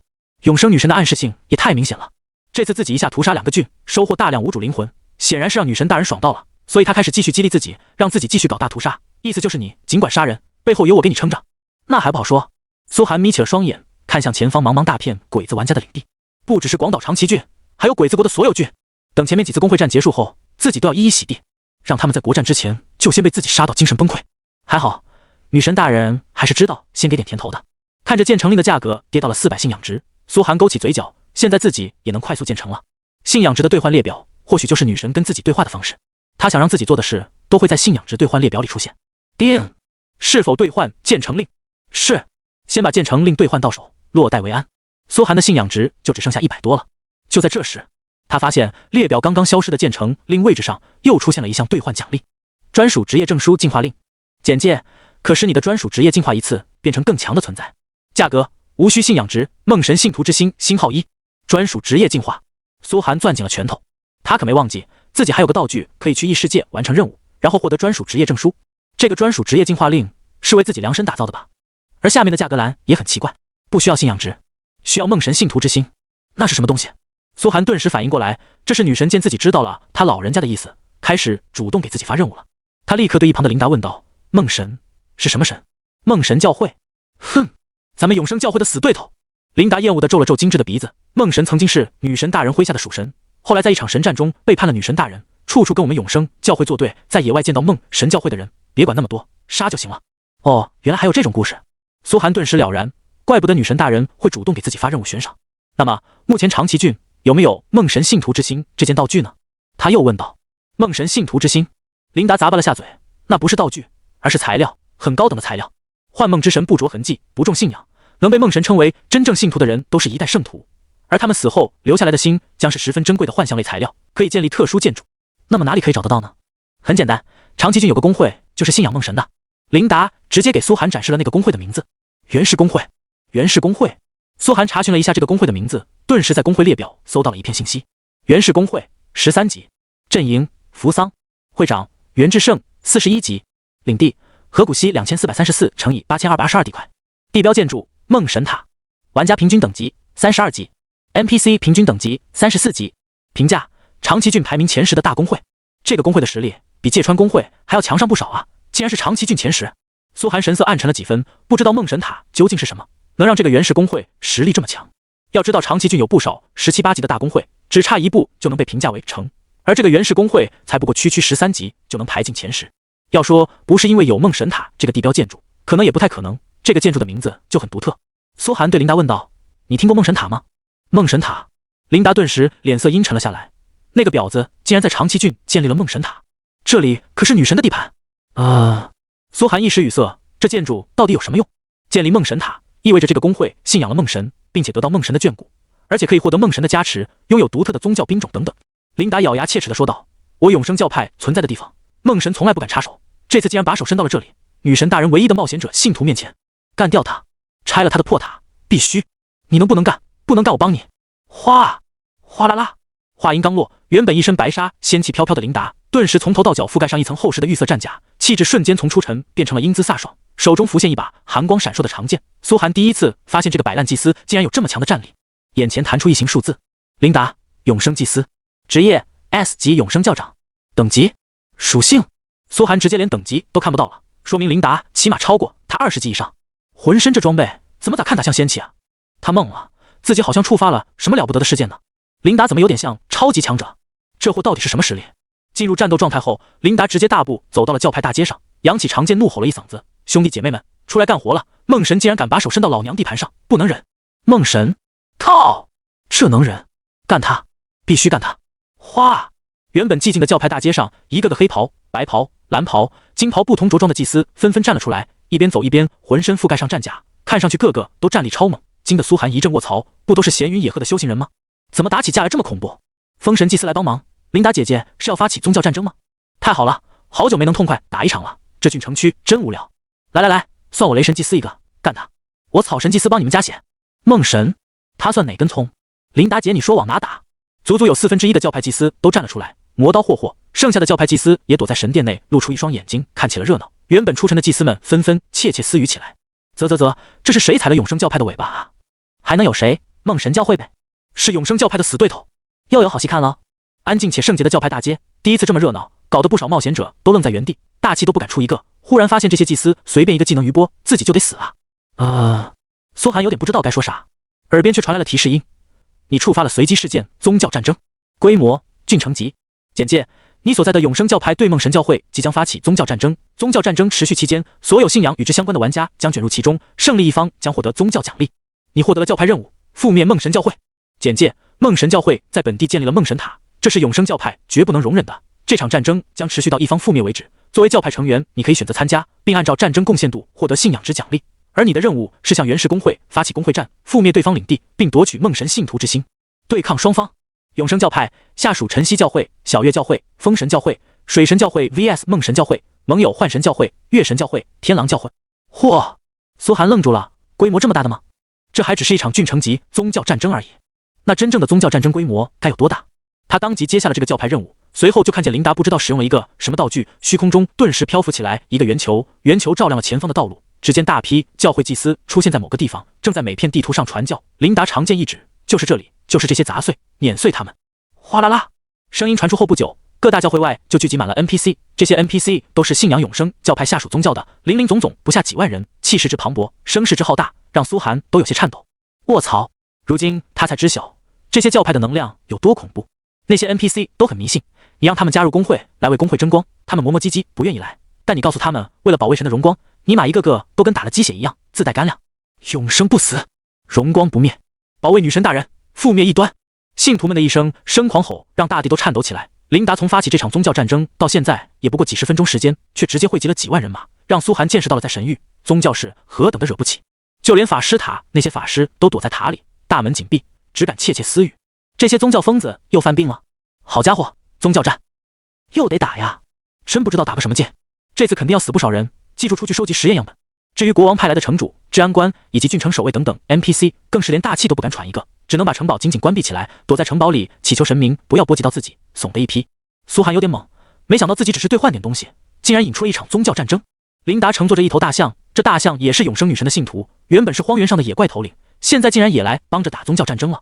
可以说，神域内的一切生物，宗教都可以随意调动。看上去国王和领主们在掌权，其实真正控制一切的是宗教。苏寒忽然明悟了，怪不得神域让玩家进行的第一个选择就是加入教派。神域这个名字是真的很贴切，这就是一片神主宰的大地。玩家越早做出的决定，就越能决定命运。第一次觉醒初始职业，可以说决定了大半命运。第二次选择宗教，决定了玩家的前途。第三次该是什么呢？苏寒看着周边浩浩荡荡的 NPC 大军，其中不乏45级的强者，甚至有很多都是影视高手，竟然都会为宗教出手。宗教大军所过之地，可以说寸草不生。关键是琳达召集这支宗教军队，只用了不到1个小时的时间，这是何等恐怖的力量！梦神教会就那么点人，咱们去这么多，有必要吗？苏寒不禁疑惑地问道。这股力量灭掉一个郡都够了。你不懂。琳达摇了摇头，看起来只是梦神在长崎郡建立了一座梦神塔，实则这就是梦神教会以及他们背后的势力向我们发起挑衅的征兆。如果我们正神教派不出手，后面会有无穷无尽的麻烦。要知道，梦神最想要的就是替代女神的地位，所以说对方其实暗中出现了大量高手。看着琳达手中光球显现的，苏寒忽然明白了，这事的水很深，自己只是被女神选中来给予信徒们启迪的人而已。就算自己没接到女神的启迪，这场宗教战争该爆发的还是会爆发。可是苏寒看着面前浩浩荡荡的海量人马，忽然有点懵，自己刚打完一场工会战，连休整都没来得及休整，又要开始了。他耳边已经传来长崎骏公告声：宗教战争已触发，涉及到的玩家可自行选择一方加入。长崎骏所有玩家都得到了消息，大批鬼子玩家们纷纷摩拳擦掌地振奋起来。宗教战争竟然在咱们郡被触发了！要知道，赢得一场宗教战争能获得难以想象的好处啊！太好了，快！消息迅速火热起来，一个又一个鬼子工会选择加入这场宗教战争。琳达看着眼前大批申请人员，皱起了眉，对苏寒询问道：“这些工会都是你的仇人吧？要不然拒绝他们加入？”见琳达询问自己，苏寒心头一动，思索片刻后，冷笑着摇了摇头：“不，就让他们加入吧，想来捞好处就来呗。”鬼子玩家们还不知道这场宗教战争是自己发起的，而且主宰这场宗教战争的 NPC 就是琳达。想捞好处，折腾不死你们算我输，顺便还能借助这次宗教战争，让鬼子内侧工会们元气大伤一波。想着，苏寒笑得更开心了。这些鬼子工会加入后，是不是要服从你的调遣？是的，不然我可以直接驱逐他们，或者直接把他们划到敌人那一方。琳达耸耸肩道：“身为至高神祭司，他可以说掌握着生杀大权。那好，给他们发布第一个任务，让他们去击杀个 BOSS 吧，要全部35级以上玩家。”苏寒阴笑着说道：“但是 BOSS 血量降低到10%以下时，所有人要等着，就说女神会给他们恩赐。”好，琳达没问为什么，就直接给那些工会发布了任务，反正对他来说只是举手之劳。叮！下一刻，所有加入宗教战争的鬼子玩家耳边传来了消息：战争元首 NPC 琳达对你发布了任务，前去击杀一个 BOSS， 并且在 BOSS 血量降低到10%时静坐等待。等待什么？当然是等待苏寒的核污水了。啊，竟然是这么简单的任务！这次宗教战争的 NPC 真大方啊！兄弟们，快出发去找 BOSS！ 鬼子玩家们接到这个任务后，顿时欣喜若狂。本来以为宗教战争肯定要付出巨大代价，没想到第一个任务直接就是杀 BOSS， 不费事不费力，自己还能得到好吃，何乐而不为？见公屏内鬼子玩家们的欢呼，苏寒心中笑得无比开心，又拍了拍琳达的肩膀：“谢了，咱们之间的关系没必要。”琳达傲娇地撇了撇嘴：“你快去准备战争吧，入侵那个原始工会还要你发起工会战，不然女神的意志无法达成。我们的目的是得到梦神信徒之心。”好，苏寒转身就飞速返回了工会。天庭工会内，所有玩家得到宗教战争的消息都很兴奋。老大，咱们这次动手不？强大的工会太多了，咱们恐怕占不到便宜啊！不然咱们还是再苟一段时间。没想到苏寒直接大手一挥，所有人全部去造基础建筑。又看向李康老师，别的先不管了，先给我捏个兵营出来。上次打完芥川工会，苏寒就剩下100兵种，现在兵营被毁了，还没造出几个兵种来呢，去打原始工会肯定吃亏。好，李康没问为什么，3下5除2就把兵营先修复好了。苏寒缓步进入兵营，眼前弹出了熟悉的界面，是否开启训练兵种？注：名将附带专属兵种长山子地兵，无需训练时间，可直接招募。训练。苏寒直接对兵营下了令，训练一个长山子地兵需要消耗10金币、铁3、木20，人口星号3，是否训练？是。哗啦啦，苏寒直接搞出了几百个长山子地兵，将兵种补足到了500多人，也将剩下的钱花得一干二净。如果这次没能捞到更多钱，那工会的发展就该停滞了。赵云，苏寒兴奋地看向赵云和所有玩家。出征！爆发宗教战争的消息很快通过玩家们扩散到了外界各个阵营。因为在长崎郡爆发，所以最关注的也是鬼子阵营玩家，其次是大夏阵营。只因苏寒在长崎郡，而让附近大夏玩家都十分重视。虽然长崎郡太小，琳达就算能调动几乎所有人口，也只是几万人规模的大战罢了。别说跟动辄几百万人规模的国战相比，就算跟几十万人规模的大型工会战比，都算是小规模战斗。但一场宗教战争，其中所代表的利益是不可衡量的。大夏临海郡王氏工会，老大，这次的事咱们掺和不掺和？作为邻近工会，咱们也可以申请参加宗教战争。一个浑身长袍、书生模样的玩家手持折扇站在王云面前问道。他觉醒到的专属职业，很显然是大夏历史上某位书生的身份。折扇上书7个大字：天生我材必有用。从他副会长的头衔来看，肯定是王云的左膀右臂。二人所处的城头正好可以眺望对面长崎郡的那场大战，数万人的宗教大军一起活动，很难不显眼。先等等吧。王云摇了摇头，又说道：苏大神那边怎么说？自从苏寒战胜芥川工会后，在周边大夏玩家嘴里称谓也变成了苏大神，真正的大神，哪怕他们都要钦佩的那种，甚至开始以苏寒马首是瞻。苏大神说：“咱们可以参加，但先等等情况。而且说不定附近灯塔国阵营、欧国阵营、沙漠等阵营的玩家也会插一手。宗教战争的油水实在太吸引人了。”书生摇了摇头，表示已经跟苏寒对接过。虽然再远一点的工会不会来，仅仅行军所消耗的粮草都是笔天文数字，对他们来说不划算。但长崎郡附近3个郡的工会是绝对会参加的。要知道，兵种行军也是要消耗粮草，几千人的人吃马嚼，一天起码得几百金币，兵马未动，粮草先行。所以玩家们很少出现劳师远征的情况。可以参加，但等等情况。王云听见这话，眼神顿时亮了，意思是苏大神能控制这场宗教战争，不然怎么会说出这么自信的话？此话一出，书生顿时被惊到了。控制一场宗教战争？他沉思片刻，苦笑着摇了摇头。如果是别人，我是不信的，可他是苏若涵。那咱们就按苏大神说的来，准备物资和兵员，他一发指令，咱们就立刻动手。王云当机立断说道。与此同时，邻近的肯特郡，身为灯塔阵营，肯特郡处处都是金发碧眼的玩家，建筑风格也是美式西部古风 ，NPC 们都是骑着马放牧的牛仔，农场主和农具，还有很多商人。城外是一望无际的大草原，原生态的美跟长崎郡的风格完全不同。一座工会城堡内，古堡高层的阳台上，窗外下着淅淅沥沥的小雨，房间内的魔法道具弹奏着莫扎特的夜雨，格外有复古风情。凯瑟琳，这件事你怎么看？一个衣着华贵的中年白人玩家正依靠在阳台边，小口地喝着红酒，不经意间对一旁浑身金色盔甲、演练着剑术的高大女子问道 ：“So， 那女子最后一剑直接在练功桩上打出了5000点伤害。呼，她浑身淋漓着香汗，蓝色瞳孔中透出一股极致的执念。苏若涵，自从新手村之后，自己已经很久没有见过苏若涵了。本来想超越她之后再去碾压她，没想到她一路变强的速度让所有人畏惧。现在自己竟然没有胆量接近她。”凯瑟琳咬紧了牙。苏若涵在心中已经成了越来越重的心魔。这次自己特意来到肯特郡，就是为了距离苏涵所在长崎郡近一些。埃德蒙叔叔，你说我还能打败他吗？凯瑟琳金发下的神情有一丝沮丧。愚蠢！中年人轻声斥责。身为天堂家族的一员，你要想的永远不是能否打败他，而是他能否给你带来利益。这次宗教战争也许就是你的机会。我的机会？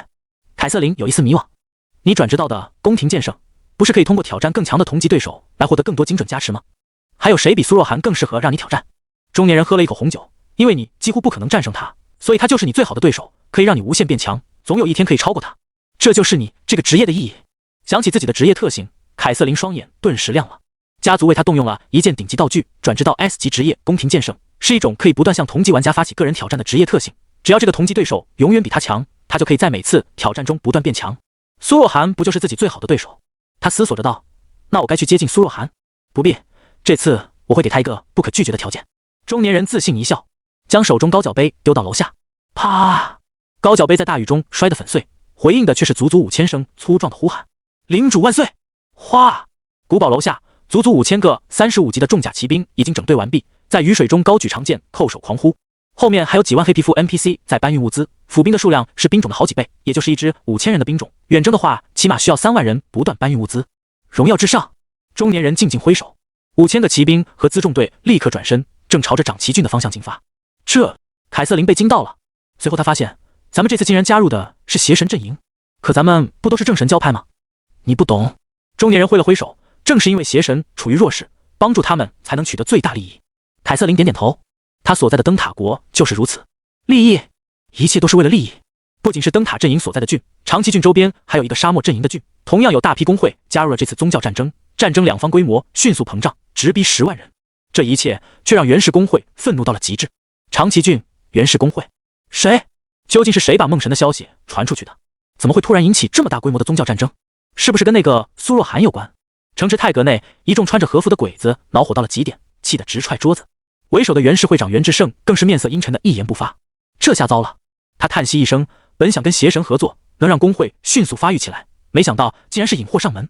自从他偶然得到那件道具梦神信徒之心，随后被梦神垂青建立梦神塔后，工会的实力膨胀极快，很快就成了长崎郡前10的大工会。可没想到报应也来得这么快，一场宗教战争啊！就算他源氏工会再强，也不可能扛得过一场宗教战争。最无奈的是，他还不能跟梦神切断联系，不然神的怒火不是他一个小小玩家能承受的，只能跟着邪神教派们一条路走到黑。所谓邪神教派，并不是说他们邪恶，而是跟正神教派相对应的。邪神教派不能被 NPC 公开信仰，但背地里的信徒同样不在少数。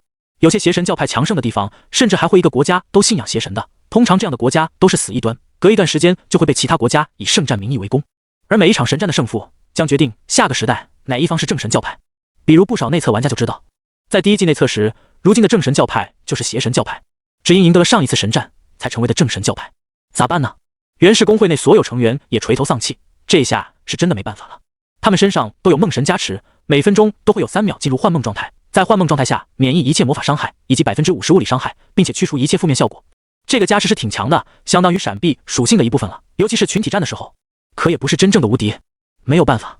源志胜叹息一声，准备作战吧，工会战争肯定会波及到咱们，只希望邪神一方能胜利，最起码不要败得太惨。他知道其他鬼子工会也不会帮他，甚至为了宗教战争的利益还会来打他。这次是真正的举世皆敌，这也是很少有玩家敢跟邪神合作的原因。虽然奖励丰厚，但万一被正神教会盯上，轻则被灭，重则直接准备删号退游。他本来以为自己藏得很好了，没想到还是被永生女神注意到。哗！袁志胜走出了太阁，袁氏公会领地最中心的地方，修建着一座宏伟无比的巨塔，根本不是这个等级的公会所能拥有的。此时巨塔内外，大量邪神祭司 NPC 和大量邪神信徒 NPC 已迅速聚集着，数量也足有数万人。袁氏公会的 NPC 全部成了梦神信徒，基本上不听袁志胜和玩家们的。可以说，袁氏公会本质上就是邪神用来借机生蛋的壳子。当然，袁氏公会得到的好处也很多，不仅兵种上有梦神专属的幻梦法，大军玩家们还能得到加持，修建各种建筑也飞快。主教大人，袁志胜有些怯怯地走到一位浑身紫裙、头戴紫色面纱、只露出一双让人视之心神摇晃的绝色美眸的女子面前，低声问道：“我们可否不参战？您也知道我们的实力，是吗？”紫色面纱女子的声线神秘而深沉，仿佛直入人心神。那你们就躲好，不要被覆灭，否则丢失了梦神信徒之心，神必定会降下责罚。好好好，袁志胜连连点头，心中总算安稳下来。果然，作为借机生蛋的那个鸡，袁氏公会会被邪神教派保护起来。一旦袁氏公会被灭，丢失梦神信徒之心，那邪神教派这次入侵的据点就算完蛋了。只要没有玩家公会来挑战自己，在邪神教会的庇护下，自己肯定能苟过这一次。就在袁志胜心中大呼很爽的时候，耳边忽然传来一声提示音：“天庭公会动用道具向你发起强制挑战。”强制挑战成功，公会战开始。八嘎八嘎！袁志胜顿时怒了，双眼变得通红，仰天长啸：“是谁？到底是谁？究竟是哪个不长眼的王八蛋，竟然在这种时候挑战我？一旦被玩家发起公会战，在宗教战争中他受到的损失就不是一点半点了。”所有袁氏公会玩家也听到了这个消息，立刻飞奔上城头查看。外界，琳达和一众正神祭司所率领的宗教大军已经缓缓赶来，犹如一片令人喘不过气来的阴云。而令人震撼的是，在宗教大军正前方，一支数量只有区500人的队伍，竟然超过了所有大军，清一色骑着25级野怪清风狼，急速飞驰到了城下。为首的是一白马银枪小将，气势显赫，长枪直指城头。尔等若不开城显降，我家主公一到，城内不留活口。袁氏公会所有玩家愣住了，这是谁？只见前方一玩家乘坐着鹏鸟形态的坐骑悠然到来，缓缓对他们笑道：“我不建议你们投降，不过也没事，他们打宗教战争，我打你们。”八嘎！不可忍耐，哪里来的这么嚣张的家伙？杀了他！必须杀了他！愤怒！袁氏公会所有玩家都气笑了，带着区500人，扬言灭掉上万人马的袁氏公会，没见过这样找死的，还投降？我们吹口气都能灭了你，还用投降？这人怕不是有什么精神疾患。袁氏公会原本紧张的情绪顿时平静了下来，本以为是有大公会趁火打劫，没想到竟然只是个公测公会。就在这时，有几个公会成员意识到了不对，天庭公会，这不是那个前段时间灭了芥川公会的？对，苏若涵，这次挑战我们的是苏若涵。袁氏公会一瞬间，所有人齐齐傻眼了。一个能灭掉10级公会的新人，会是简单货色吗？袁氏公会地处比较偏远，因为要隐藏梦神的秘密，所以很少跟其他公会交流。虽然没被苏寒毒打过，也知道苏寒肯定不是善茬。当下袁氏城池大门轰然紧闭，原本跃跃欲试的兵种都在回缩，被赵云率领着区500人给直接挡了回去。苏寒这边士气大涨，怎么说？什么时候发起进攻呢？琳达对一旁的苏寒询问道。现在看似宗教大军是琳达在指挥，其实苏寒说话比较管用。任务就是灭掉这座公会，进入其中找到梦神信徒之心。苏寒看着眼前的袁氏公会，皱眉思索起来。如果只是一场简单公会战，那就好说了，可现在还牵扯到两方的宗教战争，邪神教派肯定会出手帮袁氏公会守城，自己派兵去攻城就是送菜。赵云就算再猛，何巨便就算再强，也不是人家几万大军的对手，所以自己的兵种只是起到叫开城门的作用，正面战场还是琳达这边上，琳达这边打赢了自己再去摘果子。为什么非要自己的大军去摘果子？因为除了玩家之间的公会战， NPC 之间的剧情战争不能摧毁玩家的城池，就算琳达灭掉袁氏城池，很快神域就会将其复原，袁氏公会还是可以信仰梦神，所以必须要一个玩家发起公会战攻入袁氏城池，才能灭掉梦神塔。手下军队的组成大概跟我说一下。苏寒对着琳达挥了挥手，深思熟虑怎么打赢这场宗教战争。要知道指挥大军作战也是极为难得的经验，我们这边的祭司10人，实力不可知。说起祭司的实力，琳达神秘一笑，接着道，剩下的信徒大多都在25级以上，一半的人超过30级，1000个40级以上的强者，还有受到女神感召的野兽，25级以上的也有上万头。说完，苏寒颔首，同时心中讶然，这是一股多恐怖的力量，不可知的强者10人，1000个40级强者，还有好几万杂兵，灭几个郡都够了。继续说，那对方呢？苏寒紧接着问道。琳达好像有意要培养苏寒的指挥能力似的，笑着说道，邪神祭司的实力不会比我们弱太多，同样他们暗中那些异端信徒实力也差不多，对方都是计算好了我们的力量才动手的，也就是说大家的实力半斤八两。苏寒十指交叉，苦思冥想，按照孙子兵法，就算大家实力对等，不同的人指挥，最后结果也会全然不同。这还是他第一次做出几万人战场的决策。之前苏寒一直专攻战术游戏，很少玩战略游戏，但不代表他完全不懂。俗话说完战术的人心都脏，当下苏寒就琢磨出了一条办法，勾起了嘴角，试试呗，反正自己又不吃亏，死的也不是自己的人。看着琳达，苏寒笑道：“我们是进攻方，那就先打撤退吧。”撤退？琳达愣住了，没搞错吧？都打到这份上了，撤退？苏寒抬起手指了指后方，没错，就是撤退。撤退？琳达更茫然了，这叫为三避却一。苏寒嘴角划过一抹冷笑，缓缓说道：“不必想那么多，先撤退就是了。反正按照他的打法，是绝对不会主动出击的，哪怕是攻城战，他也得把敌人调动起来。”好的，琳达当即下令，让大军全部散开，缓缓向后撤。看见这一幕，原是公会的鬼子玩家们乐开了花。这是干嘛？正神教派撤退了？不打了吗？太好了，感谢天照大神保佑，咱们真是走运啊！殊不知下一刻，城头上梦神祭司脸色却陡然大变。怎么回事？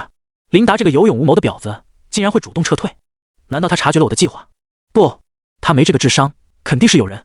仅仅瞬间，梦神祭司那双紫色眼眸就暗沉了下来，思索着，确认对面那个指挥军队的人不是琳达。他跟琳达明争暗斗也不是一天两天了，琳达绝对没有这个智商。到底是谁？梦神祭司攥紧了拳头，如果没有这人插一手，只要琳达冲上来，自己就赢了。主教大人，他们撤退了，怎么办？咱们积蓄的梦神之力。前方一名祭司走来，脸色也颇为难看的说道：“罢了，再积累下去，梦神之力可能会喷发，伤到咱们自己。这次算琳达小婊子运气好。”梦神祭司轻轻唾骂一声，摆了摆细嫩如青葱般的玉手。是。这祭司顿时点头。下一刻，哗！只见他们一挥手，虚空中顿时浮现了大片淡紫色光华，直接将天地都遮盖住。原是城池周边100里范围内全部变成了一片紫色。Z， 其中所有野怪、其他生灵瞬间双眸变紫，犹如陷入沉睡般倒地，甚至舒适的打起鼾声。这一刻，场面寂静了。早已撤走的琳达大军以及身边祭司们愣了愣，看见这一幕，顿时破口大骂：“靠！梦神之力！那梦神塔根本不是用来传播信仰的，他竟然是用周边生灵来汲取梦神之力。对啊，说不定连这座城池都是假的，骗子！梦神麾下果然都是骗子。要不是刚听了琳达姐的，提前撤退，现在咱们都着了梦神祭司的道了。如此海量的梦神之力，恐怕会改变这一片地区。要是我们在其中，也难免陷入梦境。”哗！那一瞬间，梦神麾下好几千信徒忽然如梦方醒，面面相觑，互相对视了一眼。我怎么在这里？对啊，我也是，怎么在这里啊？我梦到我被一个神明召唤来参加一场圣战。是的，怎么突然醒了？而且一下就来这里了。梦神最根本的能力就是梦，他能让一切存在陷入梦境，在梦境中任由他操控。这下苏寒才发觉，原来梦神麾下的信徒都是被他梦过来的，也就是身处做梦之中，迷迷糊糊的被操控，并不知道自己的目的是什么。原来是这样吗？看见那些从梦中醒来的信徒，苏寒只觉得毛骨悚然，看着自己身边的一切，忽然想到，如果自己也在梦中呢？如果自己也突然醒来，发现这一切都是场梦呢？如果梦神的能力真有这么强，现实跟梦幻的区别到底在哪里？哗！就在这一刹那，仿佛他的想法被某种存在感知到，那磅礴紫光之中忽然透出一道直冲他脑门来。靠！那一刻，苏寒只觉得自己全身血液都在往头顶汇集，他感到自己的计策被看透了，对方不想按照规则来了，想直接抹杀自己。惊恐，极致的惊恐。自从苏寒进入神域，还是第一次有这种必死无疑的感觉，甚至不仅是游戏中，包括现实中都会。妈的，苏寒喃喃着，自己的大招还没放呢，就被察觉了。难道神域中的神真的有未卜先知之能？神知晓一切。就在这时，对凡人出手，入过分了！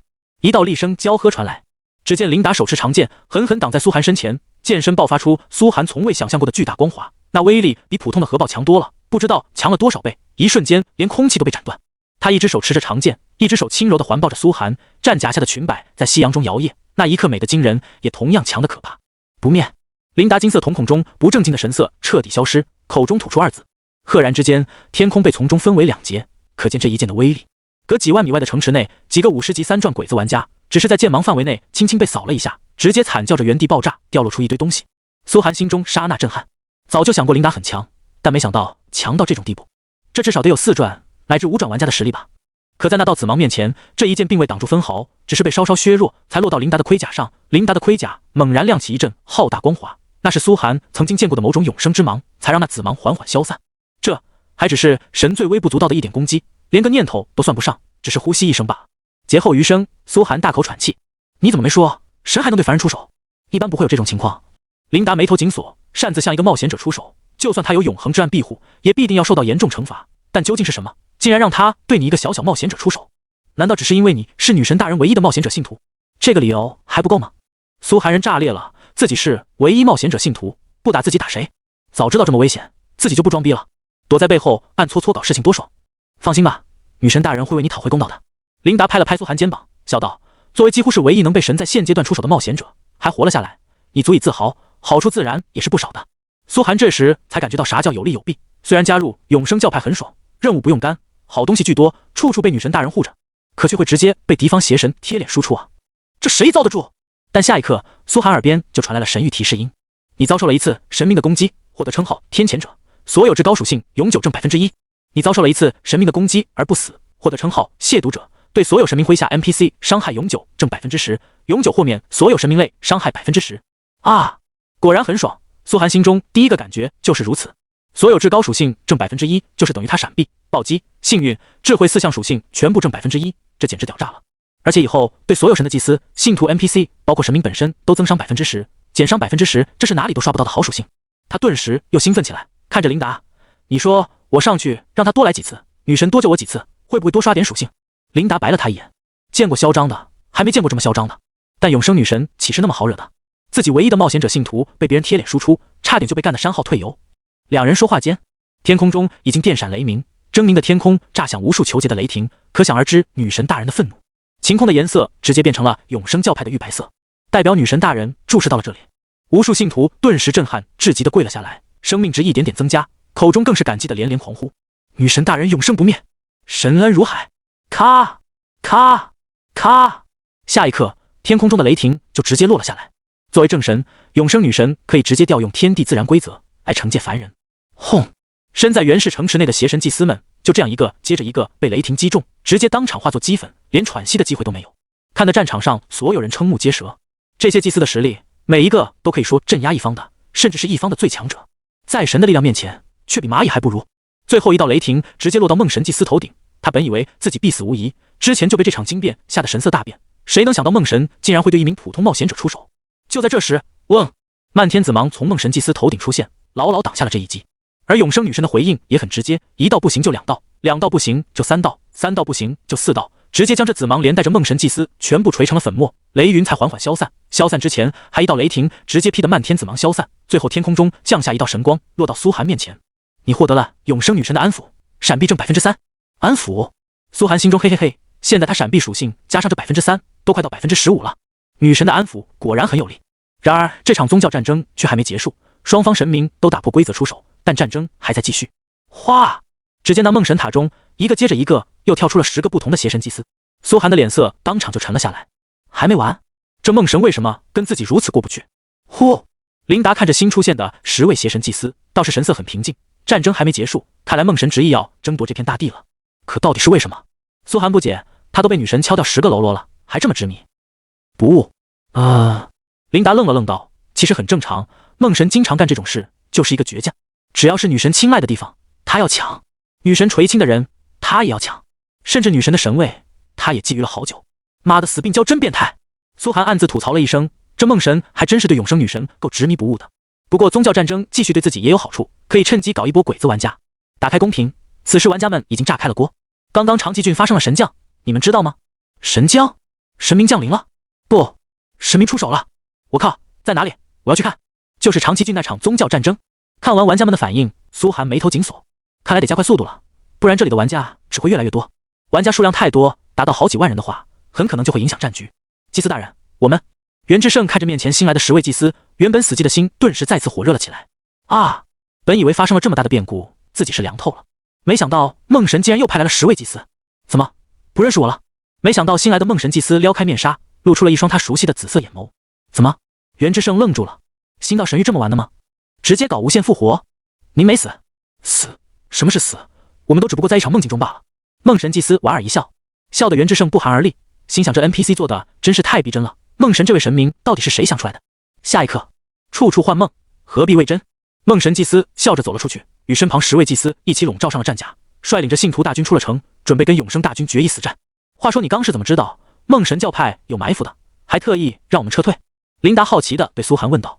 苏寒摇了摇头，我不知道，但根据我老家的战争法则，事出反常必有妖。你看他们好像早就等着咱们去攻击，这不是有问题是啥？哇！琳达顿时崇拜的满眼小星星，你老家这么有智慧的吗？我感觉你未来有名将之姿。名将？苏寒笑了笑，在国战中能被称之为名将的内测玩家，每一个都是顶级天才，甚至在现实中都会被授予军衔，就是这么恐怖。暂时他还没想那么远，毕竟他只是个电竞玩家，军事方面的事一窍不通，凭着直觉走呗。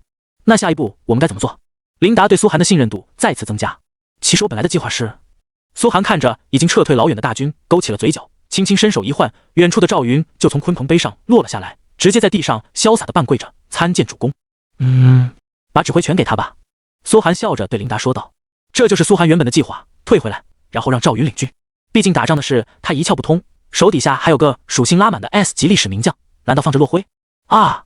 琳达再次懵逼，有些狐疑的看着赵云，他能行吗？放心吧。苏寒摆了摆手。琳达将指挥权交给赵云后，苏寒耳边顿时传来一声提示音：你获得未知势力帮助，临时兵种加43836名，宗教战争结束后脱离指挥。哗！那一刻，赵云浑身上下燃起滔天红芒。身为历史名将，他本身的职业特效就是常胜将军 S 级，在500人规模以上群战时，所携带兵种战力提升 50%， 且所携带兵种每阵亡 10%， 自身造成伤害增强 10%。也就是说，率领的人越多，赵云这个特性被发挥的越好。之前苏寒那几百人规模的团战，可以说极大限制了赵云的发挥，根本没有体现出一名 S 级历史名将真正的战力。现在一下4万多人归属赵云指挥，吃到赵云的职业特性，所有人战力全部提升 50%， 难以想象会有多么恐怖。与此同时，这些临时兵种归属赵云指挥后，赵云又是归属苏寒指挥，于是哗，所有人浑身上下出现一股淡淡的红芒，让人不寒而栗。这是核辐射的光芒。你等级过低，无法同时对当前兵种加持职业特性，伤害降低 80%。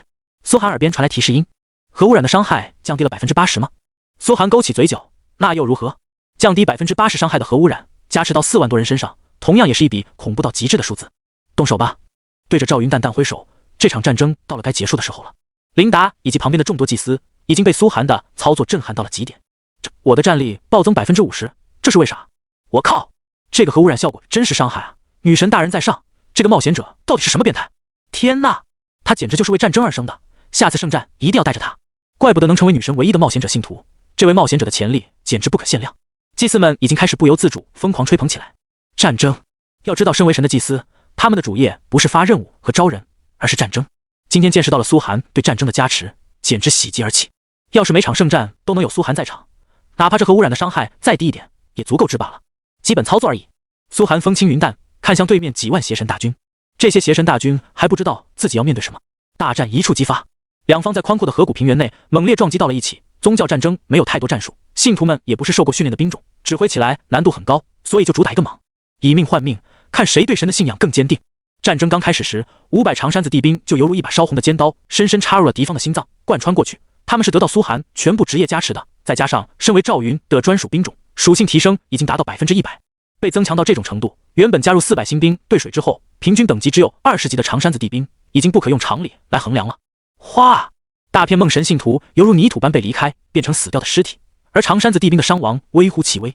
与此同时，苏寒耳边传来连续的提示音：你的兵种获得经验，你的兵种获得经验，你的兵种升级了。长山弟子兵平均等级达到21级、22级、23级、24级。长山子地兵们升级的速度，第一次让苏寒感到瞠目结舌。上次打完芥川公会才升到25级，现在只是一个照面就升到了25级。这支兵种的战力让所有梦神信徒震撼了，10个邪神祭司更是愤怒到了极点。该死的异端，神明必将惩戒他们，去死！哗！太强大，在战场上的结果就是被针对。很快，梦神祭司的权杖上冒出一大团紫色云雾，就要将500长山子地兵全部包裹住。这种等级的强者一旦出手，秒杀这500兵种都是轻轻松松。苏寒脸色当场沉了下来。妈的，那可是老子的人！其他信徒死了他不心疼，反正都是女神的信徒。可这500长山子地兵可是他的血汗啊！一点点积累出来的，虽然只有500人，却至关重要。死一点他都得心疼死。婊子，你做梦！还好琳达娇喝一声，当场出剑挡住了梦神祭司这一击，挥手劈散了那团紫色烟雾。哼！梦神祭司烟行上前，缓缓在战场各种布下紫色烟雾，让所有接触到这烟雾的兵种全部陷入昏迷，很快被击杀。这种恐怖的群体控制跟琳达所表现出来的惊天剑道几乎不相上下。琳达是单体强者，而这梦神祭司很显然是群攻强者。两女犹如宿敌，很快在战场中央缠斗起来，声势惊天动地，让天色一会圣光滔天，一会紫芒遮日，让大地的颜色不断变化。浓烈的光芒下，外界几乎看不清中间二人的动作。其他祭司也纷纷站作一团，基本上就是祭司打祭司的，兵种打兵种的，两者不相干。但这次有点不一样了，赵云的实力强得可怕，在统领了5万人后，他几乎每一次出手都能击杀掉一个40级强者。等级也在迅速飙升，36级、37级、38级。苏寒几乎喜极而泣，妈的，这次简直是赚大了！光练兵都是几十次工会战都收不回来的经验啊！不知道赵云最后能升到多少级？赚麻了，真是赚妈了！很快，赵云的等级升到40级，升级才开始缓缓变慢，但也是又解锁了一个技能。苏寒知道这还远没有到达极限。赵云身为战场的指挥者，所有人击杀的经验他都能分一杯羹。现在战争才进行到一半，梦神信徒只是前锋折损大半而已，袁氏城池内的后备兵员还根本没动，而且支持邪神教派的玩家工会们也还没赶到。这次兵员不堪指挥啊！赵云试了好几次指挥这些宗教大军，结果都发现收效甚微后，深深叹息一声。宗教大军的组织度太让他失望了。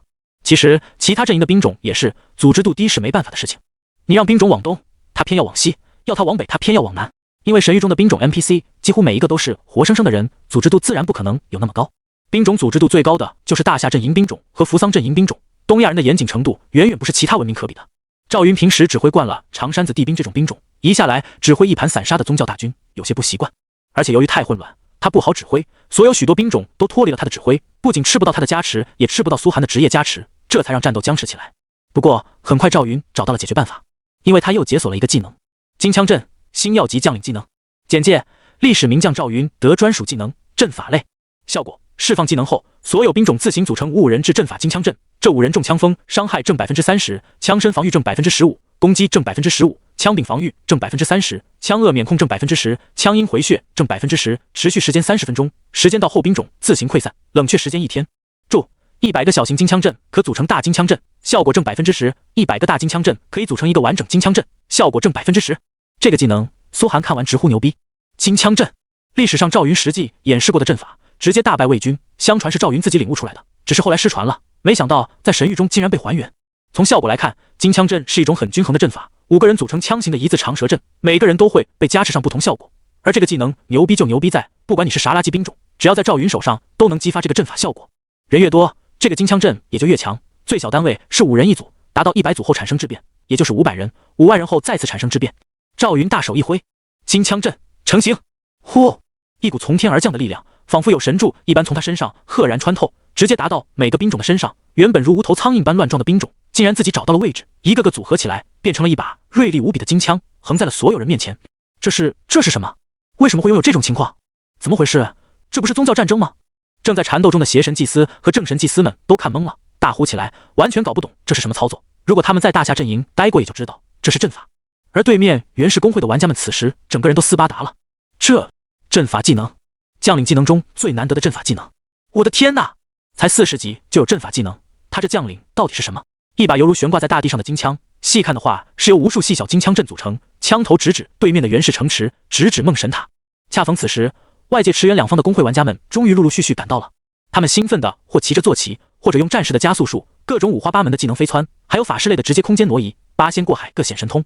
袁氏城池所在的河谷内已经满满当当，全部都是玩家，粗略看去就有1万多人。最多的当然是鬼子玩家，其次是大夏玩家和其他玩家，互相之间泾渭分明。河谷并不大，最多摆个5万人已经是极限了。玩家到来，直接卡成叠叠人，视线内全部都是人，五颜六色的让人怀疑是个大染缸，各色光华照的天地透亮。原本只有 NPC 显得有些死气沉沉的战场，突然变得生气勃勃。河谷中央是对阵的 NPC 大军，四周的矮山上灌木丛内全部都是玩家。从远处看，此时战场就像一个带着跑马灯的竞技场。说实话，这么多人攻打一个国家都够用，现在被苏寒调动起来，只是一场俊成的宗教战争罢了。哇，这就是宗教战争吗？我还是第一次见。看热闹的公测玩家们，很多人都是第一次看见真正的战场，彻底惊了。战场上的气氛是肃杀而庄严的，天空呈现出铅灰的颜色，仿佛被战争的烟尘熏染过。阳光被硝烟遮挡，只留下朦胧的光影。信众们的脸庞显得疲惫而坚毅，眼中闪烁着坚定的光芒。金属的碰撞声和呼喊声伴随着各色技能轰鸣，震耳欲聋，尸山血海。刚刚还活着的一位漂亮 NPC 信徒小姐姐，下一刻就变成了残肢断臂，战争的残酷无情此刻显得淋漓尽致。这种场面对公测玩家们的冲击性是难以言喻的，不少人直接待在了原地。而让内测玩家们震撼的是那巨大的金枪阵，带着一股无敌的锐气，由数万人组成。冰封之下，对面邪神信徒们都开始瑟瑟发抖，两方气势简直太不成对比了。说这是国战战场都有人信？我靠，阵法！一场郡城战斗直接打出了阵法？不是吧？有没有搞错？不是说宗教战争两方实力对等吗？大意了呀！不该选邪神阵营，这下惨了。有资格施展阵法的 NPC 将领怎么都得是 A 级以上了吧？这是谁的部将？竟然如此勇猛！原本加入了邪神阵营的内测工会，吓得直接想投入正神怀抱了，飞速跑到琳达这边，开始二话不说点开对话。祭司大人，我不是故意选择邪神的，我是点错了。对，我也是点错了，让我回归女神的怀抱吧。祭司大人啊，我对女神的忠诚天地可见，日月可昭，就差给琳达磕头了。琳达笑着挥剑，哗，遍地都是化作白光的工会长玩家。玩家被 NPC 击杀，虽然不掉装备，但是会掉更多的经验。这些50级的会长级玩家直接就掉下去小半级，起码几10万点经验。他心头一阵冷笑，现在想回来，晚了。看着眼前的苏寒，他心头也是极为震撼。本来只是想锻炼锻炼自家这个宝贝唯一信徒，没想到他竟然直接搞出了这么大阵仗，这下不是稳炸了。郡城阶段谁能是阵法的对手？可他没想到的是，苏寒看着这些到来的鬼子玩家，忽然对着赵云一挥手，嗨，先回来吧，别打了。啊！林大人又傻了，撤退，又要撤退。没错，撤退。苏寒二话不说，让金枪阵调转枪头，开始前往附近其他鬼子工会的驻地。反正宗教战争又不现实，他想玩多久玩多久。这一刻，所有人都懵了。苏寒可以跑，他们却跑不了啊！一旦进入宗教战争战场，复活点自动设在战场内，而且 NPC 没有结束战争前，他们根本无法脱离战场。这些加入正神阵营的玩家大多都是鬼子，想来捡便宜的，现在却发现自己好像中招了。他们真想冲上来对琳达问问，你们不是要打赢了吗？不是大阵都成型了吗？这时候突然撤退是几个意思啊？但刚刚几个上前的工会长已经给了他们回答，没人敢真的上来问。而加入邪神阵营的玩家们原本慌的一批，此时也愣了愣，然后爆发出轰然大笑，哈哈，撤了！正神教派的 NPC 大军撤了，这帮傻逼！金枪阵撤走之后，战场局势瞬间偏倒，变成了所有鬼子玩家 vs 邪神阵营 NPC 加玩家。这种压力，哗，赶到战场的几万鬼子玩家，直接被邪神阵营玩家们不当人的屠戮起来。玩家可不是 NPC， 组织度相当高，第一时间把鬼子玩家和他们的兵种包围，然后引导邪神信徒们开始消耗对方道具，消耗完了就开始疯狂杀戮。看着一个个兵种被迅速屠杀，鬼子玩家们的心在滴血。本以为能来大捞一波，甚至眼看着就要赢了，白捡一波，谁知道这到底是为什么？天照大神在上，到底是什么让我长崎郡的玩家得罪了您？先是那个苏若涵，现在又是宗教战争啊！我不活了！好多鬼子玩家受不了这个心理打击，毕竟这些兵种都是用现实中的资产建立起来的，现在老本都赔没了，当场删号退游。一道又一道删号退游的白光出现，让不少人啧啧喟叹，还是第一次看到这么多鬼子玩家心态炸裂。而被苏寒引导加入邪神阵营的大夏玩家们，早就有意识的抢先包围了鬼子玩家们，抢到了最多的战利品、装备、道具。虽然也被鬼子们的负隅顽抗干掉了不少兵种，但算下来还是大赚特赚，爽翻了！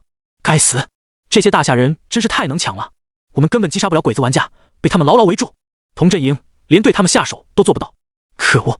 加入邪神阵营的其他国家玩家们此时恨得牙根痒痒。突如其来的好处，大夏玩家们却好像早就知道一样，把所有击杀鬼子的机会全部捞走了，只剩下难啃的骨头留给他们，害他们损失不小。战争还在继续，可屠戮的对象只有鬼子玩家。到来的鬼子玩家人都被虐傻了。为什么我要找妈妈？为什么所有人都在针对我们？只有鬼子玩家受伤的世界诞生了。也有很多鬼子尝试负隅顽抗，动用品阶道具的，拉几个垫背的，虽然不可能有苏寒动用霸空时那种制霸的战力，但也能秒杀一片。但每当这个时候，大夏玩家们就会默契的退场，然后把战场让给欧美玩家，旁观鬼子把输出倾泻到欧美玩家身上，主打一个不当人。fuck， 大夏人，我要投诉你们！你们开挂，这也太没有团队精神了。欧美们玩家双眼通红，骂得更难听了。他们损失惨重不说，而且半点好处都没捞到。大夏玩家们这次就是为了抢人头来的，他们抢不过，根本抢不过呀！为什么？可恶啊！这帮大夏人怎么好像提前准备好了一样？他们怎么什么都知道？亏大了，这次真是亏大了。可以说这场宗教战争得利的只有大夏玩家。哈哈，真没想到还能这样。王云带领着临海郡玩家们笑得前仰后合，看着地上满地鬼子玩家爆出的装备，捡的背包都狂装不下了，地上各种好东西，真是见都见不过来，只好使用背包扩容道具。而且兵种们也刷到不少经验，更别说战争之后的奖励。说让正神大军停下，正神大军就停下了。王云思索着，苏大神肯定是掌控了正神大军，甚至就是他在幕后操控的这场宗教战争。说出这个可能性后，一旁玩家们纷纷点头，对，很有可能。这种等级的战争，利益该有多恐怖啊！那书生玩家含笑挥扇，这么说来，咱们更要抱紧苏大神的大腿，进入王城之后还能在他部下混，说不定也能在国战中混到一个爵位。爵位！旁边许多大夏内测玩家眼神都亮了。如果问第4级内测玩家最想要的是什么，那莫过于爵位了。只要有了爵位，有了私人领地，还有私兵，领地内一切产出归自己，比工会还爽无数倍。因为工会本质上是属于工会所有成员的，初创10个成员拥有相当部分的投票权。比如要票出一个工会成员，会长说了不算，需要10个初始成员起码有一半同意才行。私人领地就不一样了，一切都是属于自己的，想怎么玩怎么玩。那些没有获得爵位的公会，进入王城后就只能依附在某位有爵位的贵族领地或者 NPC 贵族的领地了，被别人收税吸血，征召战争，可以说被人主宰命运。而获得爵位的办法，除了新手公会排行榜之外，就只有国战。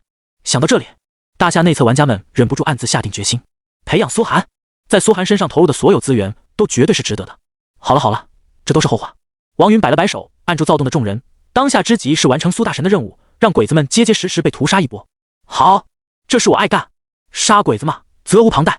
那书生找到王云，沉声道：“这次的战利品中有不少品阶道具，都是好东西。我明白你的意思。”王云当即点头，把战利品中价值最高的、最好的全部交给苏大神。两人想起当日苏寒动用了霸空石的情景，都是忍不住一阵战栗。苏寒动用单体品阶道具，跟他们动用根本不是一个概念。他们顶多实力增强10倍，但也就多打10个人，毕竟大家职业都差不多，很少有 S 级职业。但苏寒就不一样了，直接是质变。王云长长叹出一口气，王家能否崛起，就看能不能攀上苏若寒这棵大树了。他们王家在华夏北方乃是第一房产集团，此时在公测的王康是王家嫡系，而王云也是王家分支，而苏若寒绝对值得他们王家下注。战场上，欧美玩家这边，天皇万岁！轰！一个鬼子玩家浑身忽然燃起大片赤红色光芒，面目狰狞的大吼起来。不好，他要使用自爆道具。正在跟对方战斗的凯瑟琳连忙挥手打出一片剑雨，快脱离这片范围，快！可是已经晚了，去死吧，欧美鬼畜！只见那鬼子玩家直接冲进重甲骑兵中，将自己所有装备全部装进了背包里，然后浑身血肉猛然崩裂开来，发出轰的一声巨响，血肉横飞。自爆道具，一点血量化作10至100点伤害，是道具等级。几十个重甲骑士来不及闪躲，直接被炸成了烧红的沙丁鱼罐头，战场上凄惨的一片血雨。这可都是钱啊！凯瑟琳喃喃得看着这一幕，她的视线朝前，可以遥遥看见几里外搂着琳达悠然坐在马上的苏寒。那男子薄唇轻抿，跟怀中美人调笑着，饶有兴趣地看着战场上的这一幕。他还是这么潇洒，挥手之间让几万玩家全部被他耍了。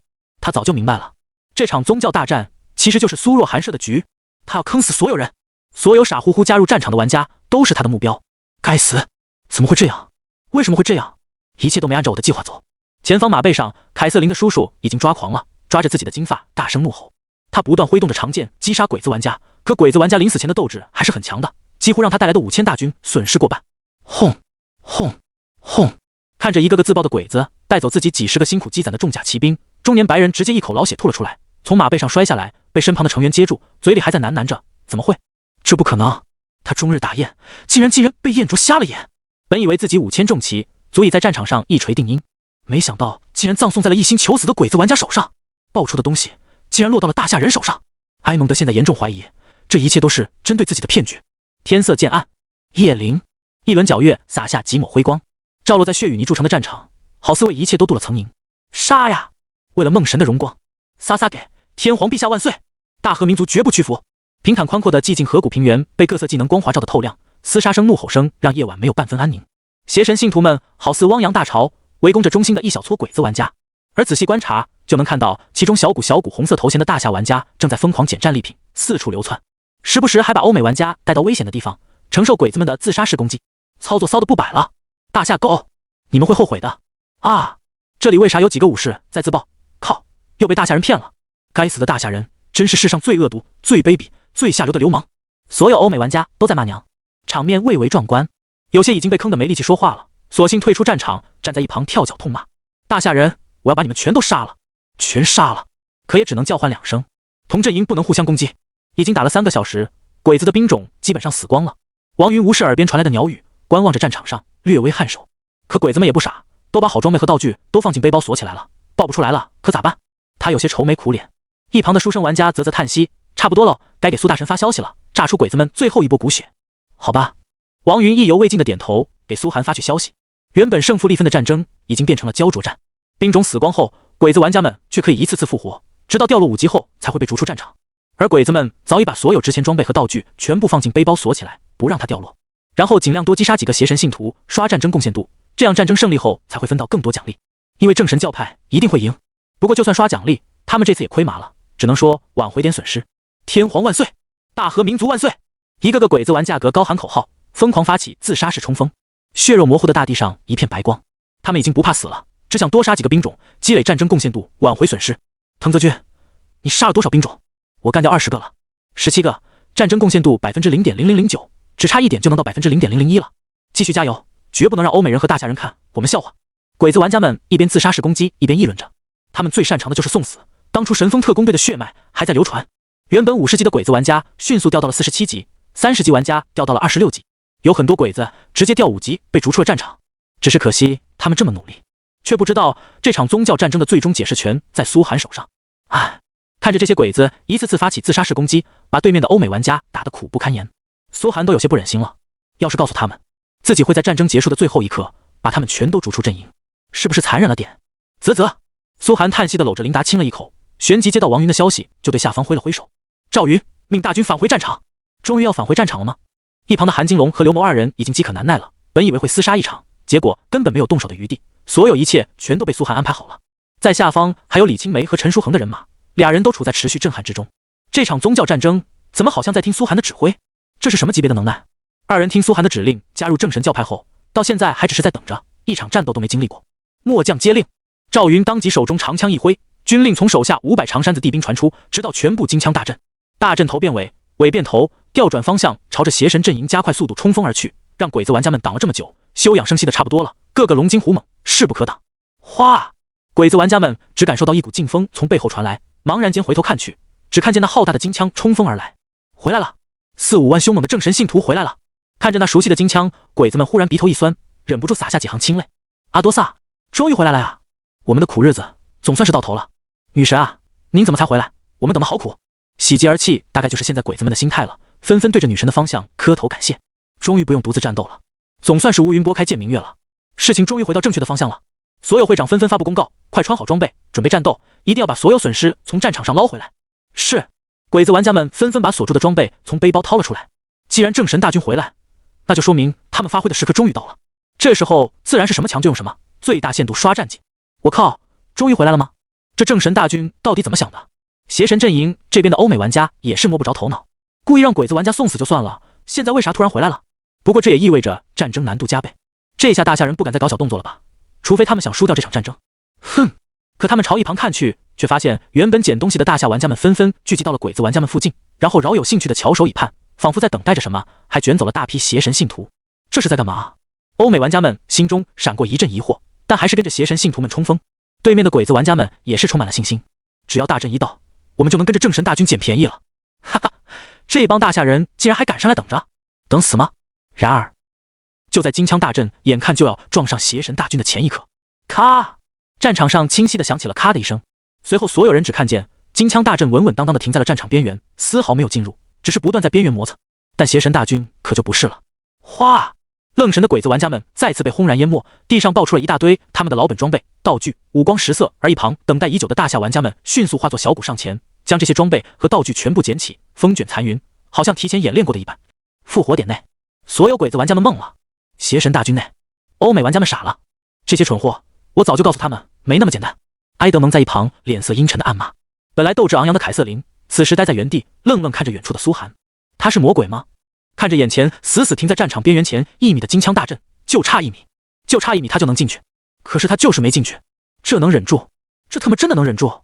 所有人心头冒出一个问题：正神大军的祭司琳达到底是怎么想的？他到底在想什么？早就憋足了一股劲要去跟金枪阵对碰的邪神信徒们更是傻了，一众邪神祭司眉头皱得犹如山峦，凑在一起激烈讨论着琳达到底要干嘛。这绝对不是神的旨意，还从来没有一场战争是这样的。他只让冒险者挡在前面，难不成跟这些冒险者有仇不成？奇怪，很奇怪，没有人知道答案。琳达只知道苏寒绝对能帮他赢得战争胜利，至于怎么赢就不重要了，所以任由苏寒指挥，安心躺在苏寒怀里。俩人之间的好感度早就满值得不能再满了。至于苏寒的心思，没有人能猜透。靠！韩金龙和刘谋二人一个急刹车直接撞在地上狗啃泥，回头幽怨地看着苏寒：“老大，你到底是咋想的？”嗨呀！苏寒轻咳2声，以后喝酒的时候慢慢说。你俩老实等着捡东西就行了。捡东西？韩金龙和刘谋傻了。我们来的主要目的就是捡东西。一旁的陈书恒同情地拍了拍他俩肩膀：“没事没事，习惯就好。”对啊，多大点事，跟着苏大神肯定有鬼子可杀。站在一旁悠然打太极的石杰也笑着说道。他倒是猜出了些苏寒的意思。苏寒是想借这次宗教战争的机会，最大限度扩展自己的利益。别人最多吃一家，而苏寒既吃鬼子，又吃邪神阵营，还要吃欧美玩家，最后连正神阵营这边都不放过。他要通吃4家，真是个心思极其狠辣的人啊！石杰眸脸金光，一边打着太极，一边若有若无地瞥了苏寒一眼，心中暗自叹息。第一次感知到自己追随的人有多么狠。旁人是一点狠，苏寒是狠到家了。这次恐怕被他逼到破产跳楼的鬼子玩家都不在少数。为什么？风中，一个瘦高的岛国青年凌乱了，看着背后就差一步就能进入战场的金枪阵，双眸猛然涌上泪水。而他身上此时空无一物，辛苦积累来的所有装备和道具全部爆了出去。这表示他贷款全部打水漂，父母一辈子的积蓄和抵押的房子都没了。为什么？这岛国青年弯腰对着正神大军声嘶力竭的呐喊，倒地痛哭。为什么不进攻啊？复活点内跟他一样痛哭的鬼子玩家不在少数，他们可以说全部家当都被爆了出去，不少人都是所有家产兑换到神域中的，既能保值又能增值。现在他们在现实中也变成了穷光蛋，一辈子的积累变成一场空。这种打击，此刻岛国各个大城市内，一声又一声清晰的跳楼声、自焚声，各种稀奇古怪的死法，一夜之间发生了几十场自杀案，让东京警方惊恐万分。看着战场上一个又一个鬼子伤耗退游，苏寒满意的点了点头，这才有点昭和男儿的勇气嘛，我看好你们。一旁的陈书恒和石杰看着苏寒的森森白牙，一时间都畏惧的缩了缩头，心头惊恐万分。他真的不是魔鬼吗？下一刻苏寒就对赵云挥手了，去吧，碾碎他们。是。赵云忠诚的接受所有命令，虽然他也不知道苏寒的目的，但绝对保证完成。哗，金枪终于一下杀了进去，势如破竹的进入河谷，每一下都能到袁氏城池，一下接着一下，把邪神大军撞得全都散开了，根本扛不住这么猛烈的输出。全军几乎150%加成，这本钱强到不摆了。阵法每一次攻击都能把枪头顶进最深处，冲出大量白衣白甲的长山子地兵，他们的目的就是攻陷袁氏城池。袁氏工会的人已经被苏寒的操作吓呆了，根本来不及反抗就被攻破了城门，只能调集所有人在城内阻击长山子地兵。邪神大军原本就被鬼子们的自杀式攻击消耗了不少，现在被金枪阵杀得七七八八，只剩邪神祭司和剩下的强者还在互相战斗。欧美玩家们的末日来了，他们的兵种死光后，一波接着一波的化作白光挂掉，他们发现一个正神祭司竟然追着他们疯砍，而且不砍死，每次只留下一滴血，然后就被跟在后面的天庭工会玩家们干掉，爆出一大堆东西。fuck， 为什么？这些大夏人到底是什么魔鬼？被 NPC 击杀不爆东西，但被玩家击杀就爆了呀！欧美玩家们顿时就斯巴达了。为什么？为什么这些 NPC 竟然偏爱大夏玩家？韩金龙和刘谋跟在琳达身后补刀、捡东西、补刀、捡东西，人已经彻底麻了，只会机械的清空背包和装东西。按理说 NPC 是不能这样开挂帮玩家的，这次女神或许是为了补偿苏寒，让琳达的权限也多了很多，才能离谱到这种程度。既然有这个机会，苏寒自然是疯狂利用了。战争一直进行到后半夜，天色微微发亮的时候，破晓出现，最后一个邪神信徒也被屠戮殆尽，玩家们更是累得只能躺在地上。袁氏城池被苏寒4次攻入，又4次撤出，来来回回往里面灌满了正神信徒，把城池大部分占领。之所以到现在还不攻入梦神塔，原因只是苏寒还没捞够。王云等加入邪神阵营的大夏玩家全程没有参与战斗，这次宗教战争的贡献度只能是0。不过他们也捞麻了，根本不在乎宗教战争的奖励，此时全部聚集到了苏寒面前。苏大神，您的计划果然没错。王云一上来就立刻化身舔狗，咱们这次真是赚妈了，真的赚妈了呀！他们可以说把鬼子玩家身上最后一根毛都爆出来了，这些东西总价简直惊人，就算均分到每个人身上都是一笔恐怖的数字。每个大夏内测玩家此时都喜气洋洋的，浑身挂满了好东西。你们完成的也不错。苏寒点点头，他心中很清楚，这次长崎郡的鬼子玩家们才是真正被伤到骨血了。参加宗教战争的所有玩家几乎没了大半，这样一来他在长崎郡才能待得更加悠然，不用怕隔三差五鬼子就上门找茬。这是咱们这次战利品中价值最高的几件，是属于您的。王云二话不说就先把战利品献了上来，只有10几件，却每一件都是外界找不到的至宝。黄金级战士套装，闵星号1套8件；黄金级法师套装，闵星号1套8件；工会资源包增加令，工会人口增加令，工会等级晋升令，宠物蛋星号12，坐骑卡星号14，耀光 F 级道具。简介：激发后用全部能量释放出一次等于你实力1000%伤害的攻击。苏寒看着这些战利品也是一时愣住。黄金级的套装装备一下就是8件，比他现在使用的艾伦套装还好。要是拍卖出去，甚至会震金郡城区，肯定是鬼子大公会长爆出来的，一下就搞到了2套。剩下的工会道具也是最珍贵的几件，宠物蛋和坐骑不用说了，现阶段都是有价无市的好东西。最后更是有一件品阶道具，这种级别的战利品，苏寒都只能说猛。可见王云他们是真的把战利品中最好最珍贵的拿出来了。苏寒吃肉，他们喝汤，很合理，毕竟他们也是放弃了宗教战争奖励以及拼杀了这么久。不过王云还是面带惭愧的说道，剩下的兄弟们现在在用着，等我回去之后卖掉，再给苏大神折现吧。在他看来，自己这次只是出手而已，什么功劳都没有，几乎全是苏寒的贡献，东西应该全部给苏寒。但苏寒摇了摇头，不必了，你们拿去用。他不可能让王云他们白跑一趟，不然下次这些内测玩家再为他出手，心里说不定就会犯嘀咕了。毕竟自己什么力都没出，就搞到了这么多好东西，剩下的就给王云他们当租金吧。啊！王云震撼了，这么大一笔钱，苏寒说不要就不要了。不过他没那么厚脸皮，还是当即给苏寒转去了5万金币，就当您把战利品便宜卖给我了，怎么样？白拿您的东西，我真的不好意思。也行。苏寒点点头，收下了这5万金币。本来空了的金币余额再次充满，5万金币就相当于5亿现金。这笔钱买下这些战利品肯定不够，但对苏寒来说已经够了。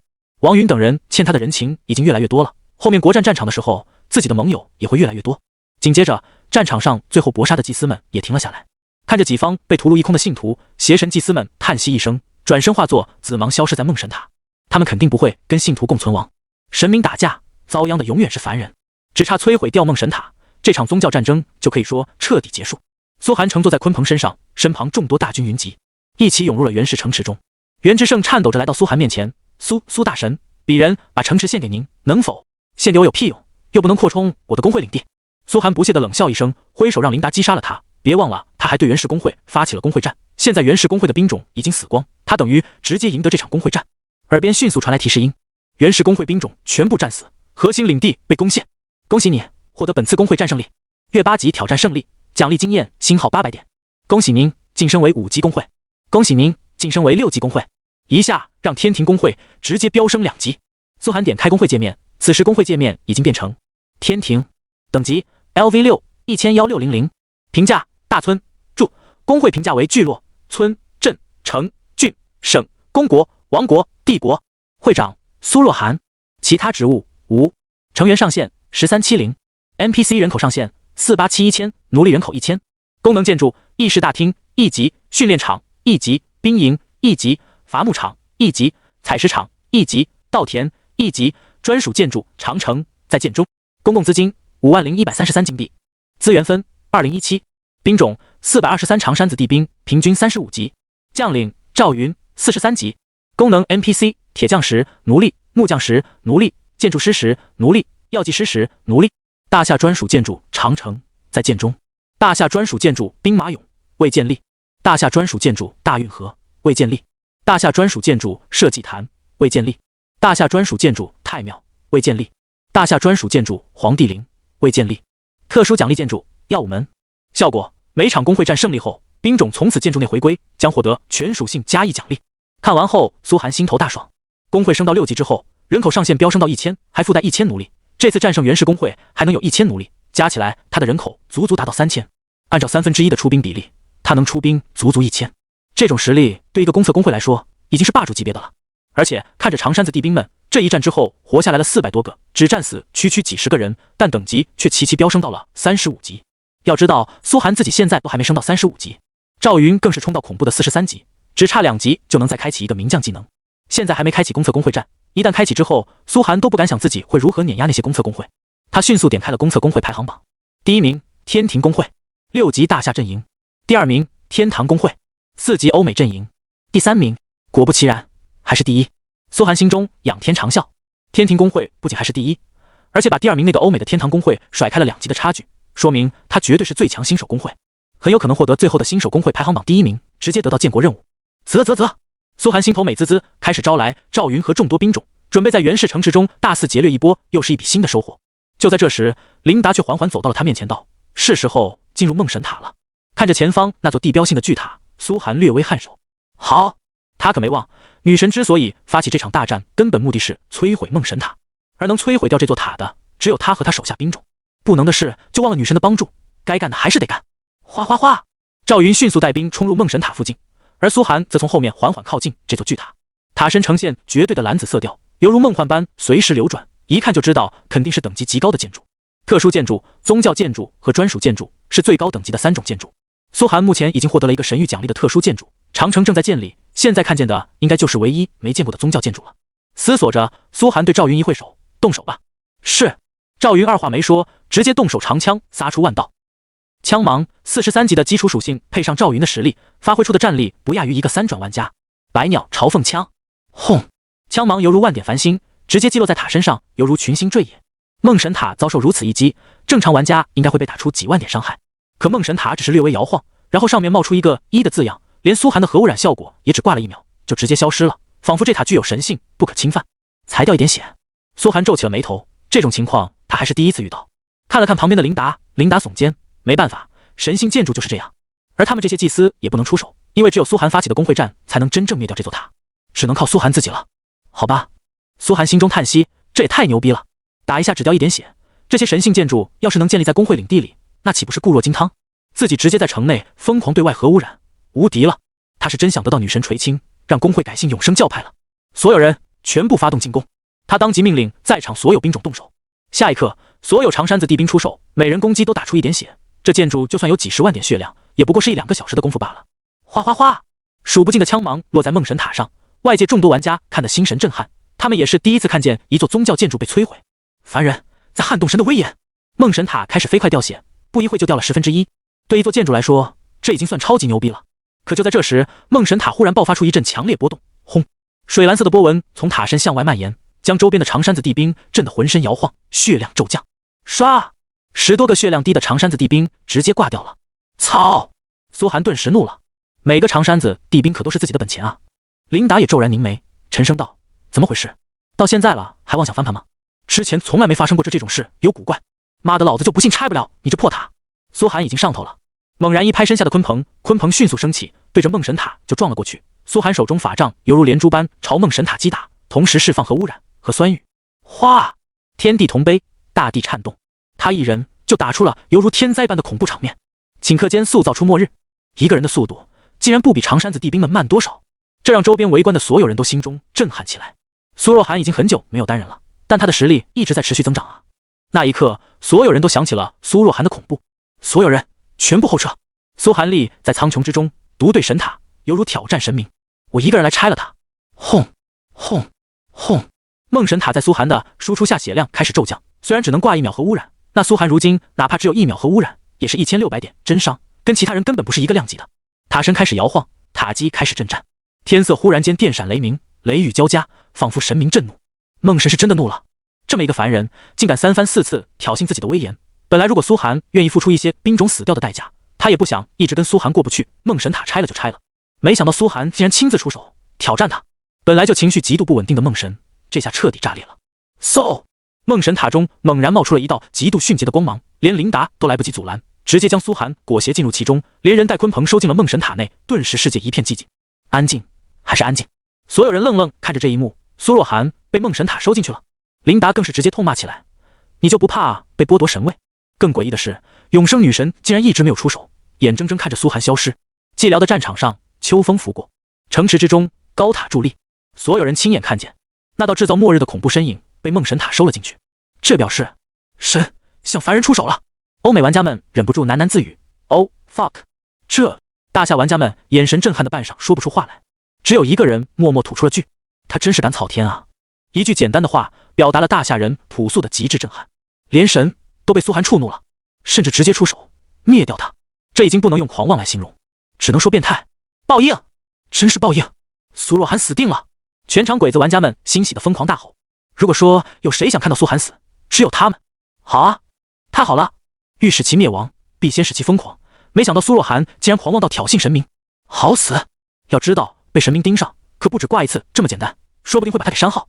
鬼子玩家躺在复活点内，七嘴八舌的议论着，大快人心。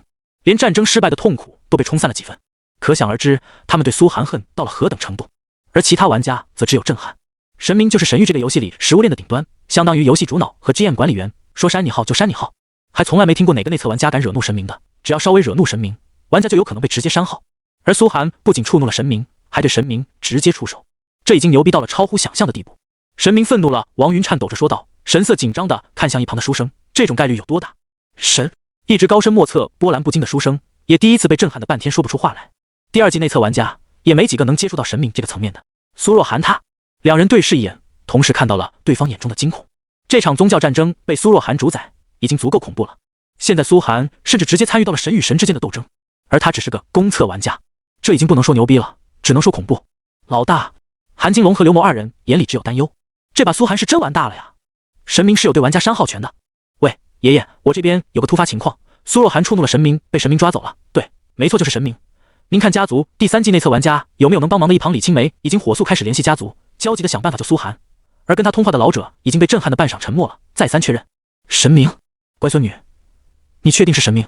要真是神明，就算李家实力最强的第3季内测玩家都插不上手。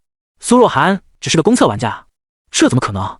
所有人都沉寂在震撼之中，只有一旁的石杰神色淡然，依旧打着太极拳，拳势甚至没有半分凝滞，飘洒自然，缓缓看向众人，吐出一句话：我看老大没问题，不用担心，他绝对不是鲁莽的人。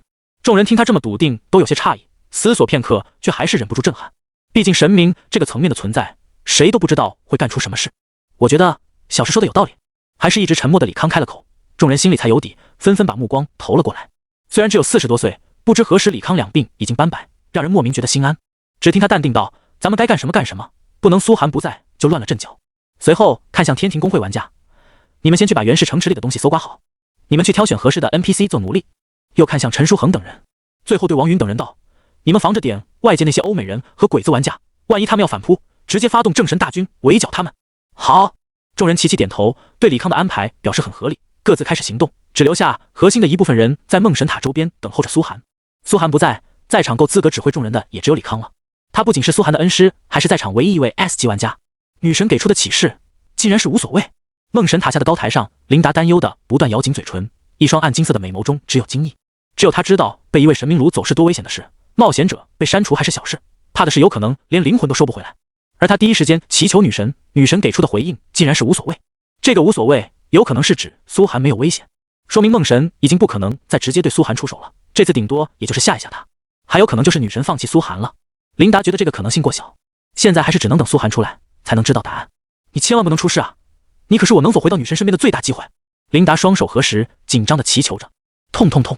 幽暗的色彩洒落到苏寒脸上，浑身一股被丝线缠住般的切割痛感，让他忍不住惊叫，不断活动双手，却发现根本动不了，两条腿也好像被什么东西绑住了，而且越缠越紧。抬头看了看自己血条，血倒是一点没掉，就是这姿势有点羞耻。难道这梦神还有某些奇怪癖好？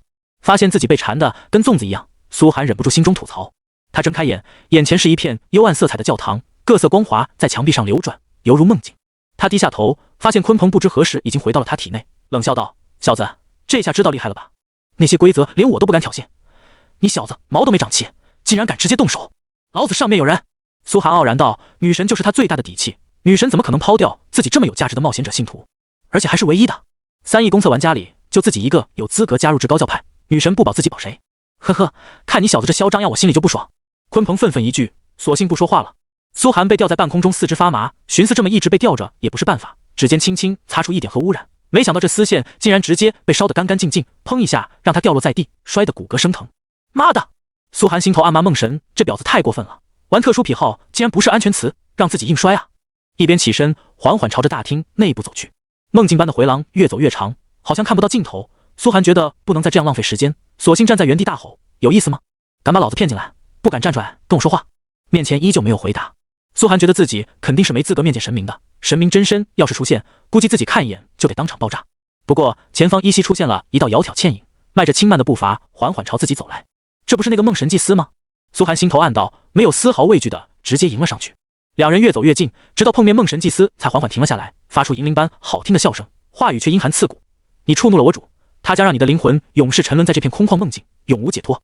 本以为会吓到苏寒，没想到苏寒直接翻了个白眼。谈生意就好好谈生意，别整这些有的没的。你主要是真能这么搞我，有必要特意把我抓进来掩盖女神的耳目？梦神祭司愣了愣，显然没想到苏寒洞察力强到这种程度。他摘下面纱，露出一张带着异域风情、美妙魅惑到极致的面庞，让人只想在他怀中好好睡一觉，甚至永眠。这张绝美的脸却逐渐冷酷。谈生意，可笑的凡人，你竟然觉得你有资格跟神谈生意？哦，原来梦神不想谈生意啊！苏寒嘴角勾起，那我走了。说完挥手就打算扬起大片核污染，直接把这片空间烧得干干净净。他早就看出来了，这里根本不是什么梦境，就是梦神塔内部。在这里对梦神塔攻击，甚至能打出更高的伤害。这梦神祭司就是在蒙自己，梦神也是。梦神根本没有实力把自己抓进其他空间，不过是把自己弄进了梦神塔这个建筑罢了。慢着！梦神祭司终于怒了，你是怎么知道这么多的？呵呵。苏寒露出揶揄的神色，不然你以为我真傻，一个人往梦神塔冲？梦神故意攻击我的兵种，不就是为了引我进来吗？现在我进来了，他又干不掉我，难道不是为了谈某些生意或者合作？自从被梦神攻击过之后，苏寒怎么可能轻易出手？能出手就是因为他拿准了梦神也想拉拢自己，故意引自己过来罢了。自从见过星神和仙神被女神暴打之后，他对神明的敬畏早就没了。至于被神明删号，苏寒怀疑也是有某些限制的，比如职业等级。像自己 SSS 级职业，连星神和仙神这种规则，神都无法凌驾在自己的职业规则之上，只能耍赖出手。梦神一个退了位的邪神，有什么资格删自己 SSS 级的号？综上所述，苏寒知道自己现在是有筹码跟梦神谈生意的，而且很有。听完这话，梦神祭司脸上对凡人的轻视终于消失了，淡漠道：“不得不说，作为一个冒险者，你是我见过最奸诈的。”一般一般。苏寒笑道：“所以梦神是有什么合作？想跟我这个小小冒险者谈吗？只要合作态度端正，不要搞那套骗小孩的把戏就行。”合作？梦神祭司眯起眼：“你还不配跟神坛合作，但神给了你天大的荣幸，让你有资格信仰他。那我明白了。”苏寒脸色暗了下来，想吓唬我转投梦神阵营，看来你们没啥诚意啊。他直接展开手掌，核污染蓬勃燃烧，黄绿色烟雾腾空而起，迅速对梦神塔造成海量伤害。不给任何好处，自己就得抛弃女神去跪舔他。这梦神是有什么大病？他连谈都不想谈了。当然，神重临之日也会让你成为世界的主宰。梦神祭司迅速补充了一句：“等他重临，老子骨灰都能建房子了。”苏寒丝毫不感兴趣，不耐烦地抛出一句话：“不如我给梦神建议，别找女神麻烦了，我可以帮他做事，但他要给我足够多的好处。如果他接受这个条件，就直接降下青睐吧。我花钱给他修一座梦神塔，当然仅限于梦神，其他邪神可跟我没关系。”话落，苏寒连废话都没废话，直接一片核废水将梦神塔全部淹没。轰！这片梦境式的空间直接被烧成灰烬，大水冲破了走廊尽头的大门，阳光猛然照射了进来。外界所有人只发现一道洪流从梦神塔内冲出，与此同时，梦神塔轰然倒塌，化作一片灰烬。灰烬之中，苏寒的身影缓缓走出，笑着看向所有人，摆了摆手：“战争结束了，各回个家，各找个妈吧。”寂静，全场只剩下一片寂静。这个被神明抓走的人，竟然如此潇洒的回来。这个结果，谁都没想到。鬼子玩家们脸上的笑容僵住了，欧美玩家们叹息一声，缓缓离开。大夏玩家们喜出望外：“我靠，牛逼啊！这个逼装的太棒了，满分！我给满分！老大！”苏寒！一群人立刻冲了上来。当然，最先闪现到苏寒身边的是琳达。琳达神色有些古怪，这到底发生了什么？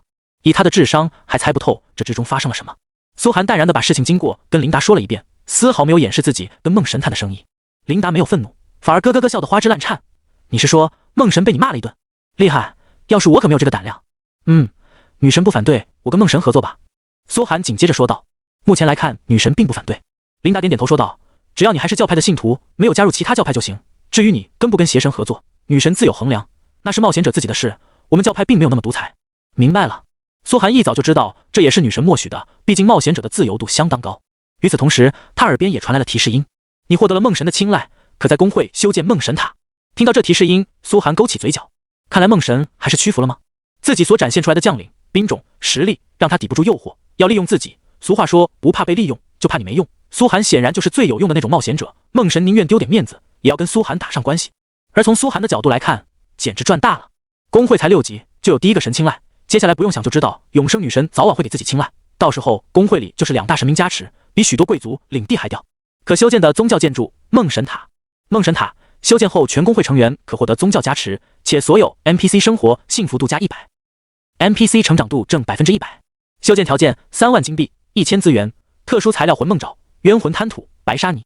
老师，回城之后赶紧把这个修了。看着梦神塔的修建条件，苏寒赶紧对李康说道：“会长要求您完成任务，修建建筑梦神塔。”李康看着面前这个最新的公会任务，人都麻了，手指颤抖了半晌。这是宗教建筑，咱们公会这才建立5天不到，专属建筑、特殊建筑、宗教建筑就全都有了。旁边王云、韩金龙、李青梅、陈书恒等人也呆住了。这公会发展到后面得强到何等程度？哪怕郡城区的内侧公会同时具有这3大建筑的，也是凤毛麟角吧。而苏寒这才区几天，可想而知，后面加入天庭公会的难度将会进一步增高，很多强大的内侧玩家甚至都会前来祈求加入。石杰内心一声叹息，第一次感觉自己提前加入天庭公会占了太多便宜了。按照苏寒的发展速度，这公会的成长速度简直没有上限，是根本没有上限。现在他再来提出加入天庭公会，恐怕都会自取其辱。好，我马上去。李康激动的鬓发轻颤，连收拾战利品都顾不上了，迅速第一个转身回到公会领地。正常公会哪怕能逆天道同时达到这么建筑的建立资格，建设起来消耗海量资源，也得起码1个月才能建好。而苏寒有李康这个 S 级建筑大师，可以同时建立，而且速度迅速削减，只要材料足够，几天之后就能全部建好。嗡隆隆，随着梦神塔轰然倒塌，所有玩家耳边也再次传来了提示音：公测首次宗教战争已结束，胜利方正神阵营，所有参加正神阵营玩家将按照贡献度结算奖励。所有玩家都开始翘首以盼，包括输掉的鬼子玩家们都在复活点内开始思索自己能拿到多少奖励。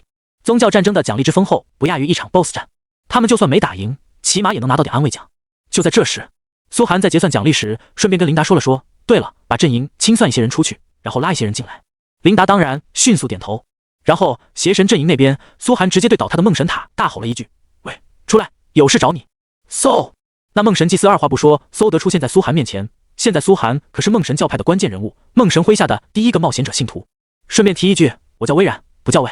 他没好气地嘟囔了一句，面纱和紫色贴身袍服上点点星光般珠宝首饰叮当作响。把一些人给我清出去，只允许我要的人参加这场宗教战争。苏寒点点头，没有丝毫客气地提出要求。他不可能允许鬼子在自己发起的宗教战争的捞到半点好处，不然不就成了资敌吗？凭什么？你对我主还没有丝毫贡献？梦神祭司微然恼了，高傲的他不接受这种无理的请求。哦，那你走吧。苏寒摊开了手，一副无所谓的样子，反正自己有琳达，他不帮自己也不帮他呗。只有一个祭司青睐的时候，苏寒是乙方；有了2个祭司，苏寒就是当之无愧的甲方爸爸。你，微然咬紧了牙，你这个混蛋，从没见过这么无耻的冒险者。片刻后，就在鬼子玩家们兴奋地看着自己面前的清算表时，忽然清算表嘎嘣一下消失了。你已被逐出阵营，此次清算失败，所有奖励消失。所有鬼子玩家瞪大双眼，邪神阵营那边的鬼子玩家同样如此。随后，苍穹中爆发出了凄厉无比的惨叫声。不，为什么？我们如此辛苦的作战，凭什么在最后一刻把我们踢出去？这不公平，这不公平！神域有黑幕，这个游戏有人作弊。当场又有好几个鬼子玩家承受不起打击，直接删号退游了。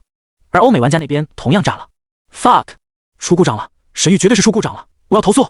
凭什么只有大夏人能捞到好处？明明我们作战的最努力，他们全程都在摸鱼。神域这是傻了吗？那2个祭司在干嘛？不，我不能接受这个结果，向大夏玩家发起挑战，把我们的奖励抢回来。许多人双眼直接红得像能吃人，就要冲到大夏玩家这边。结果一看大夏玩家们整齐的兵种大军，浑身挂满好装备的玩家当场就萎了，打也打不过呀。最终鬼子玩家和所有欧美玩家等于白跑一趟，咬着牙灰溜溜的退出战场。这次他们算是把大夏玩家给恨到骨子里了，只是还没有人知道这都是苏寒在背后操作的。奖励正在结算，您所属的阵营战胜方，您的贡献值 96%， 您的奖励信仰值960点，名次奖励您获得阵营贡献值排名第1，奖励闪避值永久加 3%， 奖励8次免费附魔，奖励工会领地扩大 30%。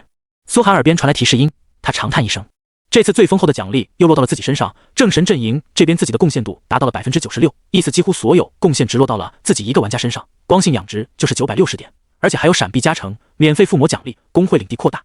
他的闪避值已经达到 18%， 等于5次攻击就闪避掉1次，说不定未来还真能达到 100% 闪避那种永生的地步。而苏寒此时并没有得意，而是匆忙地赶往了琳达预定好的几个地点。长崎郡苍茫的北部群山，最高的一座名为雪人山。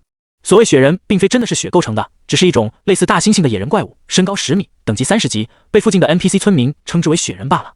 雪人山的最高处遍布着大量雪人尸体，横在山顶极其壮观，还有玩家留下的尸体，不知道经历了怎样一场恶战。从山顶一道裂开的缝隙内向下复行几十步，可以看见一座幽暗的宫殿。宫殿内此时闪烁出浩大神芒，法师的强劲，战士的怒吼，弓箭手的箭雨。快，17，不要给他回血的机会，必须将他的血量压制在 10% 以下。快了，宗教战争应该快结束了。小野君，听说前线打得太惨了，许多人都被逼得删号退游，咱们能抢到这个简单任务，简直是幸福，一定要完成这个任务。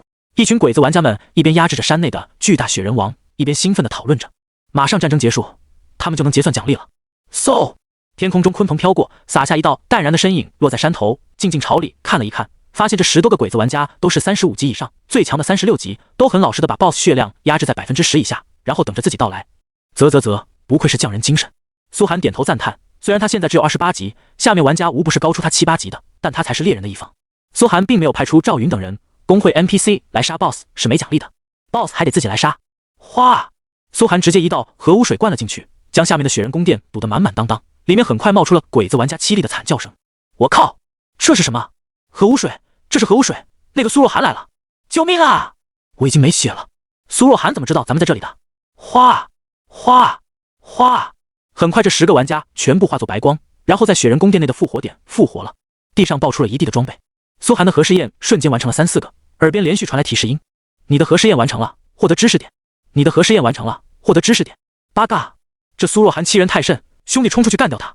下面的鬼子玩家急了，眼看任务就完不成，一个个火速朝洞窟外面冲，只有一个最强的战士玩家在前面顶着。而他们很快发现洞口发出的亮光消失了，一个巨大的黑影堵在了洞口处，睁开眼前去看时，才发现是个宠物。轰！鲲鹏直接堵在了洞口，如今自由成长了一段时间，又在战场上吞噬了不少强者尸体后，现在他已经冲到了20级，体型更是宽达50米，犹如一片黑压压的云朵，血量3万点，比不少40级战士玩家还高。一张大嘴对准洞口，下面发出的攻击全部被吞进去。虽然让鲲鹏不断掉血，有些攻击能秒掉鲲鹏，但有苏寒在一旁不断给他喂血药，还是能勉强撑住。这种战术两人用的已经相当熟练了。鲲鹏吞噬，苏寒喂血药，几乎就等于无限肉盾。到现在，苏寒也才发现，鲲鹏本质上是一种肉盾型的宠物，它的血量和体质成长意外的高，比李青梅还要高出不少，并且通过吞噬外界物质就能增长血量和体型。这要是养到后面，搞出几亿点血的大血池都未必不可能，并且所有攻击都能吞进去，吞几个神秘。现在鲲鹏才20级，通过喂血药就能抗住一群35级玩家的攻击了，后面简直不可想象。哗哗哗，苏寒又是几道核废水河流扔进了山体裂缝内，直接把下面的鬼子玩家泡在了核污水里。还久没有屠杀鬼子爆属性点了，这次他要好好杀一波。啊！八嘎！该死的苏若涵，你不得好死！苏若涵，我们不会放过你的！下面的鬼子玩家惨嚎着，一次次被核污水融化成血泥。地上的东西爆出来，又被他们捡回去，捡回去又被爆出来，周而复始，惨叫声在雪山之间回荡。与此同时，河谷地形内苍茫的大地，战场上尸骸遍地，一道道死去的兽类、人类全部长眠此地，鲜血汇集成的河流尚未来得及发出腐臭，昭示着此处的大战刚刚结束，却已经没有活着的生灵还停留。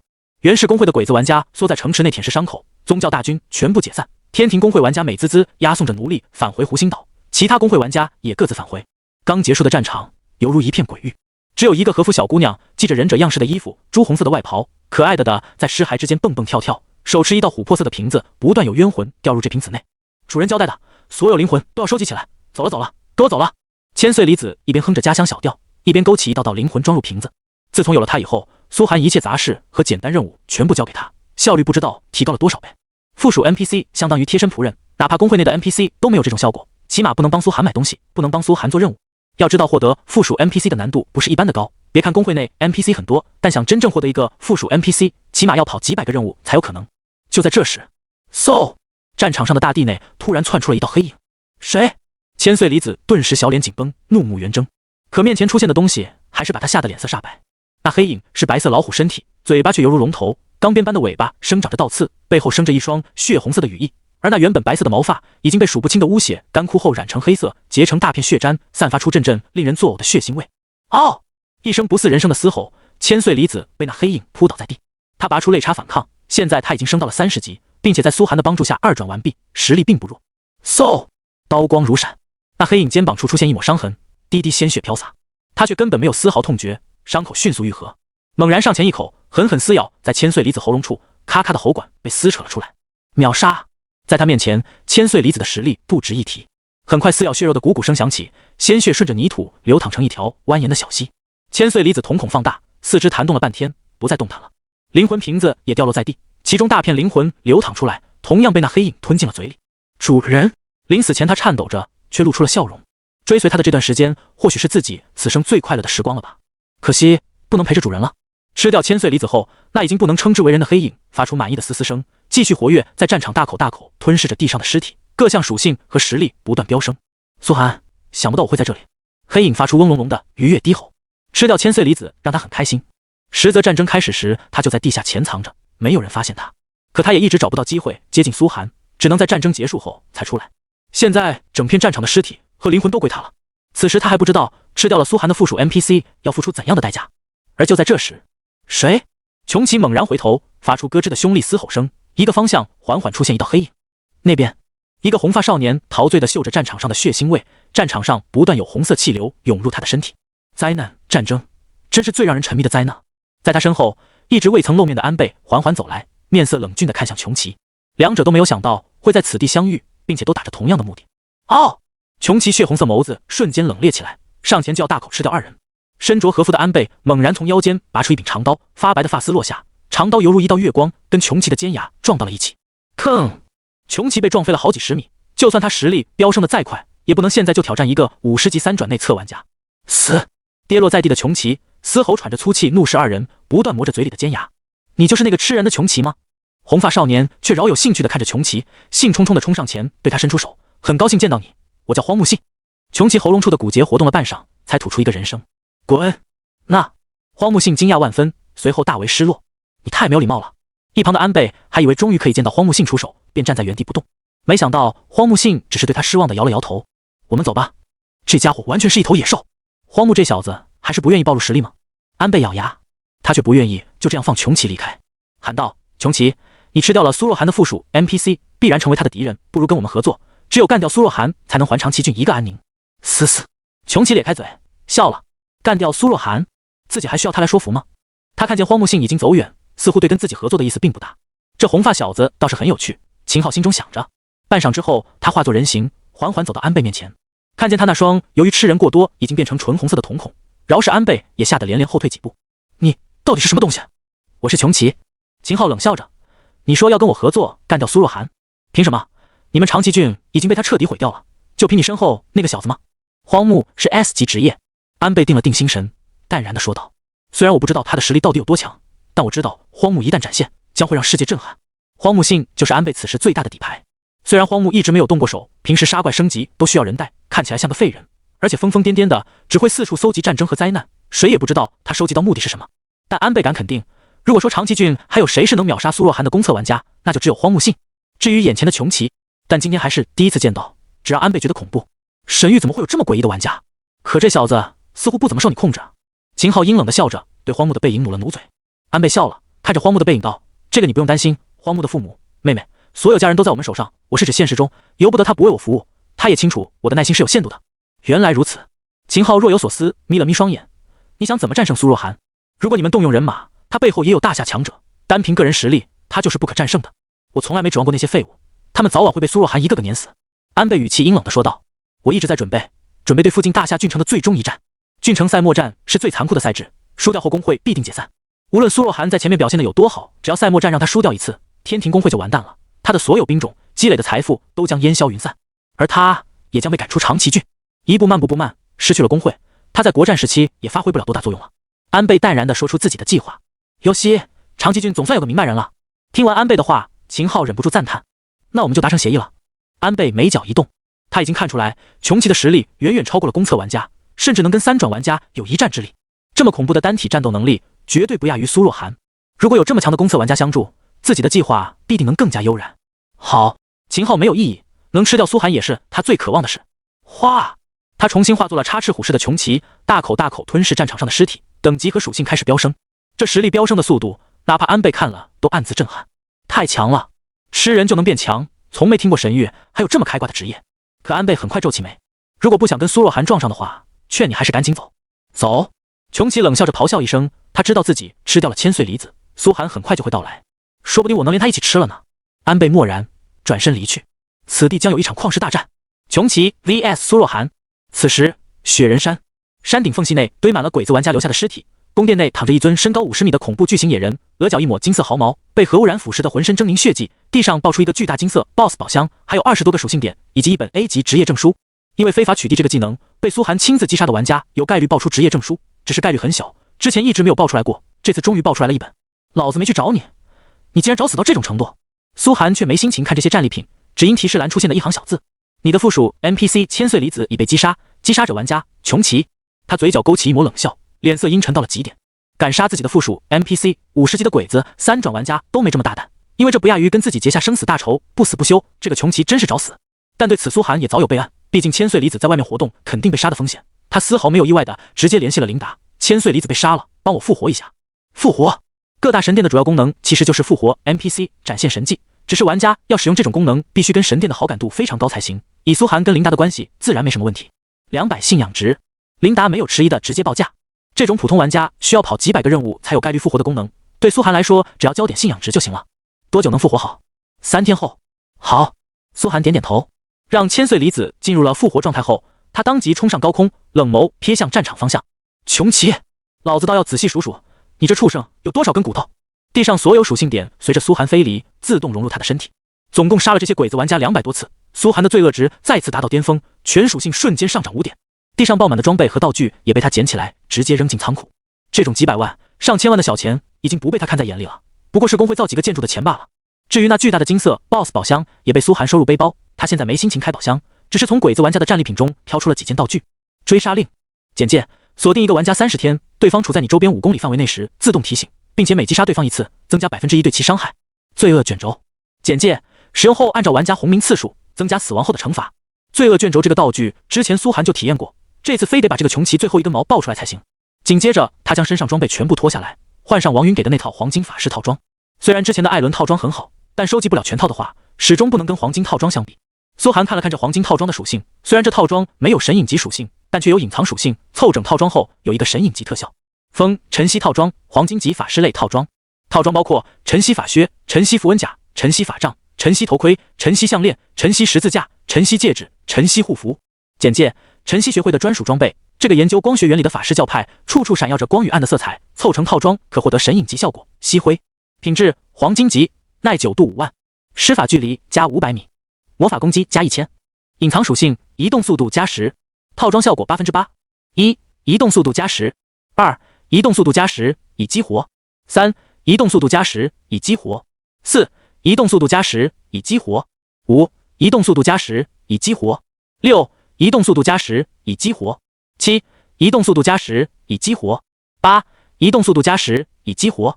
全套吸灰神隐效果，晨曦学会的最新研究成功，光与暗在交杂的最后关头，可以形成神奇的重影效果。因此，在使用此套装承受攻击后，有10%几率让自身出现3道光学投影，投影随机出现在任何地方，并且自身可瞬移到投影位置。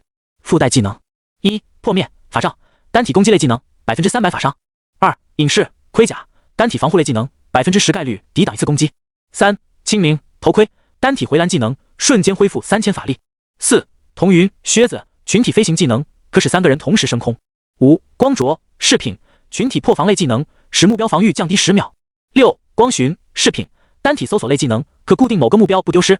7. 光辉饰品，群体加持类技能，按照光泽浓度加持属性。8. 光斩饰品，单体减益技能，有概率使目标致盲1天。换上这黄金套装后，苏寒全属性暴增快1倍。他现在已经有信心单挑任何一个40级玩家，这还是装备没有进行任何强化的前提下。不管来多少鬼子堡，这个穷奇他都得死。苏寒冷笑着前往战场。温馨提示：方向键左右，前后翻页，上下滚用，回车键返回列表。这套晨曦套装的隐藏属性是加移速，吃到满套装效果，移速直接飙升了160点。苏寒现在的移速直逼500，可以说速度快200迈了，比高速路上的汽车还快。就算50级3转玩家都没几个有他这么快的移速，在战斗时根本没人能看清他的活动轨迹，化作一道残影，连天上的鲲鹏速度都比他慢几分。而且苏寒发现，有了吸灰这个套装效果，别人一打自己就有10%概率直接化作3道光影，并且在光影之间穿梭，没有人能够找到他的真身在啊！不愧是黄金级套装。苏寒深吸一口气，一下有了鸟枪换炮的感觉。现在没时间去强化，等这次灭了穷奇，得把这套装备好好强化一波。沉吟着，他看向技能树，接下来就是使用知识点兑换专属技能了。苏寒迫不及待打开了技能树，5个核试验都完成了，一共获得500点知识点。更重要的是，获得1点技能点，说明他可以点亮一个新技能。这个新的核技能正好给穷奇尝尝。苏寒查看起技能树，技能树第2层出现了9个核效果和以及3个核技能。效果1：升空传播，增加100点核污染伤害，价格500知识点。效果2：钛金共振，增加100点核高温伤害，价格500知识点。效果3：裂变场，增加100点核爆炸伤害，价格500知识点。每个核效果都价值500知识点，比第1层贵了1倍。苏寒心头感叹，可多个效果就等于让他核污染总伤害飙升400点真伤，这知识点还是得花，于是直接点了核爆炸的裂变场效果。核爆炸伤害顿时变成每秒300点，核污染总伤害变成每秒2400点。之前苏寒每秒2000点核污染总伤害，打40级玩家还有困难，肉盾玩家吃点血药还能勉强抗住，现在2400点就不是血药能解决的了。紧接着他开始查看那3个核技能。技能1：核磁风暴。简介：释放出一团直径50米的核磁风暴，风暴以每秒300米的速度前行，持续10秒，造成2倍核污染伤害，且磁暴内一切金属类物体全部损坏，造成装备耐久度伤害，消耗法力1000。价格1技能点250知识点。技能2：伽马射线。简介：可释放一条伽马射线，命中所有目标造成5倍核高温伤害，且使目标瞬间产生不同程度变异，消耗法力值1000。价格3技能点500知识点。技能3：脏弹。简介：投下一颗3万吨当量、覆盖范围5000米的小型脏弹骨弹，造成10倍核爆炸伤害，且对核弹覆盖范围永久造成核污染效果。价格5技能点1000知识点。死！看着这3个核技能，苏寒只能说牛逼。核磁风暴直接摧毁耐久度，伽马射线让目标原地变异，脏弹更是被号称为最歹毒的核武器，可以永久毁灭一片地区，让这里几万年都寸草不生。不过现在积累的技能点只够点个核磁风暴，苏寒没有迟疑，迅速点了核磁风暴技能，当即出现在技能栏。一个风暴过去，所有玩家的装备全部爆掉，工会里所有建筑的耐久度也全部爆掉，简直是毁灭性大杀器，而且伤害也达到2倍核污染。按照苏寒现在的核污染伤害，风暴每秒就是4800点真伤，哪怕40级的战士肉盾玩家也只能靠嗑药才能勉强撑住几十秒。质变，这才叫质变。苏寒心头狂喜，呼，一阵狂风落下，缓缓降临到战场上。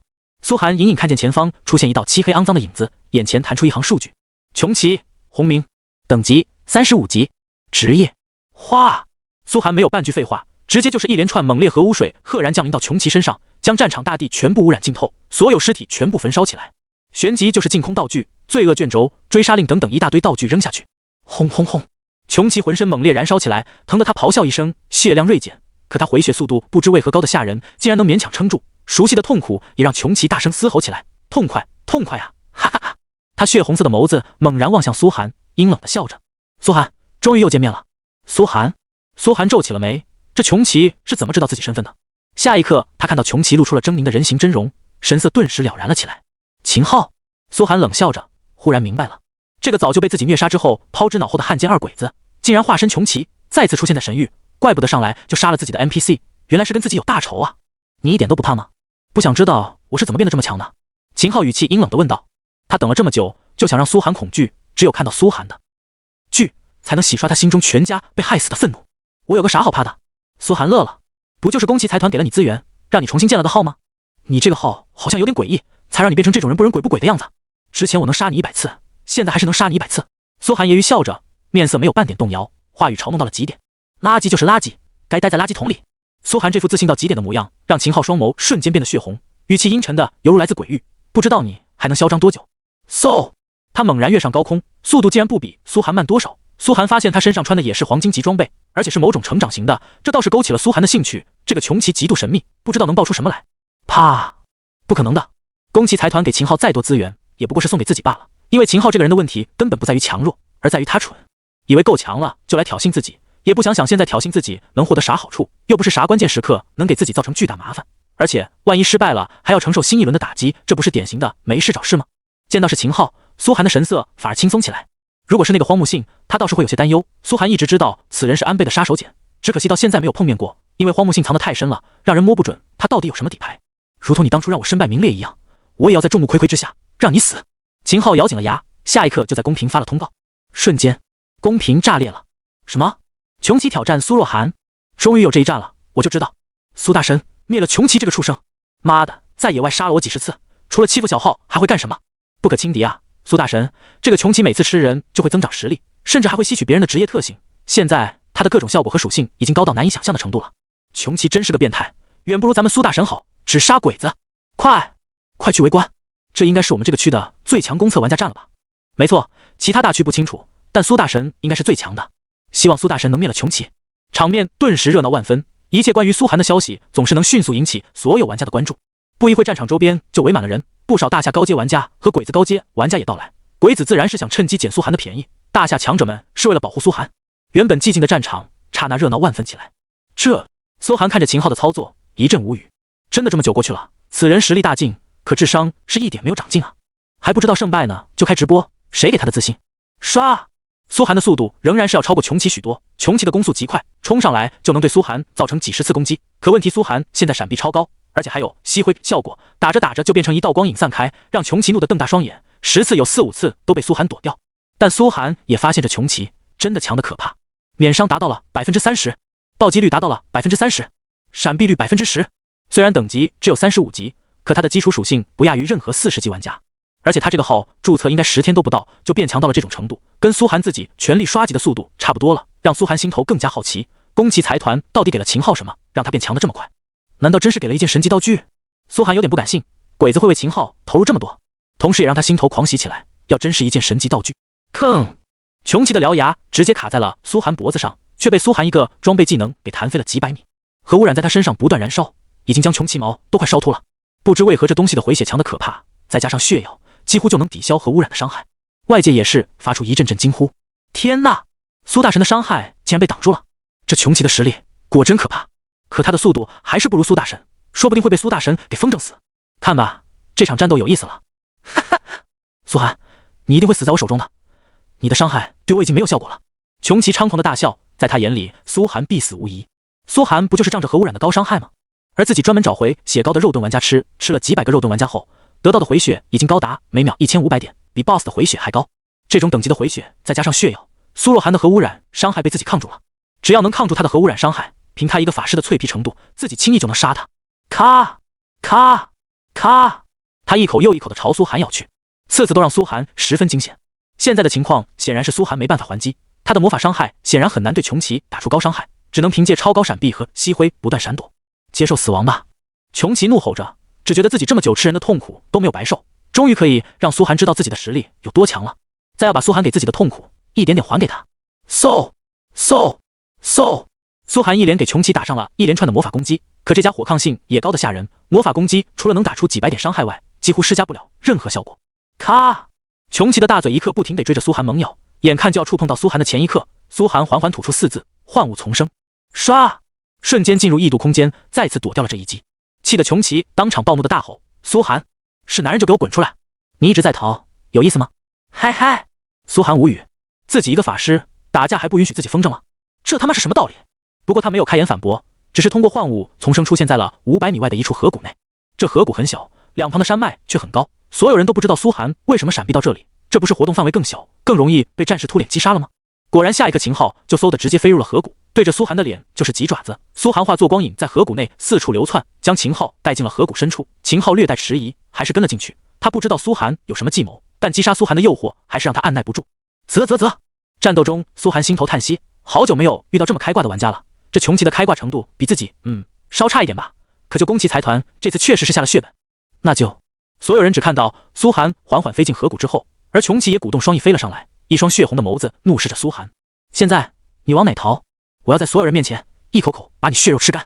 哦，苏寒面无表情的回了句，然后扬起法杖，核磁风暴。轰！先是一缕小小的灰色烟尘从苏寒手中飞出，轻柔的飘到穷奇身上。穷奇目光还疑惑的看着这东西，随后就发现这灰色烟尘越来越多，越来越多。嗡嗡嗡！灰色烟尘变成了狂风，狂风变成了沙暴，沙暴变成了龙卷风。轰！穷奇的身躯不受控制的猛然飞起，在苏寒淡然的目光中，他在山谷中被风暴卷得犹如烤肠里的馅，浑身血亮，装备疯狂开始掉落，不给过。为了爆出他的装备，苏寒这次选择取消掉了核磁风暴对装备的耐久度伤害。身为核能魔导师职业，他的专属技能虽然只能通过知识点升级，但却可以精准操控技能所有特性，包括伤害、特效、范围。所有人震撼地看着这一幕，被这个技能惊得原地说不出话来。这是啥技能？这技能的伤害好像跟苏若涵的核污染有关啊？不对，这就是他的核污染。难道是他的职业专属技能？轰！穷奇在山谷中被撞得鼻青脸肿，原本每秒2400点真伤的核污染，加上核磁风暴的伤害瞬间多了2倍，变成7200点真伤。这么恐怖的伤害根本不是他吃药能解决的，身上所有特效也根本扛不住这么恐怖的真伤。不，穷奇急得汗流浃背，为什么苏若涵突然有了这么强的技能？他从背包取出大片血肉，啃食掉后血量开始猛然恢复，比任何药剂都恐怖，这是穷奇的特性之一，可仍然扛不住每秒7200点的真伤。3秒钟他血量就掉到了1半以下，8秒钟他就直接化作一道白光，当场被击杀了。一个技能秒杀，惊了，所有人都惊了。围观的玩家们下巴颏齐齐掉落到地上，看见穷奇被核磁风暴秒杀，整个人震撼的难以言喻。之前还觉得苏大神危险了，没想到是啊，原来苏大神是在等技能冷却。不，他早就可以放出这个技能秒杀穷奇，那么他是只为了看看穷奇的表演。靠，苏大神不愧是苏大神啊，这底蕴真不是旁人能比的。有了这个技能，苏大神起码能单挑40级内测玩家了吧？哼，3转玩家也不是没有一战之力。大夏苏若涵牛逼！呼呼呼！核磁风暴在山谷环境内持续了尤其久的时间。与此同时，不知多少在暗处旁观者这场战局的鬼子公会长们齐齐咬碎了牙，因为苏若涵此时的实力，连他们都感受到了几分恐怖。想当初苏若涵刚来到长崎郡时，被3转玩家2下就能秒杀，可现在任何一个50级3转玩家都没信心能秒杀他，一不留神还会被他灭掉。这个穷奇算是相当恐怖的职业了，在苏若涵面前仍然是被秒杀，绝不能让此子再成长下去了。对，再这样，我们长崎郡恐怕真的一个都活不下来。快去联系其他郡，组成联军灭掉他。战场复活点内，穷奇浑身仍然挂着熊熊燃烧的核污染，浑身装备却在罪恶卷轴的效果下全部掉落。他却目光呆滞，愣愣看着眼前这一幕，不敢相信自己竟然又被他秒杀了。一个技能秒杀，那自己这么长时间以来的努力算得了什么？由不得他多加思考，苏寒已经下一个核磁风暴已经迅速朝他席卷而来。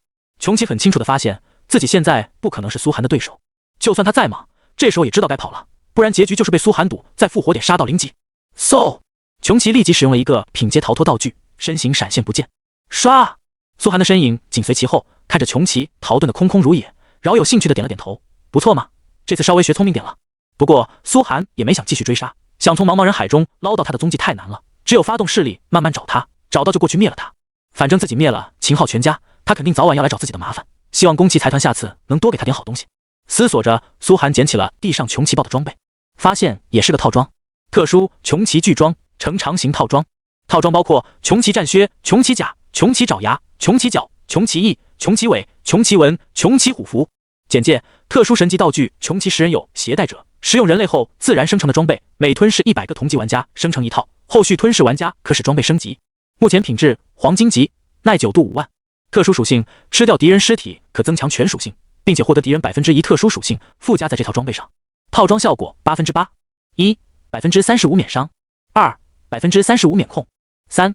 35%破防， 4. 每秒回血2000点， 5.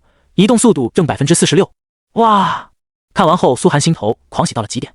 怪不得穷奇爆出这套装备后，二话不说转身就直接跑1，原来他的实力都附加在这套装备上。而且自己猜的没错，他真的有个神级道具穷奇食人蛹，而这个道具只要吃人就会给他生成这套装备。这段时间他辛苦吃人所积攒的大部分实力都在这套装备上，可以说除了属性点之外，全部被自己抱走了。爽！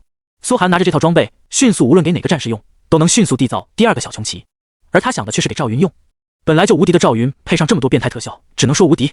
打完了穷奇后，千岁离子还有2天时间才复活，苏寒终于有时间整理这几次大战的收获。接下来就是 BOSS 宝箱。看着眼前巨大的金色宝箱，苏寒深吸一口气，这还是他第一次开35级 BOSS 宝箱。身为35级 BOSS， 这个雪人王的实力极其恐怖，单血量就达到100万50点，每秒自然回血3500点。说实话，要不是这些35级的鬼子玩家把雪人王打到10%血量，苏寒很难单人击杀。他现在每秒2400点和污染伤害还不够这雪人王自然回血的，只能靠其他魔法伤害以及核磁风暴，可想而知打的会有多艰难。有了鬼子玩家们无私奉献，就轻松多了。由于不是单人击杀 BOSS， 苏寒也没有增加核污染层数，但仅凭变异的30倍奖励，他开一个宝箱就相当于普通玩家开30个。超级污染次数最近也被千岁离子刷出了5次，算下来苏寒已经积攒了5次超级污染没有使用。他没有丝毫迟疑，对宝箱使用了1次超级污染。污染成功，正在变异。第1次变异爆率正10%，第2次变异爆率正20%， 30次变异之后，箱子爆率直接叠加到3000%。不是苏寒如今不能叠到更高爆率，而是宝箱的最高爆率只有30倍，奖池里没有更高级别的奖励了。黄金级 BOSS 箱子的全部奖励。哗！变异得畸形怪状犹如砗磲般的宝箱缓缓打开，一片犹如炫彩般的奖励赫然洒落在地。黄金级法师套装1套，工会道具星号8件，宠物升级令星号10件，黄金级技能书星号5本，品阶道具星号1件。苏寒首先看的就是这件品阶道具，只要能再刷到1件单人实力增幅类道具，他就有再次制霸的机会。可惜单人增幅类品阶道具实在太稀有了，本来就是凤毛麟角的品阶道具，也几十件才有可能出1件霸空那种单人增幅类道具。眼前这件品阶道具犹如一轮小小的太阳，耀日 F 级。简介：群体伤害类道具，使用后化作一轮小型太阳，悬浮在30平方米范围内，对范围内的玩家每秒造成1000点伤害，持续1小时，最后1分钟内造成真实伤害。群体伤害类吗？苏寒叹息一声，不是对他来说最爽的单人增幅类，但群体伤害类也还好，关键时刻可以用来扭转战局，每秒1000点伤害，配上自己核污染的伤害，1小时内的长山子地兵就是无敌的。估计很多大公会都未必有这件道具。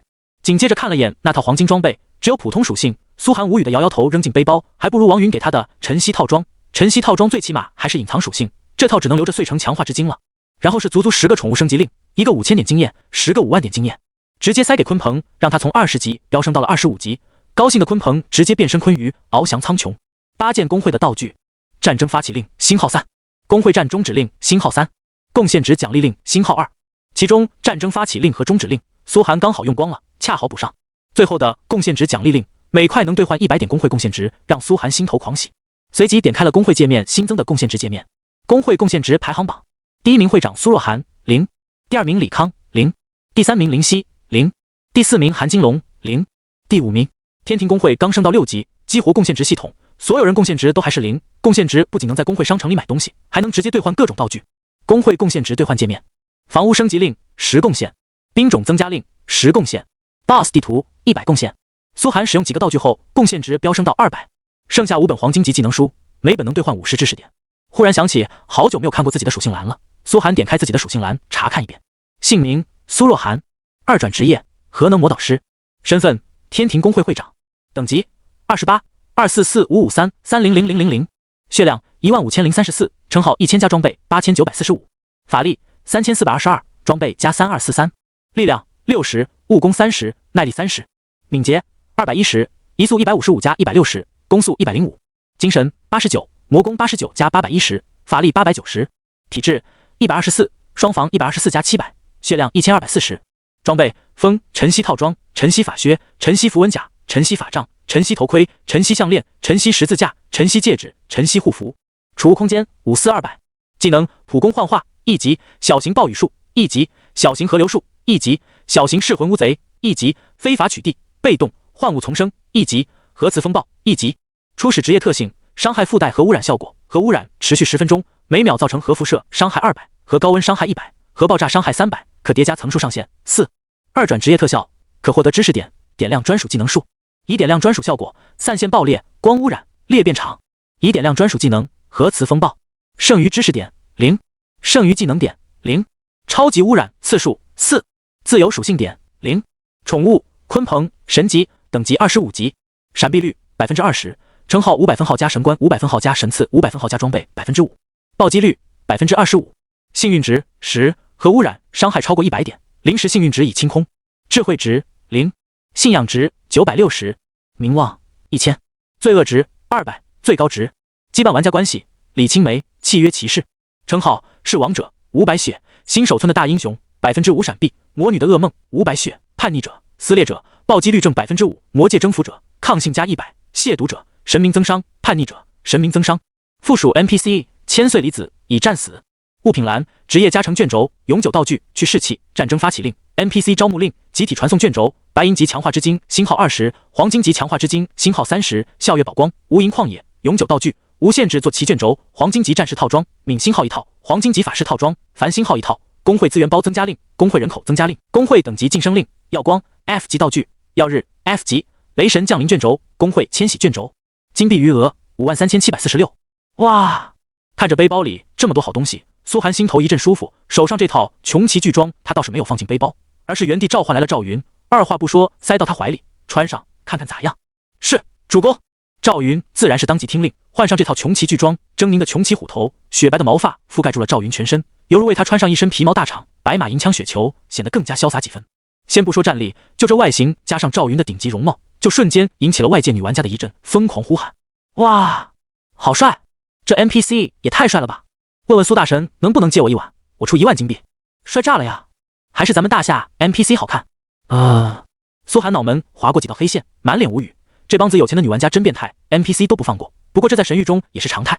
看着赵云换上穷奇巨装之后，确实有点子帅。妈的 NPC 比老子帅！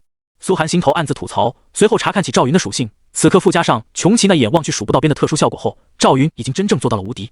如果让赵云率领个几万人马，把职业特性拉到顶，估计50级3转玩家里没几个是他的对手，主要是打不死。赵云的龙胆本来就回血恐怖，加上这个之后，真来80万大军都未必打得死他，这才叫长坂坡前显英豪。苏寒颇为喜悦，因为赵云的历史特性，他对自己的忠诚度一直都是满的。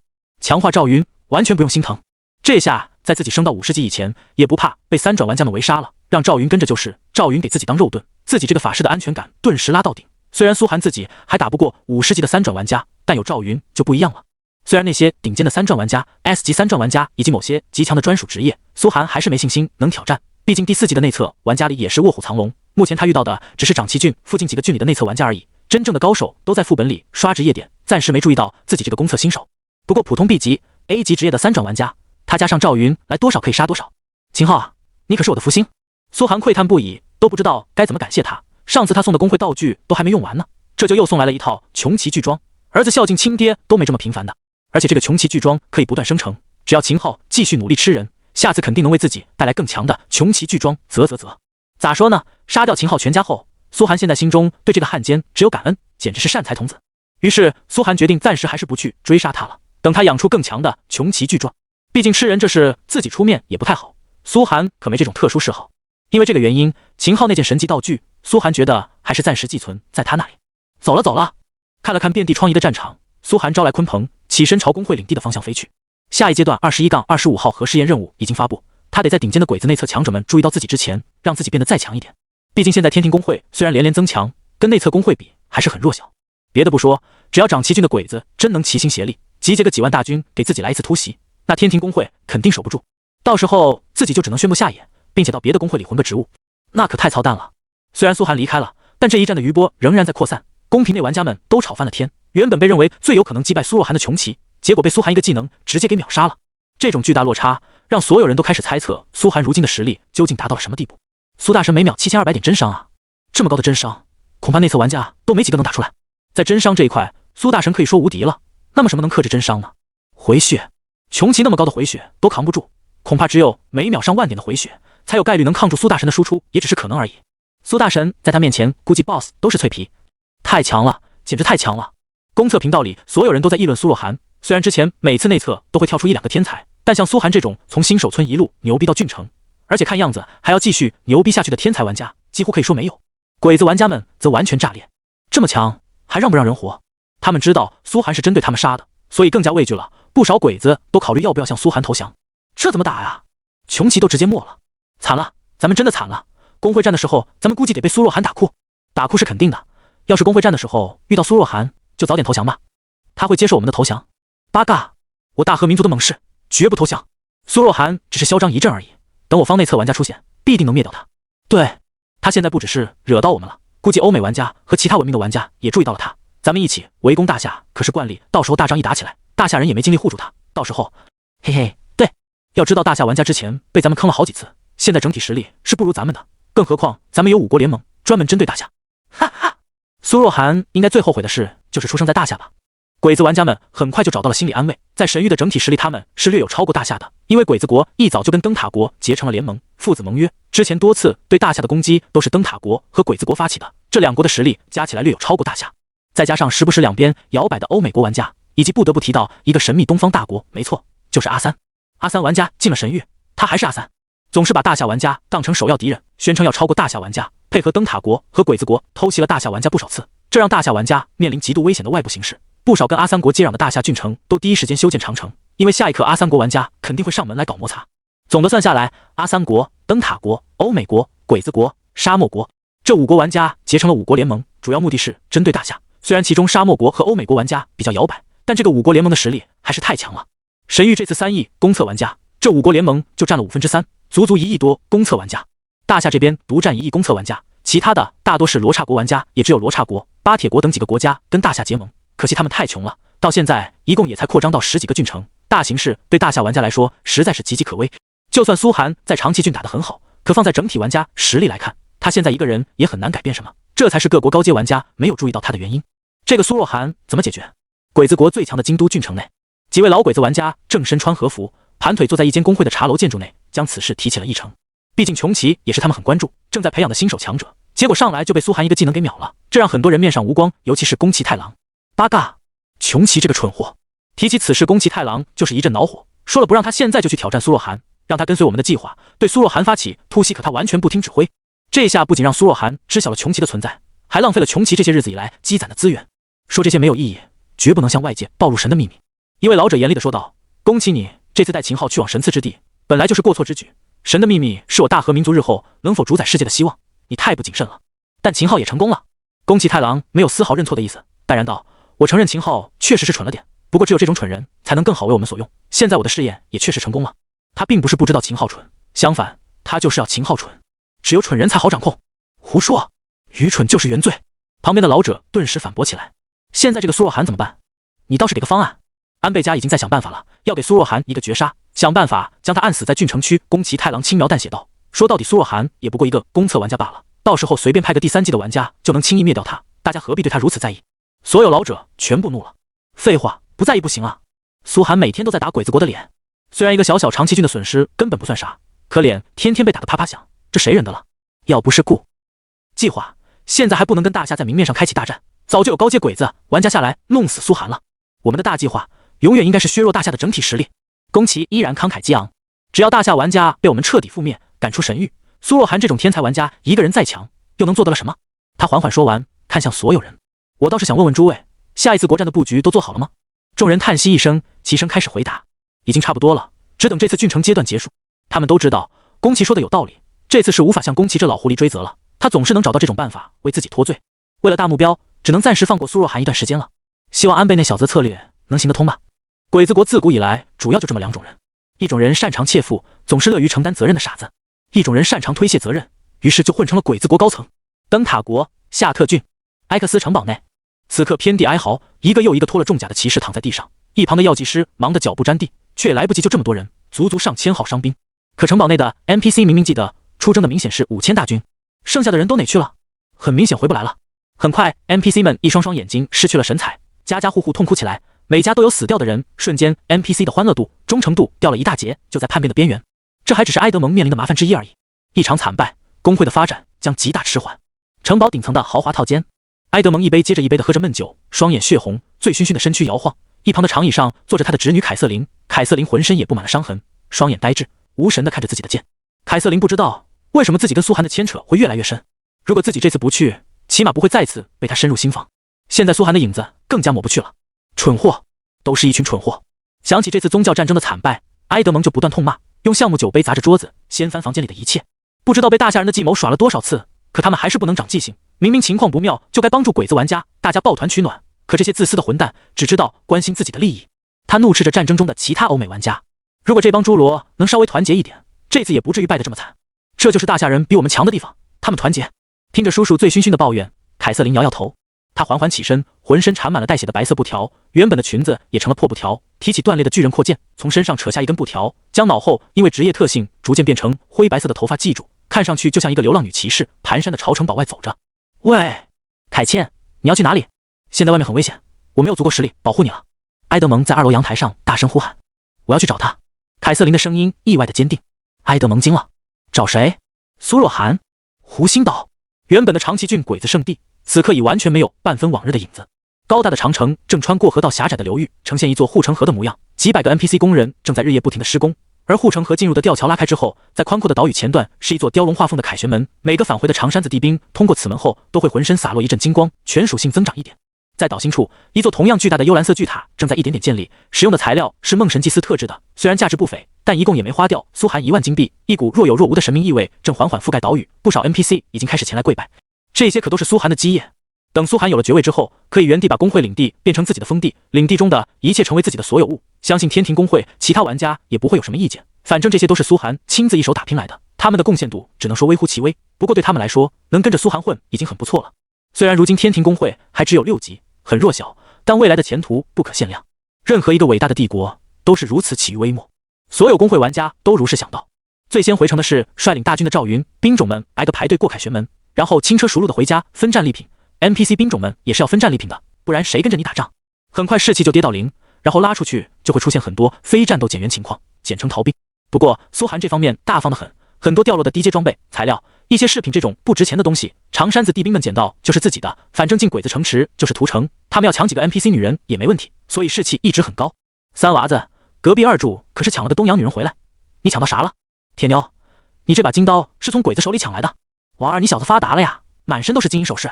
城门处一堆被转化成大夏风俗的 NPC 正堵着回来的兵员们不断盘问，各家攀比，看谁家娃出征后抢到的好东西最多。抢到武士刀的会被夸赞，抢到金银首饰的会欢呼，而抢到东洋娘们儿回来当奴隶的则会引来一阵冷笑。长山子地兵的伤亡人数屈指可数，所以也几乎没掉任何 NPC 满意度，反而还猛地上涨了一大波。其他玩家结算好了自己的贡献值奖励后，也纷纷回城开始继续伐木、修建、炼药、换兽。看着 NPC 们温馨的生活，一阵唏嘘。虽然他们是神域的过客，可对这些 NPC 来说就是全部。虽然这次又抓了不少功能 NPC， 但玩家们才是工会的主要生产力。伐木可以给 NPC 盖房子住，炼药可以给伤兵修复肢体残缺，换兽可以增加肉类补给，还能往外卖。不过说到底，现在天庭工会都还在靠苏寒一个人的钱以战养战，不然现阶段生产力根本撑不起这么多兵员和建设工程。苏寒也不能一直这么补贴工会，这种财政状况是不健康的。虽然现阶段金币对他来说不重要，不过等到3转50级，大家都在卷巅峰战力的时候，每一分金币都是苏寒变强的关键。只有在巅峰榜上的排名越高，国战时分配的地位才会越高。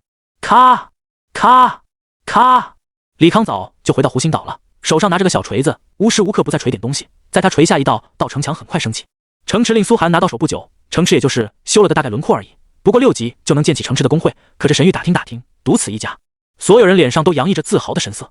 李青梅和陈书恒也来了，他们是来领取这次战利品的分润。虽然两人都极力推脱不要，但林夕还是固执的按照苏寒划定的比例分给他们。当然，李青梅的那份是用来还债的。天庭工会才建立10天不到，李家的债已经还得差不多了。要不是上马了这么多大工程，苏寒现在岂起码已经存了好几万金币。而时杰拿完了自己那份战利品后，继续风轻云淡的在广场上打起了太极，脱下兵甲回家休整一会。到兵员们也很快来了，在广场上形成一道蔚为壮观的风景线，因为能家属庆典啊，谁会放过这种机会？这个时节真是……李青梅看着这一幕，不由得感叹，一旁陈书恒早已口水流了3尺，此人要是放在外界，恐怕20级的顶层工会都会来抢他，也只有苏大神才能吸引来这种人才。二人不知道的是，时杰之所以一回家就开始赶紧上工，就是为了表现给苏寒看，生怕苏寒一个不开心把他踢出工会。经过这次后，时杰彻底悟到自己能加入天庭是占了多大的便宜。在所有人都进入状态后，天空中传来一声鹏鸣，所有人齐齐仰头瞩目，苏寒回来了。唰！鲲鹏二话不说落到广场，已经宽达30米的身躯直接震起一股气浪。苏寒缓缓落下，有几分疲惫的摆了摆手：“你自己去找点吃的吧，我懒得喂你了。”李鲲鹏嗖的消失不见。苏寒是真的累了，去了趟永生神殿，结果没想到搞出这么多事，这几天没有一刻钟可以休息的。不过现在局面大好，终于有了喘息之机。长城建好了，周边鬼子工会也被覆灭了一片，苏寒终于不用担心在工会待着就被一群鬼子围剿致死。接下来苏寒打算休息几天，不是退出神域玩几天，就是在神域内躺着过几天老爷日子。不过手头还是一大堆事等着他。苏寒一边往领主大厅走，林夕和李青梅等人就迅速迎了上来。寒哥，这次的财务报表已经全部理好了，剩下的资源和钱足够我们撑到8月份，当然是不打仗的前提下。林夕迅速递上一份报表，苏寒看都没看直接签了，然后道：现在人口增加到了3000，记住出去招人，还有开始练兵。之前的500长山子地兵现在人均35级，赵云达到了40级，现在兵员扩充到1000人，估计只有人均25级了，大批15级的新兵还需要从头练。好，林夕迅速开始安排各种事宜。临走前又忽然想起一事，问道：又有请求加入咱们工会的几个人过海选了，我是按照您的要求。这么快？苏寒扬了扬眉，您的名气增长速度实在太快了，每天都有几百人疯狂求加入。林夕苦笑道：知道了。苏寒点点头，1小时后带他们来见我。随后苏寒继续向前走，李青梅和陈书恒立刻上前，他们也不想打扰苏寒，实在是最近苏寒太忙，见他一面都很难。主人，李青梅神色魅惑，要不要陪您放松一下？中环大厦里娱乐活动还是很多的。想起那种纸醉金迷的生活，苏寒还是摇了摇头。不了，现在工会发展还是很紧张。开玩笑，鬼子国现在起码有几千万人，整天想着怎么搞死自己呢。他还不敢这么糜烂。李青梅点点头，那我陪着你呗。苏寒点点头没说话，随后看向陈书恒，事情办得怎么样了？已经查清楚了，黑龙会最近确实在往国内渗透，并且一直在港岛附近，包括您的家人身边都有他们出现的影子。我已经雇佣了大批安保人员，把他们都接往港岛。陈书恒立刻严肃道：果然。苏寒神色阴沉起来，鬼子真的在搞自己家人，幸好苏丽在自己身边，不然就麻烦了。他们肯定还会有下一步计划，该怎么办？陈书恒有些忧虑地说道：黑龙会这种国际恐怖组织实在太难缠了，如果被他们盯上，哪怕中环大厦内都不是绝对安全的，这是个问题。苏寒沉着脸思索半晌，现在鬼子那边肯定已经知道了自己的身份，秦昊才会叫出自己的真名，也就是说以后鬼子国在现实中对自己展开一切刺杀、暗杀、投毒、火灾、车祸等等行为都是有可能的。他可不想在神域中待着，然后现实被鬼子一波给暗杀死。暂时可以放心，我已经启动了最高等级防护。李青梅小脸严肃地说道。不是苏寒信不过李青梅，而是他不想被鬼子堵在中环大厦内。虽然中环大厦里十分安全，而且什么都有，但唯一没有的是自由。暂时先这样。苏寒颔首，决定等神域中的事再清楚一点，就亲自现实中去一趟，让鬼子知道什么叫核爆恐怖袭击。以他现在的核污染实力，所有核污染效果真伤全部超过100点，可以在现实中投放，而且还多了个核污染技能，在现实中灭个黑龙会简直不要太轻松。不过现在还不急，毕竟神域中才是关键。他起身朝前走去，打算看看接下来的核试验是什么。抬起头却发现距离郡城工会战开始只剩3天了。工会战其实是一场大型比赛，前期是各个郡内部决战，从第3轮开始，胜利的工会就会和周边其他郡开始新一轮竞赛，直到决出最强公测工会。在这个过程中大浪淘沙，数不尽的工会被淘汰，能生存到最后的几百个工会才有资格屹立在郡城。关键是工会战并不是平衡机制的，一场工会战会有无尽的变数，各大阵营之间互相联合合作，几乎就相当于一场小国战。而从大夏在神域中的国力来看，远远不如5国联盟，到时候所有大夏公测玩家的压力都会巨大，而自己这边的压力尤其大。想到这里，苏寒沉思了起来。从附近几个郡的人数对比来看，自己一个天庭工会起码要面对上百个鬼子工会的围攻，这些工会肯定会得到所有鬼子内测工会的死命输血，让他们强到一定程度。刚想到这里，苏寒就打开了工会排行榜，仔细一看，果不其然，长崎郡、广岛郡的鬼子公测工会几乎已经全部飙升到了7级乃至8级，这绝对不正常，说明安倍他们的输血力度强得可怕，几乎就是把兵源、经验硬塞给这些公测工会，让他们来围攻自己。到时候自己一个6级工会就得面对上百个8级工会的围攻，而且发布工会战任务的 NPC 也是鬼子 NPC， 任务肯定不会对自己有利，让自己陷入极端情况。呼，苏寒深吸一口气，本以为自己够强了，结果盘算一阵才发现还远远不够强。鬼子们这次是阳谋，直接用大量资源输血给公测玩家，让他们用人海战术淹死自己，其中甚至会穿插某些内测强者、道具。大夏那边倒是也能给苏寒输血，但即便他们也很难再加强苏寒了，人口已经达到上限，兵种没几个比长山子地兵强的，说明苏寒只能靠自己。不急，苏点开了核试验界面，还有3天时间，这3天内自己必须再加强一波，才有可能抗住鬼子们几百个公测工会的围攻。021号核试验破解和稳定性，在工会战中对100个工会玩家连续释放10次核爆炸，并观察记录其反应。奖励知识点星号200。022号核试验思维解构，在工会战中通过核高温让正在运动中的敌军强制运动，奔跑3000尺距离，并观察。奖励知识点星号200。阅读着下面核试验的条件，苏寒不禁感叹，试验样品竟然要在工会战中，看来这核试验还真是跟随我的状态随时生成的。等看到第25号核试验，他顿时愣住了。25号核试验，核物理对人的心性影响。在工会战中，将敌方一部分玩家使用核污染杀死，并且逼迫其通过传染的方式杀死本阵营的大部分玩家，并观察其反应。奖励知识点星号200，技能点星号1。这个试验要让鬼子自己人杀自己人，苏寒思索着。鬼子们有时候还是挺有骨气的，指望把他们逼到自相残杀有点困难。就像战争时期，有的鬼子兵宁愿累死在自行车上，都不愿意拖军队的后腿，这就是他们所谓不麻烦别人的文化，十分变态。这个试验看来要想点特殊办法才能完成了。苏寒眸中燃起一道邪芒，迫不及待想看到鬼子们被逼得屠杀自己人的样子。当初他们对大夏是怎么做的，自己要一样一样还回来。不过苏寒对自己有很清醒的认知，现如今自己看起来顺风顺水，实则只能在长崎郡内嚣张一下，跟真正的内测强者比起来，毕竟发展的时间还太短。别的不说，就说回血，第4季内测玩家排行榜上，每秒回血达到上万点的强者就起码有几十位，只是这些强者都在各个秘境里刷职业积分，还懒得搭理自己而已。根据苏寒自己的估算，自己要想真正做到在郡城区单挑无敌，核污染伤害最起码得达到每秒破万。工会也同样，看起来长山子地兵加赵云在长崎郡内已经无敌了，实际上那是因为长崎郡都只是10级左右的内测工会，而第4季内测工会中真正的大工会许多都是在20级卡了几个月的老狗逼。那些大工会的底蕴有多深，苏寒只能靠猜了，因为他们平时不显山不露水，目的就是为了等这次国战开启的时候厚积薄发，为自己的国家谋取最大利益。反正长山子地兵不扩军到10万人规模，苏寒是绝对不敢说天庭工会在郡城无敌。而且苏寒十分清楚，自己当下看似已经没有鬼子敢惹了，实际上已经在危险的边缘。木秀于林，风必摧之。下一步就是那些顶级内测工会的顶级强者对自己出手了。而大夏这边情况也很复杂，主要原因是人手不够。大夏总共占据了40多个郡城，却有上亿公测玩家，而第4季玩家因为被5国联盟坑了一把，整体数量只有5国联盟内测玩家的区1/2，可想而知防守压力有多大。王云他们不仅要护住苏寒，还要保护他们郡内的几百万公测玩家，别以为就只有苏寒一个天才，那几百万公测玩家里同样有不少拔尖的，他们也得护住，不然就会让大夏流失大量人才，在国战的时候被5国联盟一击而破。这也是苏寒平时不愿意过多麻烦王云他们的原因，因为他们压力也很大。一旦局势乱起来，大夏强者们其实是来不及护住苏寒的，一切都得靠苏寒自己去应对。因为大夏面对的敌人是体量达到1亿5千万玩家的5国联盟，由于上次罗刹国战败，战略上已更不利于大夏了，许多地方都在战略收缩，就算给苏寒分配很多资源，因为战略压力的原因也给不了多少。一句话，国家有难，什么都得靠自己。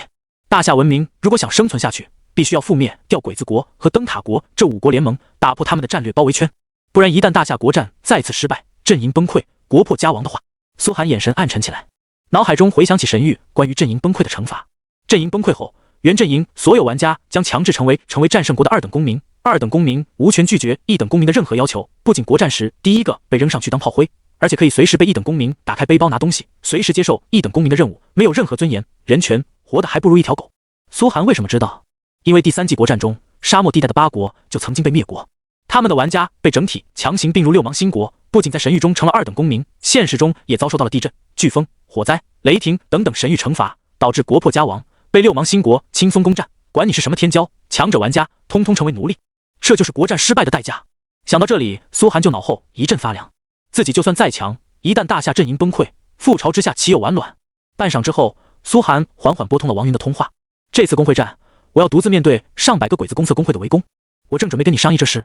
电话那头，王云的语气也十分沉重，长叹了一声，我们这边怕是给不了你什么帮助了，所有资源都发下去给了麾下公测工会，可还是不够，整体上弱了敌人一大截，就算动用所有成员，也只够护住几十个核心的公测工会，没办法，我们第4季玩家上次受创太重了，整体都在战略收缩，能稳住局面已经很困难了，实在没办法向外投入更多力量。我理解。苏寒听完没有丝毫诧异，淡然的点了点头。来到长崎郡是自己选的，不能怪任何人。而苏寒原本志向就是在马踏樱花，打出一片自己的天下，现在自然不能怪国家无力帮自己。战争很残酷，王云又是一声长叹，最终道：如果这次败了就回来吧。虽然现在大夏整体在战略收缩，但以你的实力还是能分到一片不小领地的。回去跟自己人争资源。苏寒漠然的摇了摇头，免了。大夏的情况，内卷肯定更严重，自己回去就不可能发展这么快了，起码没有那么多鬼子工会给自己打，说不定连 BOSS 都要靠抢，更别说能分到湖心岛这么好的领地。需要什么道具、资源，随时联系我，我尽我所能。王云知道劝不动苏寒，还是给了他最大限度支持。好。苏寒已经切断了通话，一个人坐在领主大厅内苦思冥想起来。长崎郡这次投入的力量来看，100个工会，哪怕一个工会只有1000兵马，自己起码也得面对10万大军。长山子地兵只有1000人，这仗怕是只有李世民来了才打得过呀。苏寒摇头叹息，不过也得打了才知道。话音刚落，林夕就走了进来。寒哥，几个候选人都来了，还有个灯塔国玩家来找你。啊，灯塔国玩家？苏寒愣了愣，自己在国外还有啥朋友？不记得呀。苏寒走出领主大厅，宽阔的广场边缘，匆匆行走建设领地的 NPC 穿行期间，湖心岛已经肉眼可见的开始飞速建立起来。而此时有4、5个气势不同却各有千秋的玩家站在大厅前。苏寒一出来，几双灼热的眼神便投到了他身上，这次没有窃窃私语，只有深深敬畏的目光。报一下你们的基础属性吧。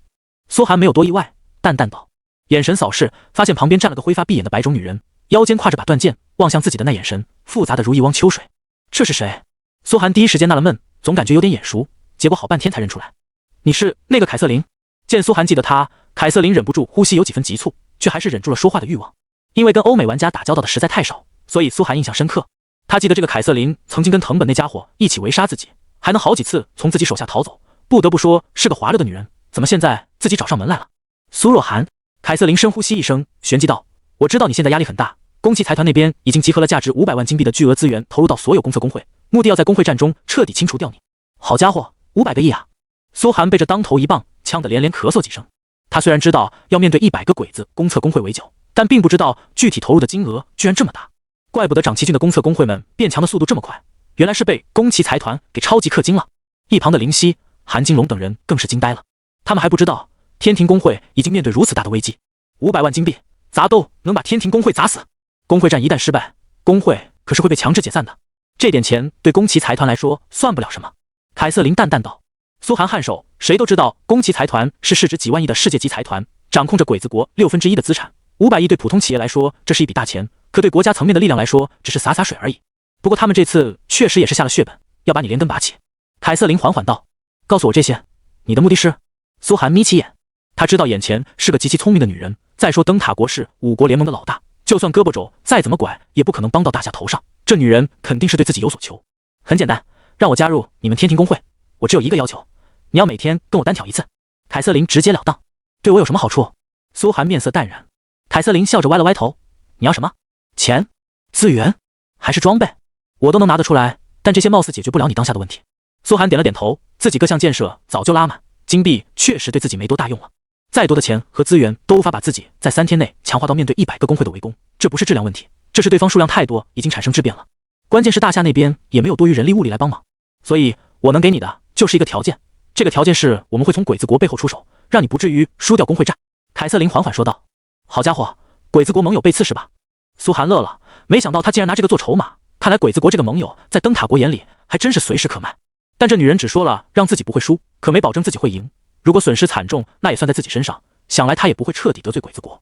不过苏寒细想想，这个条件确实很诱人，大夏那边帮不了自己，万一关键时刻灯塔国出手，鬼子们人都是傻的。但是要知道我们天庭工会可是声势浩大，我本人又是公测第一高手，你想加入这个很难办啊。苏寒又叹息良久，你什么意思？凯瑟琳懵了，得加钱。苏寒笑了，有凯子上门不狠宰一把怎么行？一个条件就把自己打发了，哪来那么轻松的事？转身就把李青梅拉了过来，小声道，有凯子上门了，快给我搞份契约，条件是……李青梅委屈的堵起了嘴，主人你总让我兑换契约，我的忠诚点都花在契约上了，都没一点来强化自己的，我还想给你当肉盾呢。乖，你这职业就专门做契约吧，我不缺肉盾。苏寒摸了摸银发萝莉的头安抚道，心想确实现在好像已经把他当契约批发机了，忽略了他的成长，不过批发契约已经是很猛的能力了。很快苏寒拿到了一份契约，递给了凯瑟琳。凯瑟琳一看，顿时瞳孔放大，忍不住小声念了出来，黄金套装3套，不低于隐藏级，工会道具5件，品阶道具1件，金币10万。他愣了，看着苏寒，如何都没想过，自己梦中的强大敌人，竟然是个如此无耻的人。加入个工会，他要把自己搬空吗？同意的话，就签订这份契约吧。苏寒叹息着，这是破例给你开的小道了。指了指一旁的几个玩家，不信你看，他们想加入都是要通过海选的，你已经很被优待了。凯瑟琳咬了咬牙，最终还是点了点头。好，我签。签了契约后，他就很难背叛天庭工会了，这也是苏寒的目的之一。嘿嘿，苏寒心头忍不住一笑，天空资本是吧？你女儿现在在我手上了。他知道这女人加入自己肯定有目的，必定能从自己身上获取更大利益。可只要签了这份契约，就由不得他了。刷！凯瑟琳痛快地签了契约，当然契约中的每个条款他都研究过很多遍，就是怕苏寒给他埋坑。可他想不到的是，苏寒根本没在契约里埋坑，因为契约本身就是个坑。好了，现在大家是自己人了，欢迎加入。苏寒笑着冲他伸出手，凯瑟琳却紧接着迫不及待道：什么时候能挑战你？好家伙，这么急着跟我单挑，看来跟我单挑他能获得的好处不少啊。苏寒心头暗道，神情却很淡然。你也看到了，身为会长我很忙，每天有数不尽的事要处理，挑战就放在深夜吧。晚上你单独来我房间，我指点你一二。噗！这么无耻的话，一旁的韩金龙和刘谋都憋不住了。凯瑟琳自然也听懂了苏寒话里的挑逗，脸唰的一下红了，咬着牙在心中告诉自己，等自己从他身上得到足够多的职业点，一定要把这个家伙给自己的耻辱100倍奉还。好，他头也不回的离去，物资稍后就会有人送来。凭借天空资本的势力，这当初花了上千万美元买道具围杀苏寒，都只是他一顿早饭钱，现在也顶多相当他零花钱的一部分而已。苏寒含笑看着凯瑟琳离去，随后把目光投向了前来求职的几个职业者。几人已经彻底懵了，10万金币，10亿现金，更别说那么多珍稀资源，就为了换取一个入会资格。他们没有感到丝毫不平等，反而只觉得有钱人真爽。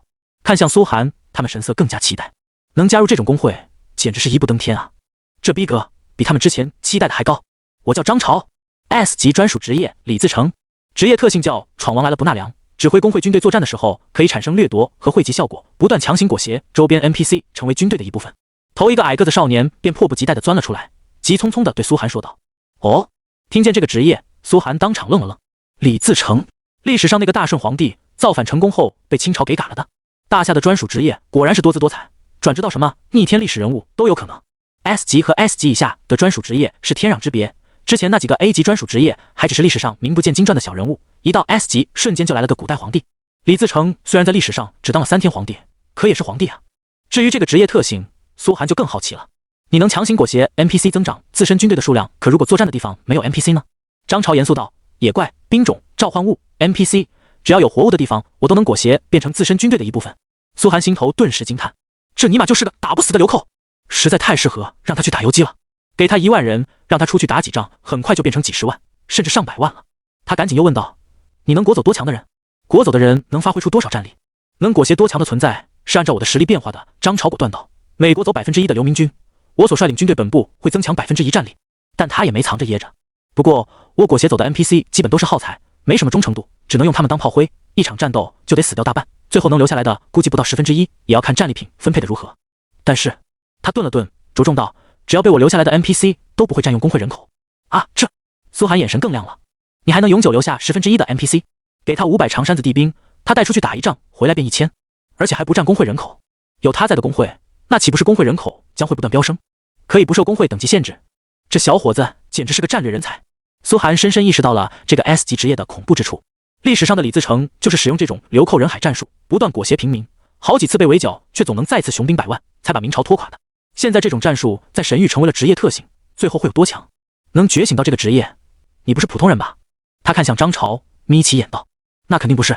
张潮挑了挑眉，竖起大拇指，指了指自己：哥们儿，星际职业联赛3届总冠军，可惜后来战略游戏没落了，只能在老家开网吧为生。进入神域后，曾经有大公会给我开出上亿的月薪，请我加入他们。那你为什么来加入我们呢？苏寒饶有兴趣地问道。果然自己猜得不错，这个张潮是职业的战略电竞选手出身，虽然跟自己玩的战术电竞不是一个赛道，但也能证明肯定是个猛人。因为现在大夏整体在战略收缩，没有什么仗打，只有跟着你才能有鬼子可杀。张潮笑了，露出一嘴森森白牙。好，苏寒点点头，没什么意外的同意他加入。大敌当前，这种战略人才正是自己需要的，到时候分点兵给他，他很快就能膨胀成巨额数字，虽然质量不一定强，但胜在数量。此人堪称及时雨。林夕立刻带着他去找李青梅签署契约。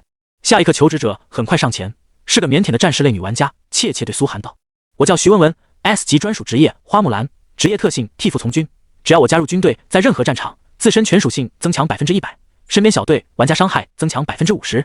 花木兰、苏寒沉吟片刻，这职业特性增强工会玩家的战力，而且他自身也能在战场上发挥极强实力。虽然也是公测玩家，现在只有28级，但也很有培养的价值。良久，苏寒点了点头，你可以加入，但要契约里要加一条，如果实力进展速度不如预期，或者在战斗中产生重大失误，要无条件退出工会。徐文文咬着嘴唇思索片刻，点了点头，好，我接受。这种职业特性不算太强的专属职业，苏寒只有用这种办法了。毕竟他现阶段作用肯定是比不上张潮、石杰等人的，而未来谁也说不准。随后，苏寒的目光看向了最后一个求职者，一个让苏寒略感熟悉的青年，耳边传来熟悉的四川口音：“你好，苏会长。”眼前这青年站在那里，独有一股气势，不仅身材异常坚挺，以及目光中那烈日般的目光，灼得人浑身发热。苏寒脑海中忽然想起几天前在港岛大街上遇到的那个隐姓埋名的老战斗英雄张自正，两人眉宇间有些神似。他惊异的目光投向李青梅，李青梅就凑过来笑了笑。这几天我按你的意思也去拜访了下张老，得知他有个后辈也是神域玩家，就认识了一下，没想到竟然有惊喜啊！苏寒惊喜的说不出话来，这下公会里可算是英才满堂，人家老英雄都90多岁高龄了，还让后辈进神域来陪自己打天下，这要是不打到鬼子国都动惊，恐怕很难收场啊！我叫张天赐。青年神色严肃的对苏寒伸出手，原本是国防的军事生，成为神域玩家后退役了。三叔爷提过你的事，让我一定要跟着你。果然，苏寒颔首。张老也是唯一知道自己能在外界施展和污染的人。他笑道：“不过你觉醒到了啥职业？竟然能通过我们公会的海选？我不玩游戏，其实也一直没搞懂这是什么意思，就一直在打打杀杀的，遇到东西就捡。但别人都说我很强，抢着跟我组队，正好你帮我看看。”张天赐十分有军人作风，直接把职业面板递给了苏寒。他会被神域分配什么职业？苏寒的好奇心都快炸了，赶紧接过来。旁边韩金龙和刘某等人听完张老的故事后，也按耐不住内心的好奇心。S 级职业军官。职业特性：对任何地图100%透明，任何组队或在同一阵型的玩家都可选择成为士兵。士兵按照训练度获得属性加持，且拥有专属技能，对麾下士兵进行训练可增长自身属性。这个职业苏寒看了半天也没看明白是咋回事。按理说 S 级职业不可能弱，但从介绍看不出他强的点，索性对张天赐道：“你展示一下你的实力。”好。张天赐没有多说话，直接对面前韩金龙等10几个玩家发起了组队邀请。几人同意后，视线弹出提示，是否选择成为玩家张天赐的士兵。老韩等几人好奇地点击了加入，随后赫然发现自己的身体忽然不受自己控制了。然后只听见张天赐严肃道：“立正，稍息，整队。”众人发现自己不受控制的分成了几个小队，左侧6点钟远程攻击，右侧突袭。张天赐不断下令，惊人的一幕产生了，所有玩家们没有经过任何训练，却能像百战精英一样精准地将攻击投放到前方每一个点，每一刀都砍在同一个地方，而且任何被他们攻击的地方，伤害还会叠加。几个公测玩家竟然瞬间打出了高达5万的伤害，远程玩家的输出更是能合并到一起，瞬间打出10几万伤害。死！所有人忍不住倒吸一口凉气。要知道，正常他们绝对没有这么高的伤害，只让人感觉恐怖。苏寒神色缓缓严肃了起来，他意识到了这个职业能力，他能把一群玩家变成精锐军队，而且这支军队100%不会出任何差错，由他如臂指使，再加上训练度的设定，还能让玩家每次伤害都叠加。让他带几10个玩家的小队，他能打出一个50级3转玩家的战力。这人在小范围玩家团战里简直是无敌了。有了他，天庭这些30级公测玩家绝对有挑战同数量40级玩家团的战力。这就是个玩家战力叠加器，后期在国战中更是难以想象。而且他训练过的玩家得到的训练属性加持也是永久的，相当于跟石姐有同样的效果，怪不得别人疯狂想跟他组队。苏寒当即便问道：“你现在最多能同时拥有多少个士兵？”一个排吧。张天赐计算着说道：“我现在职业的军衔还只是少尉，随着我训练的人越多越强，职业军衔还会上升。”明白了。苏寒点头，心中惊叹，还是个能成长的职业。等他成长到了将军，那该有多恐怖。接受你加入了。点点头，苏寒直接对林夕下了令，马上给他办理入会。有了这3人加入，苏寒心头顿时美滋滋。兵种战力由张潮这个家伙来增幅一波，女性玩家战力由花木兰带领着，男性玩家就全部交给张天赐来训练。可以说，有了这3人，天庭公会的战力顿时飙升了一大波。像上次挑战芥川公会时那种打得过对方兵种，结果玩家被对方爆杀的情况是不会再出现了。面对即将到来的公会战，苏寒心中总算有底气了一些。看着3个放在外界任何一个都是各大势力疯抢的顶级玩家加入公会，天庭公会的老玩家们心头更加惊叹了。天庭公会的前途再次不可限量了一波。现在他们知道苏寒为啥坚持只要最强的玩家了，就是因为苏寒有信心把天庭的名气打响，吸引来最精锐的天才加入。现在时间太紧迫了，必须尽快实行各种计划。几人手续办完，苏寒就当即给了张潮100长山子地兵，你带着出去裹挟人回来，3天内不管你去打杀，只要不死光，能裹挟多少给我裹挟多少回来。好。张朝也知道天庭公会即将面临的大战，看着长山子地兵，眼神一亮。我靠，这么强的兵种，交给我带，真是没来错地方啊！随后头也不回的出了城门，准备开始裹挟。随后苏寒又找来了张天赐，你先让公会内的玩家进入训练，增加训练度，然后也可以出去训练比较有前途的散人玩家。虽然不能让他们加入公会，但到时候也可以替咱们作战。是。张天赐二话不说，转头就开始干活。如果现在有人在观察长崎郡的局势，会觉得极度诡异。大部分内测工会被打残了，公测工会们却像打了鸡血一样。公测鬼子玩家们个个装备整齐，清一色的白银套装，少部分精锐甚至穿上了黄金套装，比内测玩家们的装备还好。工会等级排行榜更是个个直冲榜首，之前的前10名工会迅速被挤了下去，全部换上长崎郡的公测工会，前10名都冲到了8级工会。每个鬼子玩家的脑门上都绑上了个白布条，上书4个大字：天诛苏贼。每一天都能看到外界输入来几千个高阶兵种，分散进入这些工会的城池。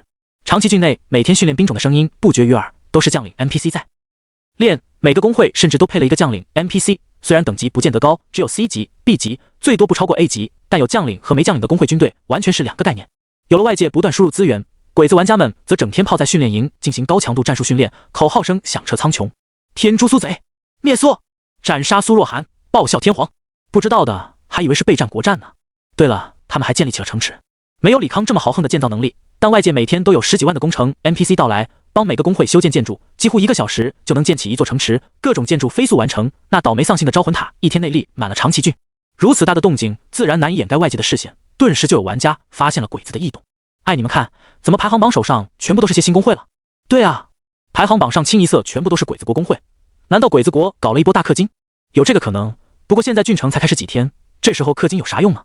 就算要发力，也都是在后期的吧？那就说明鬼子国有计划。不对，长崎郡那里不是苏大神所在的工会吗？啊，很快就有人抓住盲点，这特么不就是冲着苏若涵来的吗？动用国家级别的资源倾斜来搞苏若涵。终于有人解读清楚了长崎郡最近异动的原因。顷刻间公屏炸了，特别是大夏玩家这边，不好不好，鬼子国开始认真的了，这波资源倾斜太恐怖了。关键苏大神现在身在鬼子国的地盘，咱们想帮他，大批资源过不去啊，只有边境几个郡能帮他，可边境本来防守压力就大，哪有那么多资源倾斜？完了完了，难道苏大神要被鬼子从长崎郡赶走了？能在境外发展到这种程度的大夏玩家，估计只有苏大神一个吧。能坚持这么久，已经足够牛逼了。大部分人潜意识都觉得苏寒不可能长期在异国发展下去，被赶走是必然的，毕竟一个玩家的力量不可能跟人家的国家力量相对抗。如果苏寒在大夏地盘，那好说，每个势力都会运送大批资源帮他打赢这一战。鬼子国要动手，那就打成国家级的大战，能保下苏寒，大夏怕他吗？可苏寒身处鬼子国，给他运送任何资源都不方便，大概率会被边境上的鬼子大公会给劫走。毕竟人家有地利优势，就算侥幸过来一些，也会亏损大半。鬼子玩家们就不一样了，在自家地盘上，想运啥过来就运啥过来，才能让长崎郡的工会在这么短时间里迅速氪金膨胀。所有大夏玩家都想看看这次苏若涵能不能创造奇迹。如果鬼子动用国家级力量都无法把他赶走，那就说明苏若涵真的在鬼子国站稳脚跟了。从此之后，盘踞在此，直到国战时都能成为鬼子的心腹大患，眼中钉肉中刺。大夏阵营将对鬼子获得极大的战略优势，所有大夏军队都可以通过长城来到苏寒的领地，迅速向鬼子国腹地投放力量，相当于获得一个战略要地，好处简直太多了。这一战迅速汇集了大量目光，就连周边的各国玩家都关注起来，玩家圈内都是每天都在议论这事。鬼子国终于下定决心要搞掉这个苏若涵了，这次不搞什么小手段，直接一力降10会，用超过苏若涵10倍100倍的力量直接碾死他。要是再让这个苏若涵撑了过去，那鬼子国可就成了大笑话。开什么玩笑呢？上百个工会实力都超过苏若涵，他拿头顶啊！我赌苏若涵第一次工会战就会败亡被赶出去。但外国玩家没有掺和的意思，毕竟他们眼里这是东亚人的内斗，他们看热闹就行了。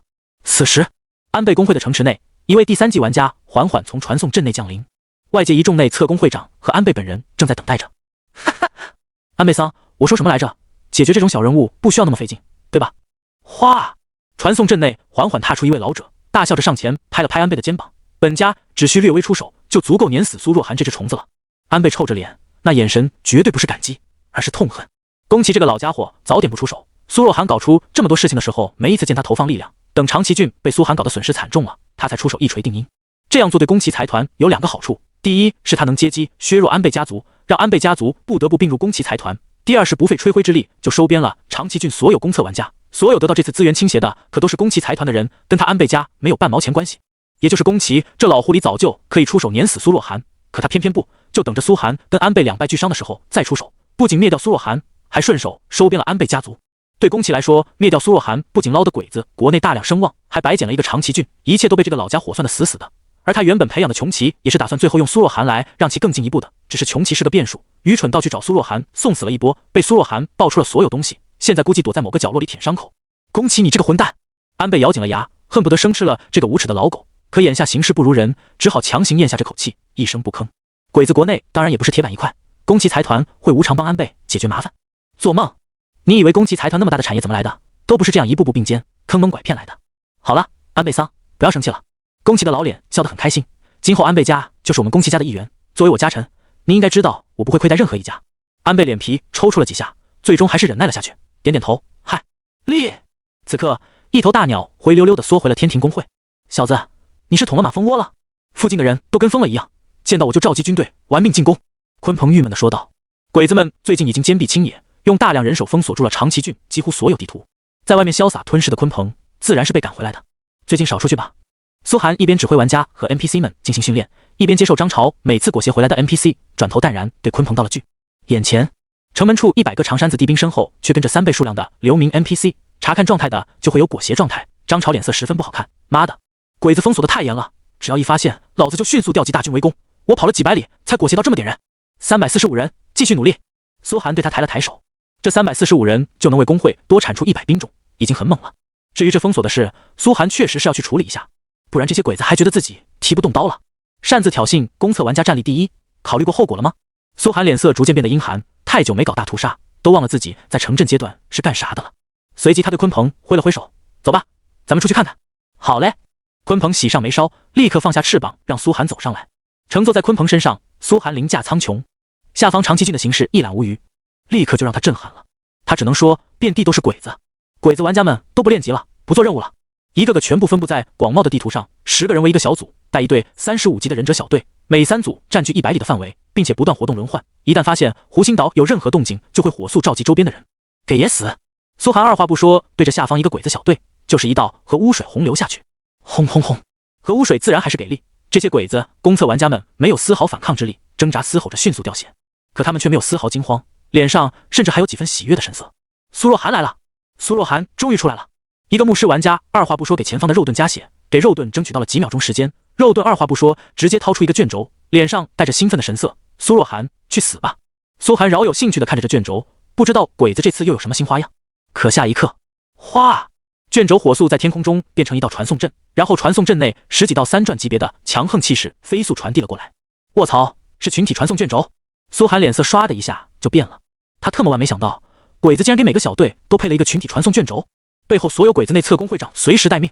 靠！他现在的实力针对一个3转50级玩家或许有几分胜算，但一下来10几个，凭他现在的实力也是被秒杀的下场。野外又不是城内，他无法通过长城让王云他们迅速赶来支援。下一刻，长崎郡10几位鬼子工会长赫然出现在晴空中，一位法师直接给所有人加持了漂浮术，然后对着苏寒就猛然集火了起来。哗！苏寒投下一道核磁风暴，然后头也不回的跳到地面，扛起鲲鹏就飞速朝湖心岛们奔逃。对，就是扛起鲲鹏，因为鲲鹏的速度现在还不如他，别的属性苏寒或许还赶不上3转玩家，但速度这一项上还是很能打的。几个瞬间之后，苏寒直接消失在了视线尽头，逃回了湖心岛，才终于安宁了下来。呼！苏寒郁闷的吐出一口气，鬼子这次是真下血本啊！妈的，人手一个群体传送卷轴，这成本起码都要几万金币。鬼子无法直接进攻湖心岛，因为湖心岛上有长城，大夏玩家们可以火速支援。但现在天庭工会想去外界也很难了，还好湖心岛物产丰沛，也怪 NPC 什么资源都一应俱全，对外界的需求并不大。去郡城可以直接走传送阵，只是没办法做野外的任务了。看见苏寒都被撵了回来，工会内其他人更是神色严峻，都知道这次是真的上强度了。同时也意味着天庭工会处在一个转折点，如果这次能打破鬼子的封锁，那以后长崎郡甚至广岛郡都任由他们潇洒，如果失败，就只能灰溜溜返回大夏阵营，从头再来，无法对外界交流。不过还好，我们可以在拍卖行采购物资，虽然价格高一些，但至少不至于断顿。李康叹息一声，拍了拍苏寒的肩膀道：“我最近自行研发的新建筑也可以开始建造了，或许能帮我们解决些问题。”李康又说道：“哦。”苏寒神色有几分期待，接过李康手中的图纸：“永恒地堡 S 级玩家自创建筑。简介：建立后，本建筑可训练一批地道兵种，并且可以建造绝地类魔法器械、工程器械，在极短时间内建立短期地道、半永备地道、永备地道，地道内速度正100%，且具有魔免属性。”苏寒看完就愣住了，他回头看着李康，老爷子是早就预料到工会有现在这种被封锁的情况，直接研发了个地道战的建筑，简直不要太适合。果然家有一老如有一宝，老师还是很稳的，在关键时刻靠得住，都是我该做的。李康潇洒一笑，工会内众人都忍不住对他竖起大拇指。老师就是老师，什么叫未雨绸缪？这就是。要知道，就算是 S 级职业，研发图纸也得提前起码1个月，说明在1个月前，李康就想到了工会可能陷入封锁的情况，提前开始研发这种建筑。不得不说，中年人还是比一群年轻人稳多了。这种 S 级建筑，苏寒自然迅速投钱给建起来。虽然没有外界施工队的帮助，但仅凭之前抓捕的2000奴隶人口，天庭工会建造的速度就不会慢。几十分钟后，一座新的地堡泛着钻石般的色泽屹立在了湖心岛领主大厅后，看上去犹如一座水晶堡垒，莫名让人感受到几分威严。可建造价格也着实恐怖，仅仅是购买建筑原材料就花了2万金币，建造费用又花了1万金币。这还是没有雇佣专门的匠人 NPC， 只用大量工人堆砌节省成本后的价钱。钱苏寒现在是不缺的，讹了凯瑟琳10万金币和大量资源后，加上本来有的5万金币，苏寒也第一次成为身价过10亿的大资本了，可花的同样快。不说编制兵种的价钱，就见这个永恒地堡花出去了将近3万金币，苏寒的身家迅速跌到将近10万金币，换成现金就是10亿。10亿啊！之前当职业选手，哪怕后续去搞直播，拼搏一辈子都挣不到这么多钱。不过，同样苏寒现在要做的事也多。正常工会的裁员主要有3条：一是玩家们对工会的贡献，2是 NPC 们的税款，3是工会集体任务，包括对外战争等等大额收益。由于苏寒把天庭工会发展的太迅猛，玩家们根本来不及积攒多少收益，也因为被封锁 ，NPC 无法外出经商和从事社会活动，玩家无法到野外做任务和打怪，导致根本收不上来几个税。至于工会战，自从宫崎财团介入后，现在苏寒也不敢随意发起了。也就是说，他的3条财路都断了。再被封锁下去，苏寒就真的只能自己出去，冒着被追杀的风险找 BOSS 杀，一点点攒钱来养工会。不过那场景，他想想就觉得苦逼。看着眼前华丽璀璨的永恒地堡，苏寒勾起了嘴角。封锁是吧？老子跟你玩大夏传统地道战！哗！眼前弹出一行数据：永恒地堡 S 级玩家自创建筑，目前可训练地道卫士、工程兵未激活，工程专家未激活，永恒地道卫士未激活，地道卫士工程类兵种。简介：初始等级15级。效果：无任何战斗能力，可挖掘短期地道，速度30米 s。地道内己方兵种速度正 50%， 暴击率正 50%， 且固定，不可被星耀级以下侦察类技能或 A 级以下道具侦测。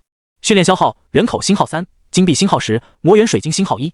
注：执行工程可使兵种升级，每升15级，激活下一类兵种训练。看着眼前的永恒地堡，苏寒震撼，忍不住激动起来。他迅速意识到，这也是开挂到极点的建筑。不愧是李康，也只有每个月才有几率研发出一种的 S 级建筑，效果简直太霸道了。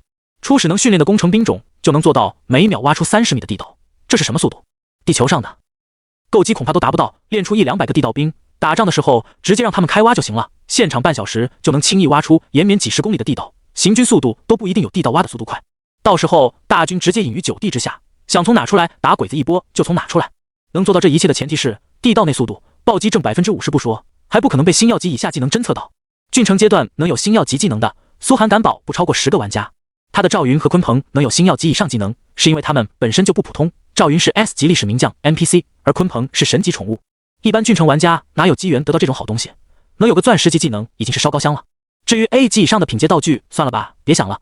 估计第3级玩家们都几个有这种高等级道具的。也就是说，目前没有玩家可以侦测出天庭工会的地道。地道不仅可以在野战的时候出其不意，还能在攻城战的时候直接穿过对方城墙。更恐怖的是，还能在玩家战的时候直接原地消失，想想就觉得恐怖。一群人往地道里一钻，50级3转玩家也只能瞪眼懵逼，又侦测不到，追都不知道往哪追。他是能毁掉地道，可每秒30米的速度，可以轻易打出几百条岔道。你知道我往哪去了？简直是国战利器。苏寒只感叹李康的建造大师职业，果然不愧是国之重器，随便研发出一个建筑都能对战争起到巨大作用。而且，苏寒眼神暗沉，思索起来。虽然神域地图面积无边无际，但自己能在地下挖得处处是地道的话，只要给自己一段时间来布局，那么几乎可以说立于不败之地。紧接着，他发现地道建立的条件也不低，不仅需要占用3个人口，跟兵种一个价钱，而且一个兵种就要10金币。考虑到地道卫士是一种没有任何战斗力的纯工程兵种，战损率也不会低，价格就10分高了。最后还有个魔元水晶，不知道是啥材料。苏寒把目光投向了林夕，他主管采购之类的杂事，肯定比较懂。魔元水晶是啥？市场价如何？魔元水晶？林夕很快皱眉思索起来，然后给出了答案：一种很珍惜的法师材料，不少法师类玩家转职都需要用到，在市面上价格也很稳定，一个大概300到500金币不等。如果大量采购的话，找那些商人玩家应该能便宜不少，我能谈到300金币一个。好家伙！听完苏寒心中一阵啧叹，那岂不是说一个地道兵最起码价值300金币，200个地道兵就是6万多金币。S 级建筑虽然好，但也不是一般的烧钱啊。那就先采购个100个吧。苏寒对林夕下了任务，100个地道兵，只要小心保护，不让他们伤亡，现阶段还是够用的，起码能迅速把长崎郡地下给挖得四通八达，然后战斗的时候还能迅速打一条地道供大军使用。我们李家有关系，有个商人玩家跟我们很熟，应该能压到200金币一个。李青梅也站出来发话了。哦，苏寒当即点头，能省点钱他不会反对。神域是有专门商人玩家的，这类玩家二转转职到了商人类的生活职业，没啥战斗能力，但拥有各种商人技能，比如跟玩家交易时获得返利，比如存金币能获得利息，还比如在拍卖行替人拍卖可以获得极高佣金。简而言之一个字，擅长赚钱。这类商人玩家有点头脑的，一般都混得不差，仅仅靠倒买倒卖都赚到盆满钵满，各种珍稀道具装备存了一库房，主打一个有钱。唯一的问题是实力不够强大，必须向强大工会缴纳大量税款才能安心做生意，一般也没谁去打他们，因为金币这玩意儿报不出来，他们也没傻到随身带一大堆好东西。赚的钱虽然多，但商人在任何地方都处于弱势，想杀他随时可以把他杀到0级。商人玩家也没有什么前途可言，毕竟神域是个靠实力说话的地方，金币绝对不完全等于实力。可一个牛逼的商人对所有工会都是相当重要的，很多资源材料如果想大规模采购，必须要通过商人，国战时所需的海量物资也都避免不了商人来调配。苏寒如今是刚刚起步，所以还没接触到几个商人，真正的大商人都看不上他这点三瓜俩枣的生意，以后工会肯定也要开始发展商业，不然就有诸多不方便。李青梅开始联系人采购，不一会100个魔元水晶就通过拍卖行的渠道被拍卖下来，因为苏寒他们是在鬼子国干抗日的大事，人家还特意白送了100个魔元水晶，一共200个魔元水晶，只收了2万金币。这种白送的人情，天庭工会碰到的不止一次。虽然大宗货物现在运不过来，拍卖行一天的交易是有限额的，但各地的大下玩家们可以说有钱出钱，有力出力，无论买任何材料还是装备，在拍卖行一听到是天庭工会，都立刻给苏寒减免大半，有的甚至直接白送，就是为了支持苏寒在长崎郡打出一片天，给国人扬眉吐气。正因如此，长山子地兵已经人手一套白银套装，各种药剂、战斗道具全部堆满了库房，可以说除了数量之外，质量上天庭工会绝对不虚长崎郡任何鬼子工会，都源自于国人的热情。想到这里，苏寒也是一阵唏嘘。眼前200个地道兵很快从永恒地堡里走了出来，苏寒只是挥手下令，他们就马上从地面消失了。看得苏寒一阵懵逼，然后才发现一条地道已经延绵了几百米。这速度！苏寒缓步踏入地道，让鲲鹏进入自己体内。地道兵苏寒只带了10个，其他的给他们下令去挖掘别的方向的地道。10个地道兵挖掘他一个人外出的地道完全够了，如果损失在外，也不至于太心疼。现在苏寒就感觉自己在地下如鱼得水，甚至还能通过地道监测地面上的情况。他能听见地面上驻守的鬼子兵闲聊的声音。8个宫崎家真是闲得无聊，就这样让我们在外面封锁苏若涵，浪费了多少练级时间。就是啊，我还有好几个职业任务没做呢。不过幸好补贴也很高，一天5个金币，完全够咱们用了。只希望工会战快点开始，把这个苏若涵干掉之后，咱们才能好好发展。有了这波宫崎家的帮助，咱们长崎郡虽然没出几个强力天才，但工会却有希望冲击第1名。哈哈，那当然，长崎郡的鬼子们都很爽，因为宫崎家这波等于白白给他们送钱。苏寒听得一阵冷笑。等附近几百里全部被地道兵挖得速通八达后，他猛然窜上地面，对着驻守的鬼子兵就是一个核磁风暴，然后火速返回地道内。地道内速度正50%，苏寒原本就猖狂的速度被加持到了近乎高铁的程度，直接前往下一个鬼子据点。苏若涵，是苏若涵，他竟然还敢来！鬼子们顿时怒吼起来，火速动用了群体传送卷轴。呼呼呼！随后区区2-3秒的时间，他们就在核磁风暴中化作一滩渣渣。当一众工会长赶到后，却只能看见被核磁风暴卷死的鬼子们和满地空空如也，无论动用任何技能和道具都无法找到苏若涵的踪迹。他们傻眼了。西奈，这是怎么回事？苏若涵呢？凭空消失？怎么可能？苏寒自然没闲着，在地道内他就是光速移动，直接来到几百里外的另一个据点，二话不说又是一个核磁风暴，然后转头就走。苏若涵，八嘎，这小子竟然还敢出来！几个鬼子怒骂着被核磁风暴卷死，然后又动用了群体传送卷轴。等一众鬼子工会长再次赶到时，只能看着满地残肢断臂，陷入了沉思。不一会，鬼子的封锁圈就处处告急。苏寒也不多杀，出来放个技能就跑，顶多捡一下装备。不到1下午的时间，就将野外所有驻守的鬼子全部蹂躏了一遍。白银套装捡了上百套，有几个来不及使用卷轴的，连群体传送卷轴都被爆了出来。所有鬼子疯了，彻底疯了！几乎城内全部鬼子玩家都蜂拥到了野外，组成一个个大规模团体，搜索苏寒的身影。坐镇安倍城池中的宫崎老贼更是愤怒的拍桌，找！刮地3尺都得把他给我找出来。可问题是，所有人都以为苏寒是动用了什么群体传送类技能或者道具，根本没人察觉是地下出了问题。苏寒每次出现都只是一瞬间，放个核磁风暴就直接消失，比瞬移还快，有的甚至只是地面冒出一个小孔，伸出一根法杖，然后核磁风暴就出现了。可以说，大部分鬼子死都不知道怎么死的。地道战，嘿，地道战！幽暗的地下，苏寒愉悦地哼起了小曲，直到把鬼子防御圈彻底打破，他才缓缓返回城内，同时给张朝发去了信息：现在他们乱了，那你多给我搞点人回来。这么大的动静，在外活动的张朝自然知道，迅速回了消息。老大牛逼！乱了，全都乱了！看着大地上四处东奔西走找不到人影的鬼子，张潮忍不住哈哈大笑。被苏寒逼出来的不只是鬼子玩家，还有不少周边的 NPC 被核磁风暴摧震灭城，只能出来变成流民，被张潮轻松裹挟。有了苏寒的捣乱，张潮裹挟的速度更快了10倍不止。会长大人这个人实力，简直是只能说恐怖。眼睁睁看着大地上肆虐的核磁风暴摧毁一切，张潮心中啧啧喟叹。要知道，这可不是单体技能，而是群体技能的伤害能达到如此程度，恐怕内测工会的高端战力都没几个有这么强。身为战略型玩家，张潮仔细研究过神域中的战略，主要分为个人战和团体战。团体战主要看的是兵种和玩家的平均实力，是战争胜利的前提。个人战则是比拼的是高端战力，在小规模战斗时起到重大作用，相当于地球上的核武器，不会轻易动用，一旦动用就是毁灭性的。每个工会都有高端战力玩家坐镇，长崎郡那些3转50级会长就是如此。苏寒这种高端战力比一般玩家强多了，因为寻常的50级3转玩家，哪怕属性、技能各方面都很强，可也有个短板。寻常50级玩家也不敢一个人冲进大军中肆无忌惮的屠戮，哪怕你能屠杀1000个低级玩家，可对面几千大军配合几十个30-40级玩家，各种道具、针对性器械，总有一个适合你。苏寒就不一样了，苏寒有丰富的被围杀经验不说，而且核污染伤害几乎可以摧毁一切，技能也全是范围性的，就是个人形伤害泼洒机。他的打法也很无解，扔几个大型技能下去就能给敌方造成无法挽回的创伤，然后转身就跑，这谁遭得住啊？就算不提苏寒手下的长山子地兵，他本人也是个极其无解的存在。恍然之间，让张潮对天庭工会能扛过这次围攻有了点信心。作为最新加入天庭工会的玩家，一进来就面对上百个鬼子工会的围攻，说他内心没有点崩溃那是不可能的。要知道这次不仅是数量，宫崎财团对长崎郡投入的力度也是前所未有的，500亿资金加起来都能原地打造一座20级的超级大工会了，全部用来针对天庭一座新生的小工会。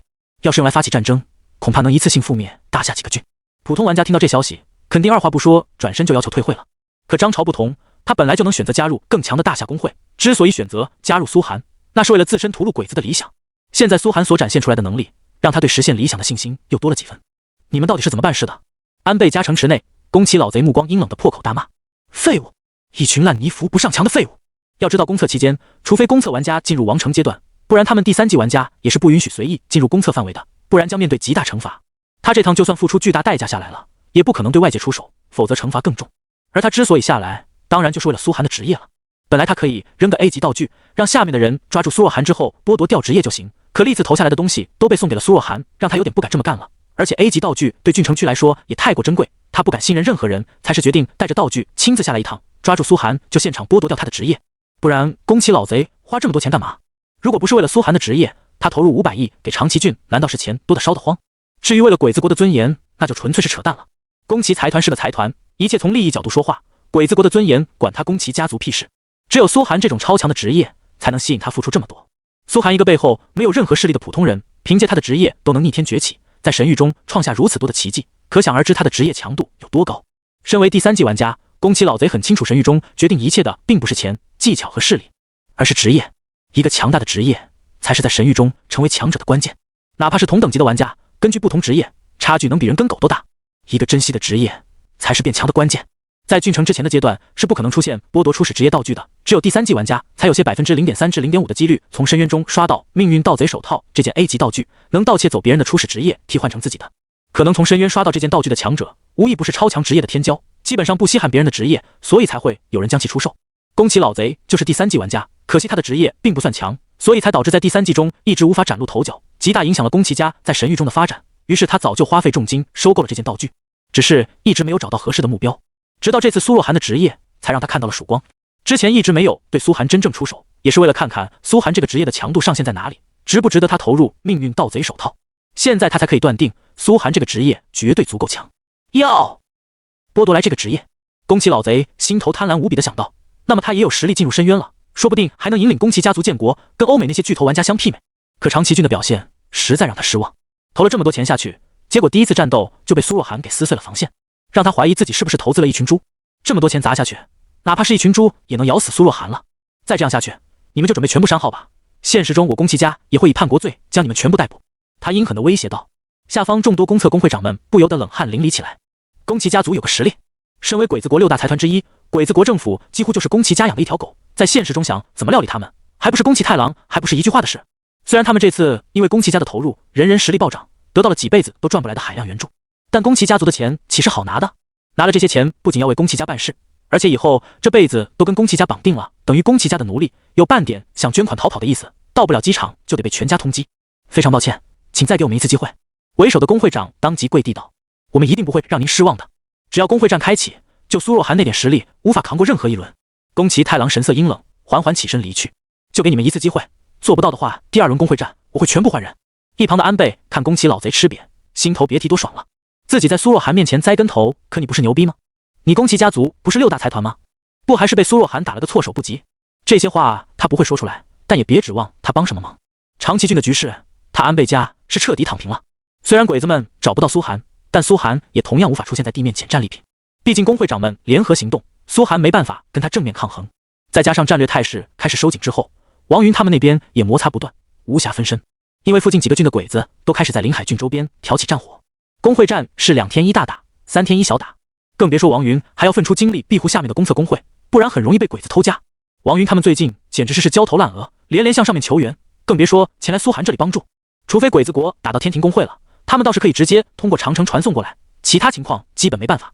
因为公测工会战的即将开启，局势已经极度紧张，整个边境都乱了起来。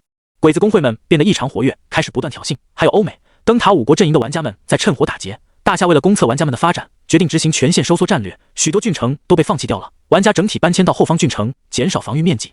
王云他们所在的临海郡之所以被保留，没有全线撤退，就是因为苏涵的原因。为了保证苏涵未来能被支援，大夏高层才决定保留临海郡，可也导致临海郡成了突出部，需要花费大量资源来防守。现在虽然只是公测工会战开启，国战尚未到来，但国战的意味已经愈加浓烈了。毕竟国战意味着地球上各国是获得国运奖励一飞冲天，还是一战衰落，这种决定国家命运的大事，各国都等待了不知道多久。苏涵现在的骚扰最大作用就是让鬼子们无法进行封锁自己。要想像在郡城区一样肆无忌惮的大肆屠城灭国，没有罢空那种单人增幅类道具，已经很难做到了。大夏高层倒是可以给苏涵准备几件这种品阶道具，但鬼子们上次被杀猛了之后，难保没有什么后手等着自己。反正苏涵是不会轻易单枪匹马挑战对方了。那么做不仅风险太大，而且收益低，单人就算摧毁对方城池，也会被神谕判定为玩家个人行为，并非工会战。工会建筑会很快修复完整，顶多爆出几件装备，但爆出来有啥用？二转玩家已经可以锁背包了，很多道具灵魂绑定之后就很难爆出来。苏涵倒是能爆出对方职业证书和属性点，但爆出职业证书的概率还是太小，而且 S 级以下职业证书送给苏涵他都懒得要。属性点倒是好东西，但要把鬼子堵在复活点连杀10次才行。现在苏涵别说杀10次，杀1次，对方50级玩家团就赶到了。苏涵也很郁闷啊，越到后面单挑 PK 的收益就越低，只有工会战才能攫取大量好处。呼呼呼，一大片乌云般的军队，最当中清晰可见是100个神色略显疲惫的长山子地兵，急匆匆通过吊桥跑回了湖心岛，身后一大片鬼子追兵愤怒地痛骂几句八嘎，也转身散去。因为有长城，他们不可能追进城内，除非是要发起区域性大战。轰隆一声，吊桥拉起，带起大片清澈的水花。入城之后，张朝身后裹挟来的大片 NPC 散去了10之8九，可留下来的一小部分也有1、2千。随着大军通过凯旋门，属性纷纷有提升，这次一共裹挟了1万多人，留下来了1000人。张朝长吐出一口气，兴奋地走到苏涵面前汇报：“我还去先翻了一个鬼子工会，把他们城池给抢了，几10套装备啊！”从他身后长山子地兵人人满载而归可以看出来，他这趟收获不小。苏涵含笑点头，这人真是有点开挂。就这么短短2天多的功夫，天庭工会人口暴涨2000，加上2000奴隶，人口已经达到6000人。明明是6级工会，已经比得上寻常8级工会的人口。不过天庭工会的升级速度再快，也比不上鬼子国的玩法。宫崎老贼勒令长崎郡内的内测工会接受公测工会的挑战，然后故意输掉，把经验给那些内测工会，等于内部刷分。这种刷分是神谕允许的，不过刷分亏的不是一般的多。虽然长崎郡的内测工会基本已经被苏涵玩残了，工会经验要来也没用，向他们买这些经验，宫崎老贼也付出了不小的代价。一般是后期工会冲排行榜的时候，各国才会放弃掉一部分垃圾内测工会，让他们给有潜力的工会刷分。这种刷分，苏涵丝毫不羡慕，因为被刷分的工会今后就得一直听别人的，工会经验花钱都不一定买得到，你拿走了这些经验，那你就得听别人的指示。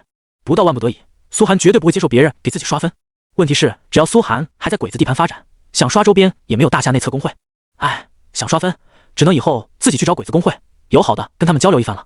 苏涵叹息，让自己多刷点经验，就给你保留点建筑，应该会有不少鬼子工会同意的吧。耳边却忽然响起了一道提示音：工会战已经开启，请郡内各工会长火速带领玩家前往郡首府领取工会战任务。哗！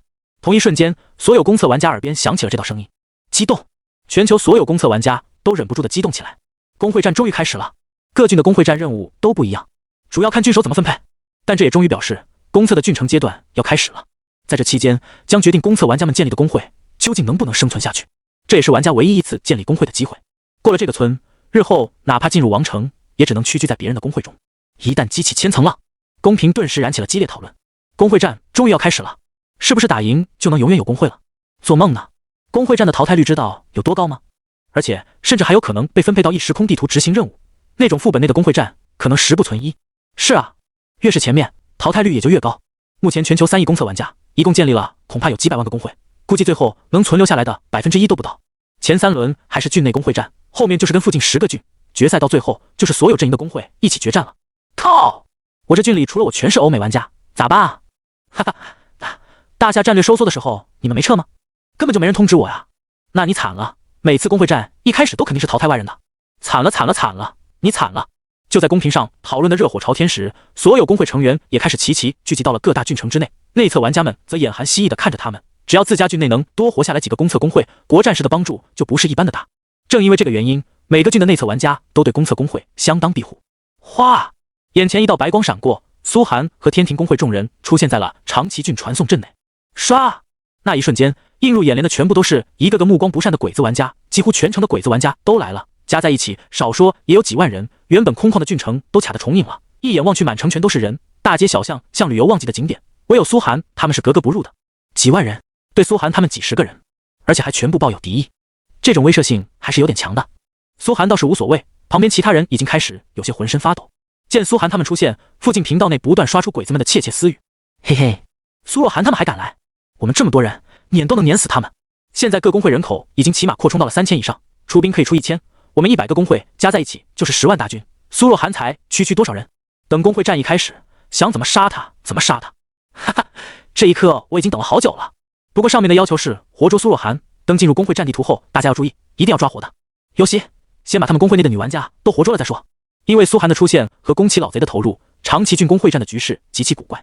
原本应该是郡内所有工会争雄，现在变成了所有工会无比团结，针对天庭一个工会。这种场面恐怕没有任何郡出现过。苏寒面对的情况有多危险，只有他自己知道，外界的大夏玩家只能摇头叹息了。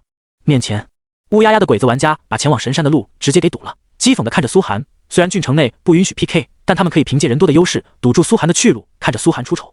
喂，苏若寒，你要去哪？为首的鬼子玩家冷笑道，目的就是杀一杀苏寒的威风。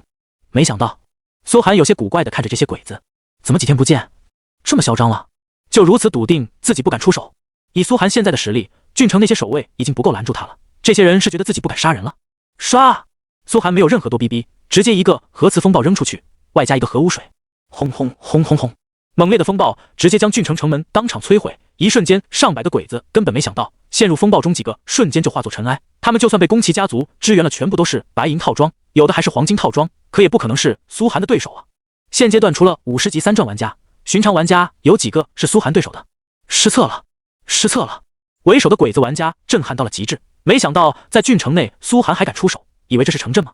郡城的 NPC 根本不是一般玩家可以挑战的。核磁风暴呼啸而来，鬼子们惊了，纷纷疯狂地朝城内奔逃，躲避风暴。各处传来难以置信的大声怒骂：“苏若寒，你必死无疑！这可是郡城，你竟然敢出手！他竟然真的敢在郡城出手！这家伙不要命了吗？”天庭工会的众人也愣住了，转头难以置信地看着苏寒：“老大，郡城内的守卫可是很强的啊！”哦，苏寒脸色平静，我想试试。八嘎！远处赶到的一群守卫二话不说，举起太刀就朝苏寒头顶砍去。苏寒当即动用了一件道具——雷神降临卷轴，轰轰轰！一道巨大的雷神虚影轰然降临，直接坐在了众多守卫头顶，当场镇压住了他们。这件道具主要是控制类效果，伤害只有每秒2000点，伤害并不算高，根本无法击败郡城内的守卫。可也要看谁在使用。对苏寒来说，一件道具加上核磁风暴，那就是质变。呼呼呼！在雷神降临卷轴的镇压之下，再加上核磁风暴，一队守卫每秒掉血将近1万点，没几秒钟就全部化作一滩血水，城内大范围建筑也被摧毁，守卫几乎被他一个技能秒杀。苏寒缓缓朝前走去，身形淡然，郡城中却没有任何人能拦住他。所有鬼子玩家惊了，守卫，他一个30级玩家，竟然已经能击杀郡城守卫，哪怕许多50级3转玩家都做不到吧？这是何等恐怖的实力！哗哗哗，鬼子玩家人潮汇集，被杀的自然也就更多。但苏寒却没有杀太多，因为鬼子们瞬间集体切到了白名，杀太多他要被弹出游戏的，他可不想在工会战的关键时刻被封禁。而此时，郡城之外，遥遥看着这一幕的宫崎老贼几乎咬碎了牙，转头对着身后一众鬼子工会长大声怒斥：“出手啊，混蛋！你们怎么就不敢出手？”鬼子工会长们沉默着，一言不发，没有任何其他原因，单纯因为怂了。每次他们兴致冲冲对苏寒出手，总是会被直接打回来，这种感觉让他们此时已经不敢随意对苏寒出手，更何况当日苏寒动用霸空秒杀一片的记忆犹然在目，他们可不想再被苏寒那样屠杀一次。他们几乎可以断定，苏寒现在手上还有一件霸空那种道具。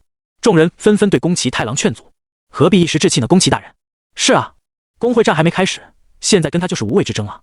工会战一开始，他的个人实力就没那么重要了。宫崎大人，您大可放心。”“你们！”宫崎老贼瞪大了眼，不敢置信地看着眼前的鬼子工会长们，他是不敢相信，一群50级3传玩家竟然能被一个小小的30级公测玩家给吓得不敢出手。什么无谓之争？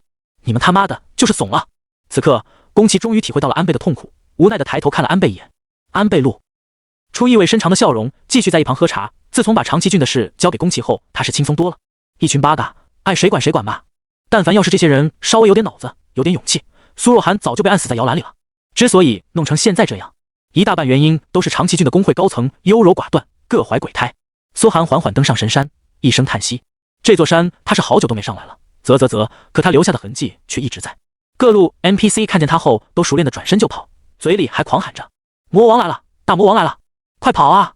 剩下的守卫也不敢再上来了，等级越高的 NPC 智商也就越高。看见之前几个守卫被利落的镇杀后，他们也害怕起来。苏寒和天庭工会玩家们进入神山，下面的鬼子玩家良久之后才敢怯怯跟上来，而苏寒却一掉头直接去了永生神殿，鬼子们也不敢靠近，就这么尴尬的等着。主人，神殿内千岁离子羞涩的看着苏寒，满脸都是愧疚的神色。是我没用，没能帮到您，还花费您的信仰复活我，实在太抱歉了。他俯身，心中激动到难以复加，本以为永远也再见不到主人了，没想到主人竟然会付出昂贵的信仰将自己复活，自己这辈子的一切都决定献给主人了。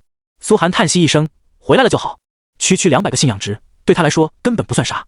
耳边传来提示音，你的 NPC 千岁离子已复活。有了千岁离子，他就清闲多了。旋即苏寒的目光投向琳达，工会战开启，在你们那边有啥说法没？工会战？你是说家族战？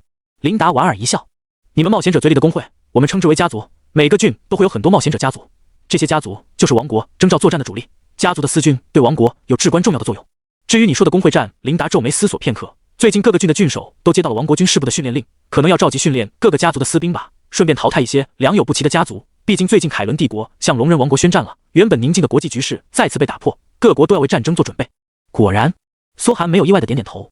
玩家们眼里的工会战，在琳达等神域原住民的眼里都是有剧情的，而玩家建立的工会，在 NPC 眼里竟然是一个个家族，这倒是符合封建王朝的背景。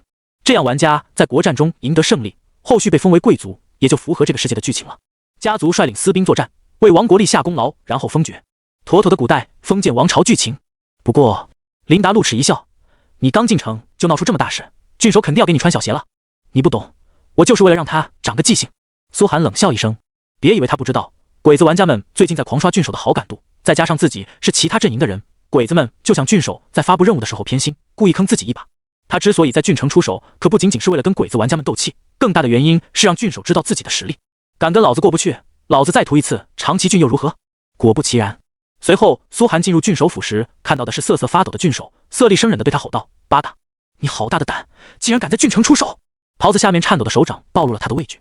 之前苏寒屠杀长崎郡的场面，他可是还历历在目。宗教战争时苏寒的威风，他也记忆犹新。原本他是打算给苏寒穿小鞋的，可苏寒刚进城就杀了几个人，一下把郡守又给吓着了。是吗？苏寒上前冷笑着拍了拍郡守的肩膀：“郡守大人，您似乎很勇啊，你要干嘛？”郡守连连后退。苏寒一步跟上，淡然道：“不干嘛，让您发任务，记住了，好好发，一定要公平公正公开。”你！郡守瞪大了眼，威胁，赤裸裸的威胁。半晌，他还是软了下来，叹息一声：“你们冒险者的事我不管，别搞到郡城来就行。上一任郡守是怎么死的，他还记得清清楚楚，就死在眼前这个冒险者的技能余波之下，只是他的技能余波而已。”就在苏寒完成跟郡守的友好交流之后，鬼子玩家们终于有胆子跟着进入了郡守府。几个被击杀的倒霉鬼会长也火速赶了过来，毕竟参加工会战才是大事。所有鬼子玩家眸中都对苏寒透出了彻骨恨意，低声私语起来，还怕被苏寒听到，所以只能通过私聊。工会战终于要开始了，我们10万大军训练了这么久，等的就是今天，看他还能嚣张到几时。就是，苏若涵，你的末日要来了，指望苏寒把他们打服，那是不太现实的。毕竟现在每个鬼子工会都得到了宫崎家的100亿补贴，一个个兵强马壮，高居排行榜首，心中傲气的不得了，不然也不会飘到来单挑公测玩家战力第一的苏寒。他们就等着工会战开始，然后把之前的耻辱都还回来，要让所有人都知道大扶桑帝国不可羞辱。既然所有家族族长和成员都到齐了，那么现在开始安排此次王国下发的集训事宜吧。郡守见人到齐，神色稍微严肃起来，开始按照剧情发言。毕竟在 NPC 眼中，玩家的工会战是一次王国对国内所有新兴家族的考验，通过考验的家族将成为王国的一员，没能通过的则只能强制解散。本次集训共有3轮，第1轮由本郡亲自挑选训练场地，并且安排训练任务。郡守缓缓道，目光扫向所有人，落到苏寒身上时，微不可察地颤抖了一下。原本他定下的任务是个平原地形的大战任务，只要死一次就得出局，那是专门给苏寒定制的。在这种没有任何遮拦，直接对拼实力的任务里，苏寒几乎没有任何可能性必定会被所有鬼子玩家一波碾死。而他敢断定，现在自己只要把这个任务说出口，苏寒二话不说就会当着众人的面击杀自己。命重要，命最重要。于是无人察觉，郡守咽了口水，话锋一转，本郡此次定下的集训任务为清剿爱驼山鬼类。定。与此同时，所有工会玩家耳边同时传来了一声提示音：第1轮工会战任务已发布，清剿爱驼山鬼类。任务背景简介：长崎郡内的爱驼山上盘踞着3万妖魔，为首的35级剧情 BOSS 九吞童子，拥有3位实力超过30级的妖魔 BOSS 头领，分别为山童、火之车、真女。妖魔平均实力为20级，玩家需要在特定时间内清剿所有 BOSS 头领，并且攻上爱驼山，进入九吞童子的巢穴，盗取他的酒葫芦，获得酒葫芦者得胜。注：九吞童子为本郡最强 BOSS， 如无必要请不要吵醒他，否则后果自负。注：任务发布后，请所有工会带领全部兵种进入爱驼山，逾期则视为放弃工会战任务。这任务刚一发布，鬼子玩家们便顿时炸开了锅。藤本君，你不是一直在刷郡守的好感度吗？不是确定了下次任务一定是开阔大平原上的团战吗？这是怎么回事？怎么突然改到爱驼山去了？所有鬼子都惊了。这半个月来，他们为了刷郡守的好感度，做了不知道几百个任务，每个任务都需要付出巨大代价，就是为了坑苏寒一把。结果呢？这郡守突然反水了。爱驼山是个地形复杂的大山，想钻山沟躲起来简直不要太轻松。苏寒完全可以在大山中苟到任务结束，反正只要不是被灭掉全部兵种，下一次工会战还有机会。负责此事的鬼子玩家此刻也是脸色阴沉的可怕，对郡守一改往日的卑躬屈膝，怒然道：大人，您明明答应我的，我答应你什么了？你是说本郡私自内定任务场地？郡守脸色当场就难看了起来，厉声反问道。除了苏寒这种有屠城记录的狂徒，他的权势在长崎郡内按死一些普通公测玩家那还是轻轻松松的，更何况鬼子玩家们也没有证据。您答应我。这鬼子玩家显然没啥政治头脑，傻乎乎的话刚一出口就直接被郡守打断，一派胡言。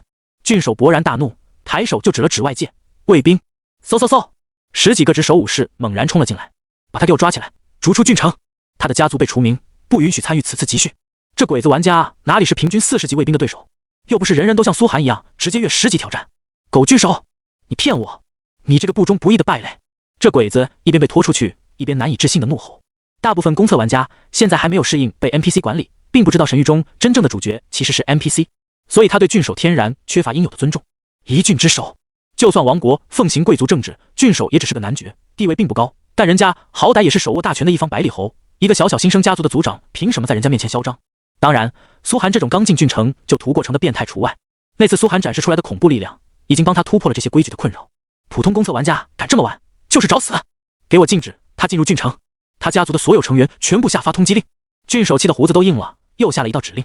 所有鬼子玩家骇然，这话一出，代表着藤本家的玩家完蛋了，他和他的工会都废了。工会战还没开始，就废了一个工会，所有人都在恐惧之后攻起老贼的怒火。天庭工会的玩家们饶有兴趣地看着这一幕，啧，鬼子想坑我们，怪不得老大要动手，这下爽了，鬼子们进城先输一阵。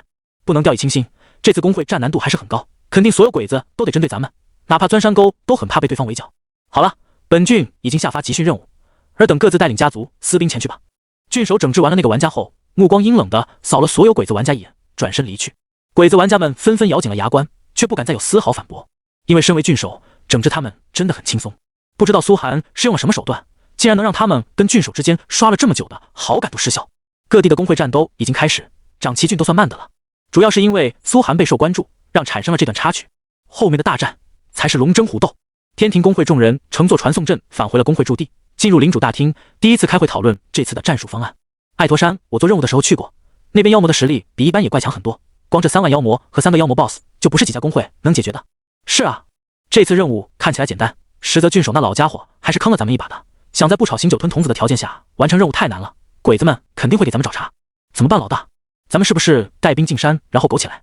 这帮鬼子肯定会在咱们行军的路上就开始围剿咱们，怎么前往爱驼山就是个问题。要是1天之内赶不到，就被取消工会战资格了。会议刚开始就吵成了一锅粥，因为压力很大。虽然鬼子想直接灭掉苏寒的阴谋没得逞，但实力的差距无法抹平。长山子地兵哪怕战力开挂，现在也只有2000多人，而鬼子们集结起来可是有10万大军，而且背后还有资源雄厚的城池不断补充兵种，哪怕什么都不干，就用人海战术堆上来，100个人换1个人都能把苏寒对死。兵种一旦死光，天庭工会就会宣布工会战失败，直接被强制解散了。哪怕有爱驼山的地形做掩护，留给天庭工会的选择也很少，要么进山沟打游击战，能躲1天是1天，要么冲上去打残对方几个工会，然后再撤离，根本没有赢得这场工会战的可能性。都说完了吗？苏寒屏息凝神，静静听完众人的方案。所有人一时安静下来。我觉得你们提出的问题有些片面。苏寒首先定下调子。首先，他对张潮投去一个眼神。张潮拿出一张地图展示给所有人。事实上，我们现在已经在长崎郡地下挖了总长度上千公里的地道，几乎环绕郡内所有领地，包括爱驼山。哗！看着眼前这张图，所有人都陷入了震撼之中。我靠！那岂不是说咱们可以在任何地方突袭鬼子？爱驼山咱们通过地道过去，1个小时就到了吧？原来咱们本来就立于不败之地啊！所有人都顿时满脸喜色。虽然形势很严峻，但远他们想的那么严峻。苏寒和张潮这些天准备的地道，已经让天庭工会有了很多退路可选。能不能赢不好说，但绝对不会输。打不过了，随便找个地道一钻，想去哪就去哪。反正所有地道口都是隐蔽起来的，坐标只有苏寒这边的人知道，而且地道卫士可以随时将其填平，没有任何人能知道这张地道网络的全貌。那除非是鬼子们花个几十天时间，一点点一寸寸挖掘长崎郡大地，才能把这些地道找出来。而且他们就算把现在的地道摧毁了，苏寒随时可以挖出新的地道。有大地就有地道，有地道就不会死。众人身上的压力顿时突然觉得10万大军也就那么回事了。虽然想赢还是很困难，但天庭工会完全可以苟到第3轮工会战，所以我的决定是，大家就去爱驼山待着吧。苏寒勾起了嘴角，他可不只是不输这么简单啊！所有人都懵了，待着，但没给他们太多时间反应。苏寒和张潮就下令所有兵种全部出城，和玩家们一起出城，就直接找了个地道消失不见。可恶，又消失了，这已经是第5次了，到底是怎么回事？一直观测天庭工会的几个鬼子玩家惊了，这已经是不知道多少次，他们眼睁睁看着天庭工会出来就直接消失。那上百个鬼子工会组成的玩家团都是猛烈讨论起来，不可能，他们就算瞬移也没这么快，到底去哪了？快去爱驼山找他们！原本鬼子们还准备在天庭前往爱驼山的路上重重阻击，让苏寒到不了爱驼山，现在发现根本拦不住苏寒，那就只能去爱驼山再说了。安倍城池内还没找到吗？怎么可能？宫崎老贼目光暗沉的跟某人通话，通话那边是个60多级的法师玩家，尤其擅长勘测各种幻境技能，结果让他远程看了一次，依旧没发现苏寒到底是怎么消失的。宫崎老贼死活都想不通，苏寒一个30级玩家是怎么做到让60多级的法师都看不透他技能的？哪怕是用了道具或者布置了传送阵，也该有能量余波留下啊！那就只能……宫崎老贼沉吟半晌，想把对方请过来亲自查看，毕竟实地观测还是不同的。但对方就算愿意来郡城区，一时半会也过不来，只能先让苏寒这小子嚣张了。幽暗的地道内，所有天庭工会玩家和兵种全部聚集在一个浩大的地宫内，地宫内有灯火，还有各种桌椅板凳，清闲的一痞。而且这个地宫就在爱驼山下的地底，所有玩家耳边都传来提示音：您已进入工会战区域，此区域内杀戮不受罪恶之影响，且自动进入工会战模式。旁边是身穿一身白色盔甲的地道卫士。虽然挖掘了这么久的地道，但地道卫士们还是17、8级的样子，他们晋升经验实在是太难了。然而一旦晋升，挖掘地道的效率将会更恐怖。老大，咱们就这么待着？林夕有些难以置信地看着苏寒道：不然呢？出去跟鬼子硬碰硬？苏寒笑道：长山子地兵死一个他都心疼，能不动手他打算尽量不动手。可是林夕迟疑着，下一刻苏寒跟张潮点了点头：去吧，搞出点动静来，让鬼子爽一把。是。张潮眼中闪动着兴奋，带着1000长山子地兵就潜入了地道。速速！山道静谧的可怕，一匆匆诡异的笑声传来，几道影子从林间掠过。来了来了！鬼生人影，苍白的面孔散布各处，却看不到他们的身子，只有一股若有若无的血腥味。树梢上不时挂着一切吃剩的人体残肢，又或者半个人头，人皮和人骨随处可见。破败的古庙内，笑容阴森的佛像挂满蛛网，仿佛凝视着路过的人。爱驼山内妖鬼横行，这绝不是一句空话。阳光在爱驼山仿佛也失去了作用，射不进山林，仿佛有道无形的结界挡住了一切。自从进入爱驼山，法师玩家们就不断使用照明术。嗖，一道照明奥数弹飘起，却迅速传来技能受阻的提示音，只照亮了一小块地域，映射出鬼子玩家们恐惧的面庞。这是什么鬼地方啊？那些妖魔到底是什么东西？不会真的是鬼吧？按照神域的真实度，也不一定会不会一直缠着咱们。太可怕了。作为长崎郡最恐怖的一个副本，爱驼山名不虚传，不少鬼子都吓得浑身颤抖起来。神域这100%真实的体验下，都是现代社会长大的地球人，哪经历过这个？尤其是鬼子国这代人，被称为平成废宅、令和伪娘，大多都是宅在家打游戏的废柴，看起来一个个龙精虎猛，实则大多都是怂货，让宫崎老贼这个昭和时代的老登恨铁不成钢。行了，作为皇国的勇士，岂能被虚拟的游戏场景吓住？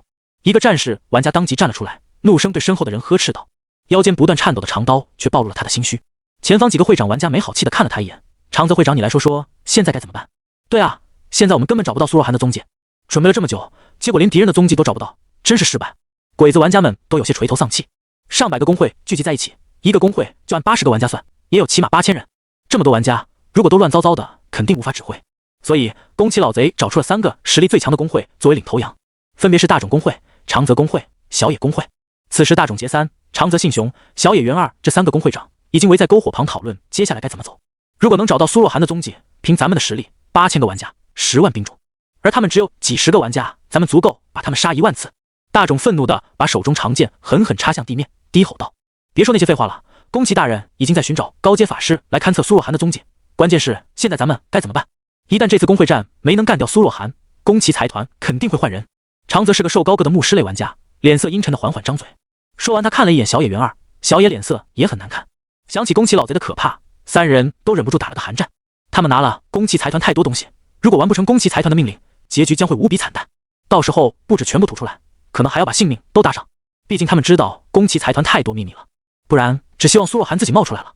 沉默了半晌，大冢叹息一声道：这是听天由命，毕竟苏若涵能躲着不出来，为啥要自己来送死？无论如何，咱们绝不能奋兵，毕竟天庭工会的兵种实力相当可怕，连内测工会都曾经栽倒在他们手上过，咱们聚合在一起是无敌的，一旦分开就有被各个击破的风险。长泽因沉着脸，声音仿佛从地下传来。一旁2人纷纷点头，不奋兵就能保证他们不受大的损失，但理想是好的，现实总是有几分骨感。苏若涵来了！一声尖叫打破了爱驼山路阴森的氛围，不少鬼子玩家猛然回头，只能看见队伍后方出现大片火光，那不是火，是核污染燃烧起来的浓烟。10多万人的队伍当即就乱了起来。不要乱，整理队形，绝不要掉队。幸好长泽带领着剩下2人迅速指挥手下的会长们。不得不说，这个长泽还是有几分实力的。10多万人的队伍被他指挥的顷刻间就犹如一张大网，火速从另一侧包抄了过来。长泽、小野、大冢3人更是率领着精锐玩家火速奔袭战场，眼中闪动着极其兴奋的光芒。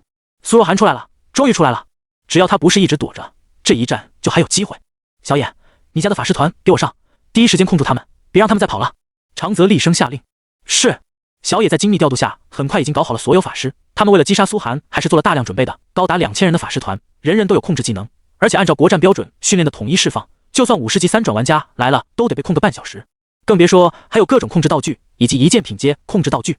长泽仔细研究过苏涵的各种案例，发现苏涵唯一的短板就是怕控。虽然苏涵的闪避和抗性都超高，速度还高到让人扔不准技能，然而一旦被控住，大量输出之下，他必然会死一次。长泽又猛拍了一把旁边的大冢，做好准备，一旦苏若涵被控住，你那边的战士团马上突脸击杀，给你们人人装备战马坐骑，就是等的现在，绝不辱命。大冢狰狞地笑了笑，手下5000个战士，人人配了马，虽然是最基础的坐骑，但速度还是被往上拉了一截，一骑当先。说实话，要不是这些鬼子玩家等级还都比较低，这阵容打一场国战都是够的了。这些实力用来针对苏若涵一个人，从古至今都没打过这样的仗。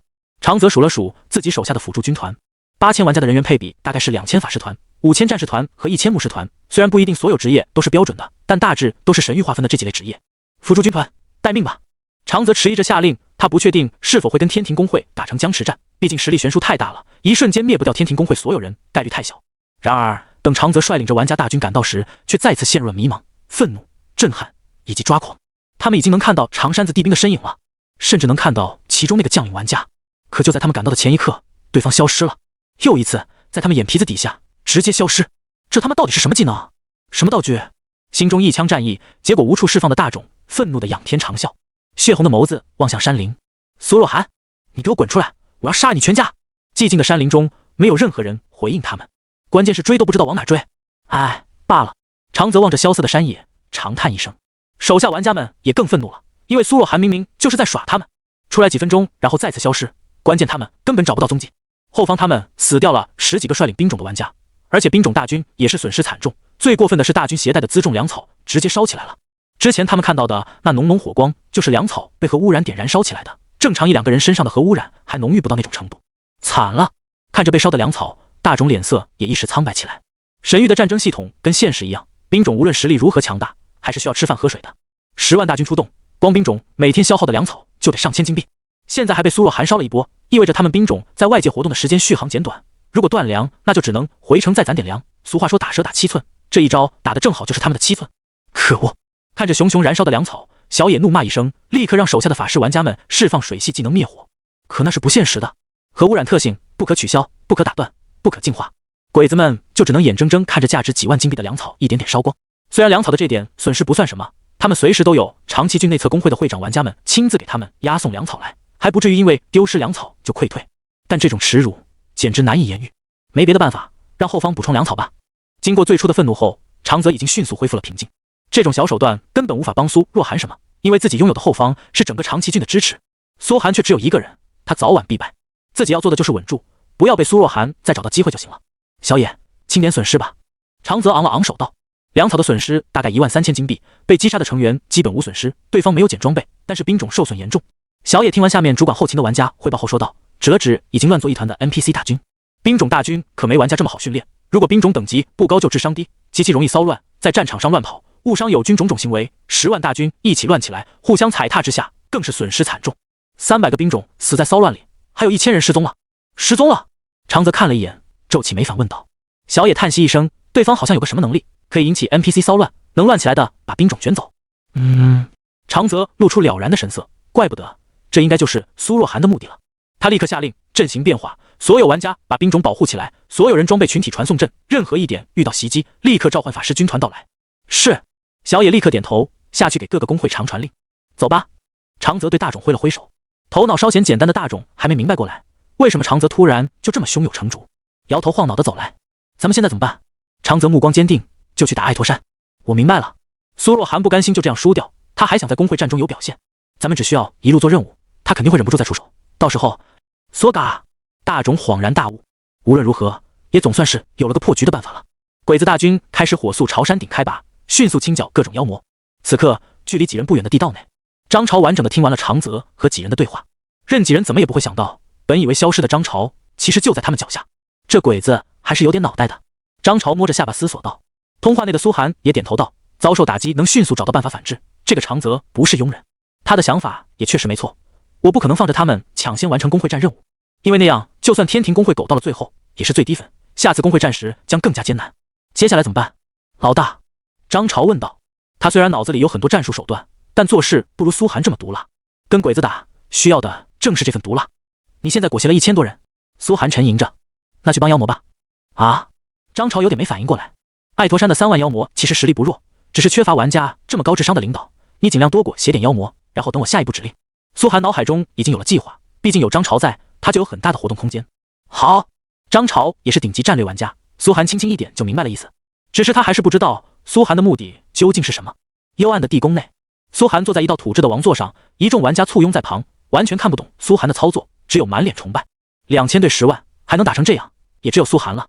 噔噔噔，地道深处忽然传来一连串的脚步声，走近10众人才发现是一位银甲神将，躬身对着苏寒叩拜，参见主公，幸不辱命。好。见赵云到来，苏寒顿时起身，眼中金光暴露。交给你的任务都完成了。赵云二话不说，朝身后一指，长崎郡内大典的受潮，各种流寇、匪徒、野怪全部用上了。说完，把苏寒那件永久道具去士气递还了回来，似乎嫌恶心似的，递给苏寒之后，还不动声色的擦了擦手。好好好。苏寒神色兴奋的接过这件永久道具，自从获得之后，他本来一直以为是娱乐道具，没想到在战前拿到野外一试，发现这次竟然能派上大用场。哦，好，嘶嘶嘶！一众令女玩家们面红耳赤的声音从地道深处传来，仿佛聚拢着大片正在打扑克的。去势器的作用很简单，就是强制激发小范围内任何存在的 X 域，让他们不能自拔。而对野怪使用后的最大作用，就是他们忽略掉战斗范围的限制了。苏寒发现，只要被去势器笼罩之后，如果玩家不攻击野怪，那么野怪将会寻找身边任意一个野怪某某；但如果玩家攻击野怪，那么野怪将对玩家产生既爱又恨的情绪，会不受控制的追玩家，追出无限范围，实现全图永久拉野怪。他率领众多玩家朝前走了几步，眼前的一幕彻底震撼住了玩家们。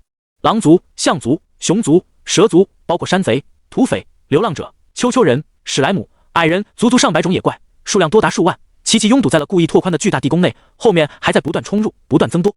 这些野怪实力从25级到35级不等，再高等级的野怪就不受去士气影响了，起码凭苏寒目前的等级不可能。好，这些无论是人形野怪还是兽类，全部面红耳赤，浑身容光焕发，拼命在地道内狂吼着。不过他们的退路被地道卫士封死，前路也被封死，只能隔着巨大的沟壑，目光犹如2点幽森般盯着苏寒手中的去势器。现在任何拿着去势器的人都会是他们疯狂想某某的对象。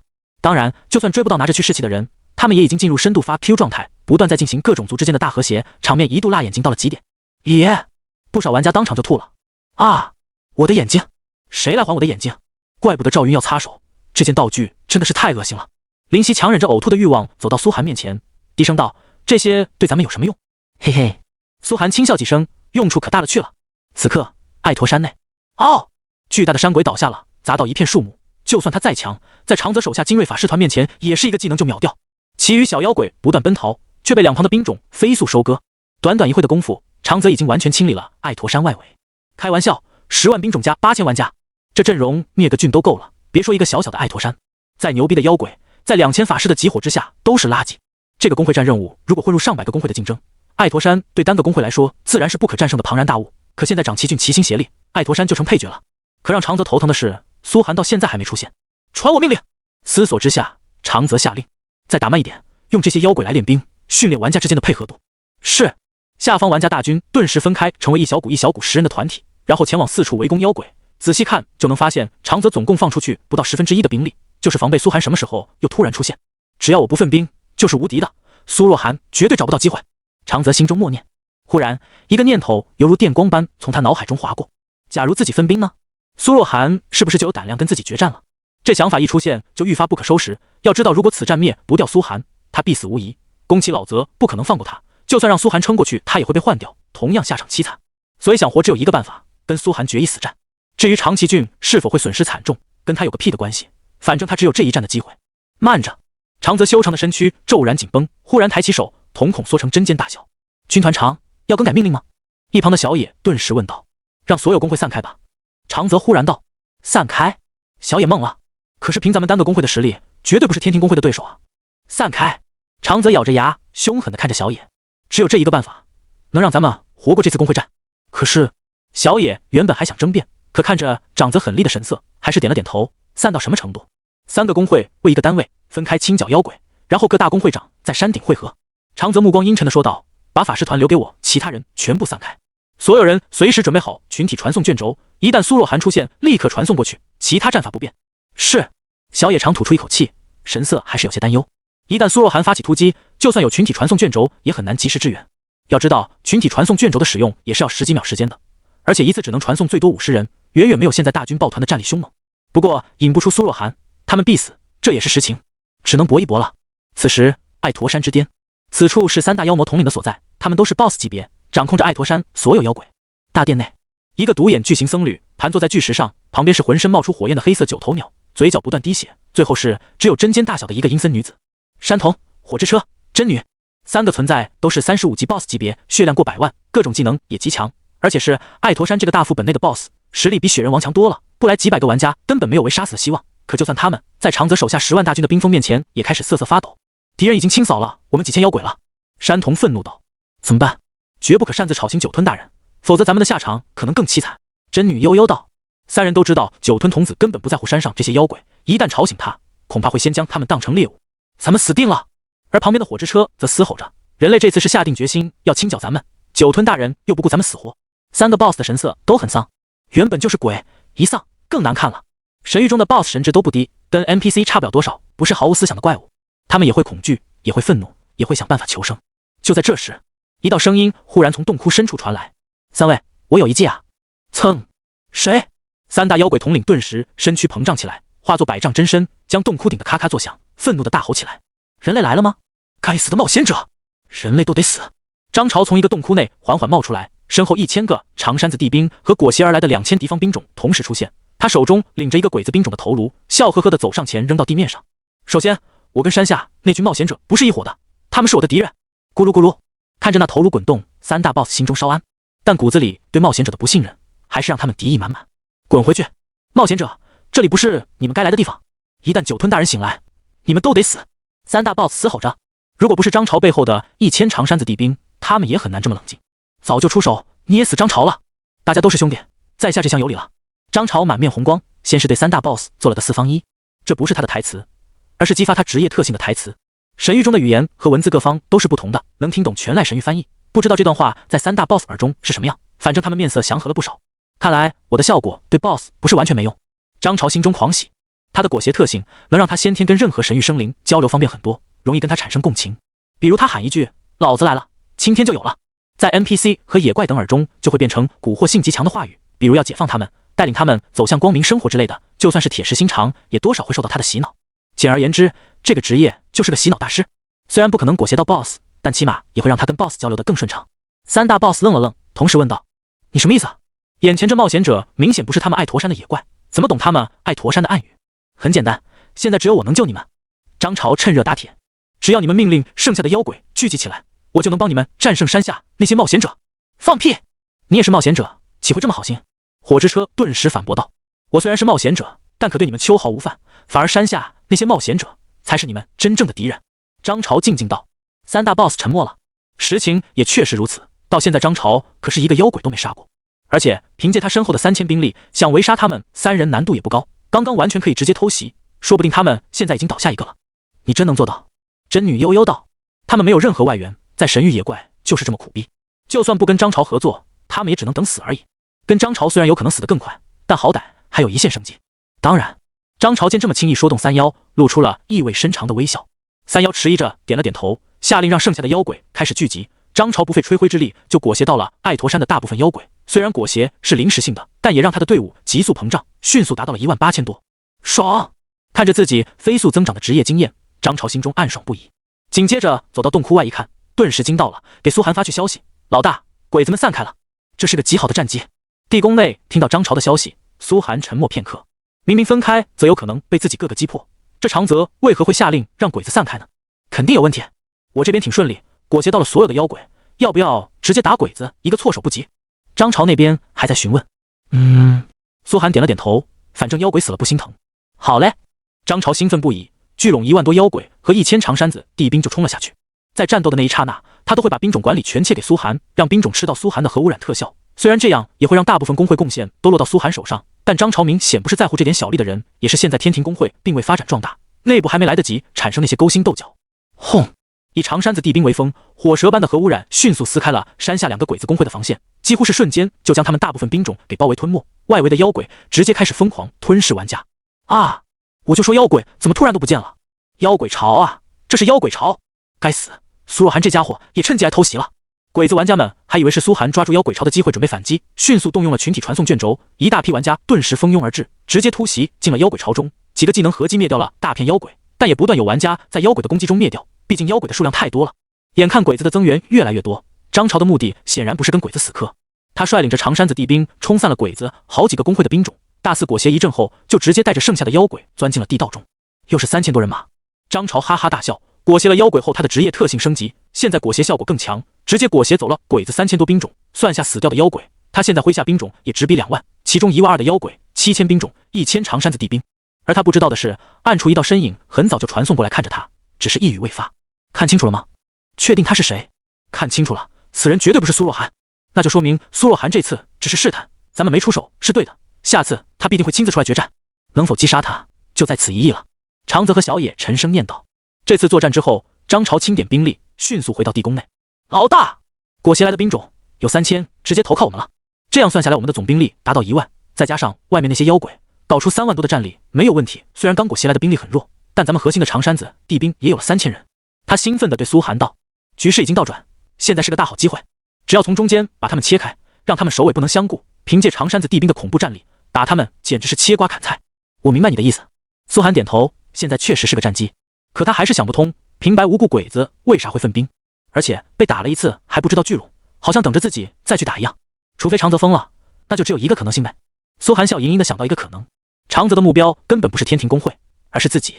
长泽最大的短板就是急，他太想搞死自己了，所以暴露的方式也太直白，直接分兵，生怕自己想不到他是想引自己出去一样，只让苏寒想笑。不过也不怪长泽这么急，毕竟有了地道，自己几乎就立于不败之地，他除了暴露弱点诱惑自己出面决战，几乎没有别的办法。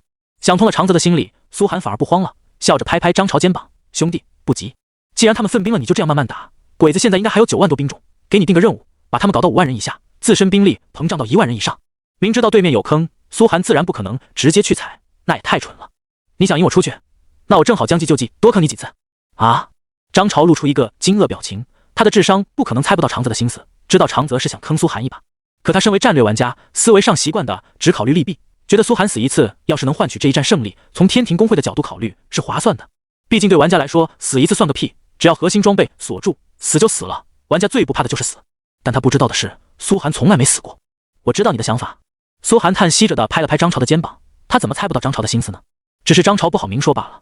可我到现在还一次都没死过，我是真的不想死啊！什么？这倒是让张潮更震惊了。苏寒到现在一次都没死过，那我知道为啥你这么怂了。他直白表示，苏寒这把相当怂，明明有绝对优势，却不敢上去刚。在他看来，死一次算个啥嘛，顶多掉个几百点经验罢了。这是由于他没有苏寒这么丰富的被围杀经验，不知道敌人有多少种办法让死后爆出好东西。人才嘛，多少都有消气。苏寒耸耸肩表示无所谓，老子就是怂了如何？接下来战局就变得清晰了。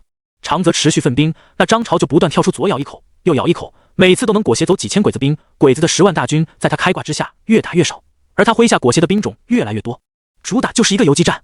虽然鬼子动用群体传送卷轴过来，也能瞬间给张潮造成大量伤亡，长山子地兵都死了500-600人了，但架不住张潮的裹挟职业特性实在太强大，兵种能在战场上不断补充，补充的还是敌方人马，简直是天生的战将。第一次参加大战却能百战百胜，张潮不由得开始飘了起来。他觉得苏寒太怂了，要是听自己的，早就把这10万鬼子大军给收拾了。逐渐的，他给苏寒的战报也越来越少，哪怕苏寒连续催促他该撤回来了，张潮还是已读不回，然后在外面继续浪，玩起了将在外军令有所不受。唉，地宫内看着张潮已读不回的消息，苏寒叹息一声，这小子飘了呀。他其实能理解，觉醒到这么无敌的战略职业，又有极佳天赋，就跟自己当时在新手村盖世无敌一样，觉得自己打遍天下无敌手，简直就是在世的韩信，重生的楚霸王。直到后面被围杀多了，才会知道神域的水有多深，其实每一步都是在悬崖上走钢丝，所以苏寒现在哪怕很无敌，轻易不会贸然身陷险境。这小子过分了。一旁的韩金龙怒气冲冲，连老大的命令也不听了，他只是个新人而已。这一仗打完，把他票出去吧，咱们公会不需要这种自以为是的人。林夕也是秀眉含怒，泛起点点火气。李康在一旁含笑不语，他的人生经验要丰富得多，觉得这种事太过正常，公会的顶级人才越多，就越会产生这种情况，没有傲气的人才那还是人才吗？大爷的，这小子也太不靠谱了，打赢了几仗就开始嚣张，直接已读不回。咱们公会猛人这么多，也没几个像他一样的。其他的老成员也都愤怒无比，只有石杰和张天赐、徐文文等几个新加入的成员则沉默不语，他们的作用没有张潮那么大，职业效果也同样没有张潮那么显著，还不至于飘。可现在内部团结却产生了极大的问题，再这样吵下去就该分裂了。好了，苏寒挥了挥手，拦住所有人，沉声道：不管怎么说，也得打完这一仗再论，再派2个人去让他撤回来，不然咱们估计要损失惨重。还有，剩下的所有人做好战斗准备，接下来肯定不会那么容易。是，所有人齐声喝道。张潮，会长让你撤回去。李杰和程宇2个天庭公会成员动用漂浮术来到张潮面前，大声喝道。他们放眼望去，也不由得震撼。之前只有1-2人的长山子地兵，现在被张潮直接扩军到了将近1万人，而且手下还有2万个裹挟兵种以及1万个妖魔。也就是说，张潮手下现在足足4万人，而对面鬼子的兵种已经被削弱到了只剩6万多人的程度。不得不说，张潮这个职业要是放在合适的战场上，确实牛逼。撤什么撤啊！张潮怒目圆睁，没看我都快把鬼子打垮了吗？3次，顶多再有3次袭击，我就能彻底吃掉鬼子剩下的兵种。可是，到来的李杰和程宇也有些迷茫了。张潮打得确实过于顺利，但苏寒连续命令张潮撤回来，肯定是发现了什么。毕竟苏寒从来没做过错误决断，不然你还是回一下老大的消息吧。李杰叹息一声道。张潮已经率领着兵种远去了。轰！当阵地再一次燃起浩大火光的时候，脸色阴沉到极点的长泽终于按耐不住了。八嘎！苏若涵这个鼠辈都已经占据这么大优势了，他还不敢出来吗？为了引诱苏寒出来，他可谓是一直在卖血，攥着最精锐的玩家不动，直到兵种都被张潮吞掉大半，也没发现苏若涵的踪迹。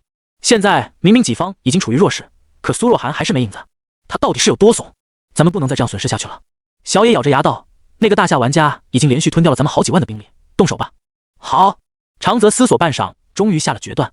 张潮覆灭了几个鬼子公会的兵种后，开始指挥长山子地兵围杀剩下的玩家。毕竟玩家不能攻击兵种，但兵种是可以围杀玩家的。鬼子玩家们一个接着一个死在核污染之下，凄厉的惨叫声响彻云霄。啊！后方怎么还不出手？该死！张潮平静地看着前方，他有信心就在这次直接击溃所有鬼子兵种。虽然知道这趟回去苏寒肯定会生气，但他可是拯救了公会，谁也不能把他怎么样。就在这时，一个鬼子玩家看着张潮，忽然露出了阴冷笑容：“你得死！”咔，他撕开了一个群体传送阵，唰！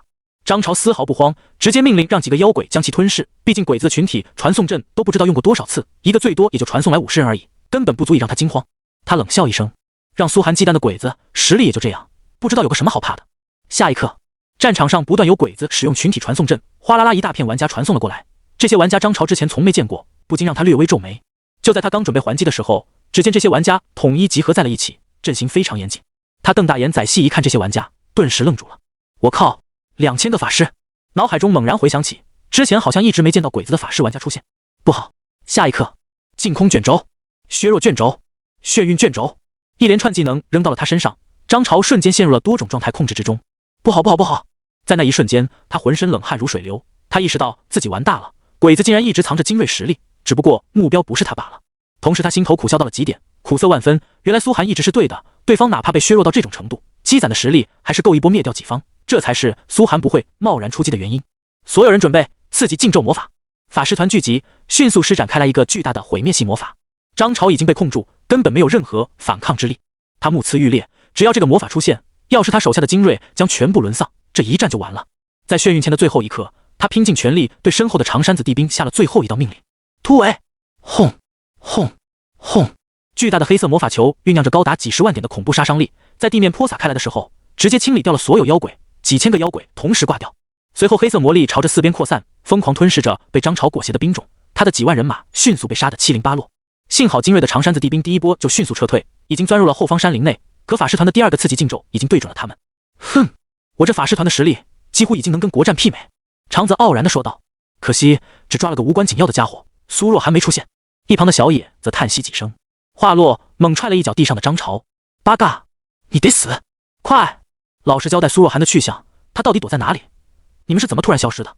说出来，我就放过你，我大扶桑帝国还会给你一笔丰厚酬劳。一旁的地面上鲜血淋漓，张潮已经被杀了10几次，身在罪恶卷轴笼罩范围内，身上的东西几乎全部都爆了出来。鬼子玩家们用了几十种刑具在他身上，无论怎么逼问，他还是咬着牙一言不发。刚刚还志得意满，转眼就沦为阶下囚，这种落差感让他心中再无一丝一毫的傲气。现在只坚持一个念头，不能说，什么都不能说。妈的，这小子还算能扛。要知道神域的痛苦模拟是100%，正常人被用刑后早就老实交代了，他竟然撑到晕了过去。小野看着晕倒的张潮，冷笑道：晕了也无法退出游戏，用水系魔法浇醒，继续问，一定要问出苏若涵到底是怎么突然消失的。一旁的长泽瞥了一眼，语气阴寒地说道：是。很快张潮被冷水浇醒，新一轮的折磨开始。对了，他的职业也要报出来，领兵能力这么强，应该是个不错的职业。长泽看了一会被折磨的张潮，就把目光投向前方。现在对他来说最重要的是，就该追杀逃掉的长山子地兵。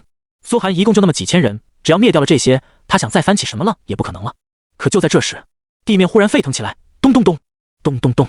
长泽疑惑地看着脚下颤抖的大地，旁边的鬼子同样诧异，耳边还传来数不清的嘶吼。紧接着下一刻，哗，地面上忽然涌出大片野怪，足足有数万只，形成一道恐怖的兽潮。这些野怪个个双目赤红，浑身燥热，见到玩家疯狂扑了上去，然后一边尖一边杀，不少鬼子顿时在痛苦和耻辱中被击杀。八嘎，这是什么？怎么会突然有兽潮？这兽潮好古怪！八嘎，你要干嘛？雅灭蝶！一个鬼子玩家看着兽潮，先是一惊，然后就发现一头黄金巨象咆哮着向自己冲了过来，先是两蹄将自己按在了身下，然后迎面就是一根难以想象的巨物，纯金色的令人畏惧。紧接着下一刻，还没反应过来的时候，巨象身下那根巨物毫无丝毫掩饰的猛然对了过来，那鬼子双眸骤然睁大。啊！战场上一个个鬼子被兽潮扑倒，按在地上，场面瞬间变得不可描述起来。这一幕不仅惊呆了长泽等人，更让他们周边的所有人愣住。这根本不是这种战场上能发生的事好吗？这到底是什么？只是稍微愣神的时间，一群咆哮着的35级独眼巨人一族就横着一个个巨炮，双眸猩红的围住了长泽他们，目光中闪烁着极具侵略性的血色。这是长泽和小野哪里见过这种阵仗？惊慌之下，连话都卡在喉咙里了。看着被黄金巨象强女干的那个鬼子玩家已经彻底裂开了，他们看了看独眼巨人，尺寸只会比黄金巨象更恐怖，这要是被他们扑倒，突围！长泽的嘶吼声在喉咙里卡成了一句长音，紧接着便短促的喷了出来。快！法师团也愣在了原地，根本来不及反应这到底是怎么回事。可神域玩家都知道，法师职业一般都是脆皮，被野怪近身之后就是一场灾难。别说禁咒了，就算一些大型魔法的释放都需要吟唱，极其容易被打断。哦，独眼巨人是野外一种血量极高的野怪，通常都是群居，一般同等级玩家都很难单挑他们。而现在这里有整整一族3000多头，处于发 X7的他们发现了面前毫无抵抗之力的柔弱法师团，各个身娇体弱的法师楚楚可怜地看着他们，那邪火当场就压不下去了。嗷嗷嗷！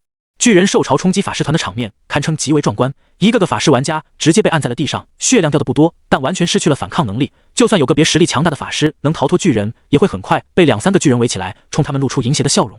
啊！局面完全失去了控制，偏偏这种伤害还一时半会死不了，只是极具屈辱性，而且丧失战斗力。哎，原来这些兽潮这么有用啊！地道之下，悄然趁乱收起扔在鬼子玩家堆里的去势器，石杰长叹一声，心中对苏寒更加震撼起来。悄无声息就给鬼子布下了这么大的死局，谁都没猜到他真正的目的是什么。想跟苏寒作对，真是嫩了点。他迅速对苏寒汇报道：“老大，任务完成。好，你们撤回，赵云那边也会出手了。”通话里传来苏寒平静的声音：“怎么？”长泽砍死一头巨人，看着眼前的一切，瞪大了双眼：“怎么会这样？原本他已经稳操胜券了，就能让苏若寒吃个大亏，甚至一举灭掉他。结果，就在鬼子精锐陷入混乱的同时，远处一股又一股的长山子地兵冲入了剩下鬼子兵种大军内，斩将夺旗。这种事苏寒不是第一次干了。之前逃入山林的长山子地兵跟地宫中的大军汇合，形成多达3000人的长山子地兵。经过大夏社会各界捐助，天庭公会有了1000套白银套装。这1000个装备了白银套装的长山子地兵一直在苏寒手里捏着，从头到尾都没交给过张朝。此刻终于有机会爆发出他们真正的战力。3000人冲击鬼子至少6万人的兵种大军，犹如一柄火刀切入油脂，直接将鬼子兵种们瞬间击垮。首当其冲的更是一位浑身白色皮毛的雪甲战将，鬼子兵种的任何将领在他面前都是一刀直接砍死。赵云在此，谁敢挡我？一声呼啸而过，形成金刀阵的3000长山子地兵第一次展示出了他现在真正的战力。6万大军一击即溃，战场上全部都是逃兵、尸体和被强 X 中的鬼子玩家。这次虽然对鬼子玩家的伤害不大，但心理上的伤害是永久的。法师团全部自爆，给我自爆！长泽愤怒地对被控制住的法师团怒吼，这是他手中最强的力量，也是针对苏若寒的终极力量。到了现在，他还想最后一搏，必须要法师团的力量才行。听到这阵大吼，法师团的玩家咬了咬牙，法师玩家都有自爆的能力，只要引动体内魔力沸腾就行，但这属于极端情况下都不会使用的能力，因为自爆会爆出大量物品，而且经验也会损失3到5倍。但如今是他们唯一的选择。轰轰轰！一个个法师玩家在战场上轰然爆开，变成一团血花，爆出了大量物品，但也让他们最起码逃脱了独眼巨人的侵占，还炸死了不少独眼巨人。从复活点复活的法师们第一时间再次组成团，虽然实力弱了不少，但依旧很强大，飞速开始酝酿起一个个禁咒魔法，解救战场上的其他被兽潮按倒的鬼子玩家。可是就在这时，哗啦啦哗啦啦，一股熟悉如梦魇般的水声从他们头顶传来，不少法师忍不住仰头一看，只发现一股猩红色的洪流从天而降，在视线里变得越来越大，越来越大，最终整个世界被染成红色。随后极端的痛苦从浑身每个细胞中传来，啊！熟悉的惨叫声在耳边响起，法师团一个禁咒都没放出来，就凄惨死掉了几百人。呼呼呼！旁边的人刚来得及反应，耳边就传来一阵飓风的声音，然后身体就不受自己控制了，赫然飞上天空，变成一团散装零件爆开。天空中下起了蒙蒙细雨，这细雨也是猩红色的。那一瞬间，所有鬼子好像进入了红色的海洋。从复活点复活后，本以为能逃脱，结果却发现复活点是更猛烈的核磁风暴早就等着他们。看着天空中那个负手而立的男人，长泽瞳孔逐渐变得涣散。他终于还是来了。苏若寒，长泽的神情很快变得狰狞，狰狞到了极点。他恨，只要再给自己一点点机会，肯定能灭了苏若寒，只差一点。可现在一切都完了，自己没能找到战机，反而让他先屠杀了法师团，这一战没有任何可能了。荒唐啊！带着10万大军，却能被苏若寒区3000人给灭了。想想长泽就觉得荒唐。砰！长泽扔掉了全身装备，浑身只觉重量大减。他看着血流成河的战场，被屠杀而惨叫的鬼子玩家，后方势如破竹，赵云的锋芒几乎已经如芒在背，而他耳中这些声音却消失了，只觉得一切都离自己很远，好像自己飘了起来，飞得很高很高。叮！所有鬼子玩家耳边传来一声提示音：你方军团长长泽信雄退出了游戏。长泽走出游戏舱，拨通了父母的电话，然后抱着妻子和孩子，打算好好安顿一下自己的后事。他原本是东京都大学的社会学教授，妥妥的社会精英，高级知识分子，拥有幸福美满的生活，只可惜接受了宫崎财团的任务，把自己的一切放上了赌桌。交代，这次肯定是没办法给宫崎财团交代的。看着退出游戏的长泽，苏寒缓缓落到地面上。说实话，刚发现这足足2000人训练有素的法师团，他也惊出了一脑门的冷汗。原来这就是长泽的后手，这要是让自己一头撞上，必定当场被秒杀，没有任何意外。这家伙太硬了，还好，老子稳了不止一手。苏寒长长吐出一口气，看着地上长泽脱下来的装备，只觉这家伙是自己遇到最有脑子的对手，哪怕自己有地道立于不败之地，也差点被他坑死。只要自己稍微冲动了一点，真身露面一次，结局肯定是被这2000法师团围杀到死。长泽足足等了苏寒3天的功夫，哪怕被张朝骚扰到只剩6万兵种，都没拿出最后的底牌。再者说，如果宫崎老贼没有把长泽逼得这么心急，凭他的算计，后面几次工会战也有极大可能搞死自己，毕竟两方实力差距太大了。无论如何，这人算是没了。苏寒有些唏嘘不已，多日以来鬼子10万大军给他的压迫感终于消失了。捡起长泽脱下来的黄金套装，他放眼望去，地面上也全都是鬼子玩家爆出来的黄金套装，几乎每个鬼子工会长都有一套。这一仗打完，别的不说，起码人手一套黄金套装，天庭工会还是能做到的。至于普通兵种，更是能做到人手一套白银套装，不是玩家，而是给每个兵种都装备白银套装。估计神域到现在都还没出过这么豪横的新手工会。长山子地兵的战力只会更猛，猛到难以想象的程度。兽潮还能压制住鬼子大部分玩家一会，毕竟这是几万兽潮。而苏寒自己和其他天庭工会成员只需要压制住脱困的鬼子法师团而已。一群被杀了好几次的脆皮法师直接被堵在了复活点，浑身装备都掉了大半了，基本上没啥威胁，被苏寒用来给张天赐和徐文文练兵了。他们一个率领男性玩家，一个率领女性玩家，各自带着300长山子地兵，在复活点拼命屠戮那些法师玩家。苏寒不管那些了，他径直朝着前方被小野和大冢2人压着的张潮走去。苏若涵，他来了，快点！小野和大冢浑身颤抖着看向缓步走来的苏寒，一道道攻击不断向面前的张潮攻击而去。而张潮的复活点就在前面，被击杀后就直接复活。他们的目的是爆出张潮的职业。刷！张潮一次次被击杀，就在苏寒飞速闪来的前一秒，小野露出兴奋至极的神色，手中拿着一件闪着钻石色泽的道具，爆出来了他的 S 级职业。这小子竟然是 S 级职业！职业在罪恶卷轴的作用下被爆了出来，张潮的脸色更加灰暗的毫无血色，懊恼、悔恨、绝望，种种情绪在他脑海中诞生。他已经不敢想待会该怎么面对苏寒。苏寒一次次救自己，可自己却觉得苏寒是怕自己抢了他的风头，真蠢啊！张潮嘲弄着自己，眼泪止不住的流淌。而就在那一瞬间，噌，一道犹如电光般的影子掠过，直接夺走了小野手中那本职业证书。烈！鲲鹏从高空翱翔着，飞回苏寒的肩膀，将那件道具递给了他。职业证书这种道具都是不可绑定的，只要没有第一时间使用，别人随时可以抢走。当然，只有2转职业可以被爆出来，初始职业这种决定根基的东西是不可能用区罪恶卷轴就能被爆出来的。唰！苏寒一个水球过去，普攻幻化为水刀，将小野和大冢2人拦腰砍成2半，两人头顶同时冒出3000的字样。这就是如今苏寒的普攻伤害。后续的核污染直接让2人痛苦的嚎叫了起来。起来吧！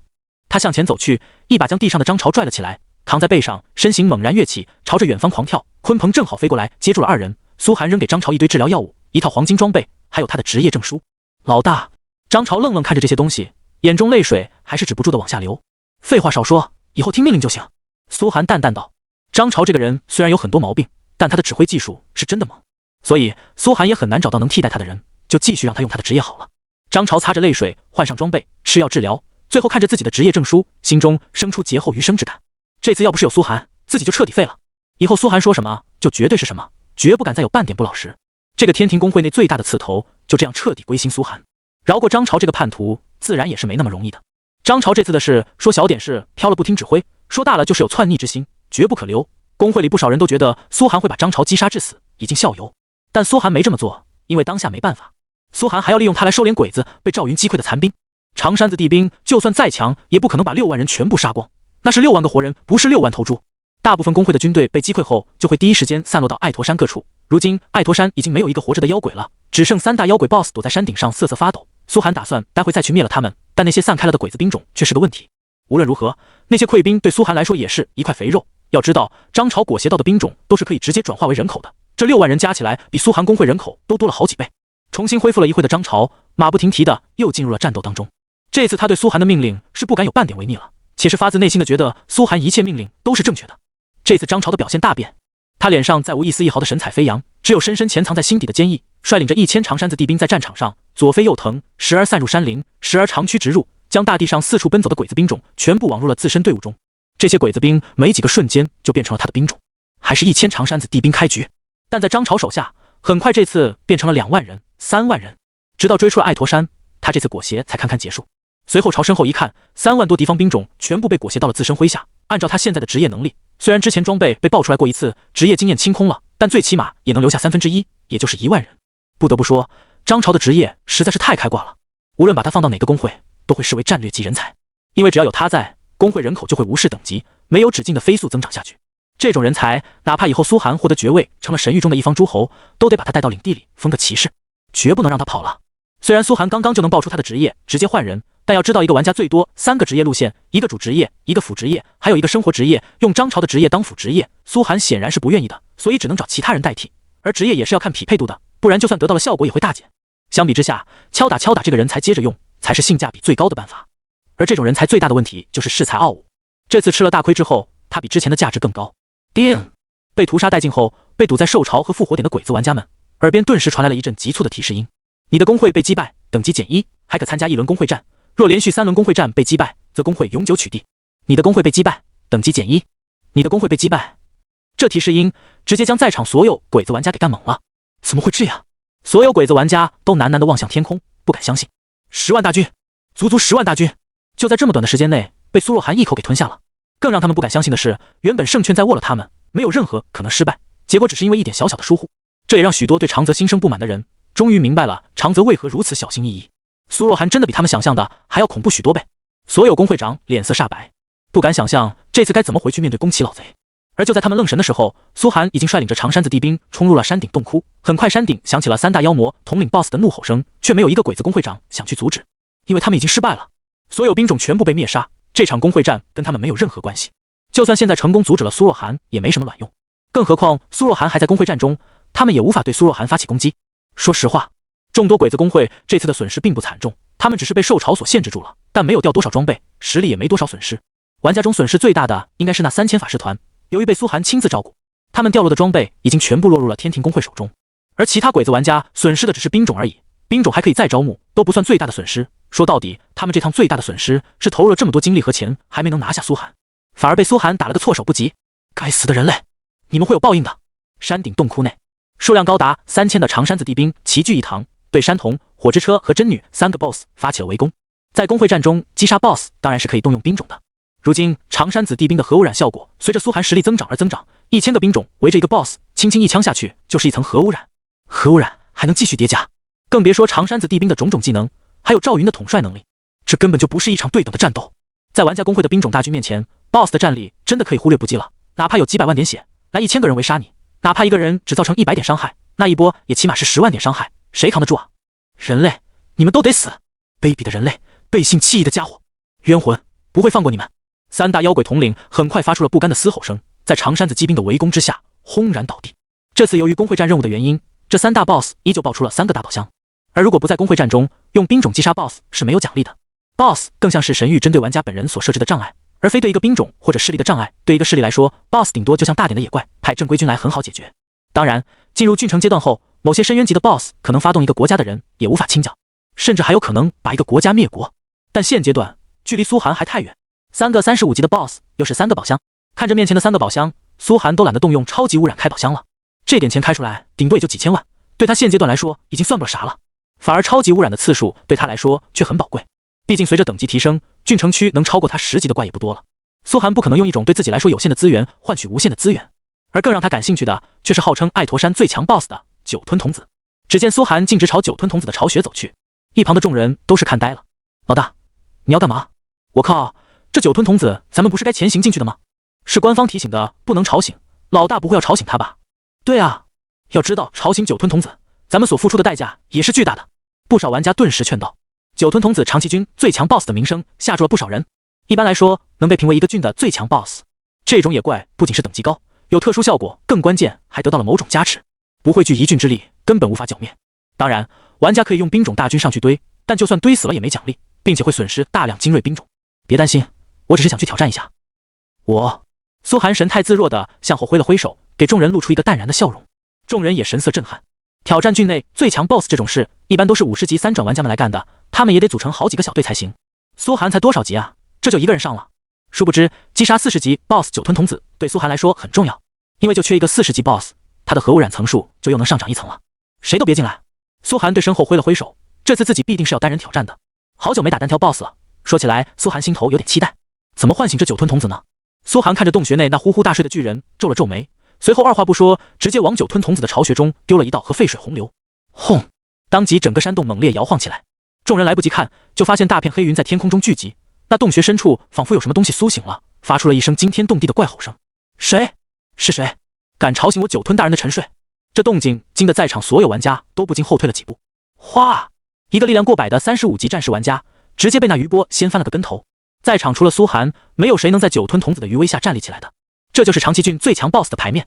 而而苏寒在虚空中朝前看去，只发现一个巨大的赤发鬼头，双目呈现血红色，身材足足有几十米高，直接撞破了山顶，背后背着鼓囊囊的红色酒葫芦，里面装着类似鲜血的东西，还在不断往下滴。那双渗人的眼眸四处寻摸着，最终把视线聚焦在了苏寒的身上。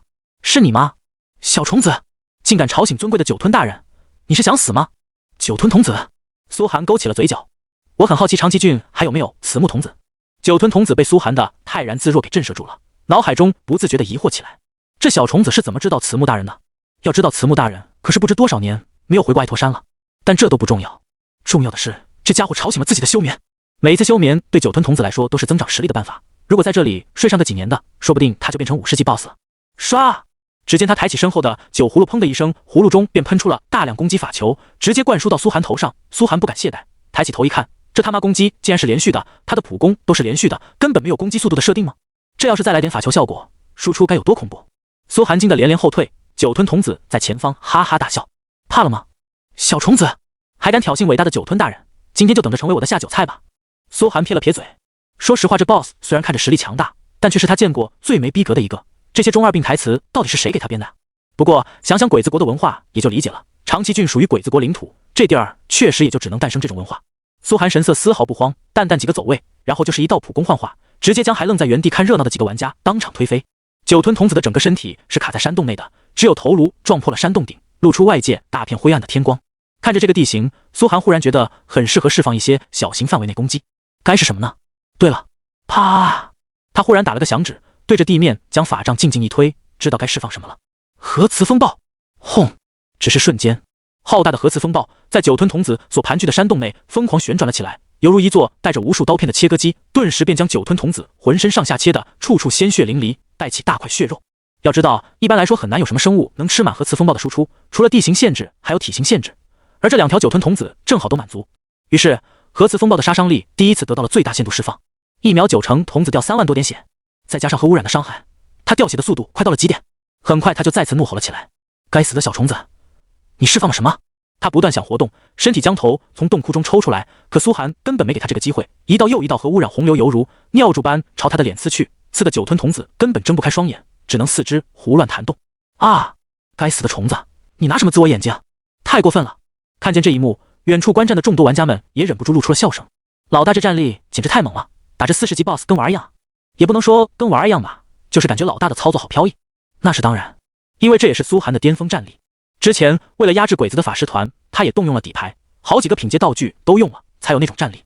现在身上品阶道具消耗的不剩什么了，自然要趁着道具时间还在来嚣张一波。虽然那几个道具都不是犹如霸空般强化自身战力的，但也让苏寒的实力上涨了一波。在被蒙头暴打一阵后，酒吞童子血量很快下跌了30%，他彻底慌了。身后巨大的酒葫芦猛然腾上高空，葫芦座啪的裂开，露出一张凶神恶煞、布满尖牙的大嘴，轰的一声便冲苏寒咬了过来。咬死他！荒神，给我咬死他！酒吞童子愤怒到极致的下令，可苏寒穿着晨曦套装，打一下就出现几十个影子，还能随时在影子中间腾转挪移。这就是黄金装备最大的好处，特别是套装，每一个黄金套装都能形成一种独特的效果，这种效果很难被克制。之前装备了黄金套装的鬼子会长和精锐玩家们都给天庭公会造成了很大麻烦，幸好赵云的战力实在给力，看见哪个鬼子玩家冒头就上去给他一枪。凭借赵云如今的实力，他们就算有黄金套装也没用。赵云不玩那些虚的，单纯就是血防高，攻速快。此时在苏寒手上，这黄金套装的作用就很猛了。鬼头葫芦一次都没能咬到苏寒，偶尔咬到一次还直接被镜像化的苏寒挡住或者给闪避掉。苏寒一个技能接着一个技能，几乎在无伤杀着酒吞童子。酒吞童子彻底怒了，双目淌出鲜血来，膝盖狠狠地跪在了地面上，看着苏寒喃喃：“小虫子，你真的惹怒我了。”就在苏寒跟酒吞童子的大战进入白热化状态时，安倍城池竹林掩映的泰阁式建筑内清幽寂静，几个满脸涂着白粉的艺伎正扭曲着诡异的舞蹈，旁边奏着哀乐般的和歌。比君逢时可见月，若思年。而坐在前面的宫崎老贼正看得津津有味。优西，优西！他不断拍手叫好，真是太美了。盒子，您的表演档次又上了一个水准。半晌，表演谢幕。一个脸上皱纹多得连白粉都遮不住的老妪，优雅地走下台来，双臂轻轻一抖，卸掉了自己身上的和服。哗！那苍老蜡黄、毫无吸引力的肉体露在宫崎老贼面前。虽然心中忍不住的犯恶心，但宫崎老贼还是面露饥渴之色，冲了上去狂亲。那人老珠黄的艺伎呻吟了起来：“盒子小姐，我们有30年没有这样亲近过了吧？准确来说，应该是自从您继承了宫崎财团后，就没跟奴家在一起过了。”这一幕看得旁边的安倍也忍不住恶喊起来。他知道这老妪是宫崎老贼年轻时的相好，曾经也是一位大美人，鼎鼎有名的艺伎冈田和子，可也挡不住岁月的冲刷。如今他更重要的身份是第3季玩家，而且是一位极其强大的法师。他的能力并不体现在攻击能力多强大，而是擅长缔造各种符阵，在国战时往往能发生巨大的作用。就连宫崎老贼这种等级的人物，也不得不对其以礼相待，靠着拉旧情将其请了过来。2个年过半百的老家伙一阵腻歪之后，宫崎老贼充满感激地说道：“没想到您这次竟然为了我的事，愿意亲自来到郡城区，真不知道该如何报答您的恩情。是吗？如果您要报答，恐怕30年前就报答了吧。”那艺伎幽怨地看了宫崎老贼一眼。无论宫崎老贼此刻心中如何怒骂，他都有求于这个老妪，只有对方的探查能力和符阵能力能帮他迅速解决掉苏若寒。前线战败的消息已经传到了宫崎老贼耳中，但宫崎老贼对这次失败也早有准备。毕竟苏若寒那随时能消失的能力几乎立于不败之地。根据他猜测，是大夏高层专门用来给苏若寒，有可能是神级道具。为了破除这能力，他才特意以牺牲自身色相为代价，请来了这老妪。这次失败算不了什么，他培养的8000玩家受到损失的只是一小部分，兵种更是可以随时补充。只要能解决掉苏若寒的随时消失的能力，灭了他只是时间问题罢了。此时庭外，那些战败的鬼子工会长已经一个接着一个跪在了粗糙的沙土地面上，浑身瑟瑟发抖，很清楚接下来如何面对宫崎家族的怒火。个个连修复药剂都没吃，就是为了让宫崎老贼看到自己身上的伤势，时不时还怒声大吼几句：“宫崎大人，我们辜负了您的厚望，请让我们谢罪吧。宫崎大人，我们错了，请再给我们一次机会。”这聒噪的声音打扰了宫崎老贼和这老妪。宫崎老贼没好气地瞥了一眼旁边的玩家，那玩家顿时拉起了竹帘，屏蔽掉外界的声音。而宫崎老贼则满脸堆笑地看向着老妪：“亲爱的和子，不知道您有没有看出来，这苏若寒到底是用什么办法突然消失的呢？不可能真是某种神级道具吧？”提到这一点，老妪的脸色顿时严肃起来，起身穿好衣服，脸上露出了几分严谨的威严。旁边众多鬼子玩家看向老妪，眼神都有些敬佩。毕竟就是这位老妪在上次国战时布下血马台大阵，隐藏了鬼子国军队的位置，才创造出机会让各国联合起来围攻大夏，让大夏损失惨重。他这种能看破一切和布下法阵的职业，已经不能简单用强大来形容了。对于国战来说，简直就是开挂。只见老妪缓缓走到门外，宫崎老贼和众多玩家赶紧跟上。他们看得出来，老妪是想前往苏若寒曾经突然消失的地方。一道犹如垂死的鬼魅般的声音隐隐传来：“只要让我看到，那他的一切技巧都只能为我所用了。”与此同时，长崎郡上百个鬼子工会战败的消息，自然也瞒不过周边其他工会。很快，这消息就在周边各个郡引发了滔天大波。开他妈什么玩笑！苏若寒击败了宫崎家族，那可是上百个工会投入了500亿巨款，就这样败了？不相信，我绝对不相信，不可能！此时，沧浪郡，杀呀！灭了这股小鬼子！紧张激烈的工会战正在进行当中，两方上百个工会厮杀遍地。可以看出，这工会战跟围剿爱驼山不同，完全就是野战了。所有工会准备好人马冲杀，活到最后的胜利。由于大夏核心力量收缩，这个郡也入侵了不少鬼子工会，局面就是40几个大夏工会对阵60几个鬼子工会。两方虽然战得有来有回，但大夏这边也有落败的可能。会长，耿彪他们可能要守不住了，动用群体增益道具吧？怎么能现在动用？你以为鬼子没有准备吗？想要守住这个郡，咱们只能忍耐到最后。王云的脸色难看至极，对面山头上的鬼子内侧会长也冷笑着看向他。两方明争暗斗，各自发动底牌，不到结束，谁也不知道谁会笑到最后。王云眉头紧重，丝毫不顾战场上的局势变幻，只思索着一件事：绝不能现在就放出底牌。一旦这场工会战失败，大夏这些工会就不得不全部退出沧浪郡了。这样一来，苏寒那边就完全成了孤岛，不能跟任何大夏地盘相连接，被剿灭只是时间问题。就在这时，那书生模样的玩家陡然从外界飞了过来，面色极度兴奋地对王云大吼：“会长，赢了！咱们赢了！”他脸色涨红，激动得语无伦次。一旁的众多大夏内测玩家和王云也同样震惊。要知道，书生玩家身为副会长，向来沉着稳重，不知道是什么事竟然能让他激动到如此程度。仲某，发生什么事了？那书生玩家显然意识到自己失态了，很快回到原地，展开手中写着天生我材4个大字的纸扇，狠狠扇了扇，恢复了下情绪，才道：“会长大人，苏若寒那边赢了，甚至可以来支援我们。”什么？你再说一遍？犹如枉费有理，滴入一滴水。在场王室工会的所有玩家集体炸开了锅。苏若寒那边赢了？怎么赢的？不可能吧？这怎么可能？哎呀，你说清楚呀！书生玩家满脸无语。刚怪我急，现在你们又急，还能不能好好说话了？他深吸一口气，缓缓说道：“苏若寒带领2000工会兵击败宫崎财团10万大军，宫崎老贼选出来的军团长长泽信雄当场退游自杀身亡。现在苏若寒已经攻占爱驼山，他甚至引出了9吞童子，正在单刷9吞童子。”什么？什么？什么？只有寥寥几声惊叹之后，所有人集体失声了，再也说不出话来。他们时不知该如何表达自己的震撼。这次书生玩家是说清楚了，可蕴含的信息量也太大了，让众人一时半会儿都反应不过来。什么叫击败10万大军？什么叫长泽信雄自杀身亡？什么又叫苏寒正在挑战9吞童子？这每样传出去都是足以炸裂一片的新闻好吗？很快有人反应过来，苏寒赢了。无论这场战斗听起来有多么的离谱，但苏寒还是赢了，说明为他们这一整片区域都打开了战略局势。这段时间所经受的压力终于能回报给鬼子了。为了保留住跟长崎郡接壤的沧浪郡，王云他们付出了多少？在完全被鬼子阵营和其他欧美阵营碾压的情况下，他们艰难无比地用尽每一点资源发展下面的公测工会，战略目的甚至不是为了打赢，而是能多坚持一会，让苏寒情况不至于差到极点。可以说，整个沧浪郡为了支持苏寒，都变成了一支孤军。大夏为了保留这支孤军所付出的资源人力，简直难以想象。现在没有人会说这是浪费资源了，因为苏若寒赢了。原本王云想过最好的结局，无非也就是苏寒能撑过第一次工会战，然后再到第二次工会战徐徐图之，只要能勉强坚持过工会战。可他万万没想到，苏寒赢了，直接阵斩10万大军，甚至逼死了敌方军团长。到10万军规模的兵种就能称之为一个军团了，外界对长泽信雄的普遍称呼也变成了军团长。虽然他只是公测阶段名不副实的军团长，可那也是军团长，竟然直接被逼死了。这种战绩放到国战上，都他妈足以直接封爵败将了。任何阵营要是出现一位如此战略天才，也会立刻狂喜到极点。要知道，战略天才和苏寒原本所展现出来的实力强大不同。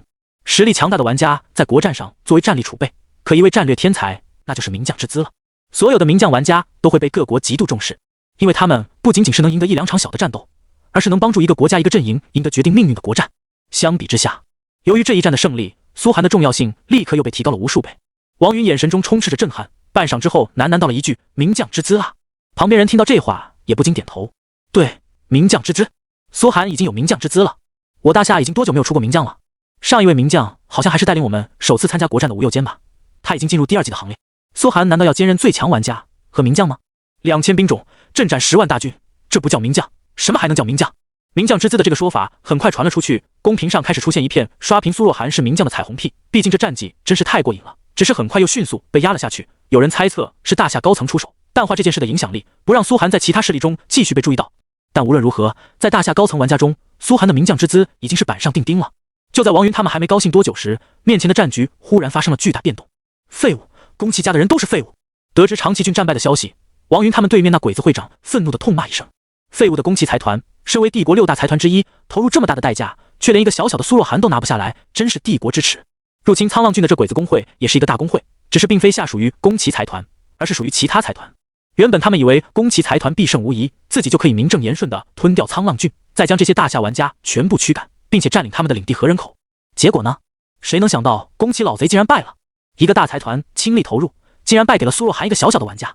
太宰大人，没办法了，快先发动底牌吧，不然的话，咱们夺取沧浪郡的计划将完全失效。一旦让那苏若寒与沧浪郡的长城连成一片，苏若寒就是直扎进帝国腹地的钉子。下方一位玩家大声对那工会长吼道，因为这工会长的来头也不小，可称身家显赫，原本是鬼子第2大财团太宰财团属下的工会。太宰财团不像宫崎家族一样在海外具有大片资产，但太宰治集团制造的各种精密工业器械登临了世界之最，几乎每个国家都要找他们购买，也是鬼子国的立国之本。如果没有这些精密科技，鬼子国早就经济崩溃了。前面说过，鬼子国没有什么国家大义可言，本身就是灯塔国的半殖民地，6大财团只为自己着想。太宰财团目前也没有针对苏寒的意思，只是想趁着宫崎老贼绞杀苏寒的时候，从中捞取一笔好处罢了。这好处就是沧浪郡。现在宫崎老贼既然失败了，太宰财团最应该做的当然是快点将沧浪郡入袋为安。只要这一波击败了沧浪郡的剩余大夏玩家，接下来就算彻底站稳脚跟，说不定还能跟宫崎家族遥相呼应，继续进一步绞杀苏若寒的生存空间。名为太宰彻也的男子思索半晌，脸色阴沉地下了令：“动手吧！原本我还以为不必的。太宰财团强势入侵沧浪郡，当然准备了诸多后手，但如果能用不上这些后手，就能轻松拿下沧浪郡，谁会不愿意呢？如今是没办法了。多谢军团长大人！”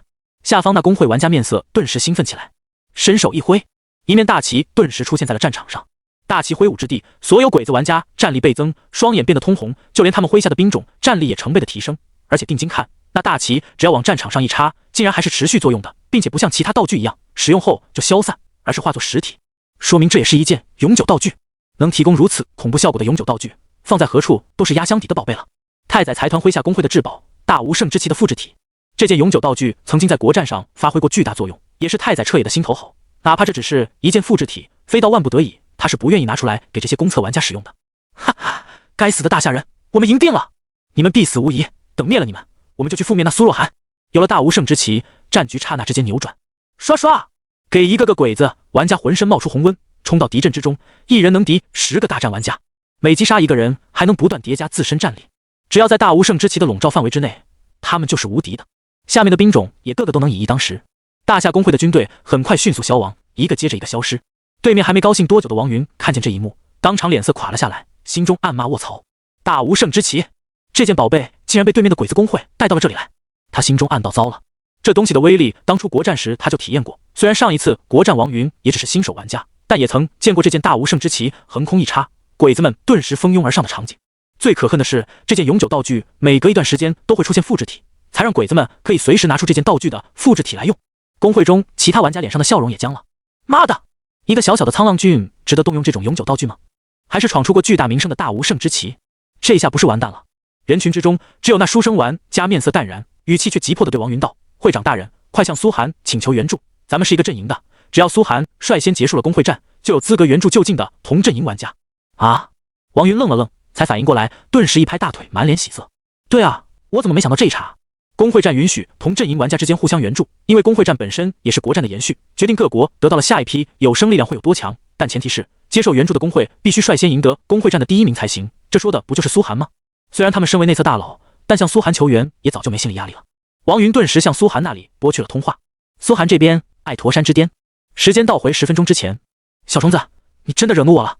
酒吞童子的怒吼声响彻旷野，苏寒饶有兴趣地目视前方，想看看酒吞童子真正的实力到底在哪里。要知道他有诸多底牌没有动用，鲲鹏到现在都没上呢。每次大战之后，鲲鹏在干嘛？当然是孜孜不倦地吞噬敌人尸体了。目前的鲲鹏已经长到身长100丈，等级达到35级，甚至又解锁了一个天赋技能。作为神级宠物，鲲鹏如今已经能独当一面，只是苏寒一直作为底牌罢了。下一刻，只听天空中电闪雷鸣，一方天地有妖魔作祟，必然天地同悲，大地崩塌，以显异象。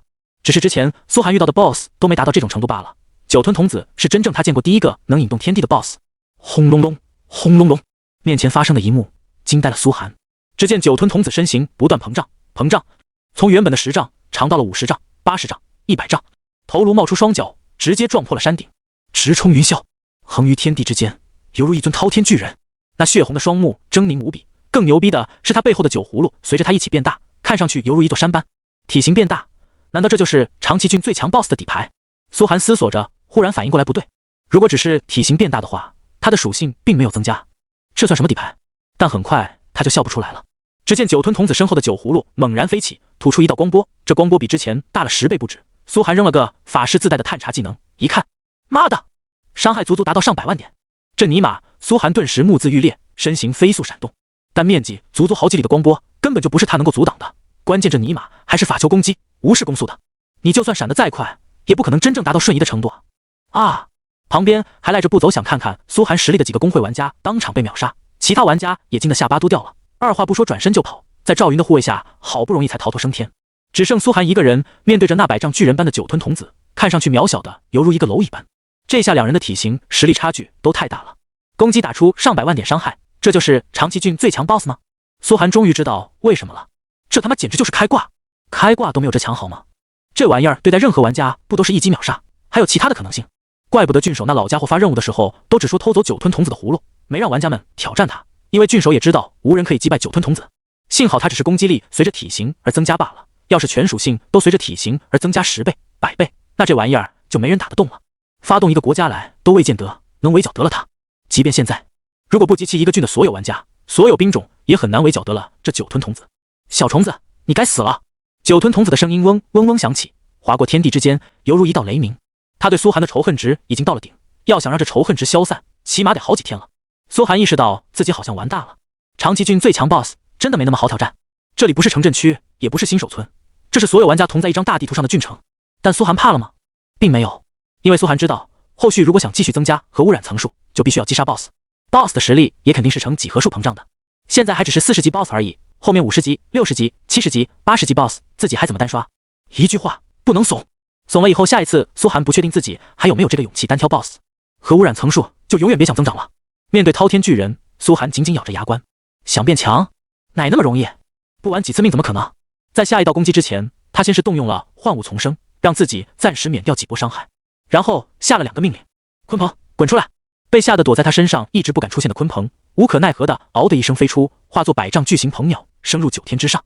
鲲鹏如今身体达到100丈，血量也冲到了几10万点。但他毕竟不是 BOSS， 在神域的数值系统下，他的血量是没酒吞童子高的。酒吞童子现在这一击打下来，他也得玩完。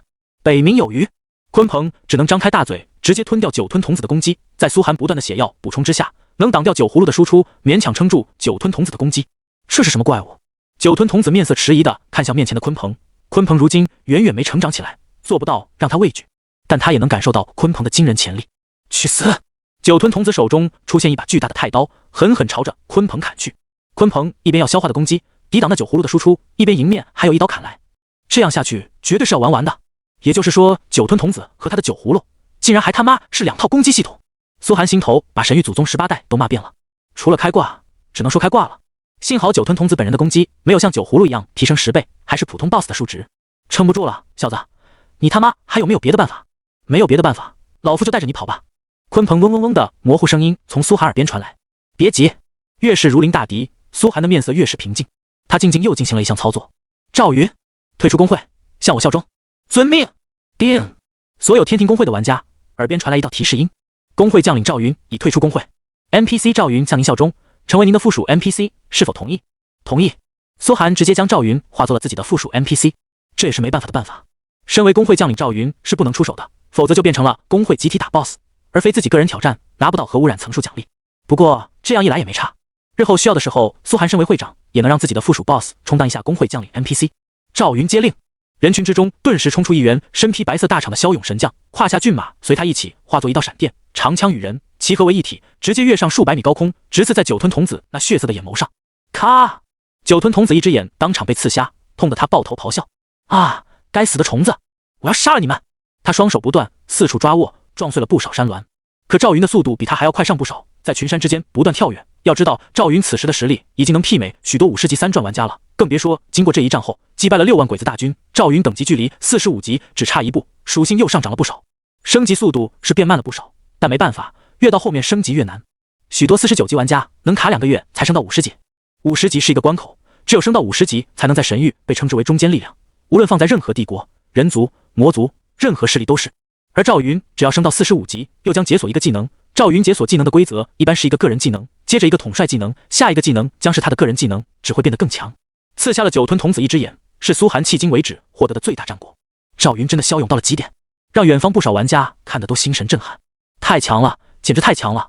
最牛逼的是赵云的回血能力，哪怕在酒吞童子一击上100万的输出面前，赵云只要血药管够，浑身装备能顶住，都不至于被立刻秒杀。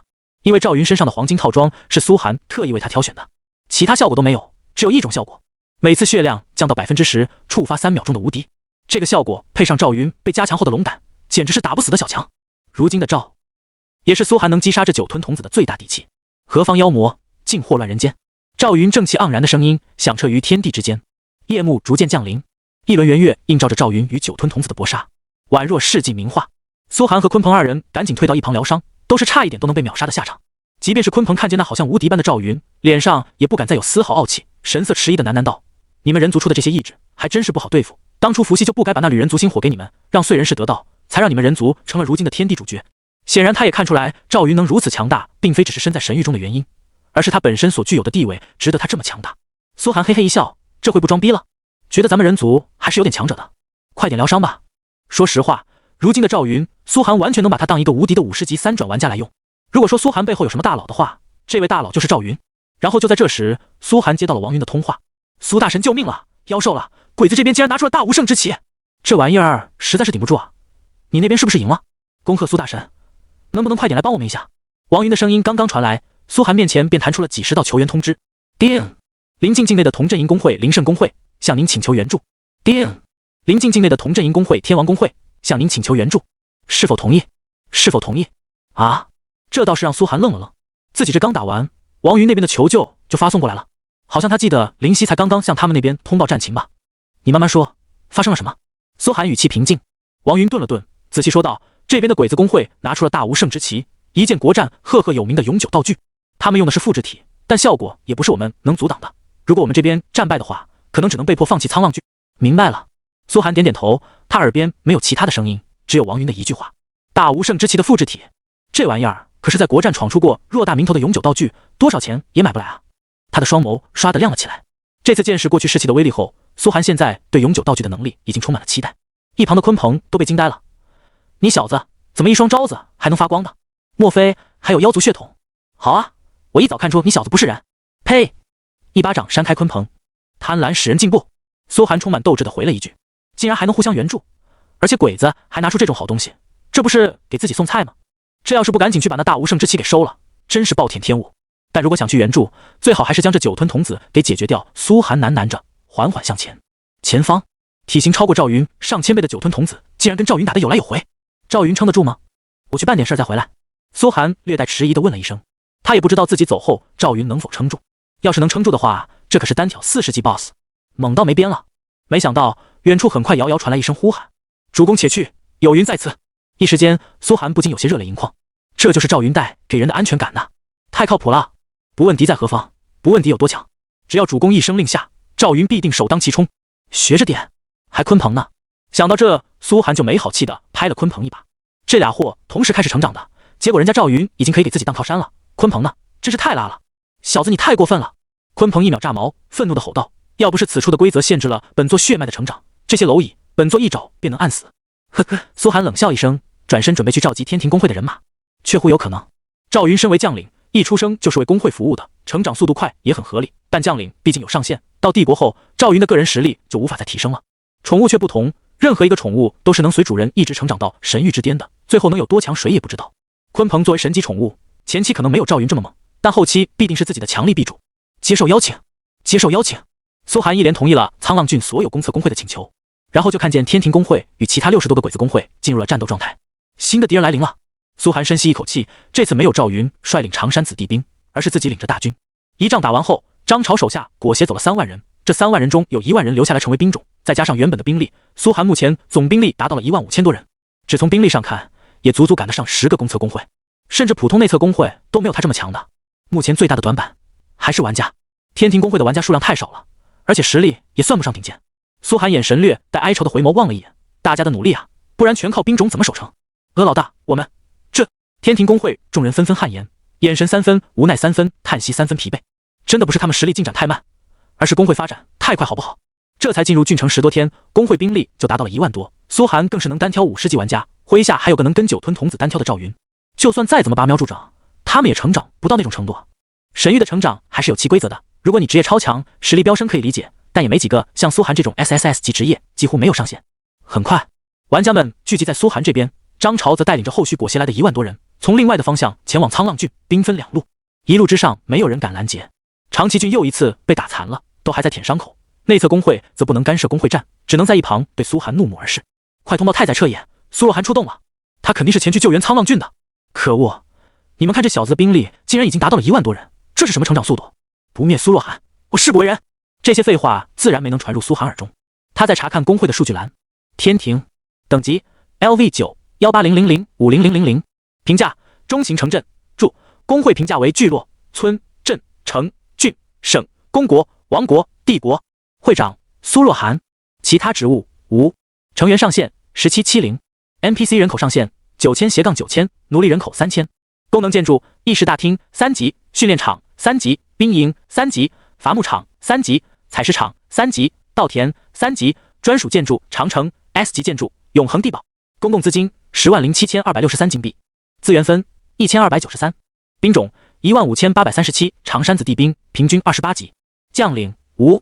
功能 NPC 铁匠100，奴隶，木匠100，奴隶，建筑师100，奴隶，药剂师100，奴隶。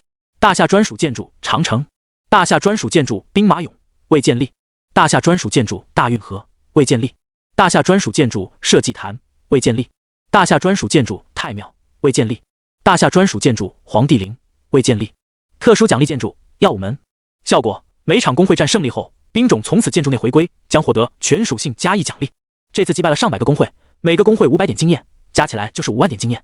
原本需要缓缓积累的公会经验，苏寒一次性冲到了9级，距离10级只差一点点。只要升到10级，天庭公会的人口就能到1万。不过公会正常人口都是小头了，毕竟就算1万人口，按照3人出1兵，也顶多只能有3000兵力，跟张朝这开挂器比起来，只是洒洒水罢了。太宰大人，苏若寒果然来支援了。沧浪郡战场，一位年纪40上下的鬼子玩家对太宰彻也躬身禀告道。长崎郡那边已经将苏寒的行踪通报了过来。苏若寒，太宰彻也冷笑一声，宫崎家族那些废物，就算再无能，10万人砸下去，也能让他损失惨重吧？他就算再强，现在也是强弩之末，更何况……哗！他伸手一挥，前方战场上的场景更加清晰地出现在众人面前。高阶法师技能如云，可随意查看战场场景。战场之上，在大无圣之旗的加持下，变成一片红云般的鬼子大军，正以水银泻地的速度飞快吞噬着王云麾下的工会。只有寥寥几个工会还在拼死坚持，也是因为王云他们拿出了品阶道具的缘故。王云他们的损失已经达到了极点，最多再有10分钟，必定会战败。会长，怎么办？领头的几个玩家怒吼起来，他们率领所有玩家用血肉之躯保护着剩下的兵种，只要兵种没死光，苍浪郡就还没失败。此处一定不能失手，坚持，再坚持一会。不断释放恢复神术，导致精神力透支，已经身形摇摇欲坠的会长唇色苍白地说道。他头眸前方，那苍穹有些人影已经依稀可见了。只要再坚持一会，撒撒给！双眸赤红的鬼子们拼命冲杀着，前方玩家们组成的防线已经摇摇欲坠。要不是大型恢复神术不要钱的一个接着一个砸过来，战争早已结束。不过鬼子们也不傻，知道这里突破不了，直接从后侧绕了过来，灭掉玩家们身后的兵种不就行了？太宰家族在苍浪郡的工会也有60多个，虽然没有宫崎家族投入的那么多，但也足足有3万大军，目前几乎没受到什么损失，还有2万多人。而王云他们麾下的兵种只剩下区1000了。就在这时，大夏玩家们对视一眼，互相投来坚定的眼神，跟小鬼子拼了，死也不能放弃苍浪郡。一个个法师开始用上了自爆技能，虽然自爆后损失惨重，但这也是唯一的办法。战士们则开启了血怒，最后冲刺一波，血怒之后将陷入3天的削弱期，属性也会永久衰退。能坚持到如今，已经能看出苍浪郡的斗志有多强。最后，守在后方的会长叹息一声：“回来，还轮不到你们。”话落，身为牧师类职业的他，浑身开始燃起白色的火焰。这人也是一位奇才，不然岂能担任苍浪郡公测工会的指挥？他的精神力先天就比普通玩家高10几倍，再加上牧师类职业，简直强到没边了。要是他使用精神力自爆，附近的鬼子玩家们都吓得退了几步。就在这时，一条猩红的河流从晴空之中洒落了下来。今天我苏若涵在，谁都不准死！声音传来时，整片战场都震撼了。无论如何，苏若涵这3个字，如今在整个郡城区已经达到了巅峰，尤其是在鬼子玩家们面前。霎时之间，即便是被大无圣之旗加持的双眼通红的鬼子们，也不由得恢复了几分理智。苏若涵，苏若涵怎么会来？他竟然到得这么快！即便有大无圣之旗加持，鬼子们也不敢再上前一步了。苏涵就这样静静站立在防线之前，一个人便如同一座山岳。后方所有大夏玩家们震撼了，愣愣看着这一幕，何等的潇洒！一个人的威望和名气能到这一步，简直是梦中才有的事。他们喃喃着：“苏若涵他来了，苏大神终于来了啊！这么快啊！从长崎郡到苍浪郡还是有点距离的，虽然是邻郡，但至少也得1-2天的功夫才能赶到。谁能想到苏若涵的速度竟然快到了这种程度？1个小时直接到达战场，你他妈是飞过来的吗？”所有鬼子玩家心中只有一句话：苏涵是不是飞过来的？没人知道。可既然他来了，战场局势就要发生巨大改变。苏若涵竟然来了！远处的山头上，太宰彻也不敢置信地看着这一幕。这小子就算飞过来也没这么快吧？怎么做到的？实不相瞒，苏涵还真是飞过来的，只不过不是在天上飞，而是在地下飞。老早他就将地道打满了长崎郡地下，通向苍浪郡的地道也不止一条，在地道内速度简直快得无与伦比，再加上鲲鹏起飞了1程，直接给太宰彻也来了个闪亮登场。哼，他来了又如何？只有一个人，还能挡住我麾下大军不成？太宰彻也嘴角勾起，露出嘲讽的笑意。人的名，树的影。苏涵的名气确实已经大到了一定程度，但没体验过，始终没有发言权。比如太宰彻也就没体验过被苏涵屠杀的感觉，心中仍然对苏涵的实力保持怀疑态度，可以理解。他毕竟是内测玩家，苏涵再强，他心里也还是有几分轻视的。可他没想到的是，苏涵下一刻就给了他一个惊喜——核磁风暴。苏涵看着太宰彻，也露出了笑容。哗！一道无与伦比的恐怖风暴，曾经出现在许多鬼子玩家的脑海中的，如今却切实的出现了在了他们面前。轰轰轰！风暴没有冲着公测玩家，反而朝着太宰彻也等内测玩家而去。妈的！太宰彻也直接失声喊了起来。他要干嘛？明明是工会战，却向内测玩家出手，这个苏若涵疯了吧？嗖嗖！和磁风暴袭来之时，天地陷入阴霾，大地上的尘埃被卷起，太彻也麾下所有玩家都看不清了，然后就发现自己血量正在咔咔咔狂掉，同时身上装备耐久度也狂减了起来。我装备耐久度掉了，这就令他们惊恐到极点了。怎么回事？我的装备耐久度怎么也掉了？这技能竟然能消磨装备耐久度？不可能吧！太恐怖了！核磁风暴最独特的能力就是能消除耐久度，这能力苏涵到现在还是第一次使用。平时使用它把鬼子装备爆掉了太心疼，可现在的情景下，即便杀掉这些人，苏涵也很难捡走他们的装备，那就让他爆掉呗。八嘎！太宰彻也是脸色瞬间阴沉到了极点，这一下他不得不撤走了。如果不撤，下场就是被苏涵爆掉所有装备。没想到苏涵竟嚣张到这种程度，一个技能过来，他麾下的内侧玩家们都抵挡不住。要知道，这苏寒进入神域才不到1个月啊！这是什么变态？必杀之！太宰彻也心头暗下决心。苏大神在干什么？王云那边也是猛的。原本以为苏寒到场后会立刻解救公测工会，没想到苏寒一个技能扔向了内侧工会，这等于2个人打擂台，结果选手上场先把裁判给放倒了。关键是苏寒还真是有把裁判放倒的这个实力。既然如此，王云自然是赶紧配合。他立刻对麾下众人令道：“跟着苏大神冲过去！太宰家族那帮混蛋，一个也别放过！有机会咬一口是一口！”是。书生玩家顿时率领王氏工会一大批强者冲上前，他们跟着苏寒捡东西，早就已经捡得轻车熟路了。这次一看就是有大祸要出。见王云这边的人压上来，太宰彻也脸色终于绷不住了。靠！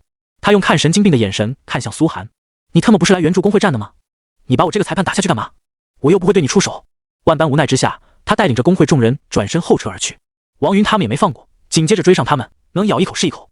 反正这些鬼子爆出来的东西，他们也有一份。大家早就是不死不休的仇人了，战场上杀鬼子天经地义。小鬼子们，受死吧！你们 TMD 太欺负人了，第一场工会战用大无胜之旗，老子日你！现在苏大神来了，怎么不猖狂了？苏寒看着王云等人的背影，神色有些恍然。其实他不是这个意思的，不过原本王云跟太宰彻也等人也是势均力敌，互相都不敢出手，自己这一个核磁风爆放过去，所有鬼子装备耐久度大减，是没有实力抵抗王云他们了。有冤的报冤，有仇的报仇，也挺好。至于王云他们是不是仗着自己一个公测玩家的实力狐假虎威，这个不重要。接下来，苏寒目光凝视着战场上的公测鬼子玩家们，露出一个堪称完美的微笑。表演的时刻到了。为什么苏寒要赶走太宰彻也他们？很简单，苏寒接下来的计划比较残忍。这次核污染任务的场面可能比较血腥，如果让太宰彻也等人眼睁睁看着，那岂不是夫目前犯？万一把他们逼爆肿了咋办？血轮眼开了，直接给自己来个神罗天征咋办？再加上大无胜之旗，看着战场上那面旗子，苏寒点开了自己的核污染任务，在工会战中让鬼子自相残杀。上次没这个机会，这次应该可以了。说话间，苏寒就是几道核污水洪流扔下去，堵死了鬼子玩家行动的路线。恰好此时，身后的长山子地兵们也赶来涌入战场。15000的长山子地兵是什么概念？简而言之，就是能把还剩下3万大军的沧浪郡鬼子们吓得瑟瑟发抖，龟缩在战场中央。即便他们还有大无胜之旗的加持，不是鬼子们愿意这么怂，实在是没办法。苏若涵的实力看到了，一个技能直接把顶头老大太宰彻也都逼走了。而他麾下这些兵种，苏若涵以为这样就能吓住我们。有个鬼子玩家面露愤怒，尝试着率领自己手下兵种冲了一波。苏若涵，你简直是找死！他所训练的1500兵种，平均30级，比有些长山子地兵还高2级。结果，1000个武士部队涌入长山子地兵的包围圈中，然后消失不见了。对，没错，就是消失不见了，变成一滩滩核污染后的血泥，流淌进了战场上的血河之中，犹如融化的油脂。所有鬼子玩家长大了嘴巴，瞪大眼双眼，想找那1000个武士兵种的踪迹。那冲上前的鬼子玩家更是直接吓得脸色煞白，站在原地浑身颤抖，看着面前饶有兴趣看过来的苏若涵，他膝盖一个没撑住，扑通一声跪了下来。抱歉，我不是故意的，苏大神，没事，可以理解。苏寒此时忽然变得很好说话，缓缓上前拍了拍这鬼子玩家的肩膀，下辈子注意点。紧接着，其他鬼子玩家眼睁睁看着那鬼子站在原地无风自燃了起来，浑身上下冒出大片蓝绿色的火光，而苏寒的手未动，仅凭手掌力量便能直接控制住他，让他硬生生站在原地痛苦哀嚎着，直到烧成一副站立的骨头架子。哈哈！惨叫声、烤肉香味回荡3里不绝。这恐怖的场景，1000个武士兵种被融化的场景，玩家直接被苏寒拍了拍肩膀变成骨头架子的场景，简直是恐怖片直播，直接让剩下的鬼子玩家们缩成了一团，浑身抖得像筛糠一样。他们死活都想不通，不对啊，我方不是还有大无胜之旗加持着吗？为什么在苏若涵面前显得这么弱？怎么一瞬间战场就变成了这样？这他妈不合理啊！唯一合理的是苏寒来了，于是事情就成了这样。现在我知道长崎郡宫崎家的10万大军是怎么败的了。一个鬼子女玩家面如金纸，颤声说道。被追杀到战场边缘的沧浪郡大厦公测玩家们也反应过来了如今的情况，一个个嘿嘿笑着簇拥到了苏寒身旁，先是二话不说，一阵彩虹屁涌了上来。苏大神，今日救我等一命，来日必当涌泉相报。苏大神果然不愧是战力第一公测玩家。苏大神，你有名将之姿，这兵种到底是怎么训练出来的？太强了吧！苏寒回手瞥了这些人一眼，含笑不语。他看得出来，王云手下确实没有孬种，敢在此时仍然停留在沧浪郡对抗，各方鬼子围攻狂潮的，岂会是无胆之辈？只是挥手让他们退到一边，含笑道：“今天，请大家观看一场有关社会、科学、道德、伦理等等诸多学术领域的趣味小实验。”实验？众人都被苏寒的话惊到了，旋即老老实实退到一边，观看苏寒表演。他们也不敢问苏寒究竟是啥实验，毕竟苏寒此刻的凶威已经是连自己人都怕了。战场已完全被苏寒控制，外界长山子地兵围堵到一起，他自己一个人在战场中央镇压着，对面缩成一团的鬼子玩家们惊恐地看着他，不知道苏寒要干嘛呀？这熟悉的感觉啊！苏寒叹息一声，自从进入郡城区，已经许久没有这种肆意虐杀鬼子的快感了，这次要玩点花样出来。旋即，他带着笑意的目光投向鬼子玩家们。我觉得神域的工会战规则有漏洞，应该更改一下，不然我这么强的，岂不是欺负你们吗？对不对？对。所有鬼子玩家连连点头，一时之间没懂苏若涵什么意思，但他好像有点不杀自己的意思，赶紧点头就对了。您说的对，神域的工会战规则确实有问题，我们岂能是您的对手呢？您要放过我们吗？那好，苏寒笑意更浓了，那就请诸君自行决出这场战斗的胜者吧。我会绝对保证战斗的公平、公正、公开。规则是这样，苏寒先是往战场的四角各放了一个核磁风暴，然后又放了整整一圈的核污水洪流。耍这几个技能，每一个都堪称能屠城灭国，放在任何玩家手中都是足够独霸一方的独门绝技了。可在苏寒手下要多少有多少，看得鬼子玩家们几乎心神俱碎。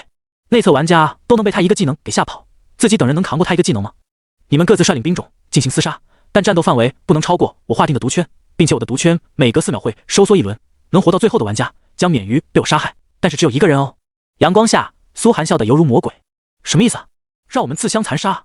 鬼子玩家们当场反应了过来，心中顿时愤怒到了极点。他这是连动手都不想动手了吗？不少鬼子骨子里的血气被激了出来，当场就怒吼着：苏若涵，你不得好死！我大扶桑帝国的勇士，就算是死也不会被你逼得向同族出手的。去死吧！哦，是吗？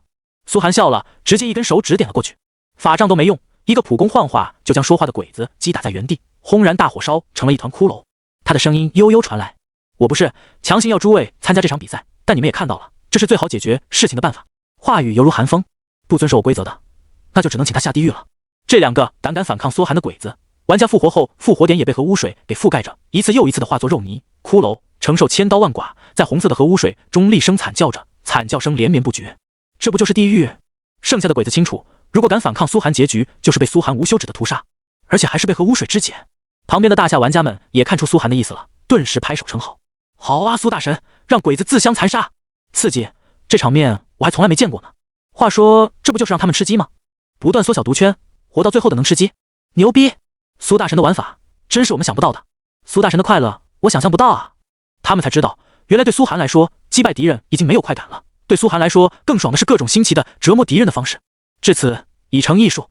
鬼子玩家们迟疑了片刻，面露苦笑。没有办法了，于是各自率领兵种在战场上冲杀起来。苏寒也遵照约定，每隔4秒缩小一圈核污水洪流。不少鬼子玩家被推到核污水洪流中，叽里哇啦的惨叫起来。剩下的鬼子心神一震，更加严肃的开始对战。这一打就打出了真火，到最后各种底牌都被逼了出来，谁都不想被核污水屠杀啊，只想自己是能活到最后的那一个。场面也愈加激烈起来，这场面甚至被旁边的大夏玩家们给拍成了视频。我敢说，这是有史以来第一场如此刺激的公会战。哈哈，刺激，太刺激了！毒圈模式，吃鸡玩法，你没有玩过的传新版本。韦种君，投降吧，我们没必要自相残杀。一位身着布衣的武士看着面前高官博带的阴阳师怒吼，两者都属于鬼子阵营的专属职业，可现在却要分一个胜负。那阴阳师转头看了看身后，泡在核污水中凄厉惨叫的同伴，浑身骨肉分离。他咽了一口唾沫，愤怒地对武士吼：原则次郎，你怎么不去？八嘎！那武士玩家急得面红耳赤。我让你去啊！耳边的惨叫声已经越来越近，两人都吓得实在受不了了，谁都不想泡进那核污水中。再说他们面前也没几个人了，只要能撑过这最后关头，说不定他们就是胜利者之一，不仅能保留下自己的兵种，还能活着从苏若涵手下走出去。这时候再好的友谊也没用了，我也不想死。那阴阳师急了，脸上青筋暴露，挥手就是一个术法过来，将那武士打到半血。武士愣了愣，似乎懵了，眼角渗出泪水。韦种君，我们可是最好的朋友，你怎么能这样？唰，长刀出鞘，轻松将那阴阳师斩断一臂。但阴阳师吃下回血药剂，转身一看，顿时头晕目眩，自己已经被逼到了核污水河边上，差一步就要掉落下去。啊啊！他吓得脚尖颤动，脚趾连忙跳跃击下。身为法师类职业的敏捷并不高，只能发动宠物推了自己一把，才勉强站了过来。荒古兽，帮帮我！嗷！被命名为荒古兽的一头野猪顿时从他身上跳了出来，救他一命。而那武士已经紧随其上，撞都能把他撞进毒圈。关键时刻，阴阳师玩家哭了。原则，我真的怕疼啊！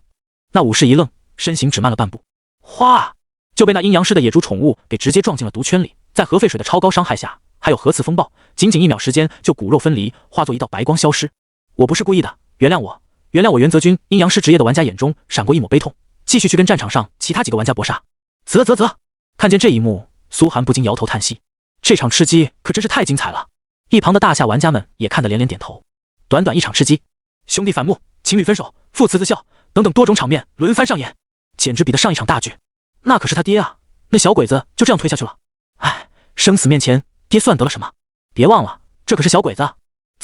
那鬼子娘们真狠，她男朋友本来还想救她的，结果直接被她拿来挡刀。要不怎么是鬼子娘们呢？良久之后，最后一场搏杀，正是那阴阳师韦种与一位鬼子工会长，其他工会长已经全部被拉下马了。这场战斗打完，就算这些鬼子工会内部不崩溃，各大会长也会怀疑其他人的忠诚，谁都不是清白的。韦种，投降吧，我给你钱，你开个价。对面那工会长和韦种两人颤抖着看了一眼已经缩到脚边的毒圈，此时的毒圈只有几平米大小，仅仅够两人站立。不，都已经坚持到这种程度了，为什么要放弃？韦种大声怒吼着。西奈，该死的家伙！那会长没有多言，之前他已经见惯了背叛，直接一刀狠狠朝韦种砍过来，险些将韦种秒杀。而韦种也不是吃素的，配合着宠物野猪疯狂冲撞那会长。野猪的冲撞特性在这种吃鸡场面非常好用，很快将会长撞进了毒圈。但这会长的职业血厚无比，迅速又跳了回来给了韦种一刀。两人之间的争斗凶险无比，最终还是韦种技高一筹，配合宠物成功击杀了会长。恰逢此时，唰，毒圈再次缩小，一道和污水洪流将韦种一个人圈在中央，映照出他浑身血迹淋淋和绝望的眼神。赢了吗？终于赢了！韦种险些哭了出来。此时苏寒缓缓前来，嘴角上扬，欢迎我们的胜利者。对了，你叫什么名字来着？苏寒强忍着笑意拍了拍韦种的肩膀。韦种看着外界那些对自己恶意满满的同伴，心知以后自己肯定是混不下去了，每个同伴都恨不得活生生吃了自己，眼中又是一阵绝望。这场战斗根本没有胜利者啊！他的眼神投向苏寒，充满彻骨恨意。我叫韦种三郎，小伙子干得不错。苏寒狠狠拍了拍他的肩膀。韦种奇怪地问道：您笑什么？不是说好获得最后的胜利，我就能离开了吗？对啊，没错。苏寒连忙点头。我怎么会骗你们呢？下一刻，他法杖挥动，顿时冲出一堆噬魂乌贼，将韦种包围。韦种瞳孔瞬间放大。啊，不好意思，手滑了。苏寒歉意地挠了挠头。我说过我不杀你，但好像没办法阻止召唤物杀你了呢。真是抱歉，斯密马赛。苏若寒，你这个卑鄙小人！韦种的怒吼声直接划破了天际。刷刷刷！苏寒积攒了良久的噬魂乌贼，一只又一只的冲进核污水中，将核污水内的所有鬼子玩家进行了一次彻底的精神注入。啊！啊！惨叫声、震撼声、怒骂声此起彼伏，极致的折磨。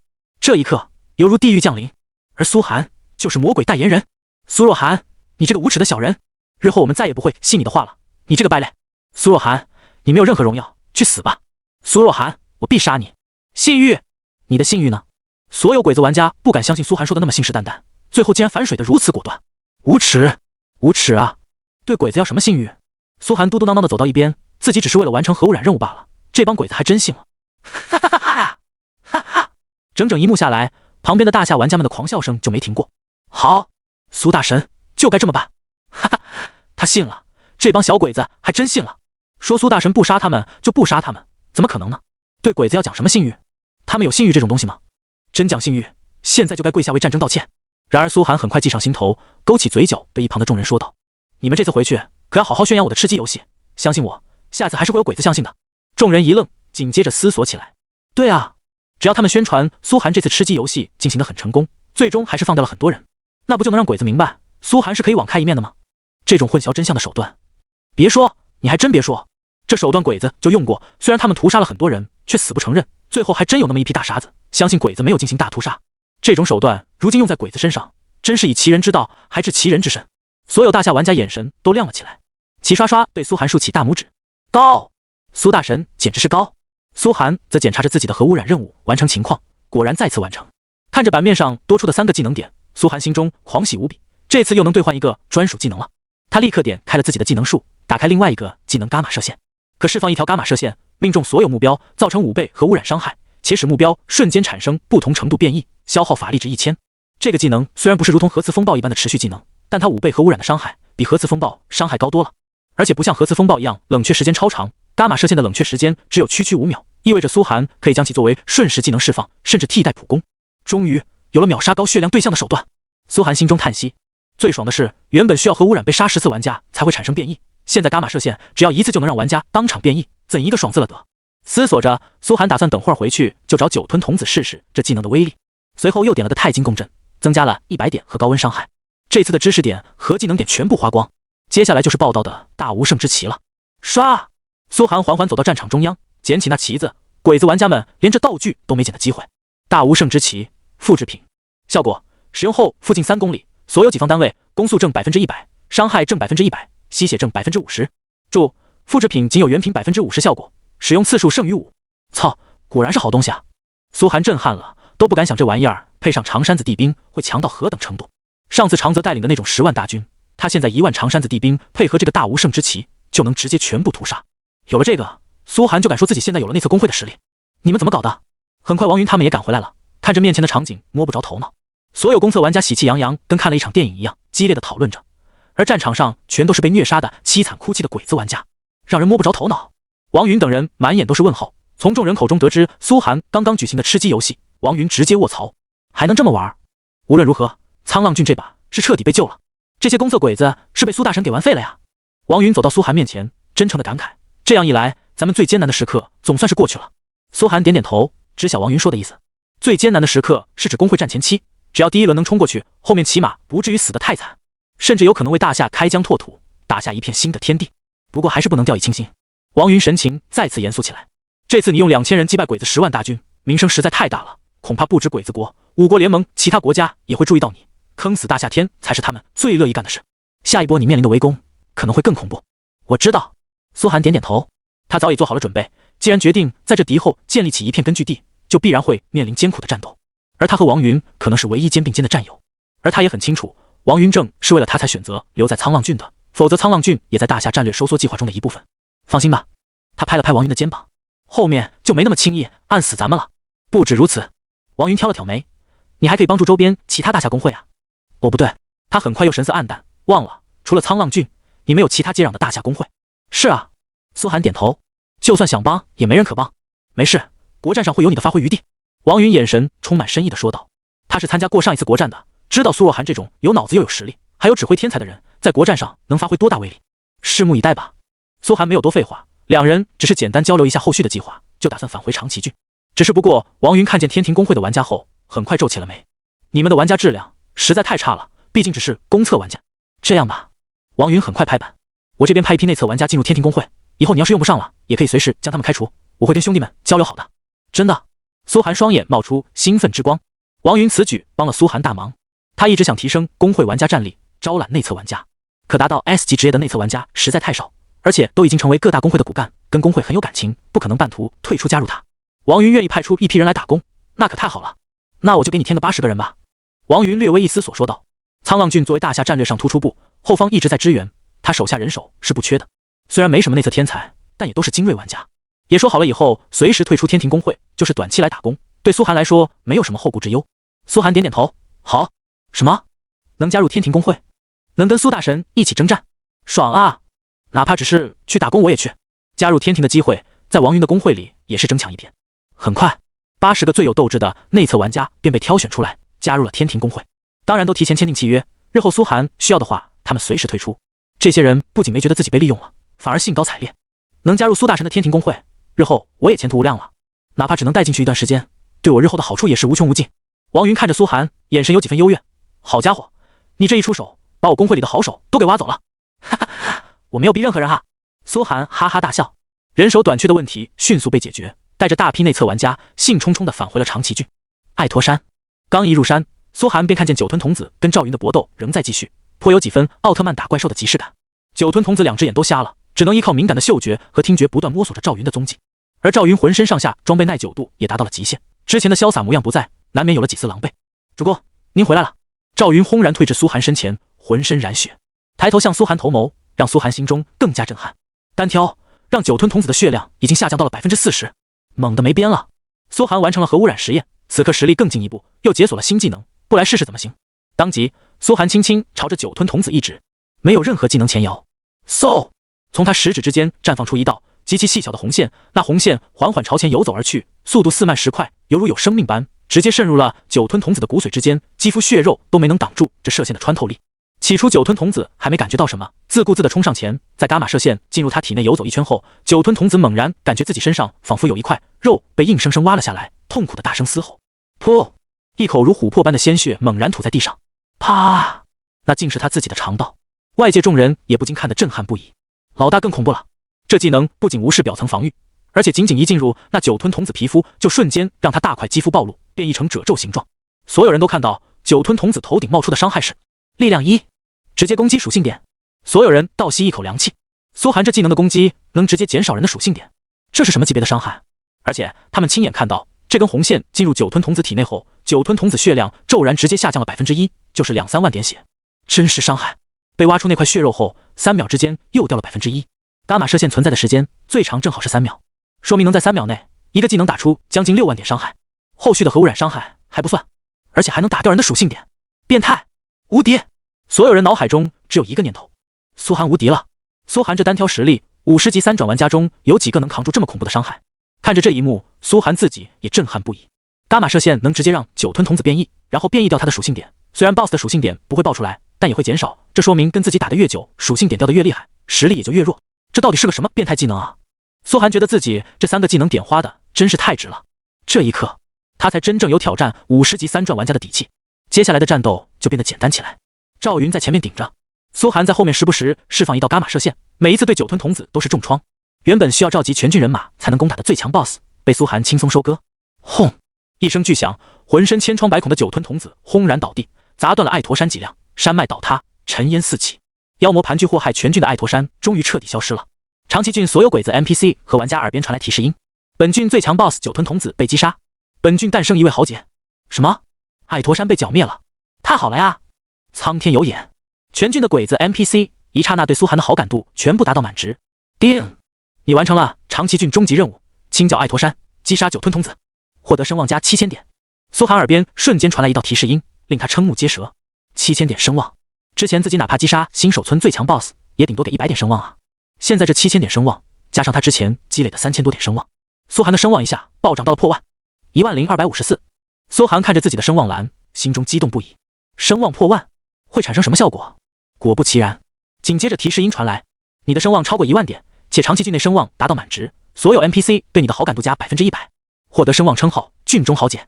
旁边众人也是愣住，定睛一看，苏寒头顶的 ID 竟然直接变成了纯金色。随着苏寒声望破万，斩杀九吞童子，获得豪杰称号，长崎郡各地也发生巨大震动。长崎郡西南平原地带，一片花与海构成的繁荣领地，比郡城周边要富裕100倍。左岛岭作为长崎郡最大的 NPC 家族，左岛家族在郡内的话语权无与伦比，哪怕放在天蓝王国也算一方豪强。不要看鬼子阵营都诞生在天蓝王国，天蓝王国也有很多地名跟现实中的鬼子国重名，但实际上神域中的天蓝王国跟地球的鬼子国没有半毛钱关系，也不会给鬼子玩家什么优待。天蓝王国有自己的文化历史和背景，玩家们只是王国实力的一小部分罢了。神域真正的主角永远是 NPC 豪强家族、大贵族、上古世家和至尊世家，哪怕最普通的 NPC 豪强家族，实力也起码是玩家最强公会的几十倍。毕竟按照神域这种类似于地球封建时代的世界观，就算只是个地方豪强，人家祖上也是从上古传承下来的，论底蕴，人家有几百代世家积累，根本不可能是玩家这种暴发户能比的。哪怕是第3季玩家，在这些老牌世家面前，也得老老实实舔着。普通豪强的家族骑兵虽然只有500人，但人人紫金级套装，等级50级以上，还拥有大骑士职业。就说这左岛岭，领地几乎比所有玩家公会驻地加起来还要大，占据着长崎郡最肥沃的平原地带，家族奴仆上万，中心城池人口几十万，街道上摩肩擦踵，跟他一比郡城就像穷乡僻壤。实际上在这些豪强的眼里，郡城也只是国王统治的象征罢了。人家想不鸟随时可以不鸟，毕竟贵族只需要对自己效忠的大贵族负责就行了。哪怕国王倒了，左岛家族的族徽仍然熠熠生辉。封建制度的经典操作，我封臣的封臣不是我的封臣。长崎郡共有10几个豪强家族，每个都有爵位在身，家族世代传承100万年以上。按照正常玩家的发展，起码要参加国战之后才有被这些本地豪强注意到的可能。苏寒现在击杀了九吞童子，一下将他在长崎郡内的声望拉到了顶。此时一片绿洲之上，左岛家的城池内数十万人口熙熙攘攘，比郡城还要多10倍。核心是一座巨大的塔楼，既是法师塔，也是家族核心驻地。因为左岛家族向来以奥数称雄，所以家族成员也都主修魔法，底蕴上光60级以上的4转大魔导师就有10几位。跟这些豪强贵族的底蕴比起来，郡城就是个摆设罢了。法师塔最顶层，一位东方人面孔的老者缓缓睁开双眼，眼神露出极大的震撼之色。竟然有冒险者成功挑战了九吞童子。他迅速挥手，一道影像中浮现苏寒的面孔，让他颔首不已。不错不错，这可是我长崎郡100年不遇的大好事。这位年少英雄应当得到王国嘉奖，我将亲自向国王为他奏功。话音刚落，蹭蹭蹭，他身边陡然闪出10几道虚幻的身影，每一道都是长崎郡中豪强家族的家主利用投影术现身，看样子是要就此事召开贵族会议。大家都知道了吧？咱们郡既然出了个豪杰级人物，年纪轻轻斩杀九吞童子，恐怕他的声望在王国内都是数一数二的。左岛家主咳嗽一声，缓缓说道：“声望，声望虽然对玩家们来说不算啥，但对这些 NPC 贵族来说就是实打实的名气。冒险者中从来没有出过这种天才人杰吧？”一位老者迟疑道：“哼，这些冒险者都是废物，不知从何处的异乡而来，仗着有些小聪明，便四处搞事。早晚我要启奏陛下，将他们全部逐出王国。只是这位豪杰似乎并非是王国户籍的人口，听他的口音，无非就是来自龙夏帝国罢了。但既然在我天蓝王国扬名，自然该由我天蓝王国招揽，还怕他龙夏帝国不成？如此年少英杰，绝对要留住他。”第一时间，所有家主、长崎郡真正的实权人物们都开始明里暗里争夺起苏寒来。如今国际形势变化飞快，随时可能战火纷飞。一个能年纪轻轻击杀九吞童子的郡中豪杰，将来在战场上可能会发挥巨大作用。其他冒险者在他们眼里是炮灰和渣渣，但苏寒这种郡中豪杰就不同了。一般豪杰这种称号只会诞生在各大豪强子弟中间，这还是第一次有玩家声望破万，混成了豪杰。可想而知，这种根底清白的郡中豪杰，所有家族都想拉拢过来。汝等可曾注意到，一位老者眯起眼，近几个月新建立起来的那些冒险者家族，似乎在针对这小辈，想将他扼杀在摇篮里。哼，那些蝼蚁，我家族骑士团一出，顷刻就可碾为灰飞，何必在乎他们的看法？另一位红河家族的赤发老者冷哼道：“在他们眼里，哪怕第4季内测玩家中底蕴雄厚的大公会，也不过是才几个月的土鸡瓦狗罢了，根本连名号都排不上。天蓝王国的语言和文字跟地球上的鬼子国差不多，但两者实则完全是两个文明。神域中的天蓝王国可没入侵过大夏阵营所属的龙夏帝国，反而一直被龙夏帝国年年压着打，近些年才稍微有些起色。有没有可能，这位冒险者是其他大贵族或者上古世家出来历练的后辈？”左岛家主忽然疑惑地问道。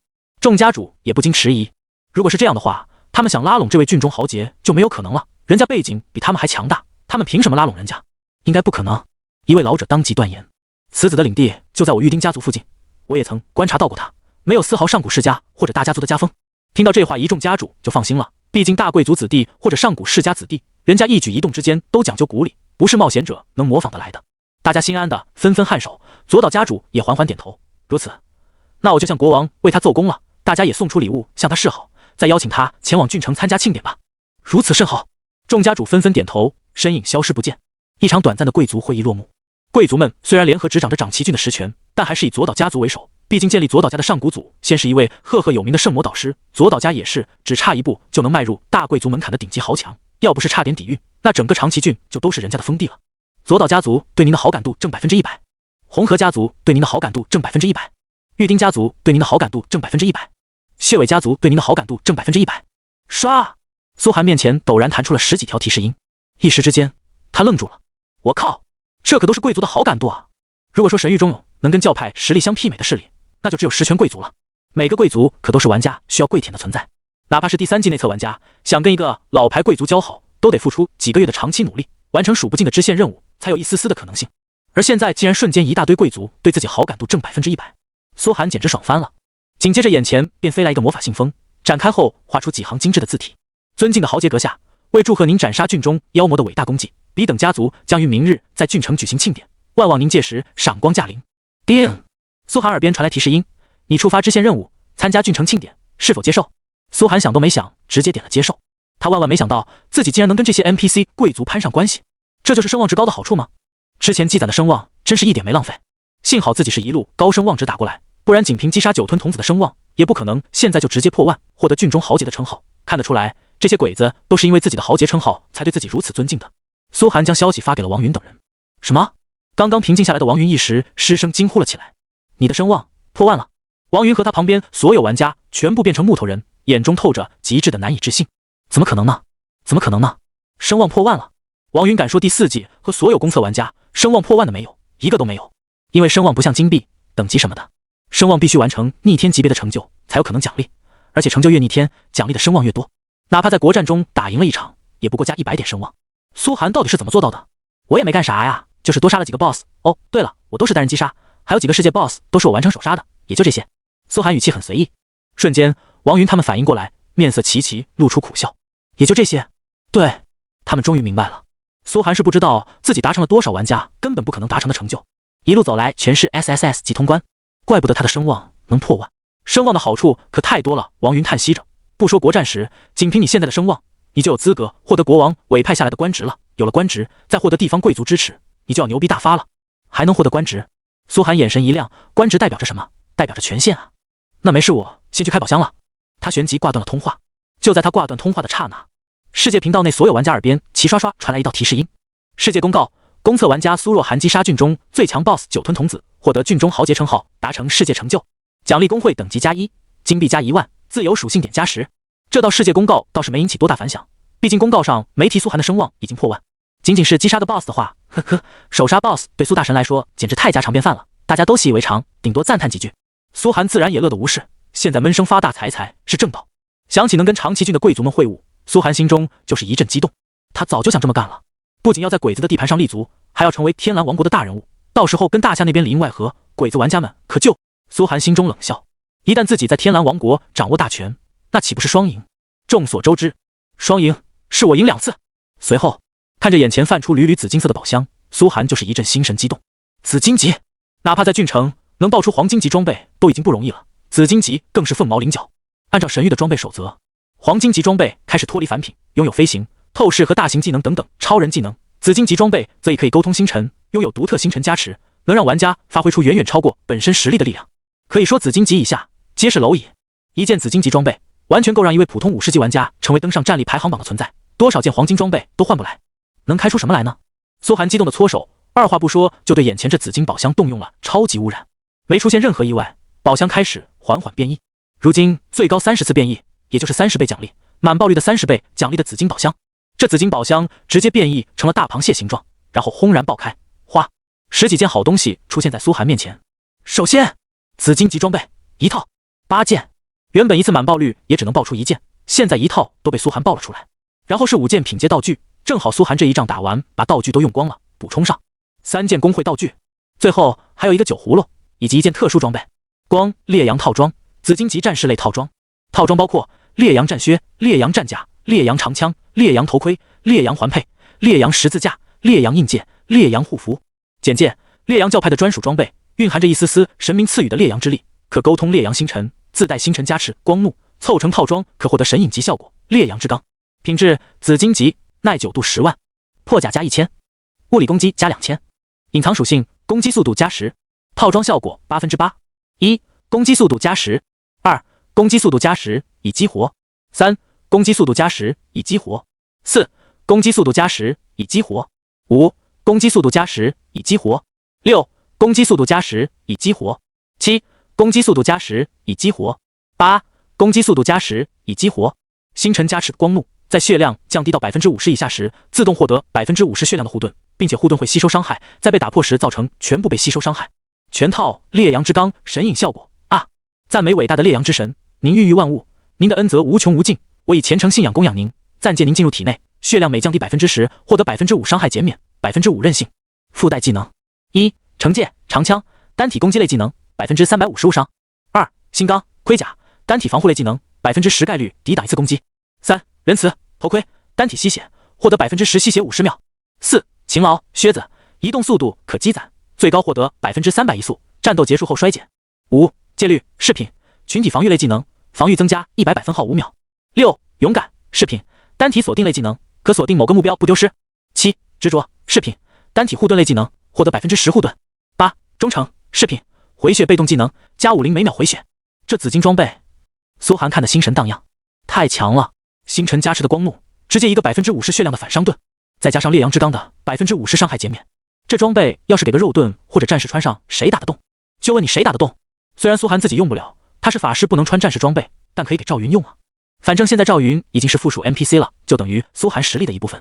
赵云本来就是打不死的小强，硬生生靠磨把酒吞童子都磨掉了半血，那是因为赵云装备着之前秦昊的穷奇套装，拥有大量属性加持，而穷奇套装其实是不占装备格子的，所以赵云实际上穿着2套装备，所以才会强到那种程度。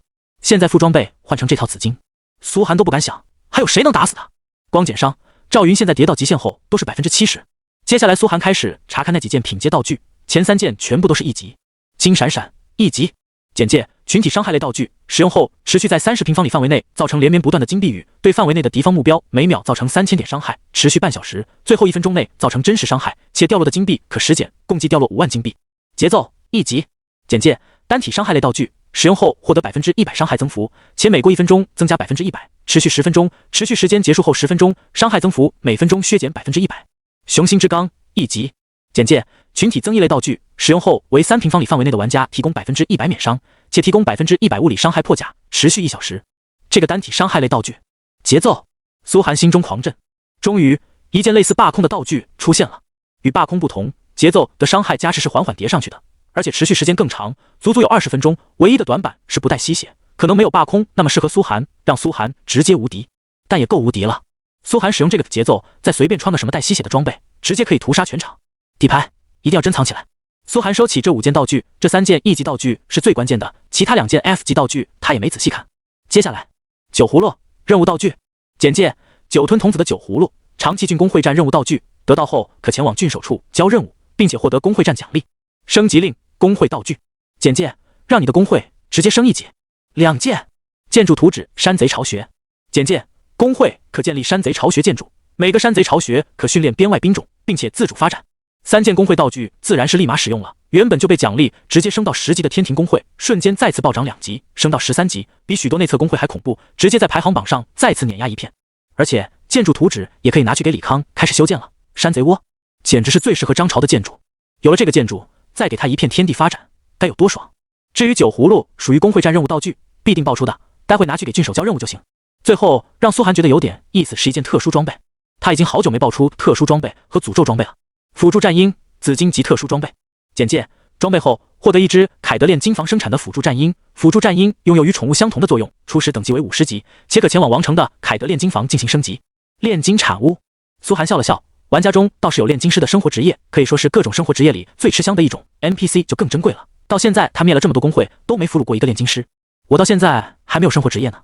看到这个，苏寒忽然想到，生活职业是每个玩家都可以觉醒的，一般需要进行生产才能激活，而他到现在，好吧，无论是钓鱼、厨房、锻造、打猎，他反正是啥也没生产过，是该找个机会去解锁生活职业了。苏寒思索着，收起这辅助战鹰，暂且没有使用，先收拾好人马，准备前往郡城找郡守交任务，顺便跟各大贵族见面。不仅是天庭公会，这么大的盛典，长崎郡公会都得来参加。苏寒倒是很期待宫崎财团的人和那些鬼子公会长会是什么表情。温馨提示：方向键左右，前后翻页，上下滚用，回车键返回列表。滴滴滴答，长号、短号、提琴、风琴，盛大的王国礼乐声响彻云霄 ，NPC 们张灯结彩，人人穿着王国礼服。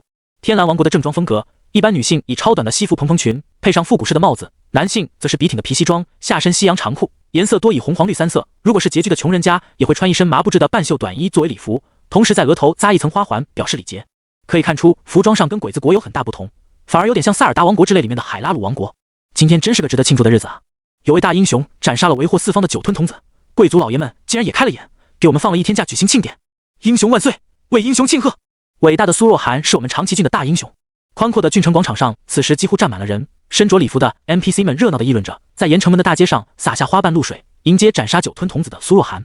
鬼子玩家们此时夹在人群中，几乎寸步难行，做个任务都得跑半天，而且到处都是夸赞祝贺苏若涵的声音，鬼子玩家们几乎要心态爆炸了。有没有搞错？明明爱驼山大部分妖魔是我们清剿的好不好？苏若涵只是捡了便宜而已。八嘎，天蓝王国不是我们鬼子阵营的吗？为什么这些 NPC 会开始吹捧苏若涵？他是我们鬼子国的生死仇敌好不好？一个鬼子玩家崩溃了，站在大街上怒吼道：得了吧！旁边一众鬼子用怜悯的眼神看着他，神色都很低沉。除了一些不爱看游戏背景的白痴之外，大部分玩家还是知晓自己在神域中是个什么地位的。玩家？哼，跟 NPC 的实力比起来，简直就是蝼蚁。天蓝王国什么时候是属于鬼子国阵营的了？只是神域划分天蓝王国为他们的投生地点而已。神域从来就不是个以玩家体验为核心的网游，而是以 NPC 体验为核心的。玩家们就是 NPC 的人生体验罢了，包括决定各国命运的国战。其实放在神域，也就是 NPC 国家们开战了，抓这些无权无势无根基的冒险者来当炮灰，打赢了给你点奖励而已。太可气了，太气人了！上面怎么说？难道就不管吗？放心吧，王国高层我们也是有人的，肯定会想办法打压苏若涵，不会让他在王国嚣张起来。一个鬼子玩家当场说道。所有人都用仇恨的眼神望向城门处，而在那里已经搭起了巨大的高台，两侧根本不是郡城守卫，那点郡城守卫算个屁啊，全部都是各家族的精锐骑士。50级浑身紫金装备的大骑士，一身装备华彩照的白昼更亮，站了足足2排，还有50级紫金装备的精锐射手和各家族法师，这股力量比玩家们强大了不知多少倍。而今天都只是为了迎接苏涵的，这就叫牌面。高台的两侧一圈座椅排开，全部是魔法项目打造，每个座椅上都坐着一位贵族，自然是为了给苏若涵授予荣誉的。八嘎八嘎八嘎，鬼子玩家们看得真是牙都咬碎了，心中酸到了极点。庆典的音乐一波高过一波，欢呼声一潮高过一潮，贵族们也等得有些不耐烦时，蹭！传送点内一道身影伴随着强光出现，他潇洒的法师长袍外沾着些许泥浆，干枯的血迹凝固在衣衫后摆，头顶上翱翔着一头巨型鸟类，发出铮铮嘶鸣。那少年的眼眸略微向下，似乎是连日征战带来的疲惫，但他刚进入的瞬间，仍然被眼前的这一幕给惊到了。我靠！苏寒直接一声国骂。早就知道 NPC 贵族们的实力很强，但没想到强到这种程度。轻轻一眼扫去，最前方那些穿着绯红色长袍，身上是真皮魔兽皮毛织就的大衣，气态煊赫的贵族们，每一个都是浑身白金套装，职业没有一个低于 A 级的。关键苏寒竟然还能看到他们的技能，一大排家族祖传的星耀级、仙级技能，而且还是满级满熟练度。论实力，绝对秒杀同等级玩家10条街。这就是贵族的底蕴吗？苏寒心中啧啧一声，缓缓向前。霎时间，不远处的长号手拉出盛大的长音符，像一声拉长的号角。10多位贵族当场站起身，面带激动地看向苏寒。他们的激动很好理解，只因看到苏寒，他们也很震撼。NPC 眼中显示的数据跟玩家是不同的 ，NPC 们只会通过气势、感知和能量场来判断一个人的强弱，而以他们的实力来判断苏寒的能量场，竟然如同大海一般无穷无尽。这到底是个什么样的存在？说他是上古世家的传人，我都信啊。关键是他才多大，竟然能让我们这些老牌贵族都看不透，此人绝对是当之无愧的郡中豪杰，毋庸置疑。跟他一比，我家族中那些引以为傲的子弟都是一些废物了。苏寒英俊的面孔，深不可测的神秘气场，令人震撼的战绩，都成了贵族们眼中价值不菲的资本，绝对值得他们花大价钱来笼络。欢迎你，年轻的冒险者！为首的左岛家主当即含笑朝苏寒走来，您的荣光为本郡添彩，现在请允许我们这些无用的老朽向您献上荣耀的象征。说罢，从一旁庄重的端起荆棘花环，就要往苏寒脑袋上套。真是愧对诸位领土守卫者的青睐，如果没有你们，长崎郡的安宁不会如此长久。十分出人意料，苏寒竟然很谦逊，弯腰接起花环，这让一众贵族对苏寒的印象更好了。其他贵族也纷纷下台。千万别这么说，我们注意您的荣光已经多时了，长崎郡的未来还是要靠年轻人的。呵呵，阁下真是有理有节。苏寒神色丝毫不慌，不知道怎么跟这些贵族老爷打交道。很简单，这是王云在来之前给他发的资料里写的。所谓贵族嘛，无非就是2个字：虚伪。别看他们这时候能捧你，真遇上事的时候，这帮人有一个算一个，有多快跑多快，完全不像琳达他们一样豁达，只需要跟他们虚与委蛇就行了。大家虚伪的一阵互吹后，苏寒戴上那花环，耳边顿时传来提示音：你获得荣誉加1。注：荣誉对特定 NPC 有震慑效果，可提高好感度。紧接着，贵族们便带领着苏寒进入城内，几十位大骑士共同护送的豪华马车，左岛家主和苏寒共同乘坐一边。左岛家主还一边对苏寒介绍道：我们左岛家传承自上古魔法帝国，虽然如今衰败了，可在郡内还是有些实力的，日后你如果有什么麻烦，尽可以来找我们。言下之意就是秀肌肉了。苏寒已经表明了苏寒对他们有用，他们也得表示出他们对苏寒有用，大家心知肚明，含笑不语，这就是贵族风范。苏寒思索着，既然对方开始秀肌肉，自己的气势也不能就这样被压下去，转头便向天空一招手：鲲鹏下来！轰！体型已经达到近100丈，直接覆盖郡城中央大街全部面积的鲲鹏轰然降落下来，2道翅膀将周边不少房屋都直接轰塌。大骑士们的战马忍不住受惊，转动向后退去。虽然大骑士们不至于被如今实力的鲲鹏吓到，但对他们的坐骑来说，魔兽可是有血脉压制的。鲲鹏这种神级宠物，血脉压制的效果就更厉害，直接震慑住了这大骑士军团。啊，这是什么？神兽啊！竟然是神兽！我的天，这位英豪竟然拥有一头神兽认主！天哪，难道这是众神的旨意吗？记得那些史诗英雄都是有神兽护体的，难道这少年也是吟游诗人口中唱的那种亡国英雄？贵族们同样震撼不已。他们看得出来，虽然此时的鲲鹏不足以对他们构成威胁，但要知道，从神兽的年纪来看，鲲鹏现在连出生期都不算，刚刚破壳而已。只要稍加培养，这神兽日后的潜力简直无穷无尽。苏寒的价值再次被无限制拉高了。刚刚还对苏寒秀肌肉的左岛家主，见自家骑士团直接被鲲鹏给震慑住，也是面上不好看。无论是否是在实力上，他仍然有种被打脸的感觉。只不过他没有丝毫不悦，反而震撼的喃喃起来，拉着苏寒的手也显得更加亲热了。天啊，我的天啊！他面上做出一副被惊吓到的模样，掏出汗巾擦汗，十分震撼。但天知道他一个60级4转天魔导师，为什么会被30级的鲲鹏吓到？年轻人，为什么你从来没有告诉过我们，你还有一头神兽认主呢？这简直是大好事啊！郡中百姓的安危就靠你了。呵呵，不足挂齿。苏寒淡然一笑，将鲲鹏收回了体内。他知道，仅仅如此一头未成年的神兽，还远不足以让这些贵族对自己下血本。这帮人都是自私自利、骨头里榨油的存在。现在左岛家主说的也只是些面子漂亮话罢了，他没有在意。一路进入城中，下了马车，在无数民众的簇拥欢呼声中，苏寒声望再次暴涨。你震撼了长崎郡民众，你震撼了盛典上的所有人，声望加100，声望加100。原本对别人来说相当难以得到的声望，对苏寒如今却简单无比。装逼吗？谁不会？可是谁又能有苏寒这么好的装逼机会呢？一众贵族伴随着苏寒来到了郡守府内，郡守看见苏寒此时的表情都不足以用震撼来形容了，而是直接屁滚尿流，匆忙地冲出府邸迎接。英雄，哎呀，大英雄啊！万万没想到，你竟然能解决到我们长崎郡最大的麻烦。郡守心中对自己痛骂不已，早知道这个苏寒竟然猛到这种程度，连酒吞童子都能斩杀掉，直接给他发个斩杀酒吞童子的任务不就行了？十分懊悔自己之前跟鬼子玩家们眉来眼去的行为，这要是被苏寒记上了，日后苏寒在战场上立功成为贵族后，不得玩命报复自己。哪怕是郡守，也不想得罪任何一位贵族，甚至是未来的贵族。没事，我是来交任务的。苏寒笑了笑，从背包中掏出酒吞童子的酒葫芦，高高举起。哗！周边民众看到，又是一片震撼声。这是酒吞童子的遗物，太好了，以后出行不用担心被妖魔杀戮了。那些该死的妖魔袭击村庄，斩杀路人，他们总算是消停了。其实酒吞童子的实力对各大贵族来说并不算什么，付出一些代价就能剿灭。可是贵族们又有几个愿意浪费自己的实力去为底层泥腿子谋福利呢？于是便让酒吞童子的名气越来越大，直到今日被苏寒斩杀。也就是说，一件各家都不愿理的事，积攒成了苏寒的名望。英雄，感谢您为长崎郡做出的贡献。郡守面露感激、激动、震撼等等多种情绪，堪称演技绝佳，甚至流着泪从苏寒手中接过了酒葫芦。这感情有几分是真的就不得而知了。为了表彰您做出的特殊贡献，我决定给您10倍奖励。郡守咬了咬牙，又说道：要知道这10倍奖励可是他自掏腰包的，郡财政可没这一项。再说长崎郡一部分领地被玩家工会们塞满了，其他都是贵族的领地，他想收税也没地方收啊，郡财政上根本就没几个钱。哦，苏寒饶有兴趣地看向他，耳边传来提示音：你完成工会战任务清剿爱驼山，由于您破格完成，郡守决定给予您10倍奖励。苏寒紧接着便看见奖励栏下面的1万金币、1000工会经验，刷刷刷，瞬间跳成了10万金币、1万工会经验以及1件建筑图纸。哦，有点意思。苏寒不禁有些开心，这10倍奖励就很爽了。10万金币对他现在来说也是个大数字，1万点工会经验虽然不足以让天庭工会再次升级，可也很难搞到。至于这图纸，苏寒接过郡守递过来的建筑图纸，才发现这是一件王国制式建筑图纸。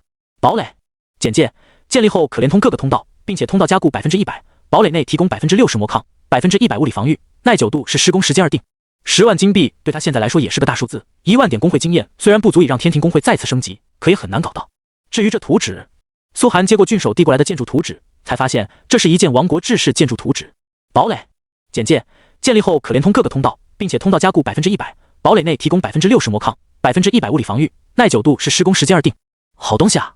苏寒不禁心中暗爽，这东西配合自己的地道，瞬间就能建立一条永备防线，比乌龟壳还乌龟壳。他上前不客气地拍了拍郡守的肩膀，好样的，是好同志，那就谢谢郡守大人的奖励了。不敢当。郡守那张老脸上竟然露出了害羞的神色来，他知道自己跟苏寒之间的事算是翻篇了，但背过脸却不禁一阵肉痛的表情，那可是他攒下来的老婆本，家族好不容易搞到的一张建筑图纸，原本想在黑市上卖个好价钱，现在全便宜苏寒了。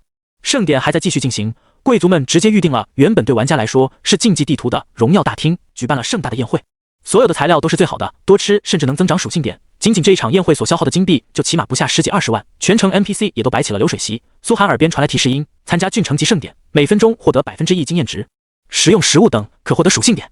好活动啊！苏寒见状，赶紧通知天庭工会的玩家们全部来白吃白喝。这么点吃喝，相信贵族们还是能负担得起的吧。很快，刚刚休整完毕，来到郡城的天庭工会众人便看见这盛大的庆典以及众星捧月般的苏寒，每个人都彻底陷入了震撼当中。哇靠，太帅了吧！老大又帅了呀，在哪都能混得这么风生水起，这种玩家在神域中恐怕没出现过吧？老大牛逼，果然牛逼！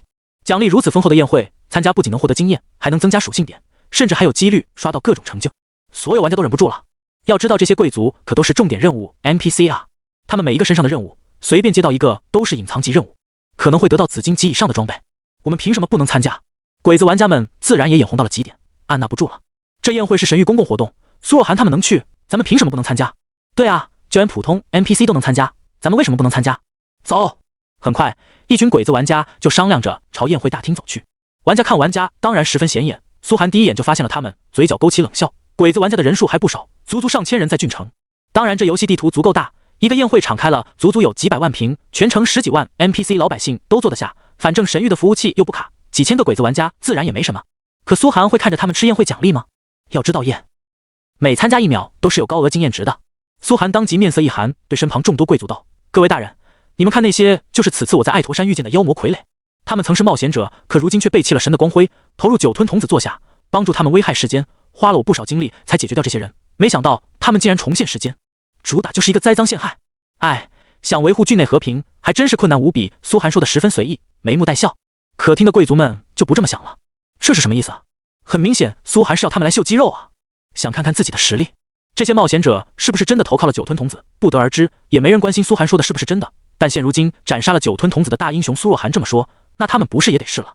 当即，左岛家主面色就冷冽了起来，对手下骑士团下令道：“将那些人类叛徒给我抓起来！荣耀至上！”大骑士团长满脸激动，抽出腰间紫金级长剑，二话不说上前将鬼子玩家们包围。骑士团之前被鲲鹏吓倒的耻辱，现在还历历在目。这次要是不能好好展示一番左岛骑士团的威严，他们还怎么混？将士们，出征！宴席之外，一队骑兵很快刷了冲入宴会场，来到鬼子玩家们所坐的那一片，直接让他们给包围起来。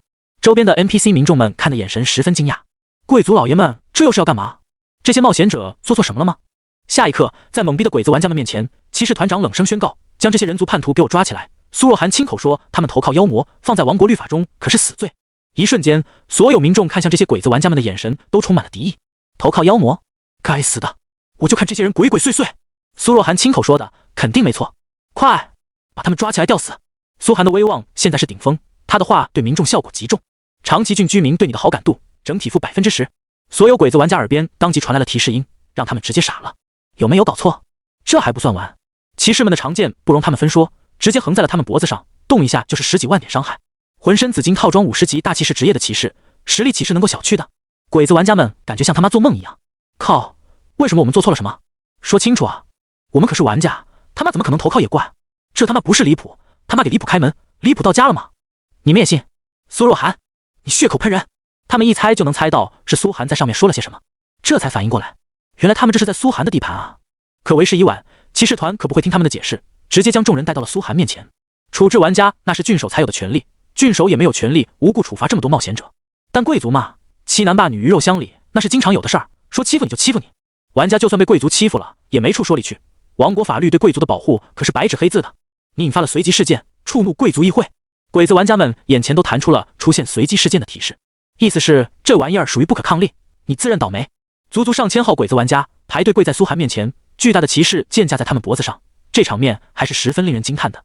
天庭公会的玩家们也看得饶有兴趣。好家伙，一次性斩首上千人，大场面啊！这场面在地球历史上算是凤毛麟角，可对神域的人口基数和地图面积来说，只能算是宴会上的一个小游戏罢了。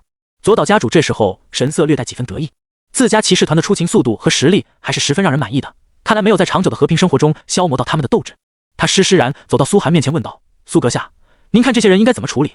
我的建议是将他们全部销售，这些无耻匪类不值得您的同情，头颅挂在境内各个路口，以儆效尤。”好主意啊！苏寒一拍大腿，反正也不能对玩家产生什么实质性的处罚，那就恶心他们吧。他点点头，就按您说的办。话音刚落，唰！巨大的骑士剑划过这鬼子玩家们的头颅，直接将他们直接给送回了复活点。一颗颗头颅被骑士们拿起来，插上木棍，准备送到郡城那个条路的路口。示众告诉所有 NPC， 这就是跟妖魔合作的下场。复活点内，所有鬼子玩家一脸的悲愤。凭什么？凭什么？连郡城里的乞丐 NPC 都能去吃席，咱们不能去？这神域还要不要游戏公平性了？太过分了！苏若寒，你不当人子，欺负人也没有这么欺负的。等着吧，下次公会战的时候一定要让你好看。对，他只是暂时强势而已，别忘了整个长崎郡都是我们的，咱们8000玩家，人多势众，他们天庭公会顶多不过100、10来个人罢了。走，回去。鬼子们是没什么机会再进入宴会了，只能愤愤转身离去。宴会上能留下的只有那些内测玩家，他们在本地混的还是有一段时间的，根基深厚，贵族们也不会轻易去动他们，起码不会像杀公测玩家们一样跟杀只鸡似的。此刻看见那些公测玩家们的惨样，内测鬼子玩家们纷纷心中憋了一股火，却也不敢释放。他们很清楚贵族骑士团的实力，在当下的情况下，今天是苏寒的重大场合，敢跳出来就是找死。你这个家伙还在吃！安倍愤怒地呵斥着面前的荒木，咱们长崎郡这次把脸都丢尽了，接下来真的可能会出现一郡的人合力都打不过苏若寒的情况。荒木嘴里啃着一个鸡腿，左半边嘴唇里塞着鱼肉和番茄，吃得毫无形象，说话也含糊不清。这有什么？那不是他们找死吗？明知道今天是苏若寒的主场，还敢跳出来找事，跟咱们有什么关系？八嘎！安倍骂了一句，气得都不想说话了。他一向对荒木这种将自己和鬼子国剥离开的行为感到愤怒，却也没有办法，他们可都是我大和民族的人。哼，大和民族！荒木冷笑一声，擦了擦嘴，抱歉，我是琉球岛民，跟我没有关系。安倍无语了，愤怒道：“你到底有没有办法？我对你的忍耐也是有限度的。”这个啊！荒木眯了眯眼，掏出一根牙签剔了剔牙，神色极为舒服地伸了个懒腰。上次苏若寒击败10万大军，血流成河，这次又阵斩10万人，这难道不都是恐怖的灾难吗？放心吧，只要灾难够强，我能展现的实力也就越强，绝对不会让你失望的。你到底还要收集多少灾难？安倍却忍不住了。这些天看似他任由宫崎老贼发挥，实际上这长崎郡可是他安倍家的基业啊。之前他不知跟这些贵族家族做了多少任务，才换来一点点好感，结果没想到今天苏若涵竟然直接被所有贵族宴请，他在长崎郡的根都快被苏涵拔了，这可比宫崎老贼的威胁要恐怖得多。快了快了，荒木信还是嘟囔着，下次工会战一定。得到了确切回答，安倍满意的点点头，这可是你说的。宴会仍在继续进行，天庭所有玩家在这场宴会中不断获得经验，都升了1级，属性点也每人至少获得2-3点，加起来就是一笔恐怖的收获。到了宴会末期，双方展示肌肉和互相试探都差不多了，酒也喝得差不多了，关系也拉近得七七八八，贵族们终于准备开始上硬货了。既然要拉拢苏涵成为他们的人，那自然不能只是停留在嘴上说说。佐岛家主举起酒杯，看似随意地对大家笑道：“我看苏若涵阁下的名望、实力以及群众的支持都够了，如此年少英杰，也是时候进入王国官场承担一些责任，大家觉得呢？”是啊，如此年少英杰，怎么能不上点责任呢？有担当才是男子汉啊！我建议贵族议会立刻提名，向国王申请苏若涵出任官职。贵族们一唱一和，不知苏阁下意下如何？佐岛家主带着几分酒意的眼眸投向苏涵，图穷匕现。所谓承担责任，一语双关，就是获得我们的支持，自然也要为我们办事。苏涵当然清楚其中的意思，当即举起酒杯，大家请放心，长崎郡的安危我责无旁贷，郡内百姓的安全一直是我挂在心尖上的重任，只要我出任郡中官职，一定会做出让各位满意的成绩。好，佐岛家主很满意这个回答，立刻唤来家族中的魔法师，取来魔法信法。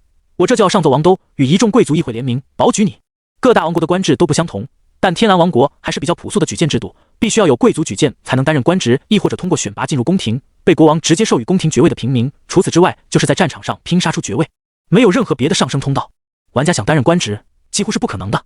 每一个身怀官职的玩家都会被各国严密保护，因为他们的仕途就是国家在国战中的国运。其实佐岛家主也只是做做样子罢了，举荐苏涵的文书早就写好，打开魔法阵就直接传送到了王都国王陛下的案头上。神域是个高魔世界，行政效率这一块简直没得说。此时天蓝王城太平京这座城池是当初上古时期的魔法帝国的一座边境要塞所改造而来，名为太平关。天蓝王国第一任国王便是太平关的守将。一统人族的魔法帝国崩溃后，他率先占据了帝国北境的大片领土，建立了天蓝王国，改太平关为太平京，也导致天蓝王国的民风彪悍。因为时常要面对人族边境之外兽人、魔族的侵蚀，对内也是要受到不少人族王国的联合进攻。简而言之，就是块四战之地。天蓝王城装饰朴素，哪怕国王的宫殿也只是铺了一块红毯，几百个奴仆和宫廷贵族出入其中，协助国王处理政务，妻子也通常只有一任，也没有其他王国那么奢靡。天蓝王国的国姓上山氏，这一任国王上山月，年方20即位，虽然并不擅长军事，但却是个政治天才，年纪轻轻就统一了王族大部分贵族，压制各地贵族，让王国爆发出了极强的战斗力，一扫之前被各国欺压的惨状，甚至在跟龙夏帝国作战时赢得了不少胜利。王宫内，一位身着红色诗纹袍服、头戴3寸王冠的青年，眉目修长，眼神深邃的犹如一汪湖泊，面前桌案不断弹出各地的政务。他每天要从早忙到深夜，这位天蓝王国历史上堪称最勤政的国王，没有一天休息过。当然，旁边还有2位公相和4位大臣帮助他处理政务，不然一个人的身体早就累坏了。哼，有意思，长崎郡那些贵族们竟然联合举荐了一位少年英豪，请他担任郡中官职，这还真是开天辟地头一遭。公乡签到会，一位白发苍苍却精神霍烁的老者拆开一封魔法信件，饶有兴趣地点评道：“哦，竟然又有一地出现了英豪。”王袍青年笑了笑，接过信件翻看，这位少年英豪名为苏若涵，越过越看越让他心惊。年纪轻轻就斩杀9吞童子，阵斩10万大军，还是冒险者出身。苏若涵，4位大臣之中的一位，听到后顿时脸色一滞。他名为伊里惠，正是鬼子阵营的第3季内测玩家，依靠职业狡诈者的政治天赋，花费了巨大力气才爬上这个杂物大臣的位置。虽然是最低等级的大臣，却也是天蓝王国的高层。别人不认识苏若涵这个名字，他怎么可能不认识？正是这些天加入鬼子国阵营，疯狂屠杀鬼子玩家的那个大吓人，一名公测玩家，他的名字竟然已经报到了国王面前。伊里惠愤怒了，必定要搞掉这小子。王国内部岂能让大吓人染指？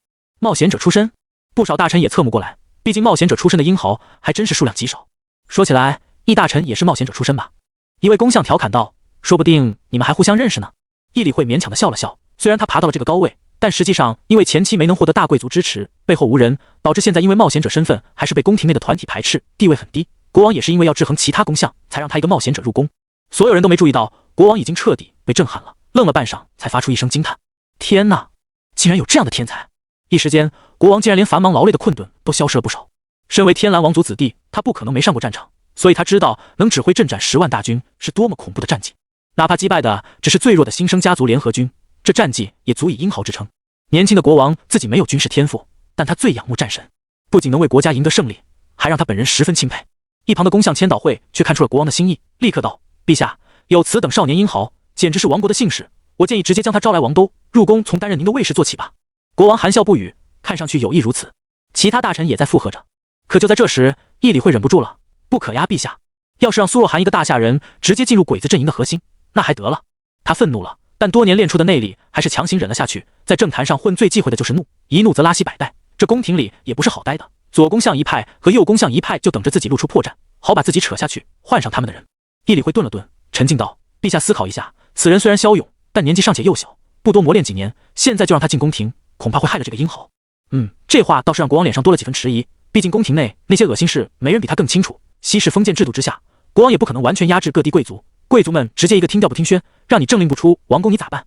所以也不是国王想提拔谁就提拔谁的。一旁的千岛会接着说道：“杂务大臣言之有理，不过臣以为这种英雄不可不重用，不如让他担任长崎郡郡尉，先磨砺磨砺吧。”不可！义理会心中再次愤怒，暗骂千岛会：“你这个该死的 NPC 老逼灯，处处跟老子作对，等老子掌权，非要喂你吃屎！”直接让苏若涵担任郡尉，那长崎郡的局势不知道会糜烂成什么样子。哦，莫非大臣您还有话说？亦或者您是有意打压跟自己相同出身的冒险者，想牢固恩宠吗？左相千岛会冷笑反驳道：“等的就是义理会这一句。”当即抓住机会反攻，给义理会扣上一个大帽子。您这话是什么意思？我岂会？义理会想反驳，一时间抬头看见国王严厉的眼神，又将话咽了下去。他是国王的人，而国王不想他再争。王国高层的政治斗争极其残酷，稍微一句话说错，可能就是生死族灭的下场。NPC 们可不会管玩家能复活的事，有官职的玩家只要在大庭广众之下死一次，那王国自动默认取消你的官职，从复活点出现的那是另外一个人了。够了！最后国王出来开始定调子，就顺从长崎郡贵族议会的决定，封苏若涵为长崎郡郡尉吧，然后再赐予他一件荣誉勋章，就赐紫心勋章吧。陛下圣明！宫廷内再无任何一句反对的声音，所有人齐齐伸叩首。义理会虽然表面上认同，可心里怒骂到了极点，封苏若涵一个大下人当郡尉已经很过分了，国王竟然还给了一块紫心勋章，虽然是王国勋章中等级最低的一种，可对玩家来说，一块勋章的价值简直逆天了。不仅在战场有特殊权利，他的工会也会拥有种种特权，仅次于拥有爵位。长崎郡那些废物到底是怎么搞的？苏若涵的名字1个月前我就听过了，原本以为只是个小麻烦，没想到竟然闹到了国王这里，说不定就会坏了我扶桑帝国的大事，必须好好严查。一边走出宫廷，义理会一边愤怒地开始召集宫廷内的鬼子玩家，商议怎么从中央层面搞掉苏若涵。这件事已经到了不得不处理的程度，一个大下人竟然混到了他们鬼子阵营王国的中央层面，国王这次肯定记住了他的名字，真让他进入王国高层，那还得了。长崎郡。就在宴会还没散席，大家仍一片欢乐之声时，国王的回信已经到了。不说苏涵，就连长崎郡众多贵族都给直接吓了一跳，当即装模作样庄严的起身，对魔法阵行了个大礼。吾王至上，国王万岁！虽然贵族们对国王不见得有多尊重，但对王国这个行政体制还是必须要尊重的，因为这是所有贵族共同建立用来划分利益的体制。宴会气氛顿时为之一振。佐岛家主本以为是国王发来的其他信件，打开一看却发现正是对苏若涵一事的回复。身为从魔法时代演变过来的王国，天蓝王国传令自然都用魔法声音。敬爱的长崎郡诸位臣僚们，我于艾莎宫向诸位致意，关于对英豪苏若涵的封赏。国王那年轻却显得威严的声音顿时在大堂内响了起来。先是一阵对苏涵的赞美，最后提到命苏涵担任长崎郡尉，并且授予紫心勋章1枚。哗！国王的话语结束，信件夹盖着国王政务部的印章飘落到地上，众多贵族都惊呆了，全场一片寂静。佐岛立在原地，连捡都忘了捡。所有贵族面面相觑，对视一眼。他们原本只是想卖给苏涵个面子，根本没想到这提议会通过。没想到，不过一顿饭的时间，国王的回复就来了，直接给了苏若涵郡尉职务。郡尉虽然不是郡守，只比郡守低1级，但实权却比郡守高多了。因为郡尉可是有权利建立郡兵的，长崎郡郡尉职务一直空缺，就是因为各大贵族从中作梗，他们以家族私兵代替了郡兵。现在国王直接封了个郡尉，说明日后各大家族的私兵都要编入郡兵。好一手收权，既提拔了苏若涵，拉拢了这个年少英豪，还顺手打压了一下本地贵族的势力。不得不说，国王的手腕简直太高明了。这位年轻国王最擅长的就是政治手段，一个从他接手时王权旁落，大贵族比现在嚣张10倍的时代，区区几年时间就被他变成了如今战斗力爆棚的天蓝王国。他即便不算雄主，也绝对是位明君。苏涵倒没想那么多，只是啧啧喟叹，王国行政真高效啊，现实中都没这么快吧，刚发下去还没一顿饭的功夫，就直接给批示了。他耳边传来提示音，你获得紫心勋章，荣誉+2。众贵族从惊愕中长久回不过神来。不过几分钟后，佐岛家主迅速捡起地上的信罚，取出伴随传送阵而来的紫心勋章，庄重地别在了苏涵胸前，举起苏涵的手面向民众和所有人，夕阳的光辉透过宽阔的大门映照在2人身上，那一刻荣耀且光辉。国王至大，他喊道，国王至大。民众们也是激动的回应，哗哗哗。然后宴会的大门就关上了，只留下贵族以及贵族家族内的关键人物。幽暗的烛光燃起，所有贵族们脸上的神色不一而同，有的面带怒气，有的若有所思，有的惊喜，有的愤怒。所有人都看向左岛家主。众多贵族交换一番眼神后，便清楚当下事情该如何处置。国王想用苏若涵来压制郡中贵族们的势力，那他们这些贵族们也未尝不可拉拢苏若涵来打破国王的安排。如此，苏若涵的地位就变得相当重要了。准确来说，是比之前更重要，因为国王还对他授予了一块紫星勋章，说明贵族们必须拿出比国王更多的东西，才能收拢住这位少年的心。真是恭喜您呢，先生！今日您算是一鸣惊人，没想到您的名字直接能被国王记住并且看重。看来国王大人最近事务并不繁忙。左岛皱眉沉思了半晌，换上笑脸对苏涵客气地说道。紧接着他话锋一转，不过王都毕竟距离咱们长崎郡天高路远，就算有魔法行政体系，也不可能时时兼顾。咱们处在边境，随时可能有被进攻的危险，本地的事务还需要咱们齐心协力。这意思就更明显了。苏涵虽然不了解王国的行政体系，他这官职刚刚授予，别说上任，连查资料的时间都没有。不过也敏锐察觉左岛是有求于自己，提出本地事务，意思是不听中央的，说明郡尉这个职务很重要。苏涵快速查了一下郡尉所代表的职权，当即就明白了，原来这些贵族是怕自己分他们的权，那可真是想多了。自己一个玩家毫无根基，怎么可能参与到这种事情中来？那不是嫌自己死得不够快吗？长崎郡贵族们的实力有多强，他又不是没看到。苏涵当即道：“这个我没有经验，还需要诸位以后多多合作。”左岛一听这话，就知道苏涵上道，连忙堆起笑意，举起酒杯：“不敢不敢，大家都是为了王国的事业嘛，应当齐心协力。日后您再有什么寻求所需要的帮助，我们也绝不推辞。对了。”左岛开始上狠活儿，看向所有家主道：“既然郡尉大人如此受国王重视，大家又如此投缘，咱们也应该多多联络才是。我看不如各家都以私人名义聘请郡尉大人担任家族教官吧，用来教育我们那些不成器的子弟，想来也比外界那些庸师要好得多。诸位以为呢？”“没问题，当然没问题。郡尉大人愿意赏光，那可是天大的好事。”贵族们连声附和。苏涵面前也顿时弹出了10几条提示音。左岛家族向您发出长期循环任务，担任家族教官，奖励每周授课半天，薪水5000金币，可收获大量好感度，且奖励10%经验，是否接受？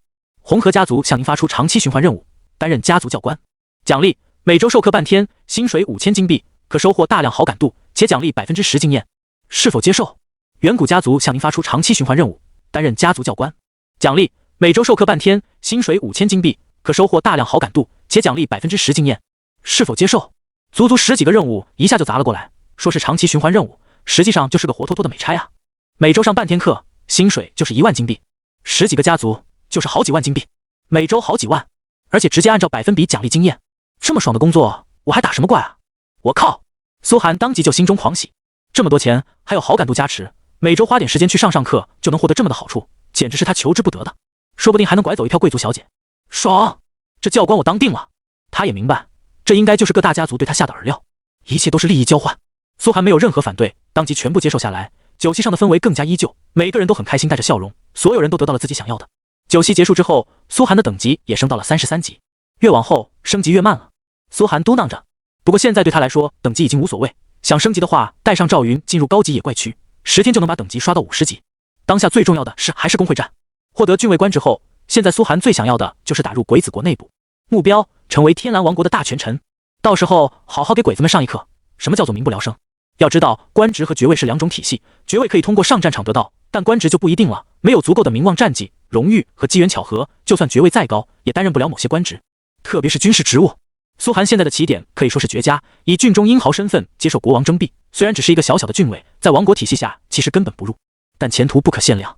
正在此时，安倍公会城池，莫西，宫崎老贼接起一个电话，很快脸色就变得极度难看，表情犹如恶鬼。八嘎，怎么会这样？我知道了。嗨，绝对不会允许这样的事情发生。您放心吧，我一定将苏若涵按死在长崎郡。挂断通话后，被痛骂一顿的宫崎老贼脸色难看到了极点，哗，抽出腰间长刀，直接一刀斩断了面前的座椅。八嘎，事情怎么会变成这样？这些天他一直在跟那老妪培养感情，还没关注到外界苏涵竟然又干出了这样的大事，击杀9吞童子，参加盛典，竟然还获得了国王任命的郡尉职务，那可是官职啊！多少玩家梦寐以求，哪怕他这种第3级玩家，拥有官职和不拥有官职简直是两种地位。为此，义理会特意打电话前来训斥他。虽然宫崎家族是6大财团之一，但面对义理会这种掌握王国实权的玩家，还是不得不畏惧。毕竟国战时，人家一个命令就能直接派你去送死，让你在神域中的投入全部化作灰飞，这就是权力的力量，必须要加快速度了。宫崎老贼脸色狰狞的犹如恶鬼。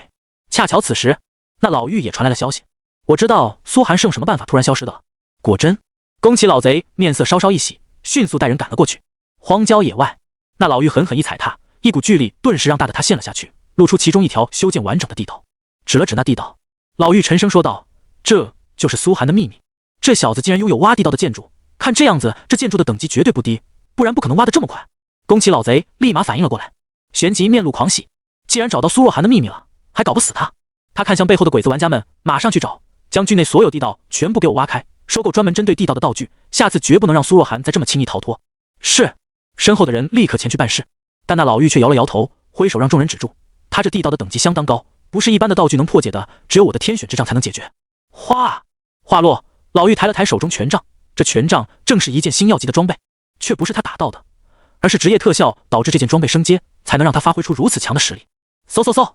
老妪掏出几张黄纸，在纸上画出了几道符咒，递给了众人。也不用挖开所有地道，我推测地道已经遍布长崎郡，甚至延伸到了郡外，仅仅靠挖是挖不完的。他还能随时建造更多地道，以后作战时你们就手持这道符，就可随时追踪地道的踪迹，让他无所遁形。而且，老妪忽然冷哼一声，苏若寒用地道占了这么大的便宜，得让他全部吐出来。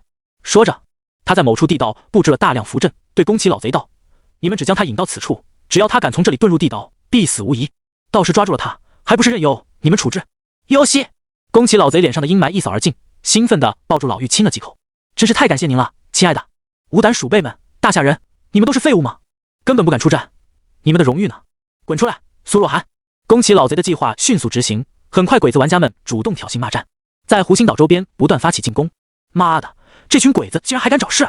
张潮当即就怒不可遏，率领兵马就要出战，可被李康给拦了下来。李康面色沉寂，思索半晌说道：“不要心急，我觉得这次可能不对劲。鬼子们刚刚被我们教训过，明知没有拿捏我们的手段，为什么还敢突然进攻？姜还是老的辣。鬼子们稍微有点异常，李康就能迅速察觉。”听到李康这话，张潮也沉稳了许多，点点头。那我们该怎么办？总不能任由他们袭击吧？领地内的领民已经被鬼子掳去了上千人，还是问苏寒吧。李康老神在在地说道。消息很快报到了苏寒这里，得知工会被袭扰，正在郡守府中跟郡守商议的苏寒脸色猛然一沉，他也察觉到了不对劲。鬼子们如果不是掌握了什么新手段，绝对不会贸然发起进攻。宫崎老贼可不是个蠢货。思索着，苏寒下令道：“让赵云出击吧，哪怕鬼子们有什么阴谋，赵云出手了就问题不大。他就不信在这郡城区内，哪怕是郡城区外，还有能拿得住赵云的人。哪怕失败，赵云也能毫发无损地退回来。”得令！郡城中的赵云立刻乘坐传送阵回到了湖心岛，带领着500长山子厉兵朝城外袭扰的鬼子玩家们冲了过去，当即便斩杀掉了10多个鬼子玩家，剩下的鬼子玩家二话不说掉头就跑。赵云火速跟上，可还没追几步，嗖嗖嗖，周边瞬间闪现了10几位50级会长，闷头二话不说对着赵云就是一阵急火。贼子竟敢偷袭！赵云怒不可遏，哗，长枪一挥，百鸟朝凤枪加上他的恐怖输出，直接让周边所有鬼子会长身上全部挂上核污染。不过这削弱版的核污染还好，不足以对50级玩家形成威胁，可赵云这一枪的威力顿时让他们全部掉了半血。这么强，围杀赵云的会长们心头震撼。苏若寒更强了，能在他们这么多人的围攻下还能反抗，战力排行榜上的50级玩家都做不到吧？他们不敢有丝毫懈怠，所有技能、底牌、装备附带效果全部扔了上去，围杀赵云。去死！赵云于重围之中没有半点疲倦之色，只是想起苏寒的命令让他不可恋战，才赶紧遁入地道准备返回。哗！可在进入地道的瞬间，赵云耳边传来一阵阴森森的笑声，嘿嘿嘿嘿嘿，那笑声犹如啼哭的婴儿，又像垂死的老者。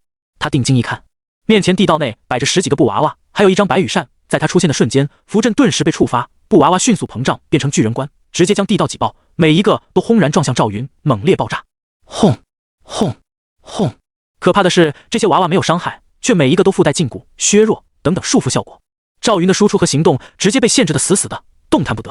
哈哈，中计了！天空中那些鬼子会长狞笑着冲了下来，二话不说给赵云套上更多道具，让赵云进入不能听、不能动、不能看的地步。那些原本为苏寒准备的道具全部扔在了赵云身上，所有鬼子玩家和会长们狂喜。终于，今天终于有斩杀一次苏若寒的机会了。只因他们推测，天庭公会中能有这么强实力的只有苏寒一个人，赵云一直没被他们关注，再加上两人长得都是同样帅气，更是没想到赵云已经转成了苏寒的附属 NPC， 所以他们攻击赵云时也会被提示在攻击玩家苏若寒，所以错把赵云当做了苏寒。接下来就是围攻时间了。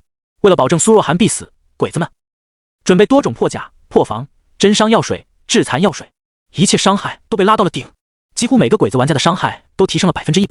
韦种军，干掉这个苏若寒，快多放几个禁咒！我的单体劲咒一击5万血，就不信弄不死他。还有我的蓄力剑，我的旋风斩，鬼子们可谓是有冤的报冤，有仇的报仇。什么攻击狠就放什么，什么伤害高就放什么，几乎每秒都能打出几十万点的恐怖伤害。这伤害别说杀一个玩家，就连杀 BOSS 都够了。可跟九吞童子那种郡城最强 BOSS 比起来，还是够不上格。围攻了一段时间后，10几个50级会长加上外界几百个鬼子玩家，打了赵云足足2个多小时，他们才发现自己错了。他怎么打不死啊？对啊，这是苏若涵。苏若涵什么时候有打不死的能力了？我的劲咒放过去，他根本不掉血，这是什么变态？不可能，绝对不可能，太恐怖了吧！鬼子们懵了，把自己能想到的所有技能都放了，真伤技能、毒伤技能、诅咒技能、破甲技能，能想到的技能和伤害全部堆到最大值往赵云身上扔。被眩晕住的赵云根本毫无察觉，但他没死，被毒打了2个多小时没死。最过分的是他的血量每达到 80%、50%、10%以下，就会开始突然猛跳到 100%， 几乎不掉血不说，就算掉血了也迅速长回来，而且免伤也高到令人窒息，1万点伤害顶多3000点能破防，就算破防了也迅速回血，就跟出了 bug 一样。这他妈就是出了 bug 吧？打了半天之后，为首的鬼子内侧会长直接开始怀疑人生。不可能啊，苏若涵不是输出强悍吗？他怎么开始打不死了？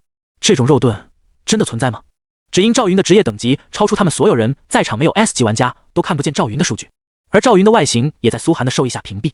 鬼子们实际上并不知晓自己打的究竟是谁，只是从感觉上判断是苏若涵，可打了这么久，明显不是啊。无奈之下，眼看所有道具的控制时间就要结束，就算再强的道具控住2个小时已经是极限了，再往上就是品阶控制道具了，那种道具现在根本调配不过来，可恨啊！鬼子会长流出了悲愤的泪水。2个小时，我们足足打了他2个小时，他一丝血都没掉。几个在前方砍着赵云的鬼子也都麻木了，又一次看到赵云的血量回到 100%， 这2个小时跟白打了一样。他怎么比 BOSS 还难打？ BOSS 也至少会掉血啊，这苏若涵怎么不掉血？穿着穷奇巨装又有紫金套装的赵云就是这么恐怖，不来个几万大军根本没有击杀他的可能性。免伤高防回血，说着说着，几个鬼子们看见赵云身上积累的日光又到了顶点，赶紧转身就跑，可还是跑得慢了一步。轰！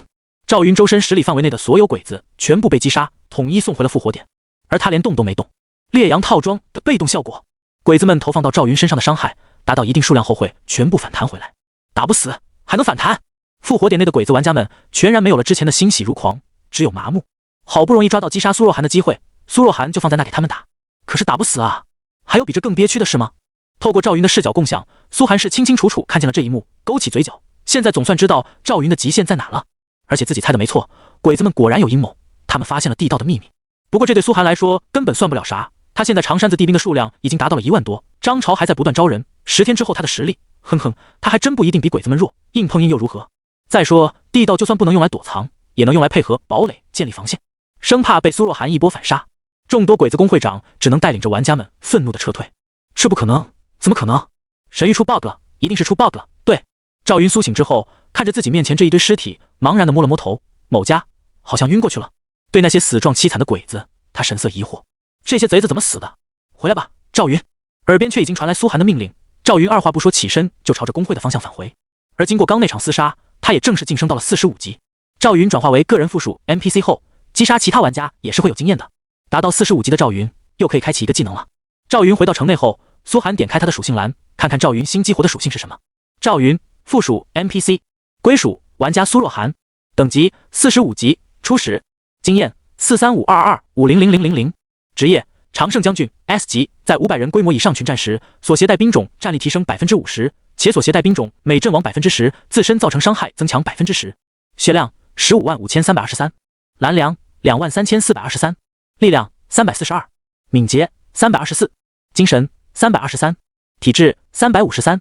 名将技能：1. 龙胆，星耀级被动技能，血量每降低 1%， 每秒自动回血 1%。2. 百鸟朝凤枪，星耀级个人技能，攻速增强 200%， 持续3秒，且无差别对100乘以100米范围内目标发起攻速星号10次攻击。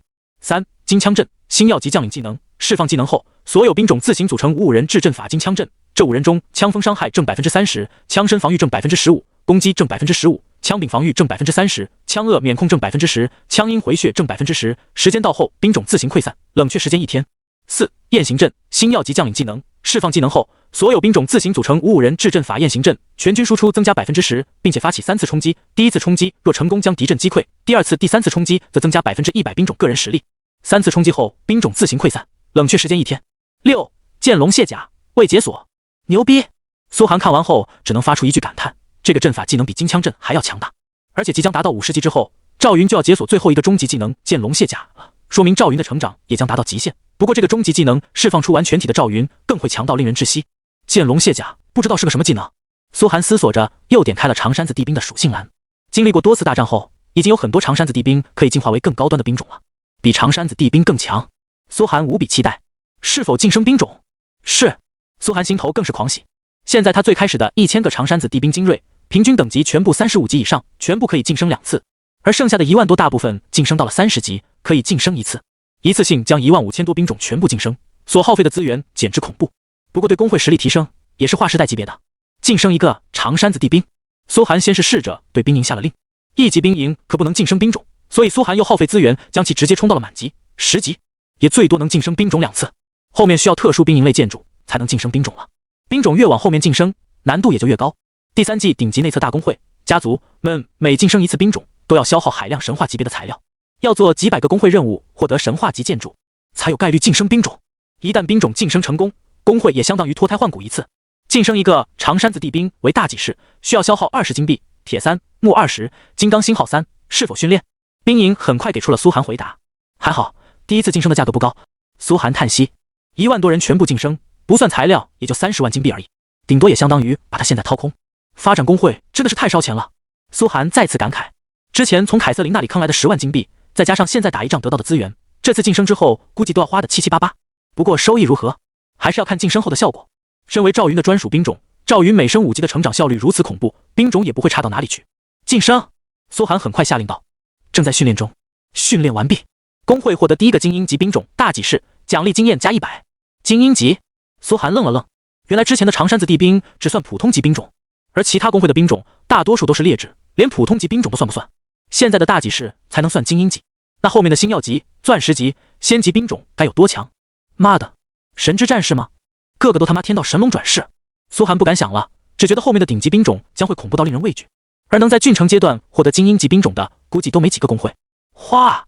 苏寒耳边传来一连串提示音，眼前缓缓走来一位容貌憨厚、留着络腮胡、身高1丈的冀州大汉，双眼透露出浓郁杀气，一看就不是长山子地兵那种新兵的稚嫩。他肌肉结实有力，头戴钢盔，手持一根长戟，已经完全脱离了小兵的感觉，有点三国时期的精锐兵马感。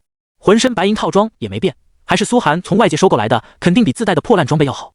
大戟士，精英级兵种，归属天庭工会，等级35级，经验0350000，职业冀州精锐 A 级，天生具有20%全能吸血以及150%攻速，且追随将领为赵云时获得80%全属性加成，可与赵云常胜将军效果叠加，且获得15%赵云龙胆效果。血量3万，蓝粮3500，力量180，敏捷180，精神120，体质150。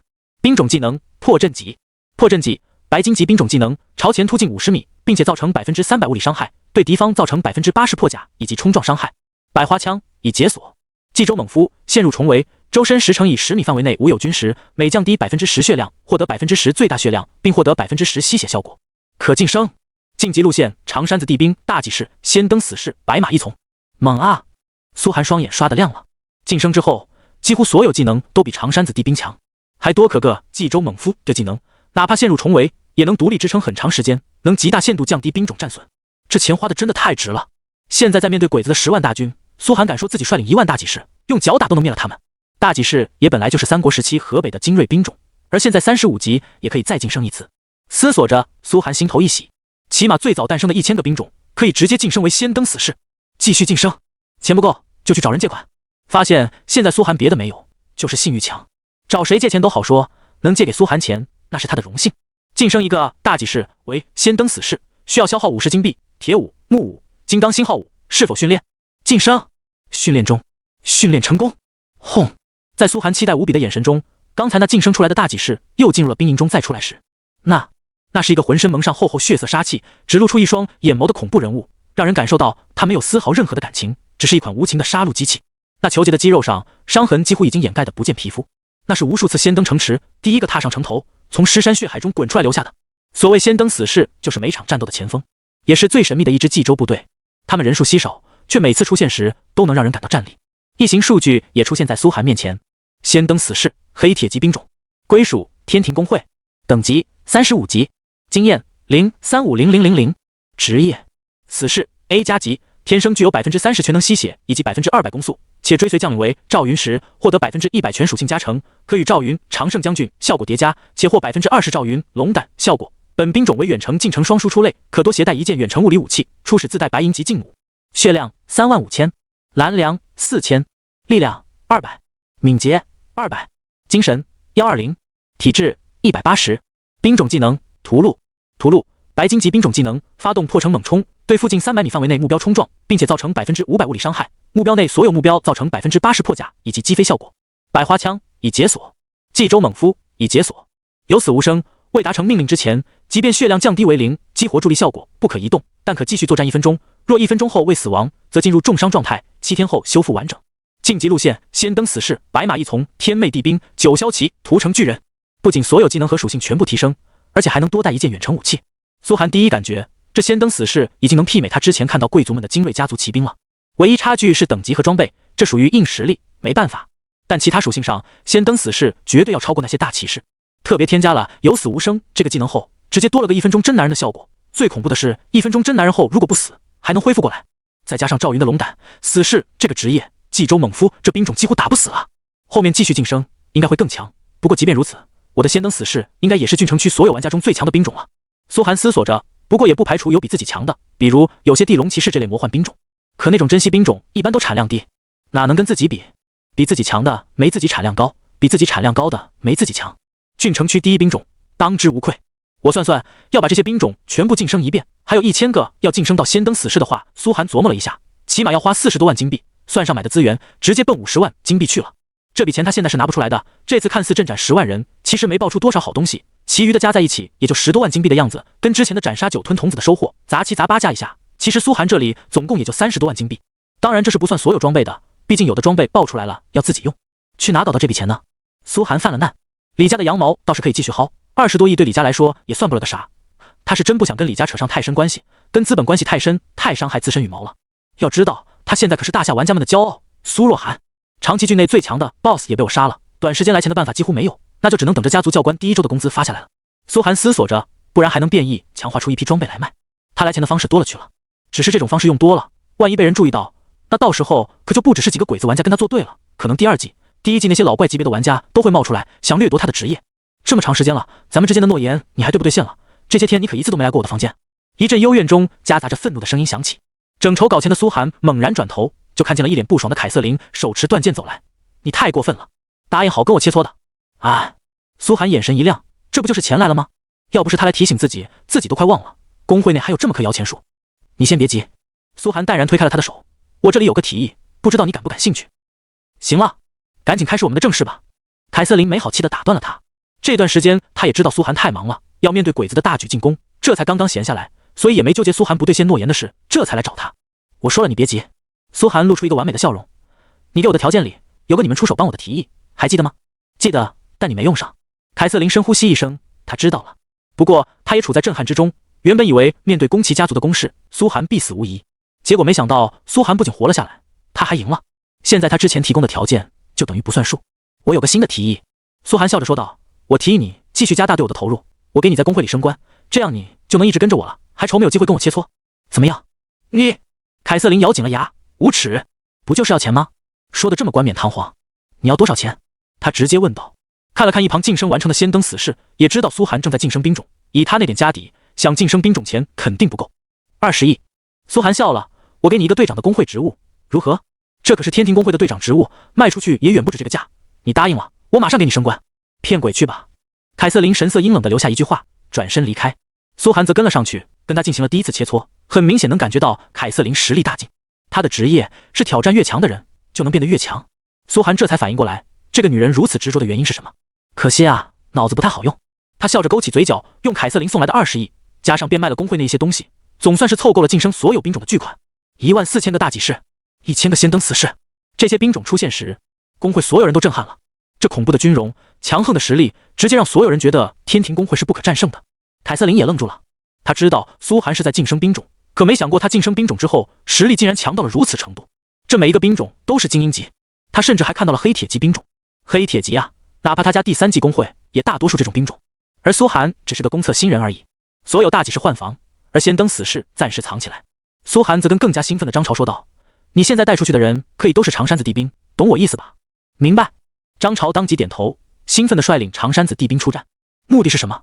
当然是不让鬼子们知道自家兵种已经全部晋升，下次工会战时给他们一个狠狠的惊喜。苏寒则起身，骑着鲲鹏前往各大贵族领地，准备开始自己的家庭教官之旅了。安倍工会城池已经完全被宫崎老贼鸠占鹊巢，里里外外全都是宫崎家族的人。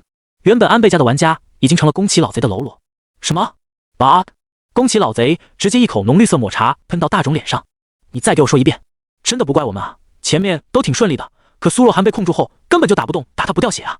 一排鬼子玩家跪在地上哭诉：废物，废物啊！宫崎老贼仰天长啸，这么好的机会就这样被手下这群废物给葬送了。他沉默了半晌，目光阴冷地盯着手下这批人，最终还是没发作。如果将他们全部干掉，在长崎郡就没可用的人了。滚下去吧！宫崎老贼挥了挥手，下面的人作鸟兽散。接着宫崎老贼转身下线，回到了现实世界。东京上城区一片高档华贵到极点的山顶别墅内，宫崎老贼缓缓从游戏舱中站了出来，下面的人自动为他按摩擦拭身体，然后送着他进入一辆加长版豪华轿车内。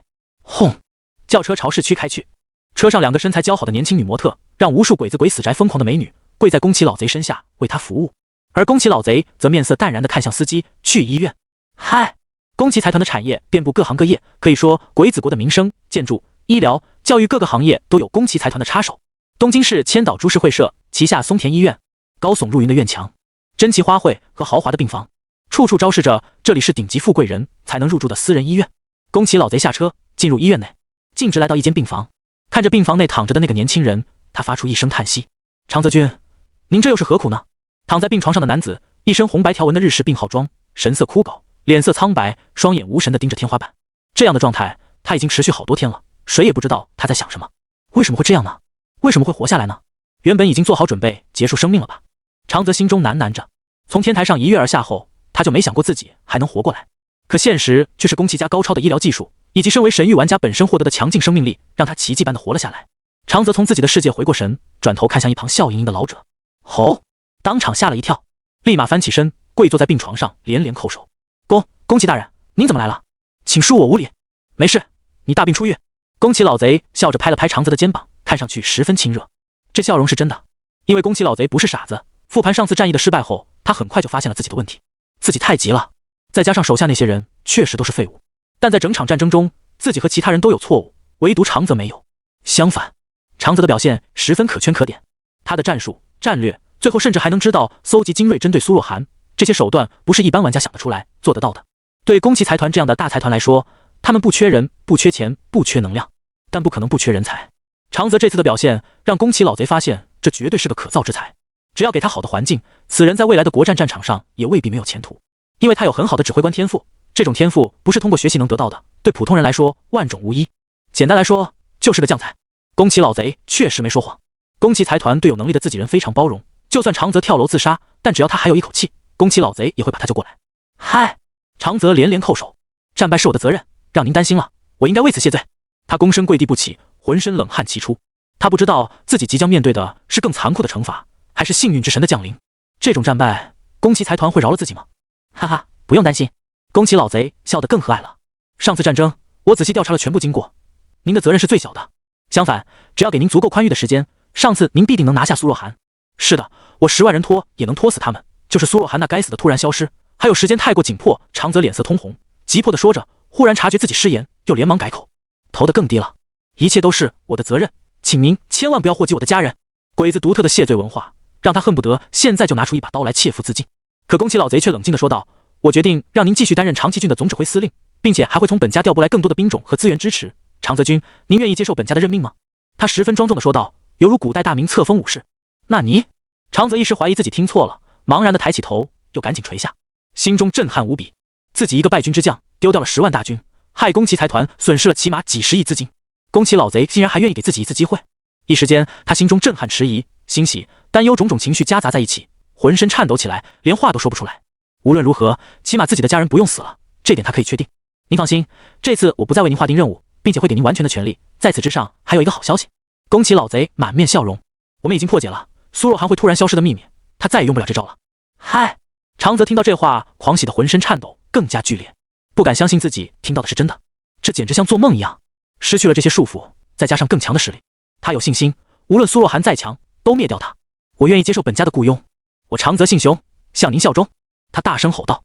此时正是表忠心的好时候，如果他不表忠心，不仅宫崎老贼会尴尬，这好不容易得来的小机会也会不翼而飞。很好，干巴爹，长泽君。宫崎老贼含笑点头。旋即说道：如果您的身体没有大碍的话，现在就请随我进入神域，准备下一次战役吧。嗨！长泽连连点头。很快就有人抬来了游戏舱，二人相继进入神域。哗！眼前白光一闪，长泽抬起头，看着眼前熟悉的场景，忍不住鼻子一酸，劫后余生的感觉从浑身冒了出来。他也万万没想到，自己竟然还能获得第二次机会。而更让他惊叹的是，宫崎老贼来到了他长泽家族的工会驻地。此时的长泽工会已经大变，不仅上次战争所受的损失全部弥补回来，而且工会驻地中还莫名其妙多出了上万的兵种。长泽一看，这些兵种都显示是边外兵种，不算在人口之内，但长泽可以随意指挥，想必是宫崎财团动用什么高阶道具才能做到。等他查看这些兵种的数据后，忍不住失声叫了出来：纳尼？呵呵！一旁宫崎老贼轻笑几声，指着这1万多兵种对他道：这些都是来自本家的援助，1万个精英级兵种武田赤备队，以及1000个黑铁兵种般若战人，甚至还有200个青铜级兵种弥陀僧兵。这样一支力量交到您手中，您可一定要为我在郡城阶段誓死灭掉苏若涵。嗨！长泽激动得满脸通红，连小舌头都颤抖起来。不敢想象啊，1万个精英级兵种，1000个黑铁级兵种啊，这是郡城内多少内侧大工会都未必拥有的实力。现在宫崎老贼就这样轻飘飘地交到自己手中，自己能指挥这样的力量吗？有了这种实力，灭掉苏若涵还算什么？上次苏若涵那些手段对自己一样都没用了，仅仅硬碰硬，自己现在就能干掉他。宫崎老贼向人来事，疑人不用，用人不疑。这1万个精英级兵种，1000个黑铁级兵种，对于宫崎工会来说还算不了什么，顶多是实力的一部分罢了。因为义理会的训斥，鬼子国高层注意到了苏涵，现在灭掉苏涵已经不仅仅是宫崎老贼的个人任务，也有鬼子国高层的国家意志。这次为了灭掉苏涵，他也算真正掏出了血本，这是工会的真正实力，可比外界的资金要强得多，这是钱根本就买不到的。挑选了合适的人才，安置了合适的实力，用绝对的优势碾死苏若涵。宫崎老贼喃喃道，他的基本战略仍旧不变。他很清楚，宫崎财团对付苏若涵这样一个小小的单人玩家，也根本不需要什么阴谋诡计，直接大力出奇迹就好。宫崎老贼就是深深明白这个道理，所以才会掏出血本。而苏若涵越强，也证明他的职业越有价值。对宫崎老贼来说，投入这些东西换来自己和宫崎家族能更进一步的机会，完全合算。下一次工会战，必灭苏若涵。长泽斗志百倍，当场便开始准备计划，一定不给苏若涵半点空子可钻。与此同时，一片遥远的荒郊野外，面前正爆发着吞噬无数人命的山火和岩浆，大批 NPC 死亡。这是自然灾害，神域中的物理模拟跟现实没有区别，特殊地形就会定时爆发这些灾害。而安倍这些日子几乎全部用来搜寻这些灾害了。哗哗哗！只见晴空之中，那无数人的哀嚎声、嘶吼声、流离失所的惨叫声，让人浑身战栗。此处已经距离长崎郡不知多远，可清楚见到岩浆和山火的上空，一缕缕青红色的气息汇聚而来，融入面前的红发少年体内。红发少年沉醉其中，双眸中的那一抹赤色愈加明亮。灾难，更多的灾难！终于，在山洪爆发完成之后，赤发少年胸口一块红色的东西凝结而成，骤然脱出，漂浮在虚空中，形成了强烈的虚空撼动。其中隐隐能听到哀嚎声、惨叫声，还有无数凄惨模样的影子。不知是多少灾难才能形成这种结晶。成了，荒木没有丝毫意外的将这枚结晶收了起来，融入体内。这已经是他凝结的不知多少块灾难结晶了。荒木君，你答应我的。一旁的安倍却语气越来越不善。说罢，递给荒木一段影像，这是你家人的视频，希望你能够配合我们，否则的话，他们的生活配置又要减少了。两人看似温情的合作之下，实则是残酷到极致的胁迫。荒木接过那视频，看着视频中熟悉的妹妹、姐姐和妈妈，他那疯狂到极点的眼眸也不禁闪动了一下。等把这视频静静全部看完后，荒木的神色深处微不可察的传来一抹极其沉重的伤痛，不过很快被他掩饰了下去。他依旧疯狂大笑着看向安倍，行了行了，答应你的事一定会做到，不要拿这些烦人的东西来干扰我，希望你明白自己的处境就好。安倍冷冷一笑，心中实则对这个琉球岛民不爽到了极点。琉球原本就是后来才被鬼子国吞并的华夏领土，上面的民众对鬼子国都没有什么好感，同样的鬼子们也对琉球人充满了恶意，从来不将他们视作鬼子。荒木这小子自从一觉醒到 S 级职业灾难师后，就立刻被安倍家族发现并控制了起来，没有丝毫反抗之力。现在终于到了用得到他的时候了。安倍心中冷笑，这些日子看似他一直将大权让给宫崎老贼，实则在暗中做下了无数的布置。长崎郡是我安倍家族的。安倍咬紧了牙关，该死的苏若涵，该死的宫崎老贼，想夺我家族基业，绝无可能。他又拨通了许多通话，这些人中有西洋人，也有黑人，还有穿长袍的沙漠人，甚至还有罗刹人，几乎长崎郡周边所有异国的玩家，安倍这些天一直在游说，目的就是达成联盟，共同清剿苏若涵。宫崎老贼的想法是抓住苏涵，剥夺苏涵的职业，自然不会让其他国家的玩家插手。但安倍就不同了，借助其他国家的玩家收回长崎郡是他最想做的事。诸君，这就说好了，下一次公会战你们必定要到场。安倍与这些人沟通完后，默默切断了电话。他心中很清楚，自己现在已经汇聚了多么恐怖的一股力量，上百个内测工会的实力，其中不少都是大工会。对于捏死大夏天才苏若涵这件事，各国都很有兴趣。这股力量，就算宫崎老贼一时也拿不出来。紧接着，安倍看了看一旁的荒木，再加上这个隐藏了许久实力的小子，呵呵，安倍心中猖狂的大笑。自己不仅要干掉苏若涵，干掉宫崎老贼的脏手，还要让长崎郡成为自己的天下。清晨的阳光下，青草依依，牛羊吃草，牧民打盹，一片繁荣丰茂的景象。哗！直到一片巨大的黑云落下，惊散了牛羊，压死了牧人，这一切的安宁和和谐都消失了。黑云缓缓消散，一未年，亲人走出，在阳光下伸了个懒腰。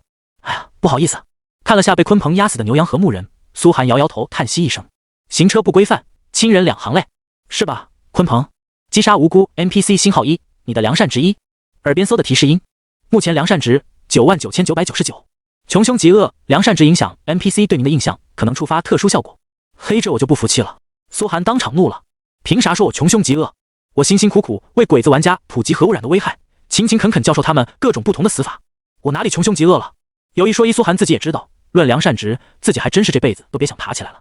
寻常玩家就算是大红名，也顶多是100，而苏涵已经突破了好几次下限。在成为豪杰之前，他的名字在 NPC 里是能让小儿直提的程度。幸好影响 NPC 态度的不仅有良善值，更多的是声望、威慑度以及荣誉。苏涵的声望同样很高，才得以被所有人尊敬。综合起来，苏涵的名声大概就是一位穷凶极恶的鼎鼎大名的功德无量的郡守大人。这就是100万年级别的家族。漫步在广阔无垠的草地上，苏涵看得心中震撼。大地上每隔几十里就出现一个打着左岛家族双头持杖鹰家徽标志的魔法地标，表示这里是左岛家的领地。而让苏涵震撼的是，领地内随便一个村子里驻守的骑士仆从就是50级强者，随便一个老村民就是上马能战的40多级老战士。而且这些骑士仆从和普通村民的经验也早就爆棚，不知道攒了多少。一旦得到进一步的功法，恐怕会直接晋升到60多级。这就是底蕴。功法是王国内所有中小贵族的困境，放在玩家看来就是转职机会。玩家达到等级后，可以直接前往职业协会转职，这是各大神殿给予的特权，因为每个冒险者都是神号召来的信徒。但对 NPC 来说，晋升必须得到更进一步的功法。无论你是魔法师、骑士、战士，还是偏门的牧师、刺客，得不到功法的话，就只能卡在原本等级，死活升不上去。每个贵族世家最核心的传承就是功法，一些家族的底蕴早就够了，只是迟迟得不到王国派发下来的高等级功法，所以才受限不能更进一步。左岛家族的核心功法当然能晋升到60级，可那些都是给家族核心子弟的，不可能教授给麾下的骑士们，不然万一被下面的人操翻取代。贵族们的底蕴真是太强了。苏涵喃喃着，人族能在魔族、精灵族、兽族、半兽人族这些变态外敌中存活下来，还能连年打内战，光靠玩家的话恐怕早就玩完了。这些贵族才是真正的人类中间。他之所以要亲自到左岛领地看看，就是为了解贵族真正的实力。现在看到的也只是冰山一角而已。苏涵自然不甘心一直当个傀儡郡尉，就这样被贵族们挟持，所以他心中已经开始谋划如何让贵族们心甘情愿交出家族私兵，给他组建郡兵。一旦郡兵建成，国战时可太他妈爽了。要知道，按王国体制，国战一旦开启，战时各级地方官员自动转为军官，而郡尉能率领的多少郡兵，就决定了他能建立的功勋。甚至苏涵还能率领郡兵们倒戈一击，到时候直接叛逃到龙夏帝国，直接获得龙夏帝国的爵位。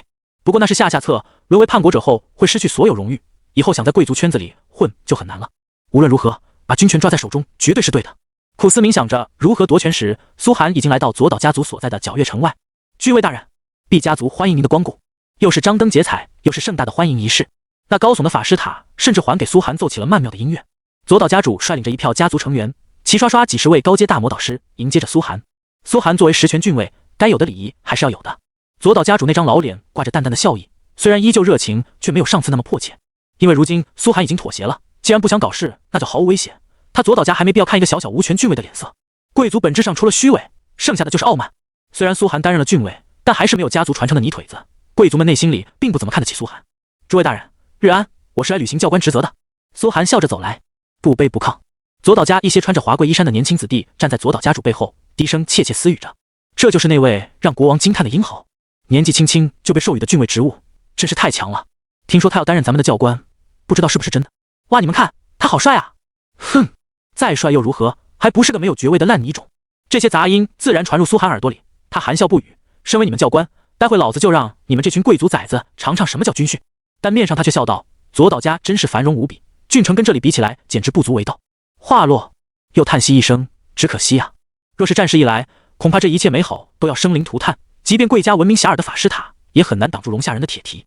这话顿时让左岛家主神色一柄，眯起双眼，假意干笑几声：郡尉大人多虑了，毕家族的法师塔还从未被龙下人攻破过。哦，是吗？那倒是本郡孤陋寡闻了。不过万事皆有可能，战争谁又说得准呢？苏寒语调忧国忧民的叹息道。左岛家主的脸色当场就沉了下来。这话其实正打在左岛家的命门上。左岛家最没有安全感的就是身在边境，好几次向申请置换领地到王国腹地都被拒绝，最怕的就是领地被异国军队攻破，惨遭洗劫一空。不少中小贵族就是这样消亡的。这也是左岛家主如此渴求一位英豪肯向王国妥协的原因，因为只有军事天才方能镇守住边境。苏寒旁敲侧击，就是看看这老家伙为了家族安危，愿不愿意多投点资本到郡中来，最好给上几千个大骑士。你不交，其他家族怎么交？你们都不交，我怎么进步啊？请郡尉大人一步，鄙人已经设下宴席，稍后再议吧。左岛家主岔开了话题，反而笑眯眯地挥手恭请道：那我就不客气了。苏寒大笑着进入那座壮观的法师塔内，反正也不急在一时，国战还早着呢。进入塔内，苏寒才真正被左岛家族的底蕴所震撼了。妈的，光钻10级材料就看见了一大堆，就摆在地上跟垃圾一样，更别说门口那2对达到星耀级的青铜炼金巨人，跟他家比起来，郡城法师协会的法师塔简直就是垃圾，一定要搞到手。苏寒心中思索着。餐桌上看见苏寒震撼的土包子模样，左岛心中也不禁暗爽不已。他优雅地擦了擦嘴道：用餐过后就请郡尉大人开始授课吧，而且法师塔内的一切器材您都可以随意使用。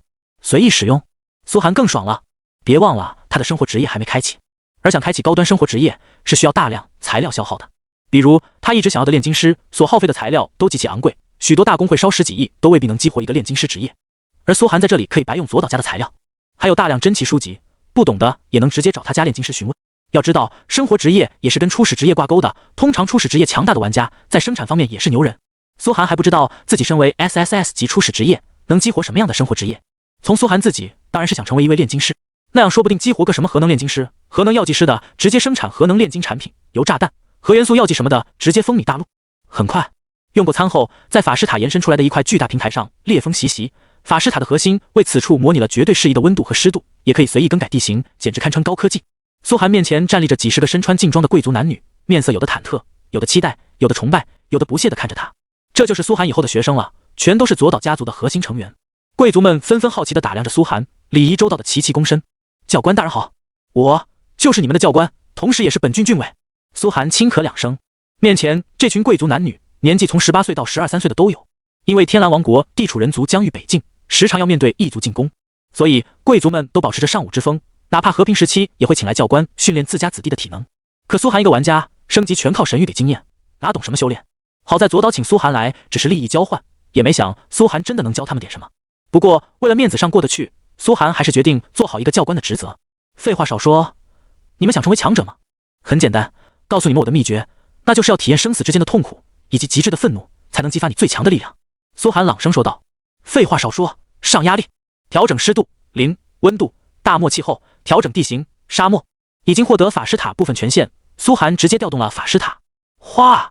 众人面前的地形顿时变成了一片烈日高照，表面温度足足50度的大沙漠。这是要榨干我们的体能？哼！我早在8岁就独自进入山中击杀魔兽了，这对我来说算什么？这种训练也太小儿科了吧？难道苏若涵这个教官就这种水准？几个贵族少年顿时露出了不屑的神情。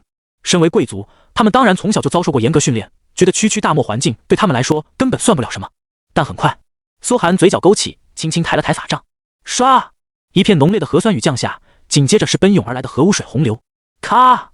一个少年掉落了进去，顿时发出了痛苦到极致的嘶鸣声，简直不似人声。啊啊！救命啊！杀了我！快杀了我！天哪，这里是地狱吗？杀了我呀！我不想承受这个啊！我的骨头！区区2、3秒，一个自称8岁入山击杀魔兽的猛男就哭着喊着求别人杀了他。所有贵族少年看见那惨状，吓得浑身猛烈颤抖起来。这时他们才想起自己面前的苏若涵是能击杀9吞童子的绝世强者。唰！苏寒很快将那少年捞了起来，给他灌了一瓶药剂，让他身上的伤势消失。可那刚刚还自夸自己8岁就入山击杀魔兽的猛男，此刻已经浑身颤抖，看着苏若涵吓得恋恋后退，口中还发出嘤嘤嘤的模糊音。他就是死，也绝不想再经历一次刚刚的感觉了。这就是我说的生死之间的考验，准确来说是生和生不如死之间的考验。苏寒笑容完美的对所有贵族少年说道。当然，他将核污染的伤害降低到了1，不然这少年刚才就直接化成血水了。不过痛苦却是很完整的体验到了，这有助于你们理解自身的力量，激发你们的潜力，让你们更能激活斗气，沟通魔法。现在开始吧！唰唰唰！恐怖的洪流猛然冲贵族少年们冲来，他们惊恐的疯狂在大漠中朝前跑，很快体力被迅速榨干，失败的就只能体验生不如死的痛苦。啊啊啊！极致的惨叫声从广阔的平台上传来。这时他们才知道何为魔鬼教官，而这仅仅是苏寒为他们准备的第一关而已。真是勤奋的年轻人们啊！苏寒看得连连点头，满意的露出了笑容，然后转身进入法师塔，准备前去激活自己的生活职业了。直到现在，苏寒才有精力好好看看这法师塔。佐岛家是法师贵族，以法师为主要传承体系的贵族。法师本身就高贵，还是贵族，两者相加，让佐岛家一个中等贵族，却有大贵族的范儿，难免处处透出盛气凌人的感觉。就比如眼前这座法师塔，主打一个贵不可言。苏寒通过空间电梯一层层游览着，他不急不慌，反正核污水只会带来极致的痛苦，又不会真的把人折磨死。依佐岛家的底蕴，就算有几个贵族子弟被折磨到精神崩溃，也绝对拿得出来合适的药剂来治疗，那就可劲儿造呗。参见郡尉大人。法师塔内所有仆人看见苏寒都恭恭敬敬行礼，然后小心地引入黑暗，绝不给苏寒多找麻烦，但有需要随时出现。这就是老牌贵族的底蕴，不可能出现什么不长眼的豪仆给苏寒找茬，再让苏寒打脸的剧情。至于其他佐岛家族成员，大多都在各个实验室内。身为法师嘛，哪怕是贵族，大多数时间也都是在做实验、写论文，个个都是宅男宅女，真有钱啊！苏寒一层层游览下来，看得浑身震撼。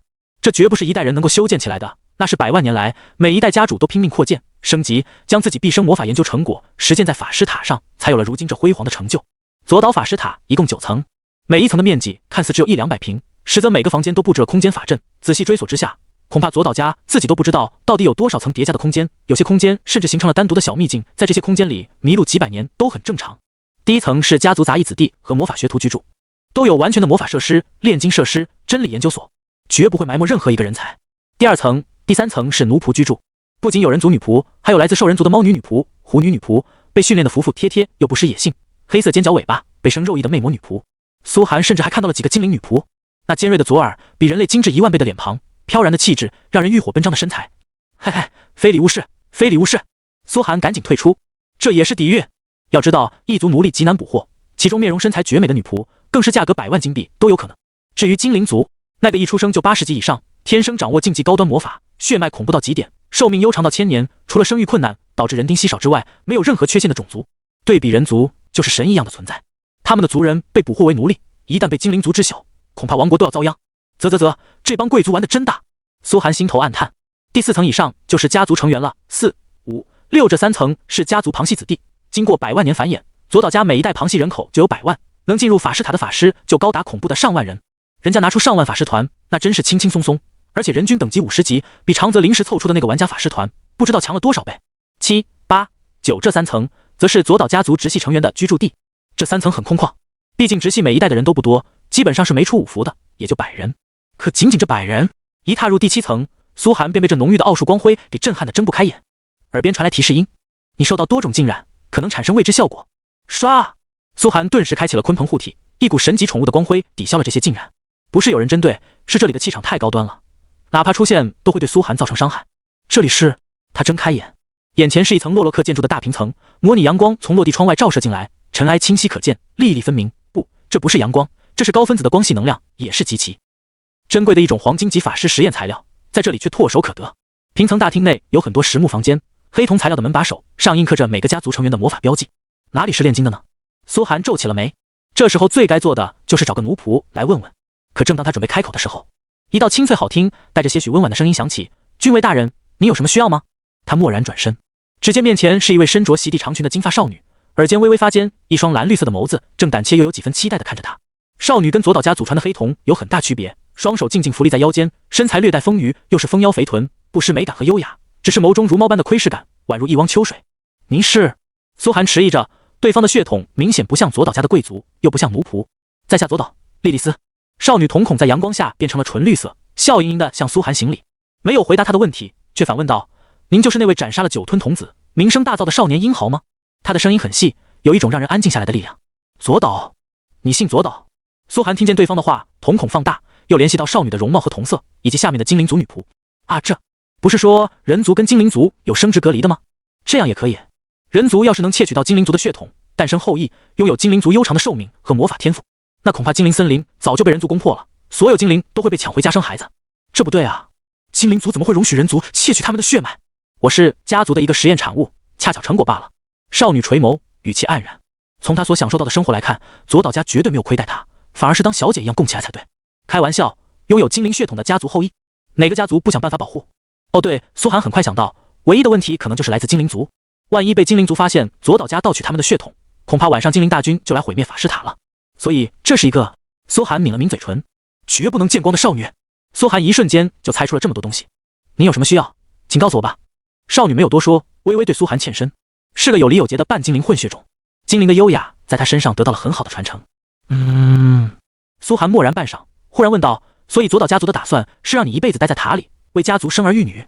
如此直白的问话让少女一时语塞，她面露哀伤。我又有什么办法呢？本来就是试验品的一员。好，我想去炼金。她以为苏寒会继续问话，没想到苏寒话锋一转，直接不问了。这少女眼神更黯淡了。开玩笑，苏寒才不会管左岛家的秘密，人家家大业大，有什么谋划都能撑得住。像盗取精灵血统这种可能引起种族战争的天大事，种族战争可是比国战还要浩大，还要恐怖。他一个小小公测玩家掺和进去，连个骨头渣都剩不下来。别看苏寒现在实力强横嚣张，那也仅限于长崎境内的玩家而已。在神域中真正的实力看来，苏寒连刚刚崭露头角都不算。万一强行绑定个任务，他是做还是不做呢？莉莉丝，你怎么到这来了？一声带着些许恐慌的呵斥声传来。嗖！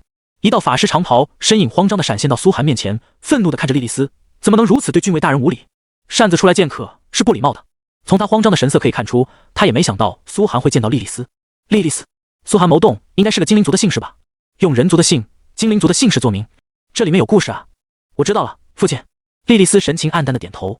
她长期处于软禁的生活状态，见不到任何外人。今天得知苏寒到来，才一时没忍住走了出来。很抱歉，尊贵的大人，比女年幼不懂事，为您带来麻烦了。那出现的中年男子赶紧对苏寒躬身致歉，紧接着道出了自己的身份：鄙人左岛风，左岛家嫡子，见过大人。很好。苏寒点点头，没有半点多管闲事的意思。虽然半精灵少女很诱人，但他现在只想激活炼金师职业。左岛风沉默了半晌，还是迟疑道：大人，无论莉莉丝跟您说了什么，希望您都不要传播到外界，这对B族十分重要。哦，他这一强调，倒是让苏寒反应过来了，自己岂不是无意间抓住了一条左岛家的命脉？左岛家想保护盗取精灵血脉的秘密，现在除了当场干掉自己之外，只能笼络自己。当场干掉自己等同于谋反，王国大军直接就开过来了，那就只能笼络自己了。苏寒忽然笑得很开心，亲热地拍了拍左岛风的肩膀，放心吧，本郡不是那种爱多事的人，况且今后我们还要合作很长时间。是的，无论您有什么需求，家族都会尽量满足，您是我们最尊贵的客人。左岛风浑身还在颤抖，语气谦卑了许多，但毕竟这是涉及到家族存亡的大事，由不得他高傲。现在我想要接触一些炼金方面的知识。苏寒笑道：请您跟我来。左岛风二话不说，带着苏寒打开一个房间的大门。进入其中后，眼前的一切彻底震撼了苏寒。密布的雨林、山景，各种风貌，最适合军类成长的环境。他们把一片雨林搬进家，做成了炼金实验室。哗！左岛风手一挥，一片空间裂缝出现。哗啦啦！大量的书籍从虚空中掉落下来，以及一个邋遢无比、醉醺醺的山羊胡老头。这里就是家族的炼金实验室，这些是炼金方面的典籍，您可以安心在这里做实验，一切材料都可以使用。左岛风躬身道，又指了指那山羊胡老头，迟疑道：这是克钦劳兰德大师，您可以随时向他询问炼金方面的知识，只是他可能长期处于醉酒状态。无妨，这就足够了。苏寒笑得更开心了，这些资源上百万金币都买不到啊，这自己还不能激活炼金师生活职业，那就不打扰您了。左岛风转身就退出了房间。苏寒开始查看那些书籍，好多都是黄金级、紫金级炼金师典籍。这些典籍虽然不能直接给予炼金技能，但如果他是炼金师的话，能很快从中悟出技能。现在嘛，苏寒抄起一本书，随便找个秘方，走到工作台前，直接开始配药。主打一个由数量到质量。一片雨林里啥材料都有，想浪费多少浪费多少。价值几千金币一棵的蓝芳草，苏寒走到雨林里就薅了一大把。蓝芳草500克，苦蜥蜴之胆3克，恶魔唾液10克，加热30分钟后搅拌，启用钻石级锅炉，按提纯按钮提取出光类物质。配好了料，苏寒就开始了第一步提纯。结果刚打开锅炉，一旁那位醉酒老者就跌跌撞撞爬起来，走出好园躺下，嘴里嘟囔着：小子，你想死别拉上我。苏寒皱起眉，只是个初步提取步骤而已，能有这么严重？可锅炉已经开启了。下一刻，轰！一股蓝绿色气体骤然从锅炉内冒了出来，苏寒顿时闻到了类似死尸和脚臭加在一起的味道，极其浓烈。他来不及有任何反应，直接眼白一翻，直挺挺晕了过去。苏若寒，祝你死在家族实验室里！苏若寒，你这个人渣败类，该死的混蛋！救命啊！放我们出去啊！我不想生不如死！此时另一侧的训练大厅内，少年们鬼哭狼嚎的惨叫声响彻大漠，一道核污水洪流疯狂涌动，铺满黄沙，不断追赶着他们。核污水里还有一头头摩拳擦掌的噬魂乌贼，已经有好几个少年被泡在了核污水里，惨叫声犹如从地狱传来。还好核污水会滚动，他们有了片刻喘息，但还得拼命跑，不然核污水很快又会来。啊！我受不了了！他们的声音没有任何人听到。事实上，只要他们的命魂牌不破裂，表示彻底身死，左岛家的长辈是不会来管他们的。就算训练的时候死掉一两个，苏寒也不会受到太大责问。这就是贵族家的好处，高傲且好面子，不允许家族出现软弱的败类。在这种地狱训练中，一个20级的贵族少年忽然浑身一震，一股极致浓烈的光芒从他身上冒了出来。周边的少年们纷纷露出震撼的神色，那圣光比他们所见过的任何一次突破光辉都要浓烈。兰德，他突破了！少年们惊异地看着中间那修为晋升的人，原本他只有5级魔法师25级的气势，这下陡然飙升到了9级魔法师29级，距离大魔法师30级的境界只差一步。他浑身澎湃着浓郁的魔力光辉，一重重天地元气涌入他体内，疯狂淬体，让兰德浑身发红发热，面庞却透出浓郁到极致的狂喜，嘴里发出兴奋到极点的尖笑声，哈哈哈哈哈哈！好，我突破了，我终于突破了！兰德喜极而泣，他从13岁到14岁，在5级魔法师境界卡了整整1年，原本已经被家族判定为潜力到头的废物，绝望到了极点，没想到竟然突破了，一步跨越了4级，这是何等恐怖的突破！虽然对左岛家族来说，这种突破借助某些药物或者神物道具也能做到，但那必定会导致根基不稳，最后再无突破圣域的希望，简直是自毁前途。可现在他们都能清楚感觉到，左岛、兰德明显是根基雄厚到极点后激勃发的突破，根基甚至比突破前还要深厚几分。少年们纷纷惊呆了，这就是苏若涵那个魔鬼所说的再生和生不如死之间的突破吗？简直犹如神迹啊！原来他的这种训练方法真的有效果，恐怖，太恐怖了啊！一次性突破4级，哪怕王室的神赐密训也没有这种效果吧？开玩笑，神赐密训要是有这么恐怖，国王早就把我们这些贵族全都灭掉了。难道真的能榨出这么多钱呢？下一刻，少年们看着身后滚滚而来的核污水洪流，虽然神色依旧恐惧，却多了几分切热的渴望。大陆的主旋律，强者为尊，想要成为强者，谁不需要经历无穷无尽的苦难？只要能成为强者，经受再大的苦难又算得了什么？这种苦难对他们来说简直是恩赐。要知道，贵族家庭内部的竞争更加惨烈残忍，只要被判定为潜力耗尽、前途无望，等待他们的不是一辈子被派到穷乡僻壤当农夫，就是在战时扔到前线成为炮灰，没有半点温情。贵族之所以能屹立100万年，就是因为对自家子弟绝对无情。想到这里，贵族少年们泪目了。怪不得苏若涵那么轻描淡写，那么神色如常，原来这真的是他成为强者的秘法。这种秘法，他竟然肯传授给我们。恩师啊，我终于遇到命中的恩师了，不禁让少年们对苏寒的仇恨化作了浓浓的感恩。感恩到了极点，让你变强，给你真正实力的教官，这是多大的恩情！因为这些前来训练的贵族少年都是旁支，并非左岛家族的直系，毕竟直系都有更好的训练秘法，不可能交给外人来带，甚至稍微有些前途的旁系都不会出现在这里。说白了，他们就是被放弃的一批旁系贵族，家族也没指望他们能有什么大成就。所以这些贵族少年看似张狂，实则内心绝望，在家族内也被瞧不起。而苏若涵虽然冷酷、不近人情，甚至残忍，却比之前那些对他们毕恭毕敬，内心却十分瞧不起他们这些被放弃的贵族子弟的教官要好10000倍。那些人根本不想教他们什么，只想混点金币然后交差。而苏若涵是真心想教他们点什么，这比10000句温言细语都要有效果。紧接着，又一个卡在4级魔法师5年的贵族少女也忽然浑身发红发热，呻吟了一声，狂喜地看着周身，大面积天地元气涌入了进来，让她浑身燥热悸动，躺在地上打滚，却也飞快提升着她的实力。5级魔法师、6级魔法师、7级魔法师，少女一次性飙升了3级，那不是已经被家族判定为毫无前途的琳娜吗？她也突破了。周边的贵族少年们看得更加狂喜了，这证明兰德的突破不是凑巧，而是真的来源于苏若涵的这种魔鬼训练。跑，加把劲跑，绝不能让苏教官失望。苏教官看似冷酷，实则内心充满了对吾等的关爱啊！他是真正的大英雄，他的命令从今天开始就是我的神谕。无论如何，我都绝不会辜负苏教官的一片苦心。这帮贵族少年一边被核污水追得汗流浃背，一边感动得哭得稀里哗啦，内心把苏寒直接当神看待，个人好感度直接当场拉满，恨不得为他笑死。家族都放弃了他们，而苏若涵没有。苏若涵用他冰冷的态度、残酷的手段，给了他们成为强者的希望。跑，加油跑！苏教官的恩情说不完，这哪里是核污水，这简直是苏教官的爱。真男人的爱就是这么让人生不如死。贵族 NPC 左岛陈对你的个人好感度达到100%，忠心耿耿。贵族 NPC 左岛元对你的个人好感度达到100%，忠心耿耿。贵族 NPC 左岛元对你的个人好感度达到100%，忠心耿耿。杂乱的雨林中，几声鸟鸣猿啼时不时传来。苏寒挣扎着从地上爬起来，揉着剧痛无比的脑瓜仁。操，发生什么了？这玩意儿真有这么猛？看了看时间，自己竟然晕过去了半个小时。一旁那醉醺醺的老头面带嘲讽的冷眸而视，又看见状态栏里刷出的几十条好感度提示，苏寒更懵了，咋回事啊？这帮小子咋被折磨着，还折磨出快感了？天地良心，苏寒真没想过这种训练方法会奏效，原本只是为了应付差事而已。待会回去看看，可别出什么茬子了。苏寒思索着，想起自己被熏晕，就愤怒地看向那老头。老登，本郡被熏晕，你为何不管？反正现在身为郡尉，主打一个气急败坏。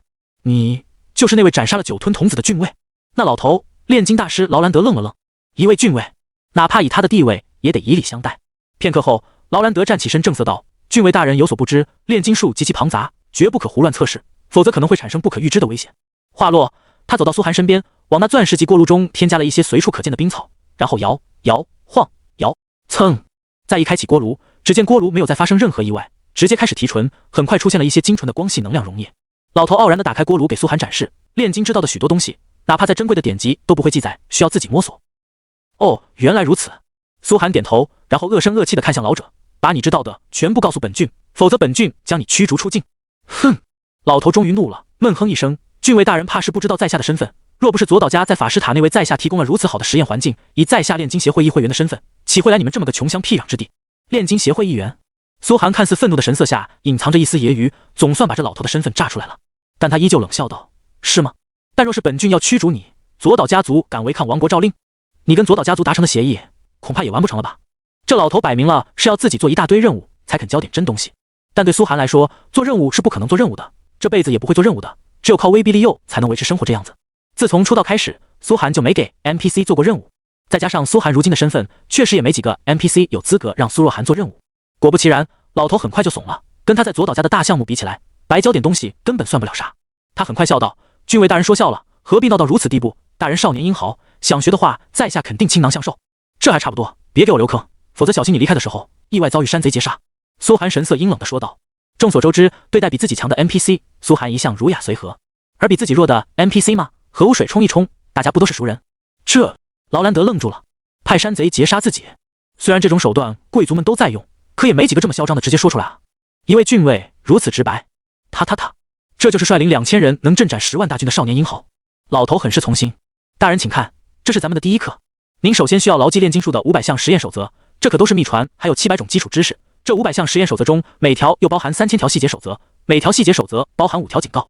劳兰德很有耐心地掏出一本炼金书，就开始对苏寒悉心教导，犹如瞬间变成了他的得意门生。可苏寒一听，头都他妈大了，老子是来神域打网游的，不是来考研的。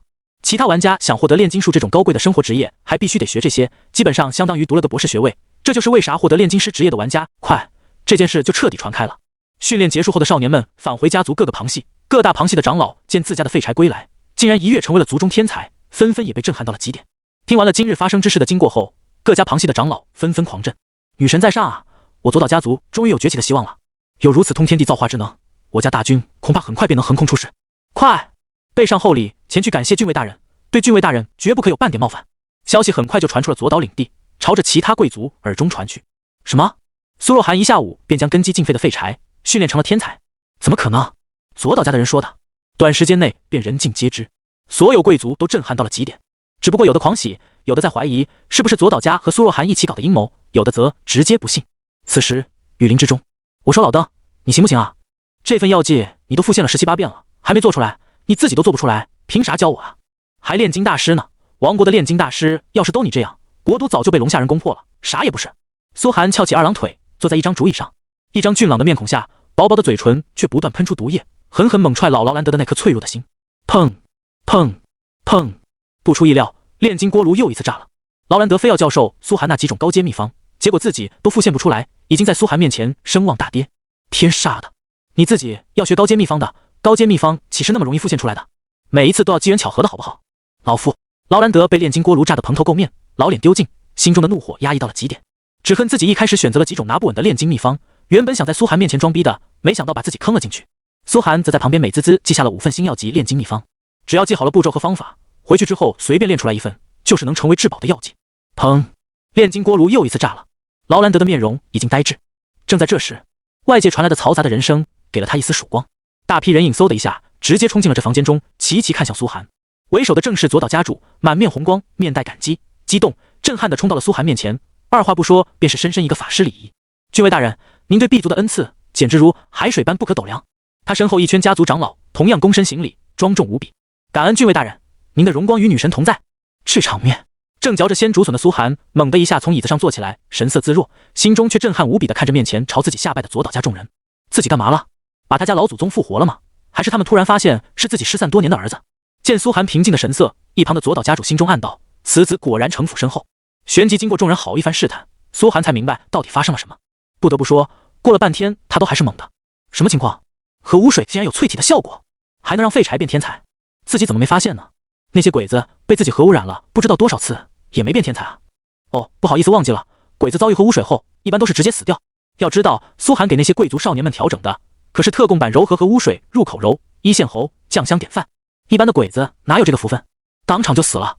弄明白了其中缘由后，苏寒当然是美滋滋，这不是平白给自己添了这么大的筹码。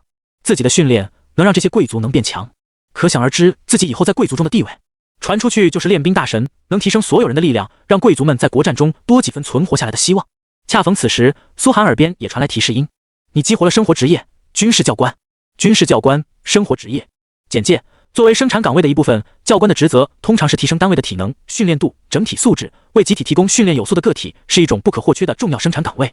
目前生活职业等级1级0100，目前称号 G 级初级教官，训练加成0%，好感度加成0%。注：训练单位可获得生活经验，提升职业等级，等级越高，可解锁更多声望奖励、称号奖励、训练加成、好感度奖励等。下一刻，提示音就蹭蹭蹭传来，叮！在你的训练下，贵族 NPC 左岛蓝晋升了4级，你获得生活经验星号1222。叮！在你的训练下，贵族 NPC 左岛蓝晋升了3级，你获得生活经验星号845。你的生活职业升级了，目前为8级，你获得 F 级职业称号铁蟹教官。铁蟹教官训练效果正10%，训练好感度正10%。卧槽！看见这个生活职业，苏寒愣住了。靠！辛辛苦苦忙了一下午，炼金师职业连个影都没出来，却直接激活了教官职业，而且还蹭的直接飙升到了8级。查看完这个职业的特性后，苏寒更是觉得猛爆了。虽然没有战斗能力，但这教官职业简直是为了战争而生，而且只要练兵就能进阶，自己可以替各方训练兵种来晋升职业，还可以收取报酬。这地位比炼金大师不是高了1万倍？毕竟练兵能提升的是硬实力，不是比几瓶药剂要强得多。为什么没有激活炼金师职业？苏寒还是有几分郁闷，想来也是自己实在没有炼金天赋吧。不过这并不代表苏寒不能培养出几个炼金师来，他打算回去之后就派一大批玩家来专门找劳兰德学习，老登敢拒绝，就让他遭遇山贼。想通了，这点苏寒只觉得美滋滋。眼见日光西落，很快便到了晚宴的时候，苏寒跟左岛家族等人坐在一起亲切攀谈，扯了一下午拉关系的无用废话。到了晚宴时，左岛家主终于上干货了，诚恳地对苏寒道：尊敬的郡尉大人，依照您的训练效果，我看酬劳也该变一变了，可没有什么报酬能匹配您这种效果惊人的训练，在下只能说，从今以后在左岛法师塔内所拥有的，您都可以随意支配。虽然这不足以补偿您恩情的万一，但也让我略尽绵薄之力吧。呵呵，听到这话，苏寒心中泛起冷笑，说来说去就是给钱可以，给人不行，什么都可以给，就是不能给兵力是吧？此言差也。苏寒当即正色道：本郡做这些也是为了提升境内实力，好抵御龙夏贼子的入侵，境内百姓的安危，本郡没有一刻不放在心上，难道是为了这区区小利吗？末了，他沉声道：本郡如今最大的愿望，恐怕便是能早日组建郡兵了。听完这话，晚宴上顿时真落可闻。左岛家主面色没有丝毫波动，大脑开始飞速旋转。他当然知道苏寒的目的，可军事实力才是自己真正的老本，怎么能如此轻易就交出去呢？可他也不敢得罪苏寒，沉默了半晌道：郡尉大人真是心系百姓，您这样的好官亡国找不出一个来，至于这组建郡兵之事，所有人屏住了呼吸。老夫当然也可以支持。左岛家主话语落下，所有人都松了一口气，生怕家主得罪了苏若寒，那样他们所有旁系子弟都失去逆天改命的机会了。左岛家主也是思考这一点，所以不敢引起家族内部矛盾。只是我长崎郡长期以来未曾设立郡兵，此时恐怕还要禀告国王陛下，恭请圣裁才行。但他又不甘心地说道：只希望国王能拦下这个胆大包天的郡尉。这个不用担心。苏寒心中都快乐开花了，没想到这么顺利，一下午就把大事办成。等自己有了一郡之力，附近几郡的鬼子玩家们就等着老子无穷无尽的军事演习吧。你们的领地全都是老子划定的演习范围，不小心把你们城池灭了， NPC 全杀光了，那都是演习的一部分，你们敢反抗就是谋逆，全杀光。郡城但凡能有一个鬼子工会能发展起来，算老子输。所有鬼子玩家都得死。愉快的屠杀鬼子时光又要回来了，哪怕是那些鬼子内测大公会，在老子贵族联军的兵锋之下，看你们怎么挡。苏寒狂喜的当即起身道：本郡这就回去给国王上书，国王大人必定能体恤我们这些边塞人的苦楚，给予郡兵编制。话落就向外走去，马不停蹄的前往郡城。唉，看着苏寒离开的身影，左岛家主长长叹息一声。既然自家都点头了，其他贵族还敢不点头吗？看来组建郡兵是大势所趋了。这苏若涵还真是个狠角色，短短时间就逼得自己不得不跟他合作。出了左岛领地，再看着外界苍茫一片的草原，苏寒心情都舒畅了许多。再望向远处，那大地上盘踞一片的鬼子工会，嘴角勾起冷笑。郡兵一建立，老子就彻底稳了。你们之前围杀老子多少次，老子就得10倍、100倍的还给你们，都得死。在新手村屠村，在城镇区屠镇，在郡城当然是要屠镇了，这才是苏寒在郡城区的最大目标。依靠自己实力发展工会，恐怕很难屠杀所有鬼子郡城。现在有了郡兵就不一样了。不过郡兵的组建也不是一朝一夕的，当下只是去掉了最大的阻碍，剩下还有王国那边，还有鬼子玩家的阻挠，还有剩下的贵族们。苏寒并未直接去往郡城，而是先折转回到了天庭工会。既然激活了教官职业，不回去试试给自家练兵怎么行？鲲鹏启动。湖心岛，一片又一片的建筑在李康的不懈努力下飞快建立起来，岛屿面积被大量占用，岛屿东侧几乎全部被领地占据，高达1万多的民众 NPC 和2万多的兵种，让城内人口构成极度畸形，几乎是一座兵城，但仍然比之前多了很多人气，有了些大要塞的感觉。城池总算是初见雏形，虽然比不上贵族城池，但也能跟许多内测工会相媲美了。新手工会排行榜单上，天庭也稳稳镇压在了第1名。如果后续没有阵营强力为某些公测工会书写的话，天庭工会的地位就是不可撼动的。后续劳作第1名宝座，奖励建国任务几乎是必定。哗！鲲鹏落到城内广场中央，所有人目视着苏寒缓缓走到众人面前，直接一挥手，赵云，给我点500先登死士过来。诺！赵云当即领命，从教场中点了500个先登死士。目前苏寒最高等级的兵种来到了苏寒面前列队。这里没有左岛家那么优越的魔法环境，不能模拟地形，但有地道，苏寒就直接在地道里放核污水，逼迫先登死士们不断朝前跑。一旦落后的先登死士也会被核污水烫得叽里哇啦惨叫。老大这是在干嘛？韩金龙和刘某等人疑惑地凑到苏寒身前问道，自己杀自己兵种，笨！老大这明显是在练兵啊。林夕则看出了端倪，喃喃道。苏寒笑着看向林夕，点了点头。一旁两人也顿时了然，练兵，兵种不是只有打仗才能获得经验吗？随着苏寒向他们展示了军事教官这个生活职业，众人才反应过来，旋即狂喜。我靠，这生活职业也太逆天了吧，比一个 A 级主战职业还猛啊！老大就是老大，生活职业觉醒的都这么不同寻常。要知道国之大事，在容在祀，军事发展跟李康所主导的建筑发展同样重要。苏寒这个生活职业几乎不亚于李康的开挂程度，只是具体能起到多大作用还得看实际效果。毕竟职业简介里面都是模糊的百分比加成。苏寒训练了这500先登死士1天的时间，他现在的生活等级也最多只能同时训练500人，效果却只能说强差人意。训练结束，你的兵种先登死士平均获得30%经验值，少数获得100%经验值，已升级。苏寒耳边传来提示音，500先登死士升级的只有10几个，大部分只获得了30%的经验值，有些天资不行的只有5%、10%的经验值。要知道，这可是苏寒亲自训练了整整1天的成果。这1天时间，苏寒拿去打怪，拿去刷任务或者杀鬼子，收益都只会比这个高得多。看来越高等的兵种也就越难训练。苏寒皱起了眉，也可能是自己现在生活等级还不够高，而且他发现训练能有多大效果，很大程度取决于训练对象的天资。左岛家族的贵族少年们，哪怕是废柴，人家也是从小珍奇药物和训练功法打磨起来的废柴，身上还有上古时代圣域祖先的血脉，资质根本就不是普通兵种能比的。哪怕是先登死士这种黑铁级兵种，放在 NPC 里也不过是凡夫资质罢了。你获得100生活经验，目前生活经验122900，辛辛苦苦训练了兵种1天，结果只有100点生活经验，还不如挂机训练贵族子弟2小时的成果。看来想快速晋升教官职业，必须要尽可能训练天资高的目标。苏寒思索着，好在自己现在兼任着10几个贵族的教官，几乎每天都有一个贵族领地要去训练，还怕没有天资高的学员来训练。等教官职业晋升出了 B 级称号、A 级称号，那么一次性训练几万兵种，让其快速成型，也不是不可能的。爽！测试出了教官职业的效果，虽然没有想象中的变态，但还是让苏寒很爽。只是他亲自来训练普通兵种就不合算了，收益完全不成比例，前期只能训练天资高的精锐学员。紧接着，苏寒又测试了训练玩家。不是吧，老大，咱们也要？有没有搞错？天庭工会哪怕内测玩家全被苏寒无情地扔进了地道，用核污水冲刷。啊，老大，我错了，我再也不敢偷偷藏东西了。老大，我错了，我再也不敢偷看林副会长了。老大，饶我一命吧，咱们可是同学。天庭工会内的顿时哀声一片，所有人都哭了。为什么？咱们哪里得罪老大了？虽然苏寒给他们调整的也是特供版柔和型核污水，但痛苦可是实打实的。但渐渐的，他们发现自己错了。哎，不对，系统提示我激发出了潜力，经验上涨，力量上涨，我的属性也上涨了。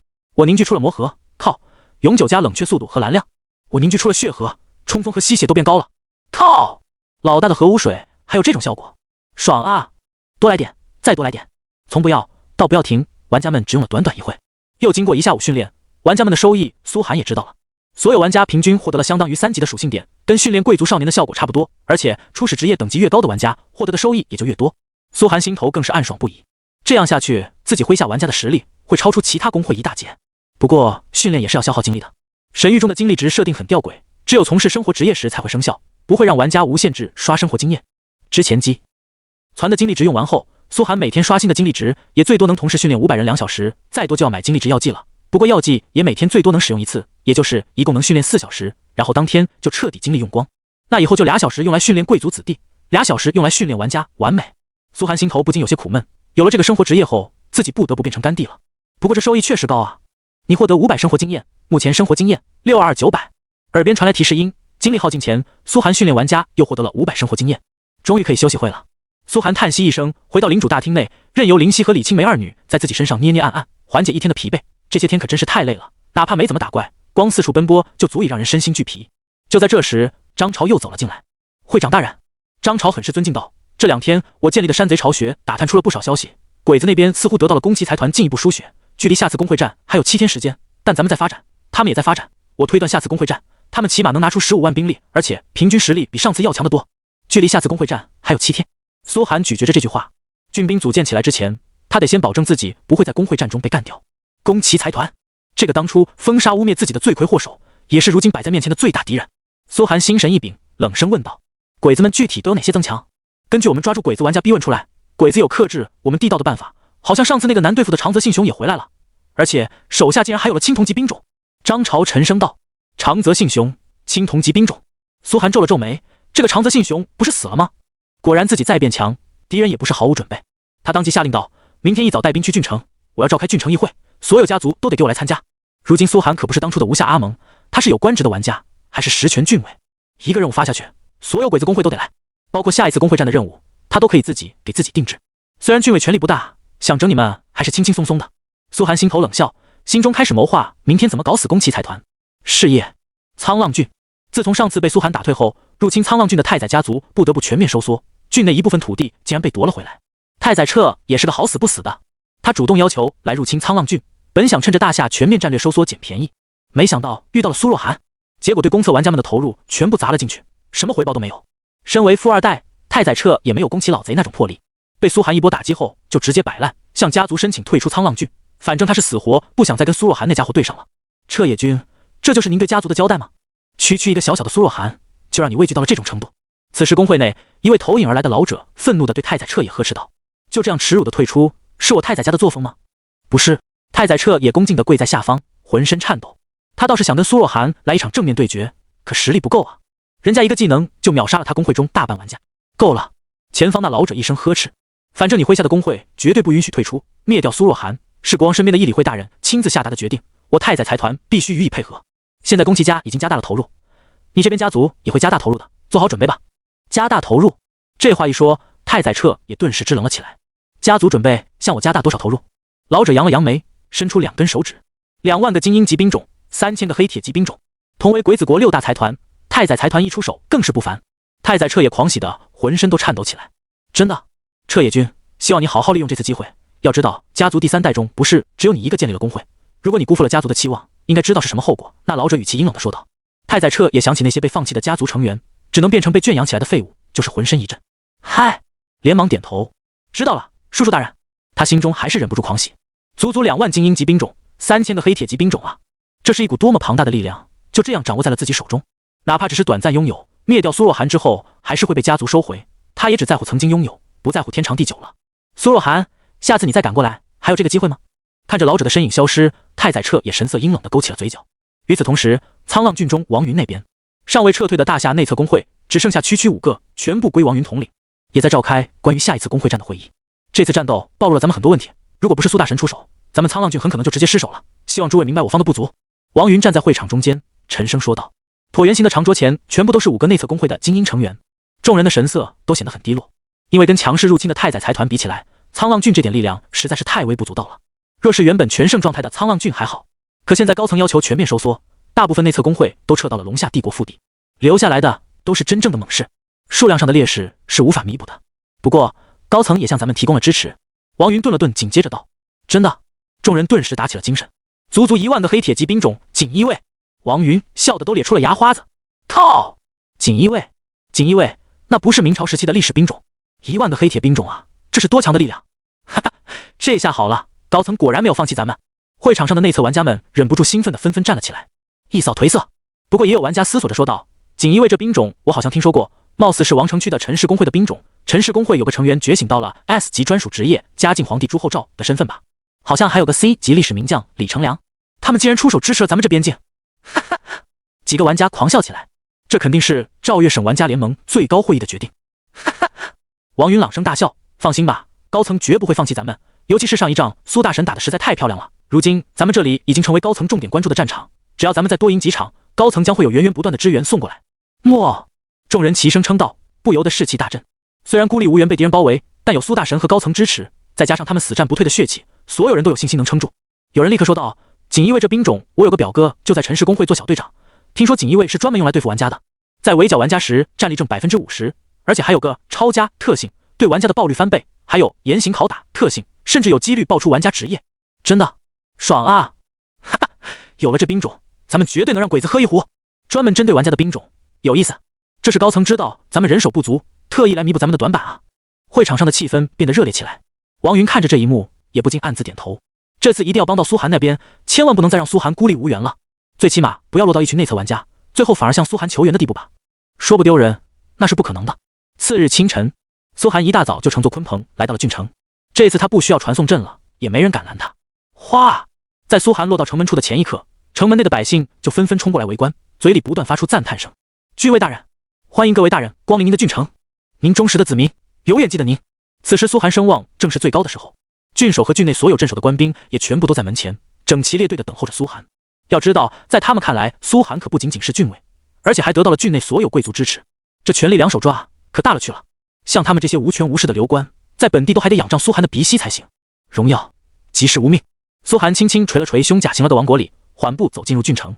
此刻的他一身王国制式将甲，同时也是郡尉的官服。身为武官，郡尉日常穿着的官服就是战甲。幸好这战甲属于荣誉装饰，不占用装备栏，而且纯红色小牛皮打造，头盔插着魔兽鹰女以及多种增加魅力的材料打造而成，仅仅一看便英武不凡，为苏寒平添了不怒自威的气势。苏大人，苏大人啊！一走入城内，郡守便笑盈盈地迎了上来，抓着苏寒的手亲热无比。这些天您不在，可是想杀我了。没有您这位大英雄坐镇郡城，我可是请示拿。没理会这些废话，苏寒直接冷冰冰地说道：“去府内，跟我联名向国王上书。”啊！如此直白，郡守愣住了，完全不懂苏寒什么意思。上书请求组建郡兵。郡兵！郡守脚步停在了原地，瞪大双眼，难以置信地盯着苏寒，口中的话语都打结了。可是，苏郡尉，组建郡兵此事，咱们郡之前一直都没有郡兵编制啊，而且还是需要跟贵族提前商量好才行。您看，搞什么东西？他来这边连得罪贵族都不敢。苏若寒直接要动贵族们的核心利益，组建郡兵，不必商量了。苏寒大手一挥，左岛家族已经同意了我的请求，愿意共同组建郡兵。他平静地说道。什么？左岛家族已经同意了？郡守更加震撼了。在他的印象中，想搞定这些贵族，让他们给出血本，可是无异于虎口夺食。这苏若寒才不过上任几天时间，竟然就已经做到了。一时之间，他浑身冷汗气出，都有点不敢看眼前的少年了。这到底是个什么样的怪物？苏寒冷眸瞥向他，虽然二人是平级，郡守还要比郡尉略高一级，却好像苏寒才是上官般，斥责道：“明白了，快去办事。”好。郡守连连点头，头也不回地朝郡守府冲去。要知道，能成功组建郡兵，他也会分得一份功劳。国王陛下知道他竟然能统一长崎郡这个麻烦不断的边境，可想而知必定会降下圣恩。郡守心里都乐开花了。给郡守下了令后，苏寒静静漫步在街道，3两步登上教派山，进入教派大街。此刻的苏寒已经是身份不凡，许多祭司见到苏寒都连连躬身行礼，而苏寒径直进入了永生神殿。哟，这不是长崎郡的大英雄吗？今天怎么有功夫光临我这小庙了？一阵酸溜溜的魅音传来。琳达正在神殿内为几个信徒主持神赐沐浴，一身白袍圣洁的不可方物，美的仿佛仙子降临。苏寒进来后，他便挥手赶走了那几个信徒。苏寒则径直上前，直接撕掉那白袍，一副令人血脉奔张的场景出现在了这圣洁的宫殿中。多日以来无处发泄火气，苏寒早已忍无可忍。骚货，你说什么？我说大，好大，太大了。琳达娇呼着，看向苏寒肩膀上的荣誉勋章。几天没见，你怎么又大了？随着苏寒荣誉的增多，肩头的荣誉勋章也变得越来越华丽。荣誉啊，要知道这在神域中是比声望还重要的属性。只要你拥有荣誉足够多，哪怕你犯下叛国这种大罪，都能用荣誉来抵消，不会变成人人喊打的过街老鼠。琳达完全没想到，前几天还是小人物的苏寒，突然一下多了这么多荣誉。呵呵，苏寒得意一笑，狠狠拍了拍雪白的。现在知道厉害了吧，骚货！原本圣洁的神殿很快变得污秽不堪，不得不说，还真不是一般的刺激。良久之后，苏寒躺在殿内，点起一根迷狒草、烟草，怀里躺着软软的琳达。你说，神权、王权和贵族这三者之间到底是什么关系？我怎么知道啊？琳达正低头忙着。虽然之前我也是帝国祭司的一员，可身为战斗祭司，那些政治上的恶心事我可从来不管。哦，原来你还有这种身份。苏寒若有所思地勾起了嘴角。琳达这才意识到自己说漏嘴了，连忙摆手：好汉不提当年勇了。那你是怎么一路被贬到城镇里的？苏寒狐疑地看着他，乱搞男人了？胡说，老娘我守身如玉。你以为除了你这种绝顶天才，什么男人我都看得上？琳达顿时急了。我接到神谕去保卫龙夏帝国的那个倒霉太子，谁知道那小子深入兽人帝国去谈判，还敢半路找狐女发现，被兽人弄死在狐女肚皮上，这他妈老娘怎么能掌控？结果大主教还让老娘背锅给龙夏帝国一个交代，想起来就气。哦豁，苏寒当即就明白过来了，原来是被人安排了个大坑，受到牵连了。以琳达这种无脑狂战的性格，不拿他顶锅都可惜了。龙夏帝国的太子这种级别的 NPC 死了，教派也只是贬斥了琳达而已，算起来还真是轻描淡写。思索着，苏寒暗自点头，怪不得你实力这么强。教派自己人就算被贬，也只是给龙夏帝国一个交代罢了。琳达原本的地位肯定不低。那当然，琳达骄傲地昂起了头。身为大陆4大宗教骑士团之首，永生骑士团的前任副团长，女神最宠爱的祭司仔，我实力不强谁强？你去王都打听打听，谁敢不卖我个面子？很好。苏寒勾起嘴角，原来他这么强啊，那自己组建军兵的事就更稳了。他十分清楚自己现在的情况，看起来潇洒，实则早已成了众矢之的。鬼子们不必说，是一定要自己命的，而贵族们看似跟自己合作，实则是想国战时把自己推出去当炮灰。如今爆出了这逆天的教官职业，可想而知贵族们有多垂涎。之所以没对自己动手，最大的原因是自己有国王的支持，只要自己稍微出现的情况，贵族们就能让自己变成他们的私人奴隶。政治斗争凶险不已，稍有不慎就是满盘皆输。苏寒可从来没把这些贵族当成大善人，这是一群恶狼，只要自己失势，必定会被撕得浑身粉碎。这次组建军兵的上书，贵族们会不在背后动手脚？人家跟宫廷里所有大臣都是盘根错节、互通姻亲的，说不定就会借机让自己失去胜券。思索着抽了口烟，捏了捏琳达的脸蛋，放松完成后，苏寒起身走出神殿，来到女神大人的神像前，恭敬地对女神大人行了一礼。女神大人在上，保佑我战无不胜。临走前，苏寒又对琳达问道：最近境内没有什么宗教方面的大事吧？类似宗教战争那种？琳达摇了摇头，上次敲打过后，附近几个郡都在无邪神踪迹了，你的名声也传到了其他3大至高教派，那3个蠢货都在羡慕我手下有个这么强的冒险者呢。呵呵，苏寒一声轻笑，起身走出。在组建军兵的关键时刻，宗教界也最好别再出什么乱子。出了教派大街后，苏寒径直朝法师塔走去。郡城内除了教派大街，如果说还有什么像样点的力量，应该就只有法师塔了。至于什么骑士工会、战士工会，全都不值一提。欢迎尊贵的郡尉大人莅临。苏寒还没到来，法师塔上下就直接炸开了锅。10几位50级魔导师恭敬地站在塔前，排队迎接着苏寒。此时苏寒的地位完全不可同日而语，身为境内唯一的实权人物，法师塔能否获得王国经费批准，也都掌握在苏寒手上呢。一提到经费，这些法师还敢不听话？苏寒来到法师塔前，很满意地眯起了眼，下一刻就淡淡道：我觉得法师塔选址在郡城内，恐怕不利于教导全郡的优秀魔法人才啊。啊，这是什么意思啊？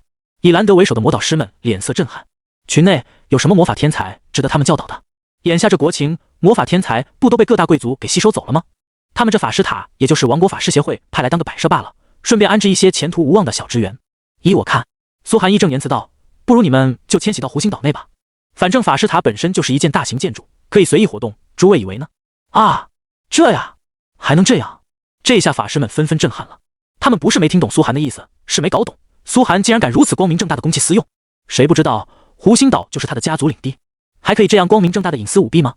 将王国法师塔迁到自家领地内，毫无疑问会让天庭公会多出很多法师职业的 NPC， 就算有外敌打到湖心岛了，法师塔还真能坐视不管，好处太多了。这座法师塔苏寒早就眼馋了，现在大权在手，不弄到自己领地中怎么行？以后苏寒心头冷笑，郡内鬼子玩家想做职业任务，想转职，那可得问问自己答不答应了。有权就是任性，怎么了？很为难吗？苏寒皱起了眉，年轻的面庞透出一股深沉的威严。10几位魔导师一时被震撼住了，互相对视一眼，思索半天，同时点头。郡尉大人，只要您同意本年度为我们的经费增长10%，我想这个提议会被通过的。兰德满脸谄媚笑容地说道。10%？哼！苏寒冷笑一声，跟着我混会少了你们的好处吗？我给你们涨50%，但你们必须按月给我产出技能卷轴，不过分吧？50%！兰德一时间心头狂喜起来，那可就是每个月10几万金币啊！作为编程小郡的法师塔，他们可从来都有资金缺口。要是一下子这么多钱，那很多实验都能做起来了。好好好！不等兰德开口，一旁诸多老法师们便纷纷大力点头。郡尉大人，我们同意。说好了50%，不就是技能卷轴吗？我们每月做几十个出来，还能为您定制。很好。苏寒眯了眯眼，不知道多少玩家工会垂涎欲滴，做几个月任务才有可能被批准建立的法师塔，就这样被搞到手了。拥有法师塔的好处可太多了，产出技能卷轴，定制技能卷轴，研发新技能，甚至能研究新职业，包括研制兵种进阶以及给兵种添加新的血脉。一个法师塔就等于科研机构，有了之后就可以开始全面攀登科技树了。离开法师塔，苏寒转身朝着郡守府走去。来到郡守府时，郡守已经将拟好的文书通过魔法阵传到了王都，正激动地坐在大堂中央，等待着王都的回复。想象着国王开心的样子，以及国王注意到自己时的表情，凭借自己的资历，想必能够一举升迁，到时候就不用面对长崎郡这一摊子破事了。爽！正在郡守议淫时，苏寒走了进来。苏大人，郡守立刻上前躬身行了一礼。文书已经发出去了，想必王都那边很快就会有回复。好，我跟你一起等。等苏寒静静坐在大堂中央，比他高一级的郡守只能坐在旁边，却没有丝毫不悦，反而兴奋地等待着。实则苏寒想清楚后，心中就没对这次申请抱多大希望。贵族们肯定不会这么轻易交出兵力的，那是他们安身立命的根本。说不定早在自己上书之前，贵族们私下里传到王都的信件就提前到了，各种利益交换也安排好了，就等着让自己撞一鼻子灰。此刻的王都太平京艾莎宫内，一番激烈的争辩正绕着长崎郡这么一个边境小郡展开。不可，绝不可使边境军权陷入一个刚上任不到3天的冒险者手中。战争大臣庞德将军厉声吼道：怎么不行？你们军方每年吞下多少经费，又打了多少胜仗？我看是时候注入新鲜血液了。攻向千岛会针尖对麦芒，上前一步，气势丝毫不虚。两人身边各自站着一队人在扯皮，还有些人立场不明。宫廷内的气氛再次陷入了灰暗，透过窗沿可以看见国王那阴晴不定的脸色，好像酝酿着一场雷雨，随时有可能降下。对国王上杉月来说，这种争吵他几乎每天都要经历，但却没让他有半点习惯，反而只有越来越沉重的怒火。该死的贵族们，早晚把你们全吊死！这就是上杉月心中最真实的想法，但他不敢表露出来。作为一个股份制国家的国王，他只能绝对指挥王室领地。说白了，王室也就是最大的贵族罢了。如果其他贵族联合在一起，王室也不能抗衡，所以他才需要跟贵族们玩手段。眼下的场面，他其实并不意外。想夺贵族们的军权，必定会引起他们的反扑。他也没指望一口吃成的胖子，只要四处给贵族们下绊子，削弱他们，王室就能稳坐龙庭。他意外的是，苏若涵竟然这么短时间就直接拿下了长崎郡内的贵族，逼得他们不敢明面上反对建立郡兵。他现在是越来越对这个冒险者感兴趣了。冒险者虽然对贵族们来说是可以利用的炮灰，但根据敌人的敌人就是朋友原理，想对抗贵族，国王必须想尽办法重用冒险者。难点就在于贵族们绝不会允许冒险者掌权。陛下，军权是王国根基，绝不能给冒险者呀！农业大臣站出来道：我看这个苏若涵必定有反心，才会提出重建郡兵。财政大臣愤怒道：一郡之地，岂可如此轻易给予？最后是外交大臣，而一直表示反对重用苏若涵的议理会，这次却力挺苏若涵，站出来怒喝：苏若涵是陛下亲自提拔的人，怎么没有资格？你们是敢藐视王权吗？他愤怒的神色下隐藏着一丝狡黠。苏若涵一个公测玩家，怎么会明白王国内政治的复杂？急着提出组建郡兵，直接踩中了贵族集团的尾巴。就算长崎郡的贵族们同意，国内大贵族们也会严厉阻止，因为这是国王把手伸入贵族集团利益的开端，必须坚决斩断。这下不用自己出来反对，苏若涵就必定不会得到申请通过，还会被贵族集团注意到，然后想尽办法才死。他这是在自己找死，自己只需要看着苏若涵自己作死就行了。议理会心中都乐开花了，看着几乎所有贵族大臣都在表示反对。国王平静的神色下看不出丝毫情绪，等贵族们吵完了，他才缓声道：组建郡兵之事暂缓，不过苏若涵提出组建郡兵，可见他忠心为国，不可抹灭，先给予他3000人的郡兵编制在边境剿匪，试试看成效吧。听国王这话，各大臣对视一眼，没有再说话。朝堂上的规矩就是国王退了一步，他们也得退一步。3000人的编制而已，能翻起什么大浪来？大臣们心中冷笑，反正国王要是把手伸到他们这，绝对不会得到通过。陛下圣明！招呼声久久未曾停歇。朝议结束后，国王走入艾莎宫内，路过一名侍卫队长面前时，从袖子里掏出了些什么东西塞给了他，然后在他耳边轻声道：带到长崎郡去，交给郡尉苏若涵，就说是寡人的诏令。是。那侍卫骑士当即起身，转身躲过各方视线，离开了宫廷。竟然没通过，该死的！消息传到长崎郡时，郡守的脸色当场就沉了下来，没有任何嘉奖，也没有同意，更没有他想象中的减在地心，只有一句：与通过3000人编制，用以边境剿匪，以观后效。这肯定是宫廷内的奸臣在谋害我们这些边境忠良，故意抹杀我们的功劳。郡守愤怒无比的大喝道：他想不通，提出了有利边防的大好事，怎么会遭到拒绝？苏涵倒是神色平静，甚至还有些惊喜。他本来以为直接不通过的，没想到国王还给了3000人的编制，给了却只给3000人，就能看出来国王绝对不是不支持，而是阻力太大。这剿匪想必也是国王找到的由头，给自己一个建功立业的机会，只要干得好，后面组建郡兵收拢兵权，也就没这么大阻力了。苏寒立刻道：3000人也是郡兵，让各家马上派人过来，等级不得低于50级。啊，是，郡尉大人。郡守顾不得沮丧，连连点头。苏寒紧接着露出了笑容。对了，贵族们只需要出2500人就行了，剩下的500人从冒险者家族中征召，我亲自来征召。是，郡尉大人。郡守才不管苏寒怎么折腾鬼子玩家。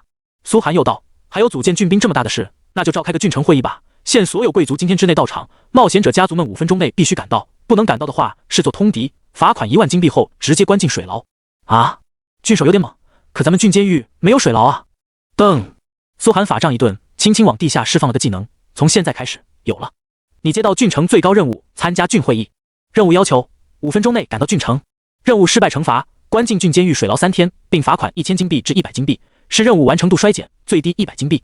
长崎郡内所有鬼子玩家全部接到了这任务提示音。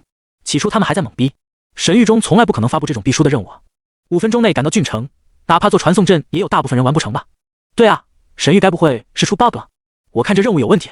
很多鬼子还不以为然，觉得必定是 NPC 运转出错误了，待会儿就会被修复。不对，然而一个人却突然提出了猜想：咱们郡现在是谁在发任务？郡守？不对，是苏若涵。瞬间，所有鬼子玩家全部清醒了，浑身一个机灵，眼神中漫出浓郁到极致的恐怖。是，郡守这种 NPC 不会发这种必输任务，但苏若涵会啊，他现在可是郡尉，同样掌握着向玩家们发布任务的权利。八嘎，快集合，去郡城！所有人把坐骑给我开出来，快去郡城！只剩4分钟了，只剩4分钟了，完不成可是要罚款的呀！工会战的关键时刻，要是被关进去3天，咱们就惨了。罚款1000，关押3天，这不是苏寒的上限，而是他手中郡尉权力的上限。但就这罚款和3天时间，就能让鬼子们抓狂。轰轰轰！铺天盖地的鬼子们跟疯了一样朝郡城跑，所有人都在拼命激活传送阵，可面前传送阵按钮都显示着一行小字：尊敬的冒险者，十分抱歉，通往郡城的传送阵暂时损坏，王国已派遣工匠前来修理，请稍事等候。传送失败，传送失败，死！所有鬼子玩家倒吸一口凉气，绝望的情绪蔓延在所有鬼子工会。这下我知道了，一位鬼子会长沉默地说道：就是苏若涵干的。狠呐，他也太狠了，这是想整死我们吧？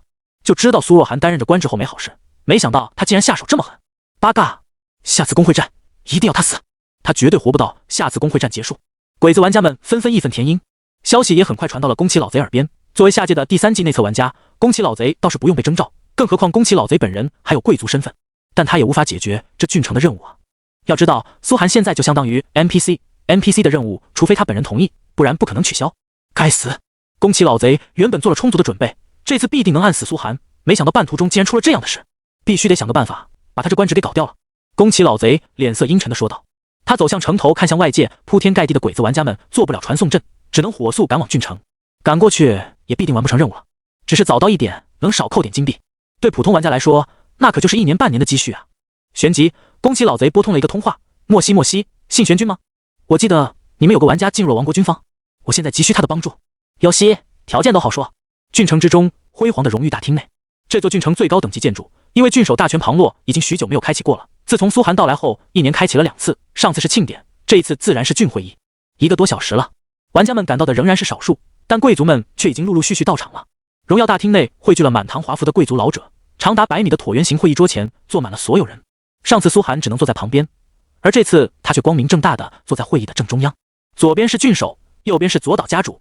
这也表明了郡城2大势力对他的支持，其他贵族见状自然也打消了不少心中的疑虑。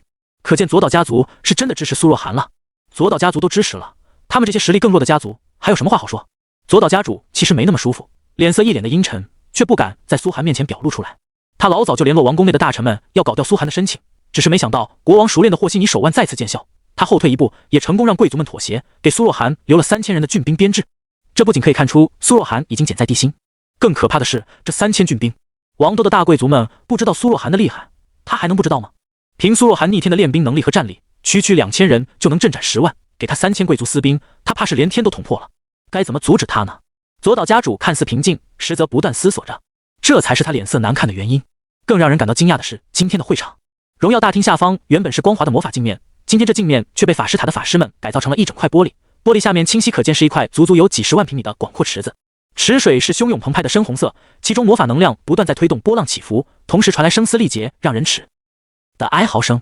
大厅内的贵族们透过脚下魔法镜面，可以清楚看见那池水中一个又一个鬼子玩家们到来，然后被俊兵捉拿，再投入核污水，扑通，溅起水花。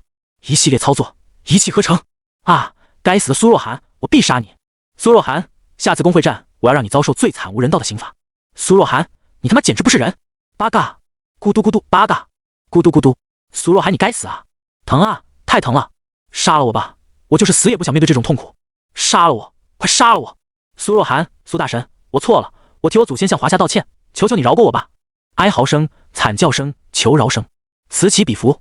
这核污水也是轻微柔和型核污水，真伤被苏涵调低到1/10，很低，但不意味着没有伤害。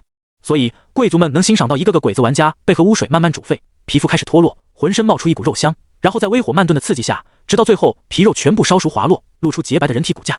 从荣耀大厅往下看去，犹如炖着一大锅肉汤。鬼子玩家们身上白花花的油脂沸腾在汤锅边缘，临死前的鬼子挣扎着，还会溅起好看的水花，宛如一出魔鬼的盛宴。耶！贵族们纷纷脸色煞白，哪怕他们平时折磨农奴的手腕也很残忍，也被这场景吓得心肝颤动，好几个未浅的已经当场吐了出来。荣耀大厅内狼藉满地，上手苏涵身后站着全副武装的赵云，透出冰冷至极的气势，让贵族们连靠近都不敢靠近。赵云如今的实力是可以镇压住一部分小贵族家主的，而苏涵则饶有兴趣地看着贵族们的反应。他旁边的郡守和左岛家主索性目不斜视，根本不看脚下那出人间地狱。如果幸运的鬼子玩家头没被浸入核污水，还能眼睁睁看着自己的骨架被烫得呲呲作响。当人被折磨到极致后，一副副类似地狱的人间惨状便展现在眼前，与辉煌华丽的荣耀大厅正好形成了鲜明的对比。一个在天堂，一个在地狱。贵族们惊恐地看着下方那核污水中的鬼子们，不知道郡尉今天特意在他们面前折磨这些冒险者，是想说明什么？跟随我的人在天堂，不跟随我就送你下地狱。这威慑性可拉满了。如今的苏涵实力不可说不强，一手绝技让贵族们离不开他，另一手自然就是展示威慑了。今天他展示的威慑是权力，身为郡守的权力。作为国王的代言人，他在郡内拥有随时打压任何一方小贵族的实力，而最大的中型贵族左岛家也站在了他这一边。所以现在的苏涵还真能拿捏剩下的贵族们，谁敢不从，直接丢下去。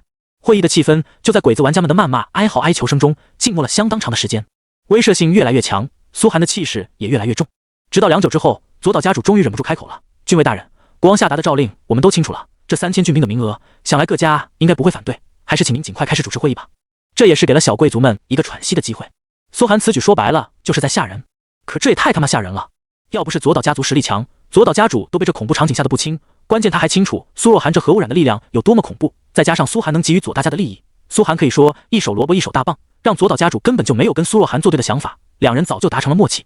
您说的是啊，郡尉大人，请快开始吧。这些冒险者可真是罪有应得，谁让他们得罪了郡尉大人呢？呸！明明是藐视王国律法，不按时抵达，这些贱民有什么好说的？贵族们也纷纷开言，讪笑着看向苏涵。一些实力强悍的贵族倒是不怎么怕，可以不想再这样拖延时间。国王给了3000郡兵名额，这就是苏若涵的目的。显而易见，各家割肉都是免不了的，大家也都做好了心理准备。可你苏若涵没事这样吓人干嘛？哦，人都到齐了吗？苏涵这才如梦方醒，笑呵呵地看向所有人。真是抱歉，让大家久等了，本郡方才考虑边防大事，有些走神。卧槽！郡守一直轻描淡写，直到此时才回头用震撼的眼神看着苏涵。能把贵族们吓成这样，这手腕他是佩服的。可让他惊讶的是苏若涵这装糊涂的能力。确定这小子不是大贵族从小培养出来的？那我就简单说两句。苏涵没有再停顿，直截了当的说道：“郡内一共12家贵族，这3000郡兵的编制，我之前已经跟左岛家主沟通好了，左岛家出500人，其余你们家族各出400人到300人不等。但我只有一个要求。”苏涵轻轻敲了敲会议桌，话语落下：“要精锐。”所有人心头一柄，这么直白就把手伸到他们核心利益里来。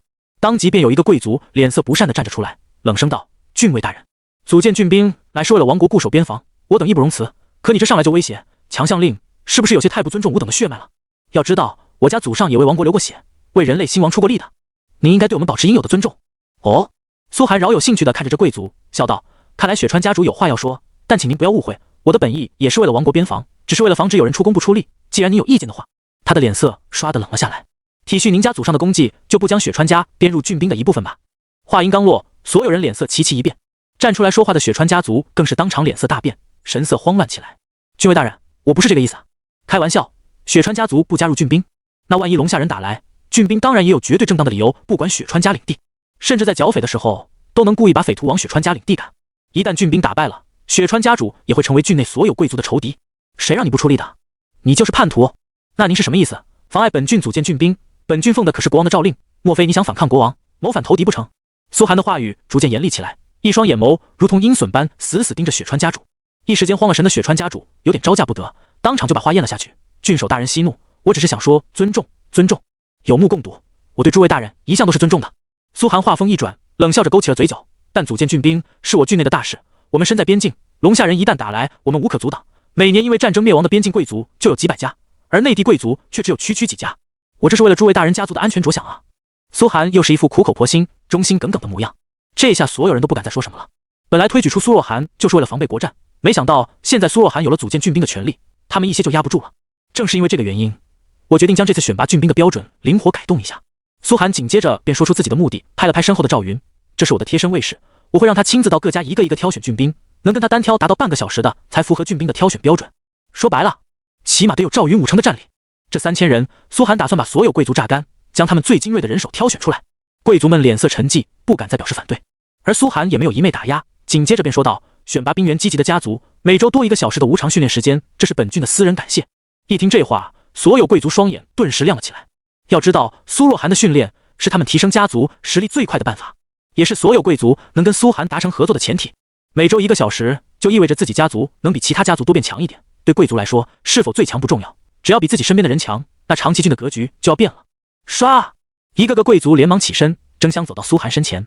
郡尉大人请放心，我家一定积极配合选拔兵员。郡尉大人，我家虽然实力不强，但老夫我亲自上阵，只请您能让后辈子孙们有所前途。这群不成器的家伙就拜托您了。大人，您的善政必定会使本郡愈发强大。苏寒笑呵呵地接受了一切恭维，但他也知道这些家伙必定说一套做一套，实际选兵的时候肯定会百般阻挠，所以他才拿赵云做标准。能跟赵云交手半小时的，就是个硬标准。大事谈完，剩下的就开始上美女和佳肴。烛光灯影，酒杯交错，气氛又回到了之前那和谐活泼的场面。短短一会的功夫，苏寒就接到了好几家贵族的邀请，请他前往家族做客。同时还有7、8家贵族带着自家最漂亮的女儿来到苏寒面前。苏郡尉，这是小女秋玲，目前就读于王国魔法学院，还希望向您多学习啊。郡尉大人好。呵呵，你们年轻人聊得来，老夫就先行告退了。家主们都识相的转身退去，拼命给自家女儿使眼色，才缓缓离开。你们好。苏寒神色平淡的看着一群容貌绝对超过地球明星100倍的贵族小姐 NPC。 神域 NPC 的颜值本来就秒杀地球人，这些拥有贵族血统的女性更是个个不凡，而且还显示着数据栏。雪川樱，贵族 NPC， 可触发迎娶豪门任务。血风原，贵族 NPC， 可触发迎娶豪门任务。火云芳子，贵族 NPC， 可触发迎娶豪门任务。几乎每个都能触发迎娶任务，这就表示苏寒的地位已经完全足够迎娶贵族了。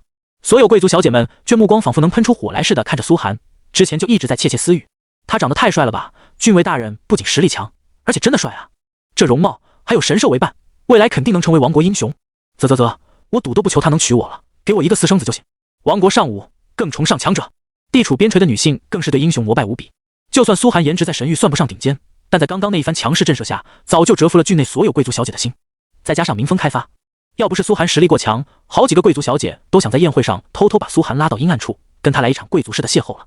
谁都知道苏寒现在还未婚，哪怕是冒险者，他也是贵族们争相拉拢的对象。不过苏寒一个都没表示出满意，只是跟他们闲聊了几句就转身离开了，让一群贵族小姐们失望的在身后跺脚。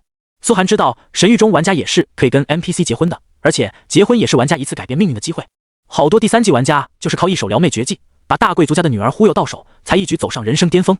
哪怕你是垃圾职业、垃圾属性，只要迎娶了豪门女，一切都不是问题。软饭可以硬吃，在大贵族的恐怖底蕴和资源面前，哪怕一头猪都能把你培养成绝顶强者。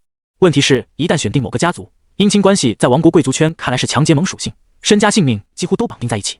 苏寒现在可不想随便绑定一家贵族，哪怕实力最强的左岛家族，在整个王国层面看来也只是郡中乡下的小贵族罢了，当个情妇还行，还不值得他迎娶为正妻。宴会结束之后，鬼子玩家们却还关押在牢房中，整日整夜的哀嚎着。这3天时间，他们是必须得在监狱中度过。虽然在监狱中死掉不掉装备，也不掉经验，可这是3天时间，工会战只剩7天了，这宝贵的3天就要浪费在这里。八嘎！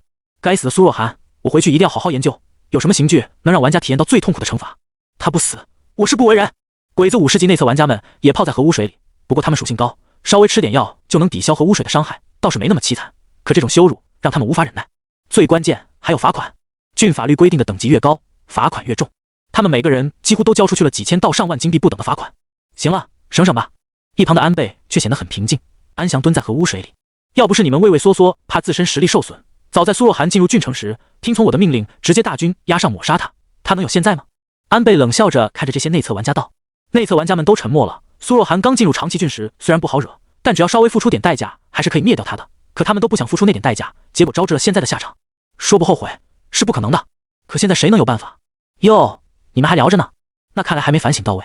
就在这时，苏涵走了进来，看见鬼子50级内侧玩家们没被烧死，揶揄地笑了一声，随后对郡守挥手道：“给他们单独关个牢房吧。”是，苏大人。郡守直接点头，然后让郡族们动手。苏涵直接给内侧玩家们调整了个满状态的核污水房间。不一会，此起彼伏的凄厉惨叫声响起。啊！苏若涵，我必杀你！苏若涵，那你不得好死！我要挂了，需要都没用啊！我的装备耐久。啊！我的技能。苏大人，咱们这次的收获……郡守在一旁乐得嘴都合不拢了。他不是乐鬼子们被虐杀，而是看着苏涵收上来的巨量罚款，足高达30万金币。他自从担任郡守以来，还没见过郡财政上这么富裕过，这才正常。苏涵淡淡道：“我可从没有见过这么多钱呢，以前怎么没想到呢？”苏大人，您的手段实在太高明了。呵呵，苏涵心头冷笑，也就是自己身为冒险者才敢这么玩罢了。你一个 NPC 胆敢这么折腾玩家，信不信教派那边当场就给你降下神罚？要知道，每个玩家可都是神的信徒。这些通过官职得来的罚款，苏涵当然不能据为己有，都是郡财政的一部分。他打算用这些钱来养活郡兵，包括修建新的兵营等等。这就是玩家担任官职的好处了，可以无限压榨玩家，不必担心教派。有种来跟自己背后的女神大人理论理论。郡守不知道玩家有多少钱，苏涵却知道玩家们是能充值的。只要苏涵还在郡尉这个位子上，长崎郡玩家们就得永远当充电宝。这次绝对不能让他们跑了。苏涵思索着，快了，估计这次工会战之后，长崎郡的玩家们都会迁出去。鬼子们也不傻，这次被折腾一次，知道长崎郡非久留之地，肯定会跑。看来割韭菜的更快更早。他下了决断，立刻对郡守道：“我看郡城的税率也该调整一下了。现在组建郡兵，增加一个战争税，就定在50%。我说的是所有交易行为的50%，然后再定个升级税、野外游荡税、传送阵损耗税、空气税、土地税、思考税、生存税、学习技能税、转职税。”苏涵一口气念出了长串税名，最后道：“所有税种直接编入郡法律，今天就发布。然后规定，本郡内进入战时体制，不允许郡内冒险者家族迁徙，否则视为谋反通敌。在长崎郡，呼吸都得收税。”啊！郡守嘴巴张得老大，他还从来没想过可以这样盘剥。这苏若涵也太狠了吧！你不也是冒险者吗？郡尉大人，这样恐怕会激起民变啊！郡守很快思索着说道：“如果可以这么搞，他也早就想搞了。可就郡城这几十个兵丁，一旦仇恨值到了，激起什么叛乱，他必死无疑啊！民变，所有律法只针对冒险者就好了，他们敢民变？”苏涵冷笑着：“再说我郡兵设立起来是干嘛的？到时候还能割一波人头？我们镇压暴民有功，维护了边境安宁，直接向王国报捷不就行了？在鬼子国当官嘛，苏涵主打就是一个虐民酷吏。”这一听到有功劳，郡尉眼神顿时亮了起来，竖起大拇指：“高！郡尉大人实在是高！大人所言极是，我这就下去准备。”被关押起来的鬼子玩家们还不知晓，等待他们的是何等残酷的未来，而他们的唯一机会就是在工会战中击败苏涵。此时，苏涵踏着夜色，正准备离开郡守府，天空中一个急切的声音却突然传来：“苏大人何在？苏大人何在？”苏涵缓缓抬头，只看见一头亡国志士的战鸾坐骑，疲惫的在空中盘旋着，不知道是经历了多么迅猛的飞行。上面一个身着盔甲的人正大声呼吼着：“苏大人何在？”守卫的郡族立刻上前大声喝止：“什么人在王国上空搞事？马上给我滚下来！”苏涵却轻轻抬手，让他过来说话。他深吸一口气，心中忍不住有些激动，因为眼前已经弹出了一行提示：触发国王任务，君王之心。注：本任务为 S 级任务，固定接取玩家苏若涵，不可封印后转移。本任务为剧情任务，没有固定要求，您在任务中的一切选择都会影响后续发展，请玩家谨慎选择。本任务最高奖励：国王好感度100%，声望10W6，荣誉星号10，神器星号1。这任务，苏涵心头忍不住的狂喜。他绝对不会做任务，是指哪些低等级无价值的任务。现在这种级别的任务，自然是多来点好啊。要知道，神域中真正的好东西，每一个都必须通过触发任务才能获得。而任务等级，哪怕成为贵族的爵位任务，也只有 A 级，面前这个任务却有 S 级，奖励更是恐怖到极点。国王好感度，10万声望，甚至还有神器。神器！到现在为止，苏涵连一件神器都没见过。神器这种东西，各国根本连展示都不会展示在外界。苏涵心脏跳了起来，表面却还是十分淡然。只见从战鸾上走下来一位狼狈不堪的骑士，等级足有70级，战力倒是平平，职业也只有 B 级，显然不是什么大人物，只是普通当兵的真实实力。估计60级的左岛家主可以轻易秒杀他。这显然是从王城来的 NPC。我躲过了10几个贵族领的窥视，跑死了3头战鸾，才紧急赶到。骑士先是喘着气，然后触发了70级骑士的杀机窥探天赋，确认周边没有人在偷听后，才对苏涵颤抖着拿出一个小小的卷轴。苏大人，这是陛下对您的密令。接起密令，视为接受 S 级国王任务，君王之心。苏涵耳边传来提示音，他缓缓接过了这卷轴。卷轴上弹出一行英武有力的字体：字数不多，却简要地表示了对苏寒的赞美以及青睐，甚至有些视为肱骨的意思。然后后半段讲述治理国家之难，最后给了苏寒一个暗示，希望爱卿能替朕解决一些不臣的贼子。卷轴后面附上一大摞信件，都是印着国王文章的。苏寒飞速打开这些密信，发现都是贵族跟龙夏帝国暗通款曲的密信，传出去都是亡国大罪的证据。国王竟然早就掌控了，还把这些罪证给了自己，而且这些贵族就在长崎郡周边。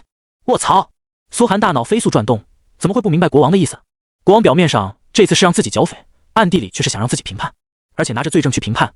王国内大贵族们无论如何都找不到借口抹杀苏寒的功绩，太绝了！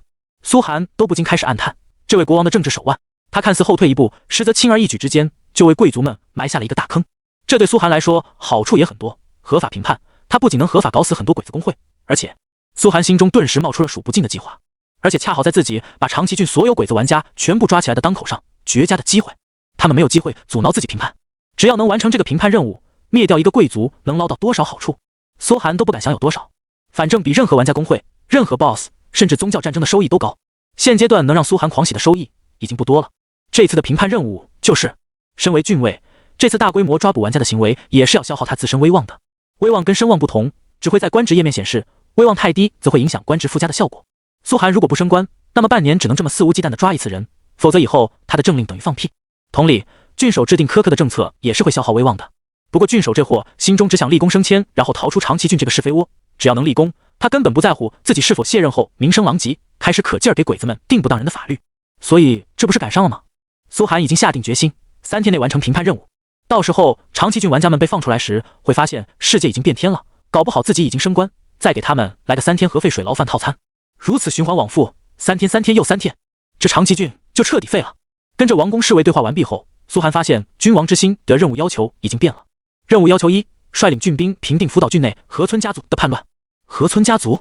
苏寒在神域内打开玩家们的论坛，搜了搜这个贵族 NPC 的信息。他家有一座小型矿脉。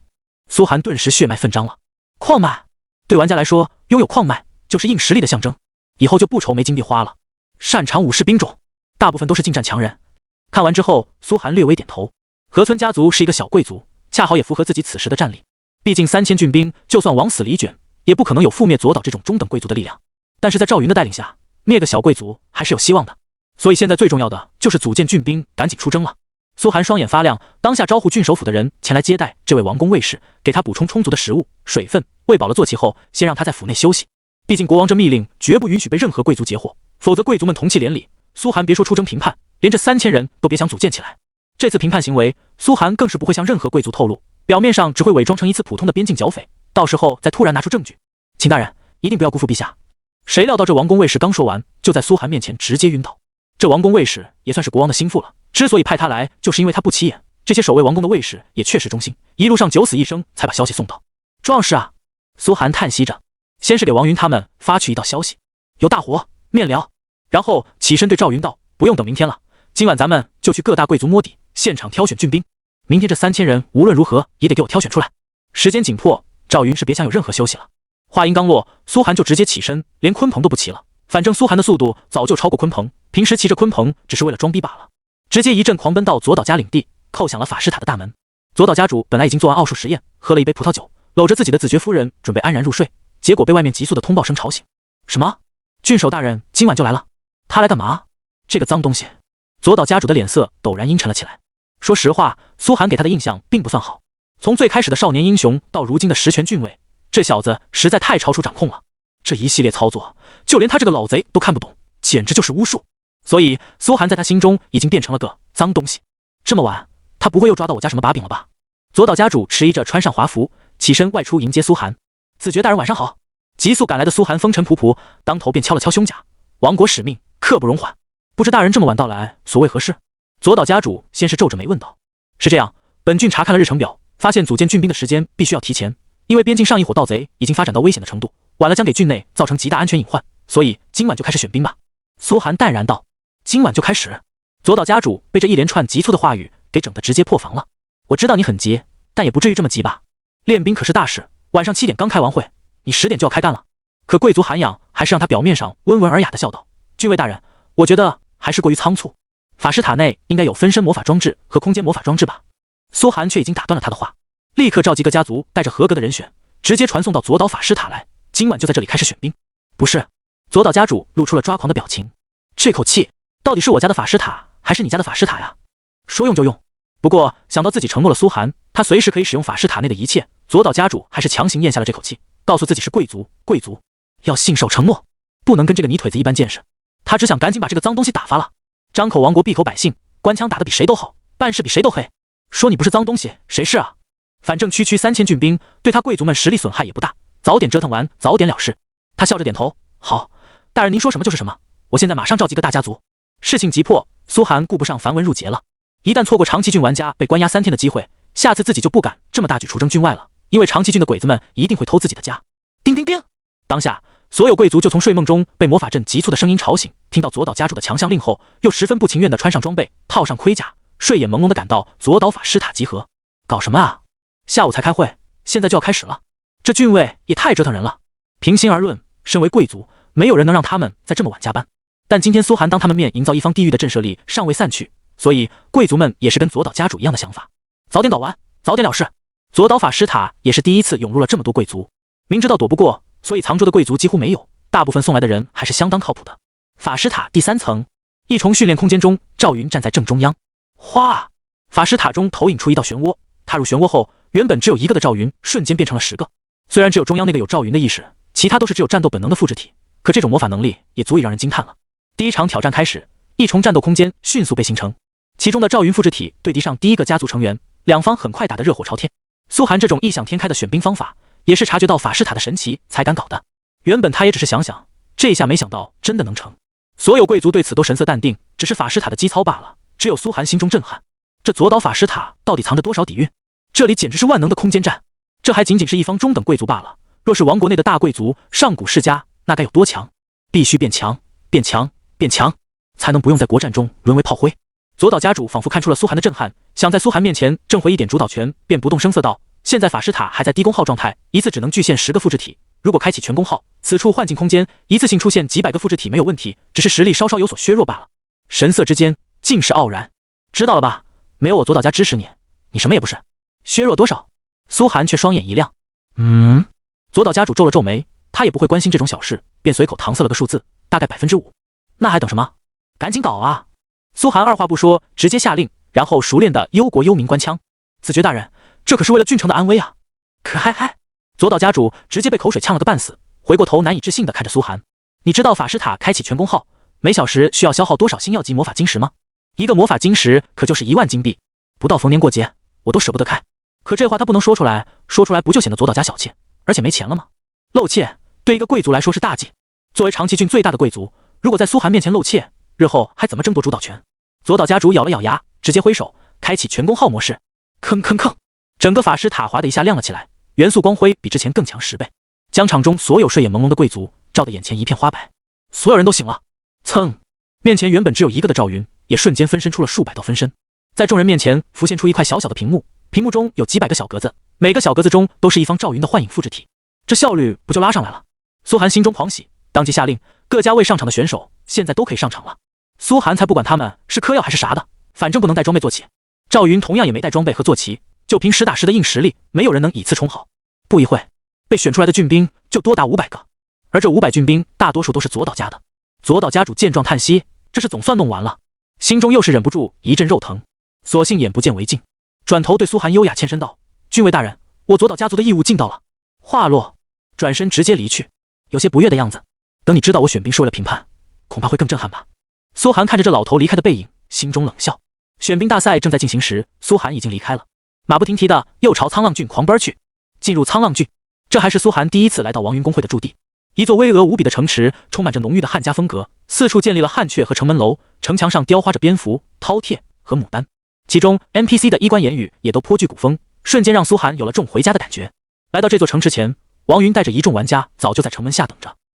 玩家也是需要睡觉的，买了全能游戏舱的多半不愿意下线，所以就直接在游戏里睡。王云也懵逼的看着苏寒：苏大神，啥事儿啊这么急？苏寒直接将国王发布的任务展示给了他们，反正都是并肩作战的自己人，没必要藏着掖着。王云等人看完之后，直接炸开了锅。我靠 ，S 级国王任务啊！天啊，陈氏公会只因为拿到了一个 A 级任务，就直接一飞冲天，成了第3级玩家中的大佬。现在苏大神直接拿到一个 S 级国王任务，也太牛逼大发了吧！不愧是苏大神，一阵疯狂彩虹屁不用赘述。紧接着，王云像喝醉了酒般对苏寒道：“咱们爽了，苏大神，只要搭上这个任务，你日后在神域必定是扶摇直上。评判啊，剿灭贵族啊！苏大神，您知道一方贵族有多少底蕴吗？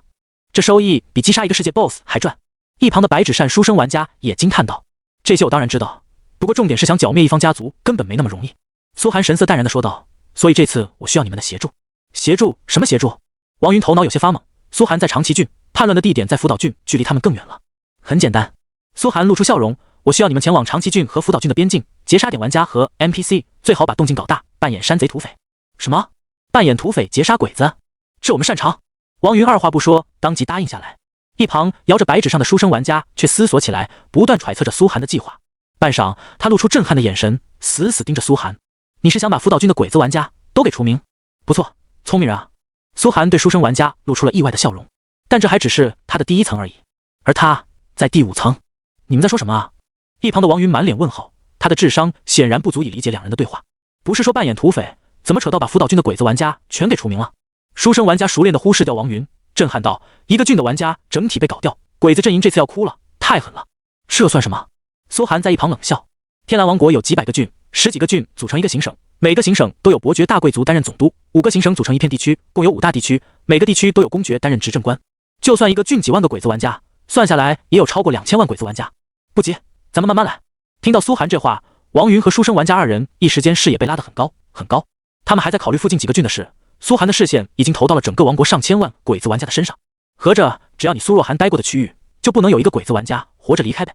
二人想到之前苏若涵在新手村的屠杀行为，在城镇的屠杀行为，再联想到如今在郡城的屠杀行为，心头一片凛冽。这是个什么样的杀人魔王啊？反正听苏寒这意思，长崎郡所在的天风行省，他是打算一个活口都不留了，那就是足足上百万鬼子玩家。不过咱们现在的实力，能在长崎郡活下来都很难，这次评判任务是咱们相当重要的跳板。紧接着苏寒下一句话又把二人拉进了现实。如今的大猫小猫2、3只的局面，想要带领着麾下这几万个大夏玩家闯出个名堂来，君王之心任务是最好的跳板。剿灭贵族不仅能带来政治上的利益，还能增加实际的利益。说到底，苏寒做这一切不就是为了多混点资源来发展工会吗？到了这个阶段，普通杀几个 BOSS 收益已经没那么明显了，必须搞事，搞大事，尽可能的向上爬，才能真正无敌。几人又商量了一会计划后，苏寒就再次马不停蹄的回到长崎郡。郡兵已经选出了1500多人，在赵云的练兵能力下，这些人很快就被整队完毕。而就在这时，苏寒突然接到了一道诏令，是边境司令部的军方发来的，已派遣督军易礼英前往你部协助训练，指挥郡兵，地方长官即日起接待，不得有误。王国东南地区司令部元帅山田志和，朱神历9995年13月21日。又冒出来个督军，这王国前线司令部是什么来头？看完这封信函，苏寒眉头皱得深不见底，这下局势超出他的掌控了。原本评判的是他只需要糊弄住贵族们就行，现在突然空降一个督军下来，显然不可能是国王的手笔，几乎100%有其他势力插手了。贵族们代表的是贵族集团的利益，而自己代表的是国王的利益。这个督军似乎代表的似乎是军方的利益。作为4战之地，天蓝王国军方位高权重，内部派系众多，山头林立，手握重兵的同时，军方内部构成鱼龙混杂，有国战中晋升起来的新贵族，有老贵族的子弟，同时也有国王从底层提拔的平民，融合在一起，形成王国第3大势力。而军方的利益并不总是跟国王和贵族们相同，和平时期他们跟贵族站在一起，因为要贵族带他们捞钱，战时军权最大，所以他们又站到国王一边，简而言之就是个墙头草。但军方也有当墙头草而不被人打死的实力。王国5大地区边境都设有元帅，边防元帅的权力不亚于执政官，而且随时权插手境内军事。这次设立郡兵就在军方的权力范围，所以这个督军理论上来说，在军事层面跟自己是同级的。苏寒越想眉头皱得越紧，军方要是横插一手，不仅评判的事就不好办，这3000郡兵也得拱手让人。可就3000人，军方是怎么这么快得知，并且一纸调令攥在手里的？谁给他们通风报信的？一时之间，苏寒满脸杀气，老子都快煮熟的鸭子，你来横抢走是吧？真当老子是泥捏的？呼出鲲鹏来，一脚蹬了上去。回郡城，我倒要看看这位督军大人到底是什么来头。哗！鲲鹏双翼展开，遮天蔽日。这些日子，他在外界贪吃不少野兽、山林草木，体型变得更大了，眼见要朝着200丈的巨物成长，血量也是飙升。别的不说，起码他现在作为肉盾是绝对合格的，甚至有跟赵云媲美的趋势。几个瞬间之后，鲲鹏落在郡城内，此处已经专门为苏寒修建出一座平台，用来停放他的坐骑。苏寒大马金刀的直接下了鲲鹏，二话不说朝郡守府走去。苏大人，此时郡城内人人脸色都有怪异，态度也很诡异，显然都知道了这督军大人的事。来到郡守府外，苏寒就听见郡守那熟悉的公鸭嗓：“督军大人真是年少英才，不可小觑啊！”在下真是折服不已。苏寒一步迈了进去，只见一位身着王国灰绿色军装的男子，肩章上印着战神的双柄斧印记，印记旁还有一颗小小的金星，这在王国军制中表示少校军衔，已经跟苏寒如今的官位对等了。寻常玩家不知道要立多少军功才能得到这个军衔，而苏寒如今还没开启军衔系统，就已经跟少校平起平坐。男子容貌倒是英俊，不过生了一只鹰钩鼻，浅褐色的瞳孔，看谁都像一把刺刀穿来，整个人更是犹如一根标枪，立在原地就让人胆寒。哎呦，苏大人到了！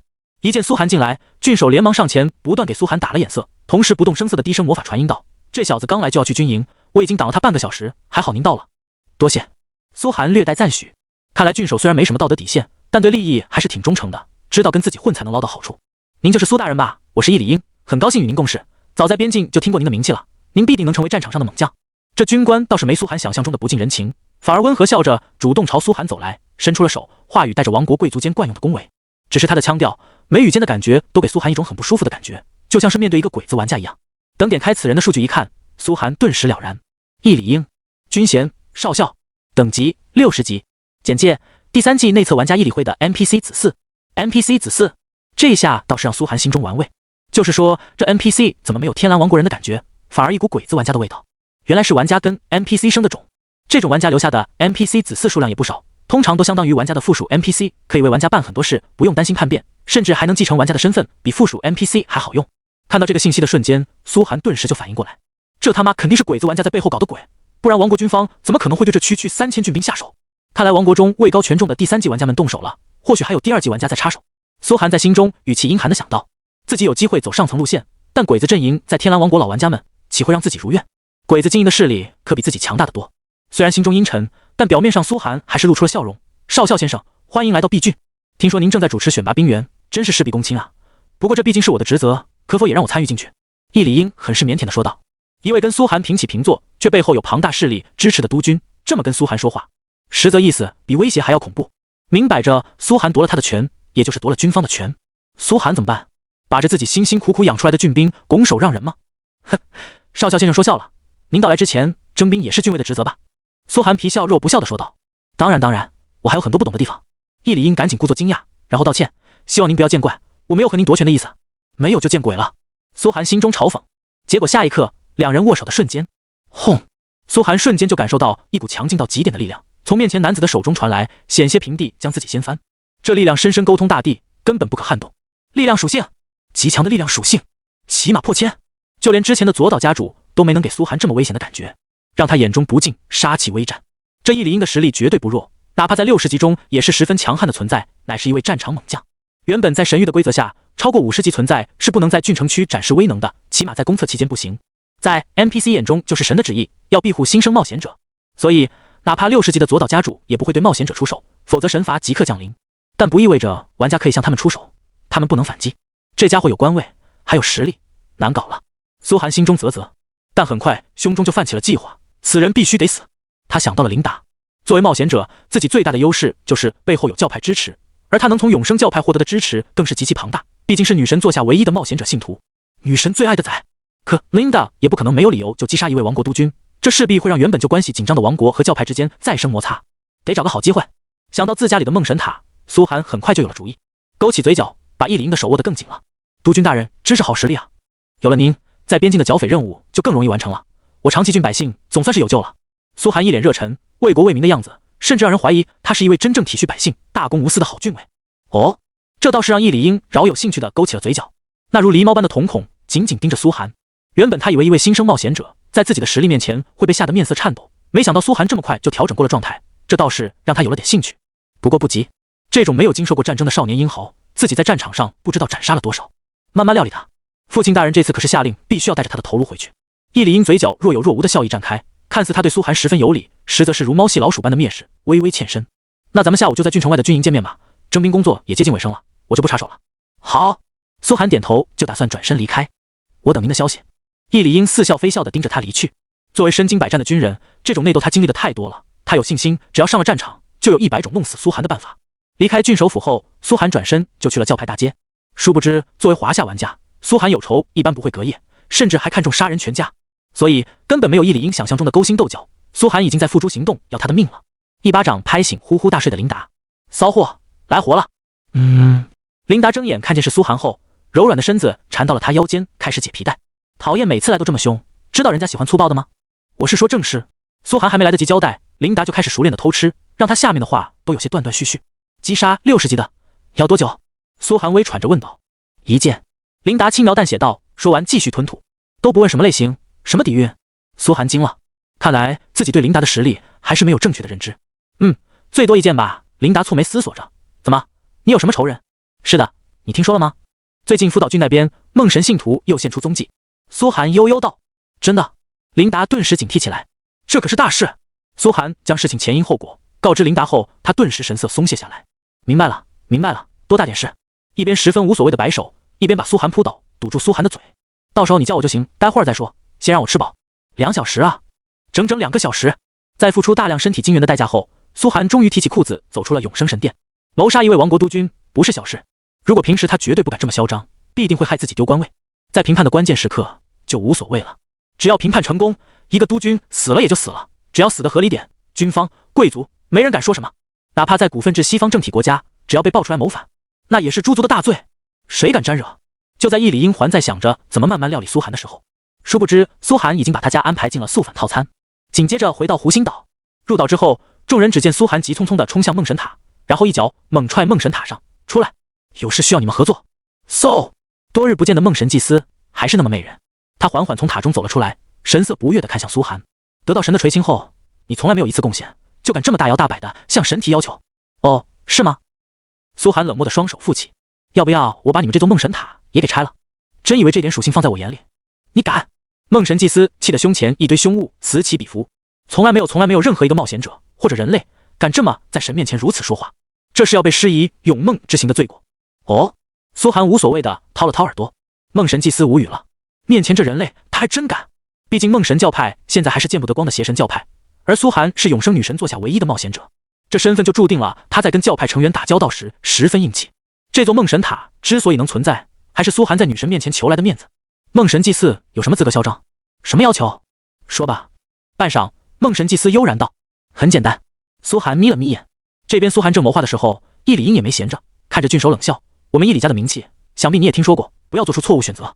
明白，督军大人，我永远为您效劳。郡守躬身谄媚的笑，他对谁都这样，因为出身也只是一个名不见经传的小家族，谁都惹不起，实力又不强，所以只能见风使舵。易礼英深深看了他一眼，不知道苏若涵哪来这么深的威势，让这郡守到现在都不敢投靠自己。不过他转身就骑着战马一路出了郡城，没有前往军营，而是直奔一处玩家领地。很快安倍家城池的轮廓就浮现在眼前。易礼英下了马，把缰绳递给前来迎接的玩家，走路像尺子比划出来的般精准，一步步朝城门走去。宫崎子爵大人，宫崎叔叔，没想到能在这见到您。易礼英笑容满面的抱住前来迎接的老者，两人看上去无比亲密。哈哈，你都长这么大了，想当年在你家府邸见到你时还是个毛头小子。宫崎老贼哈哈大笑着抱住他，亲密万分。鬼子第3季玩家都是抱团的。易礼英虽然是易理会跟 NPC 留下的种，但宫崎老贼身为鬼子玩家中的高层，同样见过，两人关系还不差。这次易礼英能担任这个督军，就是宫崎老贼暗中搞的鬼。公测、内测期间，神域的时间流速是被拉到跟地球同一速度的。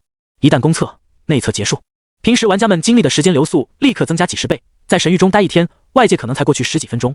所以看似第3季内测玩家只比公测玩家早建号了半年，实则在神域中可是多度过了几10年时间。在易礼英的眼中，这位宫崎子爵伯伯是从小看着他长大的。怎么样，你父亲跟你说过这次事情的严重性了吧？宫崎老贼笑呵呵的把易礼英迎到城内，安排上美酒佳肴，兴奋的问道。当然，这个苏若涵是我们家族的大敌。易礼英双眸涌动着火焰，此人必须要死在郡城，绝不能让他往上走一步。好孩子。宫崎老贼欣慰的拍了拍他的肩膀。说实话，现实中那些玩家还不如游戏中自己生的 NPC 好用，起码神域中的人信仰坚定，忠诚，好忽悠，没玩家那么多心思。既然你已经明白了，那伯伯也就不藏着掖着。这苏若涵有教派保护，你也不能直接对他出手，所以我给你准备了一件擒拿他的道具，你只需要在合适的时候释放就行了。但是记住，一定把他的活口给我。说罢，宫崎老贼掏出一枚漆黑如墨的勾玉，递到易礼英手中，神色间也有些肉疼。这是一枚祖先供玉，乃是鬼子玩家招魂塔之后第2座专属建筑晋国神策出产的东西。晋国神策作为鬼子玩家的2阶专属建筑，必须要20级以上的大公会才有资格建立，每一个有实力建立晋国神策的鬼子公会几乎都是第3级的大公会。晋国神策的能力更是强到可怕，可以让鬼子玩家祭祀自家在战争中死去的战犯祖先，凝聚成一枚祖先供玉，通过供玉可以召唤出具有祖先原本能力的强大战魂。招魂塔祭祀的大夏玩家越多，这些战犯亡魂的力量也就越强。而宫崎家这枚祖先共玉，则是战争时曾经建立了731实验室，残忍迫害死了大批华夏民众的那位战犯祖先，被鬼子们在神域中复生了。他天然拥有很多残忍的技能，有很多鬼子的战犯魂魄伴随，而且在针对大夏玩家时战力加倍，天然附带一座731实验室，实验室本身就具有强大威能。这枚祖先共玉只要放置在哪里，哪里就是一片人间地狱的731实验室，天然的高阶 BOSS 巢穴。这种人为放置的高阶 BOSS 巢穴，可想而知会有多强。鬼子玩家的专属道路跟大夏玩家不同，大夏玩家的专属道路是凝聚古代历史，通过发展自身工会，一步步将自身古代历史的强大具现到现实中，最终成为王朝、国家、复生大明、大汉、大唐这些华夏历史上的骄傲时刻，在神域中重现汉唐荣光，举国崛起。而鬼子工会的专属道路，则是通过献祭大夏玩家，复活自家祖先，让无尽战犯亡魂和古代魂魄造出一片片鬼域，最终重现神国，复活800万神明，升起高天元，祭炼出一位无比强大的在世神明。这两条道路的不同，导致外在体现也不同。大夏玩家大多数是种田流，每个专属建筑都会让工会根基上升一个台阶，拼的是底蕴，当然也会有召唤类能力，但主流还是堂堂正正的大军出击。而鬼子则是招魂流，每一个专属建筑都会召唤出更强大的先祖亡魂，后期则会创造出他们历史中的神鬼，导致领地中鬼比人多，坟比房子多。所以鬼子工会周边经常会出现很多顶级 BOSS 巢穴守护，他们还能驱使这些祖先鬼魂，相当于国战时冒出一大堆 BOSS 巨象助阵，还拥有种种诡异能力，在国战时通常会对他国玩家造成困扰。偏偏这些 BOSS 巢穴虽然对大夏玩家伤害加倍，但只有大夏玩家剿灭这些 BOSS 后会有奖励，其他阵营的玩家虽然没有伤害加倍，但剿灭后没有 BOSS 奖励。所以对其他阵营的玩家来说，打鬼子阵营是一件极其不划算的事。这也是大夏玩家跟鬼子玩家天生敌对的原因，双方游戏机制就是敌对的。游戏。此时易理英兴奋地看着这枚勾玉，这竟然是一枚祖先勾玉，这么珍贵的东西，宫崎伯伯您都拿出来了，看来是必须要活捉这苏若涵了。对他来说更简单了，都不需要谋划，在关键时刻释放这枚勾玉，然后让其中的祖先亡魂出来抓捕苏若涵就行，到时候谁也找不到他的责任。一个贴脸释放的大型 BOSS 巢穴，而且还受自己控制，抓住苏若涵一个人简直不要太简单。呵呵，希望就放在贤侄身上了。宫崎老贼喝了口清酒，脸色沉寂。他之所以付出这么多，当然是为了苏若涵的职业，但这一点他不能告诉易理家族，否则易理会这老狗贼肯定会借机要挟自己。之所以给这枚祖先勾玉，可以说大炮打蚊子也是如此。放心吧，我一定取来苏若涵的头颅。易理英信誓旦旦地保证着。但宴会过后，一走出宫崎家城堡，他就立刻脸色沉寂下来，火速打开一道魔法阵，魔法阵中嗖地闪现出一道人影，他对着这道人影跪了下来。出什么事了？人影问道。父亲大人，是这样的。易理英将今天宫崎老贼跟他说的话原原本本告诉了易理会。哼，看来宫崎家不老实啊，还想在王国内更进一步。易理会能在王国混到这种地步，迅速就反应过来宫崎老贼的意思，冷笑道：该怎么办，父亲大人？易理英低声问道，全无刚才的乖巧之相。既然他付出这么大代价也要苏若涵，那就给他呗。易理会呵呵一笑，并不担心宫崎老贼威胁到自己的地位。是，父亲大人。易理英眯起眼，当即点头。很快，城外的军营就构建了起来。苏涵自然是第一个来到军营的，而易理英还有1个小时才到。军权当然是在苏涵手中。我们的责任是什么？保卫民众。我们的义务是什么？效忠国王。我们的使命是什么？战死沙场。在3000人面前，苏涵一连串的雄壮问话，直接把士气提到了顶端。所有人都用崇敬的眼神看着苏涵，毕竟苏涵的声望让他天然在这些郡兵中有高好感度，况且他还掌握着练兵的能力，这郡兵也都指望着以后的训练能让自己更进一步呢。利益加上声望，让苏涵一开始就牢牢控制住了这支郡兵。看着眼前这3000个郡兵，苏涵胸中简直快要狂喜的炸裂。忙了这么久，成果终于到手了。这3000人简直是长崎郡战力的巅峰，都是能在赵云手下撑过半小时的存在。简而言之，每个都比自己能打，单挑起来顶多2个人就能直接秒杀苏涵。这不是苏涵的实力进展不快，而是他势力的发展过快了。哪个公测玩家半个月时间就能在神域混成郡尉，而且还掌控了郡兵，所以苏涵个人实力拉胯下来也是没办法的事情，必须得赶紧搞点核污染任务了。苏涵心头冷汗，这样下去总是领着一群比自己实力强的打仗，一个兵变自己岂不是就嘎定了？不妥不妥。他点开了核污染任务，看了看接下来25-30号核污染任务，直接看30号。30号核污染任务，提炼祖先血脉。简介：通过缓慢的核高温和一系列核污染操作，提炼出贵族们身上的贵族血脉，并使用超级污染使得其变异，具体方法需要自行摸索。其他几个核污染任务也都是跟覆灭贵族有关的。好家伙，这核污染任务是按照我当前的游戏进度来定制的吗？苏涵惊了，这很有可能。核污染任务原本就是这个职业给自己定制的，神域可能就是按照自己当前的状况生成出来的。自己现在要去评判剿灭贵族了，他就给自己提炼贵族血脉的任务；自己要去打工会战了，他就给自己工会战任务。原来如此啊！苏涵发现自己知道了核污染任务的规律，而现在更关键是必须要率军评判。哼，郡尉大人对郡兵的掌控力真是羡煞旁人啊！就在这时，一声令人浑身不舒服的声音响起。苏寒不用回头看，就知道是哪个狗日的狼崽子。易礼英，他英俊的面孔扭曲着，站在苏寒身后，腰间的制式军刀狰鸣着，像是想出鞘一刀秒杀了苏寒。他有这个实力。没想到苏寒竟敢私自汇聚大军，根本不把他这个督军放在眼里。而且更让他没想到的是，苏寒对这些郡兵的控制力竟然如此之高。要知道，在两个人权限差不多的情况下，谁担任指挥官是要看好感度和威望的。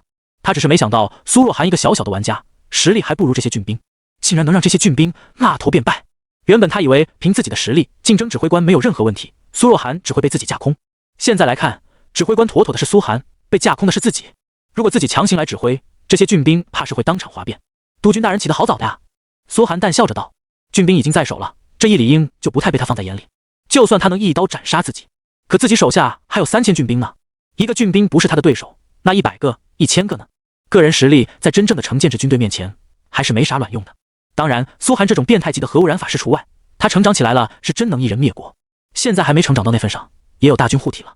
哼，郡尉大人好计谋，就是不知道军部那边得到消息会怎么看。易礼英冷笑着，竞争不过就开始威胁恐吓。军方派来的督军被苏寒架空，军方就算顾及国王面子不下场，也会暗中给苏寒记上一笔，那就不劳督军大人操心了，军部自有安排。苏寒冷笑着，老子岂是怕他恐吓的人？评判成功后，附近大贵族都得上门来拜见自己，军方能放几个屁？好好好，易礼英面色沉寂，上前紧紧贴在苏寒身后。时候不早了，那就请郡尉大人快些下令出征吧。他几乎是迫不及待，要在半路上弄死苏寒。现在他距离苏寒的位置最近，突然用祖先勾玉击杀苏寒，剩下的郡兵未必敢哗变。你给我稍点。没想到苏寒却直接把他推开，狐疑地看着他，不知道这家伙要使什么坏。我身为督军，离郡尉大人竟是应该的。易礼英却牢牢跟了上来。哦，苏寒想了下自己的布置，点了点头，要跟就跟着吧。大军粮草从郡财政拨出，早就准备完毕。列队完毕后，直接出发就行。虽然每个郡兵速度都不慢，但列队行进就要慢上许多。1天多的时间才堪堪走出长崎郡。苏寒直接让赵云率军行动，他自己坐在鲲鹏身上，将易礼英丢在地面。可恶！易礼英看着头顶上的苏寒，深恨自己这趟为什么没有携带飞行坐骑。现在只等待会大战开始，只要碰上山匪军队一乱起来，他就有机会释放祖先勾玉，到时候哪怕苏寒在天上，也得被祖先魂魄拉下来。剿匪的目标已经很清晰了，就在福岛郡边境，具体剿哪个匪不重要，反正在王国和贵族的压榨下，总会有那么些对王国中程度耗尽的 NPC 变成匪徒盘踞边境，这些匪徒是杀不干净的。距离郡边境越近，易礼英越冷静，击杀苏寒的时刻就要到了。就在他以为不会出现任何意外的时候，意外出现了。梦神至大，处处幻梦，何必为真？覆灭他们！一伙身着冰蓝色服装的匪徒犹如一片蓝海，从前方高低起伏的山峦中央猛冲出来，高呼着邪神的口号，刹那间就保卫了这3000郡兵。敌军数量粗略看去一眼，也起码得有好几万人。淅沥沥，一时间郡兵大阵，人仰马翻，立刻整齐对阵。邪教徒！易礼英瞪大双眼，脸色划过一幕震撼。这里怎么会有邪教徒？这一早看上去就是准备好的吧？他们是王国郡兵，又不是正神教派的宗教大军，怎么会引来这么多邪教徒？坏了，坏了！再一回头，只见苏寒在天空中惊恐的大吼：怎么回事？怎么突然有数万邪教叛逆盘踞在此地，无命休矣啊！嗖！紧接着，他被一道蓝色幽光击中，吐出一大口鲜血，噗！血洒长空。就连赵云也率领的郡兵也慌乱了起来，阵型一时间乱作一团，让这几万邪教匪徒猛然冲进阵中，战局顿时急转而下，就连赵云都陷入了郡兵重围。易礼英懵了，你特么，3000个50级武装到牙齿的郡兵被几万个人均不到30级的匪徒包围，结果你直接崩了，这打的什么狗屁仗？只要给自己500郡兵，都能把这些邪教匪徒给灭了好吗？你苏若寒不是在家族考核中2000人能灭10万人吗？怎么一打起仗来这么惨？下一刻，苏寒在天空中盘旋着，又被几道邪教徒所释放出的流光所击中，直接吐出一大口血，跌落到了地面上。下方乱作一团，毫无指挥。被赵云瞎指挥的郡兵们顿时慌了，仗可以输，郡尉大人可千万不能出啊！那可是俺们晋升的希望，赶紧上去接住了苏寒。郡尉大人，我们掩护你，这些邪教徒实在太可恶了，王国有仇必报，你们等着吧。在所有郡兵眼中，自己就是被邪教徒偷袭了，一时阵脚大乱，竟然连苏若寒这位英豪都被邪教徒击伤。毕竟邪教徒手段诡谲，这很正常。唯一不正常的是，所有人都没想通，局势怎么会突然变得这么差？有埋伏！只见众多郡兵怀抱中的苏寒吐出一口鲜血，一副死不瞑目的样子，伸出颤抖的五指，指了指易礼英的方向：我们有内鬼啊！郡兵们原本就觉得己方败得很诡异，就连苏若寒都重伤了，此时被苏寒这话一说，更觉得很古怪，似乎之前就是因为这位督军大人到来才会，看向易礼英的神色都不善了起来。好机会！易礼英见苏寒重伤坠地，则兴奋地冲上前，想立刻释放祖先勾玉，正好可以推脱到邪教徒身上，自己半点责任都没有了。下一刻，他只感觉到陷入重围的赵云忽然冲过来，大吼一声：“督军大人小心！”说完，猛地扑进易理英，将他撞开。然后易理会感觉自己胸前多了些什么，冒出森森蓝光，还没来得及反应，噌，一道流光划过，所有人眼前的山峦、战场、鲜血、晴空白日，似乎凭空被这道流光从正中央分开了。起初只有一线，紧接着流光越来越大，最后将空间都斩裂，裂开后归属到一点，锋芒发出嗡嗡声，让所有人眼前犹如被白光闪过，耳边如耳鸣。哗！白光过后，所有人才看清，那是一道剑芒，无法用语言形容这剑芒的精彩。半晌，众人才看清，督军大人那俊朗的面容颤抖着，褐色瞳孔放大，扑通一声跪在了地上，脖子处出现一道细小的血痕，血痕越来越大，鲜血哗啦啦的流淌。他拼命想用手去堵，却堵不住，咳嗽着转头看向苏寒的方向，那眼神无法言喻的震惊、不甘、难以置信。啪！一枚散发悠悠鬼气的勾玉掉落到了地上，最终没有机会激发。扑通！易理英就这样直愣愣地瞪着眼，倒在了浅浅血层的大地上，鲜血流淌成了一条小溪。至死他都不敢相信，怎么可能呢？怎么会呢？这苏若涵不应该怕自己怕得要死，自己想杀他不是一件的功夫吗？怎么可能死的人是自己？父亲大人，我……他瞳孔中的神色逐渐暗淡了下来。一道秀丽的白袍身影持着长剑缓缓到来，冷冷瞥了一眼他的尸体。噌！所有军兵眼神中齐齐泛出了惊恐的神色，他们都是贵族出身，知道一位督军死在了军阵当中，如果没有正当理由，那将是一件多么恐怖的事，很可能引起军方没有休止的彻查，谁都别想有一天安生日子过了。哗！紧接着，面前的山峦上出现了10个人，这10个人的衣着、气势都昭示着他们的身份：日神祭祀、月神祭祀、土神祭祀、火神祭司，以及正中央刚刚斩杀了易理英的永生祭司。10个人各自挥剑，释放魔法，动用神术。轰轰轰！原本乱作一团的战场，所有梦神教徒瞬间被清理得干干净净。琳达在雪地里赤着一双玉足走到易理英面前，从他怀中扯出一道带着幽蓝色亮光的吊坠，那明显是跟邪神有关的物件。他语气冰冷地对所有人宣誓道：“这个邪教分子，我们已经追查很久了，他在密谋破坏神的信仰。今天是我主事下的日子，他应当得到神罚。”话落，与所有祭司一同转身离去。呼！听见这番话，所有郡兵都长长吐了口气。还好是教派的人干的，还把责任揽下来了，跟他们没关系。军方要是想问责，也得去教派方面问去。可教派方面，所有郡兵心中齐齐冷笑，谁不知道王国内最大的隐形势力就是教派？死了个小小督军就敢去找教派问责，军方怕是不想要神的庇佑了。种种迹象都表明，这个易理英是白死了。人证物证俱在，他勾结邪教，密谋叛乱的铁证如山，谁都为他翻不了案。这时，所有郡兵忽然把目光投向刚刚还奄奄一息的苏若涵。只见苏若涵强撑着身体走到易理英面前，怒斥道：“原来你这狗贼竟然敢勾结邪教，险些害我大军性命，死得好！”说完，将他掉落在地上那枚勾玉给摸走了。原本 NPC 被 NPC 击杀后是不掉落东西的，但这枚勾玉原本就属于玩家的道具，死后直接落到苏寒手中。苏寒眼前顿时弹出了一行字体：敌对阵营专属道具，祖先魂器大冢太郎。简介：建立731实验室的大冢太郎，后面作为战犯被鬼子国庇护下来，宫崎家族供奉着他的魂灵，为他凝聚出实体。使用方法：鬼子阵营玩家可直接召唤出5世纪 BOSS 大冢太郎以及他的731实验室。提示：得到者为敌对阵营大夏玩家，可直接用作2阶专属建筑建造材料，抹除3项建造要求。哈哈，爽啊！看到这东西的简介，苏寒心中简直爽翻了，可以直接建造2阶专属建筑。他现在连2阶专属建筑的影都还没摸到呢。长城只是最低的1阶专属建筑，能保证鬼子玩家不敢打上门来罢了。从2阶专属建筑开始，大夏阵营的独特强大性才体现出来。有了这东西，他可以直接建造2阶专属建筑了。原本以为斩杀这个易理英没啥好处，没想到竟然掉落了这么爽的东西。这肯定是宫崎老贼用来整我的。好家伙，5世纪 BOSS， 我现在估计能被直接秒杀，没想到落到了老子手里。苏寒一思索就明白了前因后果，嘴角简直比 AK 还难压。这一下宫崎老贼该汗流浃背了，想空降的人来搞自己，结果直接被自己弄死，给的祖先魂器也落到了自己手里。就这一次，下不为例。山峦另一边，梦神祭司愤怒的挥袖收走了梦神光辉，对面前的玩家们怒斥道：“哗！”王云等众人身上顿时没了梦神光辉，重新变成了原教派，其中还有张潮以及他手下汇集来的山贼。之前那些邪神教派的人，当然是苏寒提前安排的了。正神教派和邪神教派联手行动，易理英死的绝对不冤。走了走了，王云顿时带着众人撤退，马上赶往下一个地点。苏大神后续计划继续执行。是。从邪教徒变成正常山贼的众人，匆匆朝山峦另一边赶去。这次的目标是一方贵族领地。郡尉大人，前方有山贼作乱。探马很快把消息传到了苏寒耳中。哦，苏寒这边收起了祖先魂器，紧接着率领大军重振旗鼓。将士们，咱们不能忘了来的目的，随我剿灭山匪，还长崎郡百姓一个安宁。冲啊！长崎郡边境，一丛低矮的山峰前，在神域这个无穷大地图上，兰特斯大陆也比地球陆地总面积大几十几百倍，王国一个郡就比地球几个省还大。苏寒这算是第一次出省，解决掉了易理英这个心腹大患。他总算能安心准备评判的事了。要知道目前为止，评判还是几乎不可能完成的。原因有二，别看手下这3000郡兵现在跟他忠心耿耿，那是因为这是剿匪。一旦让他们知道是来评判，这些贵族出身的郡兵还愿不愿意出手就难说了。二，即便他们愿意出手，谁也拿不准河川家族到底有多少底蕴，传承起码万年以上的贵族，无论怎么重视都不为过。这行军还真特么累。苏寒看着远方刚过的郡界，感叹神域的疆域简直太宽了。要不是收割了一波鬼子玩家当军费，他都不一定拿得出钱来进行评判。或许疑问，既然魔法科技都已经这么发达了，为什么神域行军打仗不用传送阵？废话，传送阵的成本多高啊！运送的是死物还是活物？物体的大小、数量多寡都会影响传送阵的耗能。只是送信到王都，一次的实际成本也要几百金币。要是用传送阵运送军队的话，哪怕就运1000人，消耗的成本恐怕就直接能让王国破产。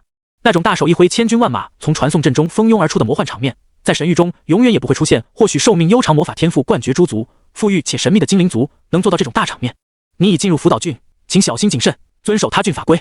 苏寒耳边传来一声提示音，但他根本甩都没甩。老子可是郡尉，带着郡兵出征他郡，手下3000虎贲，人人都是堪比赵云的猛士，谁敢挡我？果不其然，刚刚进入福岛郡内，福岛郡守就马不停蹄地赶到了苏寒面前。边境郡守一般都是没什么背景的人担任的。福岛郡守上来就对苏寒行了一个大礼：“苏大人啊，总算是把您盼来了，一早就听说您要来剿匪的消息，老朽我可是如盼甘霖，快，已经为您准备好了美酒佳肴，先行休息会吧。”哦，苏寒笑呵呵，大马金刀的上前，根本没有之前重伤的模样。而他手下的3000郡兵，说是郡兵，其实也是3000个贵族，实力强是强，但指望他们吃苦耐劳那是不现实的。行军了这么久，早就不耐烦了，之前还受了一波惊吓，他们现在就想休息，暂且休整吧。苏寒自然也不会犯众怒，挥手下令郡兵前去休息，而他则将手搭在福岛郡守的肩膀上，嘿嘿笑道：“在下对您也是神交已久。”不敢，苏大人如此年少英杰，我只不过是一老朽，岂敢蒙苏大人挂念？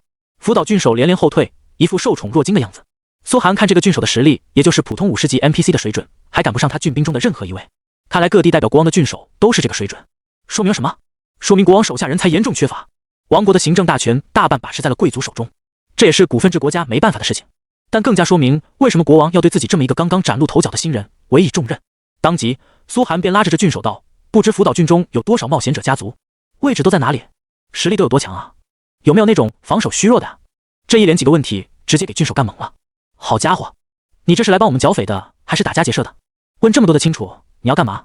不过他不敢得罪苏寒，立刻从袖子中掏出了一份地图递给苏寒：“苏大人请看，这是本郡冒险者家族分布的地图，以及他们的实力配比。这可是老夫执掌此郡的关键资料，还请苏大人万万不要丢失。”对他来说，一些冒险者的资料嘛，出卖了也就出卖了，跟他有个球关系，还不如拿出来卖给苏寒一个人情。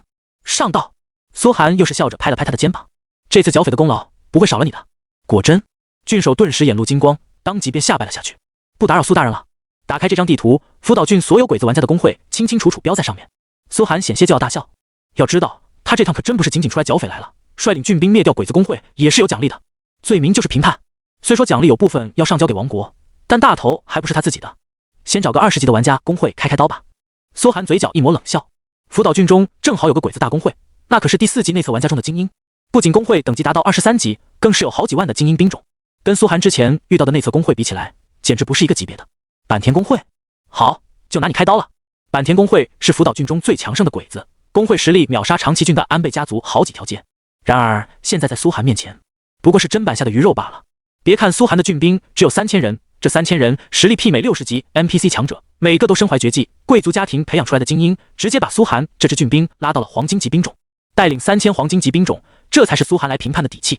稍事休息过后，大军直接开拔，冲向坂田工会驻地。此时，坂田工会啊，你们说什么？一支 NPC 军队正朝我们而来。什么？黄金级兵种？领地面积达到好几座城池，仅凭繁华不论底蕴，甚至能跟一些小贵族媲美的坂田工会。主城坂田家城，玩家坂田恒武震撼地听着手下汇报。这怎么可能呢？黄金级兵种不是只有王国内的正规军才有这种水准吗？咱们这穷乡僻壤的出了一支王国正规军？坂田恒武打死也不相信，自己这他妈是犯了天条了吗？人在家中过坐，祸从天上来。有事没事，一支王国正规军打到家门口来，自己没谋反啊！而且就算自己谋反，何德何能引来王国正规军讨伐自己？况且他也没接到任何神谕提示，这到底是怎么回事啊？殊不知，普通郡兵的水准是达不到王国正规军水平的，顶多青铜级兵种了不起了。苏寒这支郡兵是他精挑细选，再加上各大贵族支持才有的这种水准，几乎能跟王国正规军相媲美。对这些玩家工会，那当然是切瓜砍菜了。赵云，直接攻城吧！苏寒根本没跟坂田公会多逼逼，进入坂田领地后就一座城池一座城池的攻城拔寨。由于他携带的是王国军队编制，抓获玩家后可以直接当做俘虏囚禁起来，被他抓获的玩家当即失去自由。这种战俘苏寒事后给他们套个谋反名义，可以把他们直接丢进郡监狱关到老死。他们这号算是废了。郡尉大人，城池攻破了，又是一座坂田公会的城池被顷刻之间拿下。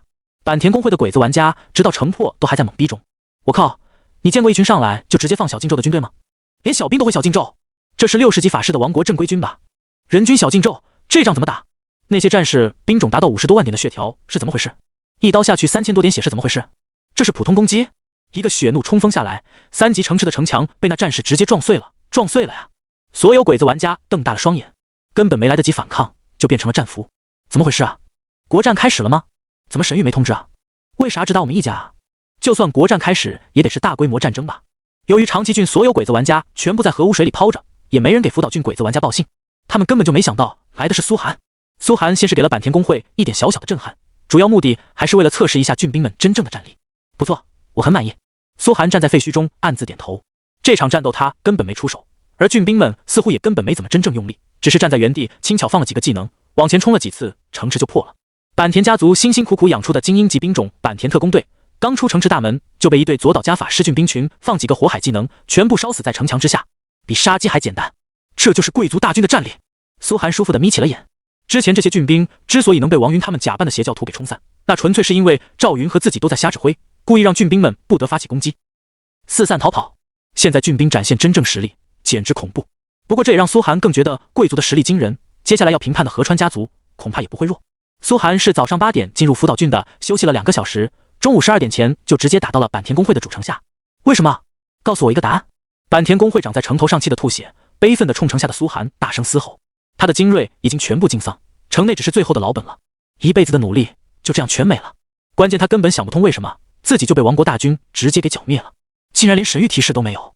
苏寒眯起眼看向城头，对赵云打了个手势，攻城吧。莫！赵云即刻下令手下1500个由战士、骑士等近战类型兵种组成的郡兵上前，然后使用金枪阵，一支锐利到极点的金枪阵再次出现，对准着门户大开的坂田城池就是一个冲锋。轰！进根没入。这么多强悍战士和骑士组成的冲锋，根本不是坂田城池能够经受的。城墙直接从四周炸开了，轰隆隆，承载不住骑士和战士们磅礴的力量属性 ，NPC 不知道砸死了多少，灵魂全部千岁离子收集在罐子里，拿去神殿兑换信仰值。一个个玩家们准备逃跑，却被赵云指挥着后方的法师们用技能控住，抓获变成俘虏。一场仗打下来，苏寒身后的俘虏已经多达上千名，其中不少都是50级玩家，甚至战力十分强悍。可在这3000个不当人的贵族大军面前，你再强有个屁用！等这些俘虏被抓回长崎郡后，苏寒就会直接把他们编入长崎郡户籍。这些鬼子一觉醒来，发现自己成了苏寒治下的玩家，而且据法律还规定不许搬家，然后那就该是噩梦开始。只研究出了一种核污水监狱的玩法，不过以后随着自己对长崎郡控制力的加强，应该也能搞出更多套餐吧。苏寒思索着，打算把长崎郡变成一个大型鬼子集中营。城破之后，坂田公会算是彻底从这个世界上消失了。虽然没有公会战，但被王国 NPC 抹杀也算。一座20级的内测大公会，算是第4级玩家中底蕴相当深厚的存在。之前苏寒都不敢跟这种大公会交手，现在只是土鸡瓦狗。进城后，坂田公会的繁华更是让苏寒感到极其震撼，各种珍稀材料、各种道具装备应有尽有，养殖宠物的建筑、养殖坐骑的建筑、铁匠铺，甚至炼金实验室都有，这才叫底蕴啊！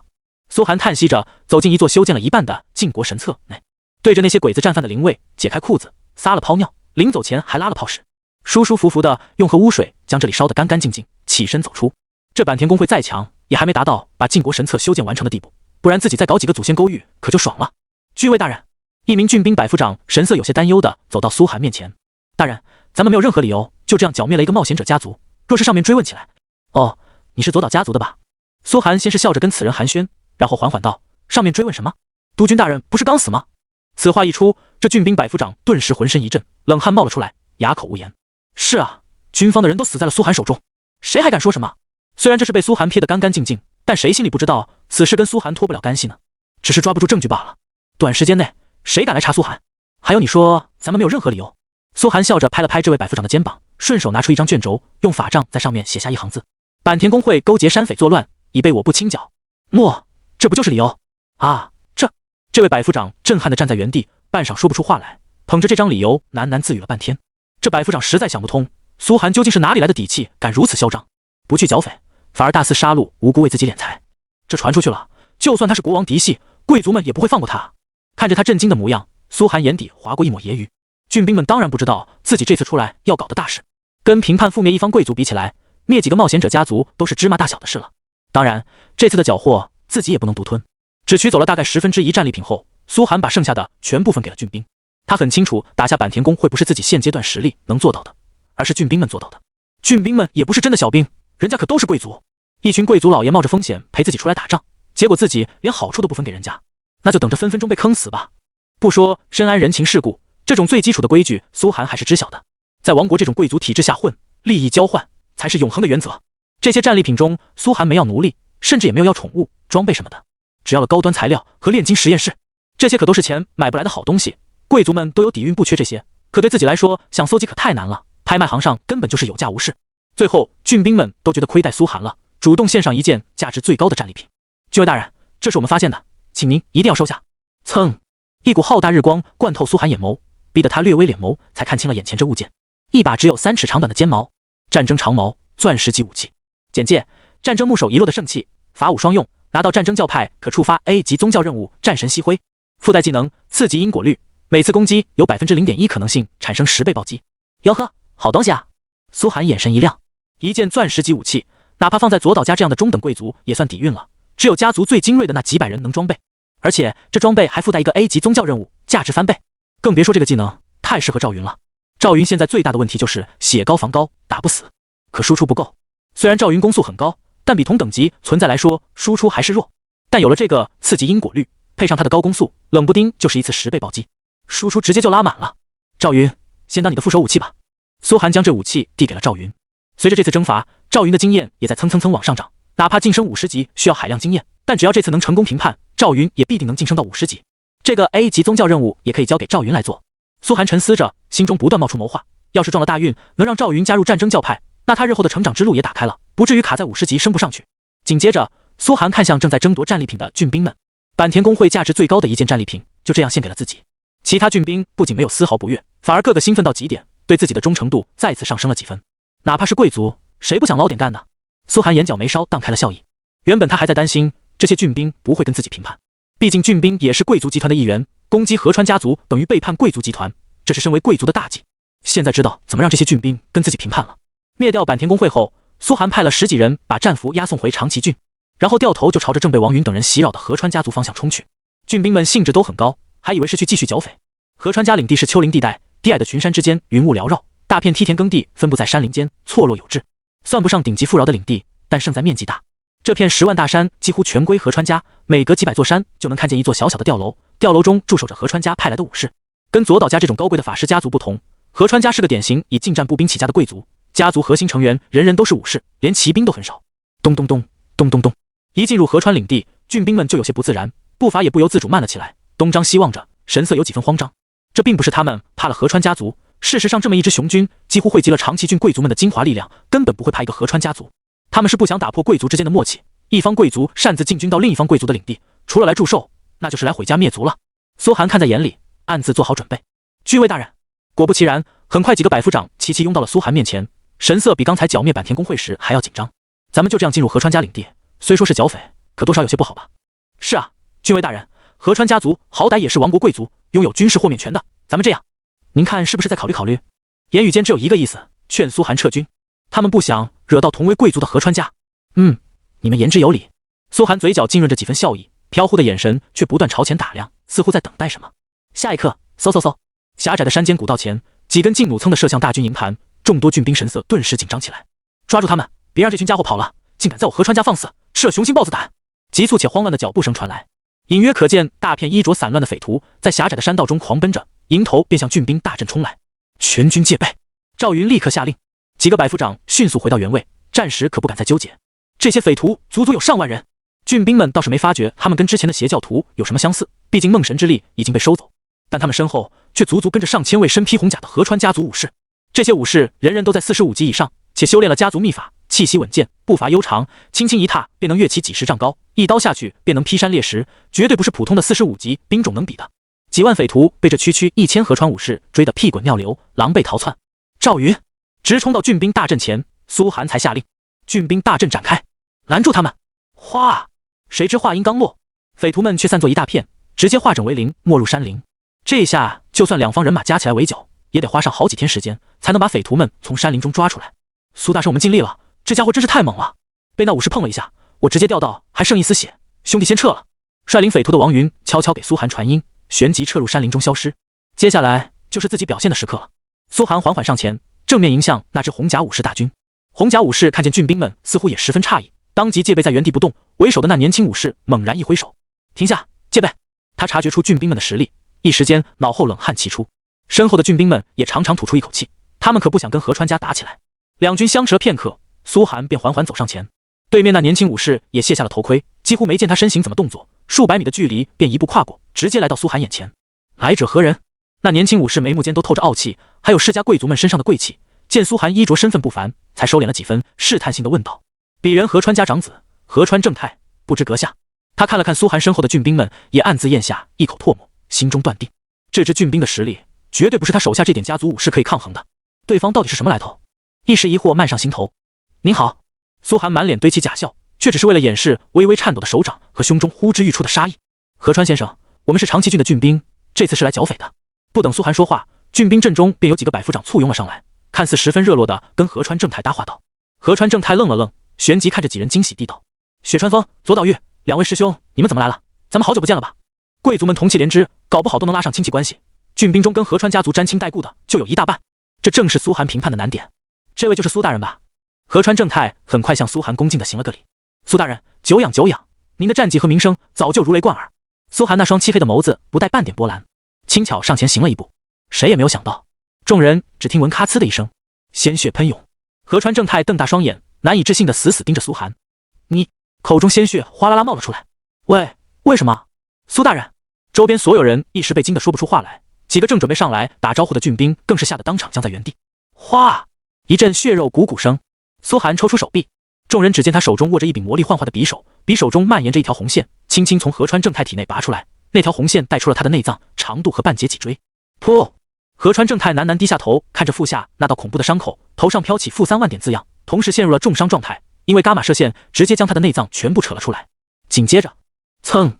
赵云从他身后猛然跃起，手中长枪如毒龙入穴，负53252，直接又造成了好几万点伤害。呲！在郡兵们的瞠目结舌中，苏寒和赵云你一刀我一枪，硬生生让这位河川家族长子倒在血泊中，变成了个破布娃娃，死不瞑目。这一切都只是数秒内发生的事情罢了，根本没有人想到苏寒会这么做，更来不及阻止。郡兵们全都惊呆了，喃喃着看向苏寒，大口喘着粗气，气息在山间的冷风中化作白雾，全场只剩一片寂静。为什么？郡尉大人，为什么呀？一位百夫长眼底带着浓郁的诧异，颤声问道：“这可是一位贵族实打实的爵位继承人啊，就这样死了？”唰！苏寒快步上前，普弓幻化成利刃，割下河川正太的首级，提在手中，转身面向所有郡兵沉下脸来，眼色冷厉，因为他就是叛匪。噌！从怀中掏出一封加盖着王国政务印信的信件：河川家族勾结龙夏帝国，蓄意谋反，我有国王手令在此为证。今日我奉王命率大军平叛，此战后河川家的一切将平分给有功的平叛者。你们是要就地谋反，杀了我投奔龙夏帝国，还是要今日陪我一起平叛？一声怒吼，响彻山谷，震彻9天。惊起一丛飞鸟，少家主死了。远处那一片红甲武士不敢置信地看着前方倒下的俊朗身影，那是自家的少家主河川正太。面见他同为贵族的亲朋好友们，竟然就这样突兀地被杀，这一幕实在震撼住了所有河川家武士。但他们没有别的选择，主辱臣死，少家主死了，如果他们不能为其复仇，那也是必死无疑。刷刷刷！第一时间，所有武士齐齐拔出了腰间长刀，眼底冒出硫磺般的血色怒火，冲啊！为少家主报仇，斩杀这些入侵者！蹭！武士们的突进能力相当恐怖，几个瞬间就直接冲到了郡兵大阵。郡兵们还在迟疑当中，河川家武士大军已经冲到了。现在所有郡兵才反应过来，原来苏若涵根本没给他们选择，因为现在说什么都没用了，这些武士是一定要为他们少家主复仇的，而他们也成了复仇目标。这一战已经不可避免，所有郡兵眼神中都带难以掩饰的惶恐。要平叛，为国王平叛，自己这趟不是来欺负山贼的吗？没人告诉过我要平叛啊！可在河川家武士大军的长刀临头之前，他们还是迟疑着，纷纷拔出了武器。虽然是遭遇战，但左岛家法师们还是瞬间就消灭掉了大部分武士。被武士近身的他们是最危险的，第一时间就释放了所有魔法。紧接着，众多骑兵和近战职业者也反应过来，几个冲锋将这些武士一个个撞死。别说这些武士的战力和数量不如他们，就算数量一样，他们也有信心歼灭这些武士。可所有人都知道，这样就跟河川家族彻底不死不休了。而他们的选择也只剩下一个，跟着自己一条道走到黑。这就是苏寒的谋划。战争像一头饱餐的野狼，先是低头清舔几滴亲人的鲜血，嗜血的基因让他逐渐失控，大肆撕开皮肉，啃食白骨，最后吮吸骨髓。诸神在上，你们会得到报应的。你们都是我河川家的亲族啊！最后一个红甲武士临死前不堪受辱，悲愤地将长刀插进自己腹部。哈哈哈哈哈！他又哭又笑地脱下头盔，面上鼻涕眼泪鲜血交加，依稀可见眉目稚嫩，还是个17、18岁的少年，被长辈们护卫着活到最后。本以为这些郡兵们会看在同为亲族的面子上手下留情，此时暮色降临，幽暗战火之下，周围浮现出一圈又一圈暗昧不明的沉默面目。弥留之际的少年在其中看到了自己的远方表弟，自己那表姐的表姐夫，姑妈家的外甥。这些曾在宴会上亲热无比的亲人面孔，此时眼神冷漠的犹如分食人肉的狼群，在夜幕中悠悠发出触人的寒光，那可绝不是像要放过他的样子。这就是贵族，真正的衣冠禽兽，要么不做，要么就会做绝。一旦情分挡了利益的路，他们会毫不犹豫将情分吃干抹净。苏寒终于长长吐出一口气，大事已定。看来自己对贵族这种生物的揣测没错，只要利益足够，他们是不会有什么感情的。自己只是给了郡兵们一个由头，他们就没有什么反抗的接受了，因为本质上干掉一家贵族也是郡兵们心底想做的事，这将带来无与伦比的利益和收获。只要利益足够，让贵族干掉自己爹妈都行。他们果然是彻底的利益动物。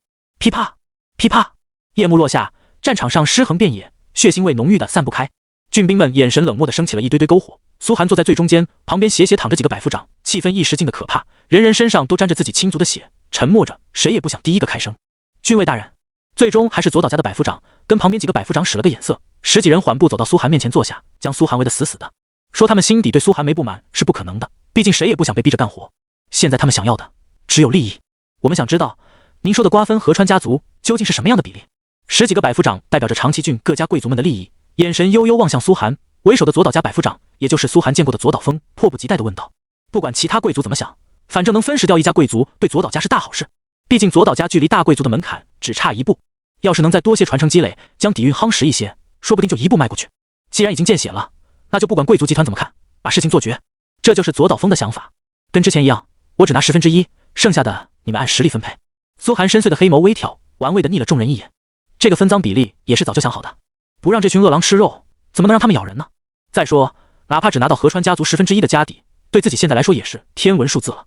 重要是促成第一次评判。要知道，国王给自己的名单还很长，河川家只是开胃菜而已。后面自己实力增长起来后，这些被自己绑上战车的贵族，在利益分配上就没那么多话语权了。左岛峰幽深的侠眸盯着苏寒，眉头微皱。他自然知道苏寒还有别的打算，不过这个利益分配是大家都能接受的。他转头看向一旁的百夫长们，众百夫长互相对视着，当即开口：左岛家3成，雪峰家1成，2成，半成。大家没有扯皮的时间，利益分配很快初步达成共识。各百夫长回到阵中，召集自家的人，将评判的事交代清楚。随着赵云一声令下，郡兵火速开拔。这时的郡兵们没了之前的闲散和随意，反而人人眸色暗沉，眼底掠过嗜血的幽光，行军速度和素质提升了1倍不止，犹如闲逛的狼群，瞬间进入了捕猎状态。王国上午，贵族们从小严格军事训练，之前以为是剿匪，大家就当出来郊游了，现在可是涉及重大利益的战事，所有贵族都拿出了精锐状态。这火力一旦全开，郡兵们战力高的连苏寒都感觉可怕。唰！行军途中路过的河川家驻守武士刚准备出来，直接被刺客郡兵们抹了脖子，沿途没有任何消息传到城池去。很快，大军摸到一座巨型高塔前。河川家也有法师塔，虽然规模比郡城还要拉胯，但那也是法师塔。左岛家法师们轻车熟路地摸到塔下，集体念诵起一个真正的禁咒魔法滔天怒火，在范围内造成30万点伤害，持续3秒。他们甚至还贴心地在周边布置了静音结界。轰！一声无与伦比的巨响，周边元素波动刹那达到峰值，3人粗的大树直接被余波拔起，山峦都崩裂一道口子，震得人脑瓜仁半天都还生疼。这还是苏寒第一次见到真正的禁咒魔法，虽然是100人释放的，远不如国战时几万法师军团联合释放的威力，却也让苏寒惊得浑身颤抖。这就是禁咒的威力吗？妈的，怪不得国战没有个人英雄主义，这玩意儿真正的秒天秒地啊！河川法师塔中，魔导师们还在睡梦中，就直接被送回了真理女神身边。周边安静的像什么都没发生过。法师塔清剿完毕，下一个目标河川祖祠。左岛峰跟众多百夫长们只是碰了个头，眼神交流之下，就娴熟的确定了下一个目标，几乎不需要苏寒指挥。毕竟他们才是真正的贵族，怎么覆灭一家贵族，没人比他们更清楚。咔！隔音结界被撤开，看着结界内熊熊燃烧的法师塔，苏寒不由得在心底暗自竖起大拇指。这活办的真麻利，这就叫专业。拔掉了法师塔，整个河川领地的通讯、传送阵，包括魔力供给都断了。要是自己，就不一定能想到。跟在苏寒身后的赵云同样没什么话语权，他的优势在大军正面作战，这种家族战争他也不熟悉。你去这个位置。苏寒对他下了令，低声言道几句，赵云就转身就进入丛林。现在只有苏寒一人跟着3000俊兵了，但苏寒却低沉地笑了起来，眼中玩味的神色愈加浓郁。好戏要开始了。作为贵族，河川家的城池也不少，3座核心城池牢牢控制着大山中的百万子民，每座城池中说不定就有最精锐的力量。之前那1000红甲武士还远远伤不到河川家的根基。事实上，左岛峰的空间戒指里就有河川家全套的资料。作为扎根百万年的贵族，左岛家搜集了无数其他家族的资料，只是详细程度不同罢了。而像河川家这种小贵族，左岛家几乎了如指掌。贵族们联姻的目的是什么？最大作用就是刺探情报。这些情报平时可能用不着，可一旦出了什么变故，比如现在，就能起大作用。左岛峰知道，河川家明面上有上万个红甲武士那种青铜级兵种，暗地里却有3000个最精锐的铁血武士、白银级兵种。这还只是资料里，更深处谁也不知道。没有人能说自己对一家贵族的底蕴完全掌握，大家都是王八成的精，谁也不敢说看破谁。现在这场战事已经跟苏寒没多大关系了，基本就是左岛峰在指挥，苏寒在一旁兴致勃勃地观摩学习该如何灭掉一家贵族。关键是左岛峰对苏寒的印象很好，也愿意卖他这个面子，事无巨细地为苏寒讲解。郡尉大人请看。他掏出一张地图，3000铁血武士是河川家最难啃的骨头，可这3000人中，河川家血脉只占10%，其他都是他们从各地招揽来的客卿强者，所以忠诚度也是最低的，反而还剩下1万个红甲武士才最难搞定。大人您要记住，想攻破一家贵族，首先要彻底灭绝其核心血脉，那么其余部分就不足为虑了。哦，原来如此。苏寒恍然大悟，一脸学到了的神色，转头看着左岛峰，心道：老兄，你这么实诚的吗？就不怕我学来了对你家下手？还是你想让我当你家女婿？这么一想，左岛法师塔内那位不能见光、被囚禁一生的半精灵少女忽然泛上脑海，貌似就是这位的女儿。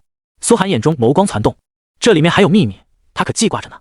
而自己要是能跟精灵族搭上关系，那可比跟任何一家贵族结亲要爽得多。精灵族的底蕴，别说比大贵族了，比整个人类都强。之前卑职所做的一切，都是为了直接灭掉河川家血脉。左岛峰按了按地图上的一个点，冷笑道：河川家连年加固钢骨城，就是想让外界以为他家的核心血脉都居住在钢骨城，实则钢骨城里都是些替身，河川家真正的嫡系都在更偏远的唐泽城，也就是他指着那座城池。哇！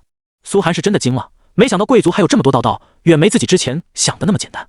要是自己没得到郡兵的支持，一头撞进来，那肯定得是头破血流不说，就算赢了，也得让河川家轻松逃走。所以苏寒看着唐泽城的地址，直奔唐泽城，将姓河川的全杀干净。左岛峰眸中杀气腾腾，这时的他没有半点儒雅法师的模样。这一路上，苏寒算是知道了什么亡国民风尚武，什么叫高效的战争，行军的速度更快了。显然这种灭族之战，各家贵族都私底下演练过不止一次，只是连他们自己都没想到，原本一次普通的剿匪会直接演变成平叛。这也是国王保密的原因，这消息绝不能有半点泄露，否则今天的场面就远没这么顺利了。实则苏寒知道，为了保密，送信的那位王公卫士在刚回到王都附近就被神秘人杀死，他根本没能活着回到王都。什么叫帝王心授？看着夜幕之下远方不断有武士巡逻着的高大城池，苏寒眯起黑眸，眼底掠过危险的暗光，嗓音沙哑：开始吧。是，郡尉大人。战争开启的方式，苏寒更是没能想到。左岛家法师们动了大手笔，直接用几10个魔法结晶在周边布置起了浩大的法阵，这法阵的威力不亚于靖州。仅仅如此还不足以覆灭掉城中的河川家嫡系，况且法阵的布置需要时间，于是其他10几家贵族便娴熟地带领着众多骑士和武士，扮作普通民众的模样混进城中。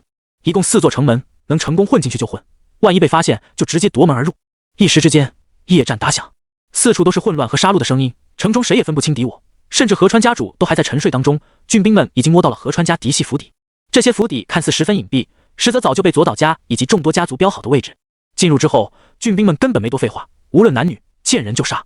河川家是以武士近战力起家的，仓促反抗起来实力也不弱。这时苏寒直接一挥手，所有郡兵全部得到核污染职业加持。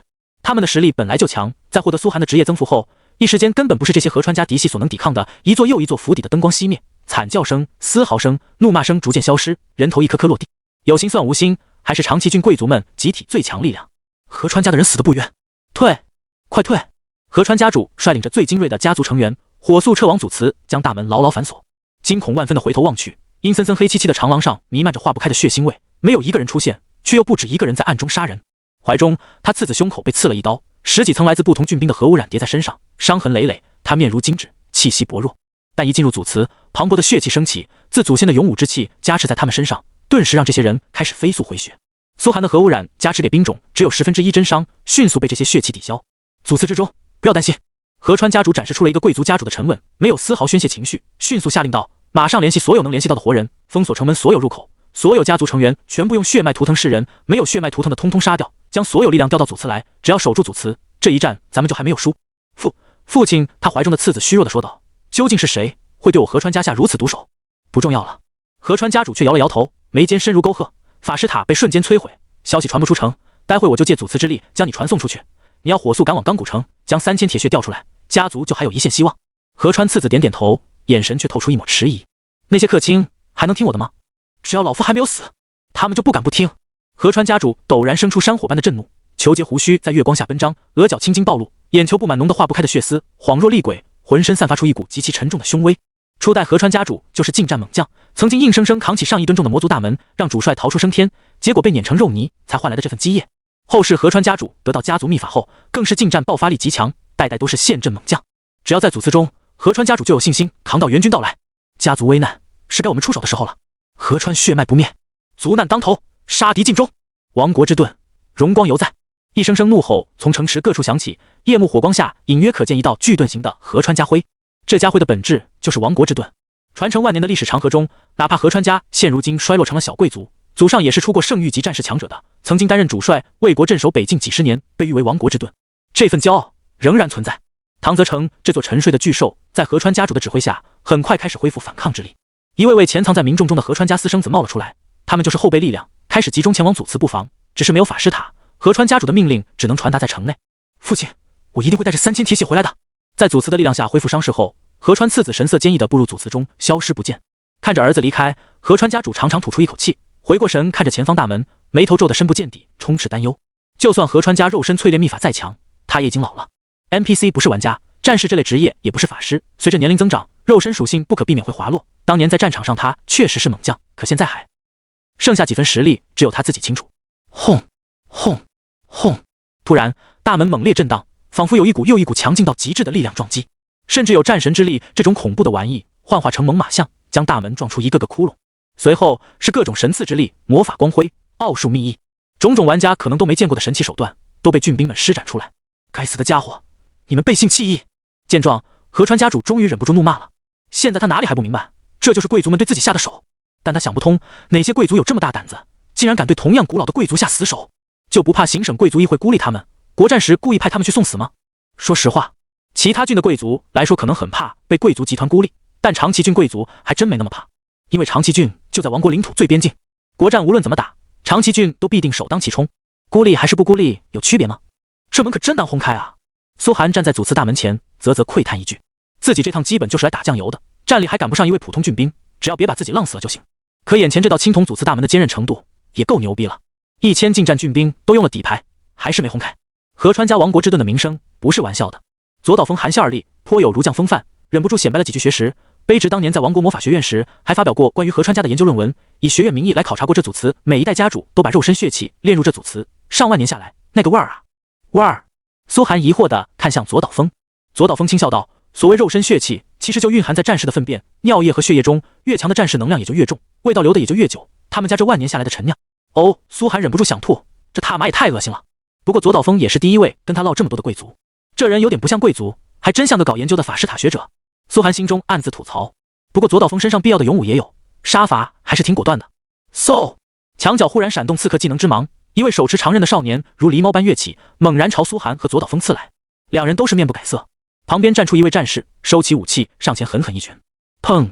正巧击打在少年腹部，将少年打得躺倒在地，浑身卷曲，犹如一只大虾，痛苦地呻吟起来。河川家这些私生子还挺有骨气的。那出手的郡兵呵呵笑道。左岛峰也暗自点头，郡尉大人请看，这就是私生子多的好处了。他们从小没有得到足够的关爱，却反而会对家族更加忠诚，平时不用给太多资源，到了关键时刻还能拿出来当炮灰用。哦，苏寒继续点头，学习着贵族们无耻的法则，感觉左岛峰是真把自己当女婿来培养了。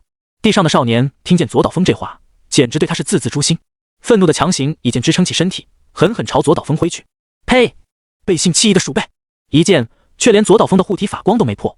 左岛峰的实力不说能赶上左岛家主，起码也比一般小贵族家主强。旁边那郡兵正准备上前一刀结果了这小子，苏寒忽然开口了：“饶他一命吧，编为我的奴隶。”是，郡尉大人。那郡兵抬头看了苏寒一眼，眼神疑惑，不知为何苏寒对这私生子产生了好感。要知道，所有贵族对私生子都是嗤之以鼻的态度，甚至连奴仆都不如，因为他们身上的贵族血脉不完整，天生资质就低，这种烂泥种活着就是对贵族血脉的侮辱。苏寒抬起头，大战还在继续，祖祠大门就算再坚固，也经不起这么多俊兵连绵不断的进攻，很快便裂出道道缝隙。这种缝隙足够多，左岛风便瞬发了个不知什么魔法，噌，大门从正中央轰然崩裂开来。那一刻，苏寒狐疑地看着左岛风指尖的奥数残留，那明显跟他所见的任何魔法元素都不同，反而有点琳达的感觉。神性，神力。苏寒挑了挑眉，看来左岛家的秘密还真不少啊。之所以瞬发出来，也是怕外人看清楚那到底是什么吧。不过苏寒对神力实在太了解，整天跟琳达负距离接触，有时候还放个神术助兴，想不了解都难。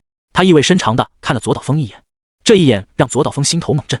他自信自己刚才的魔法，其他俊兵不会发现异样，但苏若寒那可就不一定了。左岛风有些心虚的没回头，直接踏入河川家祖祠。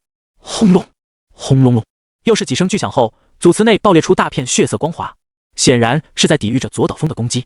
可左岛风能操控神力也就不说了，他偏偏还对河川家这祖祠十分了解。几个瞬间后，河川家主的怒吼声就传了出来：“左岛家的畜生，是你们！我早就知道是你们觊觎我家产，你家要被精灵灭族，所以就变疯狗乱咬了是吧？哈哈，来啊来啊，老夫今天一人在此。”颇有几分年迈老兽在龙斗的悲壮。直到大门的烟雾散尽，苏寒才敢缓步随着众多俊兵踏入祖祠。这祖祠不大，只是一间两进的小院罢了，但从墙上的青苔和锈迹看来，这地方的年限绝对达到一个恐怖的时间线。正前方，左岛风站立着，凝眸冷视着面前一位满头白发飞舞、浑身肌肉虬结、身高2丈，几乎像个小巨人般的老者。老者手持一把血色巨刃，舞动之间，祖祠的磅礴血气与他呼应，形成一股血色旋风。苏寒哪怕只是身处这旋风内，血量都开始哗哗哗狂掉，连左岛风都不敢再进入几步。俊兵们从侧翼绕过去，基本上把小小的祖祠塞得满满当当，也拿着老头束手无策。10几个百夫长立刻就聚拢在一起商议了起来。这老狗的血气本来就强，现在还跟祖祠融为一体，着实难打。哼，战士再强也不过血气浓郁罢了。而且这老狗年岁已高，体能下降的厉害，咱们车轮战一个一个上去磨他血气，把他血气耗干。非也非也，破血气最好的办法就是破他的意志，把他逼疯，疯了之后血气就散了。还有黑暗类道具，快去搜几点来，给这老狗撒上。说得对，就这么干，磨死他。搞点河川家的女人当面干了，让他狂乱。这老狗有没有宠物？抓来当面杀给他看。俗话说贵族都是老阴逼，这些俊兵都还没继承爵位，可耳濡目染下也是小阴逼。一人凑出一条毒计，贵族本质上的邪恶毕露无遗。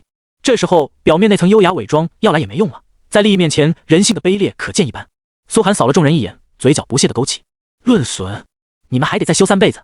他眸色一闪，既然破除血气最好的办法是让这老狗狂乱，那么依本君看。郡尉大人请讲。众百夫长的眼神纷纷朝苏寒投来。当日苏寒在荣耀大厅下慢主鬼子的操作，还是让他们心中敬佩不已的。这位更是重量级啊。苏寒淡淡道：诸位请想，贵族最重视的是什么？贵族最重视的？众人稍微一想，异口同声道：那当然是血脉了。贵族之所以能成贵族，那是因为祖上强者留下的血脉世代传承的强大。贵不可言，血继承族。对贵族来说，什么都赶不上血脉被污浊的深仇大恨。苏寒伸了个懒腰，笑容间的绽放出一丝狠意。那就抓几个河川家族的嫡系血脉来，本郡今天要做场奥数试验。奥数试验？众多贵族阴冷黑然轻笑，已经有人去动手了。嗜血的基因跃跃欲试。事实上，兔死狐悲和误伤其类这种情感基本不会出现在贵族身上，本来就是极端自私的个体，看见同为贵族遭受酷刑，只会觉得新奇有趣，主打一个好活当赏。哈哈，老河川，这是你的孙女，足足9个呢。河川老贼，你叛乱投敌，实乃亡国贵族中的耻辱，今天就是清算的时候了。啊，凯德叔叔你好大，饶了我吧，我再也不敢了。祖祠虽然大家进不去，但祖祠外现在可热闹了。军兵们摆上了一排排的行架，还有木驴，男的上行架，女的上木驴。被抓获的河川家男女分不齐上，贵族们兽性的一面彻底暴露出来，人人双眸泛着血腥。一些俊兵看着那些往日称呼自己叔叔和伯伯的亲族女儿们，眼中没有往日的慈祥，只有浓浓的兽欲。竞技也是贵族最爱干的事，到这种时候，人也就不能称之为人了。苏寒也算观摩了一阵类人行为大赏，更深刻理解到了贵族们是个什么玩意儿。听着祖祠外儿孙们的惨嚎，看着这些昔日亲族们的恶魔行径，河川家主本就疯狂的眼神更加恐怖，眼球变成纯红色。混蛋，禽兽，你们有种冲老夫来！这时候没人会去进攻祖祠，祖祠内河川家主就是无敌的，谁想去送死？就在外面拼命糟践河川家的人，等待城外禁咒法阵布置完成，然后大家撤退，把整座城直接轰塌，不就完事？贵族别指望他们冲锋陷阵，有一个算一个，都是老狗逼。苏寒这时候就有机会做核试验任务了，毕竟这对自己来说才是正事。几十个河川家成员一字排开，全部绑在行架上，瑟瑟发抖，汗毛立起看着苏寒。用核污染炼化贵族血脉，怎么搞呢？苏寒皱起眉喃喃着，用法杖轻轻点了一个男子的胸膛，哗，他的身躯顿时燃烧起来，一重核污染挂上，皮肤开始缓缓溃烂，却没有丝毫血脉被炼化出来的样子。苏寒烧死、炸死、摧毁了几个人也没爆出来。摆在自己面前的问题是，血脉该怎么炼化？苏寒神色愈加严肃，这次的核试验才真正有了点试验的感觉，需要自己一次次搭配不同核技能和伤害之间的配比，一点点摸索。外界军兵们看着苏寒做实验的场面，都不禁打了个寒战。但他们也不会想到，苏寒真的能把贵族血脉炼化出来，那可是教派都做不到的事。要是能随意炼化出来，那贵族血脉的神圣性就是扯淡了，贵族们也根本不会有现在的地位。于是，众多军兵眼中的苏寒，就是带着一脸严肃神色，走到一个个河川家成员面前，伸出手指释放魔法，用各种稀奇古怪的办法杀死他们。有的身躯被烧焦了一半，另一半竟然是完好的；有的人半边身躯被泡得发白，另外半边身躯却成了焦炭；还有的人身体已经被分成了各个部分，包括心脏、四肢、大脑、头颅。诡异的是，每个部分都还活着，甚至眼球还能转动，每个部分都变异了，成了新的生物。这种诡异到极点的场景，饶是见多识广的贵族们也不禁有点想吐。这到底是郡尉大人？不会是郡尉大人啊？该不会是黑魔法吧？亡灵魔法。苏寒的这动作让郡兵们脑海深处翻出了一个名词：亡灵魔法师，浑身止不住的发颤起来。所有魔法系中，亡灵魔法最神秘，也最恐怖，也最是人人喊打的。寻常魔法师顶多扰乱一个地方，而亡灵魔法师一旦作乱，挥手成千上万亡灵破土而出，哪怕王国都要受到巨大损失，千万民众流离失所，比天灾还要恐怖。因为亡灵这玩意儿越打越多，被亡灵击杀的强者越强，诞生的亡灵也就越强，导致亡灵法师是比奥术师还要禁忌的存在。各国一旦出现任何亡灵魔法元素，所有教派都会顷刻间集体出动，将任何亡灵魔法出现的危机掐死在萌芽中。也是由于人类遭受亡灵魔法的荼毒太深了，在众神降临之前的某个10万年，亡灵魔法曾经统治过大陆，那是一段无比黑暗的岁月。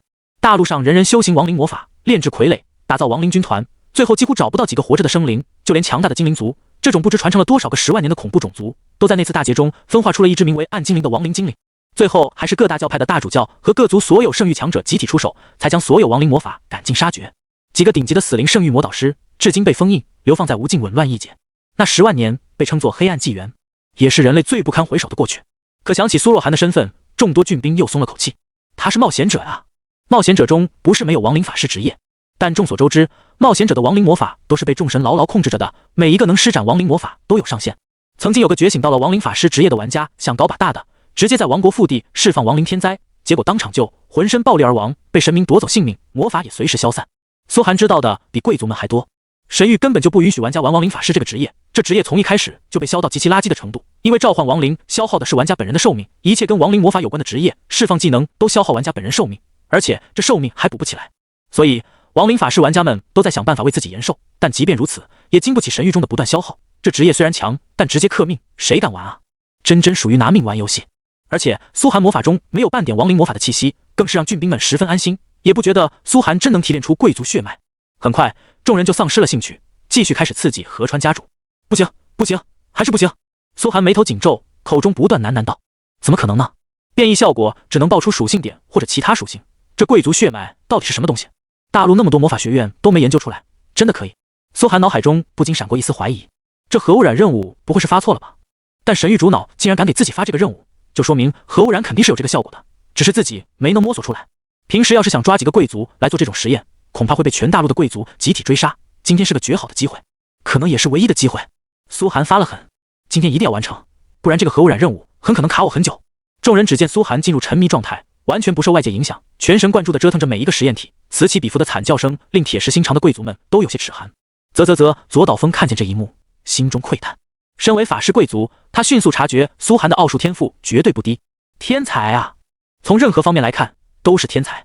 左岛峰在心中暗自想到，在战场这么复杂的环境中，苏寒竟然还能进入全神贯注的实验状态，说不定还真能被他研究出点什么。想到这里，他眼神陡然暗沉，心头一惊。要是贵族血脉真能被提炼出来，不敢想那会产生什么后果。3%的核污染，4%的核辐射针对大脑，5%的核爆炸刺激灵魂。第354号实验正式开始。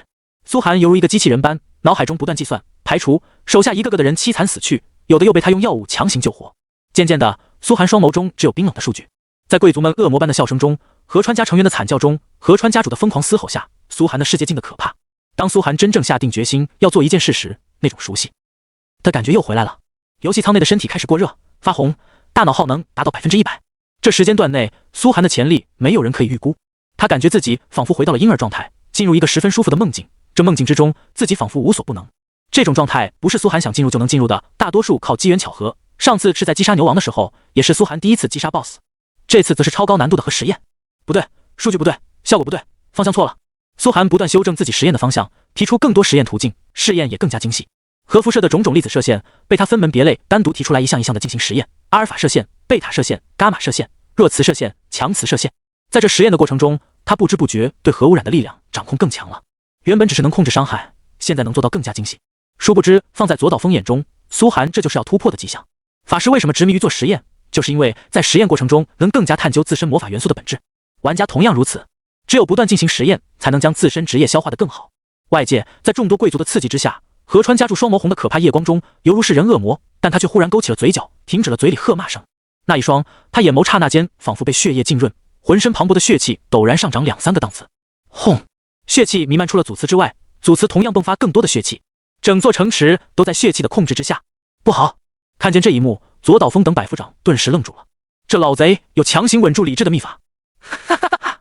下一刻就听见河川家主猖狂的大笑：“一群蠢货，竟然想将老夫刺激的癫狂，来使老夫血气衰弱！你们何时听过我河川家族的战士有发狂失控过？我河川家已战到立家，若无控制理智的秘法，岂能称作贵族？”那白发老魔于祖祠之中，虽未踏出祖祠一步，但他一举一动之间，血气形成长枪大戟，猛烈朝外界众人刺来。一个战士却施展出了犹如法师般的远程输出伤害。啊！众多郡兵纷纷发出了惨叫，尤其是法师们，这无差别伤害实在太恐怖了。幸好左岛风及时冲到苏寒面前，不知为何，他首先想到的是庇护苏寒，不让苏寒的实验受到影响。可能是身为王国高级法师的惺惺相惜，不愿一个顶级魔法天才的试验被打断。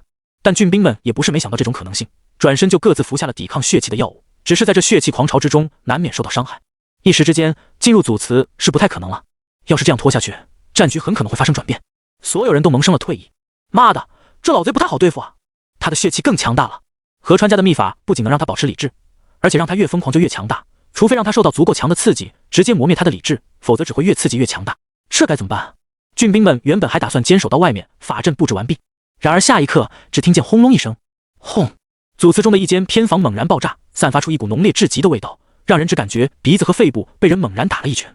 紧接着，浑身上下都是那股味道，那味道像是沤了10000年的汗臭、脚臭、大便以及种种令人作呕的味道融合在一起。与味道同样而来的，还有一股浓烈到极致的血气，在虚空中散成缕缕血芒，然后汇聚成一只大拳头，冲向城池四方，直接形成一道结界，将所有道路堵住。哦！郡兵们已经顾不了退路被封，被这股味道熏得直接连连呕吐。就算施展再多清洁魔法，吃再多清洁药剂都没用，这玩意儿他妈直接上脑子呀！全场可能只有左岛风和苏寒没受到影响，因为早在祖祠爆炸的瞬间，左岛风早有预料般布下了一道清洁法阵，其中还有些许隐隐发光的力量，让这些祖先血气根本冲不进来。一个个法师郡兵们连念咒的精力都没有了，呕吐物从嗓子眼喷出来，不断用水系魔法给自己洗胃、洗鼻子都没任何卵用，这强劲味道的残留直入灵魂。更靠前些的战士郡兵们还要凄惨几分，那恶心的祖先血气味道冲入大脑后，甚至影响了他们自身血气的发挥，摇摇晃晃，十分战力发挥不出一分。更让众人觉得惊险的是，身后的退路被堵住了，这下就算想撤出城池都撤不了了。完了，出不去了！我靠，这下该咋办？一家贵族的底蕴果然不是开玩笑的。可是河川家也太他妈损了，竟然用味道来攻击他这一代带祖先血气留下的味道，这比血气本身的伤害还高啊！血气起码还能抵抗，可这味道咋挡？唐泽城已经成了一个巨型粪坑，一个字：臭！太臭了！沤了10000年的祖先血气，比这世间任何最臭的东西还要臭10000倍。河川家主守卫着自家祖祠，目光阴冷地看向外界，猖狂大笑，觉得我河川家衰弱了是吗？哈哈哈！什么土鸡瓦狗都敢来挑衅我家，这次老夫要让你们付出10倍代价！现在郡兵们一个个都变成了臭人。当然包括城内所有 NPC 全部变成了臭人，这股臭味估计10天半个月都上不去，心理伤害则是永久。满城唯一能说不臭的，大概只有苏寒和左岛风2人了。左岛风倒是没郡兵们那么慌，他早就知道河川家的底蕴很深，所以提前在城外布置了禁咒法阵，只要禁咒法阵布置完毕，河川家还是得亡。现在让他震撼的是，眼前全神贯注，仿佛没察觉外界发生了什么似的苏寒，以及他的实验，一次次核污染，种种粒子的调配之下，左岛风眼睁睁看着一个河川家成员身上的血液从四肢流淌而出，汇聚成4个大血球，而那些球在遭遇种种粒子辐射和灼烧后，又回到了这人身上，然后这人死掉。然而苏寒的指尖竟然冒出了一丝丝猩红如鲜血的东西，左岛风顿时瞳孔缩的只有针尖大小，真的练出来了！这是比河川家被灭还让他震撼的事情。贵族血脉是人类屹立于大陆之巅的根本，否则人类这种弱小的短命种族，拿什么跟寿元动辄几百上千年的异族竞争？而这种贵族血脉也是人类唯一没能研究清楚的东西，没有人能说清它从何处来，怎么诞生，好像只能通过血脉传承。而今天，左岛风喃喃地说不出话来。不会吧？不可能，肯定不可能，这绝对不可能！河川老贼注意到左岛风和苏寒二人的异状，皱起2道白眉，大袖一挥，哗！漫天血气集中一处，犹如道道利剑朝庇护法阵冲去。不知为何，他心中隐隐有种不祥的预感，祖先血脉似乎有危险。这时，左岛风强大的一面就展现出来了。虽然他未必能进攻进祖祠，可他一人的防御魔法就能抵挡满城血气，无人能靠近他法阵3丈之内。他的魔力似乎是无穷无尽的，也没人看到他使用什么药剂。就这样，凭借自身底蕴，为苏寒撑起了一片宁静天地。渐渐的，河川老贼也发现了苏寒到底在干什么，陡然眸战，瞳孔放大，呸！一口逆血喷了出来，竟想图谋我家血脉，眉头皱得更深了。哗哗哗！漫天血气更加疯狂攻击着左岛风。该死！左岛家，你也太狠毒了！这么做就不怕全大陆的贵族把你们视为死敌？河川老贼怒到极点的喝道，似乎之前所有刺激，哪怕被银七杀子，都不如家族血脉被图谋的愤怒大。血脉，一家贵族的根本，不知多少万年才能累积出来的强大优势。眼前这小子竟然在研究自家的血脉，想提取出自家的血脉。瞬间，河川家主赤红色的双眸此时已经变成了暗黑色，双手大刀舞动，癫狂至极的冲向苏寒，已经不顾控制祖祠中的血气了，让外界郡兵们得到喘息之机，也要斩杀苏寒。光说不可前进。左岛风猛然挥起法杖，释放出浓郁到极致的奥术元素。他眉头紧皱，身为一个法师，却念诵犹如神术般的真言，这很引人怀疑。但现在他也顾不了这么多了。噌！一道纯金色的光罩牢牢将苏寒罩住，随后左岛风开始不断瞬发魔法，每一道魔法都能对河川家主造成巨大伤害，几乎他每前进一步都要被魔法刮下一块血肉。河川家主同样不在乎那么多，眼中只有苏寒的身影。战士和法师的争斗就是这样，500米到1000米的距离是生死线，在这个距离之内，战士如果没死，那后面就不好说了。左岛风显然不是一般法师，只见他长袍猎猎作响，元素波动内敛到了极致，手中那个尖头散发点点星光的法杖，犹如老僧挑水般朝身后稳稳一插。噌！法杖刺入地面，顷刻间他浑身磅礴元素蠕动着注入大地。早在河川家族冲到300米内时，这股磅礴能量便将老贼牢牢挡住，在外一层又一层形成犹如小山般的土堆。这种级别的战士和法师相争，河川家主自然不会被一道小小的土坡挡住，身形径直朝前，双脚猛然强大的踏去。轰！2层楼高的小山被他一脚踏破，扬起漫天烟尘与血气交杂，而被击破的小山瞬间从土系元素转化为金系元素，又化作一座座铜墙铁壁挡在河川家主面前。这便足以让人震撼了。如此磅礴的元素转化这么丝滑，远远超出一般法师对魔力的操控度。铜墙铁壁不至于挡住河川家主，却减缓了他的速度，而铜墙铁壁紧接着又化作奔流大河，将河川家主淹没其中，大河又化作森林大木拔地而起。重重施法间，河川家主似乎穿越进了异界。土生金，金生水，水生木，木生火，火又生土，循环不息，自由变化，种种元素之间还可互相转化。这就是大魔导师的威能，必须对元素的理解达到极深的程度才行。到了这种级别，某一系的能量已经束缚不住他们了，甚至左岛风还能将这些元素能量转化作风系、雷系、电系、光系。法杖挥舞之间，威风凛凛卷起他满头长发，刹那之间释放出了一个世界。这威能让全城所有人都看呆了，剧烈的光芒几乎闪瞎众人之眼。这一刻，所有人心中才知道何为高贵的法师，为什么法师职业几乎在所有国家都很吃香，不仅是帅，而且很强啊！河川家主陷入重重元素的围堵之中，一时之间迷失了方向。这不是被迷惑性技能给迷惑了，而是这些元素的变换让他根本分不清自己身在何方，眼前犹如万花筒般不断变动。他知道自己距离左岛风只剩不到100米距离，可就是这区区100米，犹如天堑，无论如何都突破不了。随着河川家主冲出祖祠，郡兵们也恢复了几分实力，一时间纷纷朝祖祠冲来。祖祠中现在已经没有河川家的人来操控，只要毁了祖祠，河川家就算彻底没有回天之力了。河川家主见突破不了左岛风的元素狂潮，转身立刻就冲回祖祠。虽然心忧家族血脉，但他也知道守住祖祠是获胜的唯一希望。快，绝不能让这老贼成功返回祖祠！打他，给我打他！你的减速神符呢？怎么不用啊？郡兵们也算使出了吃奶的劲，大声嘶吼着冲向祖祠，所有减速底牌全部甩出来了。但河川家主本身作为战士，移动速度就高，更何况还有祖祠的血气加持，狞笑着看向众人：待老夫回到祖祠，将你们有一个算一个，通通杀了，也让外界知晓冒犯我河川家的代价。话是这么说，河川家主心中也知道他不敢这么做。这些郡兵来自众多贵族，要是把这些人杀了，可是把那些贵族都得罪死了。对方哪怕打着血亲复仇的名义，也要覆灭河川家。这些郡兵的背景他根本惹不起，但把郡兵们狠狠收拾一顿，关进牢房，再向他们家族讨要大笔赎金是免不了的。贵族的规矩，战败贵族需要付出跟身体等重的黄金作为赎金。哪怕在神域，黄金也是通用货币，只是神域的黄金跟地球不同，乃是一种散发元素光辉的柔性金属，还蕴含魔力，本身就是一种极佳的魔法材料，处处都用得到。盛世古董，乱世黄金，这老话在神域中也同样盛行。王国制造的金币中其实并不蕴含黄金，之所以得以发行，就是靠王国各大银行储备的黄金作为抵押。虽然回到祖祠，重新掌握了局面，河川家主的目光还是死死盯在面前苏寒身上。此战哪怕战败，或许还能保存家族血脉，东山再起。河川家长达万年的历史上，这样的灭族之祸也不止一次两次，每一次不都靠着贵族血脉重新爬了起来？可一旦被此人破解家族血脉，那河川这个姓氏就真正要消亡在历史长河中了。河川家主也知道，当下除了等援兵到来，唯一的办法就是灭掉苏寒。轰隆隆，轰隆隆。回到祖祠后，河川家主恢复了几分理智。只见他双脚不丁不巴地斜立着，整个人摆成一个大字形，猛然躺在祖祠最中央的青石板上。轰！他割开双手双脚，血液流进地下纹路中，那纹路陡然亮了起来，从上空看便能发现那是一面巨盾，正是河川家的家徽。轰！当巨盾亮起之时，祖祠又有一间偏房猛然爆裂开来。这一刻，哪怕隔着数十里远，都能看见城池犹如被血海所笼罩，漫天血色光华汇聚成一道10里方圆的浩大血柱，直冲苍穹。吾以己身祭祖魂，恭请先辈下凡尘。河川家主苍凉而又老迈的嗓音沙哑的可怕。这一刻，所有人都愣住了，眼中只有血茫茫的一片，被这浓郁的血气充斥着，几乎睁不开眼。所有人都知道，大的要来了。郡兵们也不禁恼怒起来，早知道就不来围攻一家贵族了，想将贵族灭家，除了国战时几十上百万大军无数强者硬生生用人命堆死之外，凭他们这点人根本就是以卵击石。天知道人家有多少底蕴。哗哗哗！众人亲眼可见苍穹中一道道血色战魂降临了下来。这些战魂中有河川家历史上众多成名的家主，甚至历史上有名的战将，要么就是战士名家。这些人得到血气滋养后，身形迅速凝实，犹如几十点血色星光凝聚在苍穹中，形成一个大圆，将祖祠牢牢围住。而做到这一切，河川家原本3间偏房的祖祠，现在只剩下中间孤零零的一座主祠。亏大了！河川家主心中懊恼的痛骂。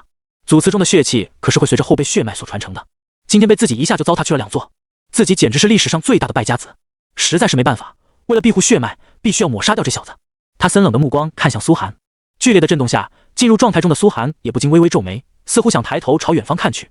而他手中的实验只差一步，只差一步了。左岛峰眼睁睁盯着这一幕，眸中的激动、兴奋之色难以言喻。自己将亲眼见证王国乃至人类血脉研究的一大里程碑式进展。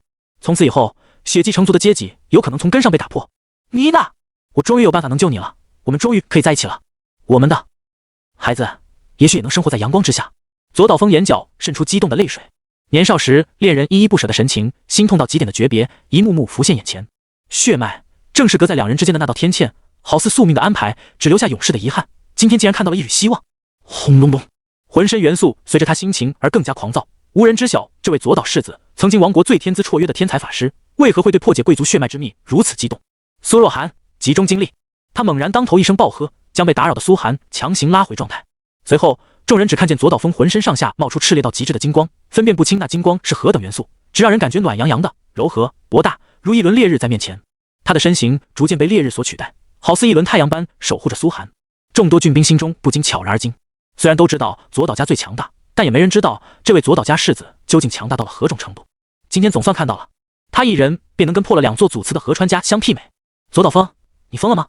河川家族瞪大双眸看着这一幕，简直不敢相信，自己都爆裂2座祖祠了，按理说贵族们也该撤退了吧？还打？这左岛峰竟然拼了性命也要探究自家血脉的秘密，他自己不也是贵族吗？这到底对他有什么好处？河川家主想不通。轰隆隆，轰隆隆，众多战魂手持长枪大刀短斧种种武器，虽然并无生前那等强悍的实力，但在血气加持之下，生前的战斗本能和技巧仍在，各自使出手段冲到左岛峰身边，浓郁的血光几乎将他所覆盖，每一个都要比河川家主要强大许多。这可是河川家积累无数年血气化形之后所爆发出的力量。可是众人惊骇地发现，仍然无人能进左岛峰一步。在他所化的烈阳面前，一切血气犹如干枯般迅速消融。河川家战魂们虽然几乎冲到他身前，而始终差了一步。这众多郡兵心中骇然到了极点，这是何等的实力？准生育吗？他才多大？不到50岁吧？之前他们一直觉得左岛峰这个当年王国第一天才法师，自从经历那事后便一蹶不振，许多年没有他突破大魔导师的消息了，可见已经潜力耗尽。但今天来看，这次的潜力哪有半分耗尽的模样？显然是要百尺竿头更进一步，简直要超越左岛家1000年来的历代祖先啊！左岛家果然严重藏拙，两方相持之势愈加浩大。郡兵们和全城还活着的 NPC 纷纷朝城外逃去。即便如此，仍然被两方战斗余波波及，不知道的还以为2位准圣域强者在这里大战。河川家主也发了狠，狠狠咬破舌尖，让自身大量血液涌入祖祠之中，祖先战魂们更加强大，几乎快要形成实质，甚至可以释放生前的技能。妮娜，炽烈的烈阳之中，左岛峰喃喃着，目光中只有面前飞速活动的苏寒。我还能再见到你吗？随着祖先战火们被加强，他的烈日终于有几分支撑不住了。这根本就不是单个个体能扛住的，人家祖上万年的积累，就算真来一位准圣域也会有些麻烦。就在烈阳即将被突破的刹那，已经不再需要实体，而是在层叠空间中动用魔法器械进行实验的苏寒，忽然停下了手中匆忙的动作。他静静站立在原地，眸色逐渐清明，呼吸了半晌。指尖一枚银色的珠子缓缓转动着，那一刻，时间忽然静止了。众人发现，不是时间停止了，而是苏寒。他周身数百米空间全部都凝结成了一块一块类似实质的东西，在这片领域之中，他们想打破也难以做到，只能硬生生被禁锢。而这还不是苏寒施展威能后的场面，仅仅是他随意散发出的气息而已。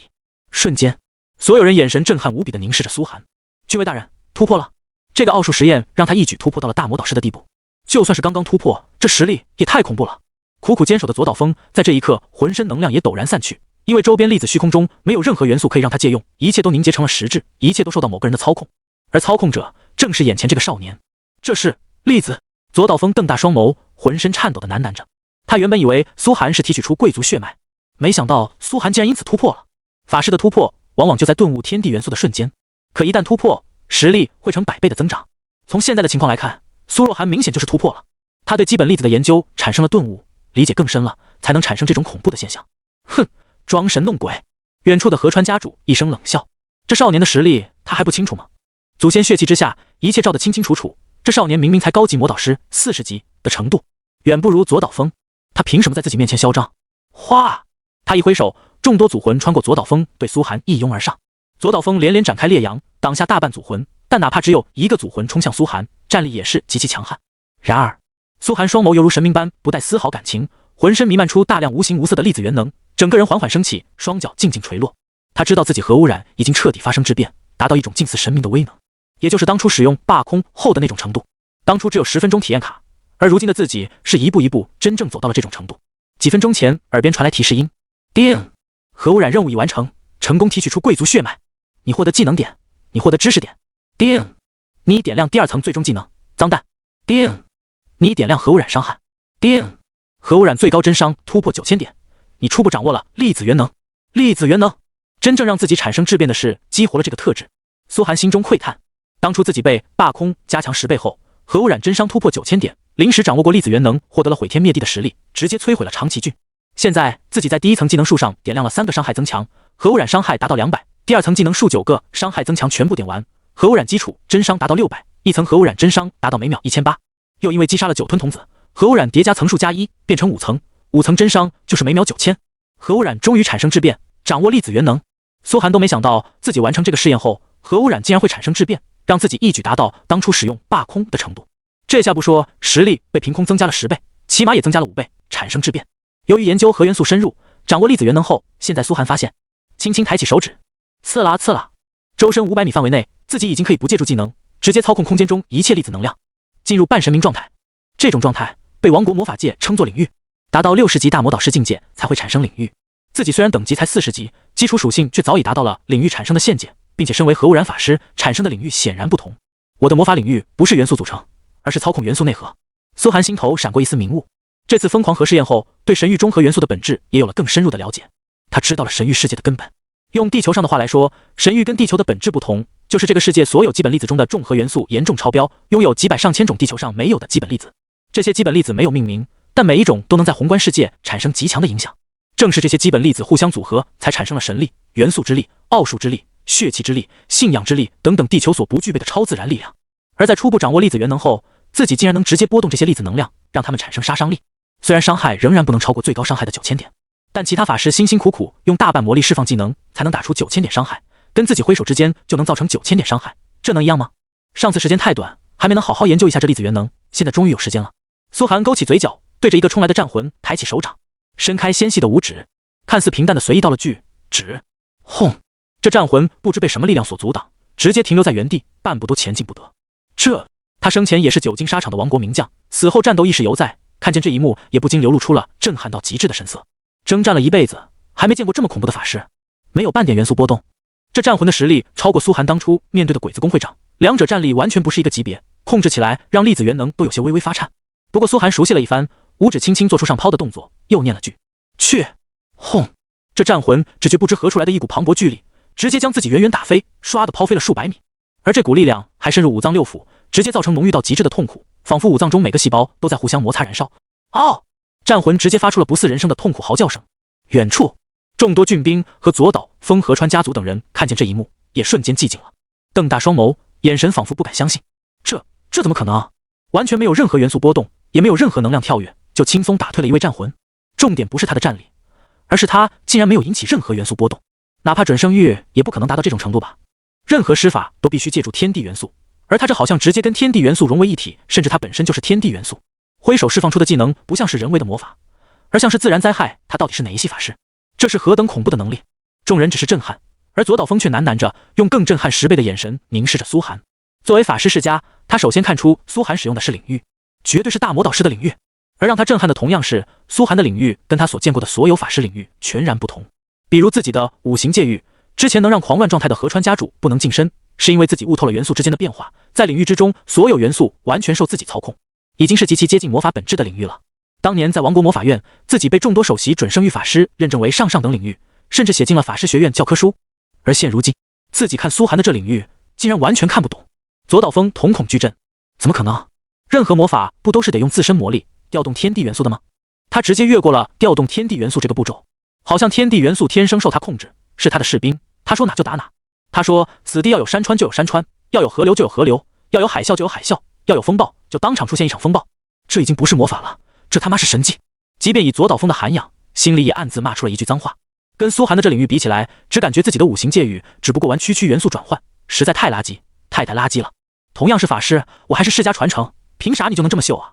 心中忍不住一阵自惭形秽，同时对苏寒的魔法天赋更加敬佩。天才啊，何等天才！脑海中不禁冒出了一个名词，令左岛风身形微微发颤。神级领域，唯有魔法界历史上只出现过寥寥几笔记载的神级领域，才有可能具有如此恐怖的威能，宛若神迹。此时苏寒好像全然没看到众人震撼，紧紧皱着眉头看着周身500米的领域，十分陌生，毕竟之前用的少，这还是第一次研究粒子元能。几个冲来的战魂也镇住了，完全看不懂眼前这少年。只见苏寒再次挥手，这次他说的是2个字，我说要有雷霆。轰！话音刚落，口含天线，言出法随，晴空中蓦然一道霹雳轰然降临下来，将面前一位战魂癖的外焦里嫩，血气都散溢了几分。虽然伤害也只有9000点，而且不是真伤，经过防御衰减后不可能做到一击秒杀这战魂的程度，但却有雷霆的麻痹效果，这更令众人震撼了。因为这是什么？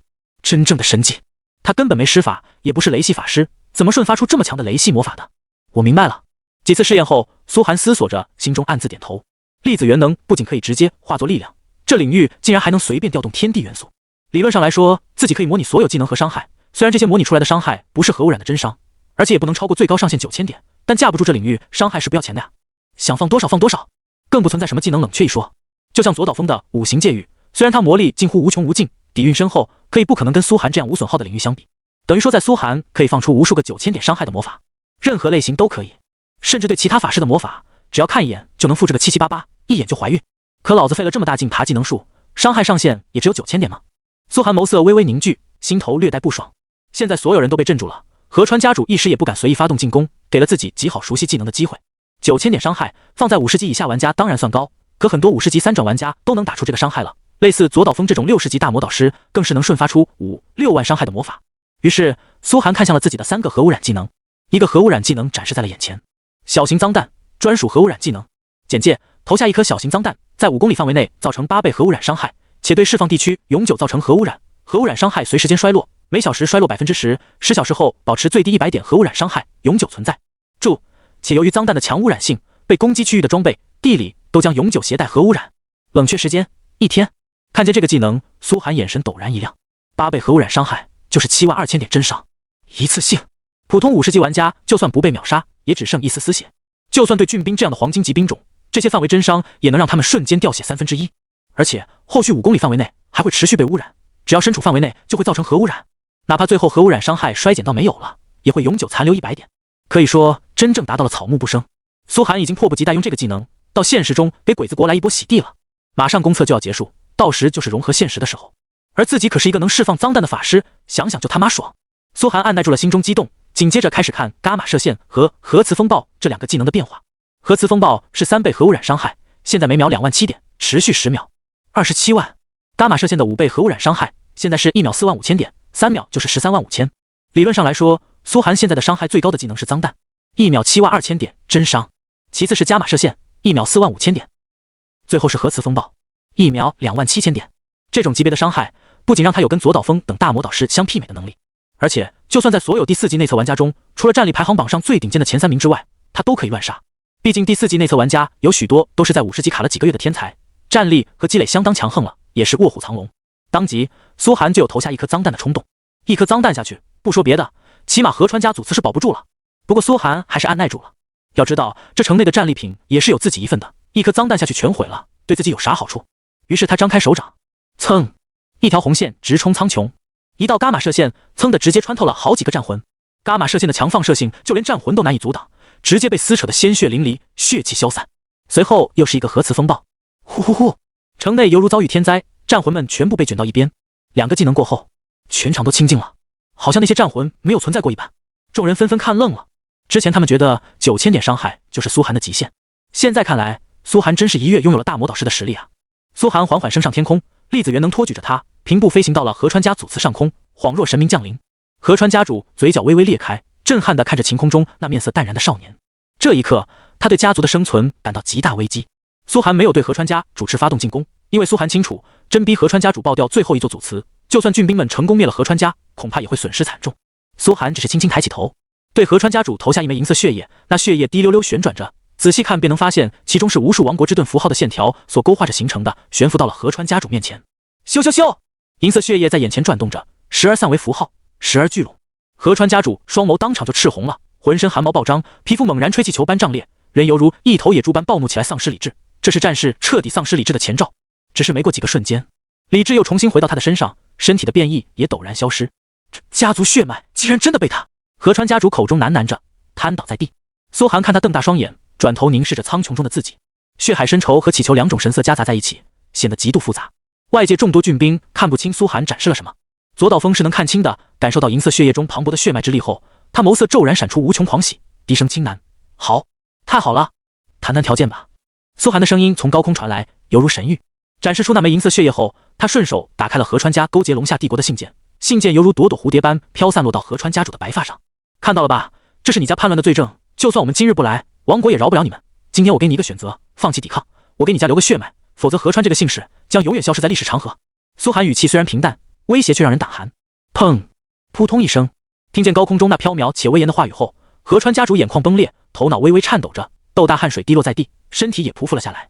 之前苏寒说出这话，他还不信，现在有了这滴银色血液作为凭证，他知道对方是真的破解了自家血脉。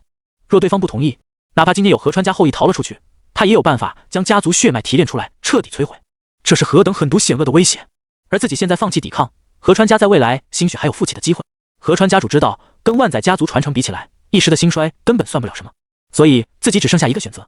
半晌，河川家主犹如斗败了的老狗，颓然躺倒在冰凉的青砖上，老泪纵横。老夫投降，老夫代表河川家投降，向亡国伏法。噌，苏寒不带丝毫感情的面孔静静闪过，身形落到地面上，转身朝郡兵们走去。那身影高远而又神秘，让人猜不透他胸中到底在想什么。这位在众人看来一直神秘的郡尉大人，此刻更从内心底让他们感到畏惧。3言2语之间就逼降了河川家族，他到底做了什么？所有贵族心中都闪过疑惑。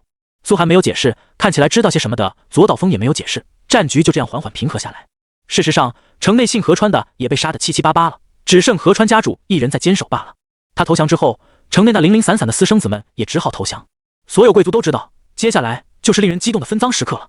就在众人这么以为时，哗，大片血光陡然从城外射进来，伴随着漫天箭雨，城内建筑物陡然坍塌，城外冒起滔天火光，一支血气冲天，将夜空几乎照得透亮的军队似乎气势汹汹地朝城中杀来。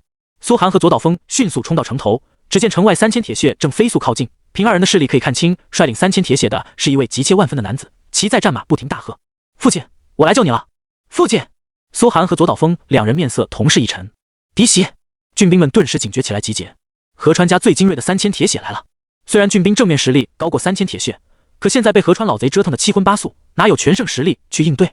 就在众人慌张时，河川家主却陡然冲上城头，在城外浓烈的雾气和阴影中消失不见。嗖！河川家主停在了3000铁血前，匆匆赶到的3000铁血见河川家主还活着，连忙下马叩拜，惊起一丛甲胄碰撞声。家主，吾等来迟了，请家主恕罪。父亲。而在河川次子眼中，父亲好像一瞬间老了几十岁，没看那3000铁血，只是轻轻对他挥着手，过来吧。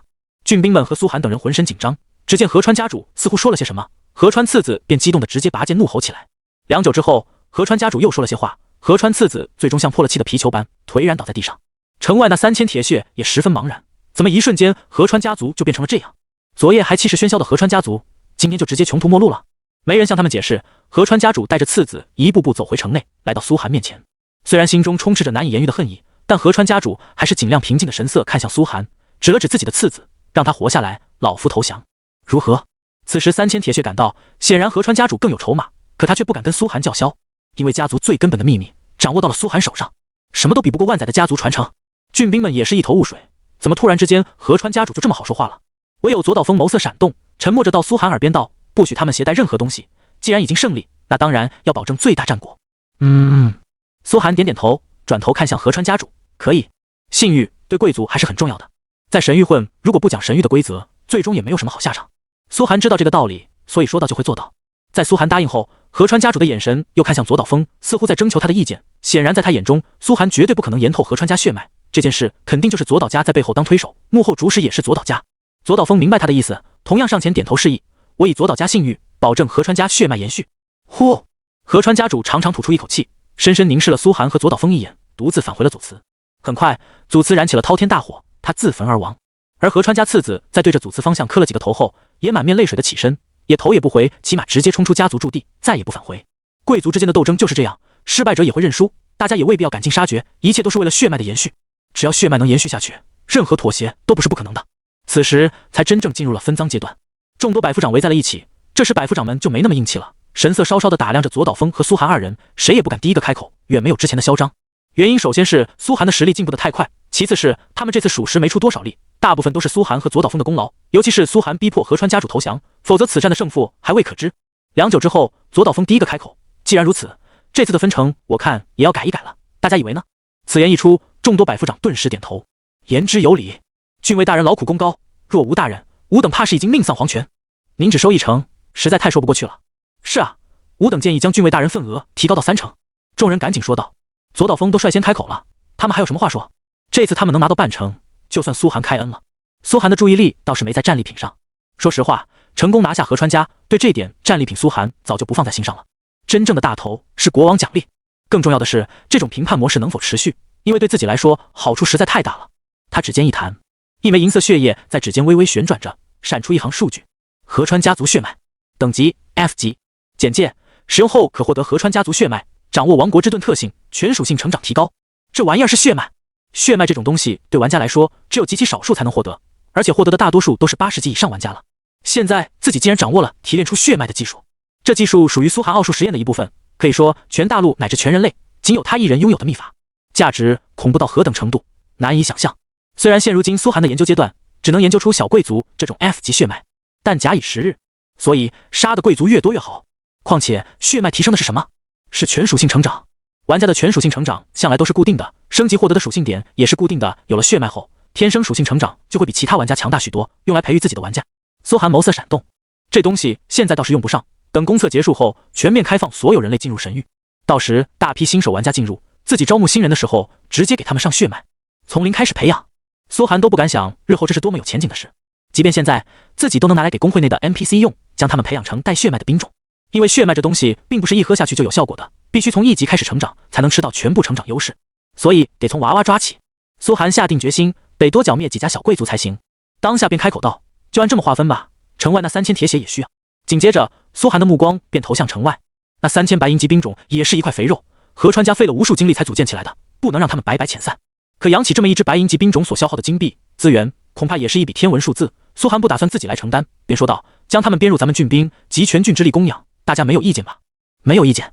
众百夫长齐齐点头。所谓的编入郡兵，实际上还不是归苏若寒指挥，他们都明白这个道理。但郡内实力强一分，日后国战时他们的安全性不就高一分？随后便是剩下的土地、人口、矿脉这些大头。土地当然是每家各占一点，作为飞地派个人来管理就行。至于土地上的资源，也全部按比例分配。至于河川家的人口，活下来的贵族血脉全部给了苏寒，没有人有异议。剩下的平民挑挑选选，各家都分配一些。至于他家那条小型矿脉，每年能出产价值几百万金币的魔晶矿，当然是大家共同持股，一起分红了。苏寒占30%，这样每年就是上百万金币的分红。清点起来最麻烦的武器、装备、神物等等，一家贵族的磅礴积累，光清点收获就花了众人整整1天的时间。很快又到夜幕降临之时，河川家到底有多少好东西还没清查完毕。苏寒没管这些琐事，反而进入河川家府邸中闭关，继续研究自己的核实验。一打开技能树面板，就看到上面显示一行红字，下一层技能树也不解锁了。现阶段技能已全部点完，50级以后开启下一阶段技能树以及核污染任务。苏寒神色一愣，被这提示顿时搞得心情不好了。这表示自己没核污染任务做了，要等超过50级进行第3次转职后才行。可想超过50级不是那么简单的，神域直接卡了所有玩家等级，必须等公测结束国战开始后才开放50级以后的等级，不然哪怕你攒了几千万经验，也得老老实实卡在50级。一大堆第4级内测玩家都卡在50级升不上去呢。不过自己却可以继续深入研究粒子的本质，这需要查阅大量的神域书籍，这方面玩家倒是都不缺。他可以直接向王云要到很多珍贵书籍，都是来自大夏玩家高层的。虽然现在自己身在敌国，大夏高层运不来大批物资，可这些轻便的道具要多少有多少。就在这时，吱呀一声，门开了，一道身影悠悠出现在门前，也不说话，只是双眼定定看着苏寒。苏寒抬起头，神色略有些疑惑：“你怎么来了？”参见郡尉大人。进来的人正是左岛峰。只见他面色阴郁中带着几分凄意，缓缓走到苏寒面前，竟然有几分羞涩。敢问大人，可否是研究出了提炼血脉的秘法，才逼降了河川家主？这么直白的问话，让苏寒有点懵。他点点头，对，怎么了？这也没什么好隐瞒的。现在他跟左岛家算半个利益共同体了，大家一起干了这一票，注定不会再为其他贵族集团所容。果真？左岛峰激动的面色通红。苏寒神色愈发奇怪，印象中之前无比强大的左岛家继承人，怎么这会如此扭扭捏捏？就算你要提亲，也没必要这么不好意思吧？什么事？直接说吧。他当即问道。没事。左岛峰还是按捺住了心中激动，转而恢复了之前冷酷的模样，语气沉静的说道：但是大人可曾想过，既然我猜到了，郡兵中能猜到的人未必在少数，而且他们未必跟我们是一条心。若是有人将此事宣扬出去，背叛我们，后果恐怕不堪设想。哦，此言一出，苏寒眉宇间的距离缓缓缩短，意识到了自己能提炼贵族血脉，心中冷汗直冒。这事要是被其他贵族知道了，自己不得天天面对大贵族和世家们的劫杀。这等秘法谁不馋呢？就算一份炼金药剂配方，大贵族们都要想尽办法搞到手，不知多少身怀异宝的炼金大师就死在怀璧其罪上。别看自己现在实力尚可，但在真正的大贵族和世家眼中，自己也还是个卡拉米。内测玩家们在公测前不能随意下界，可大贵族们可不一定了。苏寒当即擦了擦额头冷汗，有几分感激地看向左岛峰，多谢师兄提醒，不然恐怕真的会有大麻烦。心头不禁感叹，这老登的心思真是相当缜密。呵呵，郡尉大人不必客气。左岛峰眸色闪动，面上露出淡然笑意。我看现在还没几个人反应过来，最好办法是在战利品分割前，将所有贵族集结于一起缔结盟约。缔结盟约？苏寒有些茫然。没错。左岛峰点点头，眼中寒芒若隐若现，语气也不自觉带上一抹杀气。我等办下如此大事，他们更是得知大人这么多秘密，当然是要向众神发誓，不得泄露今天之事才行。若是有人有半分犹豫，吾等应当场将其斩杀，绝不允许消息泄露。苏寒缓缓点头，看着左岛峰暗自感叹，贵族就是贵族，杀伐果断，是一点都不缺。刚刚还一起并肩作战，转头就谋划着杀人了。他当即站起身，战利品收集完毕后，一起开个会吧。是。左岛峰点点头，转身离去。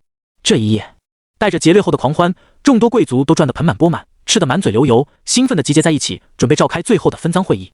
会议就在河川府邸召开。苏寒一到场，映入眼帘的便是广场上密密麻麻上万个脱去了甲胄的长发男子，满脸颓然之色，都是河川家的红甲武士。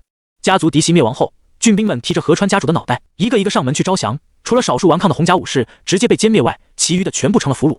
首先要讨论的就是这些俘虏的归属问题。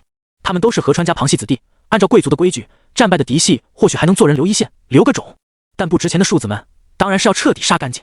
但今天要由苏寒来做主。苏寒看着上万双绝望的眼神凝视自己，心中也不禁有些略微感慨。杀全杀干净当然简单，永绝后患。可这上万人，每一个都有青铜级兵种的战力啊！要是能将其收编，对自己现在来说也很重要。郡尉大人，该怎么处置他们？百夫长们簇拥上来，冷眼瞥向俘虏们，对苏寒问道。苏寒神色阴晴不定，犹豫了半晌后，迟疑道：算作本郡战利品的一部分，编为我的奴隶吧。啊！百夫长们顿时大惊失色。不可呀，郡尉大人，这些庶子心怀不满，随时可能作乱，一旦叛乱起来，恐怕会酿成大祸。是啊，大人。话音刚落，百夫长们就疯狂劝谏起来。毕竟他们没几个把庶子当人看的，再说庶子叛乱的例子也不在少数。我意已决。苏寒没有多言，面前众多俘虏听到，却眼中绽出生的希望，虽然更多的还是仇恨。毕竟强盛的家族一日之间就被眼前这人毁灭，多少人的妻子儿女、数百长辈一夜之间丧生，家族祖地被毁，这等血海深仇，岂是一个救命之恩就能洗刷的？只是能活下去，没人不可求。苏寒似乎也并未在意他们眼中的仇恨，转身就进入了议事大厅。大厅之中，众多百夫长并列而坐，心中激动不已。分赃的重头戏终于要来了！砰！就在这时，大门轰然紧闭，左岛峰顺势释放出一轮烈阳，笼罩在周边500米范围内。嗨嗨！与此同时，苏寒轻咳一声，刺了，刺了！虚空中，明明可感某些粒子能量互相碰撞，空气几乎凝固。两人同时开启领域，两大魔导师展开最强状态。瞬间，周边的一切都超不过两人的掌控。可以说，这个范围内准圣域之下，想让谁死就让谁死。这是干什么？这坐着准备分赃的百夫长们纷纷惊了，身上冷汗噌的一下就冒了出来，有的连座位都坐不住，扑通一下起身向前。原本他们还很嚣张，觉得分赃之后左岛家和苏寒也得付出代价让他们保密，可现在来看，这两家比他们想的还要绝，这是要直接下狠手啊！郡尉大人，一位百夫长脸色煞白的跪在地上，祈求的眼神看向苏寒。我对您忠心耿耿啊，我从来没有跟您作对的意思，我知道有谁在密谋告密，我马上就告诉你。话语落下，苏寒却只是石像般脸上挂着冷傲神色。这是什么意思呢？我们可对您没有半点不忠啊！吾等做下如此大事，不该休戚与共吗？百夫长们也惊得说不出话来，不是震撼就是惊讶，还有的直接扑上前，面露恶相的怒骂起来。左岛家，你们到底什么意思？刚做完大事，只要连我们一并处决了是吗？左岛家，你们好毒的心啊！我做鬼都不会放过你们！我早就知道这组建郡兵就是你家的阴谋。左岛峰也面色淡然，没有半分解释，只是两人一同展开领域，气氛仿佛过冬结了冰霜，每一刻都在温度下行。时间一分一分过去，许多面有威胁之色的百夫长神情也逐渐变成了恐惧，缓缓起身离了座位，或蹲或跪在下面，一言不发。成王败寇，这时候再说什么有什么用呢？自己这些人的性命不都是拿捏在这二人手中了吗？左岛家能成为长崎郡贵族之首，多年来展示的手腕自然是没话说，而苏寒当初慢炖鬼子的场面记忆犹新，贵族可不会觉得二人不敢对他们下手。然而片刻之后，众人只觉气氛一松，哗，两重领域同时消失了，不由得连呼吸都停滞了片刻。哎呀，诸位怎么能这么说话呢？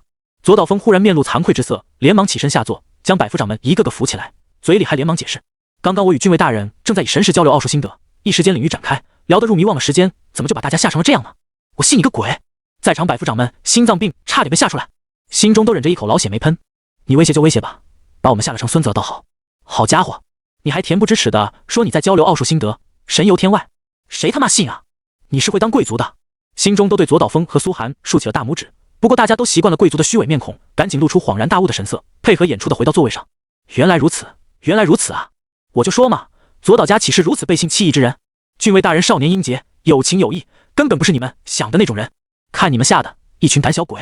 好，郡尉大人还没回过神来吗？哈哈，看来是交流奥术太入迷了，正在潜心研究呢，万不可打扰。砰！就在此时，一声响亮的牌桌声响起，将贵族们吓得又是一惊。我有话说。苏寒依旧冷冽的面孔骤然发出一声惊雷般的低吼，刚刚落座安稳下来的贵族们又是险些魂飞魄散，纷纷惊恐的抬头看着苏寒。不是吧？又来？只见苏寒缓缓起身，从面色上看不出他丝毫情绪，只有空灵飘渺的声音传来：诸位，恐怕把我们今天所做的事想得太简单了。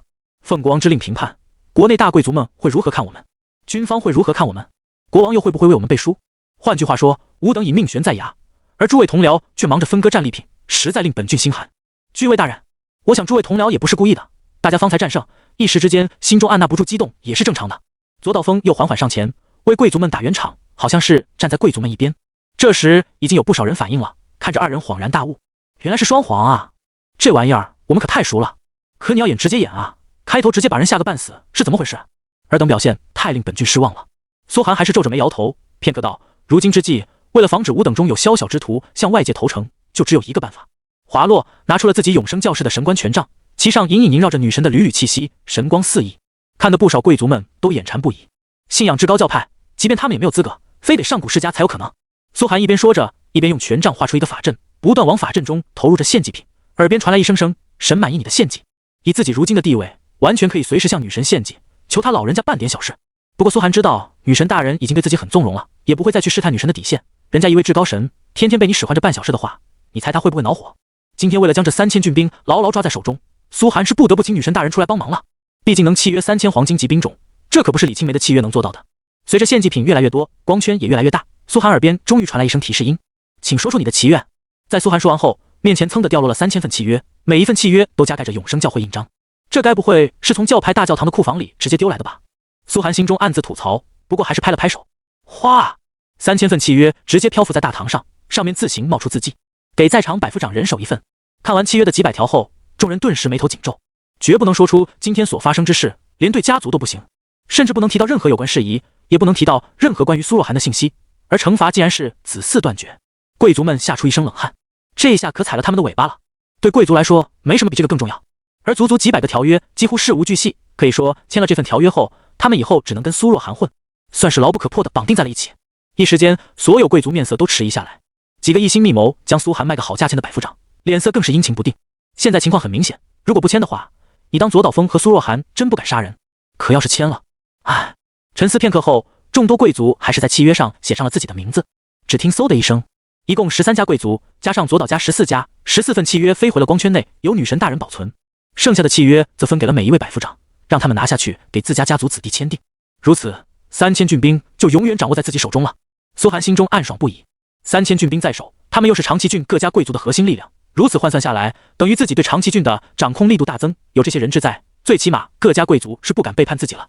长崎郡一个以自己为核心的贵族利益团体，虽然还未形成雏形，但总算是有了初步信任的基础。至于这个贵族团体未来能否成型，能否在王国有一席之地，甚至能否在国战中存活下来，那都是未知数了。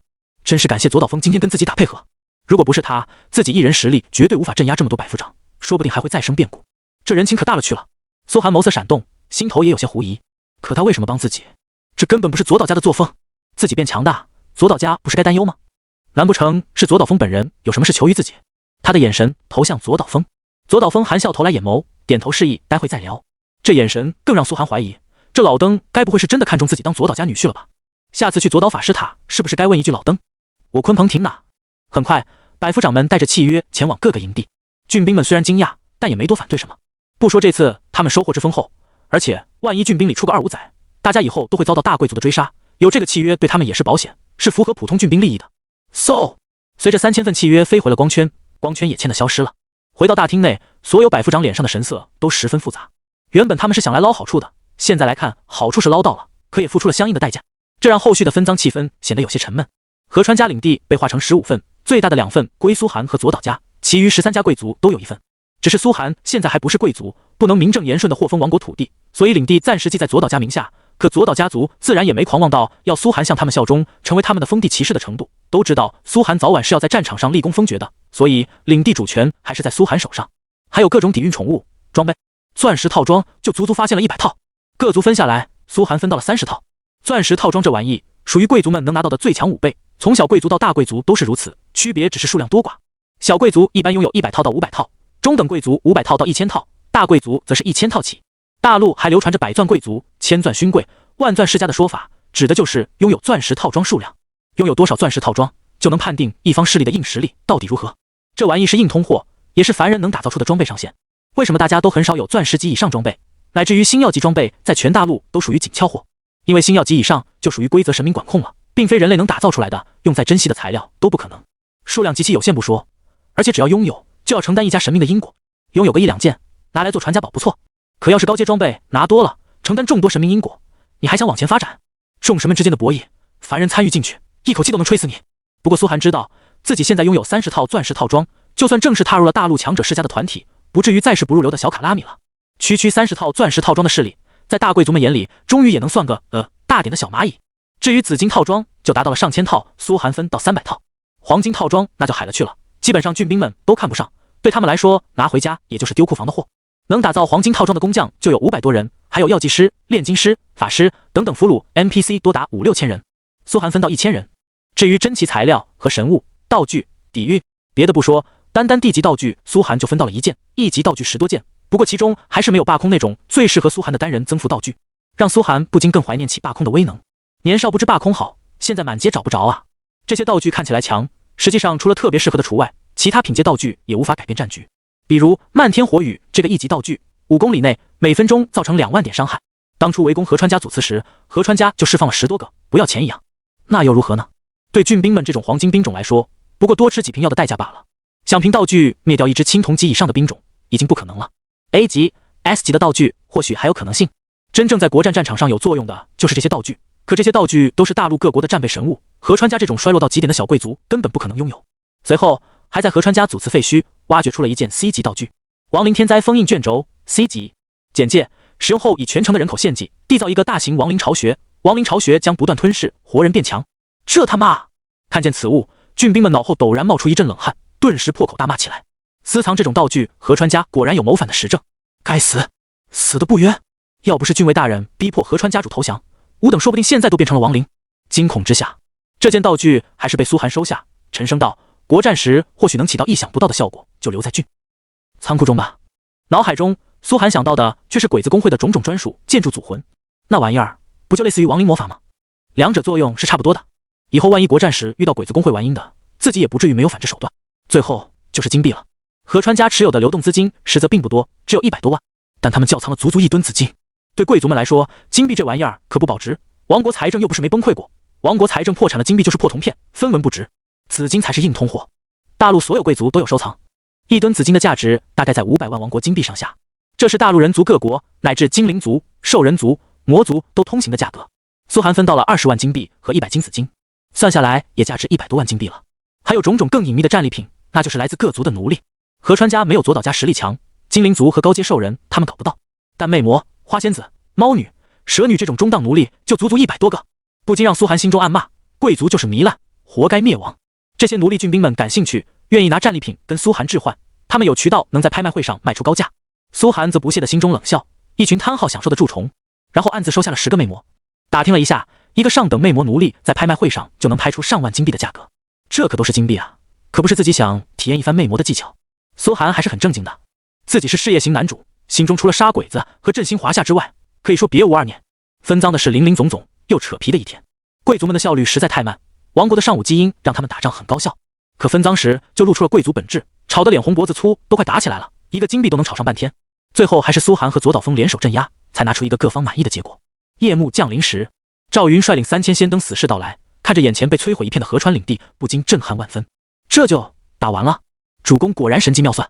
苏寒下令，先让仙登死士押送各家的战利品返回长崎郡，又把赵云唤来，塞给他一个印着文章的蜡筒，神情严肃道：“1天之内，无论如何都要把这东西送到国王手上，记住，必须国王本人亲自收到。”末将必不辱使命。赵云当即点头，他的信誉在历史上早就被验证过了，苏寒很放心。而且苏寒现在自己不能前往王国，但不代表赵云也不行。鲲鹏呢？苏寒又抬头往四处望，大声呼喊。紧接着，哗！天色忽然暗了下来，几乎遮住了整个河川家领地上空。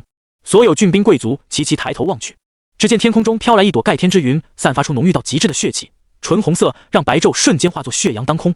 所有人都震撼得说不出话来。魔族来袭了吗？好强大的魔兽！快，警戒！这怪物的血量上千万不说，体型还如此庞大，比之前的9吞童子都小不了多少。这浓郁的血气，乃是不知吞噬了多少人类高阶武士才能得来的，连郡兵们都有一些畏惧。然而下一刻，那朵盖天之云陡然变成一条磅礴无比的浩荡巨鲸，流淌在天地之间的虚空中，漫步在山峦之间，肆意无比，发出空谷幽兰般的悠然精明。凡他所过之地，血气浓郁的几乎化不开。我操！苏寒人都看傻了，瞪大双眸。这玩意儿是鲲鹏？他怎么成长得这么快？他不是一开打就像溜出去打野了吗？还以为他怂了。紧接着发现这巨鲸坐着一个小小的身影，头上系着一朵蝴蝶结，正发出银铃般的笑声，朝自己挥手。主人，我们回来了。千岁离子。苏寒脸眸才能看清，不是这丫头是谁？自己不是下令让他去收集各处的战魂吗？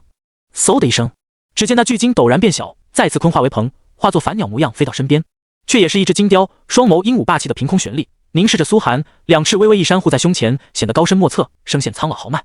小子，你这边忙完了？怎么？看见老夫很惊讶。嘿，你还又装起来了？苏寒上去就想扯他满身杂毛，可一看他血量也是吓了一跳，足2000万血量，这家伙是怎么突然实力暴涨到这么恐怖？怕是接近50级 BOSS 的实力了吧？还觉醒了一个天赋技能，速度也总算超过自己和赵云了。怎么回事？苏寒疑惑地问道。你这实力不对劲。嘻嘻。在苏寒身边，千岁离子性格也阳光明媚了许多，重新成了个开心的小姑娘。主人，您让我收集各地亡魂，遇到了鲲鹏，所以我收一个他就吃一个，他吃一个我就收一个，然后他就越长越大，就变成这样了。就这么简单。苏寒眸中透出不敢置信的神色，随后迅速反应过来，河川家死掉的那些强者全被你吃了，你小子吃肉还不允许老夫我喝点汤了？鲲鹏老脸一红，却丝毫不怯地说道。凭他自己实力是无法灭掉这么多强者，这次苏寒击杀一家贵族，算是让他吃了个大饱，血量直接暴涨到上千万。不错不错。苏寒含笑点头。千岁离子收魂魄，鲲鹏尸体，这波自己收益直接拉满。反正尸体贵族们也不会要，他们敢要就有研究亡灵魔法的嫌疑。往后算起来，只要每发生一次大战，就是鲲鹏实力暴涨的好机会。自己或许能拥有一个几亿甚至几十亿血量的肉盾，想想就他妈爽。苏寒点点头，对鲲鹏道：“对了，还要麻烦你一件事，跟着赵云去趟王兜吧，一定要把他安全送到途中，无论遇见什么人拦截，跑就对了。”好，鲲鹏还是知道投桃报李的，立刻让赵云骑上。随着鲲鹏起飞，二者嗖的一声消失在天边。这次就看王兜怎么说了。看着赵云的身影不见，苏寒心中喃喃着，他可没觉得国王一定会护着自己，自己对国王有用还好说，一旦政治局势变动，国王转手就能不承认密信，把自己丢出去给大贵族们泄愤。国王的信誉，愿他长寿。这次是 S 级任务是机遇，同样也可能是万劫不复。神谕可从来没保证过接到 S 级任务就一定能拿到奖励，任务向来随机变换，说不定就是催命符。这也是苏寒要团结长崎郡贵族的原因，政坛上无人值得信任，只有利益联盟才是牢靠的。紧接着他就召集所有郡兵前往福岛郡附近的鬼子公会，趁着能多捞赶紧多捞点。名义是什么？当然是评判了。你们这些冒险者勾结河川家族叛乱，罪不可赦。太平津艾莎宫，一片落叶的跌落是从根部开始，粗壮的墨汁崩烂摇晃，无需徐风它便乘风而起，落到雪白的玉石台阶上，乃至于雕像般伫立在门口的卫士都全身挂满了枯黄，哪怕深秋也依然翠绿的艾莎树开始落叶了。这意味着时间已悄然进入了北境最恐怖的季节——寒冬。每当这个季节，北境外大草原上贫瘠的兽人帝国一般都吃完了存粮，大地刮起白毛风雪，蓄养的牛羊也开始掉膘，于是1年1度的南下劫掠成了兽人活下去的唯一途径。北境所有人类国家的噩梦来临。跟兽人大草原接壤的有2个人类国家，分别是龙夏帝国和天蓝王国。当这2个国家被兽人狂潮打穿后，才轮到较南端的罗德王国和烈阳王国，这就是北大陆的4个国家，简称北大陆4难凶难地。你问天蓝王国的贵族为何尚武？为何所有贵族不怎么重视享受，反而极其重视武备训练，几乎家家穷兵黩武？因为跟兽人做邻居，被兽人打多了呀。每年都有几百个中小贵族被兽人灭族。北境5大行省一片腥骚，百万子民流离失所，被劫掠，被奴役，成为兽人的食物。对兽人的恐惧和对武力不足的恐惧，几乎是刻在天蓝王国基因里的。此刻，艾莎宫中也吵翻了天。议和，今年必须跟兽人议和。王国财政已经支撑不起一场冬季战争了。我连下个月各地官员的俸禄都不知道从哪发。财务大臣抱着财务报表狂吼：该怎么议和？再送一个公主过去和亲吗？去年罗德王国已经试过了，结果公主被他们主叔吃光，骨架送了回来。这群畜生没有半分人类的情感。首相千岛惠英恻恻地回应道：我看不如直接送粮食去议和，兽人缺的就是粮食，咱们直接给他们，免得死伤惨重。农业大臣颤颤巍巍道：不可，绝对不可！我天蓝王国祖训有言，绝不可资敌，几千年来连年征战未曾屈服，难道我们比刚建国时的先祖还要难吗？右相气得浑身颤抖，站出来吼道：您祖上的英武之气呢？怎么就出现了您这样的懦夫？杂相议理会也站出来喷农业大臣，作为宫廷贵族，他当然站在国王一边。我不也是为了亡国子民？你这是血口喷人！农业大臣愤然回怼。两方争执看似各有道理，却有一大半贵族大臣站到了农业大臣身后。臣附议，臣附议。王座上，国王身披红袍，斜斜倚踏着，左手曲起支撑住略青王冠下的俊朗面孔，面孔上2道浓眉皱成一条深褐，眼角也挂着浓浓的疲惫。每年这个时候都是上山月最疲倦的日子，朝堂上势力最强的南境贵族们一如既往地提出了议和，说白了就是不想流血，割肉求和。但上山月知道，边境上每年跟兽人做生意，运过去铁器、陶器、人类制品的走私商人中，一大半都是这些南境贵族在背后支持的。王国南境不必直面兽人，受到的冲击最少，也最富庶，所以他们是绝对的主和派。哪怕北境5大行省连年被打穿，跟他们有什么关系？打不到自己领地上就行。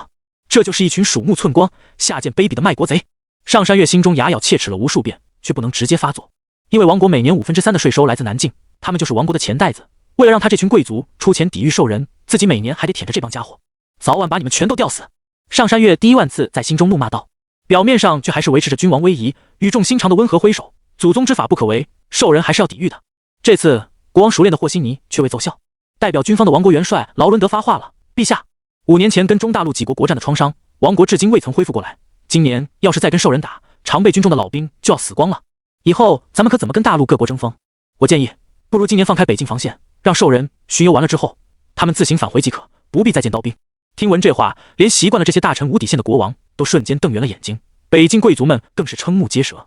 放开王国每年投资几十吨紫金打造的北境防线，放兽人入关来劫掠，弃千万子民于不顾，这是一个王国元帅该说出来的话。南境贵族们到底给你塞了多少好处？上山月觉得这么多年自己已经适应贵族们的无耻了，甚至能做到比他们还无耻，但这一次他发现自己错了。国王的脸色第一次阴沉到这种程度，仿佛带着宫中的烛光一同灰暗，气氛也进入到了冰点。贵族们说的什么屁话不重要，重要的是这是一个信号。今年军方和南境贵族们联合了，一手握着钱袋子，一手拿着枪杆子，当他们的利益重合，是上山月最不想看到的。这些年他没少往军方和贵族们中间下眼药，可这种情况出现时，也意味着他这个国王也无法阻止这两股势力的决定。现在他面前只有2个选择：一，给兽人粮食，称臣纳贡；二，放开北部边境，任由兽人劫掠。这就是贵族们给自己的方案，这就是满口忠心耿耿、为国为民的大臣们给出自己的方案。上山月快要气疯了。艾莎宫中良久没有人再发声，在国王阴沉到极点的面容下，最终脸色铁青的他吐出了2个字：休息，午后再议。陛下万岁！群臣意气躬身，南境贵族们带着战胜的得意洋洋，冷眼瞥着沮丧的宫廷贵族们和北境贵族们，然后跟军方等人相谈甚欢。深宫中，气死寡人了，气死寡人了！寡人要把他们一个个全部吊死，就吊死在这宫中的艾莎树上。回到后宫，美轮美奂的艾莎宫也无法让国王的心情平复半点。无论是王后还是什么妃子送来的慰藉，全被他打翻在地。国王喘着粗气，双眼通红，缩在深宫之中，犹如一头责人而噬的野兽，全无朝堂上温文尔雅的君王威仪。为了让这些贵族觉得寡人是个人君，寡人连称孤道寡的君王特权都从未行使过，一直以我自称。寡人做了这么多，他们竟然还敢如此欺我，如此欺我！上山月怒吼着，拔剑疯狂砍死了几个侍臣。就在这时，一位宫廷男爵来报：陛下，长崎郡来了个人，说是受郡尉的指示觐见。不见。上山月愤怒地挥手，下一刻却陡然回过头：你说什么？长崎郡？让他进来。是。实则上山月在国内撒下了不计其数的案子，苏寒只是其中一个罢了，他也没指望这些案子真能奏效。但想起自己给苏若寒的命令，上山月眉间的皱纹似乎舒展了些。国家还是有良臣的。很快，浑身战痕和风雪的赵云一步步踏了进来，脚步掷地有声，不知经历了多少厮杀才安全将信送到此处。宫廷外的鲲鹏更是发出嘶吼。这是神兽？苏若寒有神兽相伴？即便上山月也有几分震撼，心中更加信任苏寒的实力，对他的消息更期待。赵云根本没多话，直接将蜡筒递给了上山月。上山月打开蜡筒，里面却陡然跳出了一封书信。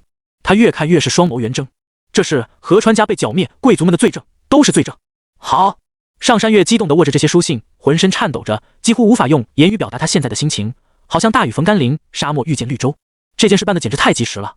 瞬间，上山月眉宇间的忧愁一扫而空。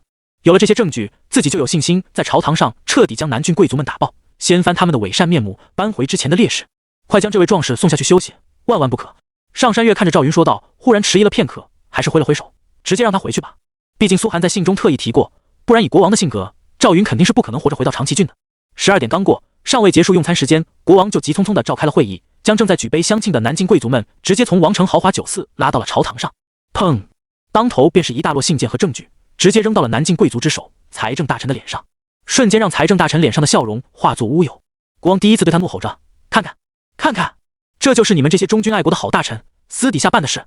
财政大臣屏息凝神，上前捡起这些信件一看，越看越是心惊，随后甚至惊得浑身发抖，五官扭得跌倒在地。众臣也好奇地围了上来，结果发现其中不仅有河川家入股边境走私的证据，还有跟各家大贵族通信叛国的证据，甚至还有军方主持走私的证据。这些证据如果不覆灭一家贵族，进入其祖祠是不可能找到的。而国王是怎么突然覆灭一家贵族的？这下可当场炸开了锅。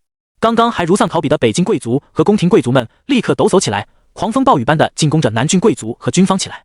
重治，你们这些重治，口口声声为国为民，私下竟然勾结兽人，边境走私，怪不得你们不敢抵抗，原来是在跟兽人做生意啊！卖国贼，通通都是卖国贼，都该绞死！首相千岛会当即对国王道：陛下，臣建议将这些叛逆全部处死，绞死在宫外，以正亡国刑典。是啊，陛下，这些叛徒不杀不足以平民愤。剩下的人也开始鼓噪。南京贵族们一个个脸色铁青，大气都不敢出一个，全部刚才都嚣张之色，心中不断猜疑，这些证据究竟是如何到国王手中的？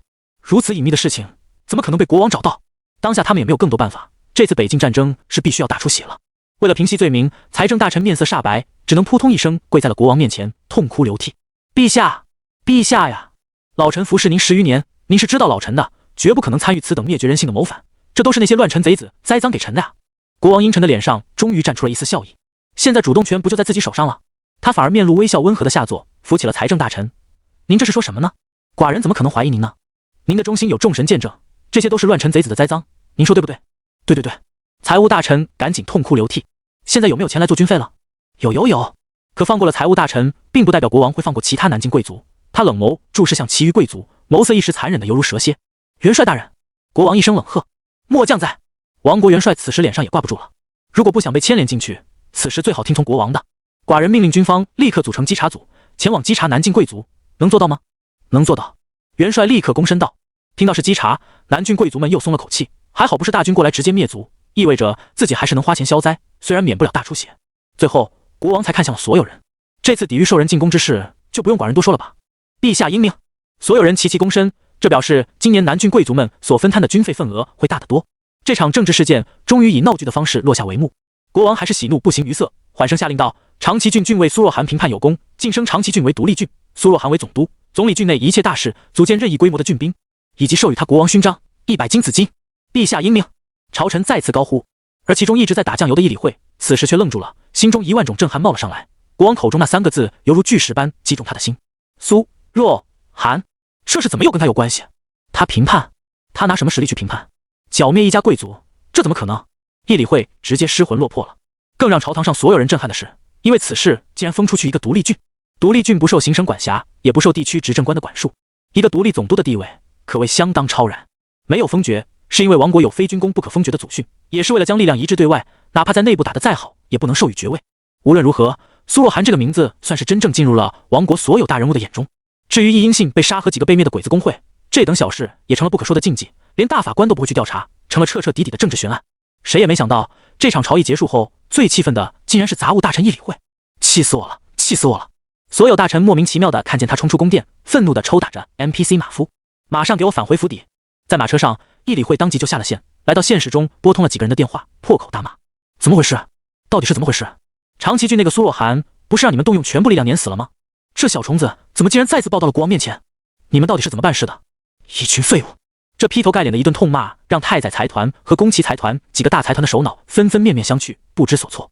苏若涵，宫崎老贼神色奇怪地说道：他说要去剿匪，结果您家族的子嗣易英信到来，按理说已彻底解决此子，让苏若涵丢掉官职了。易英信，那他回去没有？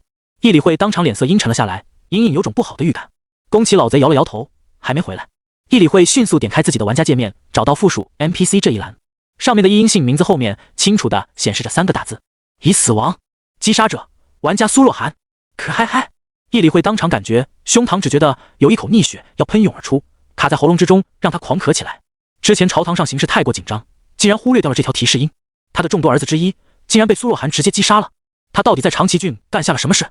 河川家又是怎么回事？极致愤怒之下，议理会反而冷静到了极点，面上再不带一丝一毫情绪，只是平淡的缓声道：查，现在就下去给我查。苏若涵在长崎郡究竟干了什么？他吃了什么？喝了什么？都得给我查清楚。若是按不死他，你们几大财团这次受人入侵，就准备当第一批被征召的家族吧。此话一出，顿时让其他几大财团首脑浑身冷汗齐出，忍不住叫哭起来。易大臣，我们可真没做错什么啊！是啊，苏若涵到底干了什么事？怎么会让您气成这样？咔！议理会已经挂断了通话，来到府邸，看着自己美貌娇艳的 NPC 夫人，他都没有半点心情。死掉一个 NPC 儿子对他来说算不了什么大事，可一个华夏人竟然混到了天蓝王国独立军总督的位置上，这对整个鬼子国的打击有多大？对国战会造成多大的影响？他想都不敢想。议理会面色阴沉地夹起面前美味佳肴，往嘴里放着，不多时却噗的一声吐了出来，招来手下几个卫兵，吩咐下去一些事情，随后又当即转身走出府邸，前往其他大臣府邸，不知是要达成什么阴谋。暗岛公会放下武器，乖乖走出来。福岛郡一座巍峨的城池之前，苏寒奇在战马上对城头呵斥道：城中鬼子玩家熙熙攘攘，青铜级兵种也有上万，这是一座不亚于坂田公会的大公会，可跟河川家比起来，就孱弱的好像婴儿了。郡兵们一路直接打到公会核心城池，随后苏寒在城下叫降，城头上几个会长、副会长等核心玩家浑身颤抖不已，齐刷刷看向最中心的一位中年男子：会长大人，咱们该怎么办？之前坂田公会的惨状，您还记得吗？暗岛公会长浑身站立着，脸色白得吓人。他们不知道苏寒是何方人物，但也清楚之前坂田公会被灭的惨状。一座大公会啊，实力在内测排行榜上都能排得上号的，就这样不声不息的覆灭了。神域没有提示，王国没有通知，就连教派都没说什么，就这样没了。这种无声的恐惧才是最吓人的。不然咱们降了吧。副会长颤颤巍巍地建议道。现在投降对他们来说是最好的办法，总好过被直接抓捕为奴隶。上面还没有回应吗？暗岛会长思索半晌，重重点了点头。投降吧，没有别的办法了。暗岛公会300个玩家一起出城，都是实力赫赫的内测玩家，准备投降。然而下一刻，苏寒嘴角勾起了玩味的笑容，伸手一挥，呼！一道恐怖的核磁风暴直接将这些鬼子玩家卷入其中，随后数个郡兵上前将他们琵琶骨穿上解锁，直接编为奴隶，然后押送回长崎郡。干什么？你们背信弃义？我们是战俘，不是说好投降不杀的吗？所有鬼子玩家破口大骂。OK， 打完收工。鬼子真 TM 蠢，上了这么多次当还觉得我会让他们投降。苏寒心头冷笑，但实际上也是知道是鬼子玩家们信息不对称，不知道自己也是玩家，还以为是王国来评判的。这时候他们选择顺着剧情走其实是对的，可自己是玩家吗？他们顺的只能是自己的剧情了。剧情名为地狱。郡尉大人，咱们出来也有10几天了，您看什么时候回去整理一下收获？雪峰家的百夫长满脸谄媚笑容的走到苏寒面前，点头哈腰的问道。这也是很多百夫长的意思。灭掉河川家后，他们已经在福岛郡剿灭了10几个鬼子大公会，福岛郡几乎为之一空。这10几个鬼子大公会虽然战利品加在一起都赶不上一家河川家，但也让众人收获满满。现在大家都想赶紧回去落袋为安，免得自己的战利品被家族中的小人窃取。这个苏寒看了看前方，有些意犹未尽。鬼子内测玩家已经抓了上千个，公测玩家更是数以万计，福岛郡的鬼子玩家几乎被抓空了。除了提前得到消息逃跑的之外，再继续下去也搞不到什么好东西。那就苏寒伸手指了指远方，还有一些鬼子公测工会，他们实力最弱，所以不在苏寒第一波打击范围内，但苏寒也没打算放过他们。众多郡兵眼睁睁看着苏寒升上天空，抬起法杖。嗡！这一刻，大地猛然颤抖起来，苍穹中的云雾都被震散了。一股股先前令他们都感到畏惧的粒子能量疯狂汇集在苏寒法杖之间。渐渐的，一个纯黑色的巨大圆球凝成，在圆球之中隐隐形成一个核能符号，符号的四扇之间有黑水不断流转。那黑水中所蕴含的恐怖污染之力和毁灭力，让下方郡兵们忍不住浑身颤抖起来。这是什么能量？这一下下来，咱们都得死几个人吧？郡尉大人的实力究竟到达何等程度啊？他这是要……下一刻，众人只听闻苏寒伸了个懒腰，将法杖猛然朝前一挥，轰轰轰！浩大黑水球直接落在一大片鬼子公测工会城头上。只见那黑水球所过之地一片寂静，一碰一个不吱声。大地之下没有任何活着的生灵，就连反抗的声音都没有，好像全部睡着了一般。天空也陡然灰暗下来，仿佛天色瞬间变暗，永夜降临。没有任何生灵能扛过72000点阵伤。大地之上燃起朵朵黑色火焰，这些黑色火焰起初10丈高，犹如布满荒野的野草。其中复活的鬼子玩家们连喘息一声都做不到，就在复活点当场再次被击杀。如今是在领军评判，苏寒就算击杀白名玩家也不会被计算罪恶值。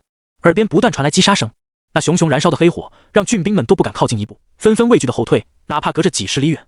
转眸看向苏寒的神色，简直像在看魔鬼。这到底是什么人啊？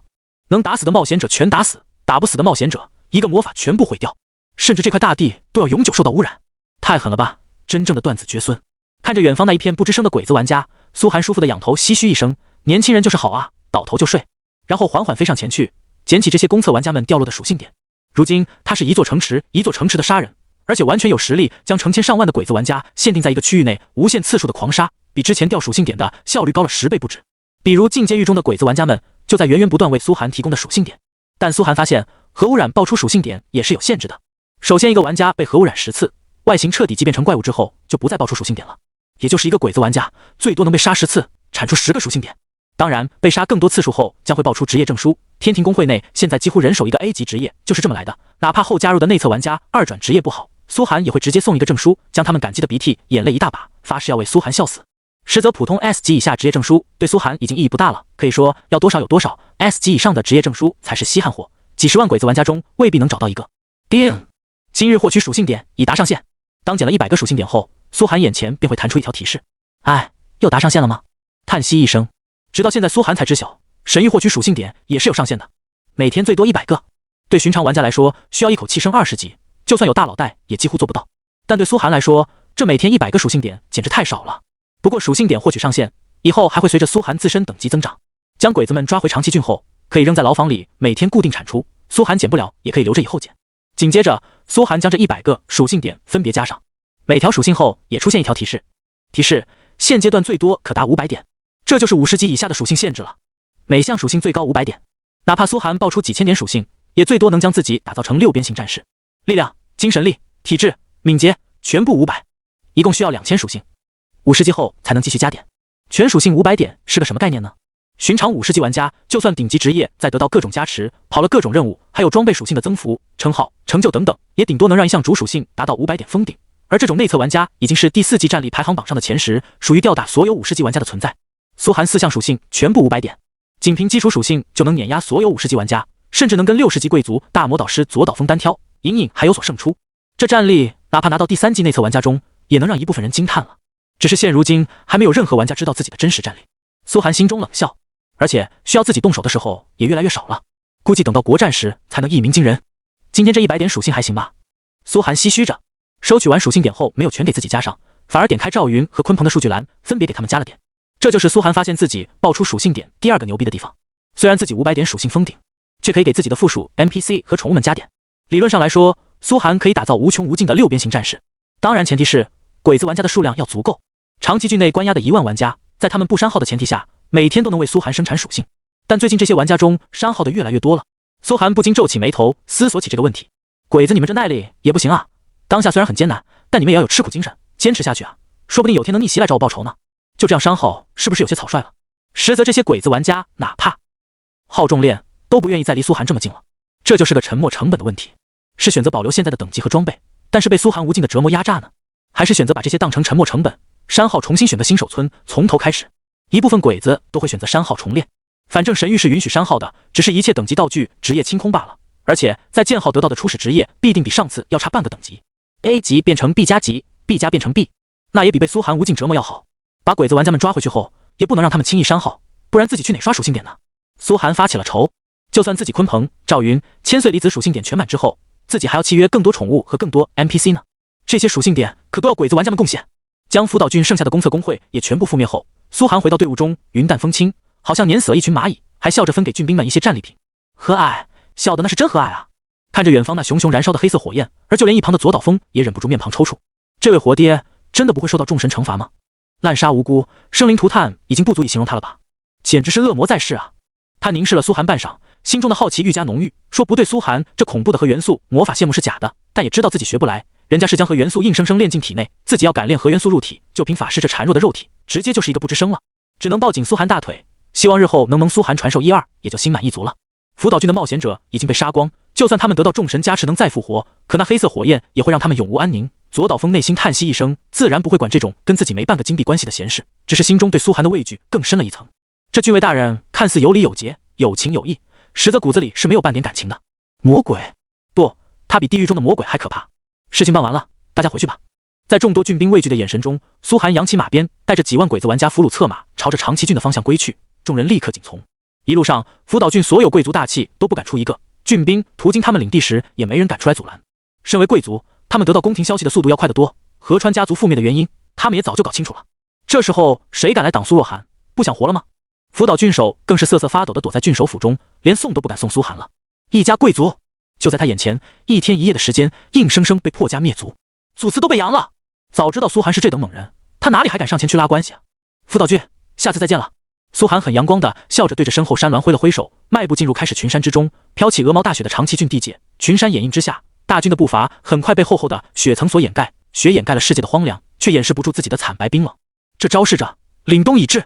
回来的行军速度很快，抵达郡城后，郡兵当然是抱着自己这次获得的战利品回家数着金币偷笑了，顺便也要向家主禀告这次的大事。当然他们都签了契约，太多细节是不能说的，长崎郡贵族家主们也蒙在鼓里。等王国的大事传过来时，他们才陡然发觉，什么？我家参与评判了？什么？河川家被灭了？不是我们干的！不，你不要诬陷我啊！国王拿出了证据，镇压了南境所有贵族，国王获胜了。对，就是我们干的，我们长崎郡永远忠于国王，国王万岁！这几天14家贵族包括左岛家家主们可谓是从心惊胆战到胆大妄为，犹如坐过山车般心情变幻。自从王城的消息传来后，他们就知道长崎郡从今天开始彻底变天了。之前在自己看来一直在搞些无用之事的苏若寒，彻底把所有人都耍了。他不是去剿匪，他是去评判。坐到法师塔内，左岛家主脸色阴沉地看着跪在下方一语不发的左岛风，咬着牙缓缓吐出了几个字：为什么不告诉我？为什么不禀告家族？为什么不阻止他？一连三问，他的怒气已经压制不住，旋即他对左岛风破口大骂：老夫已经200多岁的年纪，还要这样为家族担忧，这几日真是茶不思饭不想，生怕下一个贵族联军就打来了。你就这样对你的老父亲？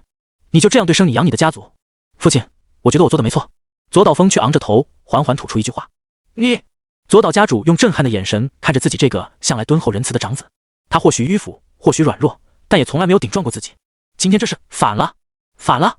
左岛家主用手中法杖重重顿着地面，气得脸色发青，连咳嗽的话语都不连贯了。老夫还没死呢，什么时候轮到你来为家族做主？你这个逆子啊！父亲，左岛风语气仍然沉静，眸中黑白分明，光芒灼人。眼下已是大征之势，兽人帝国连年进攻，已经快突破王国边境防线，再加上中大陆4国对我北大陆虎视眈眈，5年一大仗，3年一小仗，更别说跟龙夏帝国的关系也降到了冰点。国内还南北贵族不和，军方萎靡不振，如此种种，早晚要酿成大祸。王国已经是危在旦夕，我左岛家已是覆巢之卵。您难道还看不清局势吗？这时候如果不推出一个强人来自保，等乱世真正到来，我左岛家如何立足？苏若寒就是最好的支持对象。平日里向来沉默寡言的左岛峰，今日却言辞激烈地吐出了一大段话，眸光始终凝视着左岛家主，坚定无比。俗话说，老实人平时好说话，但倔起来的时候，那是真倔啊！左岛家主第一次感觉自己绝对无法说服这个长子。你，左岛家主强压下心中的怒火，长子的话却在他耳边萦绕不去。噌，他猛然挥动法杖，轻巧地往左侧一顿，动用法师塔权限，2个黄铜巨人立刻从一旁的偏门走了出来，把他给我押进寒冰牢狱，时间流速加快500倍。你就在里面给我好好反省。左岛家主唇角抽动，话如寒风，黄铜巨人应声而动，毫不客气的一左一右打掉了左岛峰的护体法光。左岛峰缓缓起身，没有反抗，没有争辩，任由黄铜巨人将自己抓起来，去掉法杖，戴上禁魔手铐，承受家族家法。家主书房内，左岛峰被带走后，寂寥无人，只有暗处几个隐藏的奴婢在时刻守卫。左岛家主端起一杯红酒，略微抽搐的面孔此刻变得面无表情，静得仿佛一潭深泉。忽然开口：“这件事拿出去给个旁支长老知道，给他们一个交代，也传出去，让外界知道。”已经做了。暗处传来一阵声音，还有簌簌脚步声。左岛家主饮下一口酒，含在嘴里却不咽下，静静品味着佳酿在舌间绽开的时间风味。半晌后，他放下，眉头散开，面色欣慰，全无之前的愤怒之色，嘴角荡漾起神秘的微笑。好啊，好啊，你总算是长大了，知道为家族未来考虑了。想起方才左岛峰坚定的眼神，他含笑摇晃着酒杯，眸色精明而又老练狡黠。傻孩子，你都能看明白的事，为父怎么会看不明白呢？若是没有为父，苏若涵有可能评判成功吗？可以说，苏涵这次评判，左岛家主贡献了大半力量。而他现在所展现出的愤怒之色，茫然不耐烦，一切的一切，同样也是给外人看的。作为上古传承的贵族，左岛家的心思远比任何人想的要深沉。表面展现的力量也只是冰山一角而已，实则左岛家早就有了晋升大贵族的底蕴，却压制了2代人未曾晋升，远不是外人看来的渴望更进一步。他们的目的是什么？那就只有家主知道了。烛色渐暗，飘入郡内每一个贵族之家。今夜，这样的对话发生在其他13家贵族。不可否认的是，从这一刻开始，无论他们愿不愿意，长崎郡的力量都被牢牢攥在了一起，归在苏若涵手下，比之前松散的贵族联盟要强大得多。从今以后，大家就算一荣俱荣，一损俱损了。此时，苏涵通过传送阵进入郡城，没有人来迎接，因为各级官吏今天都繁忙到了极点，足足好几万战俘被押送进河污水牢中，郡守无奈只好将河污水牢再次扩建。郡城下已经被挖空了，天剑神山底部时刻会传来鬼子们的哀嚎声，让郡城中的居民都不敢走夜路。有传闻说郡尉在城下镇压了魔族，也有传闻说镇压的是爱驼山残存妖鬼，这些传闻能令小二止啼。曾经有人着胆子去下水道看了一眼，结果被吓得失魂落魄，大口呕吐，3天3夜才回过神来，向人说下面已经变成了地狱，人的尸体骨头堵满了下水道，一重重的人不断复生，又不断剥皮死去，他们中甚至有的人开始自残为乐，彻底疯狂变成了疯子。如此种种传闻不一而足，所有人都相信城下已经真正成了地狱。郡守府内，所有贵族家主在场，脸色暗昧不明，纷纷沉默不言。所有人都没想过事情会走到这一步。天庭公会的玩家和王云等人全部赶到，振奋地看着眼前这一幕。他们知道这一把大佬算是彻底起飞了，连带着他们所有人同样起飞。以后长崎郡就姓苏了。苏大人，郡守喜气洋洋地走到苏涵面前，递上一份印着王国政务部印记的信件。打开信件后，其中传来国王那醇厚的嗓音：“敬爱的长崎郡臣民，依旧是嘉奖令，授予苏若涵国王勋章，100吨紫金，独立郡总督。”这几句话一出现，全场顿时炸了锅。独立郡，咱们成了独立郡总督？贵族们纷纷惊骇地议论着，心中难免喜悦。成为独立郡的好处可太多了，不仅税收不必上缴王国，而且军事也独立，更别说每年还能收到大量王国拨款。理论上来说，独立郡是行省的同级单位，独立郡总督也跟行省总督是同等地位。而苏涵担任这种总督，说明他除了要向国王负责之外，谁都可以不甩。长崎郡以后就是他的私人王国，不可说国王对他不信任。至于王国勋章，苏涵饶有兴趣地看着自己手中这枚小小金色5芒星的勋章，上面印着王国徽记，散发出淡淡光泽，眼前瞬间弹出一行提示：你获得国王徽章，从此不必向任何贵族行礼。你所率领的部队永久获得王室加持，天蓝王国加持属性坚韧正30%，且你的荣誉加3。这块国王勋章不是重点，100吨紫金也不是重点，重点是独立郡总督。王国对自己立下的功勋来说，绝对算投桃报李了。耳边也传来提示音：君王之心任务1完成。这只是第1环任务，苏涵心中想到，说明后面还有更多环任务，最终奖励则是神器。苏涵勾起嘴角，现在就等国王给出第2轮任务了，只希望这任务不要太离谱，但同时也让自己彻底成了贵族们的眼中钉。敢剿灭一家贵族，所有大贵族都不会放过自己。现在是这次王都的政治事件还未落幕，贵族们尚且腾不出手来罢了。参见总督大人！众多贵族一起起身，这下是不得不给予苏涵尊重了。要知道，苏涵现在不仅手握3000郡兵，而且作为总督，他还有权组建大批正规军，就算长崎郡的财政养不起，也有王国财政出钱养着，还能自行任命玩家当官，组建政府机构，只要王国批下来，甚至自行发起对外战争。可以说军政一把抓。封疆大吏，真正的大权在握，哪怕大贵族也要对一位实权总督心怀敬畏。大家免礼吧。苏寒坐在主位上，似笑非笑地看着众人，这一刻是何等潇洒，何等霸气潜藏。而一旁的郡守同样开心，因为苏寒成为总督后，他当然是调任其他地方了，而且还升任为了大郡郡守。这么久啊，等了这么久，果然逃离危险的边境了。郡守心中简直喜极而泣。本多的第一条政令是，下一刻苏寒就说话了，现在以他的地位，没必要再对这些贵族们虚与委蛇。贵族们纷纷伸长了脖子，等候着苏寒下一句话。左岛家族脸色凝重不已，我看就先改个郡名吧。顿了半晌，苏寒笑着说道：啊！所有贵族一起震撼，他们以为苏寒又要他们割肉，没想到苏寒的第一条政令竟然是改名。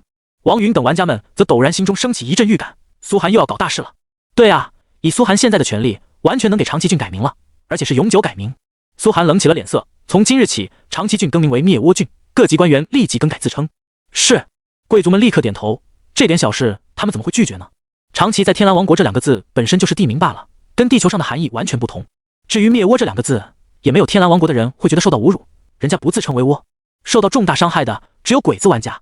下一刻，整个华夏大区所有玩家耳边传来提示音，玩家苏若涵永久变动地图名称，扶桑阵营长崎郡更名为灭倭郡，请各位玩家进入右上角小地图查看，本次变更无补偿。这一刻，真正的一弹激起千层浪，所有鬼子玩家全部愣住了，迅速点开右上角的地图一看，自家阵营天蓝王国中的长崎郡已经被永久更改，变成赤红色的灭倭郡三个大字。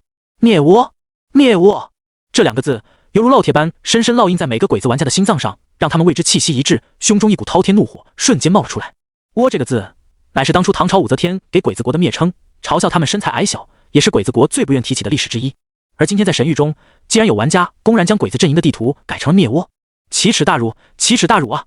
这一次，神域所有玩家彻底炸开了锅，而且还是鬼子玩家们最痛恨的苏若涵。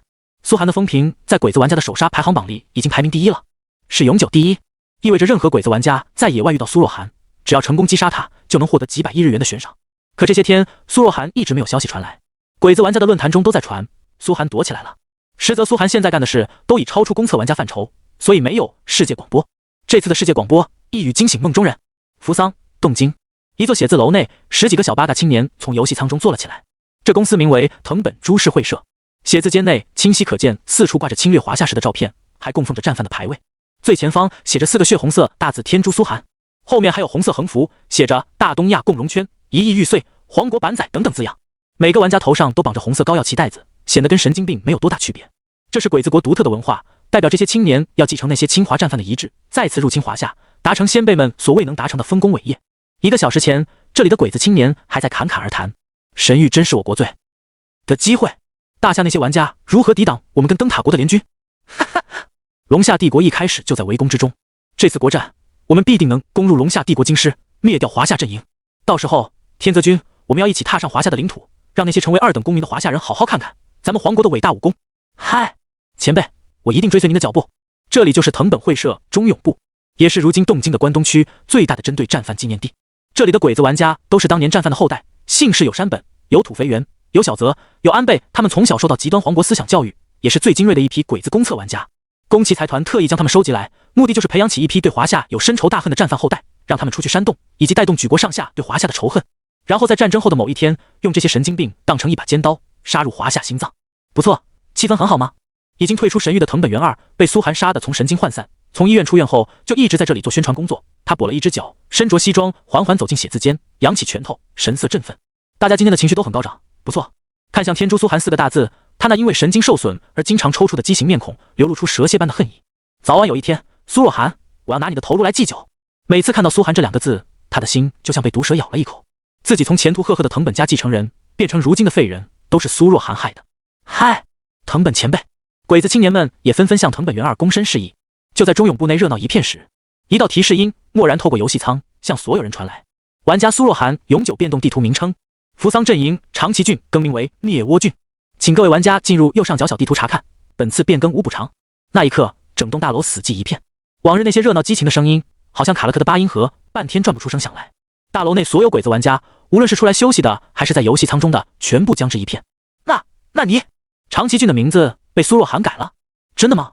不，这怎么可能？那可是我们阵营的地名，神域怎么可能允许这样的事发生？这些战犯后代一片瞠目结舌，难以置信、愤怒、震撼、疑惑。刷！就在这时，游戏舱中的战犯后代们也猛地跳了出来，愤怒的东砸西撞，气得双眸血红。八嘎！苏若涵这个人渣，这个恶心的鼠辈！一个鬼子青年举起手中太刀，愤怒到极点的朝天诛苏涵四字猛砍了下去。吭！结果刀刃卡在榻榻米格子肩上，他半天拔不出来，因为由于长期肥宅生活而力气缩小。八嘎！八嘎！八嘎！看着他状如疯魔，一旁其他鬼子战犯后代同样气得浑身颤抖。长崎郡还是他们之中不少人的家乡，竟然直接被苏若涵这个混蛋篡改成了灭倭这两个字眼，何等耻辱啊！藤本元二站在原地，气得从脊梁骨开始发寒颤抖。怎么可能？砰！就在这时，太刀被一个年轻青年夺下来，扔到一边。他原本斜坐在一旁的榻榻米地上，一边喝酒一边揶揄的笑道：“这就是你们这些皇国的猛士！”哈哈哈！他笑得前仰后合，笑死我了！被人打脸了，连去找人算账都不敢，在家里砸东西，太他妈可爱了！荒木，你竟敢看我们的笑话！打他！打死这个琉球崽子！气急了的战犯后代们顿时上去对青年一阵拳打脚踢。可即便如此，青年也是笑得酒都洒了一地。就你们这些废物，还反攻华夏，他妈是来搞笑的吧？哈哈哈哈！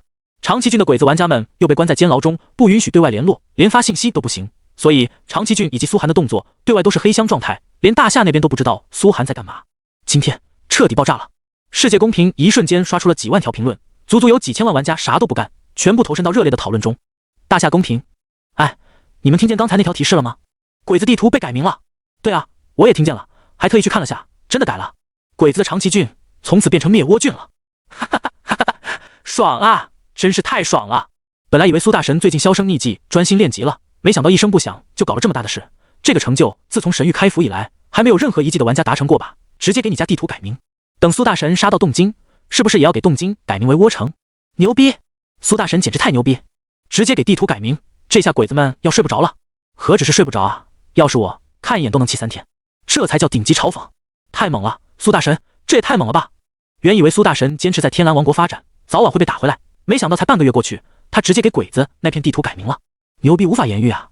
我心中的震撼只能用牛逼来表达了。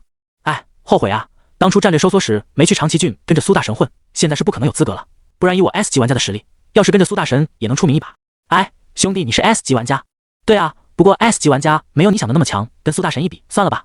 苏涵在大夏玩家中的声望，经过这段时间沉寂后，此刻不仅没有消退，反而更进一步疯狂暴涨。这下苏涵已经成了华夏国内最具声望的公测玩家，没有之一。哪怕这段时间也不少小有名气的玩家们被各大集团资本捧起来，可在苏涵出来的这一刻，也变成了迎星与皓月争辉。公屏中的声音逐渐统一了，苏大神这妖牛逼，完全有资格在华夏执政啊！对啊，如今神域时代到来，强者为尊，苏大神就算不进全国联盟，也起码有个省联盟议员的身份吧？对，我要给苏大神投票，让苏大神当议员。苏大神当议员，华夏才有未来，民族才有希望。苏涵真乃国士也，我这就要去给他投票。很快舆论发酵，变成了必须给苏涵一个职位，不然全国上下所有玩家都交代不过去。如此恐怖的声势，根本不是一时半会消退的去的。比较前几次还在玩家们正常接受的范围内，这次直接创造灭倭郡，让苏涵的声望彻底压不住了。就算联盟中有小人和50万、汉奸等等在作祟，拿了国外的经费故意抹黑苏涵，这下也无法做到了。因为现实的地球上，大街小巷都开始游荡起苏涵的粉丝，一对对玩家在赵越省联盟会议大厅前静坐示威，一定要给苏涵一个议员职位，大声呼喊，几乎震碎了大厅玻璃。大厅门前的服务人员惊得不敢出门，连议长都不敢从正门进去了。如果不给苏涵议员职位，我们将坚持控诉腐败的联盟。对，你们打压人才。甚至全国各地都出现了此类规模的游行，只是赵越省作为苏涵的户籍所在地，声势最为浩大罢了。龙夏联盟的各级联盟迅速开始出动，一边安抚民众，一边承诺必定会给苏若涵一个政府职位。如今的联盟内部鱼龙混杂，处于新生状态，各项制度都还未曾建立，处于强者为尊时代，但也无法忽视民意。此时，港岛，赵越省联盟下辖港岛联盟，港岛联盟所在地就是之前的港都办公厅。办公厅内，整洁庄严的一圈高分子材料桌面前，坐着几十个西装革履的男子，分别来自港岛不同的大集团，也是如今港岛联盟的一员。这些集团有的是恒生银行改组，有的是港商银行改组等等大企业，想想就知道他们多有钱了。为首的男子神色沉静，眉头深深皱起，凝视着外面一圈的人。都说说吧，这件事到底该怎么处理？随着他话语落下，外界马路上的声音同样传来：抗议！抗议！请苏若涵进联盟！抗议！你们埋没人才！抗议！联盟有黑幕。港岛联盟办公厅外，声势比赵越省还要恐怖，成千上万甚至过百万的民众围堵在办公厅前，一声又高过一声的人潮呼喊传到众多议员耳中。事情已经到了迫在眉睫，不得不解决的程度。所有港岛议员面面相觑，各怀鬼胎。这些港岛议员可不是心系国家的好人，在神域降临前，他们就把孩子家产转移到了国外。现在很多人都立场不明，跟国外眉来眼去。苏寒的声望一直没到如今这程度，跟港岛某些人有脱不了单干系。花边新闻上也经常出现抹黑苏寒的新闻。噔噔噔！就在这时，一位容貌清奇的老者敲了敲桌子，微笑道：“议长大人明鉴，我们是跟苏若寒接触过很多次的，可苏若寒身在天蓝王国，我们根本无法提供帮助啊。”其他人眼神有些不善地看着老者。老者名为李清正，李氏集团家主。现在大家都知道他孙女跟苏若寒的关系了。李家做的也很到位，从来没有宣传过自家跟苏若寒的关系，向来低调。之前苏寒的能力就让众人垂涎，如今这一步拔高了几个台阶，引得港岛所有大集团全部都对苏寒刮目相看了。然而如今再想搬动李家跟苏若寒的关系，可称千难万难。其他集团未必想让苏若寒就这样落到李家口袋中。当即便有人不忿地说道：“李清正，你孙女儿都是人家的了，我们怎么好跟你抢啊？联盟会议席位就这么多，不如把你李家的让给苏寒，如何？”呵呵。李清正微微一笑，话下直接4两拨千斤，老夫倒是没有意见，只是你们听听窗外这些人会不会有意见呢？听见外界人群的吼声，那位议员脸色顿时一白。况且你们若是再不想给苏寒席位，那我想全国愿意给席位的联盟也不在少数吧。此话一出，港岛所有议员脸色全部变了。要是让苏若寒去了其他地区，那港岛可真是白白溜走一条大鱼，亏大了。够了！前方面色庄严的议长皱眉道：“赵越省总盟已经发来了消息。”他放下了手中的电话，眼神颇有几分深意地看向李清正，上前笑着对李清正伸出手：“恭喜啊，李老！省联盟决定让苏若寒直接顶替我的位置，成为省联盟议员。”哗！一旦激起千层浪！啊？什么？这不可能！开什么玩笑！所有港岛议员几乎全部惊得站起了身，直接让苏若寒成为省联盟议员。那我们，他苏若寒就算再怎么强，也不过一个年轻人，何德何能？对，他还只是公测玩家，日后如何还不得而知。几个年轻不沉稳的议员已经大声吼了出来，他们也是公测玩家，仗着背后家族势力坐上议员位置，可却不愿意承认自己比苏寒弱。够了！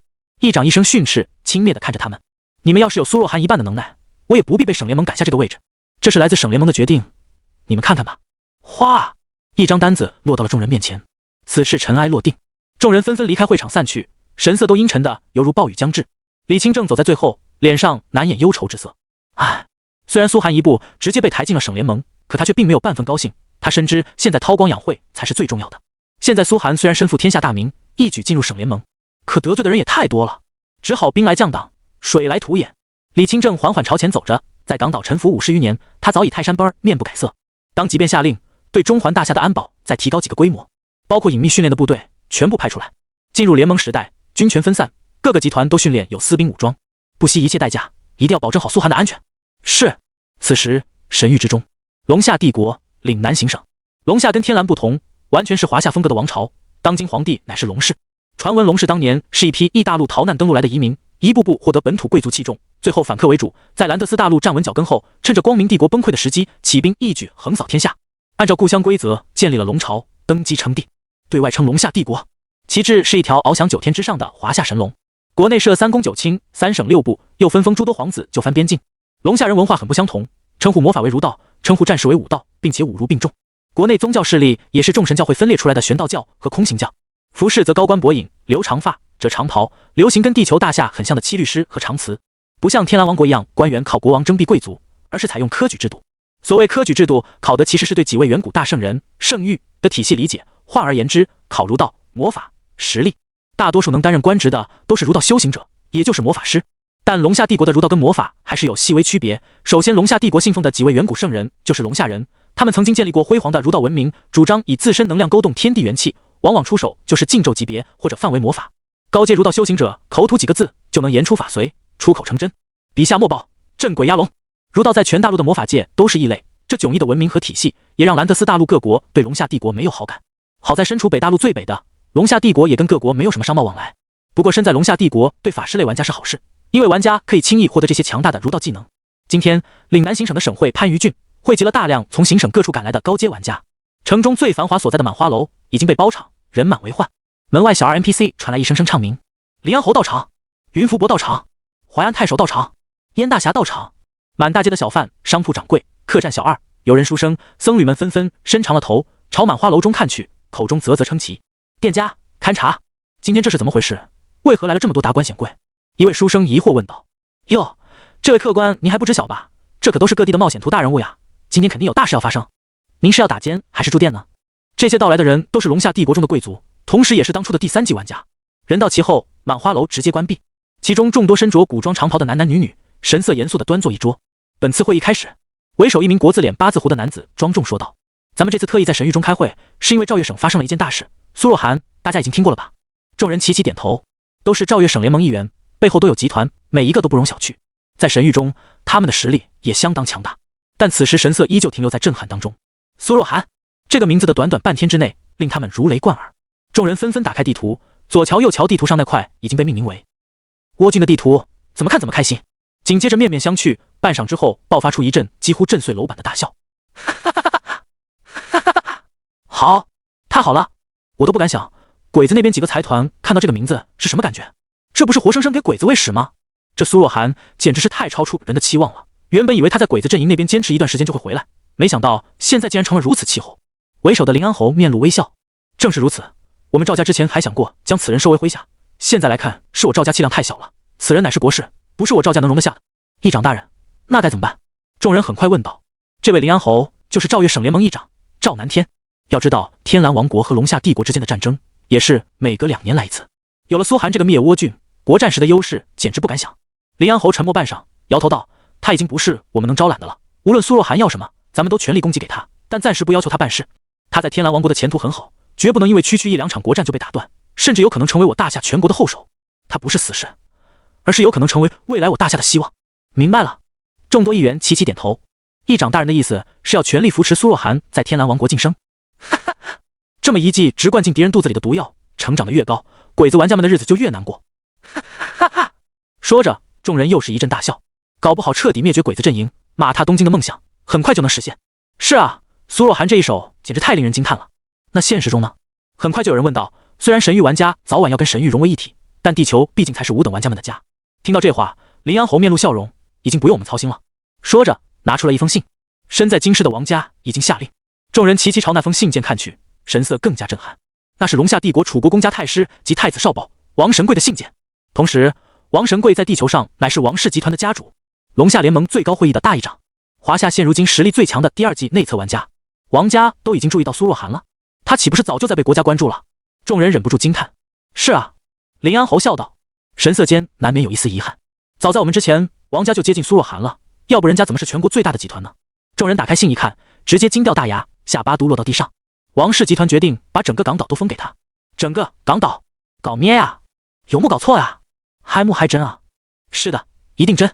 林安侯狠狠点头，娓娓道来，这次回去之后，全港岛就是苏若涵的地盘了，大家就不要再伸手，切记。他严厉地敲了敲桌子。苏若涵为国家的贡献值得一个港岛，我命令他为港岛议长的文件也已经下发，说不定过几年他就要接我的班，当这个赵月省议长，参与全国联盟会议。众人半晌都说不出话来。要知道从这态度来看，王家是直接把苏涵当下一任最高议员来培养啊，一步进入7人最高会议了。要知道苏涵还没有任何根基，完全从一个无名小卒走到这一步，王家的气量也不可谓不大，背后为苏若涵一步步铺好了路，完全不在意苏若涵的根基。看来联盟之中还是有些明事理的人的。一位议员冷笑着，国家处在大争之势，处处勾心斗角，埋没人才，岂是长久之计？林安侯脸色同样泛上一阵冷冽。不过这个决定恐怕会触动江南行省一些人的神经，毕竟他们扶持了不少人才，想争夺下一届最高议员的位子，其中甚至还有个 SS 级的绝顶天骄江安氏。我知道。顿时便有议员回忆道，那个江安氏的职业好像是儒道一系的圣人门徒，听说现在也快坐上太守的位置，只不过是在耀阳大区的南安国，不跟咱们赵月省在一个大区，都在兰特斯大陆，早晚都会撞上的。林安侯呵呵一笑，其他各省联盟推出的天才也都不少，不过现如今看来还没有一位能赶得上咱们赵月省的苏若涵，这才是王家为苏若涵铺路的原因吧。众人再次点头，神色间也有一阵掩藏不住的骄傲。苏涵这么争气，让整个赵月省的玩家脸上都有光。议论完毕后，各家开始商议下一次联盟大会以及即将到来的国战，这才是重中之重。此时港岛山顶别墅区，此刻刚刚卸任的港岛议长罗天贵接过菲佣端来的热茶，脸色一片灰白。砰！他狠狠将茶水放下。家族辛苦经营，这么久投入这么多资源的港岛议长之位，就要这样让出去了？就因为一个苏若涵？之前他并非不知晓苏涵，只是一直压着罢了。港岛各家都不想有人来分蛋糕，现如今算是彻底压不住了。省联盟直接让苏涵顶替自己的位置，岂有此理！罗天贵心头一阵恼怒。而就在这时，门外忽然走来了几个身着黑西装的僵硬面孔的男子，笑容满面的递上名片。议长大人，我们宫崎董事长想请您一务。此时灭倭郡，苏涵第一件事就开始了大兴土木。首先要建的是学院，他从各家征用了几10万奴隶，再加上左岛法师塔的无私奉献，建立起了一座前所未有的浩大学院，包括的科目可多了去了，战士、法师、刺客、骑士，各家贵族都被他请来当了教员。这座学院每天都能出产一批职业者，将没有实力的普通 NPC 转化为战力。而建立学院所消耗的资金也恐怖到了一定程度，郡财政上的钱迅速花光，苏寒自己又倒贴了50万金币进去，这还只是最前期的投入罢了。后续增设各种教学设施又是一笔巨款，不过提升的却是全郡的实力。要知道，神域中有战力的 NPC 始终是少数，大部分 NPC 都是几级、10几级的普通人，他们的一生就是被贵族们压榨、收税，为各大工会奴役。天蓝王国又没有科举制，大批人才被埋没。境内所有贵族都没想到苏寒野心竟然这么大，第一步就是建立学院。要知道，有资格建立学院的都是大贵族往上了。王国的制度，男爵只是小贵族，子爵是中等贵族，伯爵才是大型贵族。至于侯爵和公爵，那都是上古世家才有资格获封的。而平时苏寒自然也没闲着，依旧前往各家贵族进行训练，只不过训练的场地搬到了学院当中，他自己担任学院第一任院长。等这第一批骑士班毕业之后，我就又多了一批实力了。尚未建成的学院场地上，看着朝气蓬勃的贵族学员们，苏寒心头大爽。外界所发生的事情尚未传到他这边来，不过李家已经通过李青梅告知苏寒，可能苏寒要担任港岛议长。港岛议长，初听到这话时，苏寒神色是略带震撼的。港岛，赵越省最富庶的一个市 ，GDP 赶得上其他地方半个省，竟然让自己担任议长。不过李清正也交代了，此事十分凶险，港岛内可能有大量集团不服，有利有弊。一旦坐上这个位置，整个港岛的玩家和众多资源，苏寒都能调配。他们都集中在龙夏帝国，也等于苏寒自己的实力。现在路是越走越宽了呀。苏寒心头想到，这次灭掉河川家族，让自己的实力直接上升一个台阶。一位总督，就算比不上大贵族，也能跟一般贵族媲美了。至于港岛那些集团，苏寒嘴角泛上一阵轻蔑的冷笑。之前在路上差点被鬼子给干死，就跟那些集团有关系，都是卖国贼。他还清楚记得有多少港岛企业明里暗里跟华夏作对，因为港岛孤悬海外，还被殖民过，难免跟国外有交流，其中的卖国贼肯定不少。早就看这些人不爽了，以我现如今的核污染，走出去不知道会有多强。苏寒阴冷的狞笑着，管你什么集团，老子核污染在手，核弹打来都不怕。紧接着王云那边也传来了对话，先是对苏寒一阵恭喜，不过他们已经被苏寒震撼习惯了，表示对苏大神来说只是机操罢了。随后就郑重说道，苏寒，我们王家有位前辈想要见你，他会亲自来到灭倭郡，希望你能做好准备。王家前辈这个词一说出来，苏寒就感觉到有大事要发生。就算他再怎么不关心外界，也知道王家如今是全国最高议会的大议长，也是全国最大的集团，雄踞整个北方。再联想到王云的姓氏，就瞬间明白了，他是颗暗棋啊！原来王家这么早就在关注自己了。苏寒心头一阵唏嘘，但还是对王家十分尊敬，毕竟历次国战，王家都挡在了最前面，不少王家成员为国捐躯，战斗至大脑丧失活性，人家的地位是一仗仗打出来的。他点点头对王云道，好啊，我这边随时可以进来。一位龙夏帝国的大贵族私自进入天蓝王国，按理说是十分不便的，但以苏寒如今的地位，完全没有任何人阻拦王云一行人。崎岖的山路上，王云搀扶着一位老者，身后只有寥寥几位随行人员，缓缓朝长崎郡走着。老人的脚步看似缓慢，实则每一步都能迈开数里，带着王云他们犹如空间穿梭。这正是龙夏帝国的玄道秘籍缩地成寸，也是高阶空间魔法。而对这个老人来说，只是随手施展出来的随意脚步罢了。家主，这就是苏若涵所建立的灭倭郡。王云指着前方一片浩大城池，对老者不断讲述着。老者微笑点头，身上没穿彰显身份的华服，取而代之的只是一件普通长袍，斑驳的白色长发上插着玉簪子，三两步便直接来到郡城内，跟众人一起在郡城大街上游览着。见苏寒留下的一道道核污染痕迹，众人都不禁啧啧称奇。苏若涵的职业究竟是什么等级？这种战斗力，他真是一个公测玩家吗？英雄出少年啊！听闻周边几人的震撼，老者含笑不语。他是第2级玩家，见的世面自然要比众人多，还不至于就失态。很快，众人来到总督府，苏寒正忙着跟一群贵族们扯皮。这郡城的位置，我看必须要搬到湖心岛去，诸位以为呢？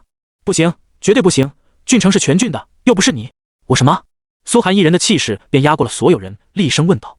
令到来的老者更是面色一阵赞许，一声便能让大贵族们不敢言。看来苏寒的地位确实是实打实的。等看到天空中的鲲鹏后，老者的眸中都忍不住露出一丝震撼。神兽啊！公测期间就能获得神兽宠物。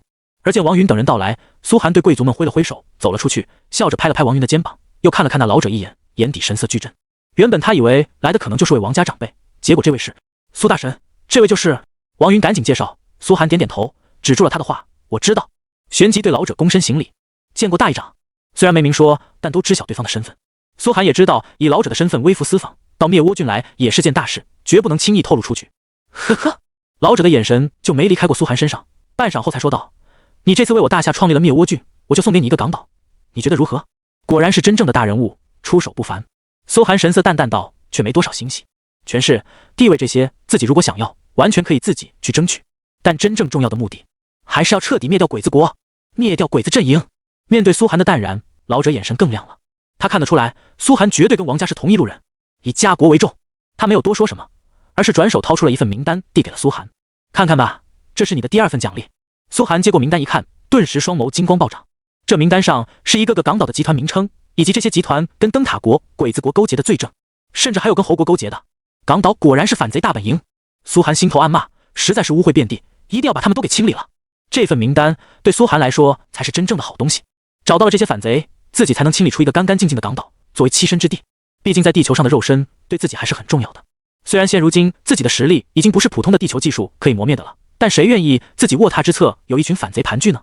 至于这老者的意思，苏寒眼眸带着几分凌厉的看着老者那如一滩古井般幽深的眼眸，忽然点点头。我明白了，您不仅仅是想把港岛给我，恐怕也是想让我帮您清理掉这些反贼吧？心头有些纳闷，怎么大佬一个个都来找自己清理反贼？天狼国王如此，现实中的这王家同样如此。自己看起来很好，被利用吗？不过苏寒不怕被利用，被利用说明你有用。要不是这次被国王利用，自己怎么能一飞冲天，从一个小小的公测玩家一跃成为震撼国家的地区性重要人物？正是如此。老者没有丝毫掩饰的含笑点头，他的一举一动、一颦一笑都让人猜不透、琢磨不到，境界已经远远超出自己。不过苏寒现在可以确认的是，王家对自己没有恶意。以王家的实力，随便派遣一支专员小组就能灭了这些人吧？为何还要我？苏寒疑惑道。呵呵，老者轻笑2声，没有怪罪苏寒的年轻，只是带着引导的语气说道：你想想，现如今国内的局势很复杂，这些人背后盘根错节，也不是我王家一言能够决定的。但你如今的名望在国内一朝高过一朝，由你来做这件事，再由我王家给你撑腰，那些人是不是不敢再有二话？明白了。苏寒颔首，这就是王家直接封自己一个港岛的原因。不过杀反贼杀鬼子这种事儿嘛，自己最喜欢干了，交给自己准没错。再说清理出一个干干净净的港岛，那不也是自己的吗？你要注意，接下来老者语气带着几分凝重的说道，这次的国战恐怕会是受人入侵，事情没有外界想的那么简单，一定要注意。若是不行，还是回到龙夏帝国来。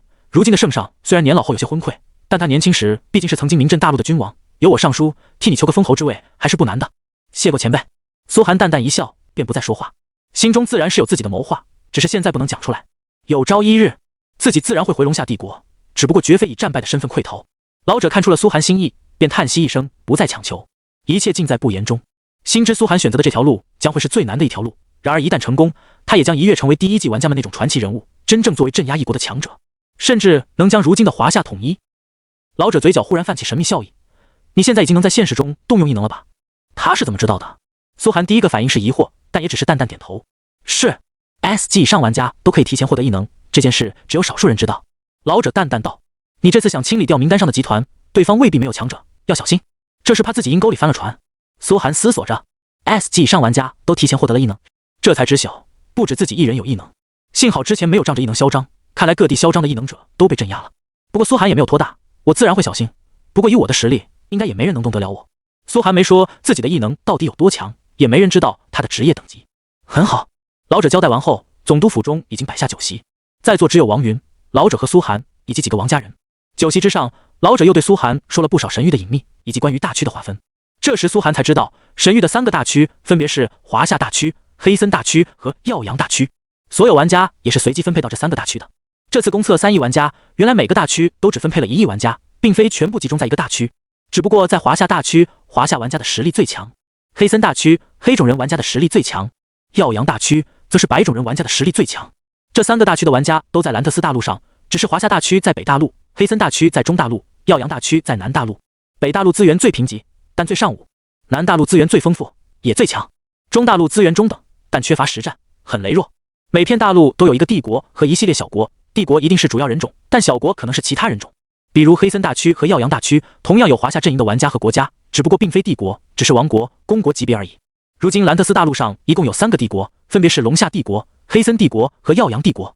龙夏帝国由华夏阵营玩家占据，黑森帝国由黑种人玩家阵营占据，耀阳帝国则是所有白种人玩家占据。黄、黑、白3个大区，局势是你中有我，我中有你。老者最后说道，现如今我北大陆连年遭受兽人入侵，本来资源就不丰富，更是出了天蓝王国的鬼子阵营这个叛徒，可以说岌岌可危。未来局势究竟如何，还是要看你们这一次的公测玩家能走到什么地步。听完之后，苏寒沉默了半晌，万万没想到神域的大陆局势竟然这么复杂，只感觉神域这个近乎异世界的神秘大陆对自己敞开了一角面纱，眼前的迷雾终于散去了些。不过现阶段跟自己关系还不大，等以后国战正式开始才涉及到大陆之争。酒席散后，老者返回，并没有任何邀请苏寒加入王氏集团的意思，只是表达出看好。这苏寒来说这就够了，有王家在背后撑腰，自己才更好在天蓝王国搞大事。与此同时，公屏上对这次灭倭郡事件仍在不断发酵，华夏大区自然是闹得最凶的，但鬼子国玩家和其他阵营玩家们的震撼同样不小。鬼子国玩家直接挂了3天红色大字报：必杀苏若涵，必杀苏若涵，必杀苏若涵。下面有无数鬼子玩家的跟帖。天风行省所有玩家全部报道，近期将组成联军对苏若涵发起围攻，不惜一切代价也要将他驱逐出境。天风行省的7个郡，除了长崎郡和福岛郡，其他5个郡的鬼子玩家全部签了名，后面还有海丰行省5个郡的鬼子玩家签名。2个行省群情激愤，可想而知这一次的攻势会如何浩大。不仅是公测玩家，内测玩家也会一起出手，发起有史以来一场规模最大的工会战。他们的目标很明确，只要灭绝了天庭工会，击杀苏若涵一次，那苏若涵的官位什么的全都会消失。耻辱啊，真是太耻辱了！不洗刷这份耻辱，我们有何面目面对先辈？8嘎，阵营的地图竟然被苏若涵改名，不可忍耐！我国所有强者们全部出动，必杀苏若涵。不仅是在神域内，线下鬼子国也掀起了浩大抵制苏涵的运动，甚至上报到了联合国，举报苏若涵是人类公敌，灭绝人性。主宰联合国的灯塔国当然想站在鬼子国这一边，发公函到龙夏联盟要求制裁苏涵，可没想到龙夏联盟根本鸟都不鸟联合国。于是鬼子国国民们便开始大街小巷的游行抗议，整日举行示威活动，驱逐苏若涵。苏若涵滚回龙夏帝国，他一个大夏人，凭什么在我们天蓝王国嚣张？举报苏若涵。与此同时，一队队精英鬼子玩家开始在线下进行训练，同时他们背后的家族自愿捐献款项，专门用来针对苏涵。这态势不是堪比国战了，这就是一场小国战。如此凶猛的局势之下，国内外苏涵的呼声也一潮高过一潮。相比之下，安倍老贼之前针对苏涵做出的计划简直不值一提。哈哈，安倍老贼笑得合不拢嘴，这么多人都来帮我，灭掉苏若涵的希望岂不是更大了？站在他身旁的荒木信却笑而不语，用只有自己能听见的呢喃声道：真是愚蠢的畜生们，一个在你们没发现前就能吊打你们的强者，你们哪来的自信能围剿掉他？只不过这点都在鬼子国高涨的国民呼声下被掩盖了。趁此机会，宫崎财团和太宰财团自然也纷纷派出了强者。这次是第3季玩家直接下凡，拼着等级不要，都要搞死苏涵。相比之下，他们花费的资源比之前还要少许多，毕竟长崎郡内的公测玩家已经被苏涵彻底玩废了。但鬼子玩家自发组成的联军，声势显然更加浩大。所有人都知道，下一次公会战也是最终一次公会战，苏涵将面临无比严峻的挑战。不止1个郡的鬼子，甚至不止1-2个郡的鬼子玩家，而是周边2个行省都会朝苏若涵发起进攻。灭倭郡的地理位置特殊，大夏阵营又很难帮到忙，只能帮灭倭郡抵消掉一部分即将到来的压力，可大部分还是要苏涵自己面对。此时，长崎郡边境外，烈阳公国、肯特郡、纽特郡、艾伦郡边境行省10几个郡的玩家汇集在了一起。烈阳公国几乎全都是白种人玩家，要么是拉丁人种和阿拉伯人种玩家，有好几个不同的国家阵营，但白种人总是跟白种人站在一边的。旁边还有个实力最弱的罗德伯国，几个郡的玩家也赶到了肯特郡内。帝、王、公、伯、子、男，按照大陆的6等爵制，伯国是地位最弱、建国根基最低的国家，也是刚刚满足建国的门槛。罗德伯国的玩家都是黑种人，实力在北大陆4国中最弱，弱到每次受人入侵，黑人玩家都要被灭1次国的程度，惨到了家，只能每次求着周边大佬帮他们复国。黑种人玩家的态度也比较摇摆，一部分倾向于跟华夏混，一部分则投靠了白种人的灯塔国等阵营。罗德伯国也呈现2极分化的趋势，靠近烈阳公国和天蓝王国的玩家都是跟白种人混的，靠近龙夏帝国一边则是亲近大夏，换句话说就是墙头草。不过实力太弱，当墙头草也是没办法的事。肯特郡郡城巨大的圆桌前，几十个黑白不同皮肤的玩家围作一团，用口音造乱的语言争吵起来，必须压制这个苏若涵。他一个大夏竟然在天蓝王国崛起，若是鬼子阵营遭此大败，北大陆以后恐怕就是华夏人的天下了，咱们还怎么混？可咱们这样贸然出击，真的不会引起跟华夏之间的大战吗？哼，兽人马上要入侵，龙夏帝国首当其冲，抵抗兽人都来不及呢，哪有实力来管这个苏若涵？对了，这次兽人入侵，大家准备好怎么坑龙夏帝国了吗？准备好了，已经做好详实计划，只等鬼子玩家们配合。说着说着，众人就开始跑题，话题转移到熟练的压制龙夏帝国上。每次国战都是他们坑华夏玩家的好机会，几乎已经成了肌肉记忆。北大陆各国玩家这些年别的事没干，全部精力都放在拖龙夏帝国的后腿，这才是导致北大陆战乱不休的原因。华夏玩家一边要面临兽人入侵，一边还要被周边各国玩家针对，旁边还有天蓝王国这个二五仔。之前历次国战失利也很好理解了，实在是龙夏帝国的地理位置太差，在北大陆最边境，左边靠海，右边就是兽人大草原。每年饿得发慌的兽人入侵时，龙夏帝国连躲都没地方躲，后面还有一群混蛋在坑他们。